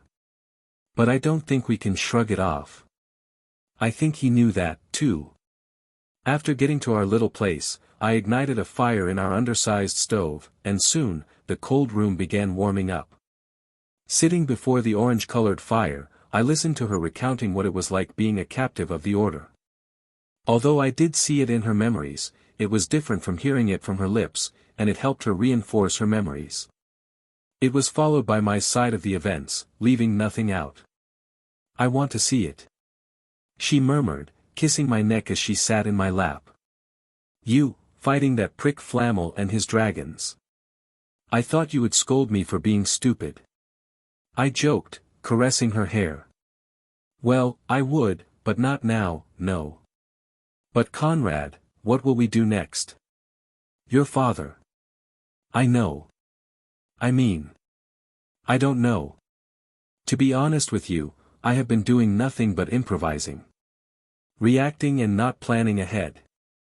I hate to admit this, but we are not the ones who hold the reins. That is in the hands of Dumbledore and Voldemort. We are just pawns in a game, and our positions are the ones that try to pull out the opponent's queen. Yes, you are right. The only thing we can do now is to prepare, and prepare. Deal with what is in front of us. My only hope is when this tournament is over, and the dust settles, we will have a chance to regain control over our lives. Until then, we will continue to ready ourselves. She hummed, kissing me more and more as if trying to fill up the quota she missed in the past month. That notebook was a good idea. Can you gather the people? I will help you put a hex on it. What kind of hex? I asked, returning the kisses by now. With a few from the books of Salazar. They will be very effective, you will see. By now, it was increasingly hard to talk as we were trying to seal each other's lips, and no more words were being said. At least not verbally but through mouth to mouth. Chapter 92, Alliances. Thank you. Said a fourth-year student, bowing towards Quincy as she finished enchanting her notebook, the last one that we created. Quincy's hex was something else, and it amazed me with how much ease she performed it. For anyone uninitiated, the notebook's contents would look like nothing but a student's diary. Even if they begin to explore it in more detail, the more potent spell they use, the stronger the backlash would hit them. By her description, the spell was not countering the enemy but bending against the spell and rebounding it. If it goes over a threshold and the hex can't handle it, then the notebook would burst into flames and be destroyed. It was simple yet effective, just like how Salazar Slytherin liked it. No, I need to thank you. She repeated the same thing she already told a dozen times, you helped me escape. There were two stories floating around the school. The official version, which the three headmasters personally announced, said that the spiders trapped Quincy and that it was part of the tournament. The second one was that she was kidnapped and held captive by the Beauxbatons and rescued by me. Of course, the second was coming from us, from my group, but it was never publicly acknowledged by me or her. As to why? To cause a slight headache for our headmaster and the Order. This alone made the Order question what happened. Did Dumbledore fail to deal with me? With my memories? Or was this a ruse? Was there a leak within their ranks? Who? On the other hand, it caused problems for Severus in navigating through it. He even called me to his office when the rumor started spreading. "What's the meaning of this?" he asked me plainly, and I could detect an underlying coldness in his voice. "What should it be?" I asked back, maintaining an innocent smile. And that was it. Nothing more was said between us, and I was excused after sitting there silently for 10 minutes, looking at each other. But I wasn't done. Knowing that the Order would most likely assault the castle from an undiscovered underground tunnel, I made my decision to do the same. With Professor Lockhart's lead, we mapped those with which he knew the passwords and could disable the warnings and traps. One led directly under the lake, opening straight into the water above us. When the door slid apart above our heads, a magical field stopped the water from falling in, but I could still feel its coldness, like some dark, black ice. The second tunnel was much more straightforward, leading us into Hogsmeade, but I already knew which one I chose from the two. "Why the lake?" Lockhart asked, clearly not happy about the idea.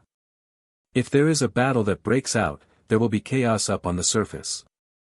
Down below the lake, not so much. It would be our best route to escape. If we are not captured or killed by some nasty beings who live in the water, or by the mermaids." "Professor, since when did you become so pessimistic?" I asked with a smile, but he just sighed in response. He really hasn't been himself since our previous meeting. I am horrified to say this, but I was missing the old boasting prick of a teacher.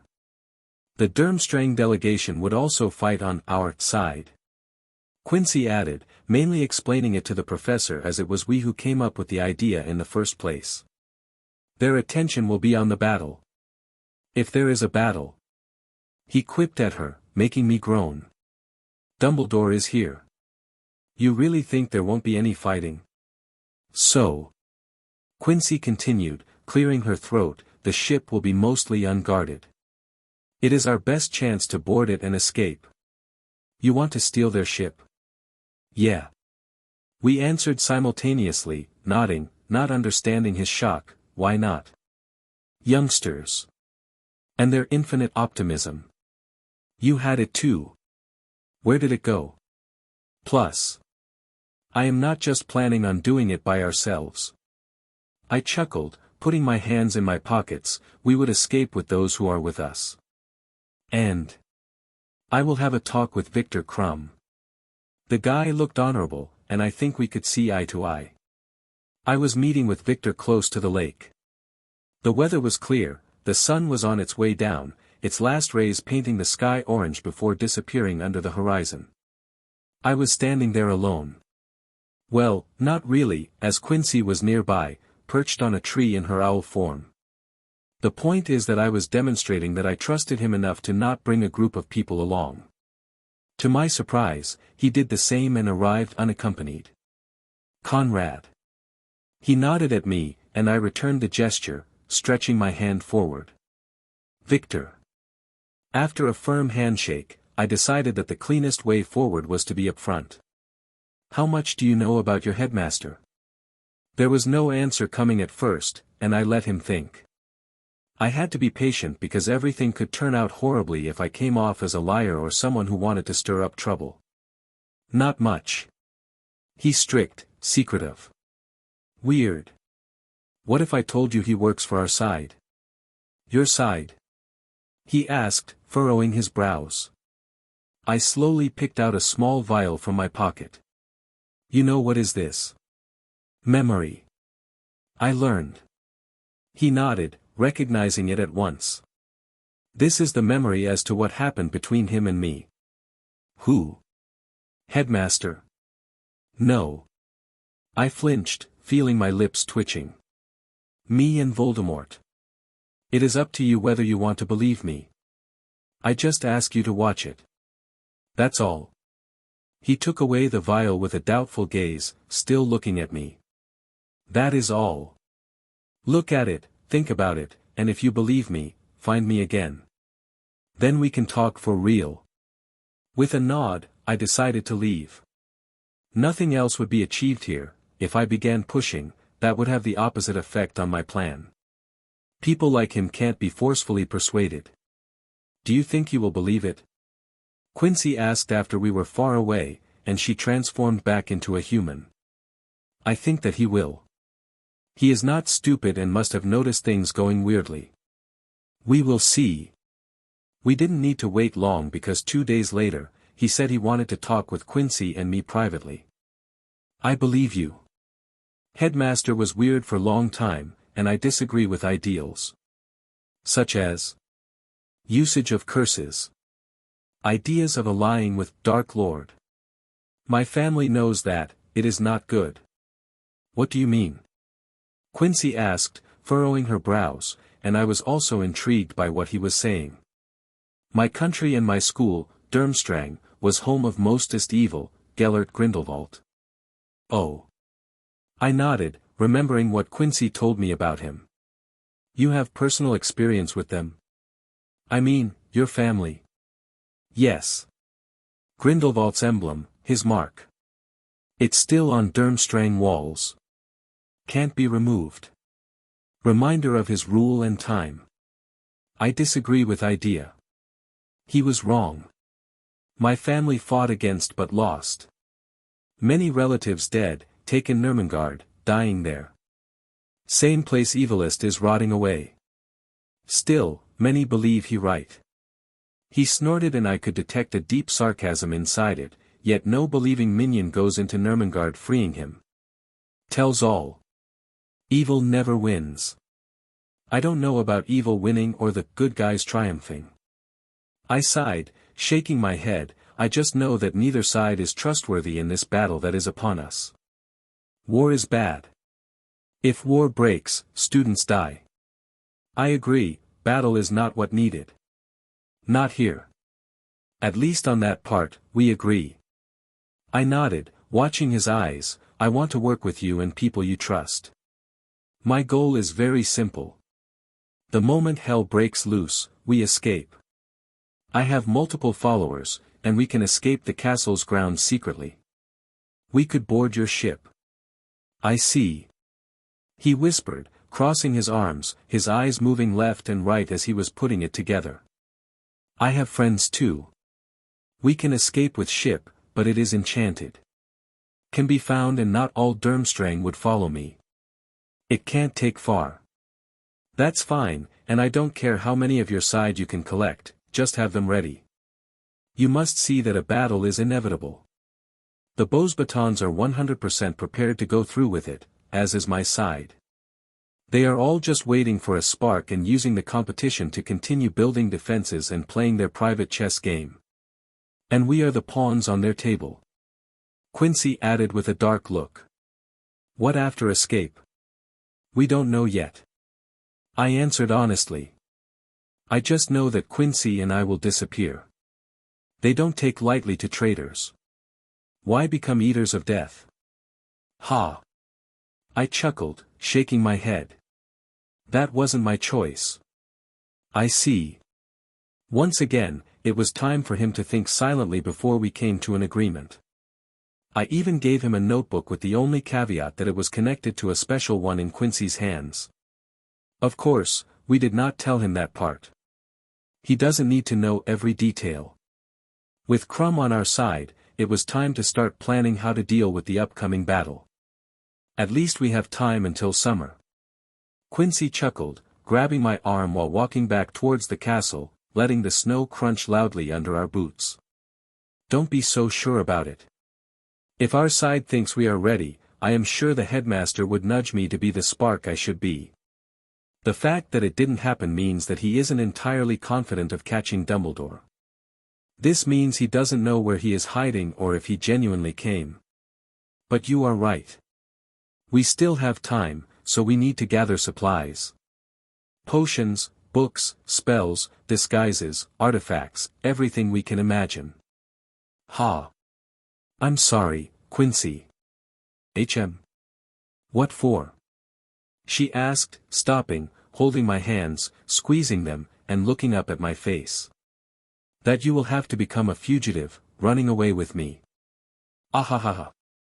I always dreamt about it when I was younger. A prince coming for me and taking me away. I am not bothered by it. She giggled like an angel, tiptoeing and kissing my lips. I will go with you wherever the road takes us. If I become a bum, I won't mind as long as I'm with you.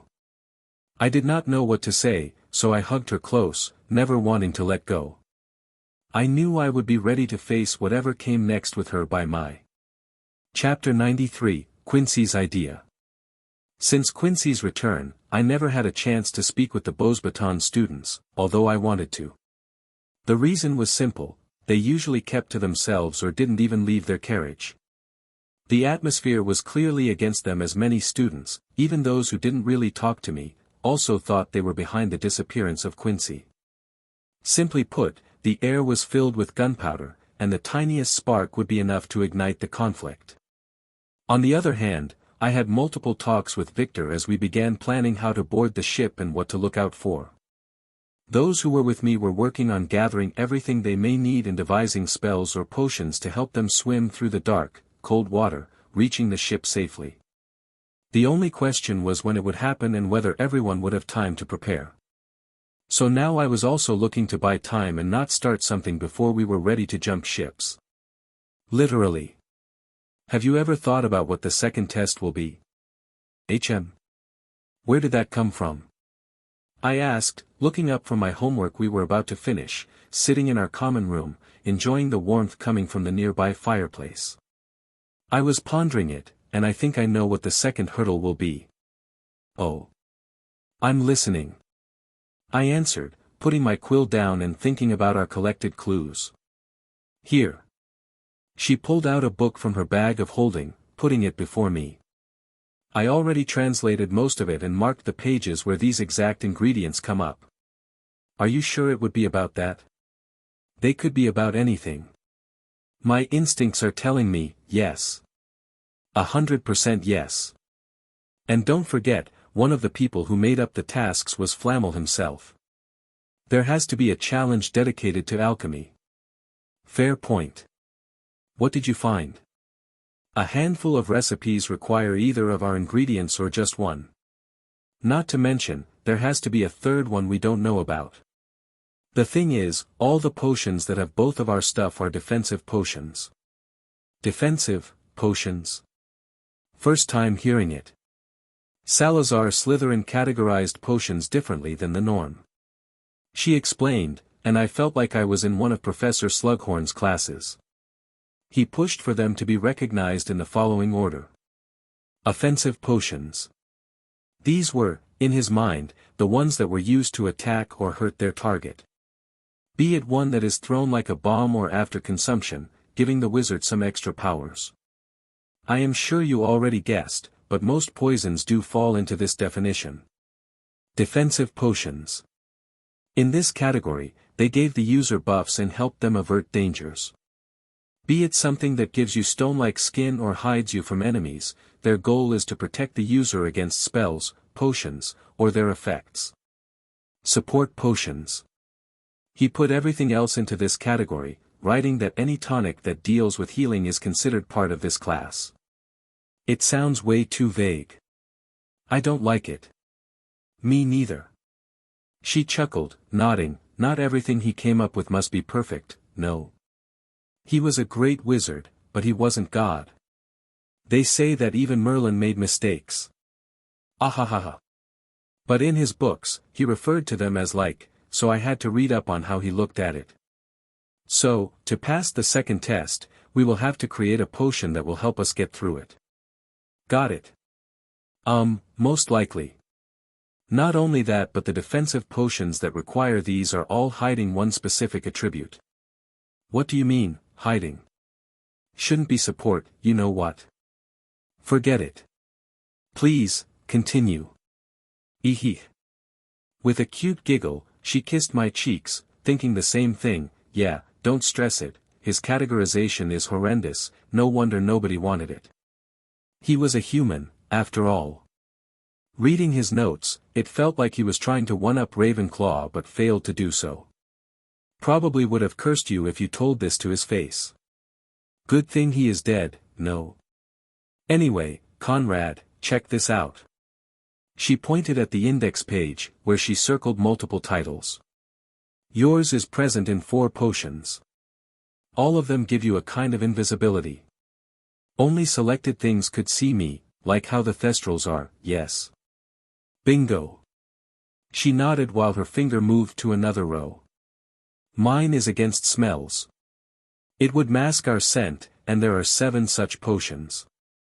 Now, I also looked at the spells that have both. Guess what? What? Ha. Ha. Sorry. I grinned, enjoying watching her roll her eyes and still giggle. They mask both things. Exactly. Now. I went ahead and made a guess what the third one could be. Hearing. I assumed, and she nodded with a proud smile. Yep. I found 2 potions with both of our ingredients, which mask the user from all 3 primary senses, and, here is the kicker. She grinned, flipping to the 2 potions recipes. Both of them have a third ingredient that pops up in them, the tail of a Cyban. A what? I asked, looking at the codex, but no images were drawn on the pages before me. I already looked it up. She added, closing this one and picking out a bestiary from the library. It is a small, rodent-like creature. It looks like a squirrel mixed with a chicken. Yeah, and it has exceptionally sharp hearing, so it is hard to find one. But. There is always a but, HM. I chuckled, making her smile, tapping the book's description. It has an unhealthy obsession with wine. An alcoholic chipmunk? Ahahaha. No. She laughed, filling the room with her voice that made me smile even more, happy that she was back with me, anyway. When in danger or feeling they are getting caught, their tail detaches like a lizard's. And we need that. Also, there was a note in the old codex that the tail would only be a useful ingredient if the Cyban itself sheds it under heavy stress. Otherwise, it won't be usable. I see. Sounds tricky. Are we sure this is the third ingredient? No. We are not. She shrugged, leaning back and biting her lips. This is only my conjecture. I know how to make sure of it. I sent word to Victor the following day, asking him to meet me again in private. Have you figured out your clue yet? I saw him hesitate to tell me, so I took the first step. Mine was thestral hair. Quincy's was spider venom. Is yours a tail, perhaps? This had an effect as it made him flinch, picking out his own parchment and showing it to me. I guessed creature type but couldn't narrow my search. Damn. Quincy was right, the riddle in yours most likely points to the beast she discovered. Especially this part, so slim and frail. A sudden scare, I dropped my tail. This has to be it. I thought lizard. Close, but this one is a Cyban. Look it up. I answered, giving it back to him. We are pretty sure of it. You, sure? Yep. We are. Thank you. Conrad. Don't mention it. I chuckled, watching him tower over me. If you can control your partner, you can bring him along too. We won't mind. But we want to cooperate. I'm listening. We think that the second task will have to do something with potions. Or at least it will help us complete it.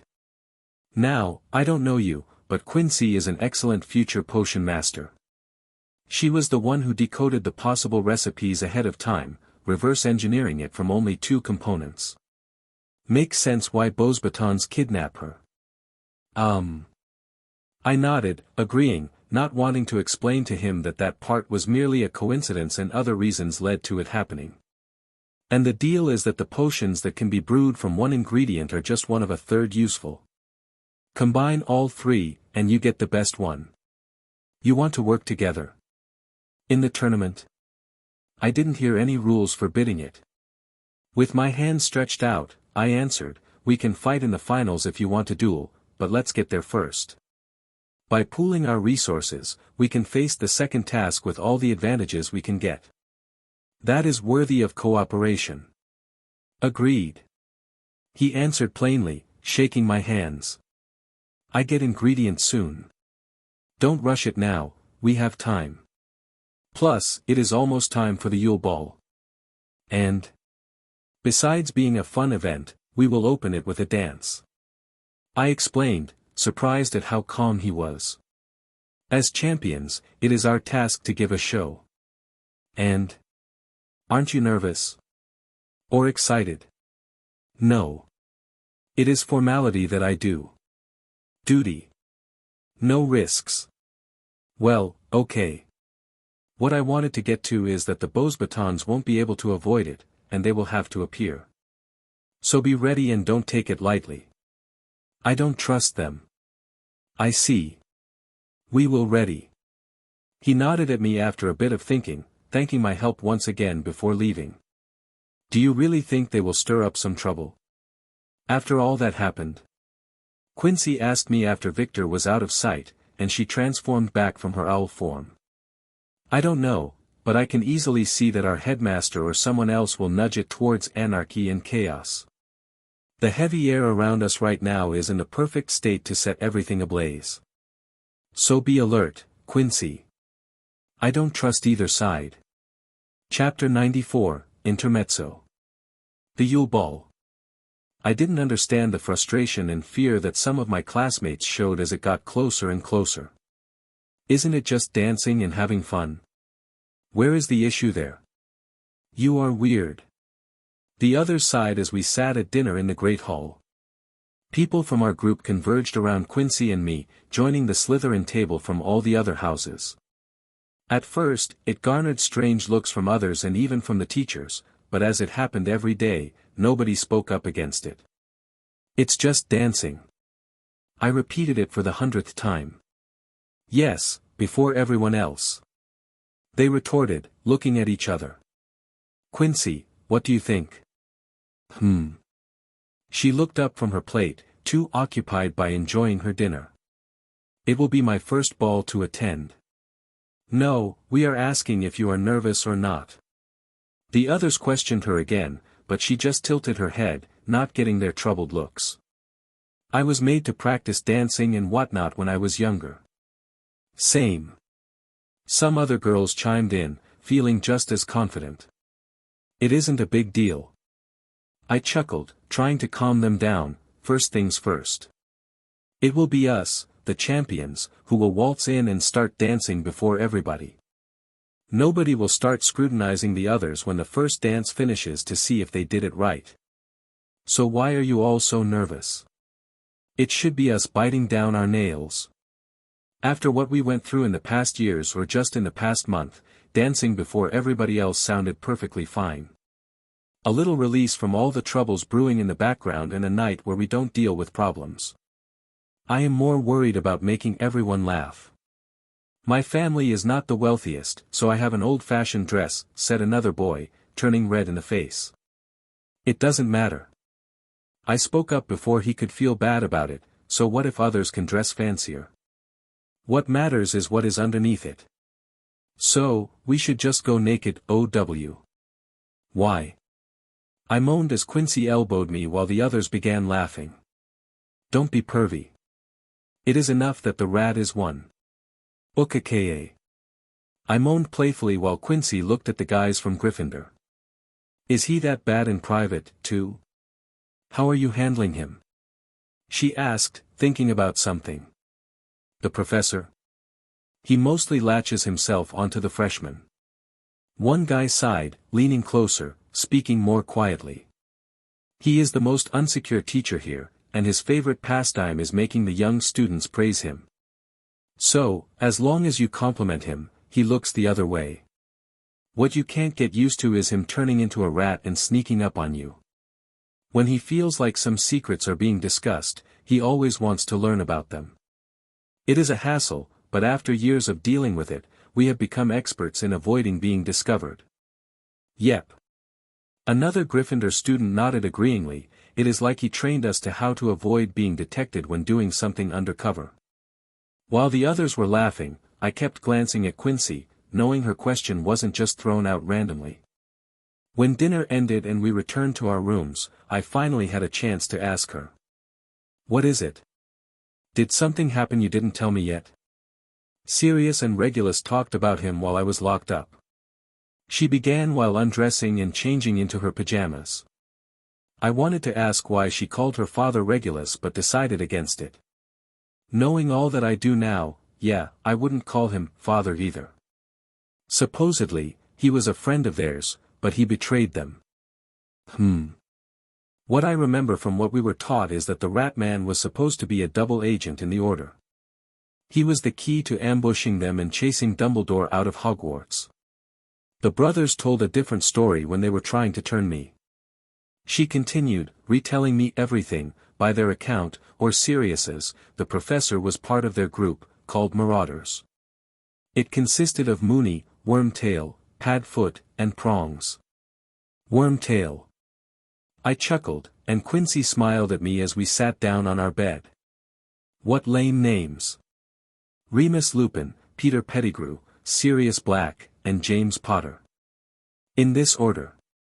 From what Sirius told me, this Potter guy was the leader in their group. Oh, I heard that name. I nodded, remembering the stories I heard being retold occasionally. They were one of the key families in the Order, yes? Staunch supporters of Dumbledore and the family who have chosen death instead of acknowledging him. They said more than that. She continued, holding my hand and looking into my eyes. They told me that there was a prophecy. It foretold that a boy will be born who will be ordained by magic to destroy the Dark Lord. The prophecy said that magic is nature and always balances itself out. The boy was born, or, more specifically, boys. Twins? I asked, but she shook her head. 2 separate boys were born on the same date the prophecy foretold, and he attacked both on the day Dumbledore fled the country. I know that the Potters died, and it was what secured that day's victory.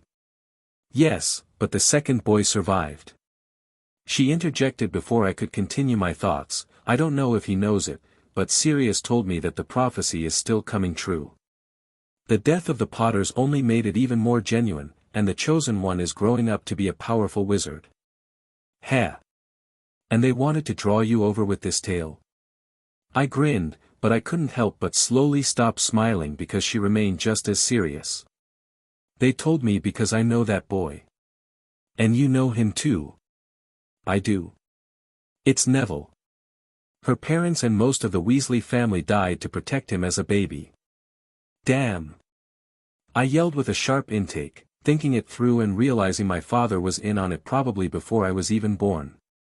He has been helping them for more than a decade. Why? I wanted to know, but I could not find out right now. All I could do is to trust him. I tried asking. Quincy continued after a brief pause, watching my changing expressions, reading my thoughts perfectly. They didn't say why. But what I gathered is that they are not trusting your father. He helps them, but he is, working for his own goal. That is what I feel. That does sound like him. This is a lot. It is. They wanted to convince me with this information that I needed to be on their side, but I am on your side. If you join them, I will follow, otherwise, no. No. Father told me once to follow my decisions and my feelings. I am not trusting them, period. I knew you would say that. She chuckled, leaning closer, kissing my lips as we lay back on our bed, hugging each other closely. We will need to warn the others to avoid the professor. The way Sirius and Regulus were talking about him, they would want to find him in the chaos and kill him. Anyone getting in their way would be in danger. Then we will make sure they avoid him at all costs. Although, if the rumors are true, they won't hurt us, no. Isn't their overall motto exactly this? Being the good guys and all that? Are there any good guys? She asked, and she remained very serious. When Dumbledore interrogated me, he was kind and friendly, but there was no way to resist him. I don't know what spell he used, but I couldn't say no, nor could I lie to him. I told him everything, Conrad. It is fine. I hugged her closer, knowing she was feeling guilty about it. Don't worry about it. And yes, there are no good guys. I think there never was. Well, I could not be called one anyway after my first year. Hee hee, idiot. Yep. That fits perfectly. I chuckled, stroking her head, enjoying her sweet scent as we slipped into a deep sleep. I looked at everything and everybody. It didn't leak from us. Our side didn't pass information on to the kid. So, it had to come from outside or directly from the kid's head. What do we know about those options? Alastair Moody asked, leaning on his walking stick, having a private meeting with Dumbledore and Nicholas Flamel somewhere below Hogsmeade. It could be the ritual you learned about, Albus. Flamel concluded, looking for answers to the possibility that Conrad and Quincy still remembered everything even after he ripped their memories out. I thought the same. The old wizard nodded, stroking his beard. I couldn't force the child to reveal the proper ritual circle as it was drawn by the boy. But from what she managed to replicate from memory, it is ancient and dark. It is my conjecture that it's blood magic. Blood magic is nothing but a legend from ancient times. Moody countered, knocking with his stick on the floor. It may have existed, I will agree on that, but no texts remain that describe it, only words of mouth. It was already lost magic when Hogwarts was founded. Do you want to tell me a kid rediscovered it? In Hogwarts? Please, you were a headmaster for longer than his father was a dream in his father's dreams. If it existed, you would have found it. Hogwarts, and magic itself, has secrets that can only be discovered by those who are chosen to do so. Dumbledore answered, playing with his wand between his hands, looking at it with transfixed eyes. Chosen by whom? Moody countered, and it was Flamel who answered his question. By fate. Countless alchemists looked for the philosopher's stone. Yet I brought it into reality when I was not even searching for it. It is futile to theorize. Dumbledore added, coming out of his deep thinking, putting his wand away, the kid has found something dangerous, and he is playing with fire that could burn down the world. We need to stop letting a second Tom appear before the first one is even vanquished. Flamel, can you help Charlie get into the scene of the second trial? We need to boost its effectiveness so the boy doesn't survive. Nobody said anything at first, looking at Dumbledore and how quickly and easily he signed the death warrant of a young, promising child. The son of one of their key figures in the upcoming operation. Angus won't sit still. Moody whispered, being the first to speak up. It will trigger the battle. Dumbledore nodded, agreeing with him, he will have no choice but to act. He came too far, he can't back out. Sacrifices must be made, and when evil is defeated, I am willing to take all the responsibility and appear before a court. But until then, we can't flinch.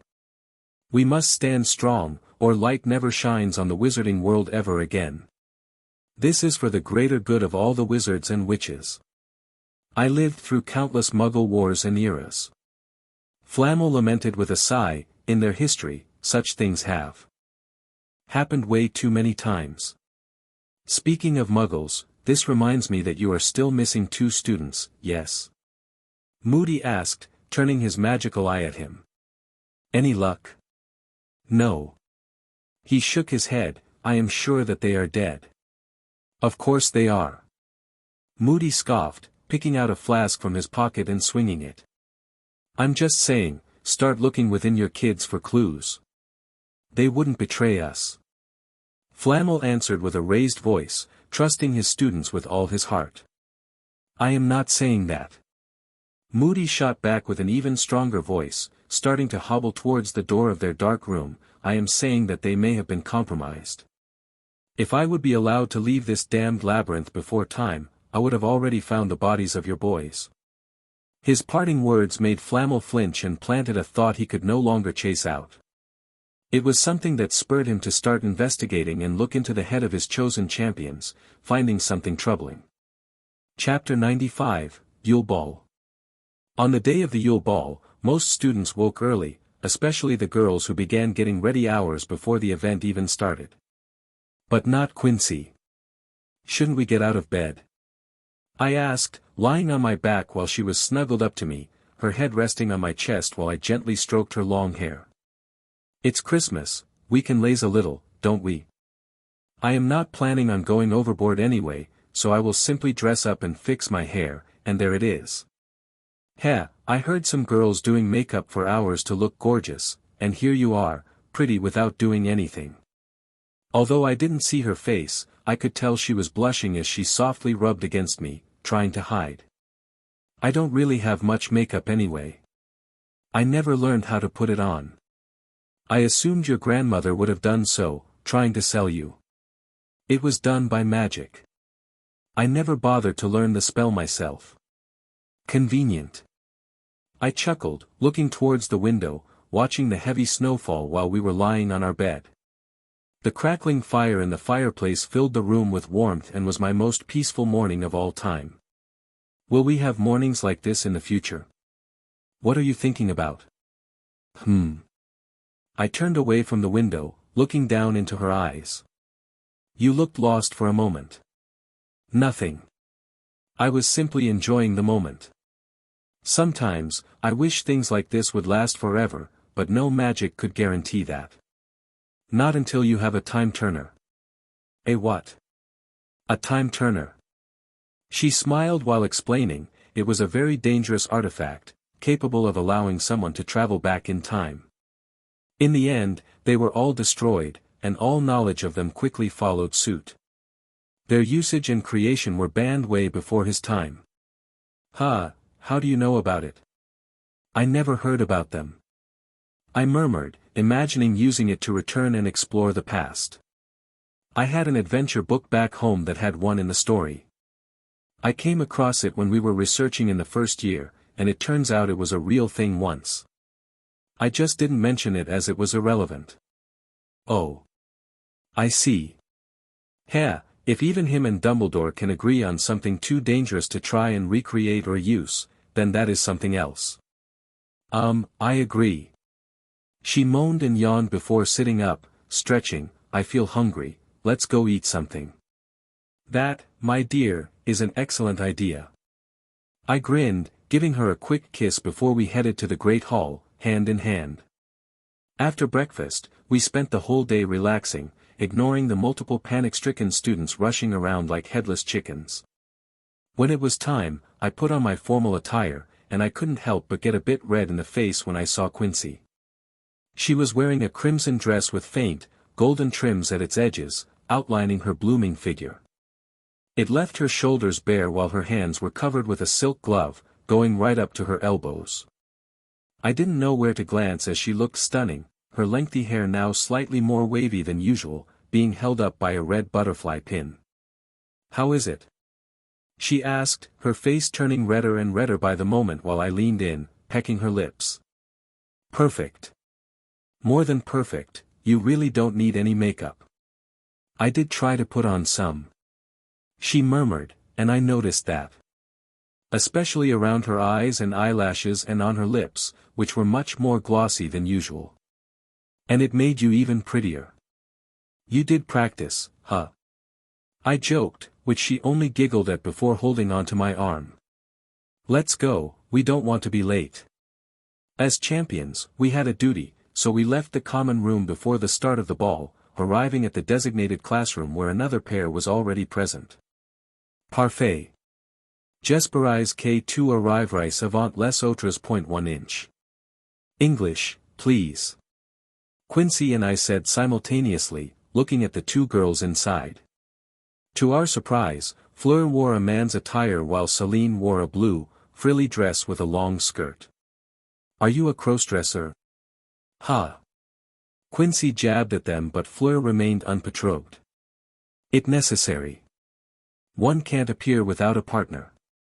I wonder why you haven't got any, forced to play the role of a man. I murmured, and she simply sneered at me, shocking me with her following words. Says the murderer. The killer of our classmates. Absurd, 1 inch. I don't know what you mean. I lied straight into her face, but she wasn't letting it go. Oh, je crois pas du tout. Tu es un serpent dangereux, et ta petite amie est tout autant un vipère que toi, 1 inch. English. We repeated again, but she wasn't going to heed it, scoffing angrily at us. I remember night you killed 2 of my classmates. You modified memories, but you are weak. Truth comes to light, always. You will die, Conrad Anguine. You evil man. At that, Quincy's countenance changed in a snap of a finger, stepping forward, standing before me, which surprised me just as much as it did the 2 Beauxbatons students. Try it, wench. Let's see if you can do that, or it will be you who ends up dying. You are being rotten. Tainted, laved a servo one by this evil person. If you defend him, you die same way. They are not evil. Arrived another voice, belonging to a 5th-year Slytherin student I knew as she was part of the group that helped me find Quincy. She was now wearing a bright green and silver dress, accompanying Victor Crumb, who looked like some kind of military officer. It seemed everyone was present, even Martin, who was the only nervous man in our group, followed by a female student from Hufflepuff who I only saw once, maybe in a joint herbology class. Proof always important. Victor interjected, trying to play the role of the mediator, but Fleur clearly wasn't having it. I could read it from her eyes, and I also caught a glimpse of something else. She looked at Victor as if she was asking why he was trying to take my side. When people threaten the family, actions can turn drastic. You must understand. This was interesting. I saw surprise in Fleur's eyes as she wasn't expecting it from Victor. Did she believe he wouldn't try to smooth it out or take my side in this argument? Do they know each other? Better than I assumed. What was going on? I did not have much time to dwell on it as the door to the room opened again, and multiple teachers, including the 3 headmasters, walked in. Nicholas Flamel only looked at me once as if nothing had happened between us, stopping next to Severus Snape. By now, all of the champions have successfully finished the first task.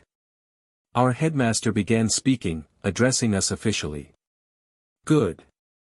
You didn't know it, but you made the second task easier for yourself, as you will have over a month to prepare. For the next part, happening in February, Flamel took over, making Karkaroff fume as he was about to speak, yet he ignored him completely. You will have to steal this vial. What he produced from the pocket of his white robe was a small glass in the shape of a teardrop, no bigger than a plum seed. Inside it, a blood-red liquid was sloshing around, so brilliant in color that it looked like it was glowing. This is diluted essence from my philosopher's stone, capable of granting 60 years of life to anyone consuming it. He announced, making us stiffen. I couldn't help but squeeze Quincy's hand, looking at the precious potion I had only heard about but had never seen before. You will need it for the last trial. There is only one. Quincy asked, finally looking away from it, glancing at the one holding it between his fingers. Only one. Flamel nodded with a smile that was anything but friendly. And it is not for consumption, or nobody would have the chance to complete the 3rd trial. Was that a warning? Sounded like one. Getting it won't be easy. Karkaroff finally cut in, not letting Flamel hog the limelight any further. The vial is hidden in the nest of a Cerberus. A what now? I raised an eyebrow, and now it was Quincy who squeezed my arm, telling me not to interrupt them. You will have to get through the beast to get it. The first champion to do so will have a head start in the last trial. With only one vial. Victor murmured, and it was Snape who finished their speech. Until the last trial's beginning, the vial can change hands. As for how that happens, it is up to you as champions. You will know about the last trial in due time, but you must possess the only key to complete it. The person going into the finals holding it in his or her hand will have the greatest chance of becoming the true champion. What you all have now can be used to make the second task easier. As to how, that is up to you to figure out. Now, Flamel chuckled, putting it away, it is time to celebrate. The ball is ready, and the first dance is what everyone is waiting for. We didn't really have any time to process what had just happened, and Quincy and I were thrust to be the first to enter the redecorated Great Hall where the Ule Ball was happening. My mind was still reeling as I automatically held her hand, waltzing to the tune of the music. She was in the same state, and our bodies moved by themselves while our minds were preoccupied with something else. Maybe this was what we needed, as without worrying or thinking too hard, we performed a perfect showcase of how it should be done. I never knew that those lessons I took while little would be helpful, as I thought it was just some kind of etiquette training my father wanted me to go through, so as not to bring shame to our family in the future. When the song ended, and we faced the others, I finally snapped back to reality, listening to a short speech from Severus before everyone was allowed to join the dancing and have a great time. With a look, I pulled Quincy on, starting to dance again, deciding that it was best to talk about it while moving around, not letting others eavesdrop easily. What is a Cerberus? Is it really a three-headed dog? Yeah. They are not too common around here, mostly living in Greece or Cyprus. But now I get it. I don't. I replied with a smile, one hand holding hers while my other was resting on her waist. One head has a perfect sight, one has a perfect hearing, while the third has a perfect smell. How's that? Now I do get it. We will need the perfect potion to trick all of its heads, or it will sniff us out much more easily. I am not worried about getting the vial, what I am troubled about is what comes afterward. You see, I am not. Now, it was my time to grin at her as she looked into my eyes, trying to make a guess. We know of a room that only appears when you know how to find it, Oh. You are bad. She chuckled, sticking her pink tongue out at me playfully. Emicham. Maybe. But, aren't girls into bad boys? I asked jokingly, and her giggles made my heart flutter. No, not particularly. But I am thinking about making an exception here. But under only one condition. I am all ears. Dance with me until we can't stand.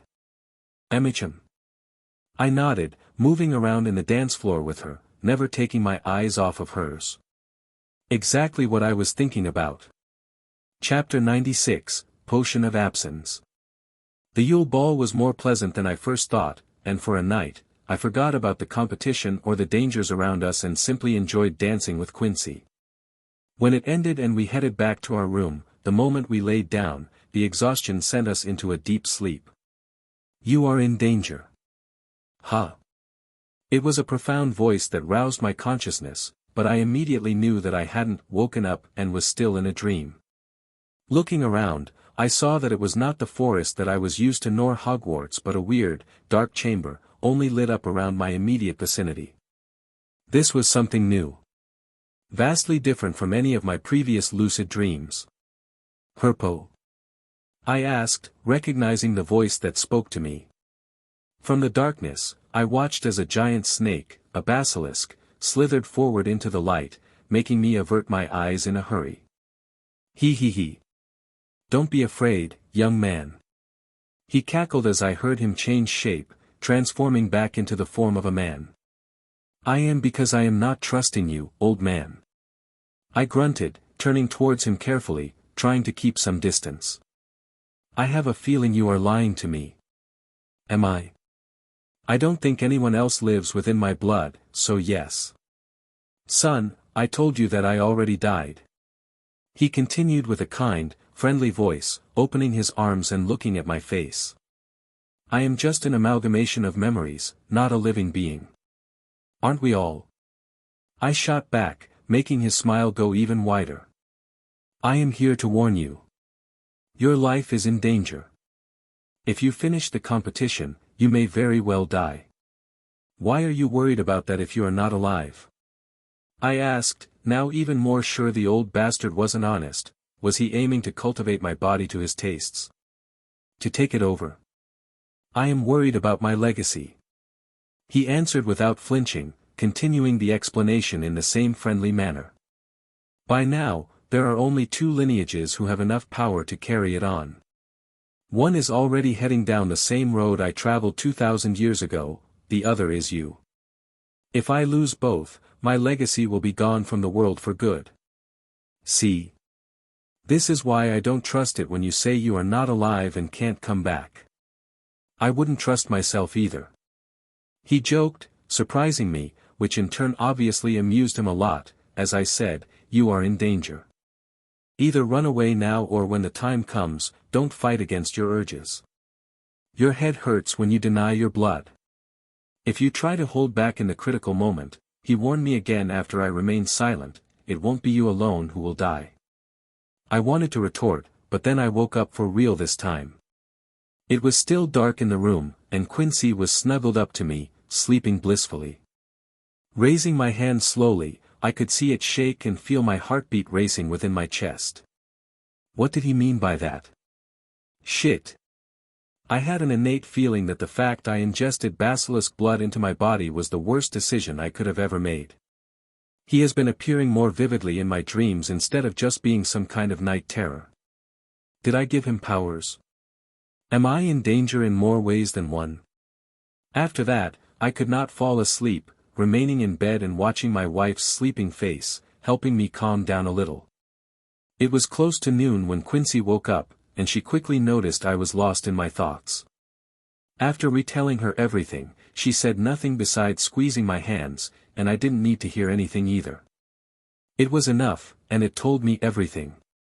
To not ruin the holidays, I quickly ignored my thoughts, and we spent the day going into Hogsmeade and having a simple but fun date. We saw the familiar silhouette of two dogs following us, but we ignored them. There are times when you simply don't care and just want to enjoy life. Victor has bigger trust in us than I expected. I chuckled as we entered the room of requirements, patting the bag of holding in my pocket. Then I will try not to fail him. I never saw you fail a potion before, now that you mention it. You never saw me trying to brew a difficult one. She shrugged while closing the door behind us. All the potions I made so far, I did so because I knew I could manage it. This will be the first time when I am not 100% confident in my skills. As she explained, I watched the stone room lighting up, hundreds of candles igniting at once, along with the fire under a massive alchemy table. Don't worry, I'll help. I memorized the recipe, so I will help prepare the ingredients. I will be your perfect kitchen boy. Idiot. She giggled, relaxing as we picked out all the ingredients, and she began preparing for the first session. This room never fails to amaze me. The cauldron is in the perfect shape, and its walls are at the exact thickness. Does that even matter? Didn't you listen to the professor's lessons? Not all the time. I shrugged, admitting that sometimes my mind did wander when I felt bored. It matters a lot as there are potions when the cauldron has to be preheated, and ingredients have to simmer in it for different time frames, depending on how thick it is. It affects how quickly they heat up. Why do you think there are universal measurements and schematics to follow? Their shape and material matter a lot, and once again, the room provided us with the perfect one for this potion. I wonder who made this room. Ravenclaw. All four. We will never know. But focus on this, okay? Yes, ma'am. Although I was joking around a little, it was to lighten the mood. When it came to making the potion, I ensured that my attention was on preparing the components to perfection. The first attempt lasted for 4 hours, stretching from early evening into the dead of night, and it was a total bust. I somewhat felt guilty, as if I just jinxed it by opening my big mouth at the start. I think I made the mistake when adding thestral hair. She murmured, her eyes closed, going over her steps, retracing them. We still have enough for a redo. Want to rest? Let me think while the cauldron cools off. After a proper rinse, we will start over. It was almost done, but with the mistake of stirring it 1.5 times less, I doomed it. TSK, it was an amateur mistake, no wonder the potion turned into a hardened sludge. Don't be that tough on yourself. I smiled, rubbing her back, it has so many steps I think I would mix up a few at every attempt. Next time, it will work. You will see. I was glad to see her be this fired up, and after a brief rest, we began anew. It wasn't shorter nor longer than before, going for the exact same length with the difference of ending up with a slightly glowing cauldron. It was filled with a turquoise-colored liquid, bubbling as it slowly cooled down yet kept its form and did not turn into rock. It was much thicker than water, reminding me of honey while I watched Quincy pour it into multiple vials after it cooled off. Oh! Congratulations! I hugged her happily, watching her tired eyes glowing proudly. Thank you. Hee, this was the hardest one I made yet. Potion of Absence. I am curious if they thought any of the champions would realize they could make it or only look up something with their single ingredient. We will see. Also, I didn't expect you to make this much. Me neither. She nodded happily, 2 per person, as its effects only last for 10 minutes. After drinking, you will not just be invisible, but the noises you make will be muffled. If you are careful, you will be completely soundless. Not to mention, its aura will cover your smell just the same. It sounds too perfect. It has its drawbacks. She nodded and continued explaining it to me. It isn't true invisibility. If you are moving in intense light, it will be noticeable. Think of it like being a chameleon. If it can't adapt quickly enough, it can't reflect light properly and could be seen through. Secondly, you can't really speak while under its effect. As it muffles the noise you make, the same is true for your voice. You would have to shout at the top of your lungs to get a message through which beats his purpose. Why do I feel we are cheating? It will be great to help us sneak past the 3-headed dog. But don't forget that beasts like that are not stupid. Cast a spell while it's looking, and it will know. Also, who said there won't be other traps? It gives us a great opportunity, yes, but it isn't a guarantee for victory. I get it.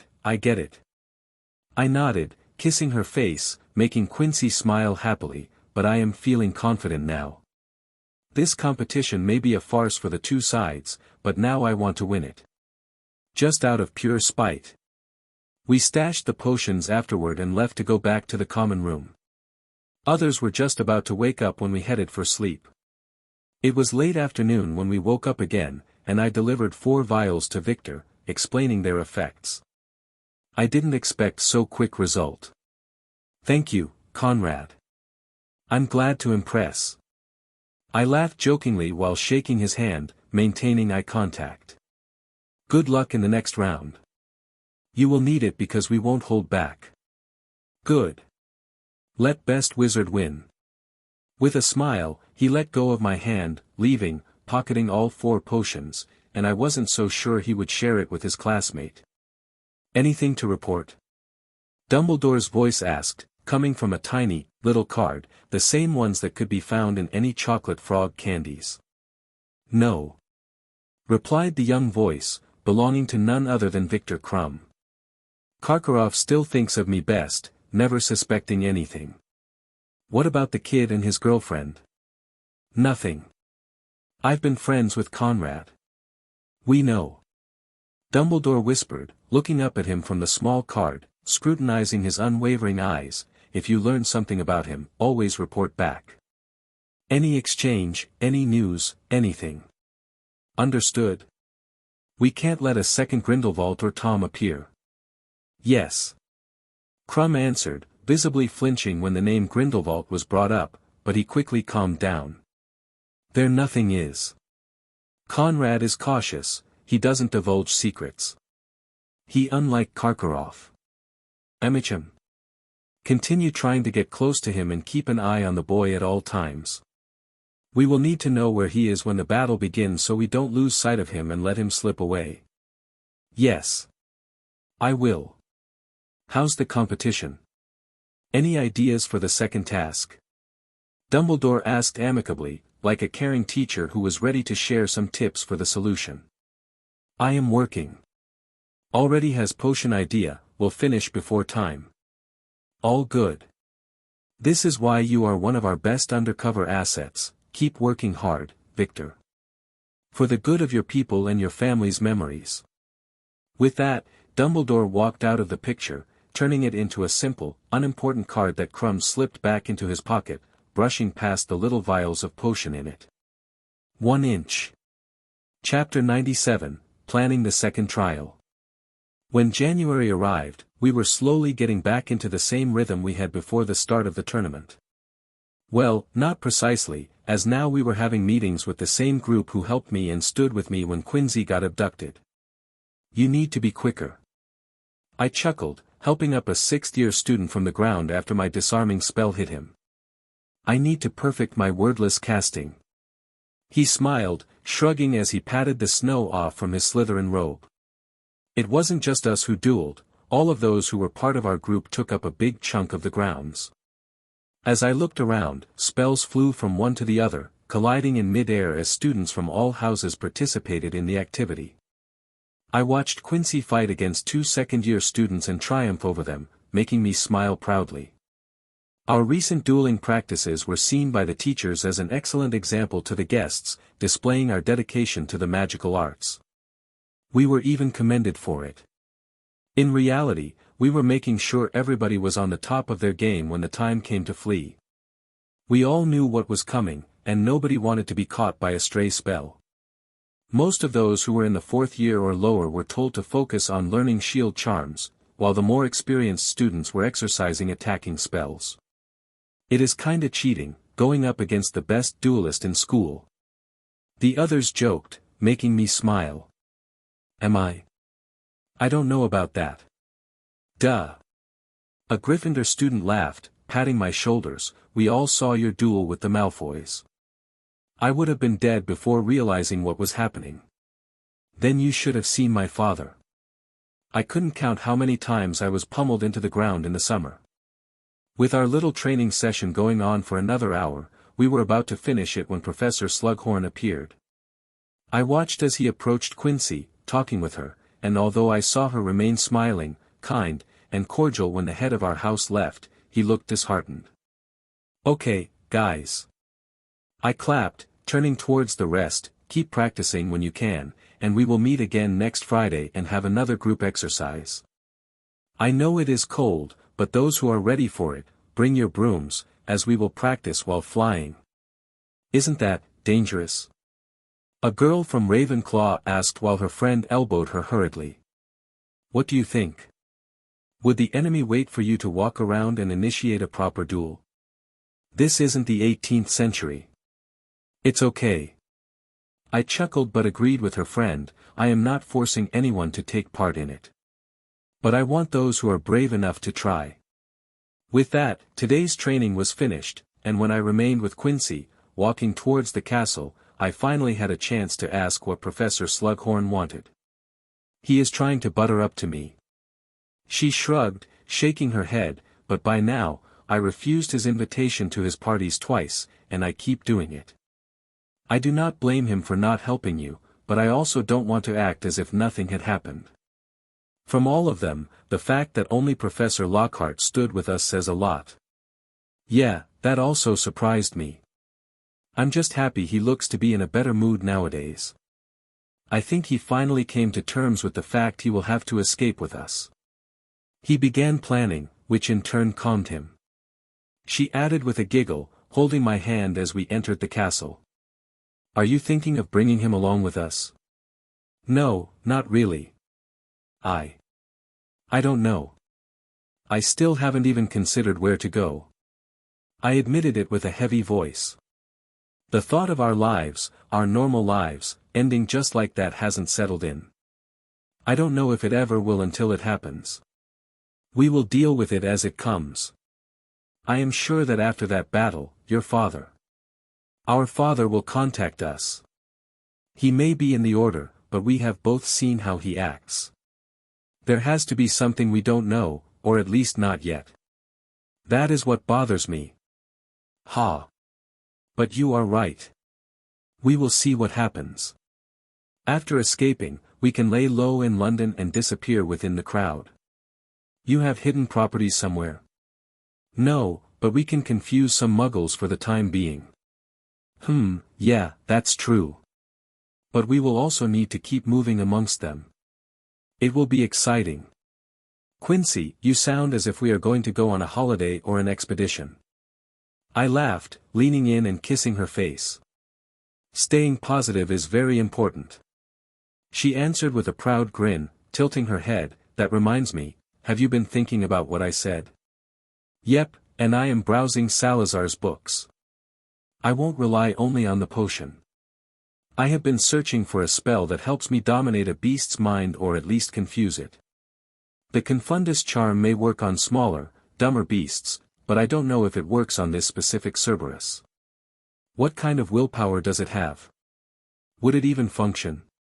Then use the Imperious Curse. Yes, but that also could be shrugged off. House elves have a natural resistance to it, for example. What if I use it and the dog remains functioning? It has 3 heads. Both of us fell silent as we walked not to the common room but to our little base in the North Tower. With a flick of my wand, fire was quickly warming up the room while Quincy picked out some snacks and butterbeer. If not against the dog, we could use spells against the others. It will be a free-for-all all to get the vial. I was thinking of the same thing. I agreed, picking out the 2 potions, fiddling with them, and giving one to her. Why? I will need only one. I was playing with the idea of being the bastard in the round. Huh? She flinched, looking into my eyes questioningly. I would work on harassing the others. I don't think they will be fair about it either, just think about it. Every school has 2 champions, and the goal is to get 1 little vial. The writing is on the walls.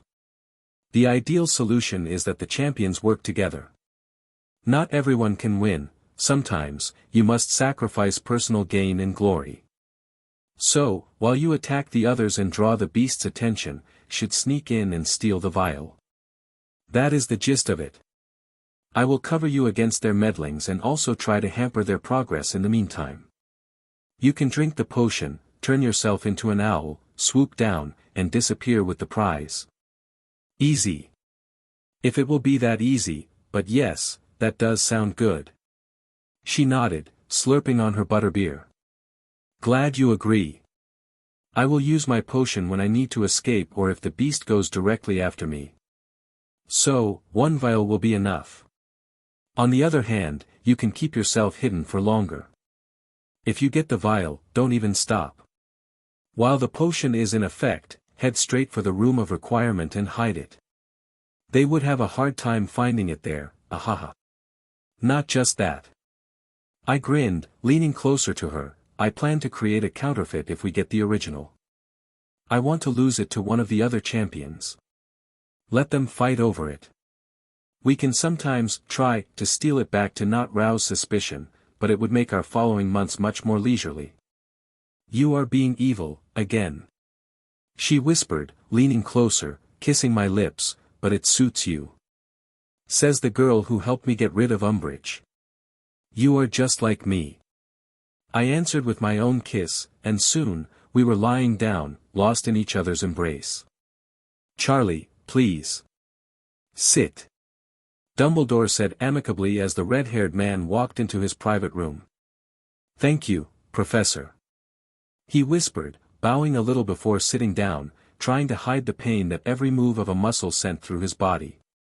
Here. The old wizard said, placing a mug filled with hot tea before him. It will help ease the discomfort. Using your blood is not something I would ask of you lightly, I hope you understand that. I'm fine, Professor. I am glad to be of service. I know. You are just like your parents. They would be proud of you. I hope. How's Fluffy? Professor, you know that Hagrid will be furious when we return to our base without his dog. Charlie warned him, but in his eyes, there was no place for doubt. He simply wanted Dumbledore to be prepared for it. His anger will be directed towards the necessary targets, don't worry about it. I would trust Hagrid with my life. He is loyal beyond reason. I see. I sneaked into the enclosure, Charlie continued, no longer trying to warn Dumbledore, it is still hard to believe music is all it needs to become docile. I injected him with some of my blood, and for now, it lays dormant within its body.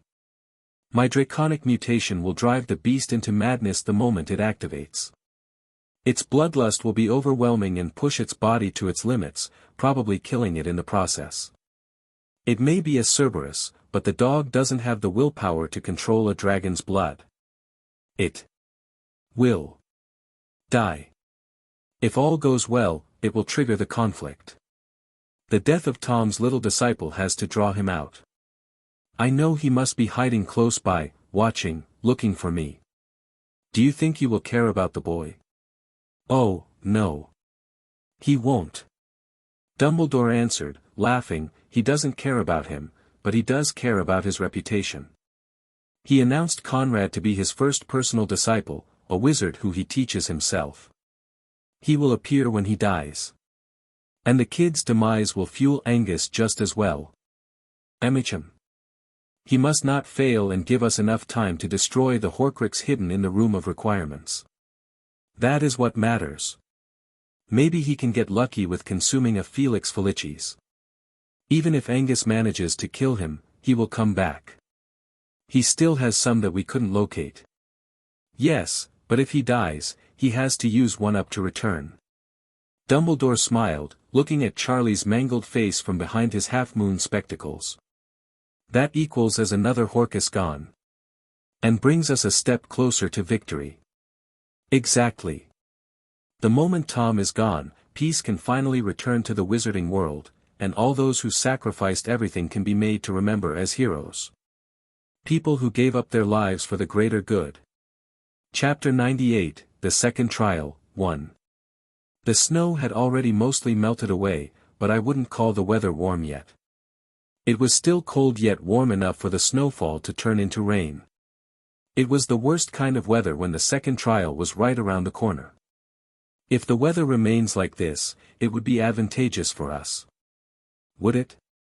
I asked, shrugging, looking out the window of the North Tower, watching the black skies and how the rain had been going on constantly without slowing down in the past 3 days. It's cold, it's relentless, and it's wet. It is water, of course, it's wet. She answered with a giggle, walking behind me and hugging my waist. I'm saying it would be ideal because the potion's invisibility would be less noticeable in such a horrible condition. Ugh. Okay. I will shut up. I heard Victor say the same thing, that they played Quidditch in much worse weather, where lightning could strike them any time. See? You will be fine. How's your preparations? All fine. I am ready with some explosive and loud spells. I will wreak havoc and make sure you have time to transform without anyone noticing, swoop in and grab the vial. Will you attack Victor, too? Yeah. He knows, I told him to be ready as this is a competition. I don't think he would want us to hold back, and I am prepared for a fair fight. But the Beauxbatons? If they don't try something nasty, I will be surprised. Humph. They don't have the gall for it. I met the eyes of Fleur a few times. She no longer looks interested in me. Ha. I would have already challenged her if she did. Relax. I laughed, ruffling her hair with a wide grin lingering on my face. I am also uninterested in that girl. She may be a beauty, but she can't hold a torch to you. Good answer. I have my moments. Her eyes are much colder than before, and I guess they will try to do something wild, so be on your toes. Same to you. She will most likely go after you. You are probably right. When the day finally arrived, the whole school was getting ready as classes were cancelled so everyone could witness it. It was the first time I saw all 3 headmasters use a spell at the same time as the Quidditch field was no longer present. Instead, it was an enchanted arena. From the outside, it looked small, like a theater set of a half-destroyed ghost town with a crater in the middle where a 3-headed puppy was guarding a rotting bell tower. Of course, I knew fully well it wasn't as it seemed at first glance. Above it floated a magical projection showing the apocalyptic cityscape and the colossal dog patrolling the tower, its head growling, looking exceptionally frustrated. I couldn't accurately measure the size of the ruins, but I was sure it was more prominent on the inside than from what we could see from the stands. Nervous? Victor asked, looking at me as we were transferred to the dressers. where I was putting on more sturdy leather clothing than my usual robes. A bit, but it isn't my first time facing off against a beast. What I am more worried about is you. Same. He nodded, and I could see the second Durmstrang champion scowl. I guess he didn't receive a potion from Victor as he didn't look too happy about our task, saying something to Victor that I couldn't understand. 1.1 inch. That didn't sound nice. I added with a chuckle, watching them, finally looking at Martin. If you have a problem, tell it to my face. I respect Victor, but you. I won't hesitate shooting you in the back. Are you threatening? He asked with a sneer, trying to look bigger than me, which wasn't a big deal. If he thinks I care about something like that, a big surprise is waiting for him, right here, right now. Yes. I am threatening you. So keep to yourself and don't come crying when you get trashed.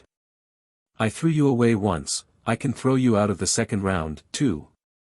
Heh, this time, I am ready, and I see it, the Beauxbatons will try to squash you like bug. Don't worry, Martin Polyakov, unlike against you, I have plans to deal with them. You. I can walk over you whenever I want. You.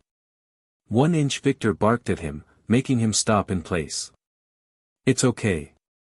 I added with a smile, walking past Martin, I don't know what you said to him, but it is unnecessary.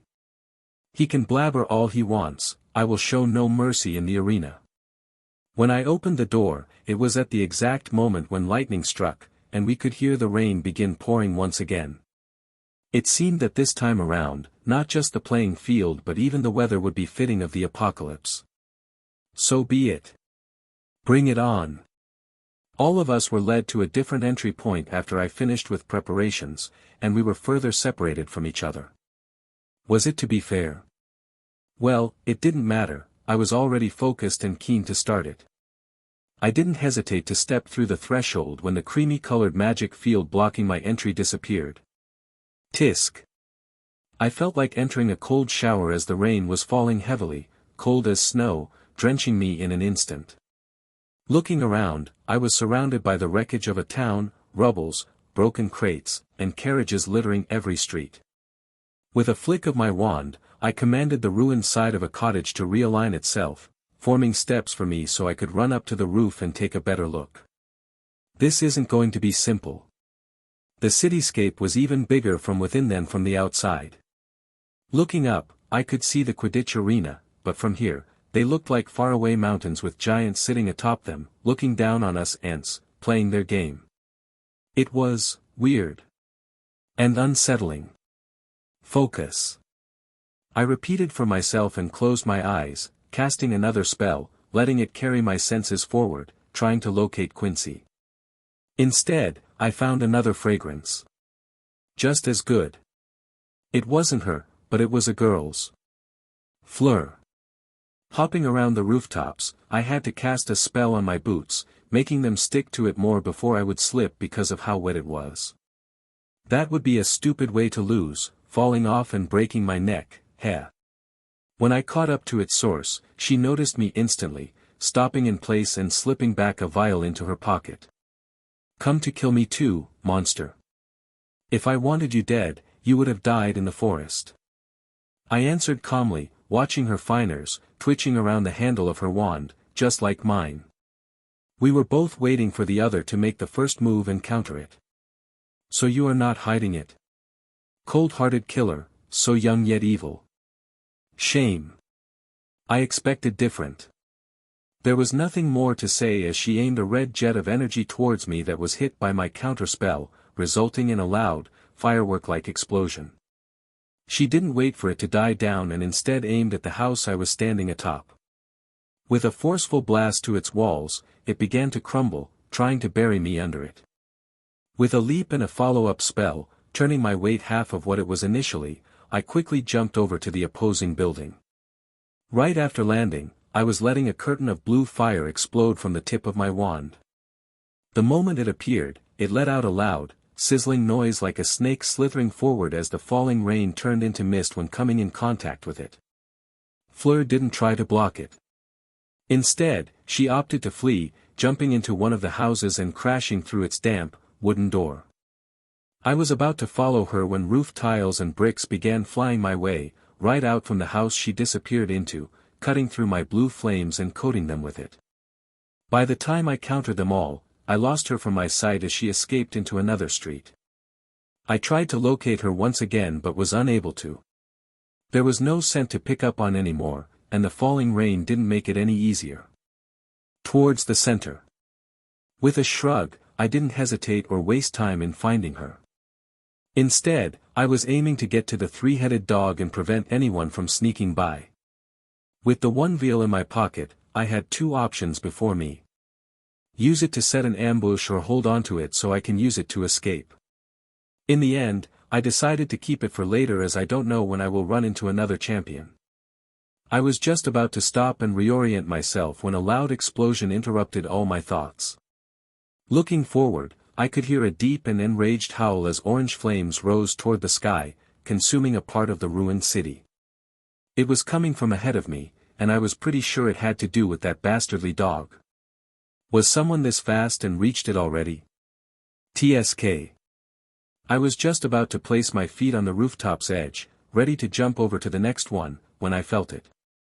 It was a spell being cast at just the right moment, aiming not at me but below me. It made my spine tingle, informing me that I would be in great danger if I fell for it. With a subtle flick, I redirected my own step with a spell, twisting my ankle, choosing to stumble from the rooftop instead, grabbing the gutter at the last moment. Protego. It was at the last moment that I managed to raise a shield as the rooftop exploded, throwing me away like a small ball inside a pinball machine, crashing me through another wall, this time burying me under the collapsing building. I could feel two people closing in, already in the middle of casting spells. I could tell one was Fleur while the other was Celine, working together to deal with me. The thought and feeling of danger were the same when I faced Lucius in our duel. I was suddenly reminded of what Herpo told me, and I couldn't help but do as he said, listening to my instincts as my body began changing, taking up my basilisk form. Chapter 99, The Second Trial, 2. My instincts were stronger than any other thoughts as my body began to change. I felt myself shrugging off the rubble, rising towards the dark sky, emerging from it like a monster from a lake. I felt two spells hit me in the stomach, or at least in my much bigger body's underside. It was like two rapid punches, but it wasn't strong enough to harm me. Turning towards their source, I saw Celine rush into the building to her left while Fleur was backing off, eyes closed, using magic to detect her surroundings and avoid my eyes. Vermin. I uttered coldly, and I knew they heard my voice even if they couldn't understand me now because I saw Fleur shudder as she retreated. With a tail swing, I slammed down on the house Celine was hiding in, prompting Fleur to use explosive spells and attack me again.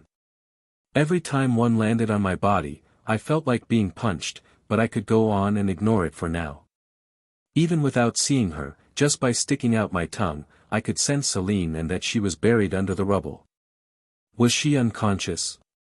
Dead? Alive? I didn't know, but I didn't care. I was about to open my mouth, ready to spit my venom on the structure so it would dissolve her along with it, when my whole being shuddered. I hadn't felt this kind of fear before, not even when Lord Voldemort took me away for training. Turning towards the source, I saw Fleur's hand disappear into a weird bag, pulling an animal out. When its bottom half appeared, its leg clamped down by her hand, I already knew what it was. Shaking myself, I hurriedly turned back into a human, using the Levioso spell to land on a different rooftop, watching Fleur hold a rooster, making it cry out forcefully. Although it didn't hurt me in my original form, I still felt uncomfortable hearing it, and my spellcasting failed when I tried to shoot a silencing hex at the animal.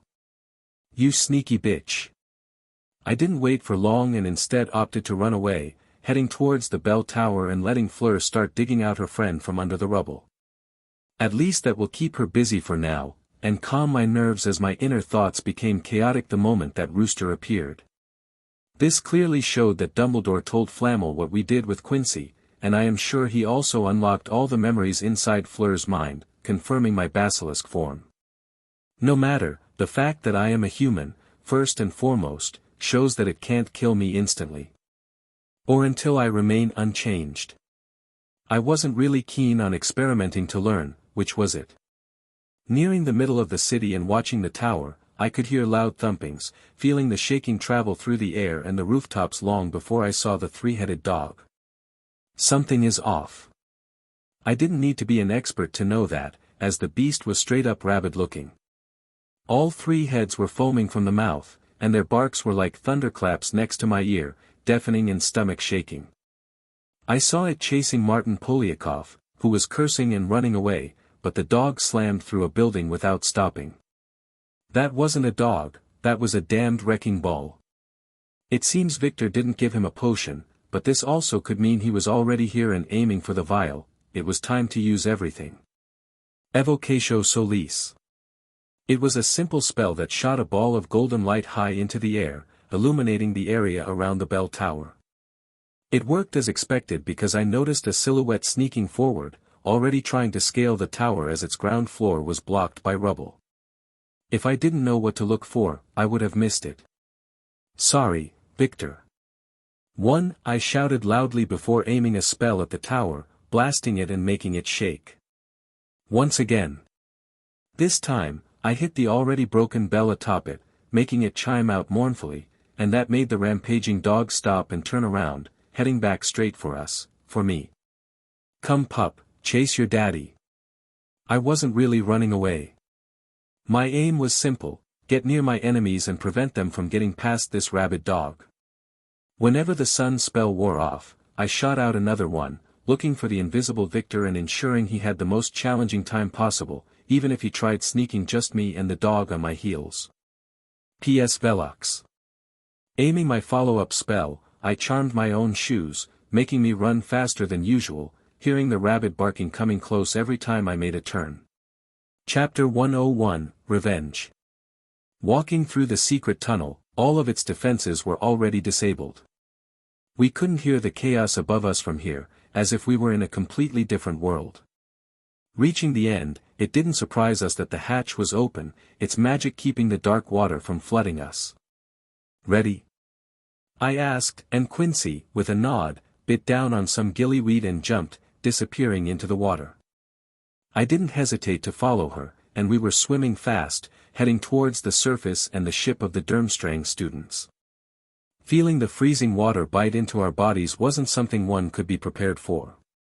I expected it to be cold, but to hurt like this? Damn.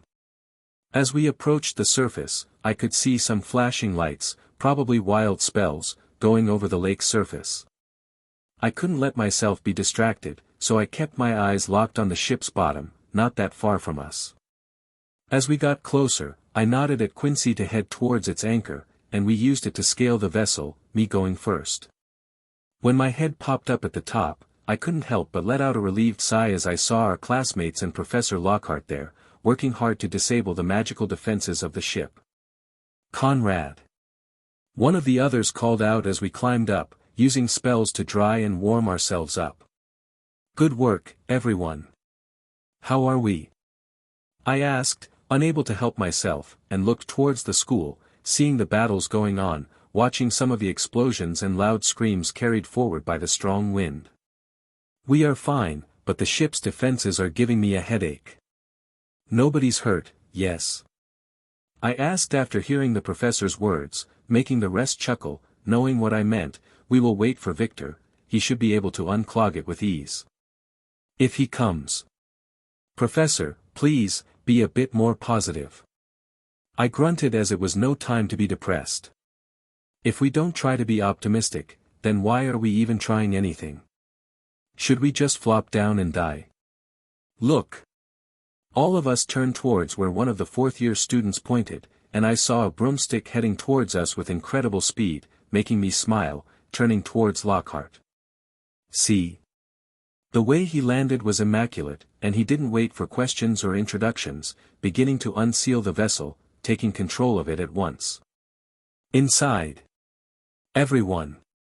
He ordered, and I was about to repeat it, telling the others to hurry down the now open doors and hatches, deep into the ship's belly, when an incredible pain stabbed me in the arm. Conrad. It was Quincy who noticed it as I almost kneeled over, looking towards the school. He is here. And he is calling everyone. I groaned, feeling the tattoo burn my flesh. He. Victor shuddered, just as the others did as we all turned towards the shore. It didn't take long to notice him standing in the air, surrounded by multiple Death Eaters, including my father. I immediately felt my heart speed up, rising to my throat. The roar of dragons followed their appearance as the two carriage-pulling animals rose to the sky, attacking the group and making them scatter, dodging their fiery breaths. I may have been awed by the scene in a different life, but now I was feeling such dread that my legs were shaking. Something terrible was going to happen. Screams. Ear-piercing, heart-wrenching screams. It was what filled the dreams of Anguine for many years. Countless nights made him wake up to them, echoing in his ears, drenching his body with cold sweat. He could see his parents' faces distorted by being subjugated to the Cruciatus curse over and over again. Worse, it was his one and true love's expression, on the brink of madness, crying, biting her lips until blood flowed, begging for death, the sweet release just so she would not suffer anymore. He was not just made to watch it but made to experience it himself. It was the punishment for betraying Lord Voldemort and the rule of the Ministry. They were going to die, but before that, they were going to break them all. When Angus's eyes met with his father's, he suddenly understood something. His always kind and wise parent told him everything with that one look, only clear for a blink of a second between two blasts of torturous curses. He understood what had to be done. When the final trial happened, every family member acknowledged their sins of harboring mudblood witches and wizards. They were intentionally muddying their bloodlines, wanting to make their son marry a muggle. Angus, stoically, never looking at her parents, also told the Wisengamot that he was forced to comply and that he abhorred what was going on, but his father held every power within the family. To this statement, the old man didn't fight back but acknowledged it without any resentment. Not long after, Lord Voldemort himself decided that the family would be purged, leaving only one life to atone for their sins. Anguine. Of course, this had to be sealed by blood, and it was deemed that the last Anguine would become the executioner. Either that, or be killed just like the rest of the family. To this day, whenever Angus looked at Voldemort, he couldn't help but see the faces of his family. His smiling mother, his always kind father, and the relieved expression of his one and only love since childhood. What was worse, none of them were angry at him in their moment of death, knowing full well that one day, Angus would avenge them all. Soon we will meet again. I can't wait to tell you all about little Conrad. He whispered to himself, dodging the dragon's flames, watching Voldemort's back. There was no more hesitation. With a flick, he unleashed the killing curse straight at the back of Lord Voldemort. "Lord," cried out one of the other Death Eaters, but his master was already facing Angus, hitting the green jet of magic with his own spell, as the two curses cancelled each other. With a loud roar, one of the frenzied dragons interrupted them, scattering the group once more as it flew past, trying to eat them alive, taking its sweet time turn in the sky, ready to breathe fire from above. "I knew you would do this one day." Voldemort grunted, waving his hand to the others to deal with the raging dragons while he began dueling Angus in earnest. "I wasn't sure which of you is the traitor. You or Severus, but now it came to light. Good, good. Fight me, Anguine. Let me crush you just like your family.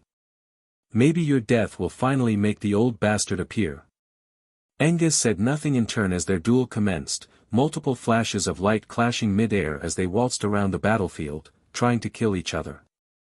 It wasn't just Voldemort who attacked Angus, 3 other Death Eaters were in close pursuit, trying to assist their master. Even the Dark Lord himself had to acknowledge the man before him was an exceptional duelist.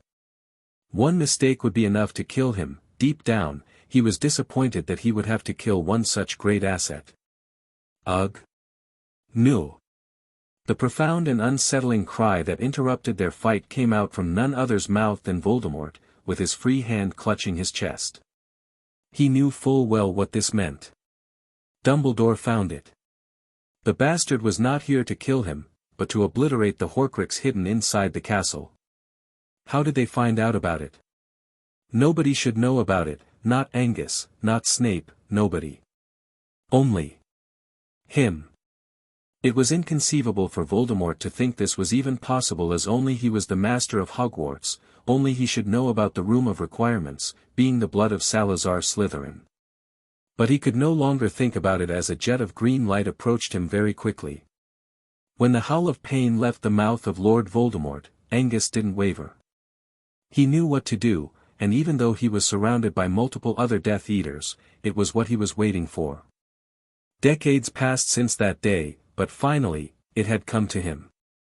He used the killing curse with a precise and elegant flick, sending it directly at Lord Voldemort and hitting his body, which disintegrated for some weird reason.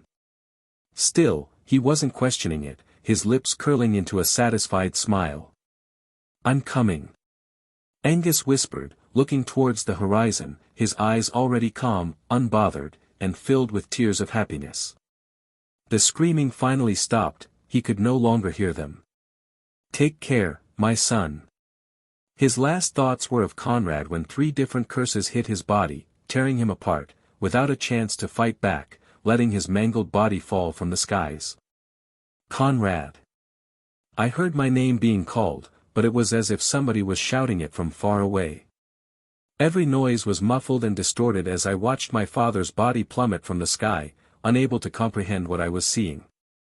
I felt 2 hands grab me, one belonging to Quincy and one to Victor, pulling me into the belly of the ship before it was fully submerged and we would be washed off from it. My father died. Killed. Just like that? No. That can't be, can it? But, he is the best duelist, he just defeated the Dark Lord himself, how was he dead? That can't be. As it was later called, the massacre of Hogwarts lasted for multiple hours, ending in the retreat of the Order's forces, who remained unsuccessful in occupying it.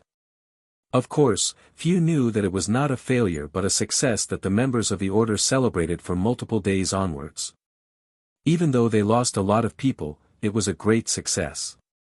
Dumbledore not only managed to find and destroy the hidden Horcrux, but Anguine, sacrificing his own life, destroyed Lord Voldemort's body. Ultimately, we were triumphant. Moody grunted, swinging his flask as the Order of the Phoenix leaders were gathering in a villa hidden by ancient magic somewhere in the British Isles. With us back at home, we can finally spread the flames of rebellion. The bastard is down to 2 lives. Are we sure? Flamel asked, only present through a chocolate frog card, as he was accompanying his students back to France, preparing for war. Yes. Dumbledore nodded, looking over the others who were attending this meeting. Some of them were surprising for him to be found alive, like the Black brothers. They were battered but living, something he wasn't expecting, especially after giving the nod to Severus. But it didn't matter. Then there was Charlie, who looked way too calm, which could only mean he was beyond angry. These were people, he was sure to die along with Angus, yet did not. Tom only has 2 Horcruxes left. Now, with him dead, he will be whittled down to the last one. When he returns, he will only have a lone Horcrux that we need to find, destroy, and finally be able to kill him for good. 'Tis was a great victory for our Order. The kid escaped. Charlie murmured, incensed by the thought that his dragons were sacrificed for nothing. Come to France. Flamel said, catching Carly's attention. Their ship must have headed towards the mainland. My student, Fleur, is already preparing to go and hunt the 2 youngsters down before the Death Eaters. You can team up with her. Charlie quickly glanced at Dumbledore, who nodded in agreement, letting him go on his own way. He was unstable, let it be Flamel's worry from now on. His mind was already on different problems. He was back in England. It was time to begin executing plans that they had been working on for decades. By the time the Dark Lord returns to a new body, they must welcome him with the flames of war. Chapter 102, Death Will, end of Volume 3. How long until we reach shore? Soon. You said that an hour ago. Still soon. It seemed like Victor was not in the mood to talk with the nervous Lockhart, who was pacing up and down on the control deck. We get there soon. I need to be careful to not be spotted. You disturb me, please, quiet.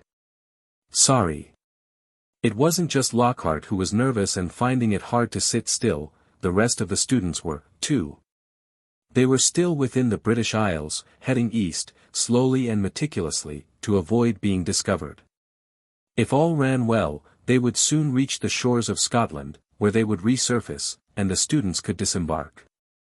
It was never in the plan to bring them away, as most students would not face any repercussions for fleeing the battle, and in the chaos, nobody would fault them for escaping, not after Lord Voldemort's death. The only ones they would be looking for are probably Crumb, Lockhart, and the last persons bearing the Anguine name. You stay? Crumb asked suddenly, surprising the ex-professor. I will come until we reach the mainland. I have some friends in Germany who can help me. I will navigate ship north then. Dock in Denmark, you can go from there. Thanks. Yes. Conrad? I don't know their plans. Which is for the best, for their own safety.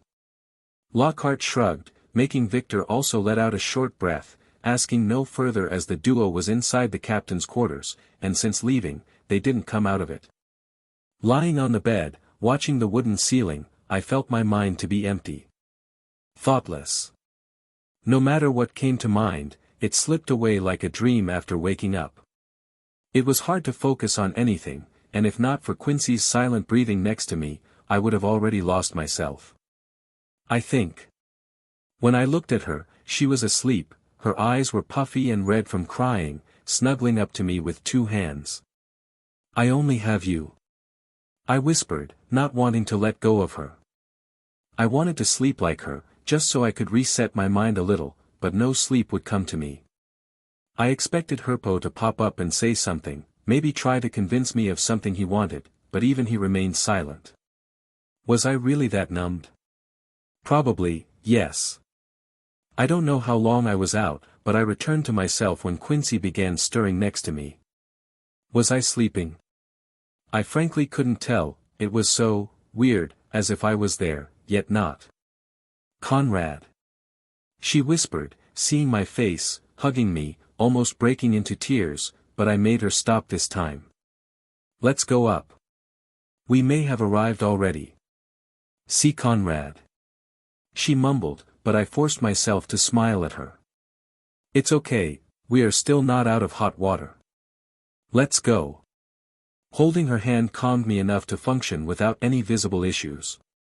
I somehow didn't even feel angry, I felt nothing. Seeing us appear, Victor took a good look at me, nodding while the professor opened his mouth to speak but then fell silent. It was a rare occasion, that is for sure. We are going up soon. Where are we? We left city, it called. Aberdeen? We went north, no muggles around, so it's safe coming up. Thanks. Of course. You did good. That war could cost lot of innocent life. Not worth it. It wouldn't have happened without your help, Victor. I won't forget this. I answered, shaking his hand as we finally resurfaced once again. It was already dark and cold outside as we all gathered atop the deck. I didn't have much in me to talk or give a speech, so instead, I shook the hands of everybody present, telling them to be careful and that it would be best to discard the notebooks we used. It could be dangerous after what happened today. Seeing them board the little boats, ready to go to shore, I felt very weird and stuffy. I watched them until they all disappeared in the dark night, my last connections to Hogwarts and to my previous life. I just hoped they would be okay. Let's go. I shrugged, holding Quincy's hand until the last moment, right until we heard a whistle. It was so sudden and fast that none of us could react to it, and before any of us caught on, a silvery tube was floating before me. What's this? I asked, raising my hand as it fell into it, the light surrounding it disappearing. Is that a death will? A what? I shuddered, looking at Lockhart, who audibly gulped before continuing. It is used to leave behind a magical will. It is not something you see used nowadays. It was more in fashion in the Middle Ages. They are usually authored by someone who knows he is going to die to leave a will behind that will be delivered to the target, no matter what. It's just as sure as the Triwizard Tournament's contract. Shit. Suddenly, all my thoughts went blank once again as I was reminded of it, looking at Quincy, then back at Victor. It's good. He nodded, surprising me. I am with order, spying on Durmstrang. What? I flared up as I was not expecting it, but very soon, I was back to an equilibrium. He helped me, and there was no Dumbledore here, not yet, that is. That is that this is this. He continued with a small smile, I have my own idea. Not all must be as is. But I tell you now, Conrad Anguine, you don't need worry about the competition. You have Vial. We do. The competition is ongoing. Still. The task was get Vial and use it in last trial. As long as it isn't used, nobody wins, nor loses. Even if we not told what it must be used on, trial is still ongoing. Is this some kind of loophole? Quincy asked, thinking about it, widening Victor's smile with her question. Yes. They set up this way on plan. They knew problem will rise, so they made sure we safe from punishment. Old bastards. Although the exact words were swirling in my mind, it was Lockhart who said it out loud. The knowledge that we were safe made my thoughts return to the silver tube in my hand. They also noticed it as we went back down while Victor took the helm, making the ship disappear as we began our travel. In our cabin, Quincy and I sat on the bed, looking at the death will, but my hands refused to open it. I don't know if I want to hear what is in it. Quincy never once urged me, simply watching me, keeping silent until I managed to force my fingers to touch its top, where there was a lid. The moment that happened, it popped like it was a bubble, and the room went dark with a silver specter of my father appearing before us. He was standing there, dressed casually, smiling at us as if nothing had happened in the past 24 hours. The fact you are listening to this means you escaped and are safe. I knew you would manage it, you are my son, after all. I also know that you have many questions, let me answer them all, so please, listen well. I know you may hate me after this, but this was inevitable. I would not hate you. I whispered, hearing my voice break and feeling Quincy hold my hands in hers, squeezing them. My family, your grandparents, and the woman who should have been your mother was killed by my own hands. I was about to marry someone who was a muggle, magicless. I don't know how it came to light, but the whole family was punished. We were made to be examples of what happens if we go against the system. Voldemort ordered me to do so to save myself. Since that day, I have seen their faces and heard their screams whenever I closed my eyes. I lived for only one goal, kill Voldemort. What? I barely had time to comprehend what he was saying because he continued explaining it. Then he forced me to marry and carry on a bloodline. Probably to further test me. Or torture me. I don't know.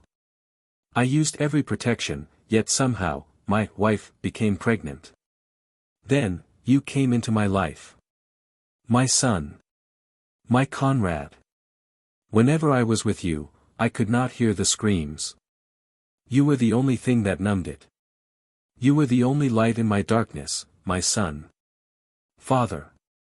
I am sorry it came down to this. I tried giving you the best childhood possible, and seeing you and Quincy together reminded me of my own life, that which was torn away from me. I hope you too will experience what I couldn't. Please, I want you to do it. I want you to live happily. I ensured that this message would only reach you if you successfully escaped. I don't know where you are right now, but head to Switzerland. Go to the local Gringotts, under Bern, and show them this will. It will give you access to a confidential vault where I accumulated enough wealth for you and your future families to survive. It has also plenty of Muggle money and assets, too, with Muggle identities. As your father, I have a final advice to you, my son, my daughter. He smiled happily, looking at both of us, live as muggles from now on.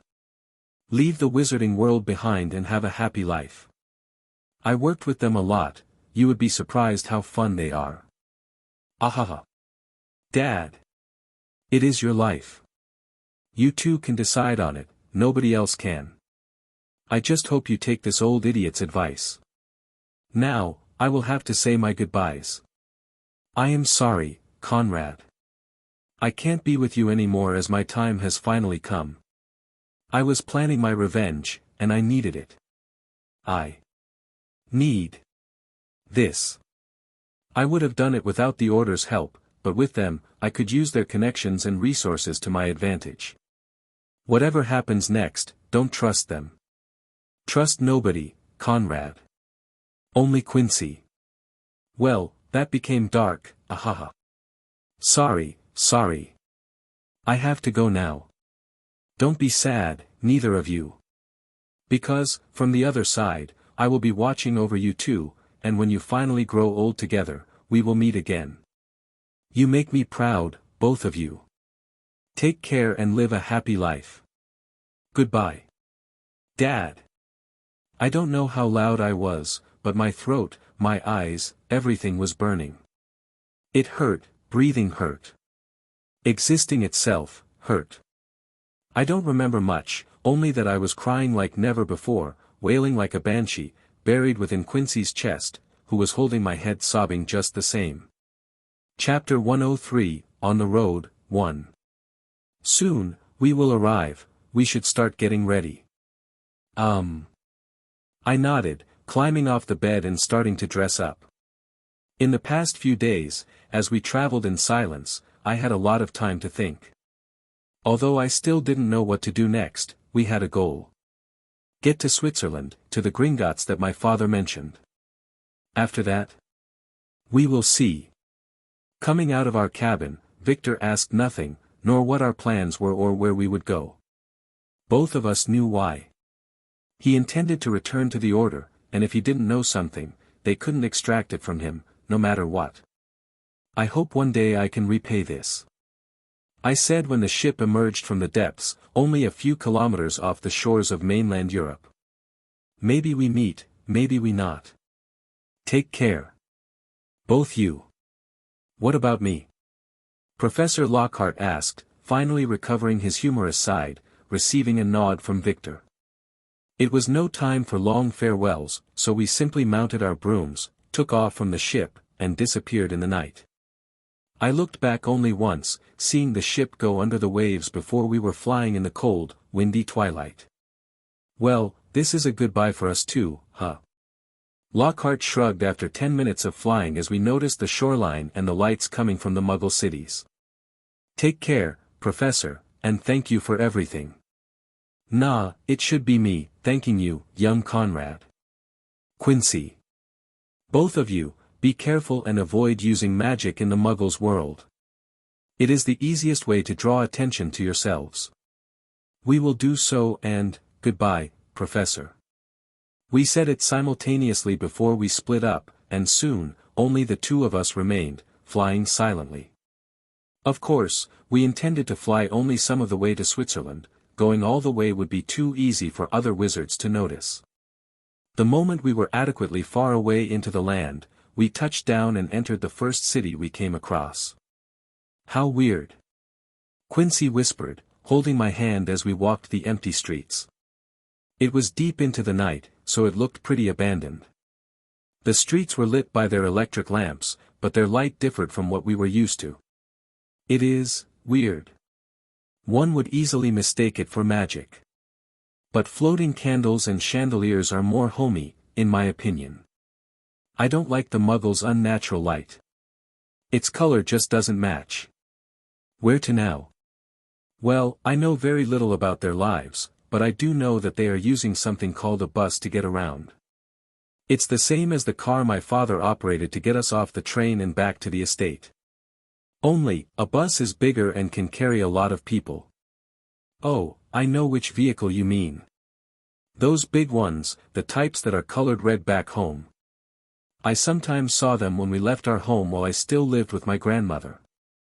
I saw multiple muggles get onto it. Yeah, that's it. We will get onto one that takes us to our destination. Then, we will have to learn to apparate somehow. It would help our travels immensely. Vad lever to SMA Blomsterher, mit om nat 10, 1. I didn't know the language, nor was I interested in what the words meant. The moment I heard it, turning towards the source, I saw multiple men appearing, heading directly toward us. The light in their eyes was enough to make me move and not ask any questions. That was quick. Quincy murmured, putting away her wand a step behind me, watching the green light dissipate and turning away from the dead muggles. She kept holding my hand, squeezing it gently. You have become faster. I need to keep improving. I whispered, smiling at her weakly, I will have to be strong so my father won't be angry that I refuse his wishes. So we are fighting back. Amicham. I also thought of the same. She hugged me, kissing my lisp gently, don't worry, I am with you. No matter what. I know, let's go. Before someone comes and discovers them. My lord, we raided the home of the Anguines. I am personally investigating their belongings while the others are currently interrogating the wife of the traitor. She will be of no use. A weak, dreadful voice whispered, sounding like a snake's hiss, coming from a dark orb, which was swirling with unnatural magic. Just a simple look at it and Bellatrix felt like throwing up, yet she thought she was used to interacting with the vilest magic of wizard kind. Apparently not. No matter, torture her until she breaks. I want the kids found, bring them to me alive. Understood? Yes. My lord. About the rumors. That I'm dead. Voldemort cackled, sounding like an ancient book's pages being flipped rapidly, I will be back in 7 days. Prepare a meeting within the ministry for it. I will make a public appearance. Killing me. I defeated death. I am unkillable. Of course, my lord. Of course. But before that, publish the 2 traitors and their faces in the Daily Prophet. I want them to place wanted posters everywhere. Everywhere. No matter their background, anyone who finds them will be heavily rewarded. Anyone giving a tip to us that leads to them will get rewarded just the same. I want them found, and soon. If you want to impress me, find them before I return and use my mark to do so. We will do as you wish, my lord. I will see to it personally. They can't hide forever. Tell Severus that he should investigate the students the kid was friendly with. Use any method, but get me information and make him prepare the castle to be adequate for my arrival. My lord. After I return, I will take up residence in Hogwarts and take over as its headmaster. Dumbledore and his precious order have returned. They will not give up Hogwarts and will try to retake it. A final battle for it is inevitable, I will welcome the fight with open arms. I will be there and ready, whichever of us wins will rule the world, simple as that. We have made contact with our sleeper cells. I have to admit that Angus's works were impeccable. All those half-blood or muggle-born witches and wizards whom he supposedly dealt with are ready to join us. I kinda feel bad that we are using his work after his death. Moody murmured, shaking his head before swinging his flask and taking a big gulp from it. It was inevitable. Dumbledore hummed, sitting in a big chair, watching the orange flames dance in their hidden headquarters as fireplace. Are they informed to keep a lookout for the 2 kids? Yes. We sent out a message to tell us if they found them. We notified everybody to be careful as they could be dangerous, so only try capturing them with ample preparation. They may be kids, but they are good. I want to teach them personally. Maybe even too dangerous. Did we make contact with Crumb yet? Just an hour ago. He is heading to our base in France. Should I go and bring him here? Amicham. Please do so, Alastair. I have some questions for him personally. Dumbledore nodded, finally drawing his eye away from the fire, standing up and walking towards the window with hands behind his back. The search for the kids will mostly fall onto the shoulders of Flamel and the rest who return to the mainland. I don't get why we made the chosen one travel to France when we just returned. It will do good for Neville to attend a proper magic school for a few years. Now, he can learn about his true potential and see the world for what it is. He already has an attachment to it, so he can start developing the drive to save it. Also, there is a Muggle saying, "Never keep all your eggs in the same basket." The prophecy is already in motion and will play out as it should. It said that he would be the one to deal with the Dark Lord, and if we try to do it instead, we are bound to fail. So, our job is simple. Find the remaining Horcruxes and deal with those. Tom will be young Neville's job. Hogwash, but if you say so, I will believe it. That is all I ask from you, my old friend. Did you get it? I whispered when Quincy got back to me, showing me 2 tickets. Yep. Charming a Muggle and making her buy it for us was a good idea. We just need to find the station it leaves from and board it. With a giggle, she was proud of her achievement while I kept a lookout so we wouldn't be discovered using magic. After repeating what I did in school and enchanting a little book, we finally had some translation in place. It took us a whole day to uncover where we were, where to go next, and how money worked in this Muggle country. I can't believe they could get this far without any magic. It is way too easy to manipulate them. I whispered as we walked. Just this morning, we realized our clothes were way too suspicious looking, so we entered a massive building filled with shops. Charming them made it easy for both of us to pick out fitting garments and leave unhindered. Right now, I was wearing jeans, a shirt, and a thick coat, while Quincy sported warm leggings, a skirt, and a blouse hidden below a puffy jacket. Yeah, but there are way too many of them. She added while holding my hand, passing by many others, heading toward Station 12. Anyway, the bus will go from the 12th and take us close to their border. From there, we must pass into the other country and look up another transport towards down south. We will fly, I said, tapping the 2 brooms hanging from my shoulder as they were wrapped up, looking like luggage. We will do it in the night, keep low, and try to avoid places where Muggles live. We will use their public transport throughout the day until we get to Switzerland. When we got to the spot, we only had to wait for around half an hour before the bus pulled up and we boarded it. With a quick, hidden wave of my wand, no Muggle found it suspicious that we were traveling alone and we could remain unbothered by sitting at the back. It won't be a short distance, I whispered as both of us were watching a map we swiped from one of the shops. I can't get how they can live like this, taking days to get from one place to another. Well, it is nice, feels like an adventure. She added with a smile, leaning against me while looking up and out the window, watching the changing scenery. Although it was cloudy and could rain any time, it was different. It was unlike the views I was used to. If not for how we left, I may truly enjoy this slight change of pace. Adventure, huh? Well, we can look at it like that. Especially because what waits for us at the end is gold. Did you think about what you want to do after it? Not yet. I don't want to think about it. I don't really want to think yet. I get it. Then don't. Just focusing on the now is enough. We will get it done, step by step. Yeah, that does sound good. Then the problems also don't look too big that way. They remain small enough so I can feel that we can deal with them. Chapter 104, On the Road, 2.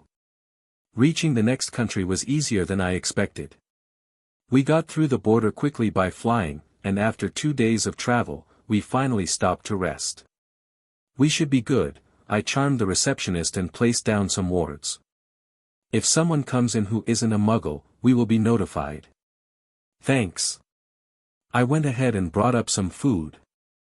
I answered her, watching her close the door to our little room in a tiny hotel and take off her jacket. Are those sausages? They did look good. Hee hee, I waited for you so we can try it together. It will be good to finally sleep in bed and not on a bus or train. And to take a proper bath. She moaned loudly, sitting beside me as we began munching on our dinner, watching a box that the Muggles called a television. Even without understanding the language, it was fascinating. We were already close to the border between Germany and Switzerland. Tomorrow, we had to catch the last bus that would take us over, hopefully without any problems.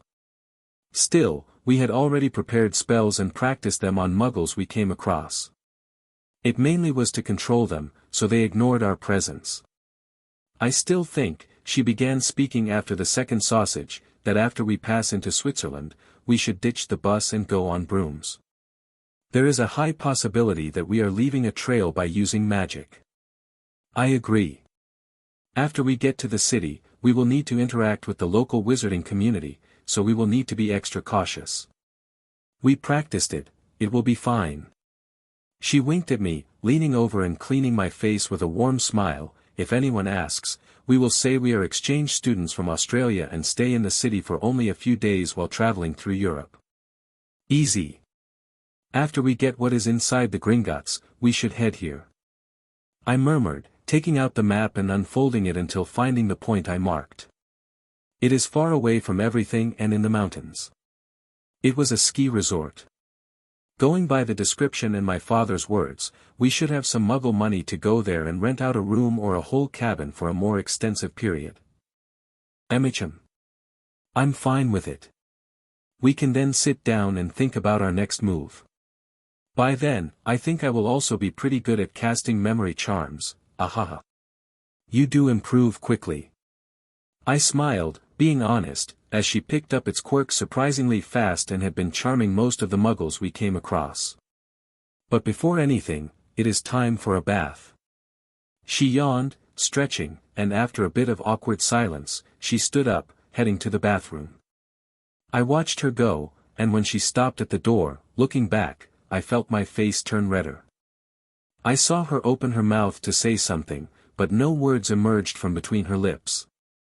Yet, even though she went in, the door remained slightly open, only partially closed. I felt my heartbeat increase, and after a brief hesitation, I stood up, went after her, and closed the door to the bathroom behind me. The next day started with an embarrassed silence between us that lasted until we boarded the bus, bringing us further along on our journey. Although that didn't happen yesterday, we still bathed together, experiencing each other's bodies more closely than ever before. You are blushing, you are thinking about it. She whispered to me as we sat at the back of the bus. She was poking my sides with her finger, just as blushed as me. Sorry. I replied by reflex, making her pout. Don't say it like that. It sounds weird, we are, husband and wife, it is normal. Then, we should do it again. I mumbled, not knowing where to look as we both fell into silence again, but she nodded in answer. What ended our awkwardness was when we reached the border, and people got on the bus, checking everyone's passports. We heard about the Muggles' border control, so it didn't take us by surprise, but still, it did make us nervous. It's clear, I sense no magic present. I whispered, using Revelio to see if any mages were around us or not. With a nod, Quincy took aim, raising her wand slightly, silently casting at the people before us. While she was literally erasing our presence from the passengers' minds, I used the same spell on the Muggle officers, making them constantly forget that we were on the bus, which was a degree harder as I had to do it every time they looked at us. Luckily, we passed the inspection, and 15 minutes later, we were on our way once again, now inside Switzerland. That was exhausting. I shrugged, putting my wand away while she took out a thermos we nicked, pouring hot tea into small plastic cups for both of us. Here. Hee, this thing is nice, it keeps it warm, even without magic. True, I thought Muggles were weirder, but they do have some really lovely inventions. I especially liked that TV thing. I did, too. When we rent out our place, we should have one. We could learn about them a lot from it without asking Muggles in person and making them suspicious. I thought the same.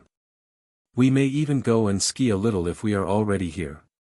Have you ever done it before? She asked, curious, but I just shook my head with a smile. No, but it can't be harder than sledding. It was weird coming into the magical city of a different country. When we arrived, we first walked around the Muggle part of Bern, looking for that feeling, that little tremble that tells you where to go if your blood is attuned to magic. In the end, we found it next to a train station. Going past an out-of-order staircase, it hit us in the face, the presence of magic. Going down and tapping the locked-up chain-link fence with our wands, it opened up nicely and revealed another staircase, which led us back up, coming out into a city that looked wholly different. The people who walked these medieval-looking streets were wizards and witches all right, wearing mostly robes and old-fashioned hats. Nobody batted an eye on us, not even when we were strolling around aimlessly, trying to find the local Gringotts. In the end, we asked for directions, and I was surprised that the old witch switched to English in a heartbeat, giving us perfect directions. We would be hard-pressed to speak another language. Quincy murmured as we walked down the cobblestone street, feeling ashamed. Well, we can speak Parseltownge, that doesn't count. Ahaha, idiot, you know it doesn't. We will have time, we can pick up extra languages if you feel up to it. For example, it would have helped a lot if we knew French. True, and I bet we should try and learn it, I don't think they would leave us alone. Sadly, I agree. When finding the big, white building of the goblins, we saw some weird, 2 or 3 meter tall suits guarding its stairs at the base, looking majestic and mighty. Both of us could feel the power radiating from them, telling us that they were neither man nor beast but automatons made by the goblins, which also meant that they were probably also spell-resistant. Damn. This place is much more protected than the one in London. Of course. A voice answered me as I saw a wizard walking down the steps, his back being just as crooked as a question mark. I met some old people before, but he had to be in the top 3. This place is the most secure bank in all of Europe. Whatever you deposit here, not even Grindelwald could steal it. Although, this is not like any other Gringotts. So don't go in if you are here with some trivial things, they will beat you and throw you out. Thank you for the advice, mister.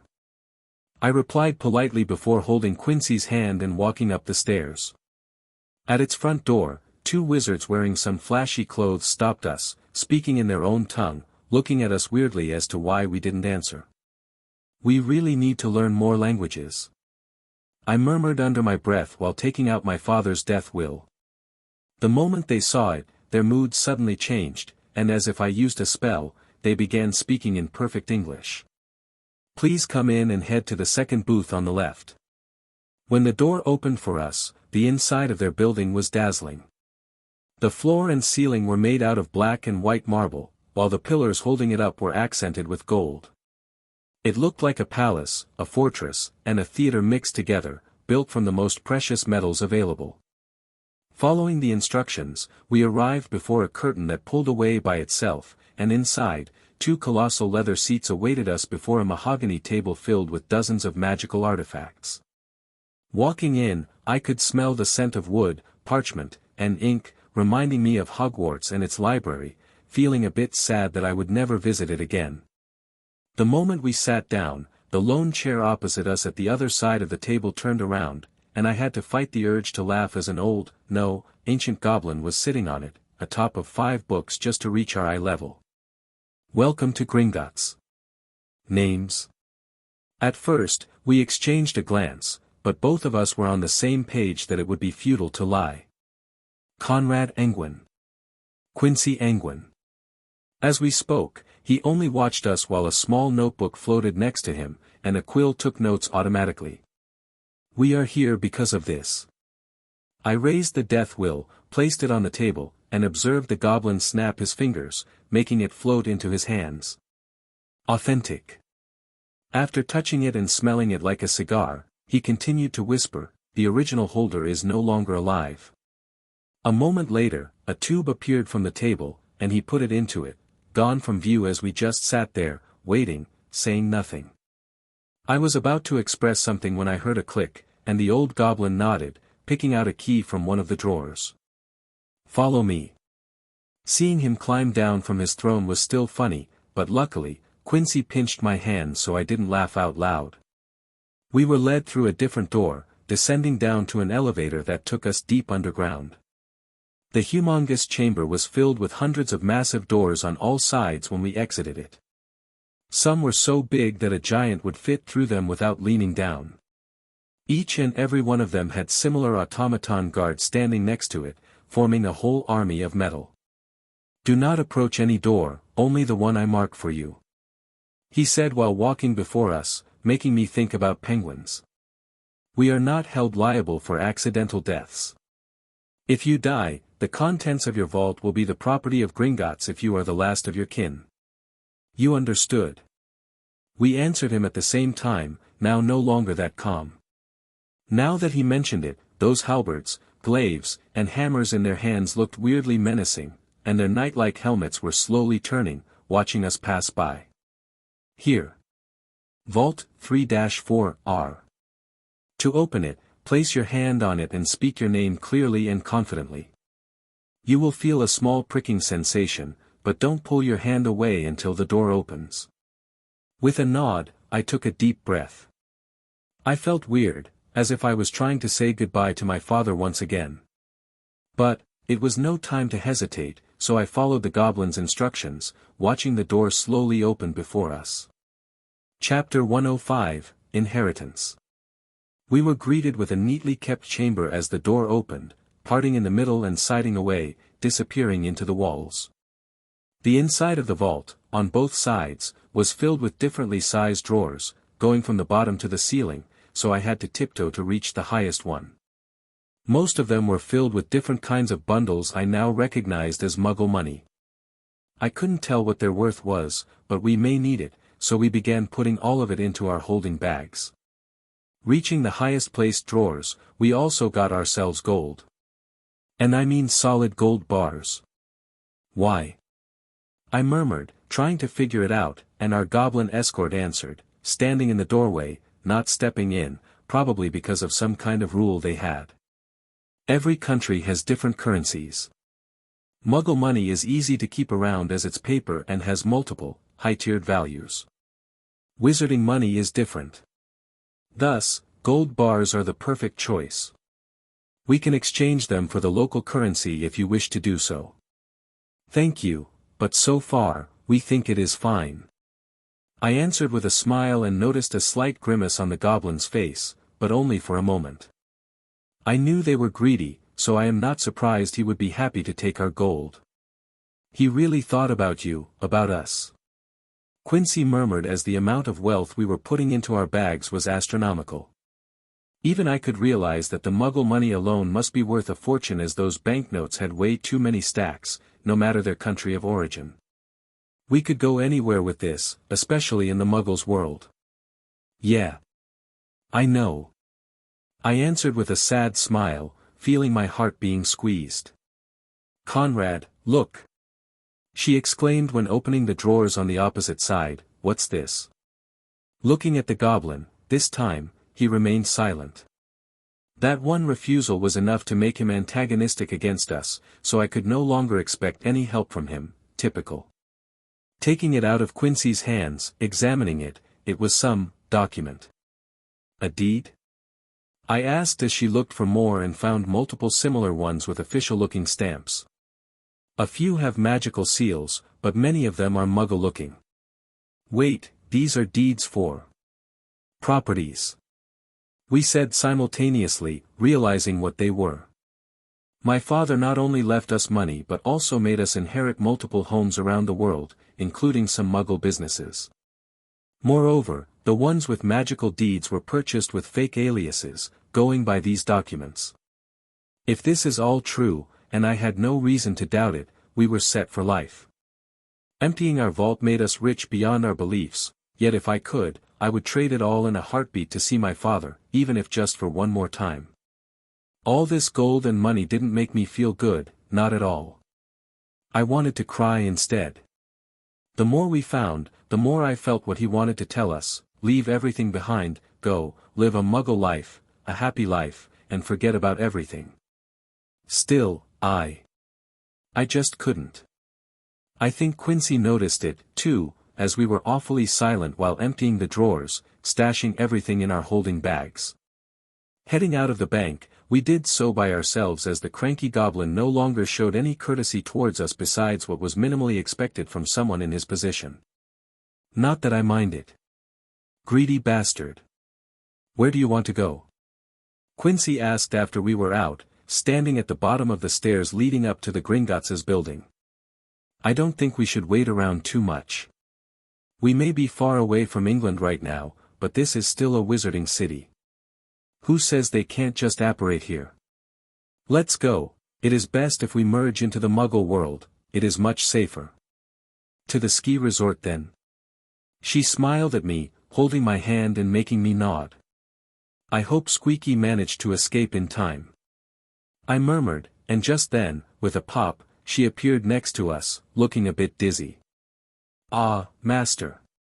Mistress. How good to see you. Squeaky is very happy to be finally summoned. Squeaky. We cried out, hugging her, which surprised the elf just as much as her appearance stunned us. Old Master told Squeaky to go away until I am called again. Squeaky was hiding until now, but Master finally called. I will be happy to be of service again. Good. It is good that you are okay. I whispered, rubbing her head, feeling the tears well up in my eyes. Ah, Master, don't cry. Squeaky will do her job well. She panicked, not knowing what to do, although I was sure she knew full well what had happened in the past few days. She wasn't stupid. Squeaky, we will go into Muggle territory, will you be okay? Oh, don't worry, Mistress. She nodded rapidly, letting her big ears flap around. Squeaky is very good at avoiding the eyes of Muggles. They won't notice Squeaky, and they won't cause trouble for you. Promise. Worst thing worst, I chuckled, wiping my eyes, we can obliviate them. Yeah, that is true. Quincy nodded, looking back and forth between me and Squeaky. Well, let's go then. It is pointless to stand around. Most certainly. Squeaky agreed, and after we told her where we were going, she saluted at once. Squeaky will go ahead and scout it for Master. Wait. But she was already gone. Ha. I do hope she is truly good at not being seen. It was a sunny day, the sky was clear, free of clouds, and the bright rays of the sun reflected off the white blankets covering the mountainside. It was early spring and the first week of spring break that a group of youngsters aimed to enjoy to its fullest. Are you ready yet? One of the girls shouted, looking up the stairs from the lobby of their log cabins. She was already dressed up wholly, ready to go skiing, her bushy auburn hair sticking out from under her thick hat. Relax. We are coming. Geez, this Muggle thing is so hard to get right. You said you wanted to come with me when I told you I would go skiing. You can't complain by now. It sounded fun, and we never did it. But doing it, carrying all this stuff without magic, ugh. The same voice added as its owner began waddling down from upstairs. Well, don't cry. A different voice added as two young girls walked down, still somewhat struggling with their clothes and equipment. It is a good thing to do something new, and we can take it as training on how to remain unseen within Muggles. Just follow me and do what I say, you will be all fine, Elodie, Bridget. The first girl smiled, leading them out of their cabin, ready to head towards the ski lift and teach them how to do it properly. I have to say, your French has improved a lot, Hermione. The second, tallest girl of the three, Bridget expressed, making her friend chuckle. I agree. I remember when you first attended school, you were struggling to keep up. Elodie added. I am a quick learner. She said, proudly grinning, it was a surprise for sure. My parents didn't know what to do when we were thrown into a sudden regime after my magic had awoken. Honestly speaking, it was frightening. Bet. They answered her, both trying to sound encouraging, you were lucky to escape ahead of time. At least with us, you can learn proper magic and be free. Yeah, the Beauxbatons are just as good as Hogwarts, if not better. I do like it here, yes. Hermione nodded, smiling at the friends she had made while attending the academy in the past 3 years. I even got used to attending a boarding school, which certainly helped me learn a second language. Hee hee. What about your parents? Are they safe? Yeah, they are fine as they are muggles. Not all is bad, you see. The people who discovered me kept it hushed, and I was offered to attend your school like many others from my country. Speaking of that, did you hear the news? What happened at the Triwizard Tournament? They are just rumors. Elodia shrugged, but Bridget quickly continued in a hushed voice. While talking, they were nearing the lifts that would take them up the mountain and beginning to enter the crowd of muggles. They are not. Fewer students came back than what was left. Why do you think the headmaster didn't hold any explanation? I heard Fleur left school on a private assignment, too. Not to mention, didn't you all see the newspapers? I did. Hermione nodded, remembering it because it was something big. It described that during the Triwizard Tournament, a separatist wing of the Death Eaters tried to initiate a coup but failed in the end. For a few days, it was believed that Lord Voldemort himself was killed in the battle, but then again, a week later, there was not only news about how he was fine but photos of him giving a speech, vowing that everybody responsible would be found and killed. The papers even included 2 pictures of 2 kids who couldn't be older than her, wanted everywhere on the continent. What felt strange to her was that not only did Lord Voldemort's side want them, but even the French authorities warned its people to be careful and contact them if anyone noticed the pair. Even if Voldemort wasn't killed, the way he looks in those pictures is bad. His face is sunken in, looking like someone who just returned from death's bed, brr. For sure, he was close to death, maybe hit by some nasty, forbidden spell that is still affecting him. I think that's enough. Hermione shrugged, warning her friends, we are too young to know enough, and we are here to relax, no. I took you 2 here to have a little fun and not deal with politics. Sorry. They laughed, smiling at her, letting Hermione buy the tickets and follow her towards the lifts. As they walked along, she couldn't help but snap her head towards 2 voices as they were speaking English, and their words were weird. Let's go back, it's getting crowded. I agree. We can do it later when there are fewer muggles around. Let's go and get something hot to drink, what do you say? I'm in. Snowboarding is not bad, but it can't hold a candle to brooms. Hermione. Bridget exclaimed, snapping her friend back to reality, come, it's our turn. Yes. She flinched as they boarded the lift that began ascending while she was watching the crowd, wanting to see who said those words, but it was impossible to pinpoint it. She was sure she heard it right, those 2 had to be wizards. But, what were they doing here? Chapter 106, Living Amongst Muggles. We have been here for more than a month now. I'd like to think that we got used to living within muggles, and I won't lie, I find many of their inventions and tools really entertaining. Even though they don't have magic, they come up with many pretty magical things. For example, the so-called CD player. Even without enchanting it, you just had to put a round disc with music, somehow already on it, don't ask, into the machine, and voila, there it was. Your own house party. Or just tune it to a specific frequency, as they called it, and you could listen to the news. I wonder why we don't have something like that. Is it because of our prejudice against Muggle inventions? They are even capable of far more than we give credit to. For example, there is the television. Or TV for short.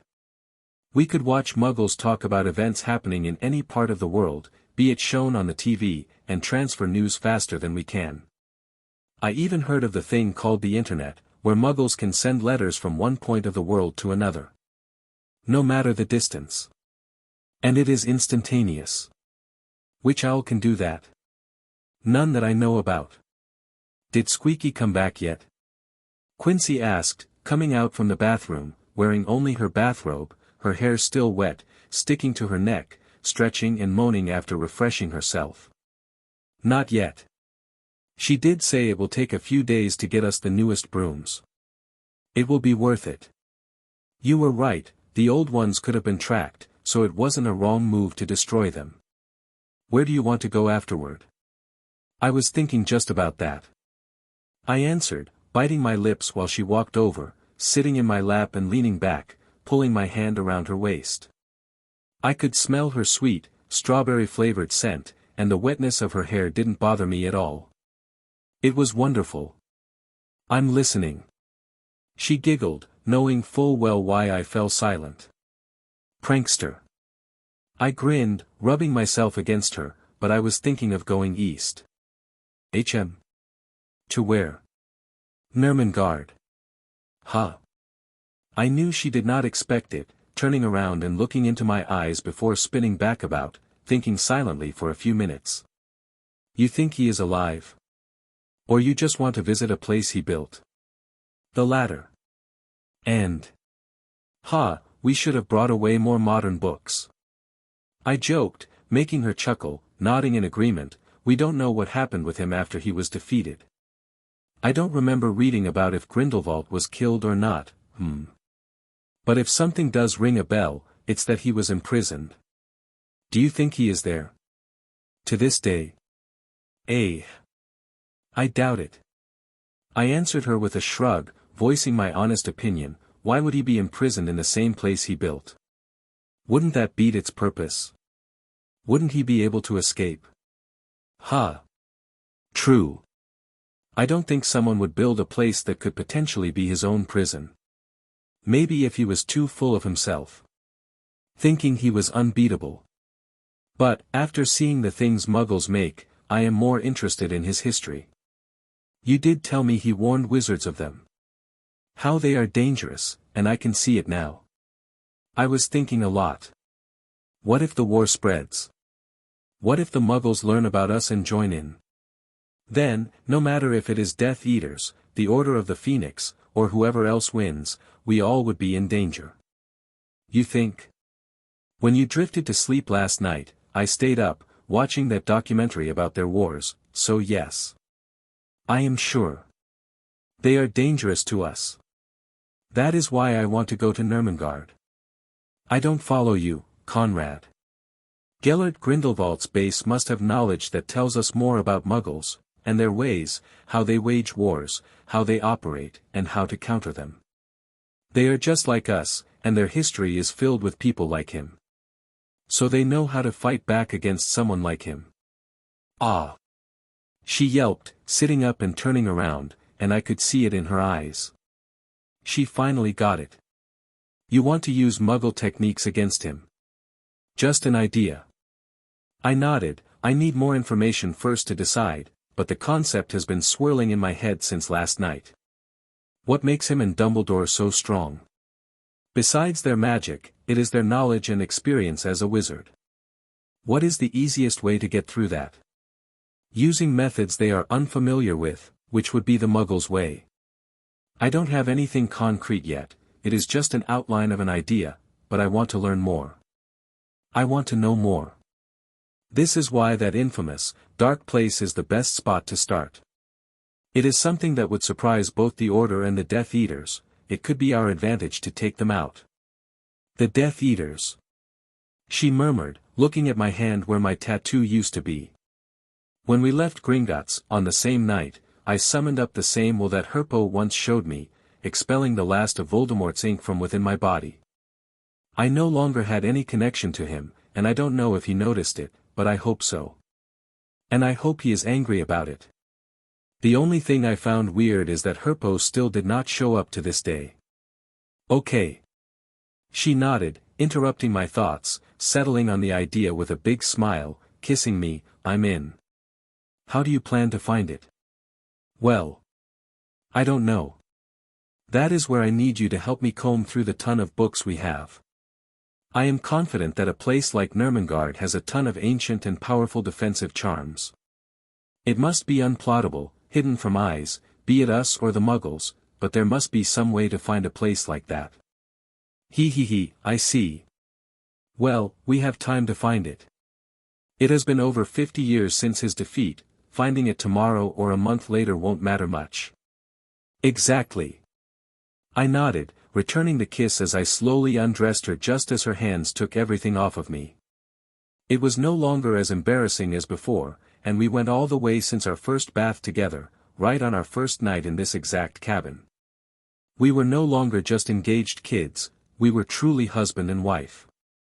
Maybe it happened when we left Hogwarts, but we have ceased to be children anymore. Any news? No, positive news? Asked a serious, dejected voice belonging to Regulus Black, already knowing Fleur's answer. No, they not here. She answered, sitting opposite him as the two were meeting in a Muggle diner near the border between France and Germany. I told you they would not come to France, the whole country is under your school's jurisdiction. It would be easy if Crumb would say more. She snorted, her fingers tapping the table quickly, displaying her deep annoyance. He was already probed, he knows not where they headed. Why you not show angry? Are you dash? Don't start it again, Fleur. Quincy is my daughter. If you try to hurt her when we find them, and we will find them, don't even think of harming her. You can kill the boy but do not dare touch my daughter, or I will end you. Humph, it will your job to deal with Quincy Black. Conrad Anguine will be my capture. I will bring Killer back and make him face justice. Yeah, like I care. We should move over to Germany next. I know some people there who sent word for me. They saw that slimy Lockhart. Get him, and we will get the kids. Maybe. Word of the crazy. Charlie. He snorted but did not refute her. He has been uncooperative since they went on this mission, chasing the two fugitives. He said he was looking for their scent. No word so far, so I guess he did not sniff them out. Yet. Leave him be, if he finds them, we will know. You can go Germany. I won't. Huh? Why? He flinched, never expecting her words. I will go elsewhere. TSK, you are just like Charlie, impossible to work with. Fine, do what you want, woman. He didn't even wait for an answer and simply stormed out, leaving her there, but Fleur wasn't bothered by it. She was happy about it. None of the two listened to her because of her age, she was fed up trying to persuade them. She alone will hunt the two down and if must, kill them. They are dangerous and bloodthirsty. They must be eliminated, or they would simply leave more corpses behind. To find them, she had an advantage, something the others did not. It was Flamel who explained it to her as it was because of the Triwizard Tournament and because of the vial, the key to the final challenge. To the Goblet of Fire, the competition was still ongoing. No time was set for the final challenge, so it was still on. When the teachers created it, the goal was arranged simply yet cleverly: use the essence of the Philosopher's Stone on a withered, dying entity to bring it back, to give it another lease on life. It was supposed to be a wilting tree, but as the final trial never happened, now it was up to the choice of those who had the vial. For the goblet, it did not matter. The tasks were set up beforehand, now, they just had to be completed. The one using it on something that was at the end of its life would mean they would win the tournament. Every participant could feel that it was still going on, they would immediately sense it if the competition ended, and Fleur knew that Conrad had not used it up, not yet. Good. She murmured, closing her eyes, having a strong feeling that she should head to Switzerland. It was another boon and the handiwork of Flamel and Snape. They made it so that the participants instinctively felt where the vial was and who had it. On the one hand, it was to give an edge to the Beau's batons, but on the other, it was conceived especially for something like this. No matter how little it was, Flamel did not want that elixir to end up in the wrong hands. Which ultimately did happen, but he couldn't modify it. It was one of the main bait for Voldemort, and they were afraid he would notice it if they tampered with it. She didn't have any trust in the two Englishmen, so she decided to let them do their own things.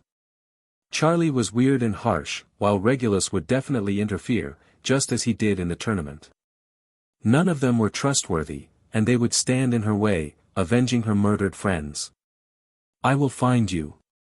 Conrad. Anguine. Chapter 107, Horcruxes. I was laying on the sofa, placed before our cabin's fireplace, reading one of the ancient codexes of Salazar's, detailing his views on muggles and their constant witch huntings, growing in frequency every year. Quincy was sitting opposite me, her legs resting above mine, her face hidden behind a similar book. We have been at it for hours now, and I was so immersed in Salazar's words that when she exclaimed, I almost jumped up. Found something. Sitting up, holding the book, she let her fingers run over the lines she was reading, a way of false immortality, the Horcrux. To create a Horcrux is to delve into the forbidden art of splitting one's soul, a path that leads to the most heinous form of dark magic. The very act of committing murder tears the soul apart, and it is in that moment of wickedness that a sorcerer can imprison a fragment of their own soul within an object. Then we are not really whole anymore, huh? I grimaced, making her shrug and continue reading it. This object becomes the vessel for their malevolence, anchoring them to the mortal realm even if their physical form is destroyed. The creation of a Horcrux is an abomination against nature, a twisted pursuit of immortality through the foulest means. As long as the Horcrux remains intact, the dark wizard or witch can never truly be defeated. They become a spectral menace, always lurking in the shadows, waiting to return and rejoin the living as a deformed beast. No wonder the news said he was back. He must have had one. I am sure of it. You told me what Herpo said to you when you met him for real. He asked for immortality, and he was given the knowledge of how to create it. My guess is that Salazar himself had knowledge of Herpo's doings. He was part of the bloodline, just the same. He just refused to dabble in it. I am especially sure after reading about what comes next. Listen. She continued, sounding excited, however, one must understand the grave consequences of such dark practices. The very act of splitting one's soul leads to a state of spiritual mutilation, diminishing the humanity within. It is a path paved with darkness and despair, and those who embark upon it risk losing not only their soul but their very essence. It is not true immortality but a wretched weakening of your existence. When your end finally comes, what awaits you is nothing but limbo. Undeath, a forever state where neither the dead nor the living will see you as you doomed yourself to an eternal, shadowy existence. That is not immortality, that is the retribution of magic itself. Just ask the one who created the technique itself, Herpo the Foul. That non-existence, that would explain Herpo. I murmured, thinking about it for a while, breaking the silence after a minute.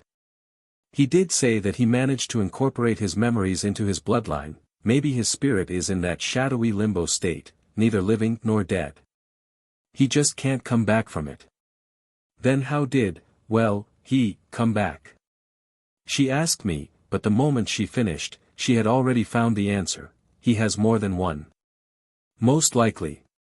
It would explain the Order's moves and why we saw them head into the room of requirements. They were searching for his Horcruxes. They know he is unkillable until he has any of them remaining. Maybe they thought it was the last ones, that is why my father fought him, but evidently not. Do you think Snape knew?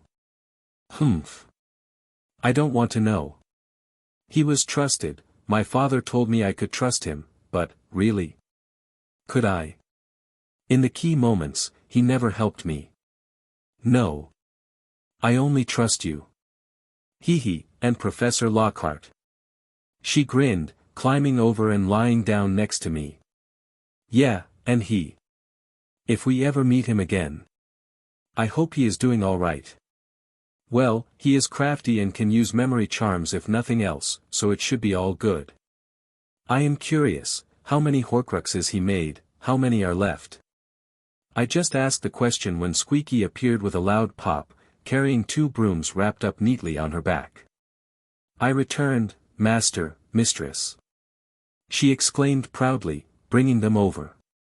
Good job, Squeaky. We said simultaneously, rubbing her head. Whoa! I couldn't help but exclaim the moment I saw them, almost dropping the broom out of excitement. What is it? Quincy asked, not knowing the big deal about it, smiling at me after seeing my eyes lit up. Firebolts. Both of them. Remember the paper that Squeaky brought in last week? Ah, the broom you pointed at? The one that was supposedly the newest and fastest. Yeah, I remember. This is it. Exactly. Squeaky nodded, looking proud of herself. I took notes, master, mistress, so I made sure to buy the real thing. I laughed, seeing her playful smile, knowing full well she was teasing me. I bet you anything that nobody could catch us with these, only if they ride one themselves. What about a dragon? Now you are just pulling my leg. I leaned over, beginning tickling her, as we wrestled while laughing. Stop, stop, stop. I give up. Ha. Sorry. Apology accepted. I answered with a peck on her lips. Hopefully, we won't need to run from a dragon. Just attacking those two in Hogwarts was enough to tell me I wouldn't stand a chance against them. Where the heck did those two go? It was around noon when Hermione was finally fed up waiting for her friends, so she went out and looked for them by herself. They were supposed to only go, look around a little, get something to drink, and get back soon. That was 3 hours ago. By now, she had walked around the whole resort but could not find them, and in her anger, she decided that who cared? She would go and snowboard by herself then. It wasn't hard to decide on it as deep down, she wanted to do it instead of accompanying her friends on the beginner-friendly slopes. It wasn't bad, but she carved for a little bit more excitement. It's the fault of the school. She murmured, grabbing her snowboard and heading to the lifts. She couldn't help it, since making new friends in the Beauxbatons, she became a bit more reckless.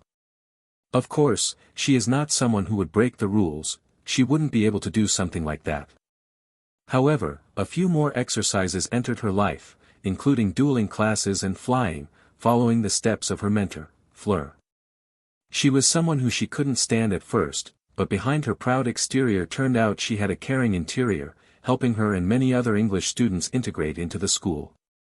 The way she helped her has opened up her eyes, and, even if subconsciously, she began taking over her, copying many things Fleur did. Ha! I just hope she is fine.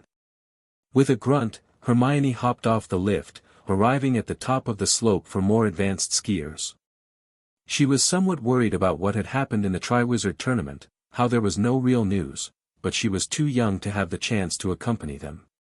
Rules were rules, after all. Beginning to slide down, she finally could forget about everything bothering her and simply enjoy the cold wind hitting her face while slowing down nice and easy. Slow! The shout came from behind her, surprising Hermione as it was spoken in English. She thought it was aimed at her for a moment, but the follow-up part disproved that. You are cheating. You went before saying go. Conrad. Ahahaha.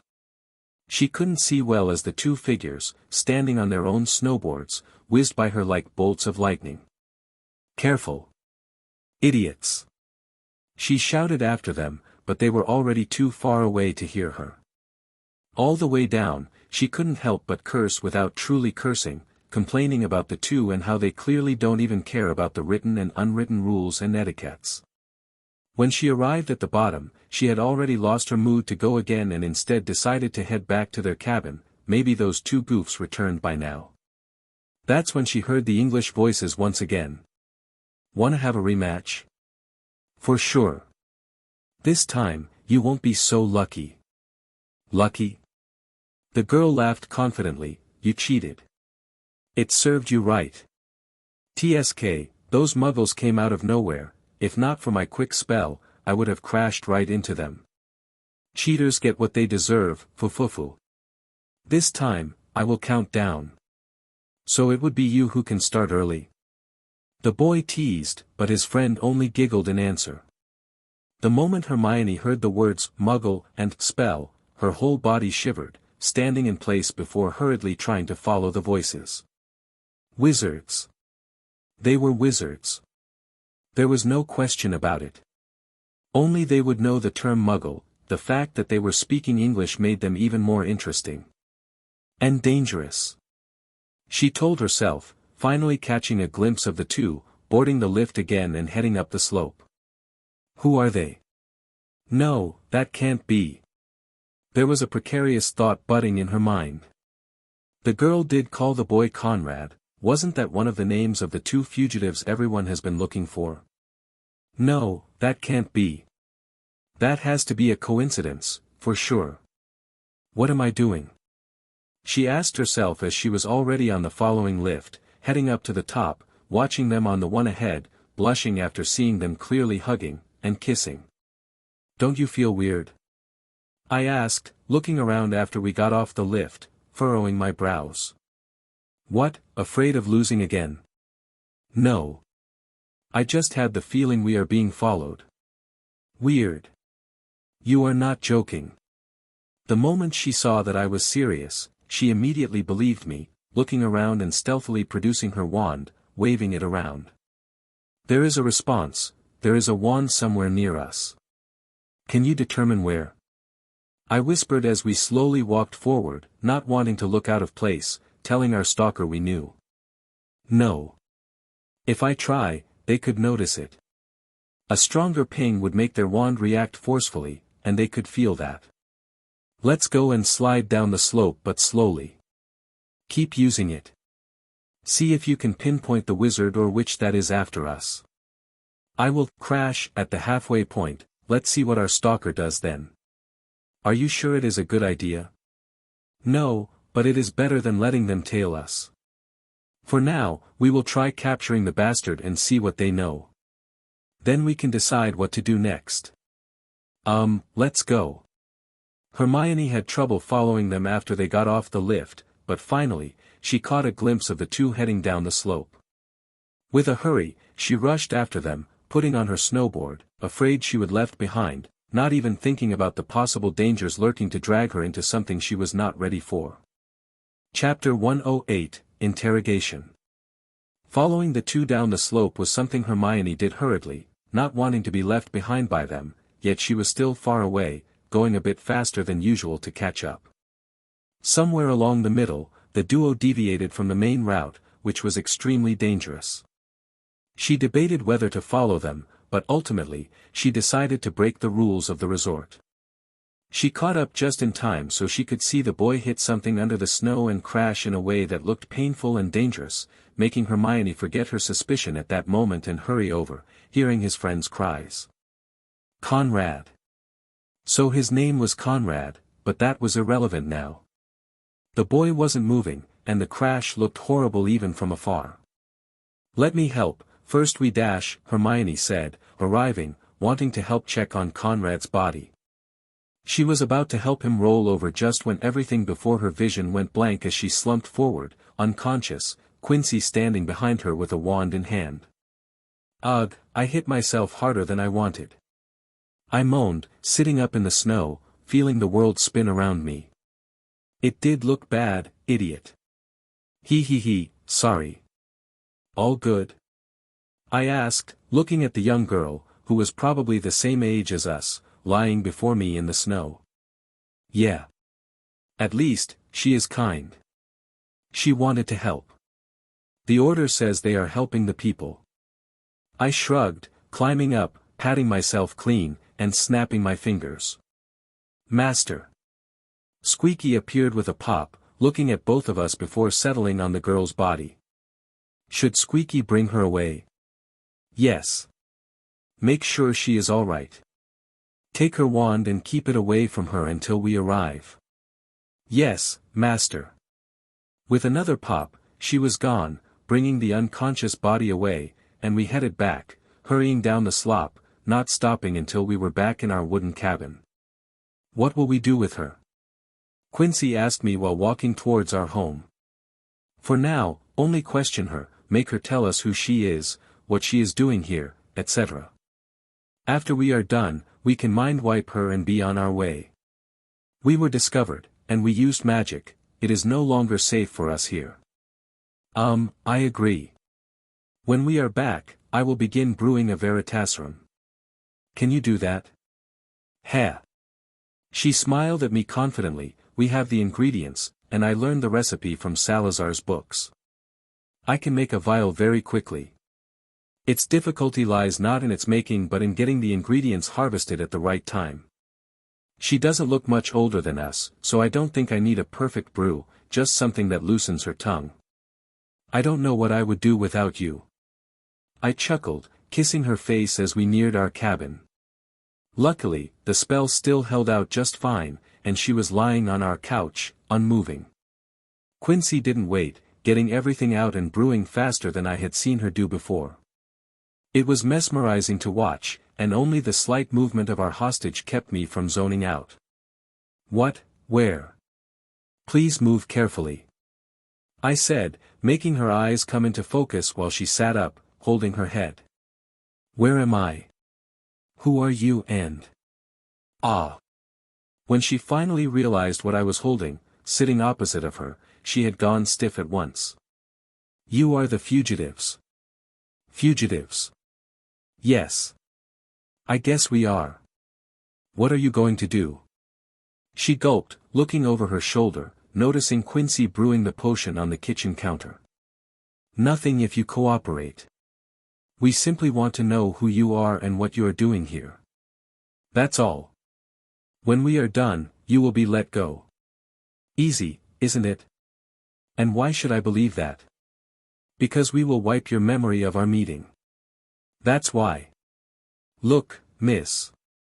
She hesitated. I could see it in her eyes that she was thinking through her options, measuring me, Squeaky, who stood not far from us, remaining silent and then glancing towards Quincy again.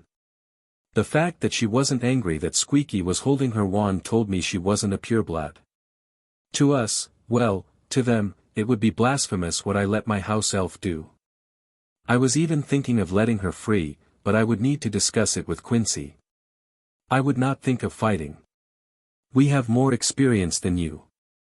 I said, discarding my distracting thoughts. What makes you say that? Humph. She quipped back, making me smile, but I didn't explain it. Look, don't make it hard, please. We are not unreasonable nor evil.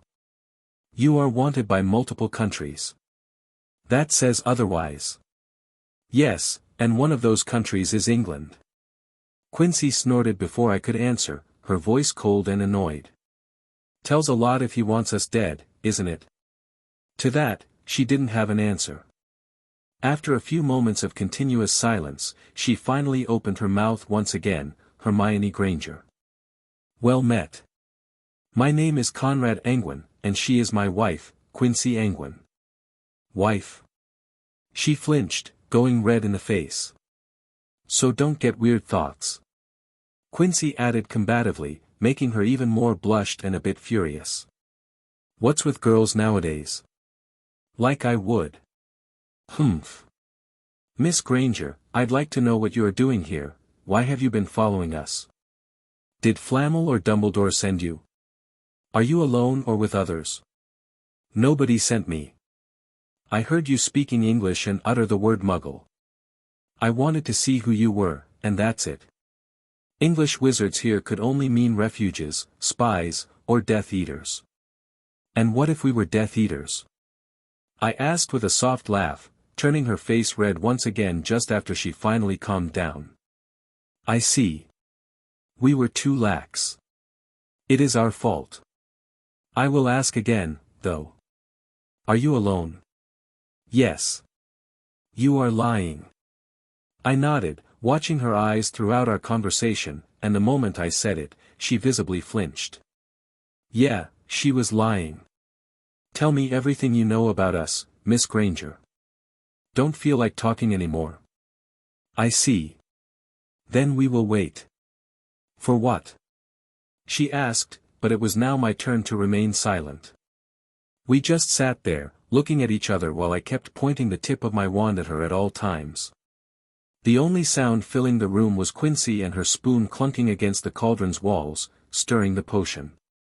"Done!" Quincy exclaimed as the sun slowly began dipping below the horizon, painting the room orange. Her voice made our hostage jump a little, watching her bringing over a vial, still releasing white, steamy smoke from its opening. "What's that?" "Veritaserum." She answered her, raising an eyebrow when she noticed that Hermione showed knowledge of what it was. "You appear as if you know about it. Completing one under these circumstances. This quickly, it must be a very weak brew. Stronger minds can resist it, you know, and powerful mages will be immune to it." "Are you a powerful mage, Miss Granger?"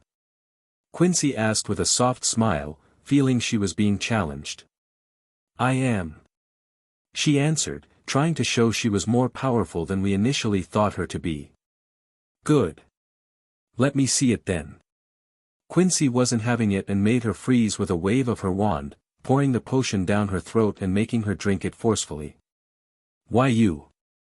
She coughed the moment the spell was cancelled, wiping her mouth, heaving, wanting to stick her fingers into her throat to vomit it back out, but it was already useless. "It wasn't that hot, I made sure it was fine." My wife groaned, rolling her eyes, watching Hermione breathe heavily and act as if she was poisoned. "What is your name?" "Hermione Granger."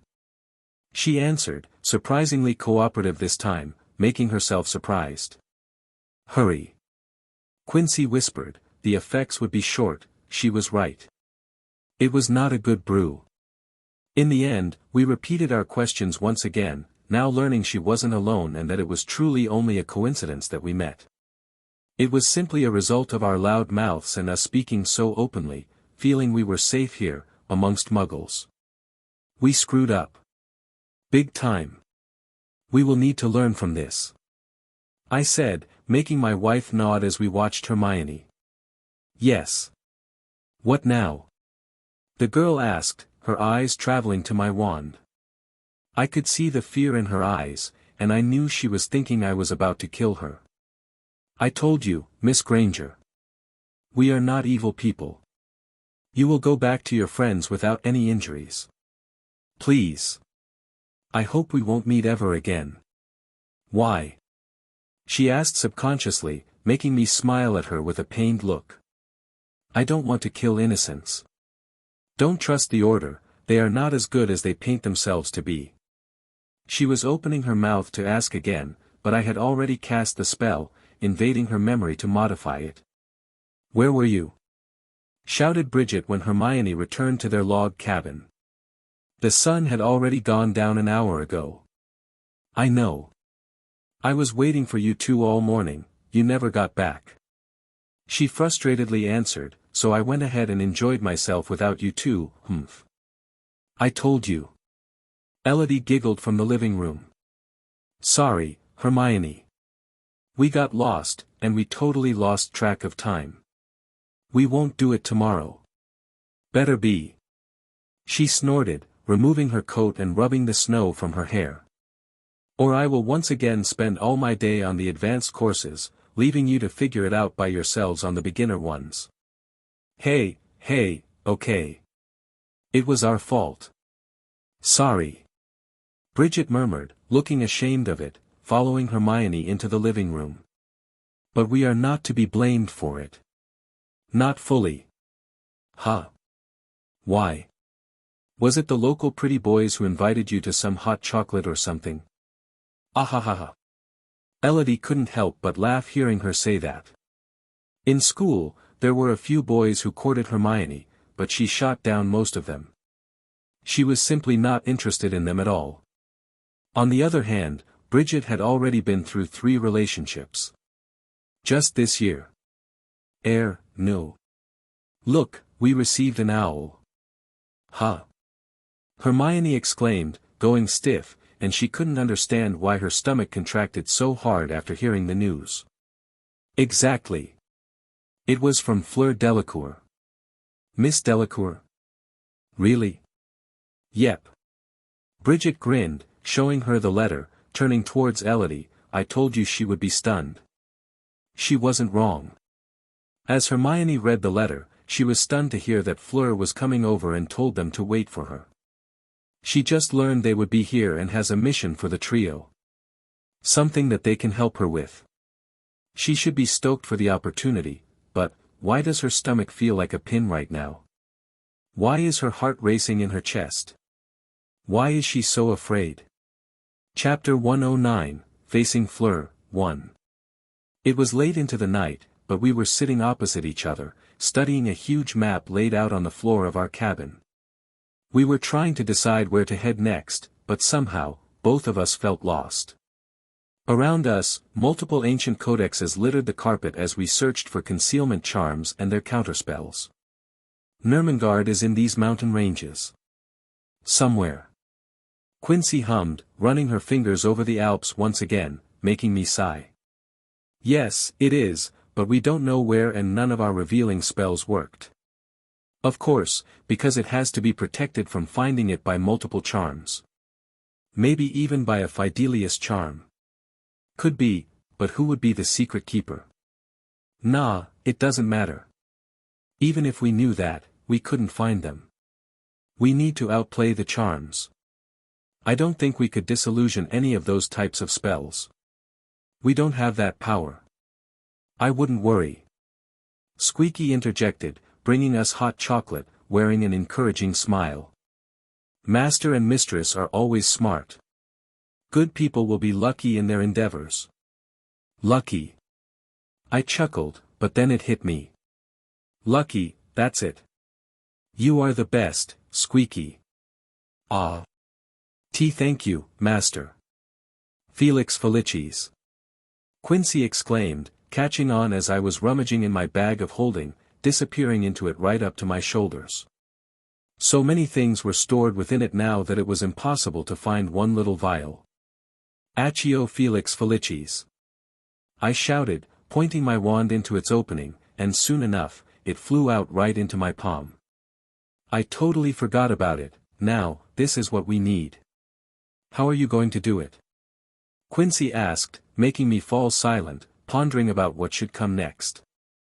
I think the best method would be if we set out, intending to go and find Nurmengard.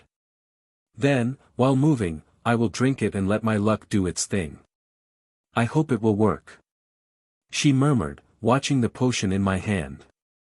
All the defenses around that ancient castle, prison, whatever it is, must be set up to deter or divert people who are intentionally looking for it. Would they work against someone accidentally, well, luckily, stumbling onto it?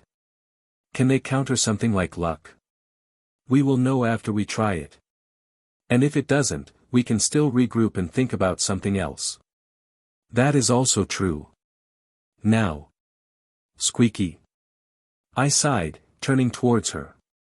Yes, Master. I think it is time I set you free. What? Why? Did Squeaky do something bad?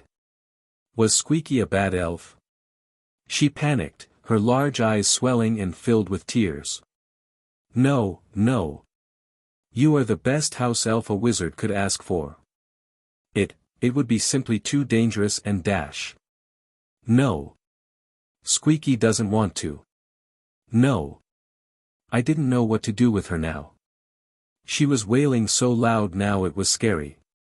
Looking at Quincy, she was just as troubled as me, shaking her head, telling me she had no idea what we should do. Well. I mumbled, if you want to come dash. Yes. Squeaky will come. Squeaky will do well and be helpful. Master will see. She nodded her head over and over again, making her long ears flap around. Deep inside, I was somewhat relieved. I grew up with her, and she was now the last link to my old life, to my home, and to my father. I think I was happy that she refused to be set free. So, in return, I dropped the topic. We should prepare. Quincy clapped, looking at us warmly. We don't know when we will have peace again, so let's get stocked up on everything. How are the potions? I asked because Quincy began brewing multiple that would be useful since we have been living here. Most notably, she began making polyjuice potions from the hair of local muggles and a few antidote and healing drinks. They are going to be finished soon. It was a good idea to start on the polyjuice in time. The 1-month brewing period is nonsense. Should Squeaky go out and buy more cauldrons? She asked, but I shook my head, patting hers. No, it is enough. Somebody who keeps a lookout would become suspicious of you. You already bought brooms, ingredients, books, and cauldrons. Even an idiot could put it together that someone was brewing something. Oh well, I knew we couldn't stay here for long. How much time do we need for the potions? 2 days at most. Then, we can be on our way. Hermione couldn't shake off her nervousness and couldn't say why. It was unreasonable to feel it like that, and her friends thought it was because Fleur was coming. It was true in a way, but even she didn't know why the news made her this uneasy. Did something happen? She thought, mulling over it, but nothing was out of the ordinary. She went ahead and spent yesterday going up and down the advanced slopes, having fun, and enjoying skiing. She made some small talk with others while riding the lifts, and, that was it. The time. Did you say something? Bridget asked, but Hermione only shook her head, smiling at her. Nothing. It was something. The time, it did not add up. Thinking about it, her sense of time did not work. She couldn't fully remember how long it took to ride the lift, to go down the slope, and when she decided to end it and head back. Focusing on it more, there were inconsistencies between the memories within her mind, especially when it came to the moment she decided to head back. It was way overdue when she returned, and she wouldn't have stayed out that long. Even if the courses were lit up at night, she wouldn't have done it, no matter how angry or frustrated she was. It was unlike her, and she knew that. Something happened to me. Hermione thought, furrowing her brows, and the only logical solution is that my memories were tampered with. Did I see something I shouldn't have? But what? There shouldn't be wizards here. Miss Delacour sounded serious in her letter. Her handwriting was more haggard and less eloquent than before. It was more forceful. Something is not right. She is here, shouted Elodie, noticing Fleur's figure coming straight towards their cabin. Her strides were long and looked serious and even a bit scary. Miss Delacour, Bridget said while opening the door, welcoming her in, helping her to her jacket and hat. Thank you, Bridget. She nodded, showing elegance and class and the fact that she perfectly knew who they were. Elodie, she added, nodding at the other girl before her eyes settling on Hermione, finally smiling a little. Hermione. Miss Delacour. She nodded back, flinching, feeling embarrassed to stare at her like that, but she looked tired. Troubled. Black bags were peeking through under her eyes. Even if she tried to hide them with makeup, they were noticeable. Fleur will do. I am sorry to barge into your spring holiday like this, but this is something very important. She explained, waving her wand around and erecting a bubble around the cabin that would mask their presence and words. Let's sit down, and I will explain, as this is not only an assignment for the Academy but for the Order. The Order? The trio exclaimed, looking at each other, hearing themselves gulp.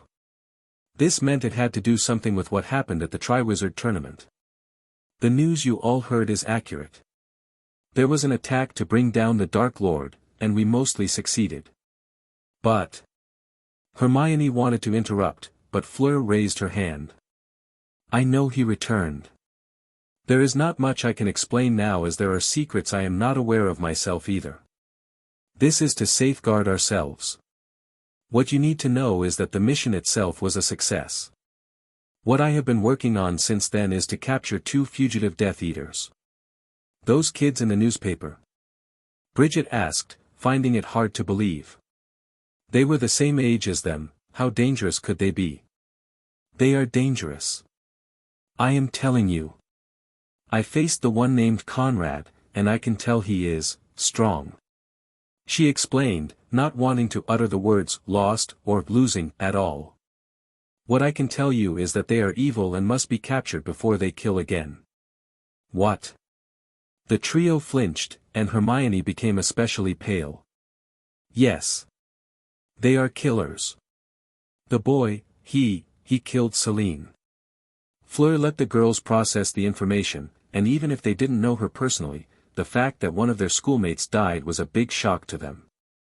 When the battle was lost, they fled like cowards. That is why the Dark Lord is also looking for them.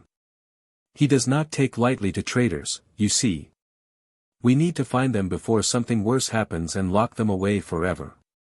What would be our roles, why we? Hermione asked, feeling her lips dry, licking and biting them. She had an even worse feeling building up in her, not just because of the problems with her memories. The Fleur before her felt off. She was not like she remembered her. Did the tournament change her this much? Really? We made some moves in the tournament. The short story is that I can track them, and I feel that they were either here or are still here. Here. They cried out once again, gulping loudly. Yes. This is a Muggle, village or whatever, and I know that you are from a Muggle family, Hermione. Why yes. She nodded, already guessing what she was thinking about. They are pure-blood wizards, they won't be able to blend in perfectly. We can find them with you, even if they change their appearance. You can tell us who acts differently and who doesn't. Hermione? Fleur asked, finally noticing how white she was and her unusually trembling hands. I may have already met with them. Really? Fleur shouted louder than Bridget or Elodie. She grabbed Hermione's shoulders with two painfully strong hands, almost shaking the light out of her. When? Where? I don't know. But, my memories they feel weird. Of course. It is known that the boy has learned memory-altering charms. Hermione. Her friends gasped, getting worried but not as much as she felt within herself. Don't worry. I have been prepared for it. Headmaster Flammel used charms on my mind before I left, and I also got restorative potions from him. Come, drink this. She said hurriedly, picking out a vial and pushing it into Hermione's palm. This will extract your fake memories and recall the original ones. Hermione wanted to ask so many things, but seeing the dangerous, impatient light in Fleur's eyes, she had lost the courage to do so. In the end, she had no other choice but to pull out the cork and down it. The moment it flowed down her throat, incredible pain gripped her head, making her kneel over and cry out. She felt like her skull was put into a vice, crushing it ever so slowly. Endure it. Fleur commanded, pulling out her wand as the others watched, horrified as white strands of thoughts were rising from within Hermione's head.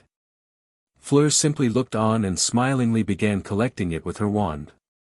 Got you, you won't escape this time, Conrad. Chapter 110, Facing Fleur, 2. The pain Hermione felt was something she never wanted to experience ever again. It was worse than any migraine or anything she could have imagined. She couldn't tell how long it lasted, just that the moment it was gone, she blacked out. When she returned to reality, she was sitting on the couch, fanned by Elodie, and Bridget gently stood over her, pressing a cold, wet sponge against her forehead. Hermione? You okay? She whispered, seeing her open her eyes. No. She groaned in answer, feeling she was about to cry. It will pass. Fleur commented from the side, setting up a portable pensieve, pulling its pieces out from her holding bag. I knew you were strong, Hermione, but you are even stronger than you think. When you feel ready, you can start remembering. Now your thoughts should sort themselves out, you are no longer under their wretched spell. Although the others felt happy hearing it, they were all a bit taken aback by the harshness of Fleur's voice and actions. Following her advice, when Hermione tried thinking, a sharp pain shot through her mind, making her wince, foregoing the idea for now. It was still too much. I'm fine.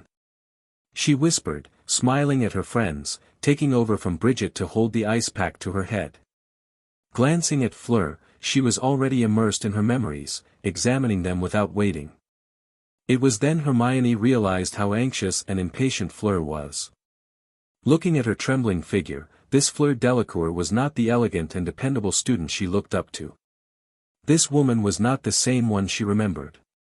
That Fleur was an exemplary leader of the girls within Buxbaden's academy. This impostor was not her.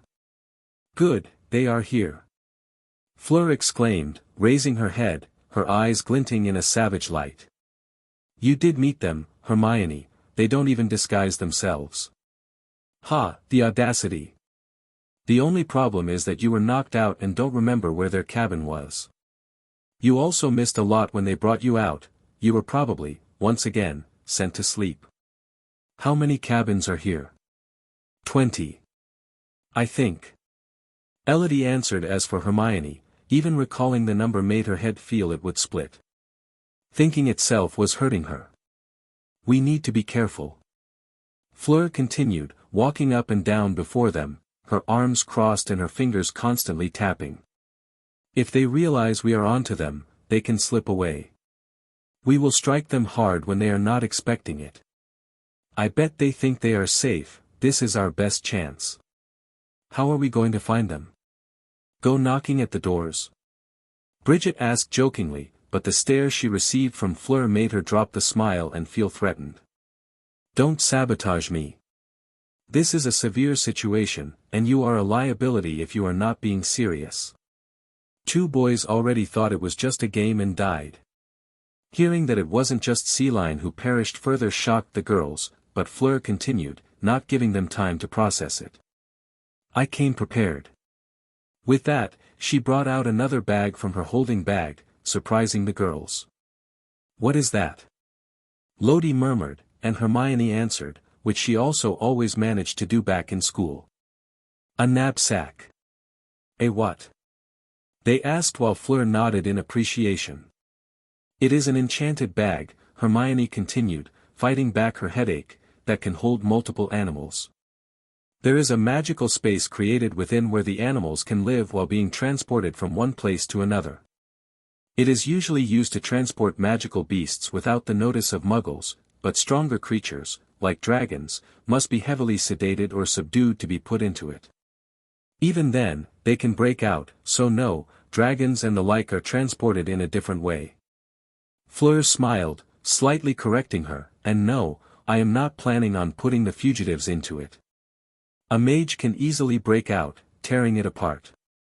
But I do have beasts here that will help us." "Roosters?" the girls asked her the moment she pulled one scared bird out by the neck. Somehow, the boy had learned to turn into a basilisk. "What?" "Yes." Fleur nodded, putting the bird back into the bag, ignoring the shouts of the trio. "And it is not just an imitation. His eyes can indeed kill, and his venom is deadly. I attacked its animagus body once, it can withstand spells, but we don't know to what degree. That is why we must catch them off guard. We have to eliminate the boy first." "Eliminating?" Hermione murmured to herself, feeling Fleur did not mean knocking him out. It was at that moment that a young, male voice echoed within her mind, in her memories. "I don't want to kill innocents.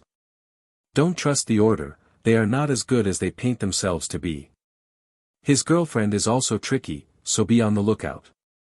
She can turn into an owl, so don't let her escape to the skies. How can they be an animagus yet be this young?" Elodie grunted, feeling fear creeping up her back. "What are they teaching in that school of theirs?" "All things that are wicked." Fleur snorted, "We heard that in their first year, the two killed a teacher because she disciplined them. Hogwarts is a bed of evil, filled with cockroaches and bedbugs. A good cleansing is what it needs." This was ridiculous. Of course, Hermione couldn't say it out loud, but it was. She was speaking like a radical fanatic, like how she remembered the words of the first mages she ever met back in Britain. When her magic first manifested, she was still young, but she still remembered the strange people coming to their homes. Her parents were strangely frozen in place while she was being examined and deemed to be a mudblood, which she did not understand back then. It was a scary experience because she was brought away. Kidnapped, and her parents didn't even react to it. She heard the same words about being cleansed or getting rid of, right until she met with someone who was kind to her. She still remembers his name, Anguine. She memorized it because the other men looked at him fearfully and obeyed all of his commands. It was he who explained to her what was happening and told her that he would save her. Becoming a witch was the scariest experience Hermione had ever had to go through.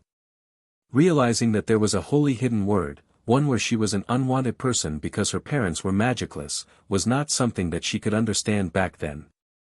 It just made everything even more terrifying. Still, she was, in the end, reunited with her parents, without the usage of spells, and after a long explanation, she and a handful of other kids who were in the same predicament were secretly transferred to a small village.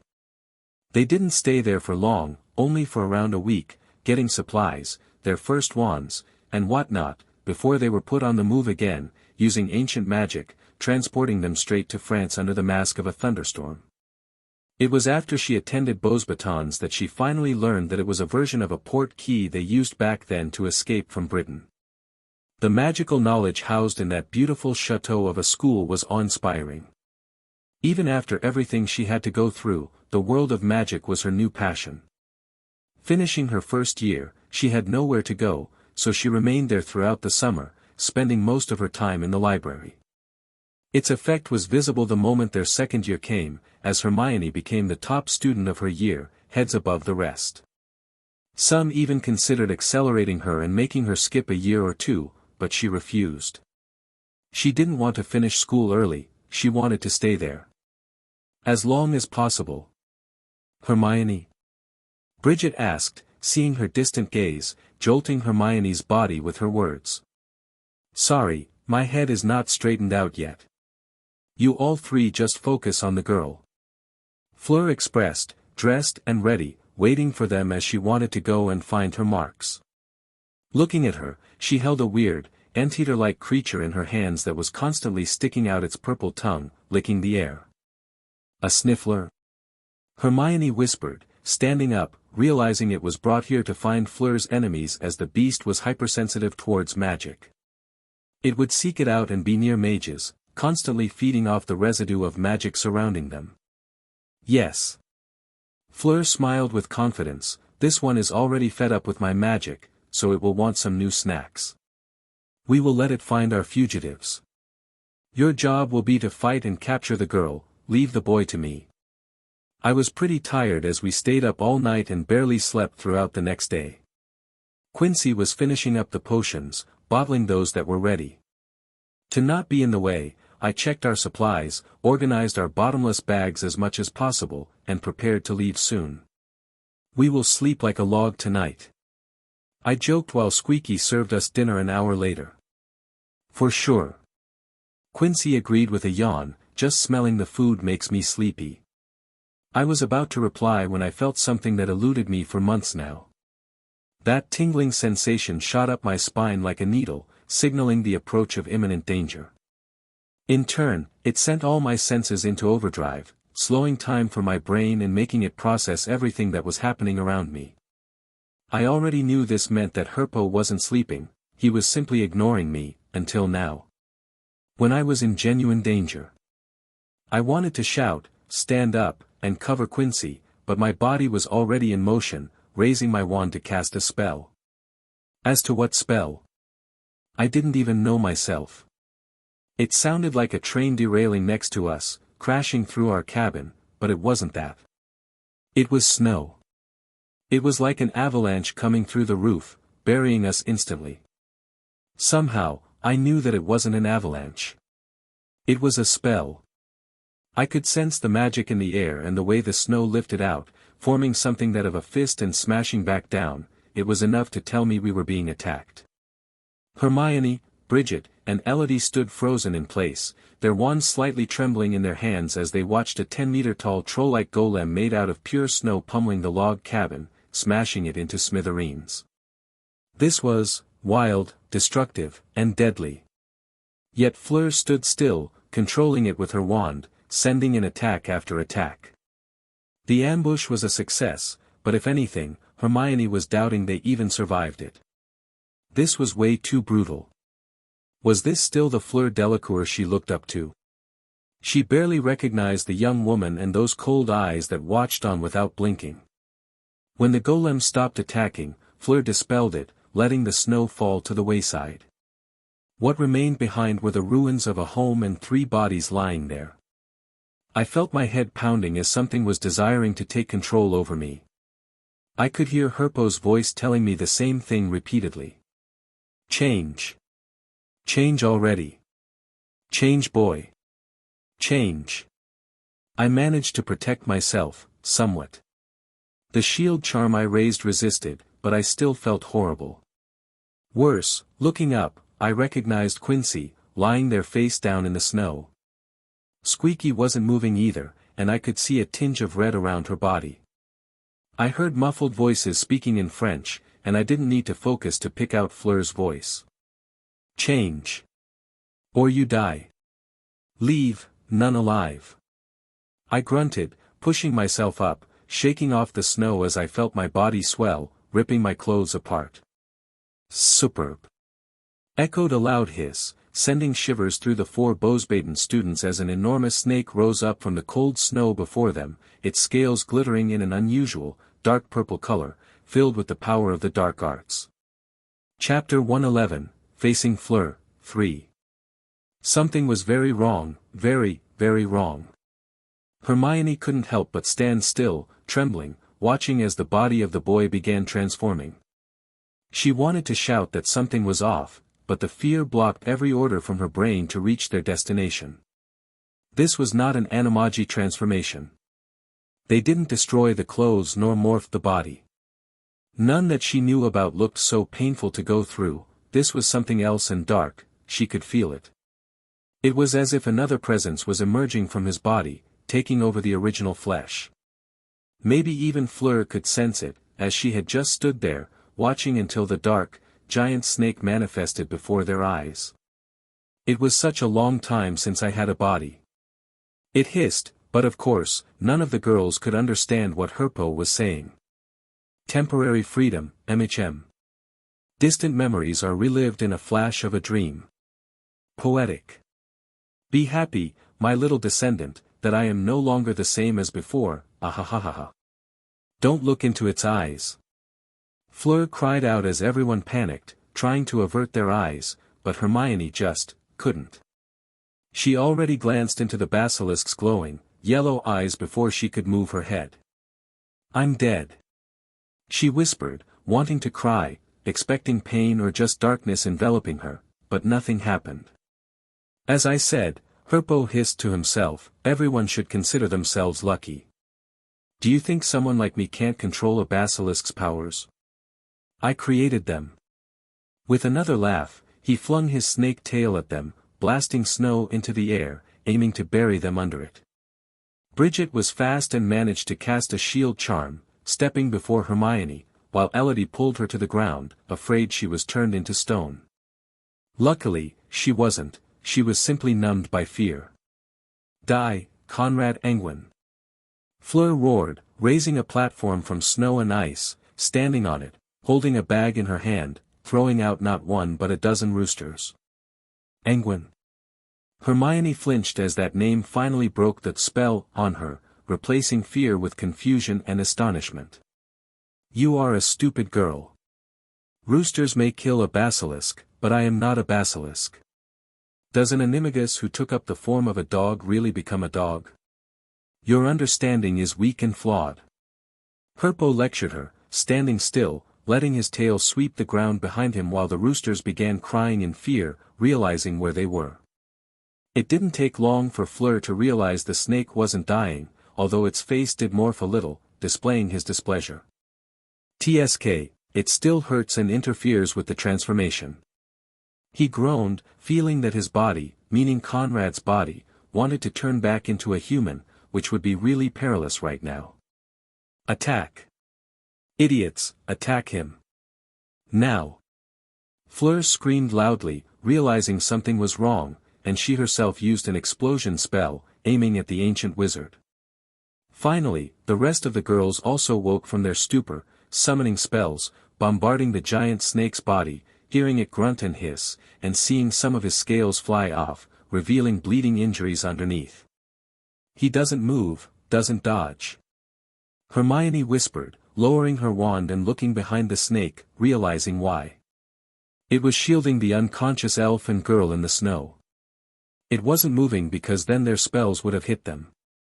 He was protecting them. "Enough!" Herpo shouted, which sounded like a deep, dangerous hiss. Next came a vomit of sizzling, dark acid, landing on the flock of roosters, melting them into the snow, leaving behind no bones nor feathers. It was followed by a surprisingly quick snap from its large body, just like how a cobra would attack its prey. Before anyone could see what had happened, the basilisk was already coiling around the bodies of Quincy and Squeaky, blood dripping from its body and mouth. "Aewa!" The shout belonged to Elodie, who was pointing at the raised platform Fleur was standing on previously. Half of it was missing, leaving behind nothing but a greenish sludge, sizzling, melting the ice. It was clear that the snake simply ate her. Maybe she already melted when she entered its mouth. Whatever the case was, Fleur Delacour was dead. "We are going to die, we are going to die, we are going to die," Bridget murmured, falling to her knees, no longer bothering with looking into the basilisk's eye or not. It was a preferable death than what was waiting for them. "Anguine. Your name is Anguine?" Hermione asked, shouting and standing up, wanting to know it, watching as the giant snake raised the unconscious bodies from the snow, turning its giant head towards her. "The kid's name, yes. Be lucky his heart does not see you as enemies. Or I would have killed you, too. Don't get in his way, or I will eat you just like I ate your friend.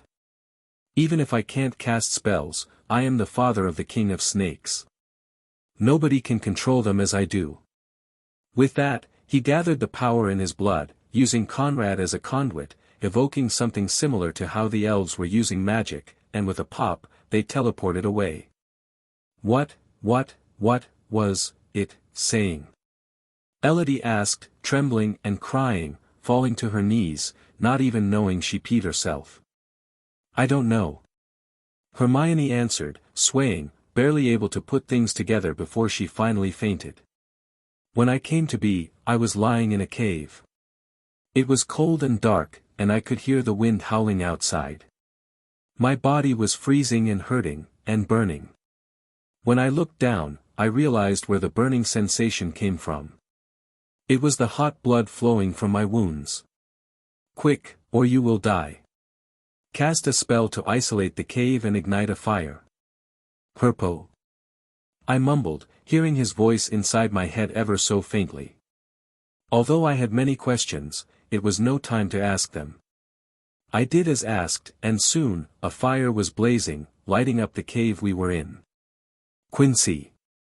I shouted weakly, looking at her cold body, but to my relief, she was breathing. I hurriedly pulled her close to the fire, trying to warm her up. "She will be fine." "But Squeaky?" I asked, remembering, looking around, and noticing her small body. I could tell, from one glance, she was gone. Her eyes were still open, but her head was open at its back. She most likely died in the initial impact. "Tell me they are dead, tell me they died horribly, screaming for mercy, tell me the pain they felt was worse than anything Crucio could do to them. The one named Fleur died, yes. The others survived." "Control," he said, his voice becoming sharp momentarily. "Your decisions are being influenced by the basilisk blood within you. If you are not careful, you will end up the same way as the boy who ingested the dragon's blood. Then, you will slowly transform and lose your humanity to the will of the basilisk." I had to concentrate on what he was saying as I was watching Quincy, rubbing her body, trying to warm her up, not even registering my own pain. Anything, just to not think about Squeaky. Everything was making me so angry that I was no longer cold. Instead, I was burning with rage. My spine hurt, my eyes hurt, everything hurt. It wasn't like it was coming from a specific wound on my body, it was coming from within my blood, coursing in my veins. Conrad, listen to me. Keep your blood in check. I can't come out again, not after so soon. It would kill you, you burnt away so much blood already. What, do you mean? I asked, breathing with difficulty, trying to do as he said, reining in my anger, refocusing my mind on something else. What I told you back then wasn't a lie. I am dead. I am only a memory within your blood. I can't return. I wasn't lying to you. If I did, it would consume your blood and you would die, simple as that. If not, I would have already been back long ago. Believe me, I tried in the past. He chuckled, but thousands of years give someone enough time to think and evaluate things. Where were you? I haven't been sensing you. The feelings from before were gone. It only came back just now. Because I let it come back. He said, and his voice was deep, lecturing and filled with warnings, those feelings are all from the basilisk. The anger and pain you used to feel. It's your wild blood, wanting to kill and destroy. It is a blood that carves to dominate others. It wants you to use it, to transform you into the king it perceives itself as. To make you the emperor of snakes. Am I turning into a basilisk? In a way, yes. If you keep giving in. I have been blocking it for you as you are in a very vulnerable state right now. Letting you change and lose your humanity wasn't a good idea. I couldn't help but look at Squeaky again. If I had given in sooner, maybe she wouldn't have died. You know, I am in your head and can read your thoughts. You let me transform now, why? It is better to risk it than to die. Plus, I know I could come out a little and bring you away. Listen well, Conrad. I will retreat again to not hurt you, but if anything, heed this one lesson of mine. Control. If you use the blood within you, exercise ultimate control. Be the one that conquers and breaks the king. Don't become its servant, or you will become the snake. If you can control it, it will be your power. It will be active when you want it and dormant when you don't need it. Otherwise, there will be a day when you look into Quincy's eye as a human and turn her to stone. I wanted to ask more, but I could no longer feel or hear him. It was only the howl of the wind outside of the cave that answered me. I just knelt there, naked, holding Quincy's head, facing the fire before us. So many things happened and so many things was my fault, thinking back, we were careless. We thought we were fine and just remembering all that we did. They found us because of me. Squeaky died because of me. What am I doing? Conrad. When Quincy woke up, she immediately sat up, looking at me, beginning to get clothes and medicine out to treat me, but I couldn't help myself. I began sobbing, asking her to forgive me. I couldn't ask it from Squeaky, but I wanted to. I wanted to say so much but couldn't, and maybe it was something she did, but I suddenly felt sleepy, falling into a dreamless sleep all of a sudden. Chapter 112, Nurmengard, 1. When I woke up, most of my injuries were healed, and Quincy was holding my head while we sat before the fire within the cave. Looking at where Squeaky's body was before, I saw that it was no longer there, replaced by a mound of rocks. The wall next to it described who lay there in Quincy's handwriting, and I didn't really want to talk about it back then, and she never pushed it either. Instead, she helped me sit up and eat something as we reorganized ourselves. The weather has calmed down, but I never went out to look where we are, any idea? She asked, finally breaking the silence. Not much. I shook my head, moving around a little but feeling weak and out of breath. You lost a lot of blood. I don't know how. I do. With a sigh, I retold her everything I remembered, and Herpo told me. I could see it in her eyes, she was doubtful, not of my words, but of how trustworthy he could be. Do you trust him? I don't know. Not yet. But things do line up with what he told me, especially considering the basilisk blood. Do you remember when I defeated Lucius? He flinched and paused a little for just enough for me to finish him off. He did look into my eyes, and if I believe Herpo, I can see why. What if one day I woke up, looked at you, and that alone kills you? I think I would go insane. It won't happen. She answered, hugging me hurriedly, making me nod and promise her that it would never come to that. I wasn't lying, because I won't fall that far. I will believe in Herpo's words and take control of the blood in me. But, for that, we had to rest in the cave for days. And when I say we, it means me alone. I felt weak until my blood was replenished enough so we could begin our journey. Before we left the cave, I also added my own words to the grave of Squeaky, leaving behind a message that here lies the most fantastic house elf of all time. Getting ready, I couldn't help but sigh that we were lucky to have our holding bags tied to our waists, as most of our supplies remained intact and within reach. Pulling out our brooms, we lifted into the air, flying high to get a good look at where we were. We are still in the, mountains, Quincy murmured as the snow-covered tops looked exactly the same wherever I looked. Yeah. We are. Well. I hope we are not too far away from our previous spot, at the other end of the world. Probably not. If Herpo was truthful, using his powers, it burned your blood. It wouldn't have been able to take us far, or that would kill you. Presumably. I whispered, looking towards the horizon, watching the sun shine on us. Maybe we can try what we originally wanted. I didn't hesitate, picked out the Felix Felicis from my bag, and downed it in one go.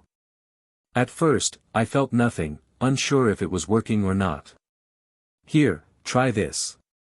Flying next to me, Quincy pulled out the map we bought, and when I took a look at it, focusing my mind on where Nurmengard could be, a particular feeling hit me. What is it? She asked, catching the change in my expression. I don't know. Something, I just feel we should head that way. That's it. East? She followed where I was pointing toward, sure. Let's go. A little flying will help us clear our heads. Squeaky was so proud when she brought these to us, we shouldn't waste their speed. Yeah, you are right. She would want us to use them to their limits. Quincy. Yes. I can't forgive them. The girls? She asked, stretching her hand, caressing my face gently. No, they are fine. Victims. I am talking about the members of the Order. I don't care if he or Dumbledore wins. I just want to see both of them destroyed. Then let's wait until one side wins, then we can strike at the other in their moment of triumph. But for that, we will have to get stronger. Together. Together. I repeated, leaning over and giving her a kiss before we sped off, pushing our firebolts to their limits, testing out Squeaky's last gift to us. What happened to make you contact me again this soon, old friend? Dumbledore asked, picking up Flamel's chocolate frog card, and on it, the ancient wizard looked back at him with a grievous expression. Fleur is dead, and I can't contact the other two. Oh, that is troubling. The old leader of the Order murmured, smacking his lips, thinking. As of what, not even Flamel could tell. Living for long, long years and being a genius were two different things. One could experience a lot, but reading someone's mind like Dumbledore was still just as hard for him as for anybody else. We have 3 survivors, but their mental state is not the best. 3? He asked, refocusing his blue eyes on the card, peering at Flamel over his half-moon spectacles. 3 students of mine, one of them being a refugee from England. I extracted their memories, and what I saw in them was troubling. They faced Conrad, ambushing him. They had the upper hand until he transformed. And the roosters were useless. Flamel fell silent for a little while, thinking about many things, looking back at Dumbledore, who sighed with a sad smile. The fact that Fleur has died is already telling. She was a good seed, I am sad to hear we lost her. What happened? The appearance was different. It was not a normal animagi transformation. It was more like what a werewolf would go through. This is not normal but something way darker, Albus. If those two were with her, they would have won. I know. I take full responsibility. I will find them. I will send Alastair to track them down and take over the search for the kids. Hearing that Dumbledore was going to send back one of his best warriors, the most experienced of his mages, soothed Flamel's mind a little. He had doubts about his old friend's plans, but this showed that Fleur's death was not something Dumbledore expected. In the past decade, he watched closely as a multitude of setbacks and brutal fights, the inactivity of the other wizarding communities turned Albus Dumbledore into more and more of a cold wizard. Someone calculative. Maybe it wasn't turning him but reverting him. He still remembered those times when Dumbledore was still young.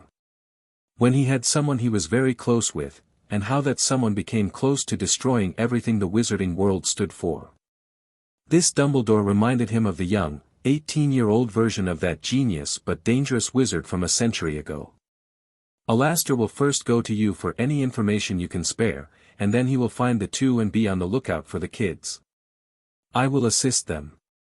Albus, this has become important. Something is off with that child, I felt it when I fought with him, too. Do you know who he reminds me? I do. Then I don't have to tell you it is important to find him before he causes problems. Even if he has 10 years to grow, my old friend, he won't have enough time to threaten our plans. I must focus on Tom and Tom only. With that, he put the card away, remaining alone in his room, tapping his finger on the desk before him. He was no longer bothered by the news. Instead, he had two drawn images reflecting back from his glasses, a ring and a cup. Of the two, one captured his attention way more than the other, the ring with a black stone embedded into it. The last one.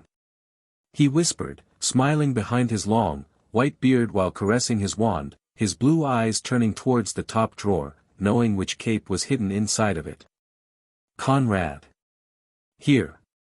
I shot out a red flare from my wand, making it easier for Quincy to find me. Both of us were holding onto our brooms with dear life as we were stuck in a wild snowstorm, trying to throw us off course and off our brooms. Are you sure we must go this way? I am. I nodded and continued inching forward. She was following me as closely as possible, constantly casting spells to warm herself up and prevent the broom from freezing over. She didn't ask a second time. I knew this was looking crazy because I led her into a death trap, but she trusted me, and followed me in nonetheless. If not for the potion, I would have already turned back and gotten out of there, but I felt it. I felt it in my heart that I needed to continue this way. I just can't explain it in any better way. The feeling became so strong that I was pushing forward without a second thought. I was about to take a deep breath and look over my shoulder when a sudden wind jerked the broom under me, pushing me forward, and there was instant peace. Quiet. Looking around, I couldn't believe my eyes. The storm was gone, and I was greeted with a tranquil, sunny image. I saw the mountains and snow below us again. Turning around, I saw the wild storm raging without a sound, only a dozen meters away, completely silent. It was as if I was in a separate world, and an invisible wall was blocking it out from where I was. Quincy! I shouted, and before I could panic, I saw her being flung out of it, right towards me, barely holding on to her broom. What, where? She gasped, needing a minute to finally calm down. I think, we found it. I whispered as we felt our bodies warm up in the sun's golden light. We were, for sure, in a separate space, and not that far from us, I could see a black castle with a surprisingly high, black, almost obelisk-like tower. Nermengard. Quincy whispered, following my eyes, and after exchanging a short glance, we both nodded, gradually beginning to descend. It is best if we approach it on foot. We don't know if there is any secondary defensive magic protecting it. It would be bad to slam into it and fall to our death. Yeah, that is true. With a weak chuckle, we landed in the fresh snow, which was clean and smooth, as if nobody had touched the ground here for who knows how long. Not even animals. The reigning silence was disturbing, especially if we looked toward the silent storm. Everything was frozen, the landscape, time, existence itself. Being imprisoned here, brr. I would have gone mad quick. I shivered, reaching over and holding Quincy's hand, who quickly squeezed mine. If being alone, yes. But not like this. Let's go, let's see if we can get inside. Chapter 113, Nurmengard, 2. Approaching the castle, we could feel passing through some kind of barrier. I don't know what its job was, but none of us felt weird, and we quickly tried casting spells. All of it worked. Alarms? Maybe? Quincy asked, and I wasn't that sure about it. Could be. I can't tell. The only feeling was that. Breeze. No matter. Let's go. It is not like we can just leave. That storm outside is dangerous, we need to rest before we attempt to leave it. It was not a lie, but also not the truth either. We could leave. I just didn't want to. The Felix Felicis was still working, although the feeling of accomplishment was fading quickly. Still, it told me to stay put.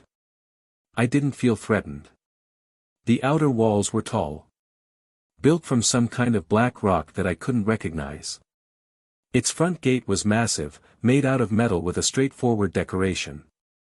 It had a giant triangle plastered on it, encompassing a circle within and right where it could be opened. It seemed like that vertical line was running down from top to bottom. Is it an emblem? I asked, making Quincy tilt her head, thinking. Could be. I know of none that is like that, but I only know about our magic families and their crests. Grindelwald wasn't English. I think. I don't remember any book mentioning where he was from. True enough. I shrugged, touching the door and pushing on it, but it wasn't budging. Scaling the thing would be impossible. Well, it is locked. There are no surprises there, how will we get in? This is, I stopped because Quincy was giggling, watching me think how to open the door, feeling a bit stumped.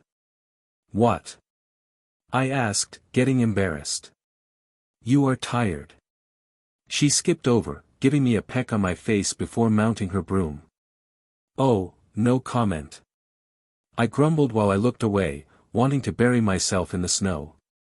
We flew very slowly, carefully inching forward, exploring the air so as not to crash into some invisible wall, passing over the physical one below us, and finally landing in the snow-covered courtyard.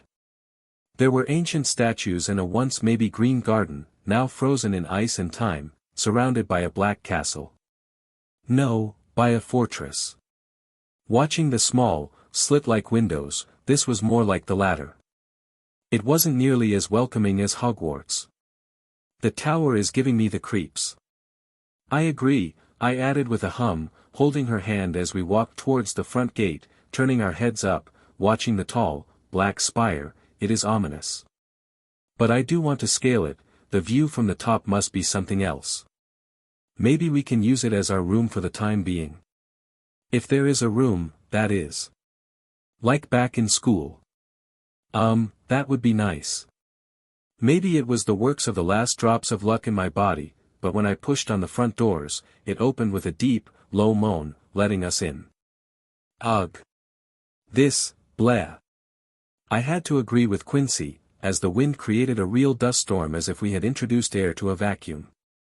The marble floor was layered with a blanket of dust, taking us minutes to breathe again as the dust swirled up into the air, controlled by the sudden rush of air. The last time anyone came here had to be decades ago. I complained as we pulled up our scarves before our mouths and made sure the front door was wide open. The situation never improved as every room we discovered was the same. Everything was covered in gray dust. The floor, walls, ancient furniture, paintings, everything. In the end, we used magic to open the windows, letting the cold air do its thing, blow through, and create some kind of draft to help us a little. I will enchant some mops and brooms and let it clean everything. Quincy complained between two coughs as we arrived back to the main hall. Me too, oh man, this is bad. The air inside is like walking into a catacomb. It is probably one. She grunted, picking out a bottle of water from her bag and sharing it with me. But at least we have a kitchen, a ballroom, a dining room, and an alchemy room. Yes, but the storage room in the latter is sealed with magic. We will need to crack that first. I reminded her, as whatever was in there was sealed away. Same with the kitchen's trapdoor, leading down to who knows where. We can try to go at it later. She hummed, looking excited, which was good to see. It helped me not think of Squeaky or Dad, maybe that's why she was doing it. It was a bit like being back at school. I liked the feeling of it. True. I answered, trying to sound just as upbeat. I had to, bad things would happen if I started thinking darkly. I can't believe that I am saying it, but it would be best to be like Professor Lockhart. Jolly, even if things get out of control. Let's go, time to check the other rooms upstairs. Besides the clouds of dust, we found multiple bedrooms, a library, and a war room. At least, that is how I interpreted it. The wall opposite the entrance was replaced with a map of the world, and dozens of pins were still stuck into it. I couldn't tell what their different colors meant, but it was clearly signaling moves, allies, enemies, and bases worldwide. What else could their meaning be? Before it stood an elongated conference table with chairs at one side, facing the map, and I could see the same symbol drawn on the floor as on the gate outside. This had to be Gellert Grindelwald's symbol. I pointed it out to Quincy, and there was no reason to think otherwise. Some of the battles of the First Wizarding War had to be planned here. I am surprised it was left untouched. Superstition? Maybe. We do have a lot of those, huh? She giggled before we left, heading to the last place, the entrance to the tower. To our surprise, the door was open, no. It was missing. It was clearly torn down as only its hinges remained, exposing the spiral staircase leading upwards. I insisted on going first, telling her that my instincts would be faster if anything dangerous happened, thanks to the basilisk blood. The first floor we reached turned out to be a prison. The inside of it was much larger than what was visible on the outside, which, of course, was not surprising. These cells looked simple, and we couldn't see any clues indicating that they were magically reinforced in the past or today. Maybe this was for muggles. Quincy suggested, and I couldn't help but agree. He did have it out for them, so it was a possibility.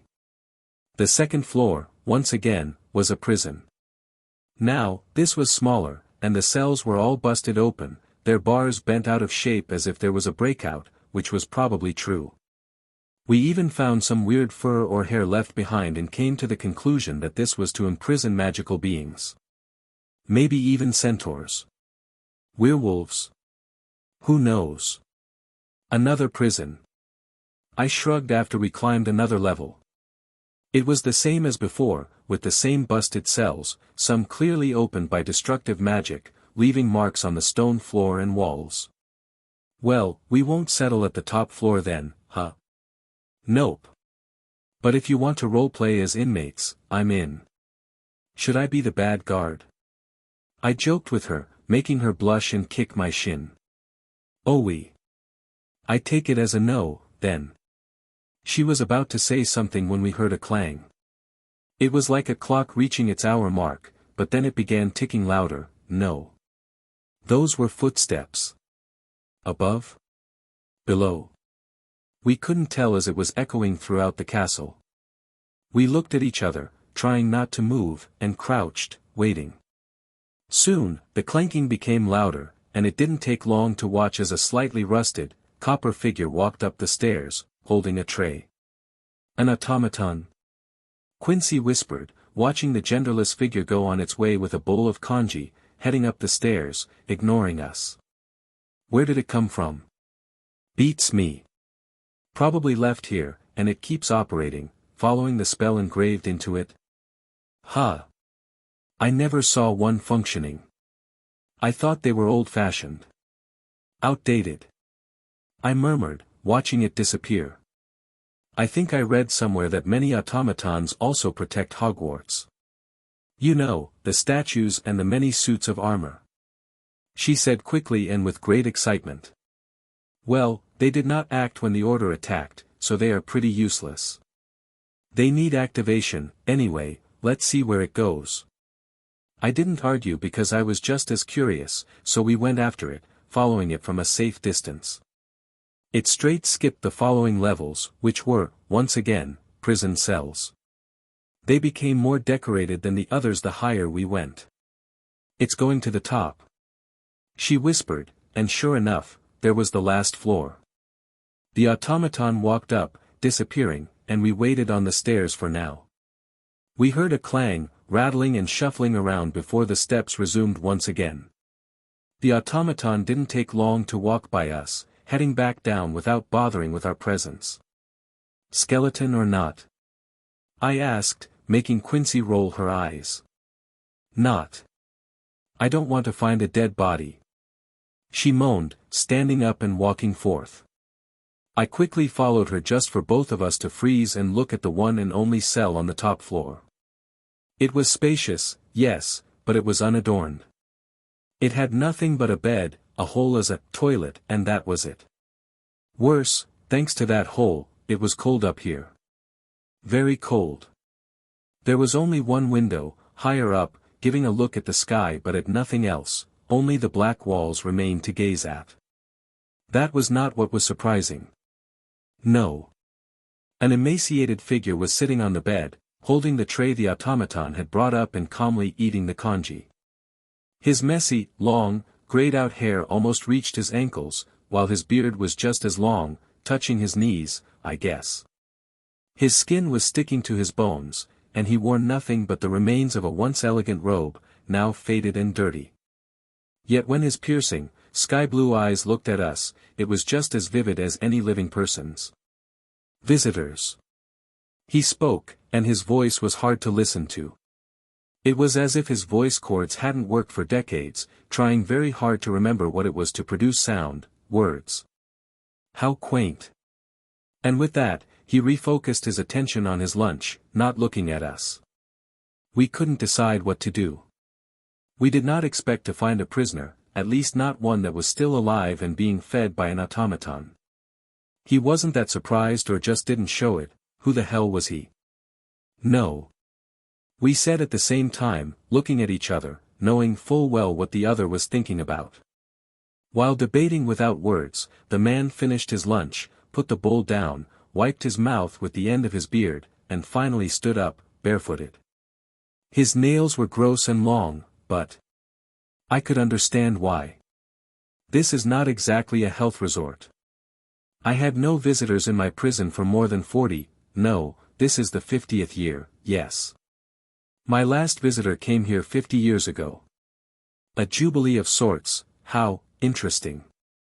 Are you? We asked, speaking simultaneously. Gellert Grindelwald, welcome to my castle, to my home, and, to my prison, Nermengard.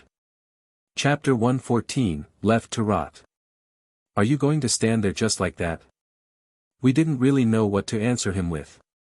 Well, we can't just leave nor let him out, can we? Do any of you youngsters know any self-cleaning spells? He shrugged, watching us, but his blue eyes mostly wandered towards Quincy. Like? She asked, drawing a blank for a moment. No matter, ha. How did you two get here? It should be virtually impossible. He sighed, sitting back on his cot, watching us with a calm, unperturbed gaze. What do you mean?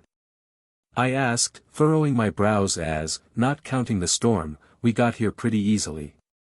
This place is guarded by multiple wards placed down by the top mages of their period, including the one who visited me the last time, leaving me here all alone. 2 kids stumbling in here. It is not something that should or could happen. Either you were sent here by someone, or I am beginning to hallucinate. The latter should not be possible as I know my own mental state the best. Which is? Quincy asked without thinking, making him look at her, forming a slight smile under his beard. Clarity. I achieved a state that I think very few wizards or muggles could imagine. So, who sent you here? Did the muggles finally discover our existence, and some group wants to free me? Tell them I am not interested in whatever they want to do. And no, nothing like that happened. We replied in tandem, looking at each other and realizing there would be a long discussion ahead of us. We got here because we were looking for this place from the get-go. That is still should be impossible. But I am curious why they would have sent kids. It doesn't make sense. If anybody or anything sent us here, it was the Felix Felicis. I blurted out, not knowing how to explain it any better. For a moment, there was a dry, cold silence between the three of us, broken by the unexpected, loud laughter of one of the most infamous, dark wizards of modern history. It lasted for way too long, making me uncomfortable, but in the end, Grindelwald reined it in, coughing, wiping his eyes, shaking his head. All that planning and security, beaten by the favorite drug of Quidditch players. Hoa! I can't believe it, and I don't think anyone would either. Thank you, children, for allowing me to enjoy something so wonderful after so many years. I think this alone made it worth sitting here alone for the past 50 years. You really came here, to find this place. Using the lucky potion to find it. Unbelievable. But, yes. That can work. It is so stupid that I can see it foiling the most advanced spells, as it is kind of like tugging on the strings of fate. You believe in fate? I asked, feeling a bit strange, but I became even more confused after hearing his answer. No. Yes. Which is it? Quincy grunted, shaking her head, trying to stay focused. Fate exists, yes, but it is not a binding, omnipotent thing that can't be fought or altered. That is the whole basis of divination. Divination is banned. I said calmly, making him raise an eyebrow, tilting his head, and stroking his long beard. A lot of things had happened in the past 50 years that I missed. I'd like to hear them all. For one, I shrugged, looking at my wife, who couldn't help but chuckle, knowing what I was about to say. You are no longer the most infamous wizard. That title goes to... I can't say his name. That bad? He asked, leaning forward, not even surprised or angry. The name is jinxed. Quincy explained. It was a well-known secret between Death Eaters, so of course, Father told us about it. Taboo. Interesting. Smart, I will give him that, but you can speak it freely in here. This place would interfere with the magic signal, so they won't be notified. Are you sure? Kids. He chuckled again, looking into our eyes, and I had never before seen such confidence in anybody. I built this place. I know it the best. Please, continue. This is fascinating to me. Well, his name is Lord Voldemort. Ha. It is a long story, but I guess we have time. That we had, and when we began, he never interrupted us, listening silently, memorizing everything, and only asking his multitude of questions when we finished retelling everything we knew of him, his battles, right until the point of our escape and my father's death. Of course, we didn't tell him everything about ourselves. For example, the ritual, our animagi form, or most of our strengths. So now you are on the run. I see. How interesting that fate brought you here. Oh, Albus, you picked up what you said you no longer care about, didn't you? Or why would these kids arrive here? Quincy. I whispered, leaning over, watching the mumbling old man. I think he is a bit nuts. Yeah, seems like it. I am not surprised. As I said, he added, raising his voice, clearly hearing us, I reached clarity. I am sure old Albus took up what we started, or else I wouldn't be involved in it again. What would this have to do with you? I know that Dumbledore stopped you, but what are you on about?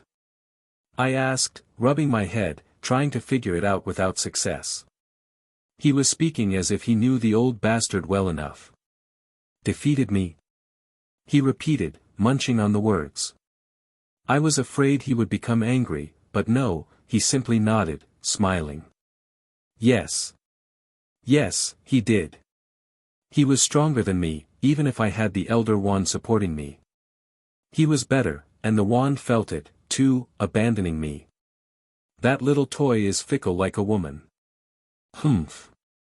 Quincy snorted, which in turn made me chuckle, hugging her closer. What is an Elder Wand? She asked, making me also realize the point I missed. Good question, miss. Quincy. He is my husband, Conrad. I see. Well, young Quincy, the question you pose to me is sharp and on point. To answer it, I must first ask you a different one. Do you know of the legend of the Deathly Hallows? Of course, we didn't. Seeing our puzzled looks, Grindelwald didn't get angry, he just nodded at us and began retelling the ancient tale we had never heard before. Slowly, my dear, slowly, said an old but kind voice, soothing the pain Hermione was feeling in her head while sitting up on her bed. She was in a wizarding hospital back in France, not that far away from Paris. Who are you? She asked, surprised to find someone who spoke English so fluently, yet she never met her before. My name is Minerva McGonagall, my dear, from the Order. Can we hurry up? Asked a more impatient, grisly voice, belonging to a man who scared Hermione when she looked at him standing at the entrance to her room. He was short, his face was disfigured thanks to the many injuries, and a magical blue eye was spinning in his left eye socket. This is why I insisted to come with you, Alastair. The woman, named McGonagall, quipped at him sternly, making him groan and murmur something under his breath. You are uncut for dealing with others. Sorry, but, what is happening? Hermione interjected, feeling left out of the conversation, yet it was they who woke her up all of a sudden. We were sent here to follow up on clues as to what happened to you. Can you tell us? Didn't you see it? Hermione whispered, touching her head, still feeling some pain, the aftermath of Fleur's potion. It never truly went away. It could be eased, but when her focus waned, the pain began creeping back in. We did, but we need to hear it from you. Memories can't tell us what you felt that moment, only what you saw. I felt fear, is that better? She answered with a bit of anger rising in her voice, but the woman before her didn't get irate, she just looked at her kindly. McGonagall continued asking her some weird questions, mostly related to her feelings and thoughts about Fleur. Could she be under the influence of someone else or not? In the end, after half an hour of interrogation, the two left, leaving her alone. When they departed, Hermione no longer had any desire to lay back and sleep. Instead, her mind was occupied by many thoughts. What was the snake doing? She asked the same question in her head, the same one that McGonagall asked her a moment ago. Could it have a hypnotizing effect? Did I feel anything else when I looked into its eyes? Did I smell something? The more she thought about it, the more she remembered the crazed face of Fleur and the now resurfacing memories of the boy named Conrad and his, well, wife, Quincy. Could I remember what the air felt like around them? Hermione whispered the old witch's questions again. She answered with a no a moment ago, but she lied. She did remember, and they looked and sounded desperate. Troubled. They did warn her, yet they did not hurt her. She was unsure what to think anymore, especially after learning that the boy had the same name as the one who saved her. Anguine. She should have asked what they knew of him.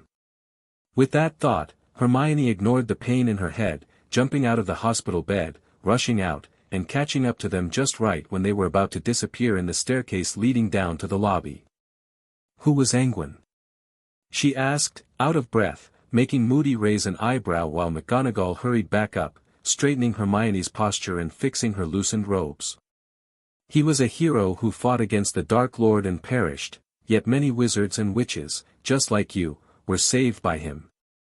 The woman's answer did not explain much, so Hermione subconsciously looked toward Moody, who responded with a simple grunt as if he had to acknowledge an uncomfortable fact. He was a good fighter. Then why is his son being hunted? Sometimes, McGonagall continued, gently stroking Hermione's head, leading her back towards the hospital room, even if someone has a parent who is an example to us all, that does not mean their children would be just as upstanding. Hogwarts is sick at the moment, and that sickness has infected many young minds. Sickness, that is good, Minerva. Moody added, following them a few steps behind, and we are the cure then. This time, the old witch only left after Hermione was back in bed, pretending to be asleep, but the moment their steps were far enough, her eyes opened once again. This didn't make sense. Not to her, at least. It was time that she began searching for answers by herself if the adults refused to give one. She saw Conrad transform, protecting his own and only killing the one individual who was attacking them. Even if she looked up to Fleur, she couldn't ignore the facts that were now swirling within her mind, making her head hurt again. A pain whose origin lies within the Order of the Phoenix itself. Wait. I raised my two hands. You want to tell us you had the strongest wand in existence, one that was made by death itself? Yes. Grindelwald nodded, playing with his long beard. I had it for quite a long time, in fact. Of course, not as long as Albus, but that comes down to the fact he was better than me and earned its allegiance. Should we believe it? Quincy whispered, but I simply shrugged. We found Salazar's place, no.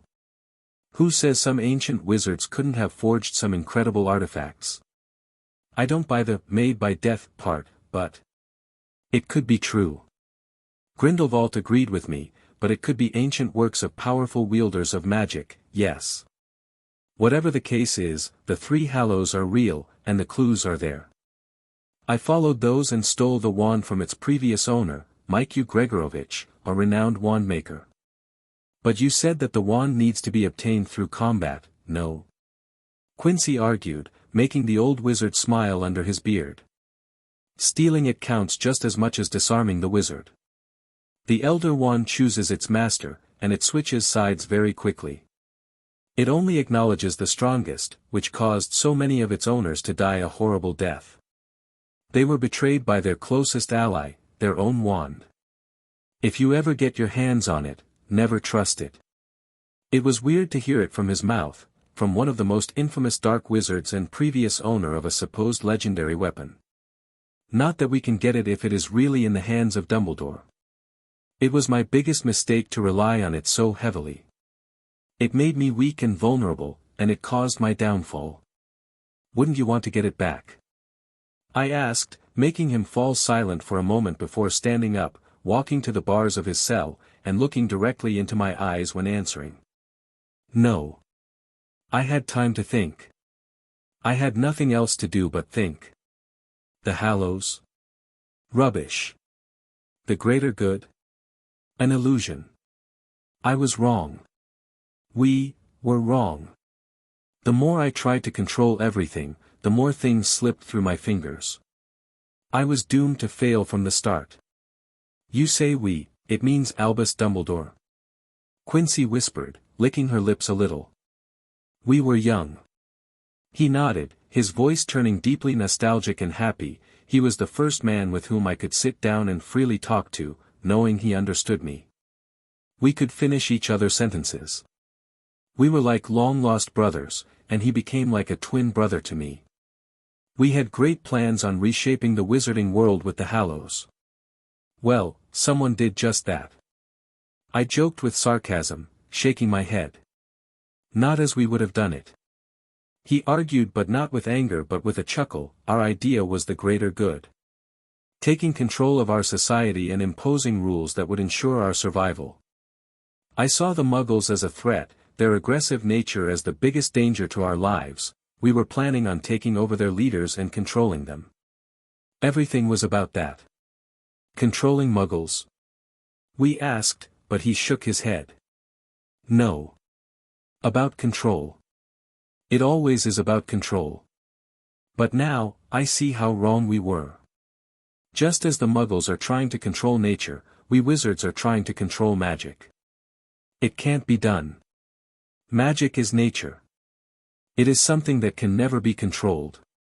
The only way to achieve true success is to open yourself to it and ride its waves. The moment you try to make the waves yourself, you are doomed to fall. I was trying to understand what he was saying, but honestly, I wasn't getting it. I wasn't even sure he was right in the head. Not to mention, this all was a bit too much. I will need to sit down and talk about it with Quincy to make heads or tails of what we just learned. It felt like when we found Salazar's books, it was a bit too much to read through at once. You will get it one day, or not. All is possible. With that, he just leaned back, closing his eyes, simply ignoring us. Don't you want to be freed? Quincy blurted out, forcing the old wizard to answer us, yet his eyes remained shut. Only my body is what is imprisoned here, young Quincy. My mind has been free for a very long time. She wanted to say something else, but it was already dark, and I felt my head beginning to hurt, so I gently nudged her. When we left, Grindelwald never tried to stop us, nor did he look at us. He was lost in his own world, it seemed. Maybe he was mad. I would be. Chapter 115, Release. It is a bit weird trying to sleep down here when there is an old, dark wizard in his cell upstairs. I murmured as we both were lying on a past-century bed, watching the stars from the small window on the wall. Yeah. Quincy agreed, waving her wand and raising the flames in the fireplace, warming us up. Luckily, after a few cleaning spells, the room was no longer dusty or filthy, and we could use the bed to sleep on. The problem was that no sleep came to us, even if we were tired. What do you think we should do with him? I asked, turning towards her. No idea. Release him? Ugh, maybe. Would that be good? What if he was lying? Dunno. What do your instincts tell you? Both yours and the blood in you. I think he wasn't lying. That was my first thought. I answered honestly and tried asking Herpo within me, too, but he didn't speak to me at all. I don't even know if he is awake or not. Let's look at it this way. She chuckled, snuggling up to me, hugging my body. He was the enemy of Dumbledore. Even if he is a menace and a source of trouble, releasing him would do us only good, as I doubt the two would reconcile. Dumbledore left him here to rot. Then there is the other side. Would the two join forces? He and Voldemort? I don't think the Dark Lord would dare to, and instead look at someone like Grindelwald as a risk factor. Someone who could usurp his rule. And he doesn't know our powers. He doesn't have a wand, or he would have been out already. So if we let him out, we can still have the upper hand if he attacks us. If he attacks us? Yes. I nodded. I like the idea of setting him free, hee. We would see if he is serious about what he said or not. Will he go for revenge or show his so-called clarity and return the favor of letting him out? Maybe teaching us something. So. Are we getting him out of the cell? Tomorrow. I whispered, kissing her once. For now, let's rest. I am tired. When morning came, the castle was surprisingly cold, so it took some time for us to climb out of bed. After a brief breakfast and a quick wash, we decided to set one of the most infamous wizards of this century free. We already have Voldemort, so I don't think it would matter much in the grand scheme of things. When we walked up to the top floor, he was still sitting just like yesterday, eyes closed, unmoving. Was he dead? I couldn't tell, but he did look like a corpse. Excuse me. I raised my voice, scratching my throat, and after a long second, he opened his blue eyes, watching the wall opposite him before turning towards us. Good morning, kids. What can I help you with?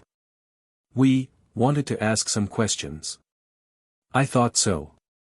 He nodded, fixing his position a little, blinking very slowly. I thought that he might be slowed down because of the cold, but, who knows? Perhaps he is just crazy or close to death. Or both. Ask away. What would you do if we let you out? I expected some reaction from him, but there was nothing. He didn't respond at first, his eyes remained calm and focused as he moved his eyelids up and down before finally answering. Pursue pure magic. What does that mean? Quincy asked, drawing a smile onto Grindelwald's face. Pursuing magic. It is as I say it. I no longer care about power, control, the Hallows, or about right or wrong. None of that is what matters. Those are human constructs. The real importance is magic. What does that mean? I asked him, finding his words interesting. Have you ever asked the question, why does magic exist? No. We replied after exchanging a quick look. Why? I don't know. He answered with a chuckle, standing up and walking in front of his bars. Nobody knows. Why does magic exist? Why do some have the gift of interacting with it while others are deemed to be magicless? We don't know. Isn't it interesting? Isn't that fascinating? That is what I would pursue, everything else is mundane. So, you wouldn't want to go and take revenge? No. His reply was quick and sharp and arrived before I finished asking. I lost. What I did was deplorable and horrible. I came to terms with my old self, and I know that my punishment was just. The blood on my hands is still there, even if you can't see it. It is I who others should come and find for revenge. Would you let them take it? Quincy blurted out the same question I was thinking of. No. I am no saint, young Quincy, Conrad. If you return my freedom, I will help you with whatever you want. I believe that nature, and through it, magic is a world of balance. The equations of equal forces. My crimes brought forth my equal punishment. If a force of evil rises, a force of goodwill spawns to oppose it. If a force of good dominates the world, there will be a great evil to level the playing field. Balance is always there, or else nature, magic, and the universe itself would collapse. That is what I believe. So you would help us, to repay the fact we freed you? I murmured, concluding his words and prompting him to nod. And because that would be what magic requires of me to keep up the balance. If I leave this cell, it will be because the roles have reversed. What roles? We asked, but I think both of us knew the answer. We just wanted to hear it from him. It was I who was looking for the Hallows.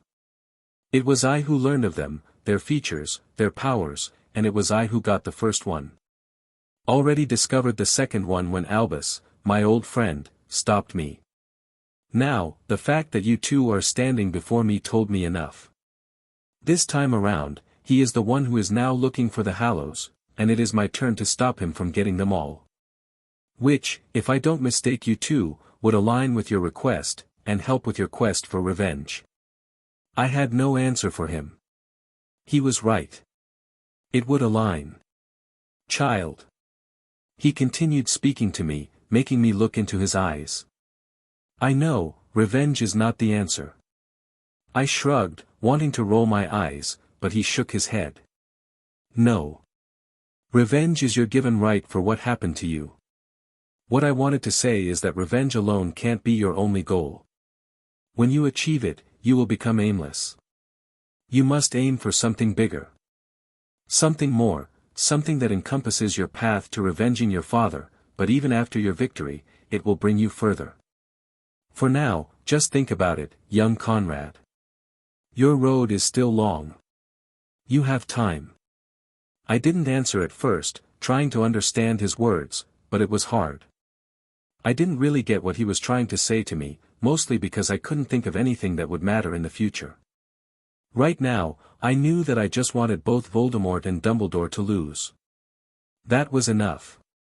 How do we open this cell? Quincy asked, and true enough, looking around, I saw no doors, handles, or latches on it. It was just the iron bars, from wall to wall. It is easy. He explained, stepping back from it. Anyone who wants to set the occupant free has to touch it. They have to mean to set the one inside free. That is all. Then why are you still inside? I blurted out, but the dots connected at once in my head. Ah. You can't touch it. My mouth moved before my brain. Indeed.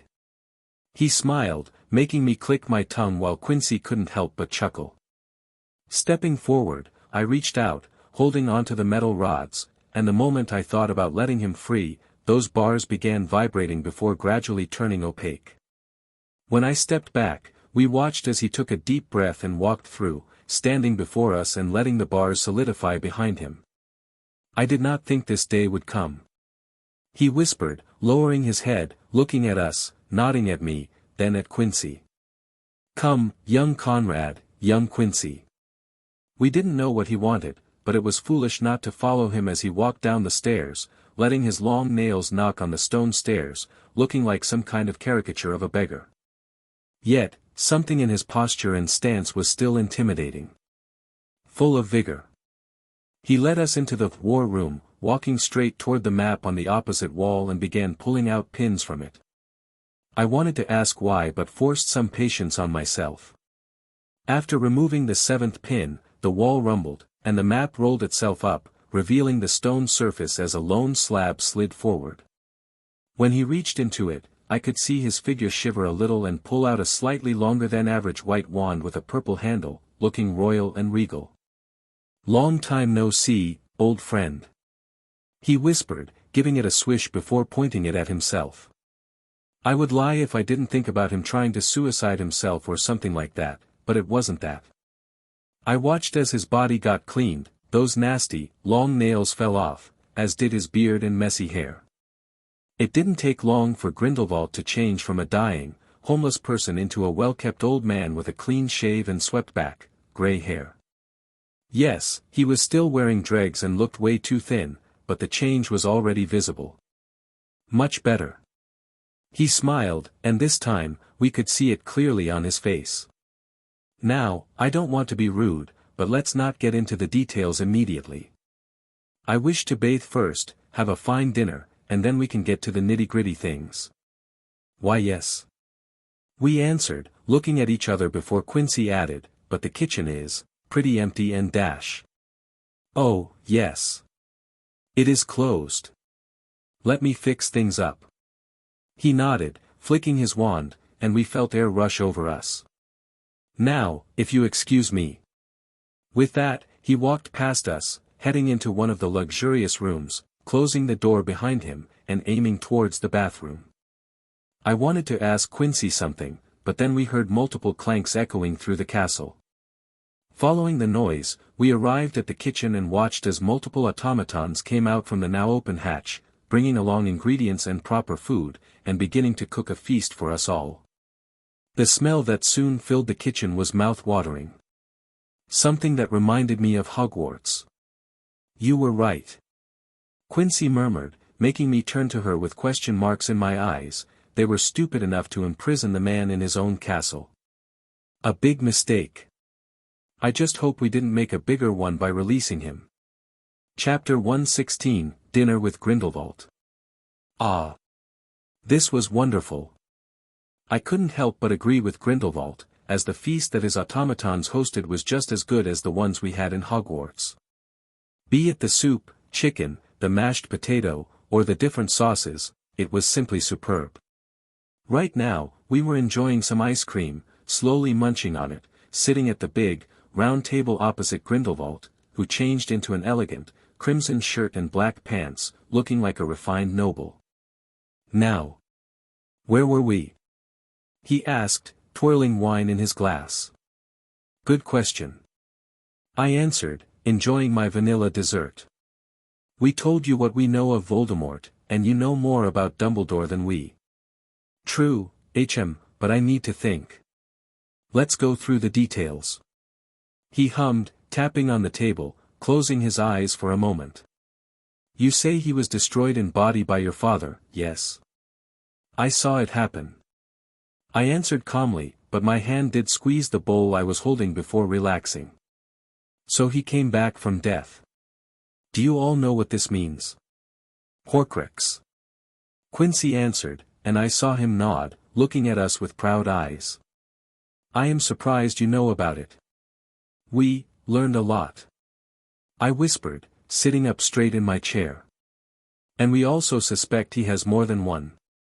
For sure, because from what we could learn, the Order of the Phoenix is working to destroy them to make Voldemort killable. How many would he have? Well. We looked at each other, not really thinking about it too much, maybe 3. Or 4. Incredible. We never imagined that would be possible. We. Yes, young Quincy. We, Albus and I did studied the dark art of creating a Horcrux. And you didn't make one? I blurted out, which he answered with a soft laugh. We debated it but decided against it. You see, we were planning on doing one, but the cost was too much. Thinking back, I am glad I did not give in, I would have regretted it. I learned that killing shatters a soul. I know that a Horcrux uses it somehow. Not entirely, young Conrad. Killing does not do that. Killing is part of nature, or how would a predator stay alive? No. Killing does not shatter the soul, the malice behind the act of killing that does it. The negative feelings, all released in the moment of the kill, are what injures the soul. So, there is a difference. I murmured, watching him lean forward and continue explaining it. Yes. When you kill out of necessity, it's different than when you kill for a more malicious reason. There are times when people only have one chance to save others, and that is by killing. The intent is completely different behind that than a wanton massacre. Creating a Horcrux requires malice because it is what cracks the soul, and then you grab onto that crack and tear off that weakened part. It is self-mutilation. Does it hurt? Quincy asked, gulping, and for a moment, he didn't answer. I can't answer it. But it should. Very much so. You are tearing yourself apart and sealing it in an object. As long as that object lives, you live. Even if you die, you still have a slice of your soul from which you will be able to come back. But, you are no longer complete. You are no longer whole. Pursuing magic to its core is going to be impossible in that state. We deemed it too costly, so we abandoned the idea. Heh. What is it? We asked, seeing him chuckle. I wish I could have seen when Albus learned that this Voldemort has created Horcruxes and multiple ones at that. Why? He should have known it, no. I am sure he did not even consider it.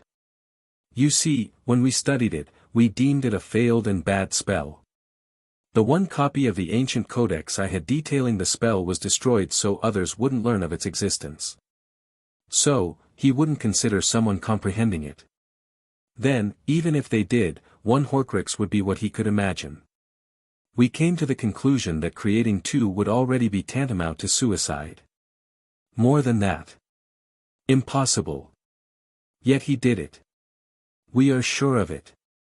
That is why I said, impressive. He is truly a master. I would dare to rank him above many ancient wizards, be it Merlin, Salazar, or legends like Herpo. You see, the feat alone that he managed to shatter his soul so many times is proof of his mental prowess. If he had focused on discovering magic, he could have gone far. Really far. What a shame. So he would have not thought about it for a long time, huh?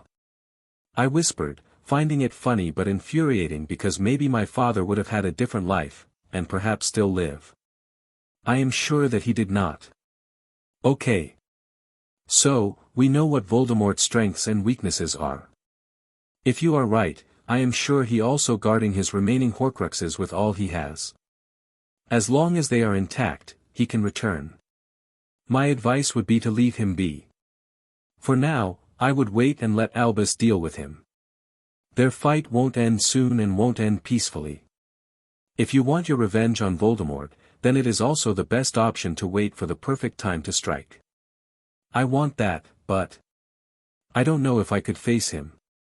When I stood face to face with him, I was afraid. I would have no chance. Good. Your instincts are at least working. He smiled while clapping, you wouldn't. You both are still young and relatively inexperienced. But this is also the best time for you to improve. We had a thought of using Muggle inventions. Quincy added, telling him about what we saw while living with them. I know. I advise you against it.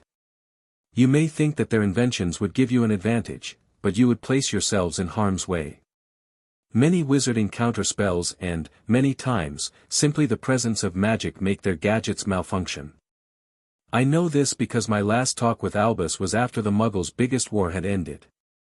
He told me that although I was right in pointing out the danger they were posing, I was also wrong in that they would turn those weapons against us, wizard kind. Or even if they did, how dangerous that would be. He told me that their technological advancement made them so proud and sure of themselves that they no longer believed in magic. Even if they see it happen before their eyes.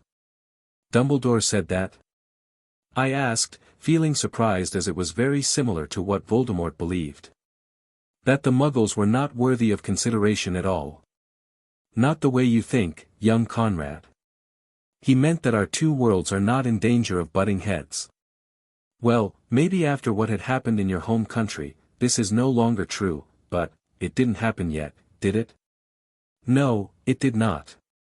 What Albus meant is that my fears were wrongly placed. They won't destroy us, and we are not living in the last years of the wizarding world. Back then, he was still, hopeful. I don't understand. Quincy whispered, recalling her experience with Dumbledore. He looked kind and nice on the surface, but he forced everything I knew out of me without asking.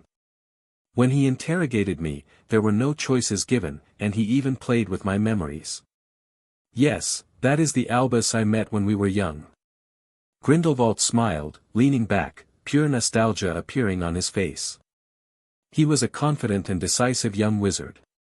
That is why only he could understand me, as I was the same. He always appeared refined and collected, but deep within, his ambitions were higher than anyone else's. He knew how to manipulate others and make them come to a decision he desired. He was a good manipulator. He should still be one. I whispered, averting my eyes, he even. But I didn't finish. No, he didn't need to convince my father. He was willing to do it out of revenge. Revenge, am I becoming the same? Well, the old dark wizard shrugged after he gave me enough time to speak up but refused to do so. That was how he was initially. Maybe the current events brought him back to those times, but I must tell you. After the death of his sister, he did change. His views remained the same, but his methods were different, and even his ultimate goal was altered. What was his goal? Quincy asked, making me raise my head back up, watching him answer us. After Albus defeated me, the Elder Wand fell into his hands. He vowed that he would not let history repeat itself and teach the next generation to avoid the same mistakes that we did not. To raise wizards and witches who were not like us. He regularly visited me here, but I refused to budge. You see, it took me a long time to look at things differently. Yet he left you here all alone, did he not? I argued, which Grindelwald did not refute. Yes, because I wasn't changing. Even after decades of being locked up, I was still touting the same ideals. He had no other choice but to pronounce me unredeemable. He emptied the castle, raised the outer defenses with all the other top mages of the decade, and left me alone with one automaton active. He was a friend until the end. What a good friend. He was, young Conrad. I was to be executed, it did not happen because of him. I don't know what he thought would happen, maybe he did hope I would change. Whatever it was, the 50 years of solitude and silence did transform me. Many times, I wonder if he kept seeing me, would it happen? Probably not, because those visits kept me linked to my old self, my old ideals, never being able to break free of them. What I can tell you, with utmost certainty, is that he was a different Albus Dumbledore, one that was kind, not because he could manipulate others with it, but because he believed in it. He believed in others and in redemption, but Voldemort. We said simultaneously, watching him let out a long, dejected sigh. I am afraid his rise to power and the failure of Albus's new outlook may have reverted everything. If my thinking is right, he must have returned to the Dumbledore I met all those years ago. Balance. We hummed, tilting our heads like some kind of pair in a comedy show. Nothing, young ones. It is not something that you need to worry about yet. Let's end our chat for tonight here. I did enjoy it very much, but now I am longing to sleep in a proper bed. Tomorrow, we will train. Train. Yes. Although I am sure that most of my treasures and supplies were removed when I was left alone to rot, I intend to train you too before we leave. I can't and won't be your weapon, but I can be your mentor. Guardian, until you are ready.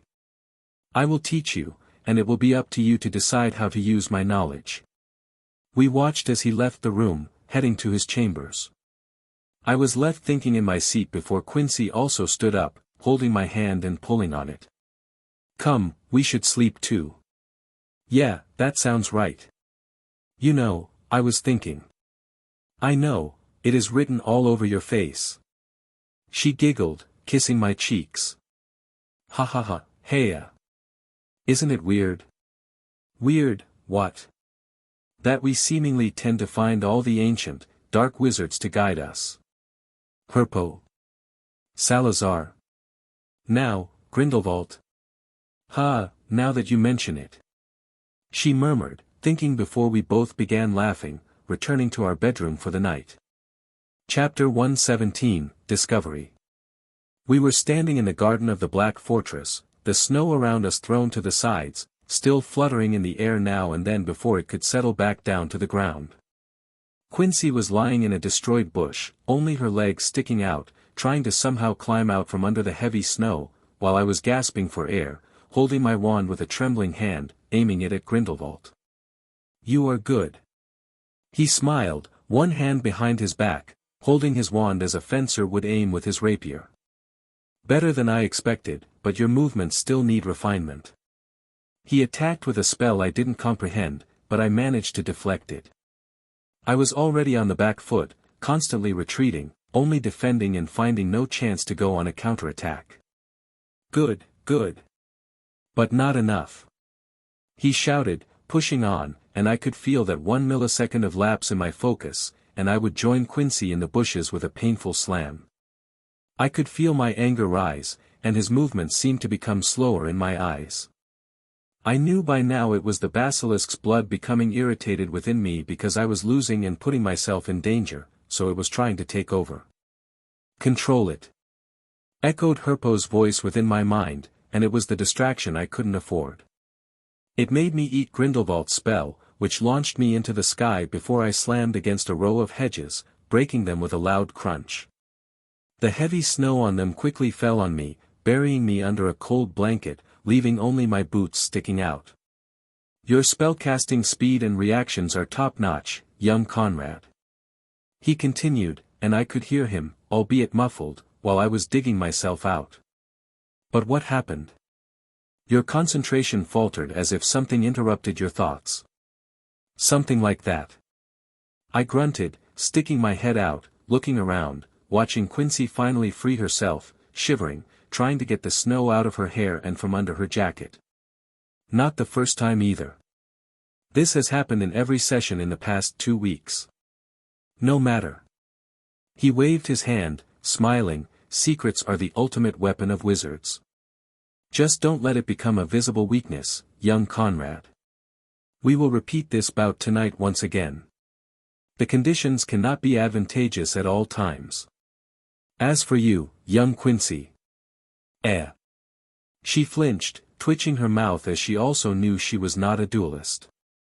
I will test your advancement on apparition. Now, it was me who began pouting as I was still struggling with it, yet Quincy could apparate 4 out of 5 times. Of course, Grindelwald was not satisfied with that. He said that we would have to master it in a way that we could jump between spaces freely and duel while using it. While Quincy was close to finally getting an acceptable mark from the old wizard, meaning she was able to apparate 5 out of 5 times in under 10 seconds. I was still struggling with it. It is a concentration issue. He repeated, glancing at me, reading my thoughts. Your mental state is what is holding you back. I can't really help you with that, young Conrad. It is your fight. Alone. I understand. I whispered, lowering my head and climbing out from the snow. Don't get disheartened. You two are very talented, and I am glad for your show of force. You just need experience, and more experience. I will be there to guide you and protect your lives from certain death. But not from consequences. We added it before he could, as we had heard it multiple times already. My lessons are working. He chuckled, holstering his wand. Looking at him, he was no longer like a thin skeleton and regained much more vitality than when we first met. He looked noble. I was wondering if he would be recognized by anyone outside. Probably not. You okay? I asked, watching Quincy rub her chest, grimacing a little. Yeah, it just still stings. You were too late to erect a proper shield charm. You need to hone your defensive skills, young Quincy. You are less as good a fighter than your husband, so you must focus on defensive and support spells. It would be best if you could share the burden amongst yourselves. What do you mean? We asked, listening to him as his lessons were triumphing over anything that we ever had in Hogwarts. You are a pair. Back in the old times, a couple that went by the name of the Bathory duo came up with a unique fighting style. They were lovers, just like you. The woman was a master in defensive charms, while her husband perfected the art of dueling. He never faltered, never hesitated, and forego all defenses, always going on the attack. One could call him reckless, or a berserker. Because his wife protected him. Quincy murmured, echoing the same thoughts I had. Exactly. He had complete and utter trust in her. Their combo was deadly and unbeatable for 20 long years. What happened? I asked, gulping, feeling a sad ending, and I wasn't wrong. Maria Bathory got pregnant. Their enemies used it to ambush them, and this time. Her husband, Attila Bathory, was the one to protect her. With his life. What happened to her? And their child? Quincy yelped, wanting to know their end, and I saw Grindelwald lower his gaze. Self-sacrifice is a powerful spell. They survived as the killing curses all rebounded, destroying the attacking wizards and witches. But she never recovered. When her son became an adult and found his own love, Maria Bathory disappeared forever. There are scars that can never heal. No matter what. I understood that. Just like how my father must have felt, even if he had me, he couldn't get past what happened to him, and if anything would happen to Quincy, I wouldn't be able to do it either. Let's head in, children. He clapped, drawing us back to reality. It is time we go over some theories of magic while we dine. What are your plans now, Minerva? Asked Alastair Moody, sitting in a pub in the Czech Republic where local mages surrounded them, going on with their lives, not paying much attention to tourists. Good question. I very much so want to discipline Regulus Black for his wild antics. He had a chance catching that slimy Lockhart, but let him slip from his hands. He doesn't know subtlety and acts like a wild mongrel most of the time. You are right about that. Moody agreed, his blue eye locked on the figure of the grey dog, sitting outside of the pub, leashed onto a fire hydrant. Still, we need warriors, and he is one that Dumbledore can do without. Plus, Charlie is worse. McGonagall agreed, raising her mug, taking a slip like an elegant lady, but he is the best tracker in the order. We can't keep him leashed like the other. I am beginning to doubt it. He keeps saying he is in the Alps, but we have already looked everywhere in both Switzerland and Austria. I didn't plan to be away for this long. This should have been a shorter search. England is burning right now, and my place should be there, not here, searching for 2 runaway children. I understand. McGonagall smiled, even though he had often disagreed with Moody's methods. He was a damned good wizard and one of the best warriors in their ranks. He is being wasted here. I don't think Dumbledore thought so either. They were about to continue when the door to the pub opened, and Charlie walked in hurriedly, looking disheveled and troubled, something they hadn't seen before. I found a trail.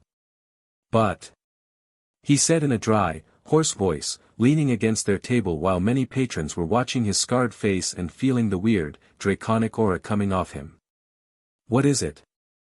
They asked while Regulus, in his dog form, was also looking in through the windows. I found a place that is protected by some kind of wild, dangerous magic that I couldn't crack. They are hiding in there. What do you mean? The older wizards duo asked, feeling baffled. Are you sure? I am. I smelled the stench of the boy, that rotting smell of a snake. He is inside. None of them doubted his words, as his senses were enhanced by the dragon blood flowing within him. If he said he smelled it, he indeed did. After paying and leaving the pub, the quartet of mages didn't hesitate but got on brooms, following Charlie's directions. It was a mostly silent flight, lasting from dusk into the night until they were deep into the Alps again. With charms protecting them from the cold, it was not so bad, no matter how high they flew, yet when nearing that clearly magical place where an endless blizzard ruled, they couldn't help but shiver. What is this? McGonagall asked, looking at it with disbelief.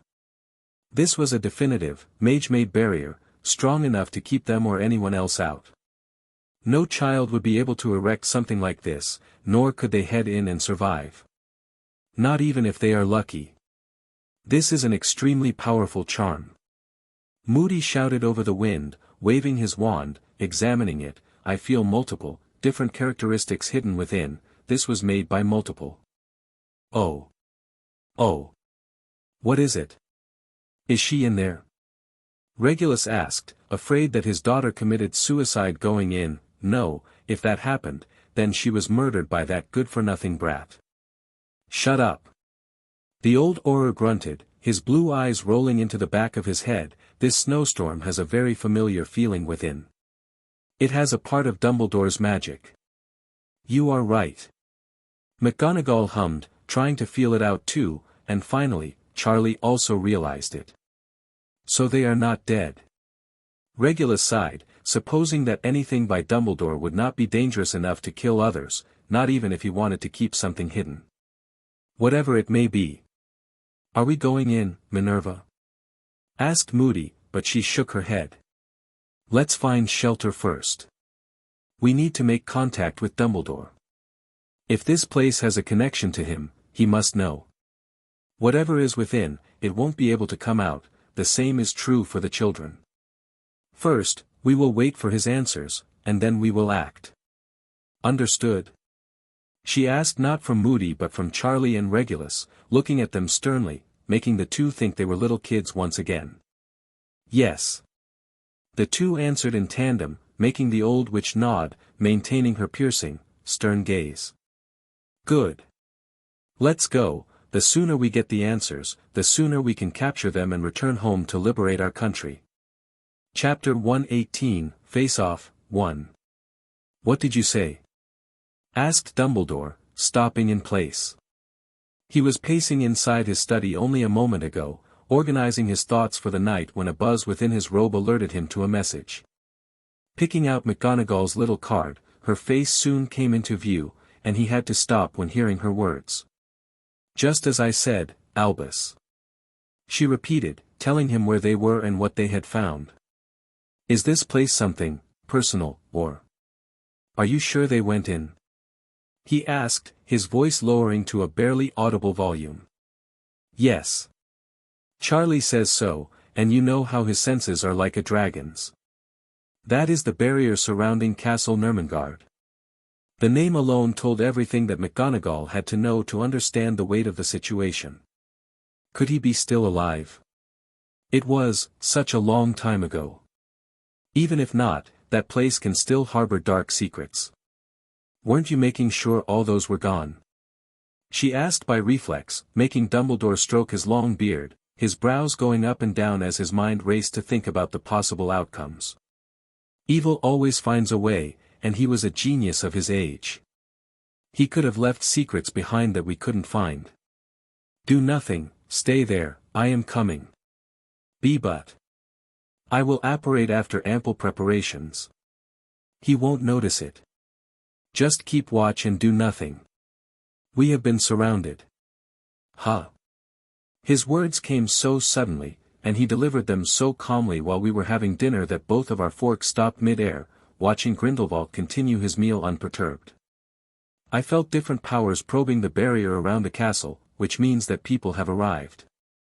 If they had been here for me, their probing wouldn't have stopped just like that. Well, whatever they want, I am not interested in it anyway, but this also tells me we are no longer safe here. We should leave. I wasn't happy to hear it. I was beginning to like it here, it was calm and peaceful, and it made me feel like we were back in Hogwarts. Leaving would mean returning to the outside world, which I knew it would happen, but so soon. I was irritated and frustrated. What should we do? Quincy asked as we were no longer feeling hungry, instead becoming highly alert. I will deactivate the barrier by destroying Nurmengard, that is the only way. It was meant to contain it, and to get rid of it, the castle has to fall. After that, we will see who has come, and if nothing comes up, I will bring you two along while operating. You are not yet ready to travel long distances. Where are we going? To my home. To Durmstrang. Both of us thought of Victor at once, but then Karkaroff came to mind, along with the fact that he was an ally of Voldemort. Is this a good idea? I asked, making him smile, wiping his mouth into a napkin. I have many things hidden in there. Just like Hogwarts for you, Durmstrang was my home for a long time before I was expelled. I will need to return and collect what I left behind. Without proper resources, I can't train you. But I know. He chuckled, raising a hand, waving at us to not worry. You told me everything, which is why we must visit the school. After we finish there and leave, there will be a bit of chaos that will throw a wrench into Voldemort's plans. For now, he keeps Flammel and the Beauxbatons in check with Durmstrang. A sound strategy but not a well thought out one. He may be a strong wizard but not a strategist. If we take Durmstrang out of the equation. I whispered, thinking about it, and Quincy finished my thoughts for me. Then it will be Voldemort versus the Order alone. No third party. Yes, children. He nodded with a smile. If you want to take your revenge, you must make it so the two parties are playing nicely. You need to control the stage and foresee their moves. We need to make sure they will face off against each other when we want them, where we want them. Right now, our goal is to make sure Voldemort has to focus on England and prevent him from leaving it by ensuring that he can't afford to lose it. Take away his ally and, through that, force the Order to start pushing. If Durmstrang no longer poses a threat to them, I added, standing up, then they can focus on fighting Voldemort, and we would be left alone to move. Yes. Grindelwald laughed, emptying his cup, giving them a chance to win their war will make them forego everything else, including their search for us. Knowing my good friend, he will decide to deal with us later as we pose the lesser danger in this situation. Instead, he would go all in on his current enemy, trying to finally exploit his chance to win. When that happens, he can turn his undivided attention back to us. Albus doesn't like it when things don't go according to plan. What he likes even less is when he has to multitask. He is best when his attention can focus on one issue to solve it quickly and efficiently. I know what his choice will be, and it will give us ample time to disappear into the shadows. When do we start? We asked, ready to go. Having a goal in mind was surprisingly refreshing. Destroying Durmstrang. Well, he did not say to destroy them, but I guess some people will have to go to take them out of the fight. Right now. Gather your belongings, and then we will leave. The fact that the sudden guests stopped trying to break through tells me that Albus is already on his way. McGonagall, Moody, Regulus, and Charlie were standing on the ground, looking at the whirling blizzard barrier, staying there in silence. The fact that Dumbledore was coming and that the other side hid Ermengarde, the famous home of one of the worst wizards ever, made even Charlie follow their orders. Gellert Grindelwald. Moody whispered, breaking the hour-long silence. Who would have thought that after his defeat, not even 50 years later, another, even worse wizard would emerge? Thinking about it is like a bad joke. I remember the news when he was defeated. I was doing my Auror training at that time, and I was a bit disappointed I couldn't be there. I think it was your luck, Alastair. McGonagall said, not expanding on the topic, as she was still a child when that happened, anxiously waiting on her letter to attend Hogwarts. Maybe. He was about to say more, but then they all noticed something was happening to the barrier. The wind's noise suddenly cut out, and it was slowing down, disappearing. Looking at each other, they knew it wasn't their fault, which had to mean whatever was happening couldn't mean anything good. Pulling out their wands, they stood ready, watching the barrier dissipate, revealing a small cloud rising towards the air as the old castle crumbled to the ground. What happened? Regulus asked, gulping, but before anyone could answer, they saw 3 figures emerge from the mix of snow, mist, and dust. Are you happy? McGonagall whispered. Watching the old man standing behind the children, wearing a calm, confident smile. No. Answered Moody, recognizing the man without ever meeting him. There was no question about his identity. Do you know them? Asked Grindelwald, standing behind us, his wand ready to cast a spell at a moment's notice. One is my runaway parent. Quincy answered, looking at Regulus Black without any emotion in her voice, the other is a fanatic. With the red hair. We don't know of the other 2. I see. He nodded and, without warning, waved his hand, sending 4 strands of bright, orange fire sneaking through the air toward the other group. The 4 reacted at different intervals, and as I watched, the fastest was the man with the cane, followed by the old woman, and lastly, Charlie and Regulus. They all used different methods to counter the flames, be it a shield, a counterspell of water or fire, or Charlie withstanding it with his body. I want to exercise a little. Grindelwald explained, cracking his neck. Young Quincy will duel her father, young Conrad, you fight with the red-haired man. I will take on the real danger. You have 5 minutes, then we leave. I watched as he suddenly apparat, teleporting between the old woman and man, while a ring of blue fire expanded from his body with a flick of his wand.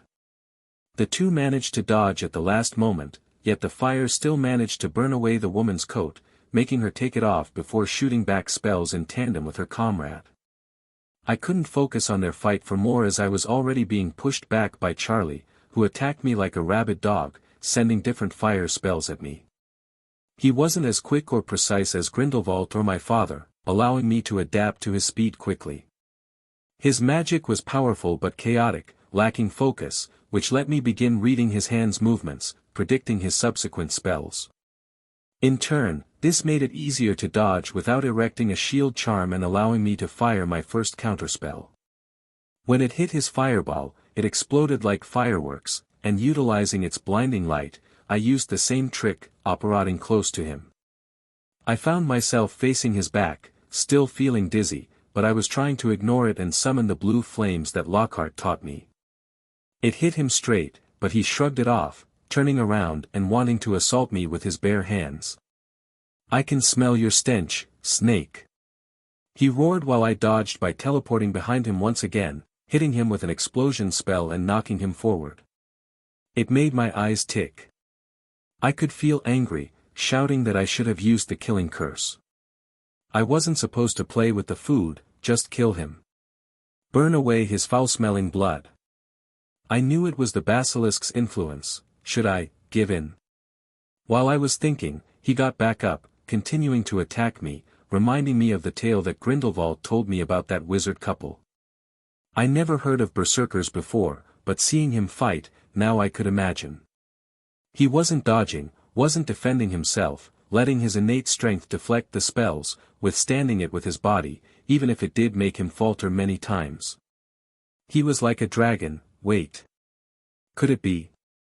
Is it why his smell does feel weird and strange? It was beginning to make sense.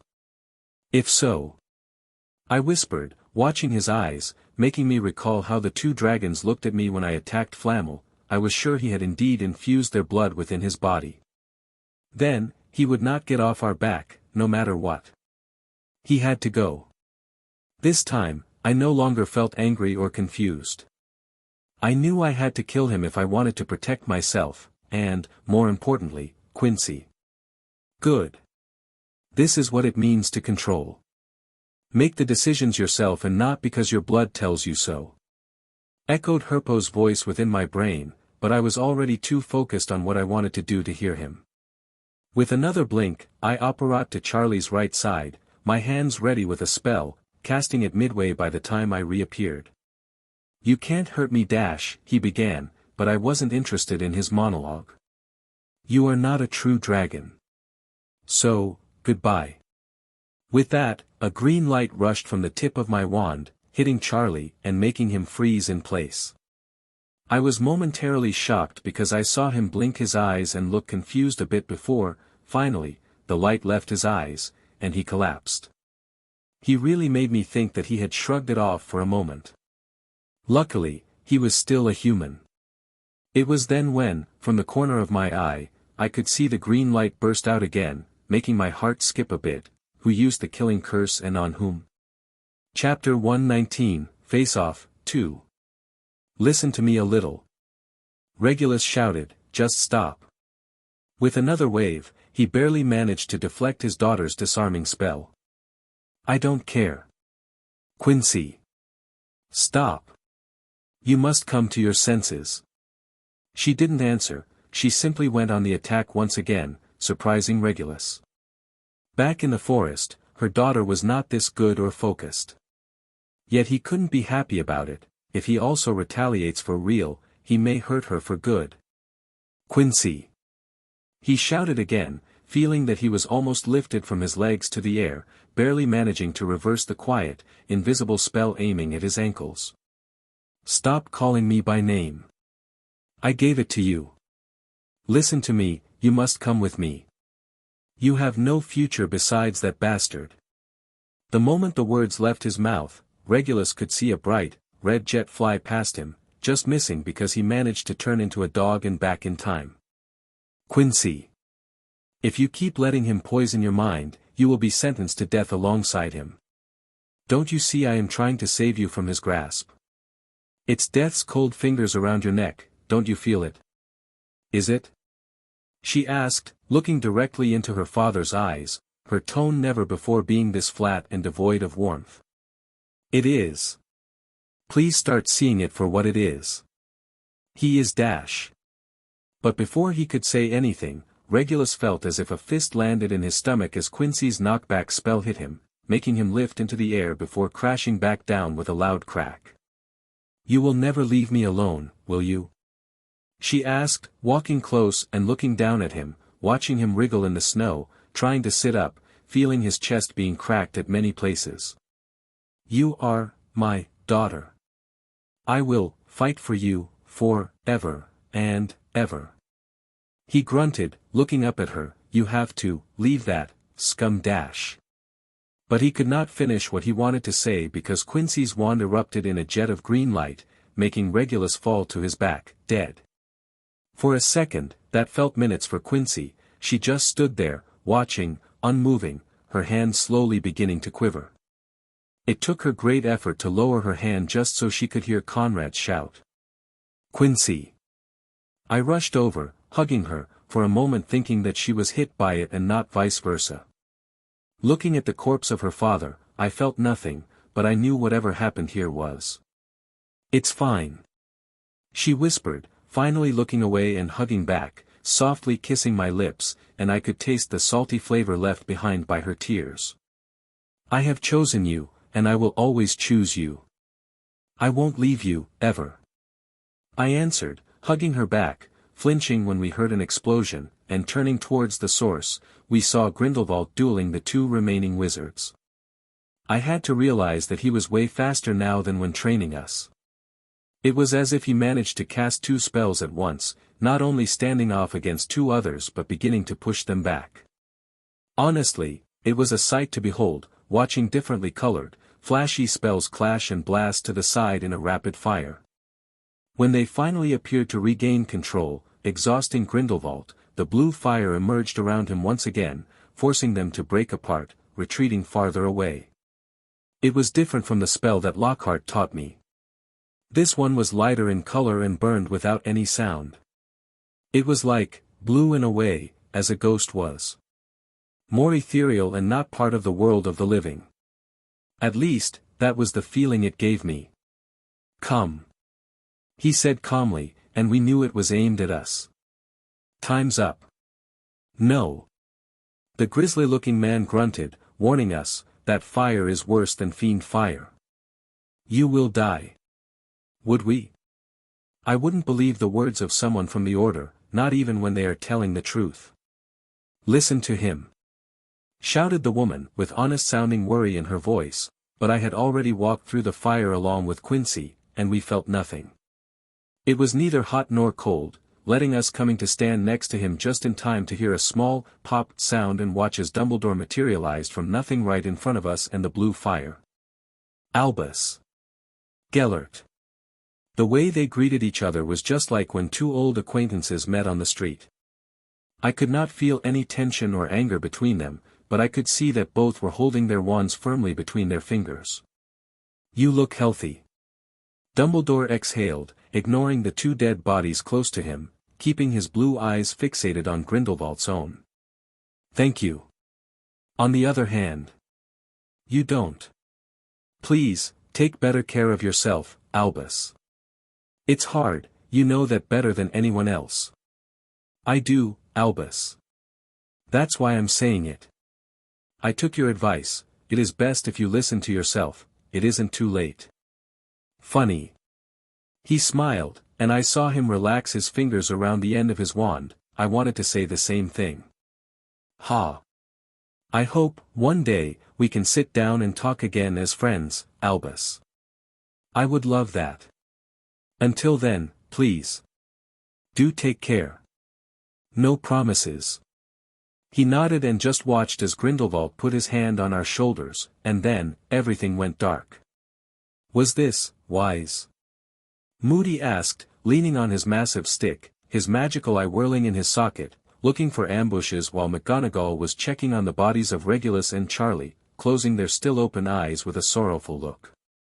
"I arrived late," Dumbledore whispered, looking up towards the black sky and silver moon. "I will pursue them. This is the worst possible outcome." "No, Alastair." "But Albus," McGonagall exclaimed, drawing in a sharp breath. "We can't afford to split our forces. We must focus on finding the last 2 Horcruxes and let the prophecy fulfill itself. Neville and his improvement is something we never saw before, which tells us that the prophecy is working, driving us close to its end. We must not falter. But maybe his appearance will be to our advantage. The world has changed so much, and he is only familiar with one place, the only place he could have gone now. Durmstrang." The 2 whispered, making Dumbledore smile, although it wasn't out of happiness. "Right now, we must take advantage of the situation. When 2 snakes fight, you don't separate them, but wait until they kill each other." "Where are we?" I asked after we reappeared in an overgrown, abandoned yard behind a half-collapsed old farmhouse. It was cold, but the snow had already melted away because it was in the middle of spring, revealing its unkempt mess. "The home where I grew up." Grindelwald answered very simply, raising up his wand, and with one simple wave, the destroyed house began realigning itself right until it was in a tip-top shape. It was like watching time flowing in reverse. "Let's go in and rest until morning." I wasn't arguing about that and followed him, holding Quincy's hand, who was awfully silent, but I could understand why. The inside of the house was old, but it didn't smell weird, and soon, we were sitting on a couch, watching the fire dance within the fireplace. Quincy silently snuggled up to me, hugging me ever so tightly, resting her head on my shoulder while I was replaying the previous duel I just had. This land and the surrounding wilderness belonged to my family for centuries. I guess no others came and claimed it, which I am not surprised by. It was jinxed to bring misfortunes to anyone but my blood. Are we going to stay here from now on? I asked while gently rubbing Quincy's head. Not for long. When the sun rises, I will go out and visit some key places. You can't come because the magic guarding it would retaliate against your presence, so until then, stay here.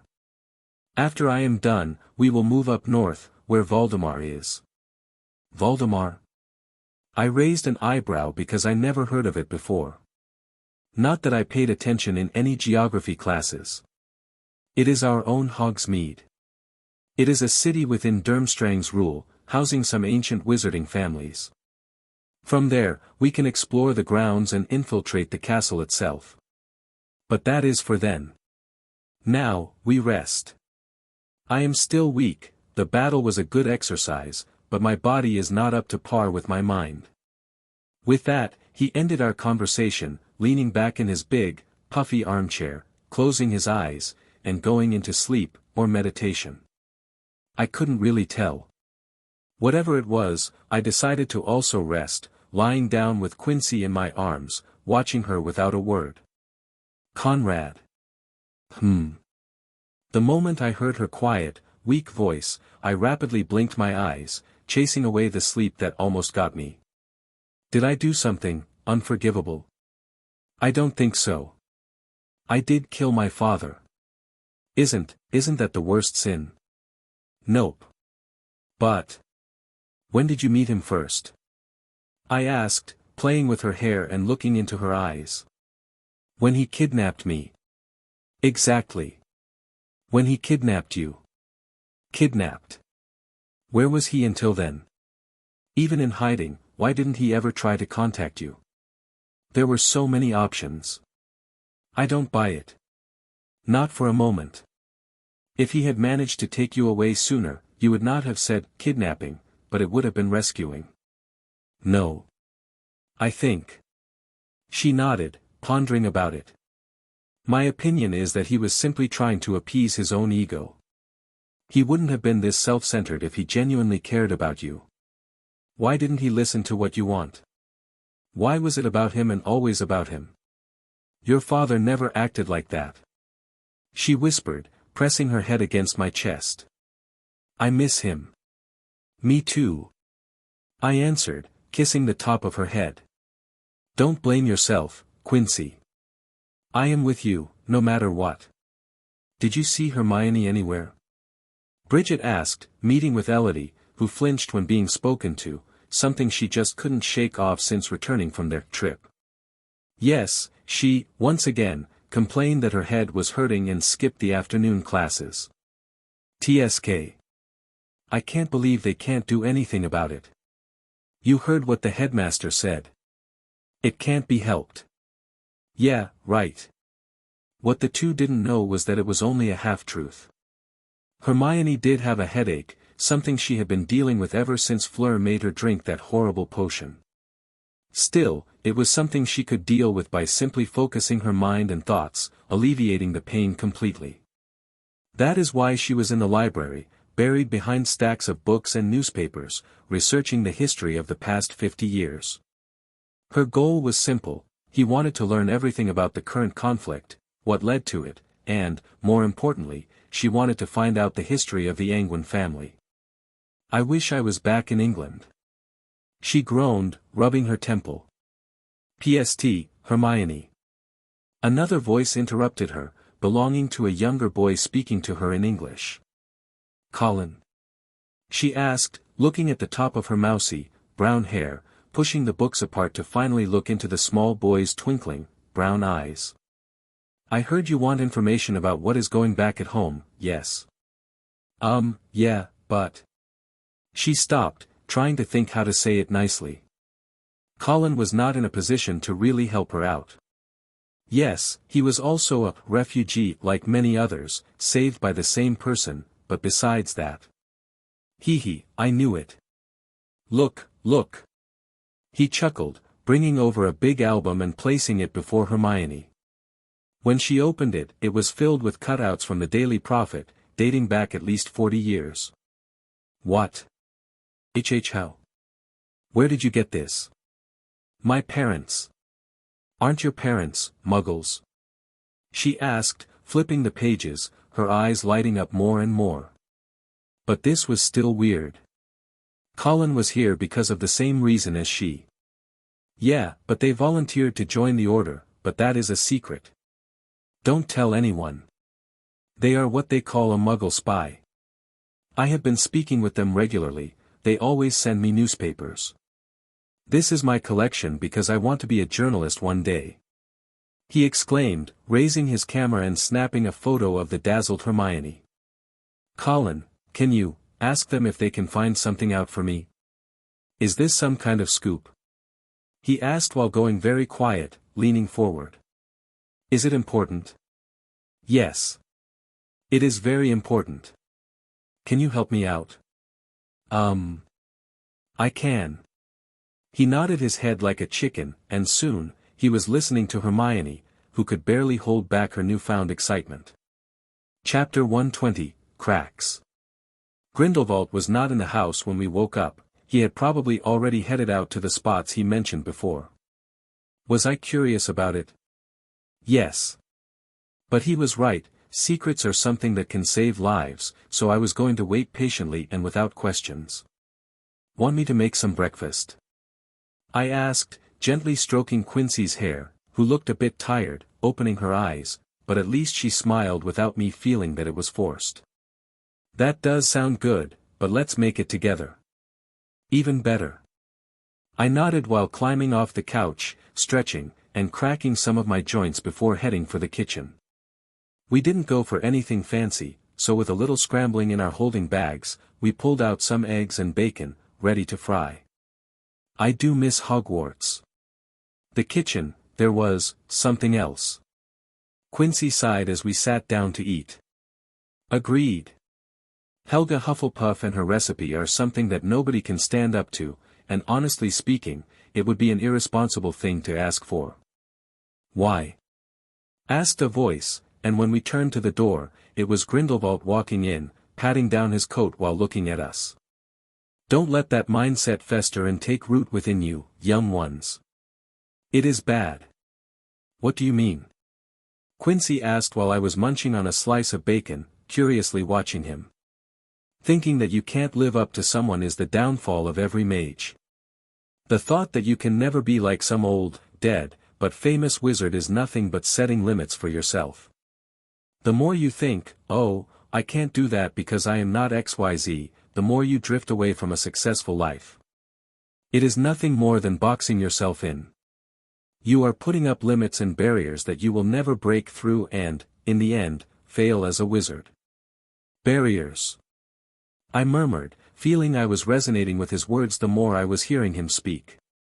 Ancestors and powerful wizards of the old time are to be respected, yes, but to give their achievements a rank that is not to be reached by us. That is the idea of a weak mind, finding excuses for their lack of abilities and motivation. Never fall into that quagmire, or you will sink to the bottom, never to rise to the top. Yes. We answered, taking his teachings to heart. He was right, we can look up to the founders of Hogwarts, but why shouldn't we think more of ourselves? Why couldn't we become someone like them? Or even better. I bet Lord Voldemort was also thinking of the same, that he was stronger than his ancestor, Salazar Slytherin. He is thinking that. Herpo answered me within my mind, surprising me for a moment. Usually, he gives me the silent treatment. Is he jealous of our new mentor? Maybe that is why he speaks more nowadays. Well, I think Grindelwald caught the brief change in my eyes but, like before, didn't ask about it. And by achievements, Herpo continued, I think we can say Voldemort is stronger than Grindelwald or Salazar in different regards. In the dark arts, he beats even my old self. What Grindelwald is saying is something all ambitious people should heed. Do better. Be better. Overcome your predecessors. That's how we evolve. After you finish, We must go through some things. Grindelwald resumed, leaning forward. Durmstrang only accepts pure-blood wizards and witches. We both qualify. I answered, but he raised a hand, continuing. I know, and I am saying it to ensure you both carry yourself with ample pride. Show a crooked back or a lack of will, and you will be exposed. Here, you must be strong, or you will be broken. Are we, moving in? Quincy asked, feeling a bit weird, but her question made Grindelwald smile. Yes. While you slept, I went ahead and checked the town of Voldemort. Luckily, the old tricks are remained the same, and we can apparate without being noticed. They still did not fix the holes I left behind. Other than that, I have news that they lost multiple teachers after the incident with the tournament. Lost? We asked, looking at each other with confusion. What happened? They quit and are actively boycotting Karkaroff. Not everyone within the school agrees with the headmaster's ideas, so a divide is forming. It is not big, but it is a crack that we can expand to a breaking point. We will take on the identity of Miroslav Smirnov. Well, I will take on that, and you two will be my children, Alexander and Alexandra. Who is that? Or is it made up? Quincy asked, making him shake his head with a smile. No. Miroslav was my uncle's name on my mother's side. I will stand in as his descendant, and if they test my blood, it won't show that I lie because the family tie is truly there. Only I need to pass the test, as after that, my rank of a pure blood and having a family name that counted as noble in my region would make it so that examining you two would be a significant offense. What if they go and check up with others? The Smirnov line is already broken.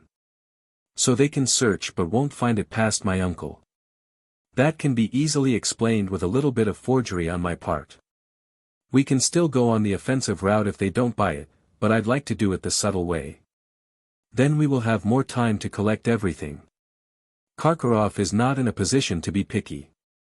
If they do the usual background checking and only look up the family name and see the Smirnov's connection to me, he would most likely assume I would align with his views and support him. In a time of need, you don't chase away an ally. Which we will play along with. I chuckled, making him smile. Yes. There is only a slight problem. Which is? Quincy asked, leaning forward, looking curious about the rest of the plan. The age. I look and feel way too old. They would be suspicious that I am a descendant even if my blood shows the connection and validates my words. I am still thinking about what type of potion would make it possible to fool their magic devices. A polyjuice potion is not enough, I assume. Quincy shrugged, making Grindelwald shake his head, but that made me think of something else. No. The age of the blood and the bones within needs to be rejuvenated to fool them. What about this? I rummaged in my bag, pulling out Flammel's famous elixir. That is. Grindelwald asked as he took it from me, stopping his hand mid-air after seeing the liquid flash in the morning sun's rays, coming in from behind. You know what it is? I asked with surprise, but he shook his head. No. Never seen it, but I read about it. How do you have it? It was part of the final task. I explained, telling him all that we knew. Drink it, I don't mind losing that stupid competition. Yeah. Quincy agreed, and after a bit of thinking, he pulled the cork out. Strawberry. That was what I thought about after we tasted the smell coming from the small vial, quickly filling the room. Most poisons are masked behind a sweet scent. He joked, but before I could say anything, he downed it. The effect was immediate. We watched as his hair regained its golden brown color and many of the wrinkles on his face smoothened out at once. He didn't become a kid or young man, but instead of looking like an ancient old man, he appeared more like someone in his 40s. Or 50s. How refreshing. He murmured, raising his hand, looking at it, letting out a long sigh, and turning towards us with a smile. My debt is getting higher and higher, young ones. Thank you. Dumbledore. Came a knock, and after an acknowledging grunt, Lupin walked into his room, nervously playing with his fingers. "What happened this time for you to be this nervous?" the old wizard asked calmly, but Lupin could feel the tiredness and annoyance in that voice. Usually, it was masked and hidden away, even from his werewolf instincts, but this time, he could sense it. The cup, the Triwizard Cup, it announced a winner. Conrad Anguine. I see. No matter, the other living contestant was Crumb, and he wouldn't go and follow his instincts to find the kids. No matter. This was within expectations. Where could they have used it? Lupin murmured, but it was just a weak attempt to draw some information out of Dumbledore without any success. I have a strong guess, but it is not important. Is Sirius back? Yes, he is. Lupin nodded, not knowing why he and Sirius were both called back at the same time. Call him in. I need to tell him some important news, and it is best if you stay to hear it. Is Regulus dead? Lupin asked, going whiter than usual, feeling his throat dry up, and the way Dumbledore looked at him confirmed his gut feeling. You are just as sharp as Charlie was. Was. What happened?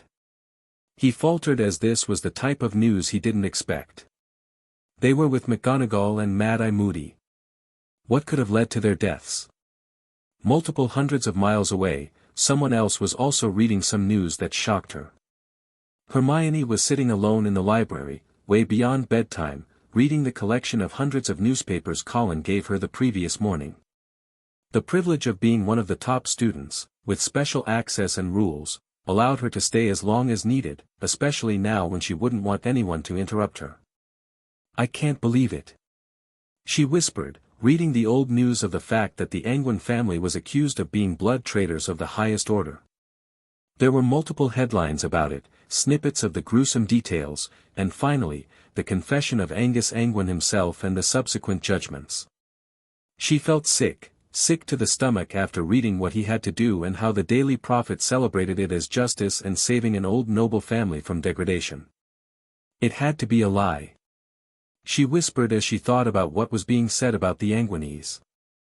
She vividly remembered, and those smuggled out of England confirmed her memories that it was the same man, Angus Anguine, who helped them escape.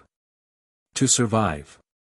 The same man who made sure her and many others' parents were out of harm's way. There is more to this. She didn't know what it was, but she was sure that it had to be connected to the Order. Even the latest issues of the Daily Prophet said that the betrayal of the Anguine family was Dumbledore's work. Conrad. Quincy.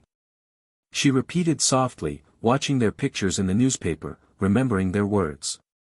Both sides marked them as traitors and listed them as dangerous fugitives. Why? Why was that? Didn't his father dueled and almost killed the Dark Lord? Didn't he sacrifice himself? Then, why is his son being hunted? And why is the Black brother's daughter also on the same list? This wasn't adding up, and when she felt her head hurt, Hermione couldn't help but begin doubting. Something is not right with the Order. Chapter 121, Infiltration. After we had prepared everything and rehearsed our names, we were ready to apparate straight into Voldemort. I was worried about the fact we didn't speak their language, but then again, it was solved by a nifty little artifact, created by Grindelwald. Don't lose it. He warned us while we fixed the blood drop-like pins on our old-fashioned black wizarding robes. It would reveal both of your true accents and make you unable to understand the language. It's going to be fine. I answered with a shrug, still feeling off a little. We both took a swing of Polyjuice potion and had multiple others ready in our bags. Right now, both of us have blonde hair and blue eyes, similar to Grindelwald's appearance. It's fine, we will be careful. Quincy confidently nodded before Grindelwald clamped down on our shoulders, and we reappeared in an abandoned-looking basement. The air was musky and sour, while most of it was filled with dust, ancient wine bottles, and a dozen or so spiderwebs. Unperturbed, he walked up the stairs, and with a flick of his wand, the door swung open, leading us into a deserted house.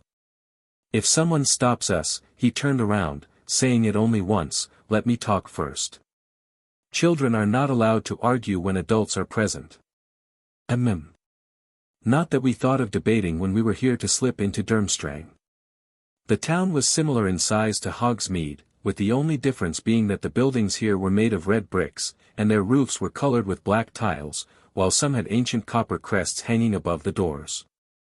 He warned us that this place takes bloodlines just as seriously as Voldemort's regime. The only difference was that the new generation was becoming more open-minded and welcoming, placing power above blood purity. When we asked about it, he told me that was part of his idea just the same, back in the old days. Someone's origin means nothing, and what only matters is their proficiency in magic. Muggle-born or pure blood, it is the argument of the week. After his expulsion and then later his defeat, that idea suffered a lot around here. The younger generation was just now finding the same beliefs, starting to consider that maybe the old ways were outdated. Wrong. Come, we will visit the school's representative in the town. They are usually a family who are close to the headmaster. We didn't need to go far because we found Archduke Rasmussen in a 3-story, spacious villa. At first, their house elf didn't want to let us in, but after telling them who we were and why we were coming to visit, a human servant shortly let us in, leading us directly into a spacious, well-decorated room. Welcome to the oldest town of wizards and witches you can find not just in Europe but in the whole world. The Archduke laughed, walking into the room, and I tried not to look too hard. He was comically small, shorter than Quincy, and I was doubting whether he was human or not. It was hard to tell because of his bushy, white hair sticking out from under the wizarding hat he wore and his long beard sweeping the floor as he walked up to us. Quincy and I looked away at the same time after greeting him with a bow, acting in sync, both of us trying our hardest to hold back our laughs. On the other hand, Grindelwald was unperturbed, beginning to talk to him, bringing up the stories he had heard about the Archduke's father and how he supported Grindelwald in the olden days. Heh, lucky they didn't keep photos around. After about half an hour of bootlicking and boring nonsense, he finally began speaking about why we were there. I watched him present multiple documents detailing the family lineage and even putting forward old relics that I guess he got from the family graves. I knew that such things were usually protected by magic related to one's bloodline, so no wonder the Archduke was getting less and less skeptical. I will relay this to Headmaster Karkaroff at once. We are short-staffed and in need of similar, prestigious offers. He answered with a smile that was more slimy than the underside of some flobberworms. But you must know that even if you are going to be accepted as a teacher, your children. He took a glance at us, but we did not say anything, following the rules Grindelwald warned us about. No speaking until an adult permits it. They are better than what their age shows. Are they? I guarantee it, Archduke Rasmussen. Whatever test Durmstrang may throw at them, they will triumph in it. My descendants may not have attended any magical school, but they have received my training and the knowledge of my family's line. I assure you, it is more than enough. We will see about that. He grunted, daring to show a bit of displeasure. Well, he was a high-ranking wizard, so I guess it is okay, and they wouldn't want someone who wasn't a bit boastful and unable to show enough of a backbone. Well, go to the Slumbering Dragon Inn and tell Miss Ludmila that I will foot the bill for your stay. He clapped, signaling that it was the end of the discussion. I am going to visit the school and speak with the headmaster, and then we will know better. I am sure that he will be happy to hear that there are old families, finally willing to take the correct side and come out of hiding. The world is at a stage again where it was half a century ago. We announced our allegiance then, just to be stomped down. We were waiting for another opportunity. Please relay this part, too, to Master Karkaroff. Most certainly. Bleh. I hate its taste. I grumbled after I drank my portion of polyjuice, sitting on our bed on the second floor of the inn. It was already late at night, and we were sharing one room with Grindelwald, who was seated in an armchair, looking like he was sleeping, or meditating. I could still not tell. It does taste like swamp water, but, whatever. Quincy agreed, grimacing after taking a sip for herself. It is weird sleeping in a room with someone else. I whispered into her hair, hugging her, taking a sniff, and watching as she blushed when feeling my hand wander around her waist. Don't. It is weird doing it when we look this different. Right, but. I leaned in for a kiss, and yes, it did feel wrong, but. We are not alone. She protested, yet her hands still held on to me, pulling me closer, and we almost kissed when. Keep it for later, youngsters. Grindelwald's voice interrupted us, making us jump apart, flustered and turning red from head to bottom. For now, you are siblings, think of it like that. That should do the trick. Thanks. Now, you have made it even worse. It was already weird, but now it became bizarre. Damn you. Are you meditating when you rest like this? Quincy asked, trying desperately to change the topic. You can call it that. As he replied, his eyes remained shut, his body barely moving, and his voice was eerily serene. My body is relaxed, and it helps me let go of all desires. It is the first step for my mind to open up and pursue the essence of magic. What I am focusing on is feeling the magic around us and trying to hear its whispers. Huh? Magic speaks? We asked simultaneously, finally making him open his eyes and smile a little. Hearing it is a crude word. It doesn't explain what I mean. Magic is eternal and ethereal. It is that what makes wizards and witches stay behind as ghosts. When their mind, their will, is so strongly attached to this plane of existence, no matter the reason why, they imprint their whole consciousness onto magic itself. That is, what a ghost is. But, that is a flawed existence as a ghost then forever trapped within magic itself. Is this about immortality? Again. I shrugged, making him look at me, slowly tilting his head to the left. Immortality is a mirage. Well, for some, it is reality, but it depends on what you define as immortality. Take your Dark Lord as an example. Is he immortal? Technically yes. For now. Or as long as his Horcruxes remain intact.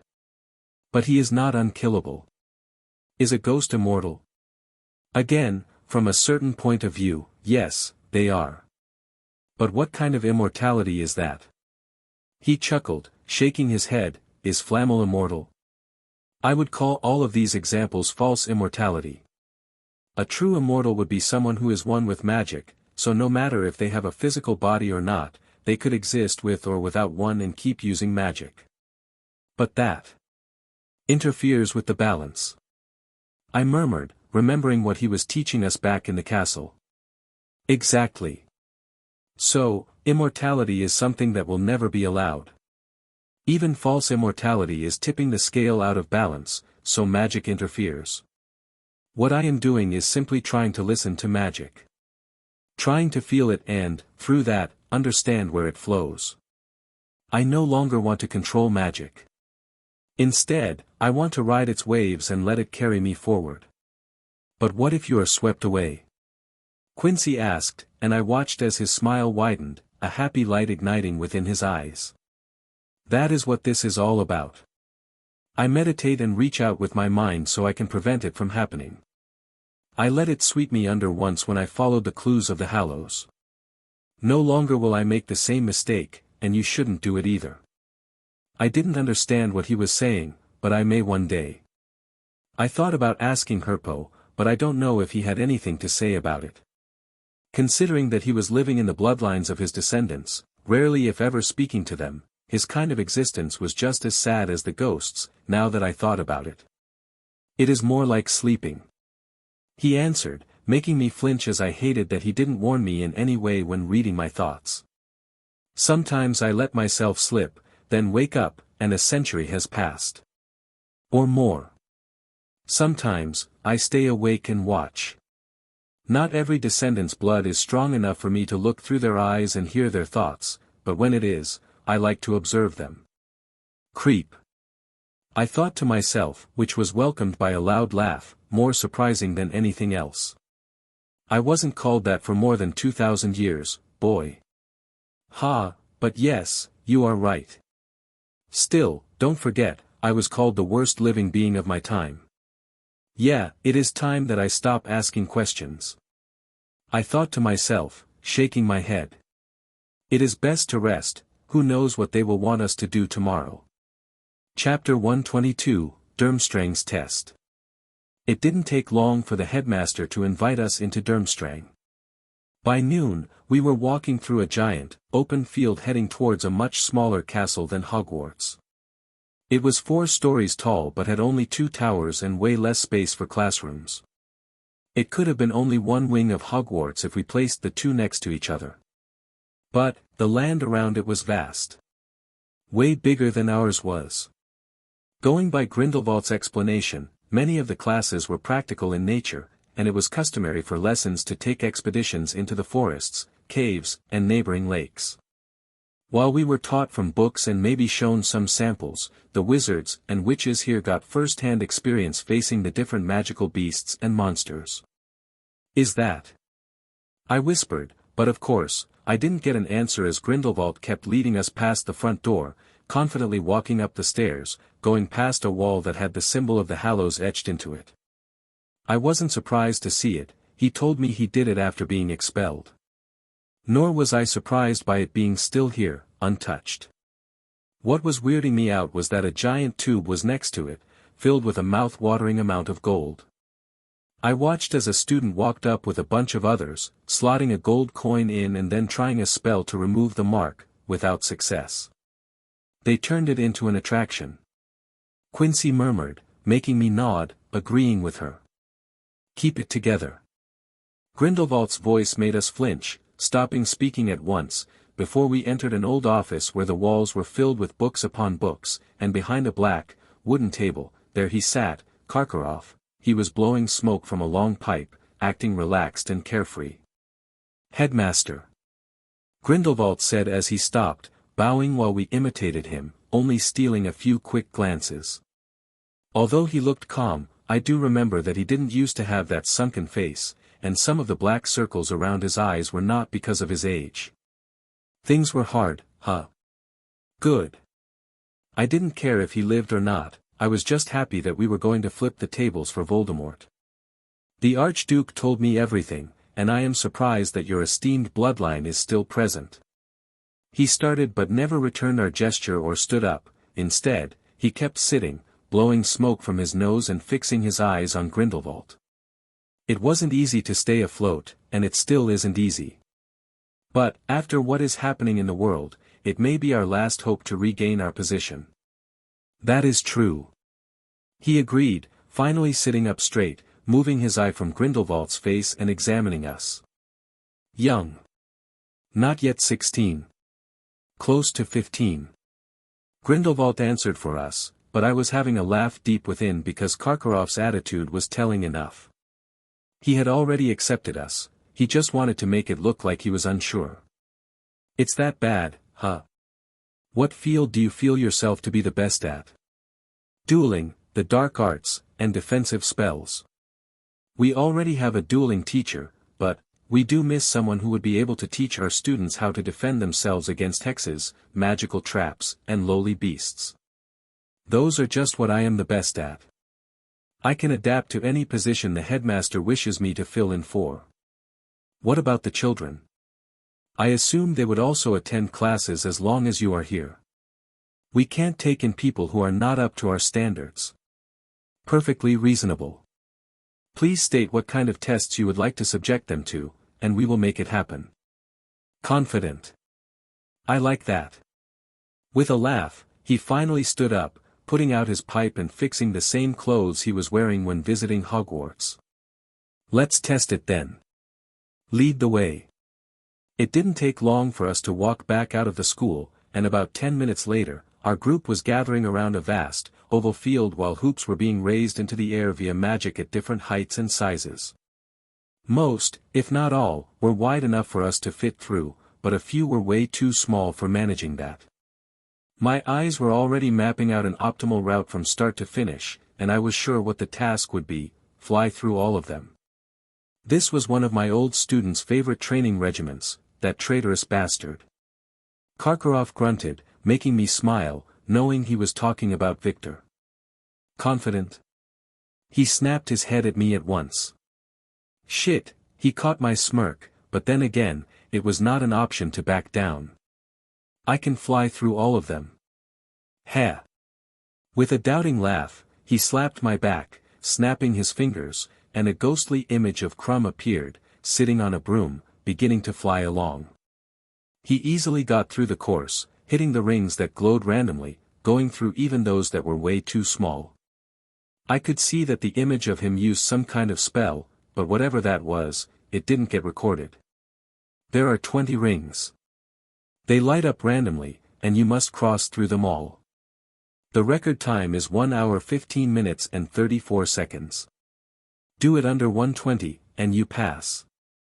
I didn't answer, I simply pointed my wand at my bag, making my firebolt appear and causing him to finally ditch that stupid smirk on his face.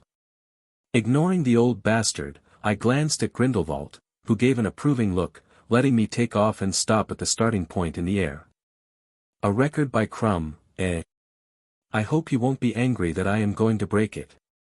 The moment the first hoop lit up in a golden hue, I kicked out, using the speed of my broom to its fullest. I will never get tired of the feeling of accelerating from nothing to 60 in only a few seconds.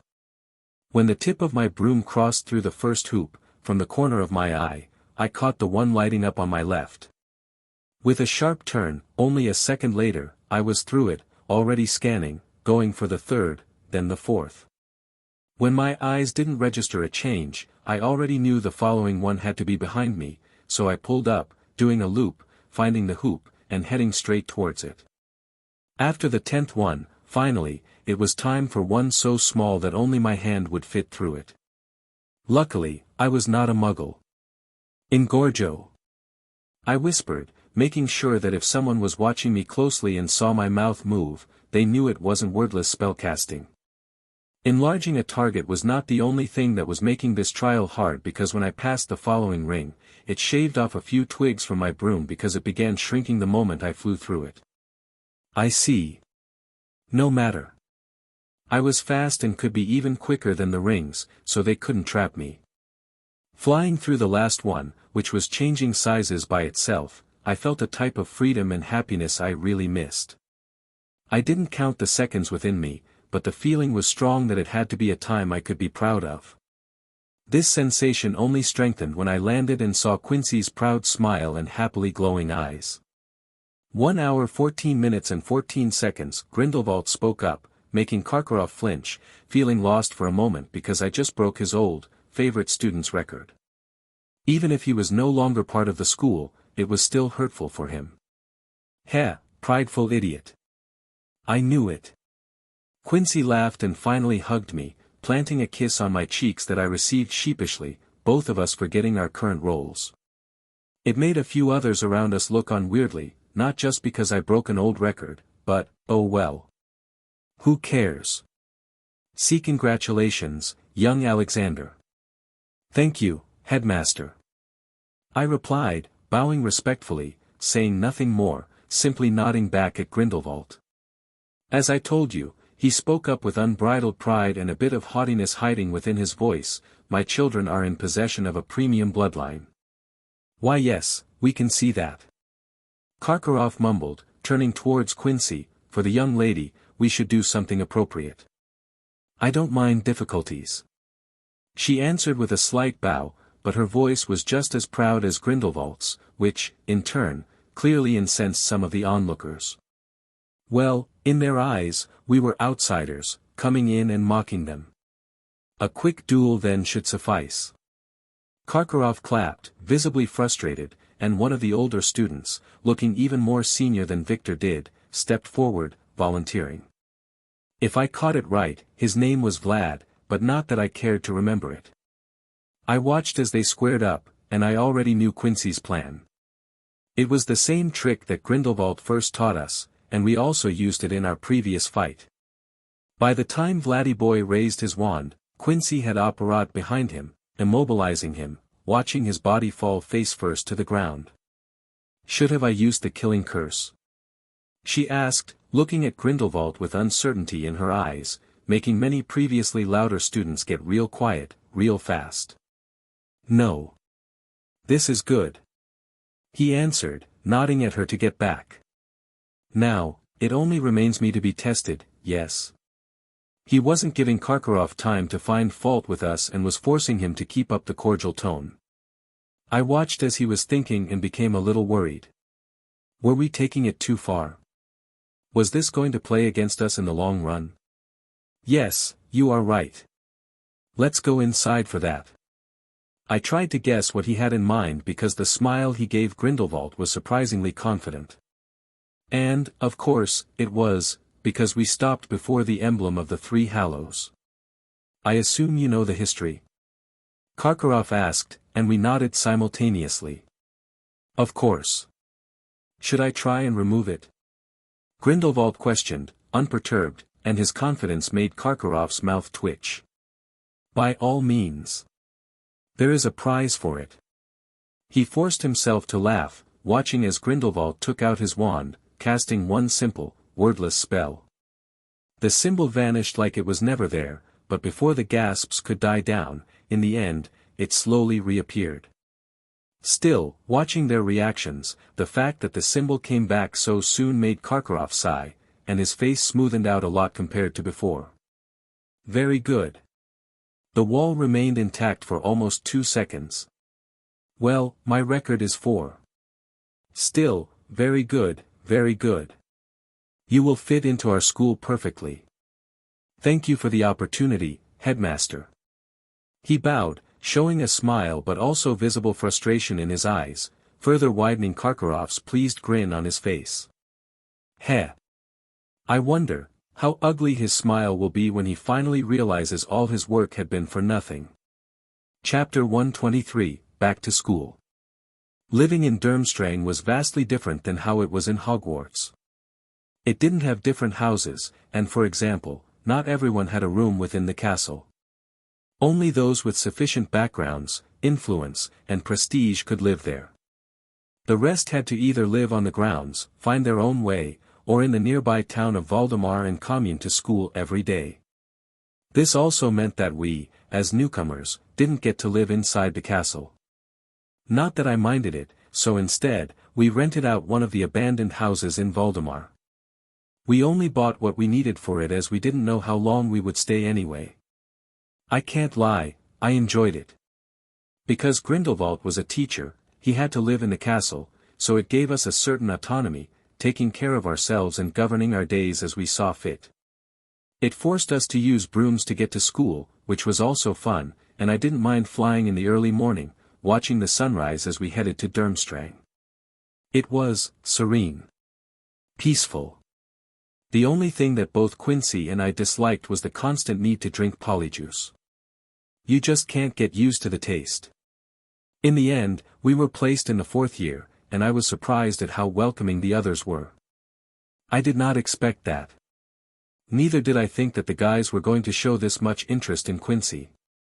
I didn't know they would be this blatant about it and coming to me asking what my sister liked and how to court her.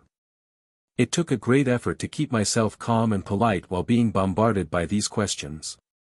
As for Grindelwald, he became a teacher who fulfilled his duty to the best of his ability and very quickly became loved by the students. I could see why his lessons about magical beasts were captivating. Instead of just reciting from a book, he summoned bewitched images of the different monsters every time, displaying them in front of the class without the need to procure one and place everyone in danger. Of course, some were saying it was a cheap imitation because what if his fabrication displayed something wrongly, teaching the children incorrect facts?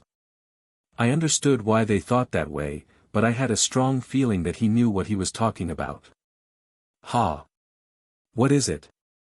I asked, sharing an orange juice with Quincy, sitting on the stone wall surrounding the back garden of the school, enjoying our lunch break, munching on a sandwich.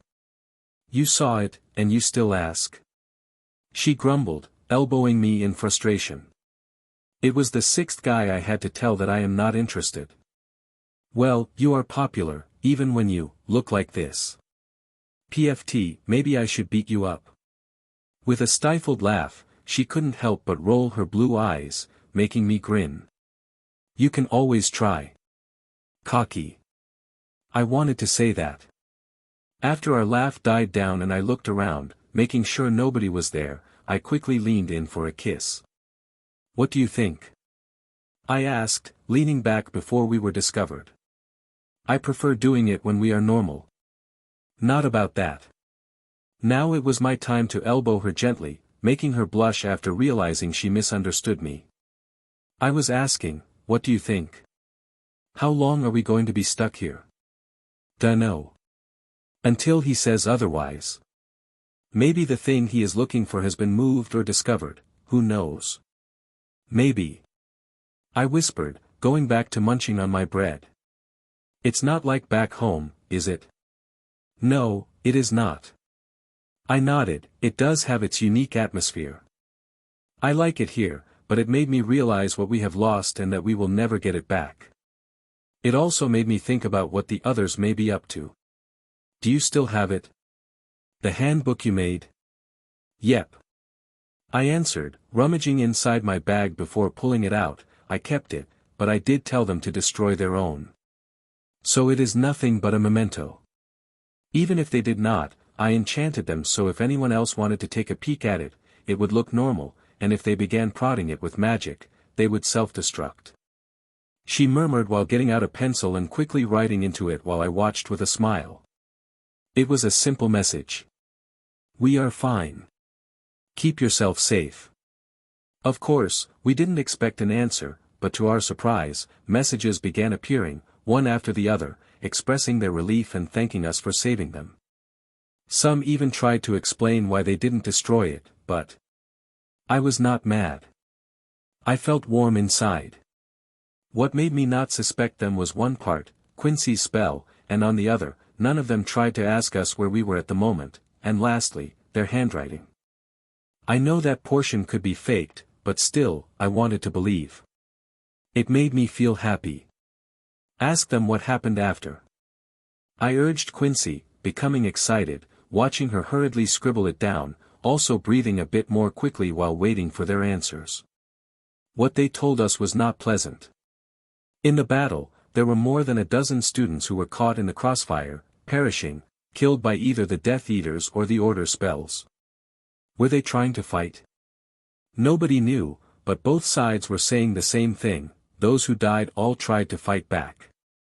Against who? Well, everybody blamed the other side. From those who escaped with us, many returned, and because of the chaos, not many asked how they got out. Those who decided to stay away hid amongst the Muggles, afraid of retaliation from both sides.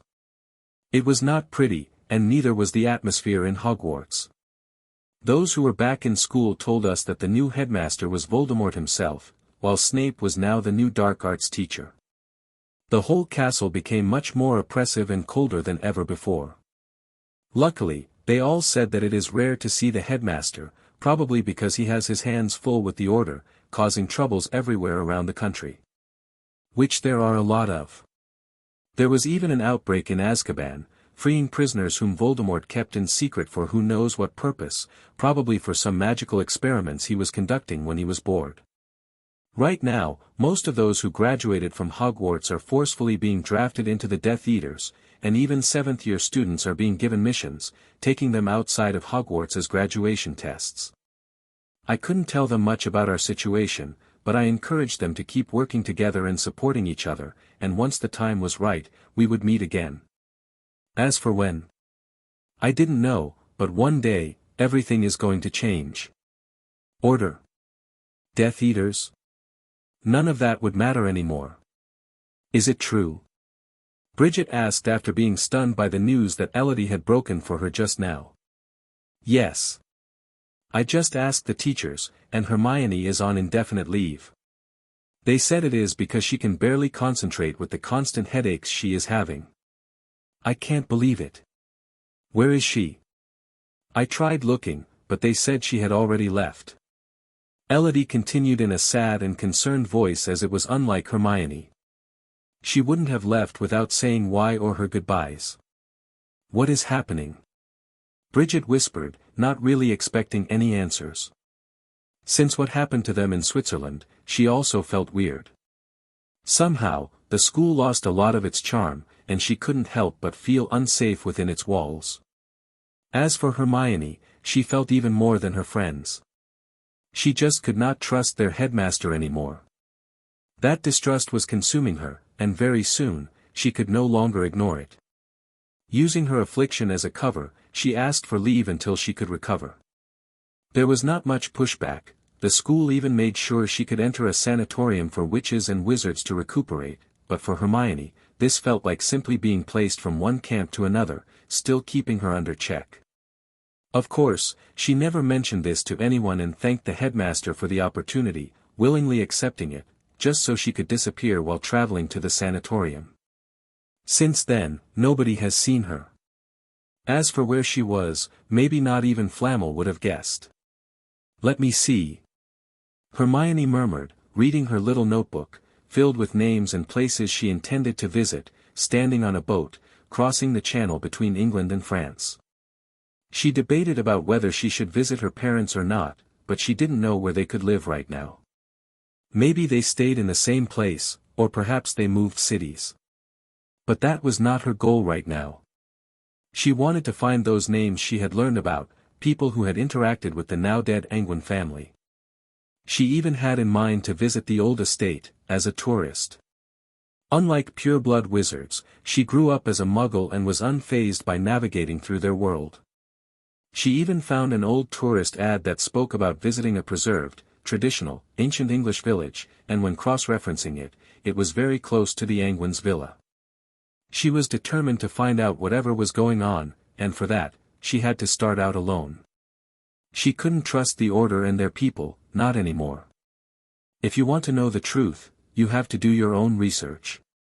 With a soft smile, she happily tucked her bushy hair behind her ear as the ship neared the coast of her homeland, filling her with a sense of purpose and adventure. I was coming out of the bathroom, finally being back in my original shape, when I almost had a heart attack.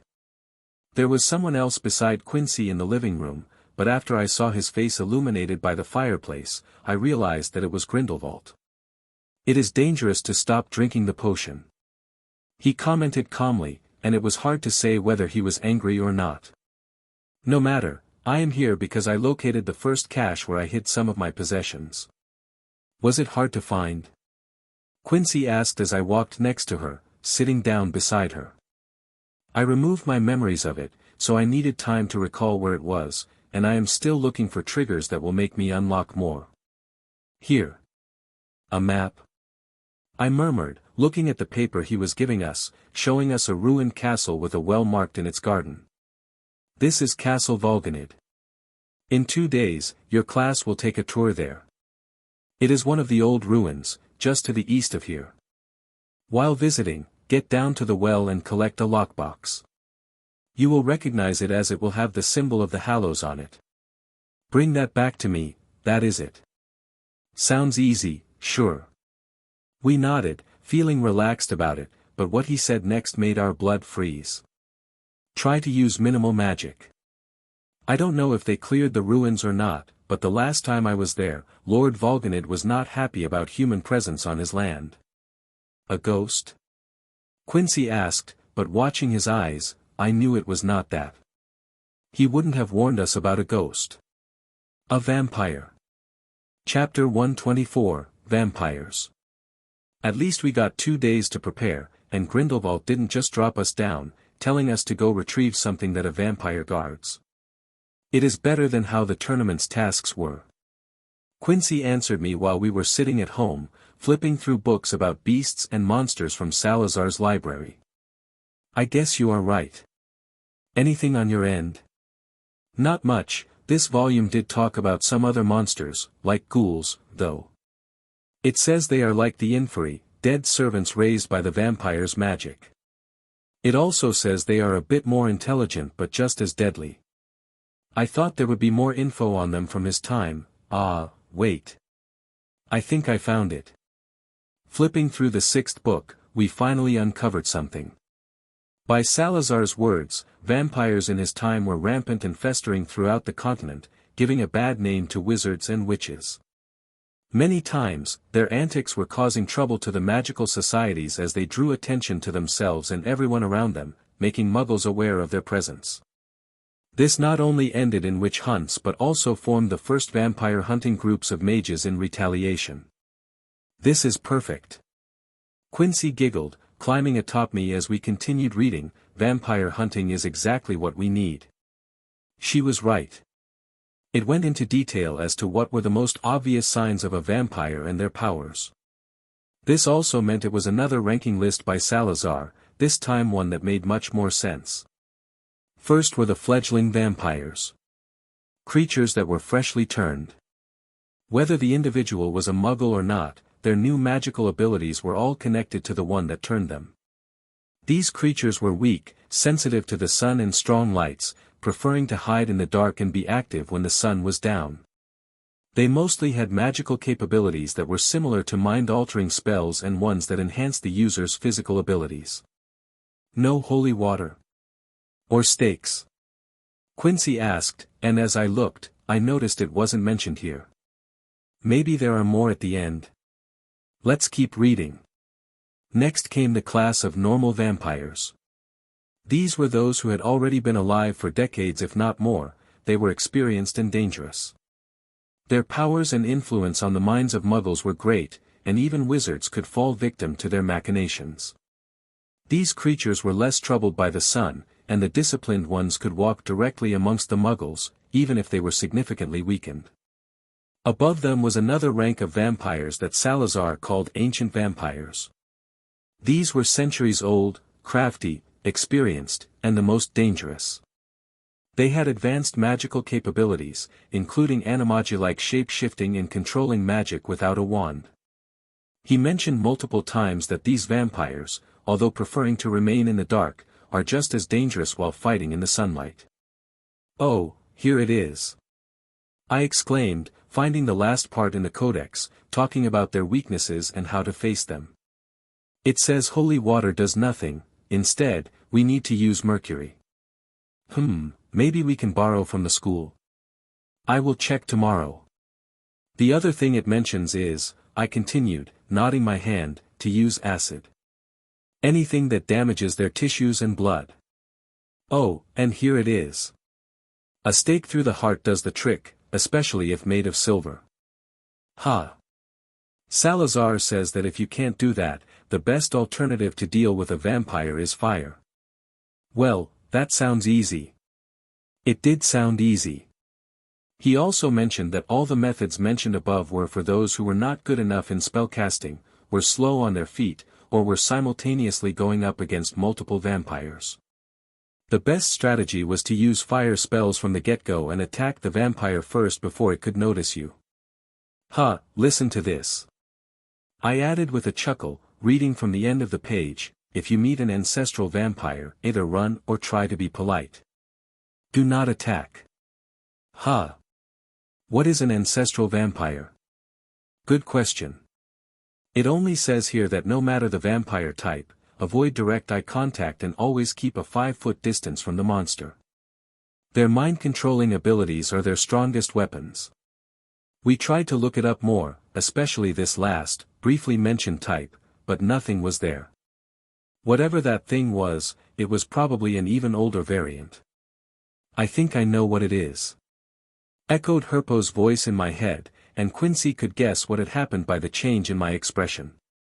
In my time, I knew of a blood-sucking creature that we called it Impuzza. It was old, very, very old. I never really did anything to her, nor did I meet her, but I knew to stay away from her territory. She was known for hunting young men and drinking their blood, and one of my enemies, a self-proclaimed hero, went to fight her. I never heard of him ever again. Well, that was not that helpful.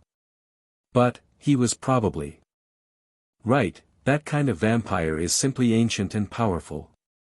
I wasn't afraid to meet one because if something like that lived here, I don't think Durmstrang would allow it to exist for long. That was way too dangerous. Quincy was going to get us some mercury while I was preparing and practicing flaming spells for the journey. Luckily, it was not a surprise trip, as our teacher mentioned it a day before, ensuring we were all prepared and arrived on time. His name was Peter, and he was relatively young, reminding me of Professor Lockhart. He had the same flamboyant exterior but was a bit more reserved, with less boasting. It just made me miss the old idiot more. I couldn't help but think about him when I looked at Professor Peter's back, seeing his blonde hair. Shit. I grumbled, sitting on my broom as we were flying as a group, following our teacher to the ruins for an on-hand history lesson. What is it? Quincy asked, flying close to me, listening to me whisper. I thought about missing Professor Lockhart, and I felt nostalgic. It felt wrong. Ahahaha. Stupid. She laughed loudly, turning multiple heads towards us, and I could see how much they were smitten to death by her laugh. Bastards. But I get it, he was weird but not a bad person if you got to know him. I do miss him, too. She shrugged, adding something that made my mouth twitch. Mainly because it made the other guys listening to us misunderstand her. I liked him. Well. I think at least this will make it spread why she shoots down everyone who comes and tries to ask her out. I know that a few rumors were spreading by angry guys who were turned down that we are in a taboo relationship as siblings. Not that they were wrong, only about the being siblings part. Explaining that would have been a pain in the butt. Get ready, children. Shouted our teacher, smiling, leading us like a flock of ducks flying in a V-shaped formation. We are nearing the ruins. We will circle around and check for some monsters down below. Get your wands ready and cast the revealing charm to see if any nasty little critter made camp here or not. Using the spell, I could quickly tell that the ruins were clean of any magical or dangerous beasts, as no living beings were loitering around or within it. Well. A vampire is undead. Would he even show up? Watching it from above, it was as if one of Hogwarts's towers was left alone, to deteriorate and half collapse onto the smaller, supporting buildings around it. I knew that Muggle tourists who would stumble upon the school would see it exactly like this, the irony. After touching down before its moss-covered, destroyed walls, we were greeted with thick bushes, leaves covering wherever we stepped, and an eerie silence ruling the land. Don't wander too far, it is easy to get lost in the forest. Professor Peter warned us, making sure he counted everybody before beginning his lesson. Castle Volganid was named after its vampire lord, Volganid the Blood Fiend. I couldn't help but glance at Quincy because his title was anything but friendly. Professor, is he? A girl from class asked, raising her hand meekly, making him grin.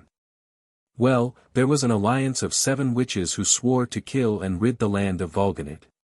You see, this particular vampire was only hunting for girls and virgins and made powerful enemies because of it. Phew. Even I was surprised by how loud of a sigh Quincy let out, making not just me but mostly all of the boys in our class look at her while I tried not to laugh. What? She whispered, drawing closer to me, not wanting to meet their eyes. Professor. Another hand shot into the air, but he waved at her, calming the suddenly tense nerves. Or I thought, but instead, he continued with a laugh. No need to worry, he was meticulous and usually turned the unclean girls and men into his servants. Now, he went on, leading us into the castle, through the central arch, making us walk under a demonic gargoyle sitting atop it all alone. He had been terrorizing these northern lands for centuries, you see. He was a feared, strong monster, but when those 7 heroic witches came here, well, you can look around and still see the indications of their battle. How was he defeated? One of the guys asked, making Peter chuckle once again, and this time, I already expected his sinister answer. I think he enjoyed toying with us. We don't know. The only clue remaining is their battle here, but no corpses were recovered. Nobody saw either the old vampire or the 7 witches anymore after that event in 1797. But no virgin girls were ever heard either, ending centuries of young maidens waking up with bite marks on their necks. Lovely. I murmured, making me look around, and now I had a thought that Grindelwald's warning was, for sure, true. That old bastard is probably still alive somewhere underground but weakened. Wait, If he is a vampire, isn't he already dead? So he is, live. What are you thinking of? Quincy asked, nudging me as the class was now walking around, discovering the ruins. It was like a field trip for a fun history class. Some nonsense stuff. Ha, come. Grabbing her hand, we headed off and made sure we slipped away from the crowd that was too afraid to stray away from the professor. We, on the other hand, quickly ended up in the specified garden, noticing the moss-covered well. Looking into it, it was dark, deep, and dried up. Throwing a rock down only made a sound after about 5 or 6 seconds, hitting the bottom with an echoey clang. What now?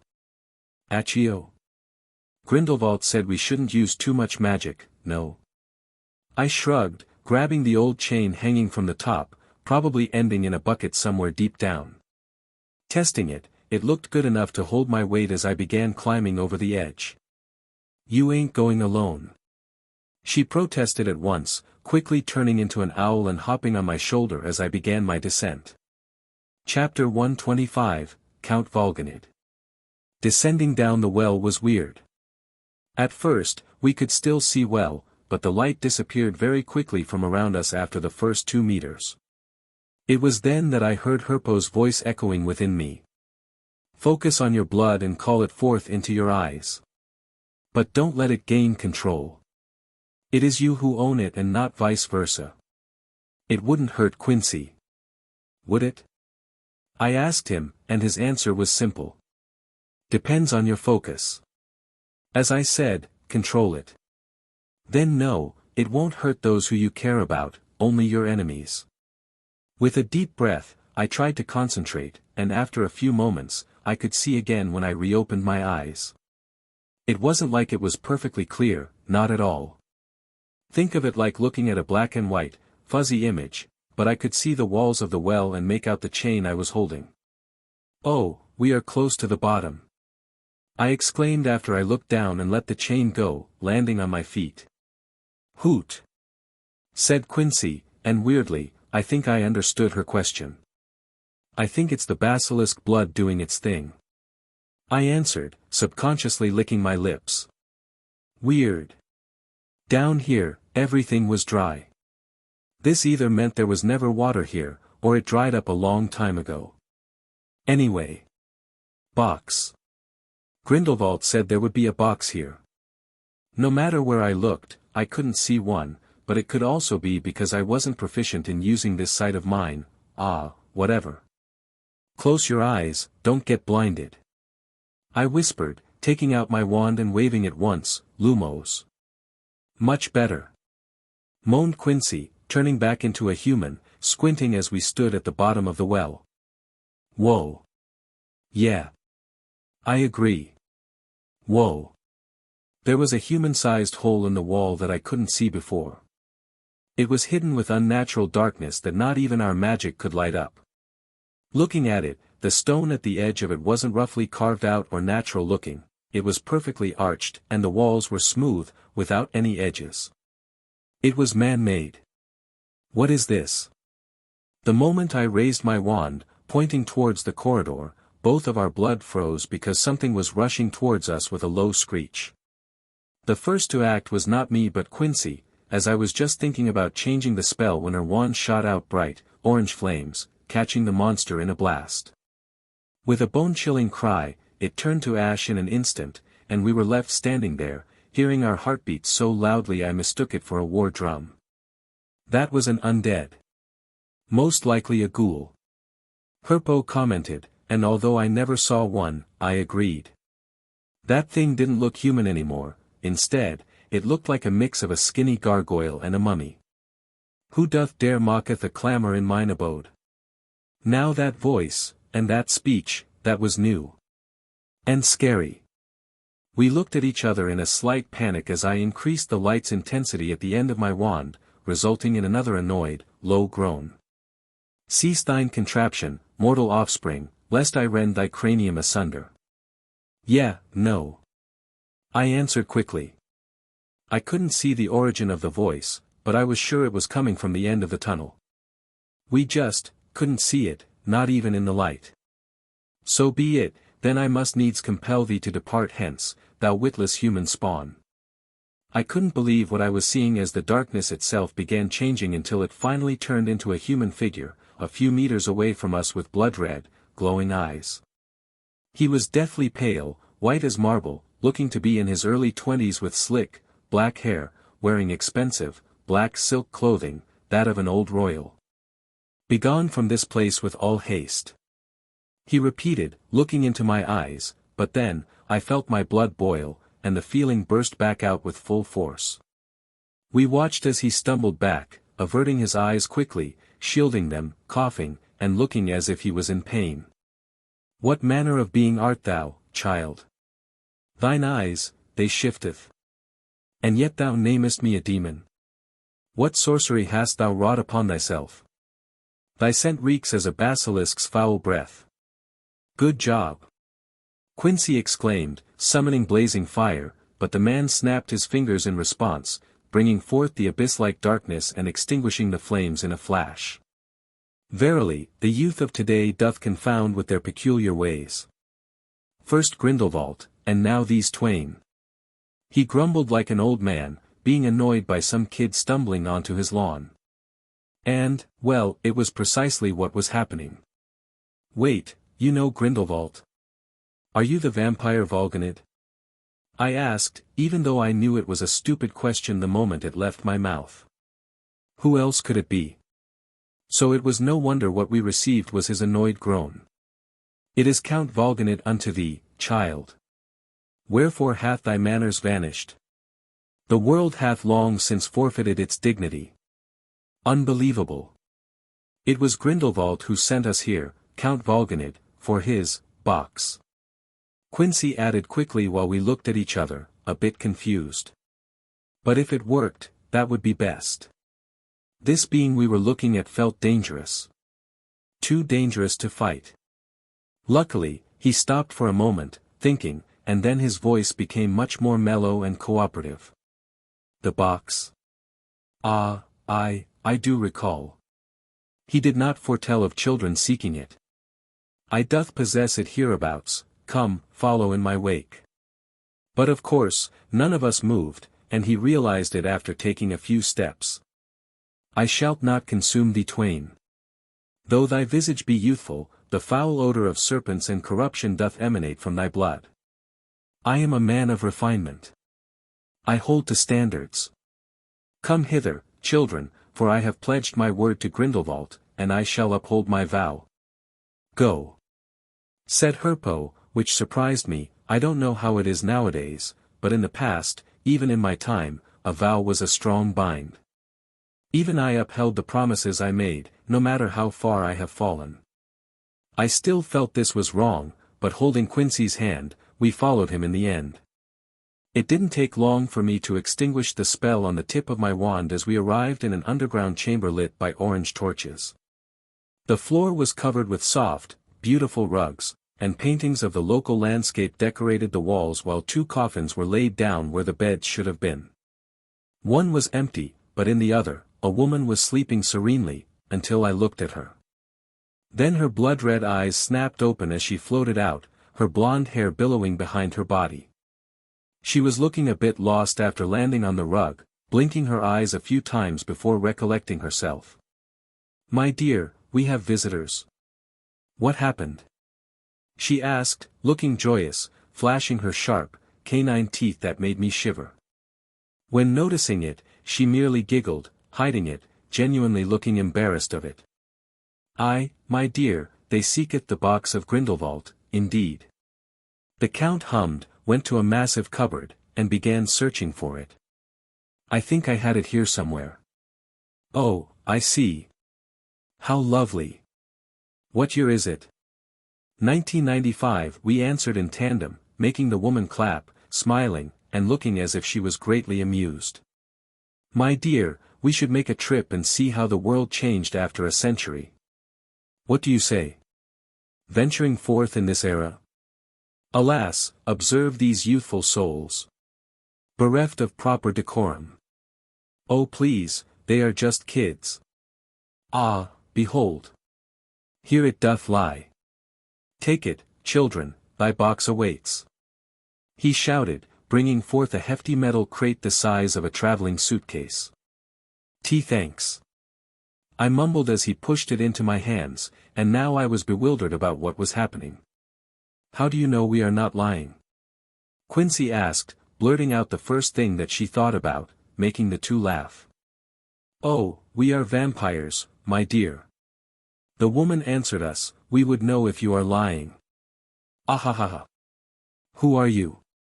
Quincy continued asking the questions without thinking, but they didn't seem troubled by it. "Oh, I am Eleonora, the Witch of 7 Virtues. He is my husband, Count Mikhail Everlast Volganid. Are you one of the 7 witches who came to defeat him? Did he win and turn you into his servant?" This time, it was me who couldn't hold it back, and now only the old vampire laughed while the woman began pouting. 7 witches, sayest thou? Doth the legend still persist? Nay, there ne'er were 7 witches. They still get it wrong. Eleonora explained, rolling her eyes, "My title was the Witch of 7 Virtues." Humph. Nonsense. Oh dash, we answered at the same time, looking at them, the two extremely beautiful people. If they ventured out, both of them would be snatched up by a modeling agency, I am sure of it. Then, what happened, really? "I have found love.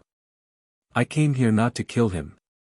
Eleonora responded, looking warmly at her husband, "Well. I was angry, yes, because he was biting others, unable to settle down, so I had a fight with him. My dear was always worried, not wanting to turn the youngsters he courted. Verily, a vampire's existence is fraught with tribulations." He added with a sigh, but Eleonora simply hugged him, kissing his face. "The short story is that I came here, battled him, and made him accept that I do love him and will be with him forever. So I forced him to turn me. Since then, we have been happily married.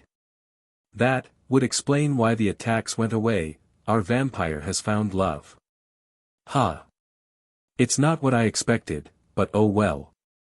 I am glad if it's true because of that, we are not being killed right now.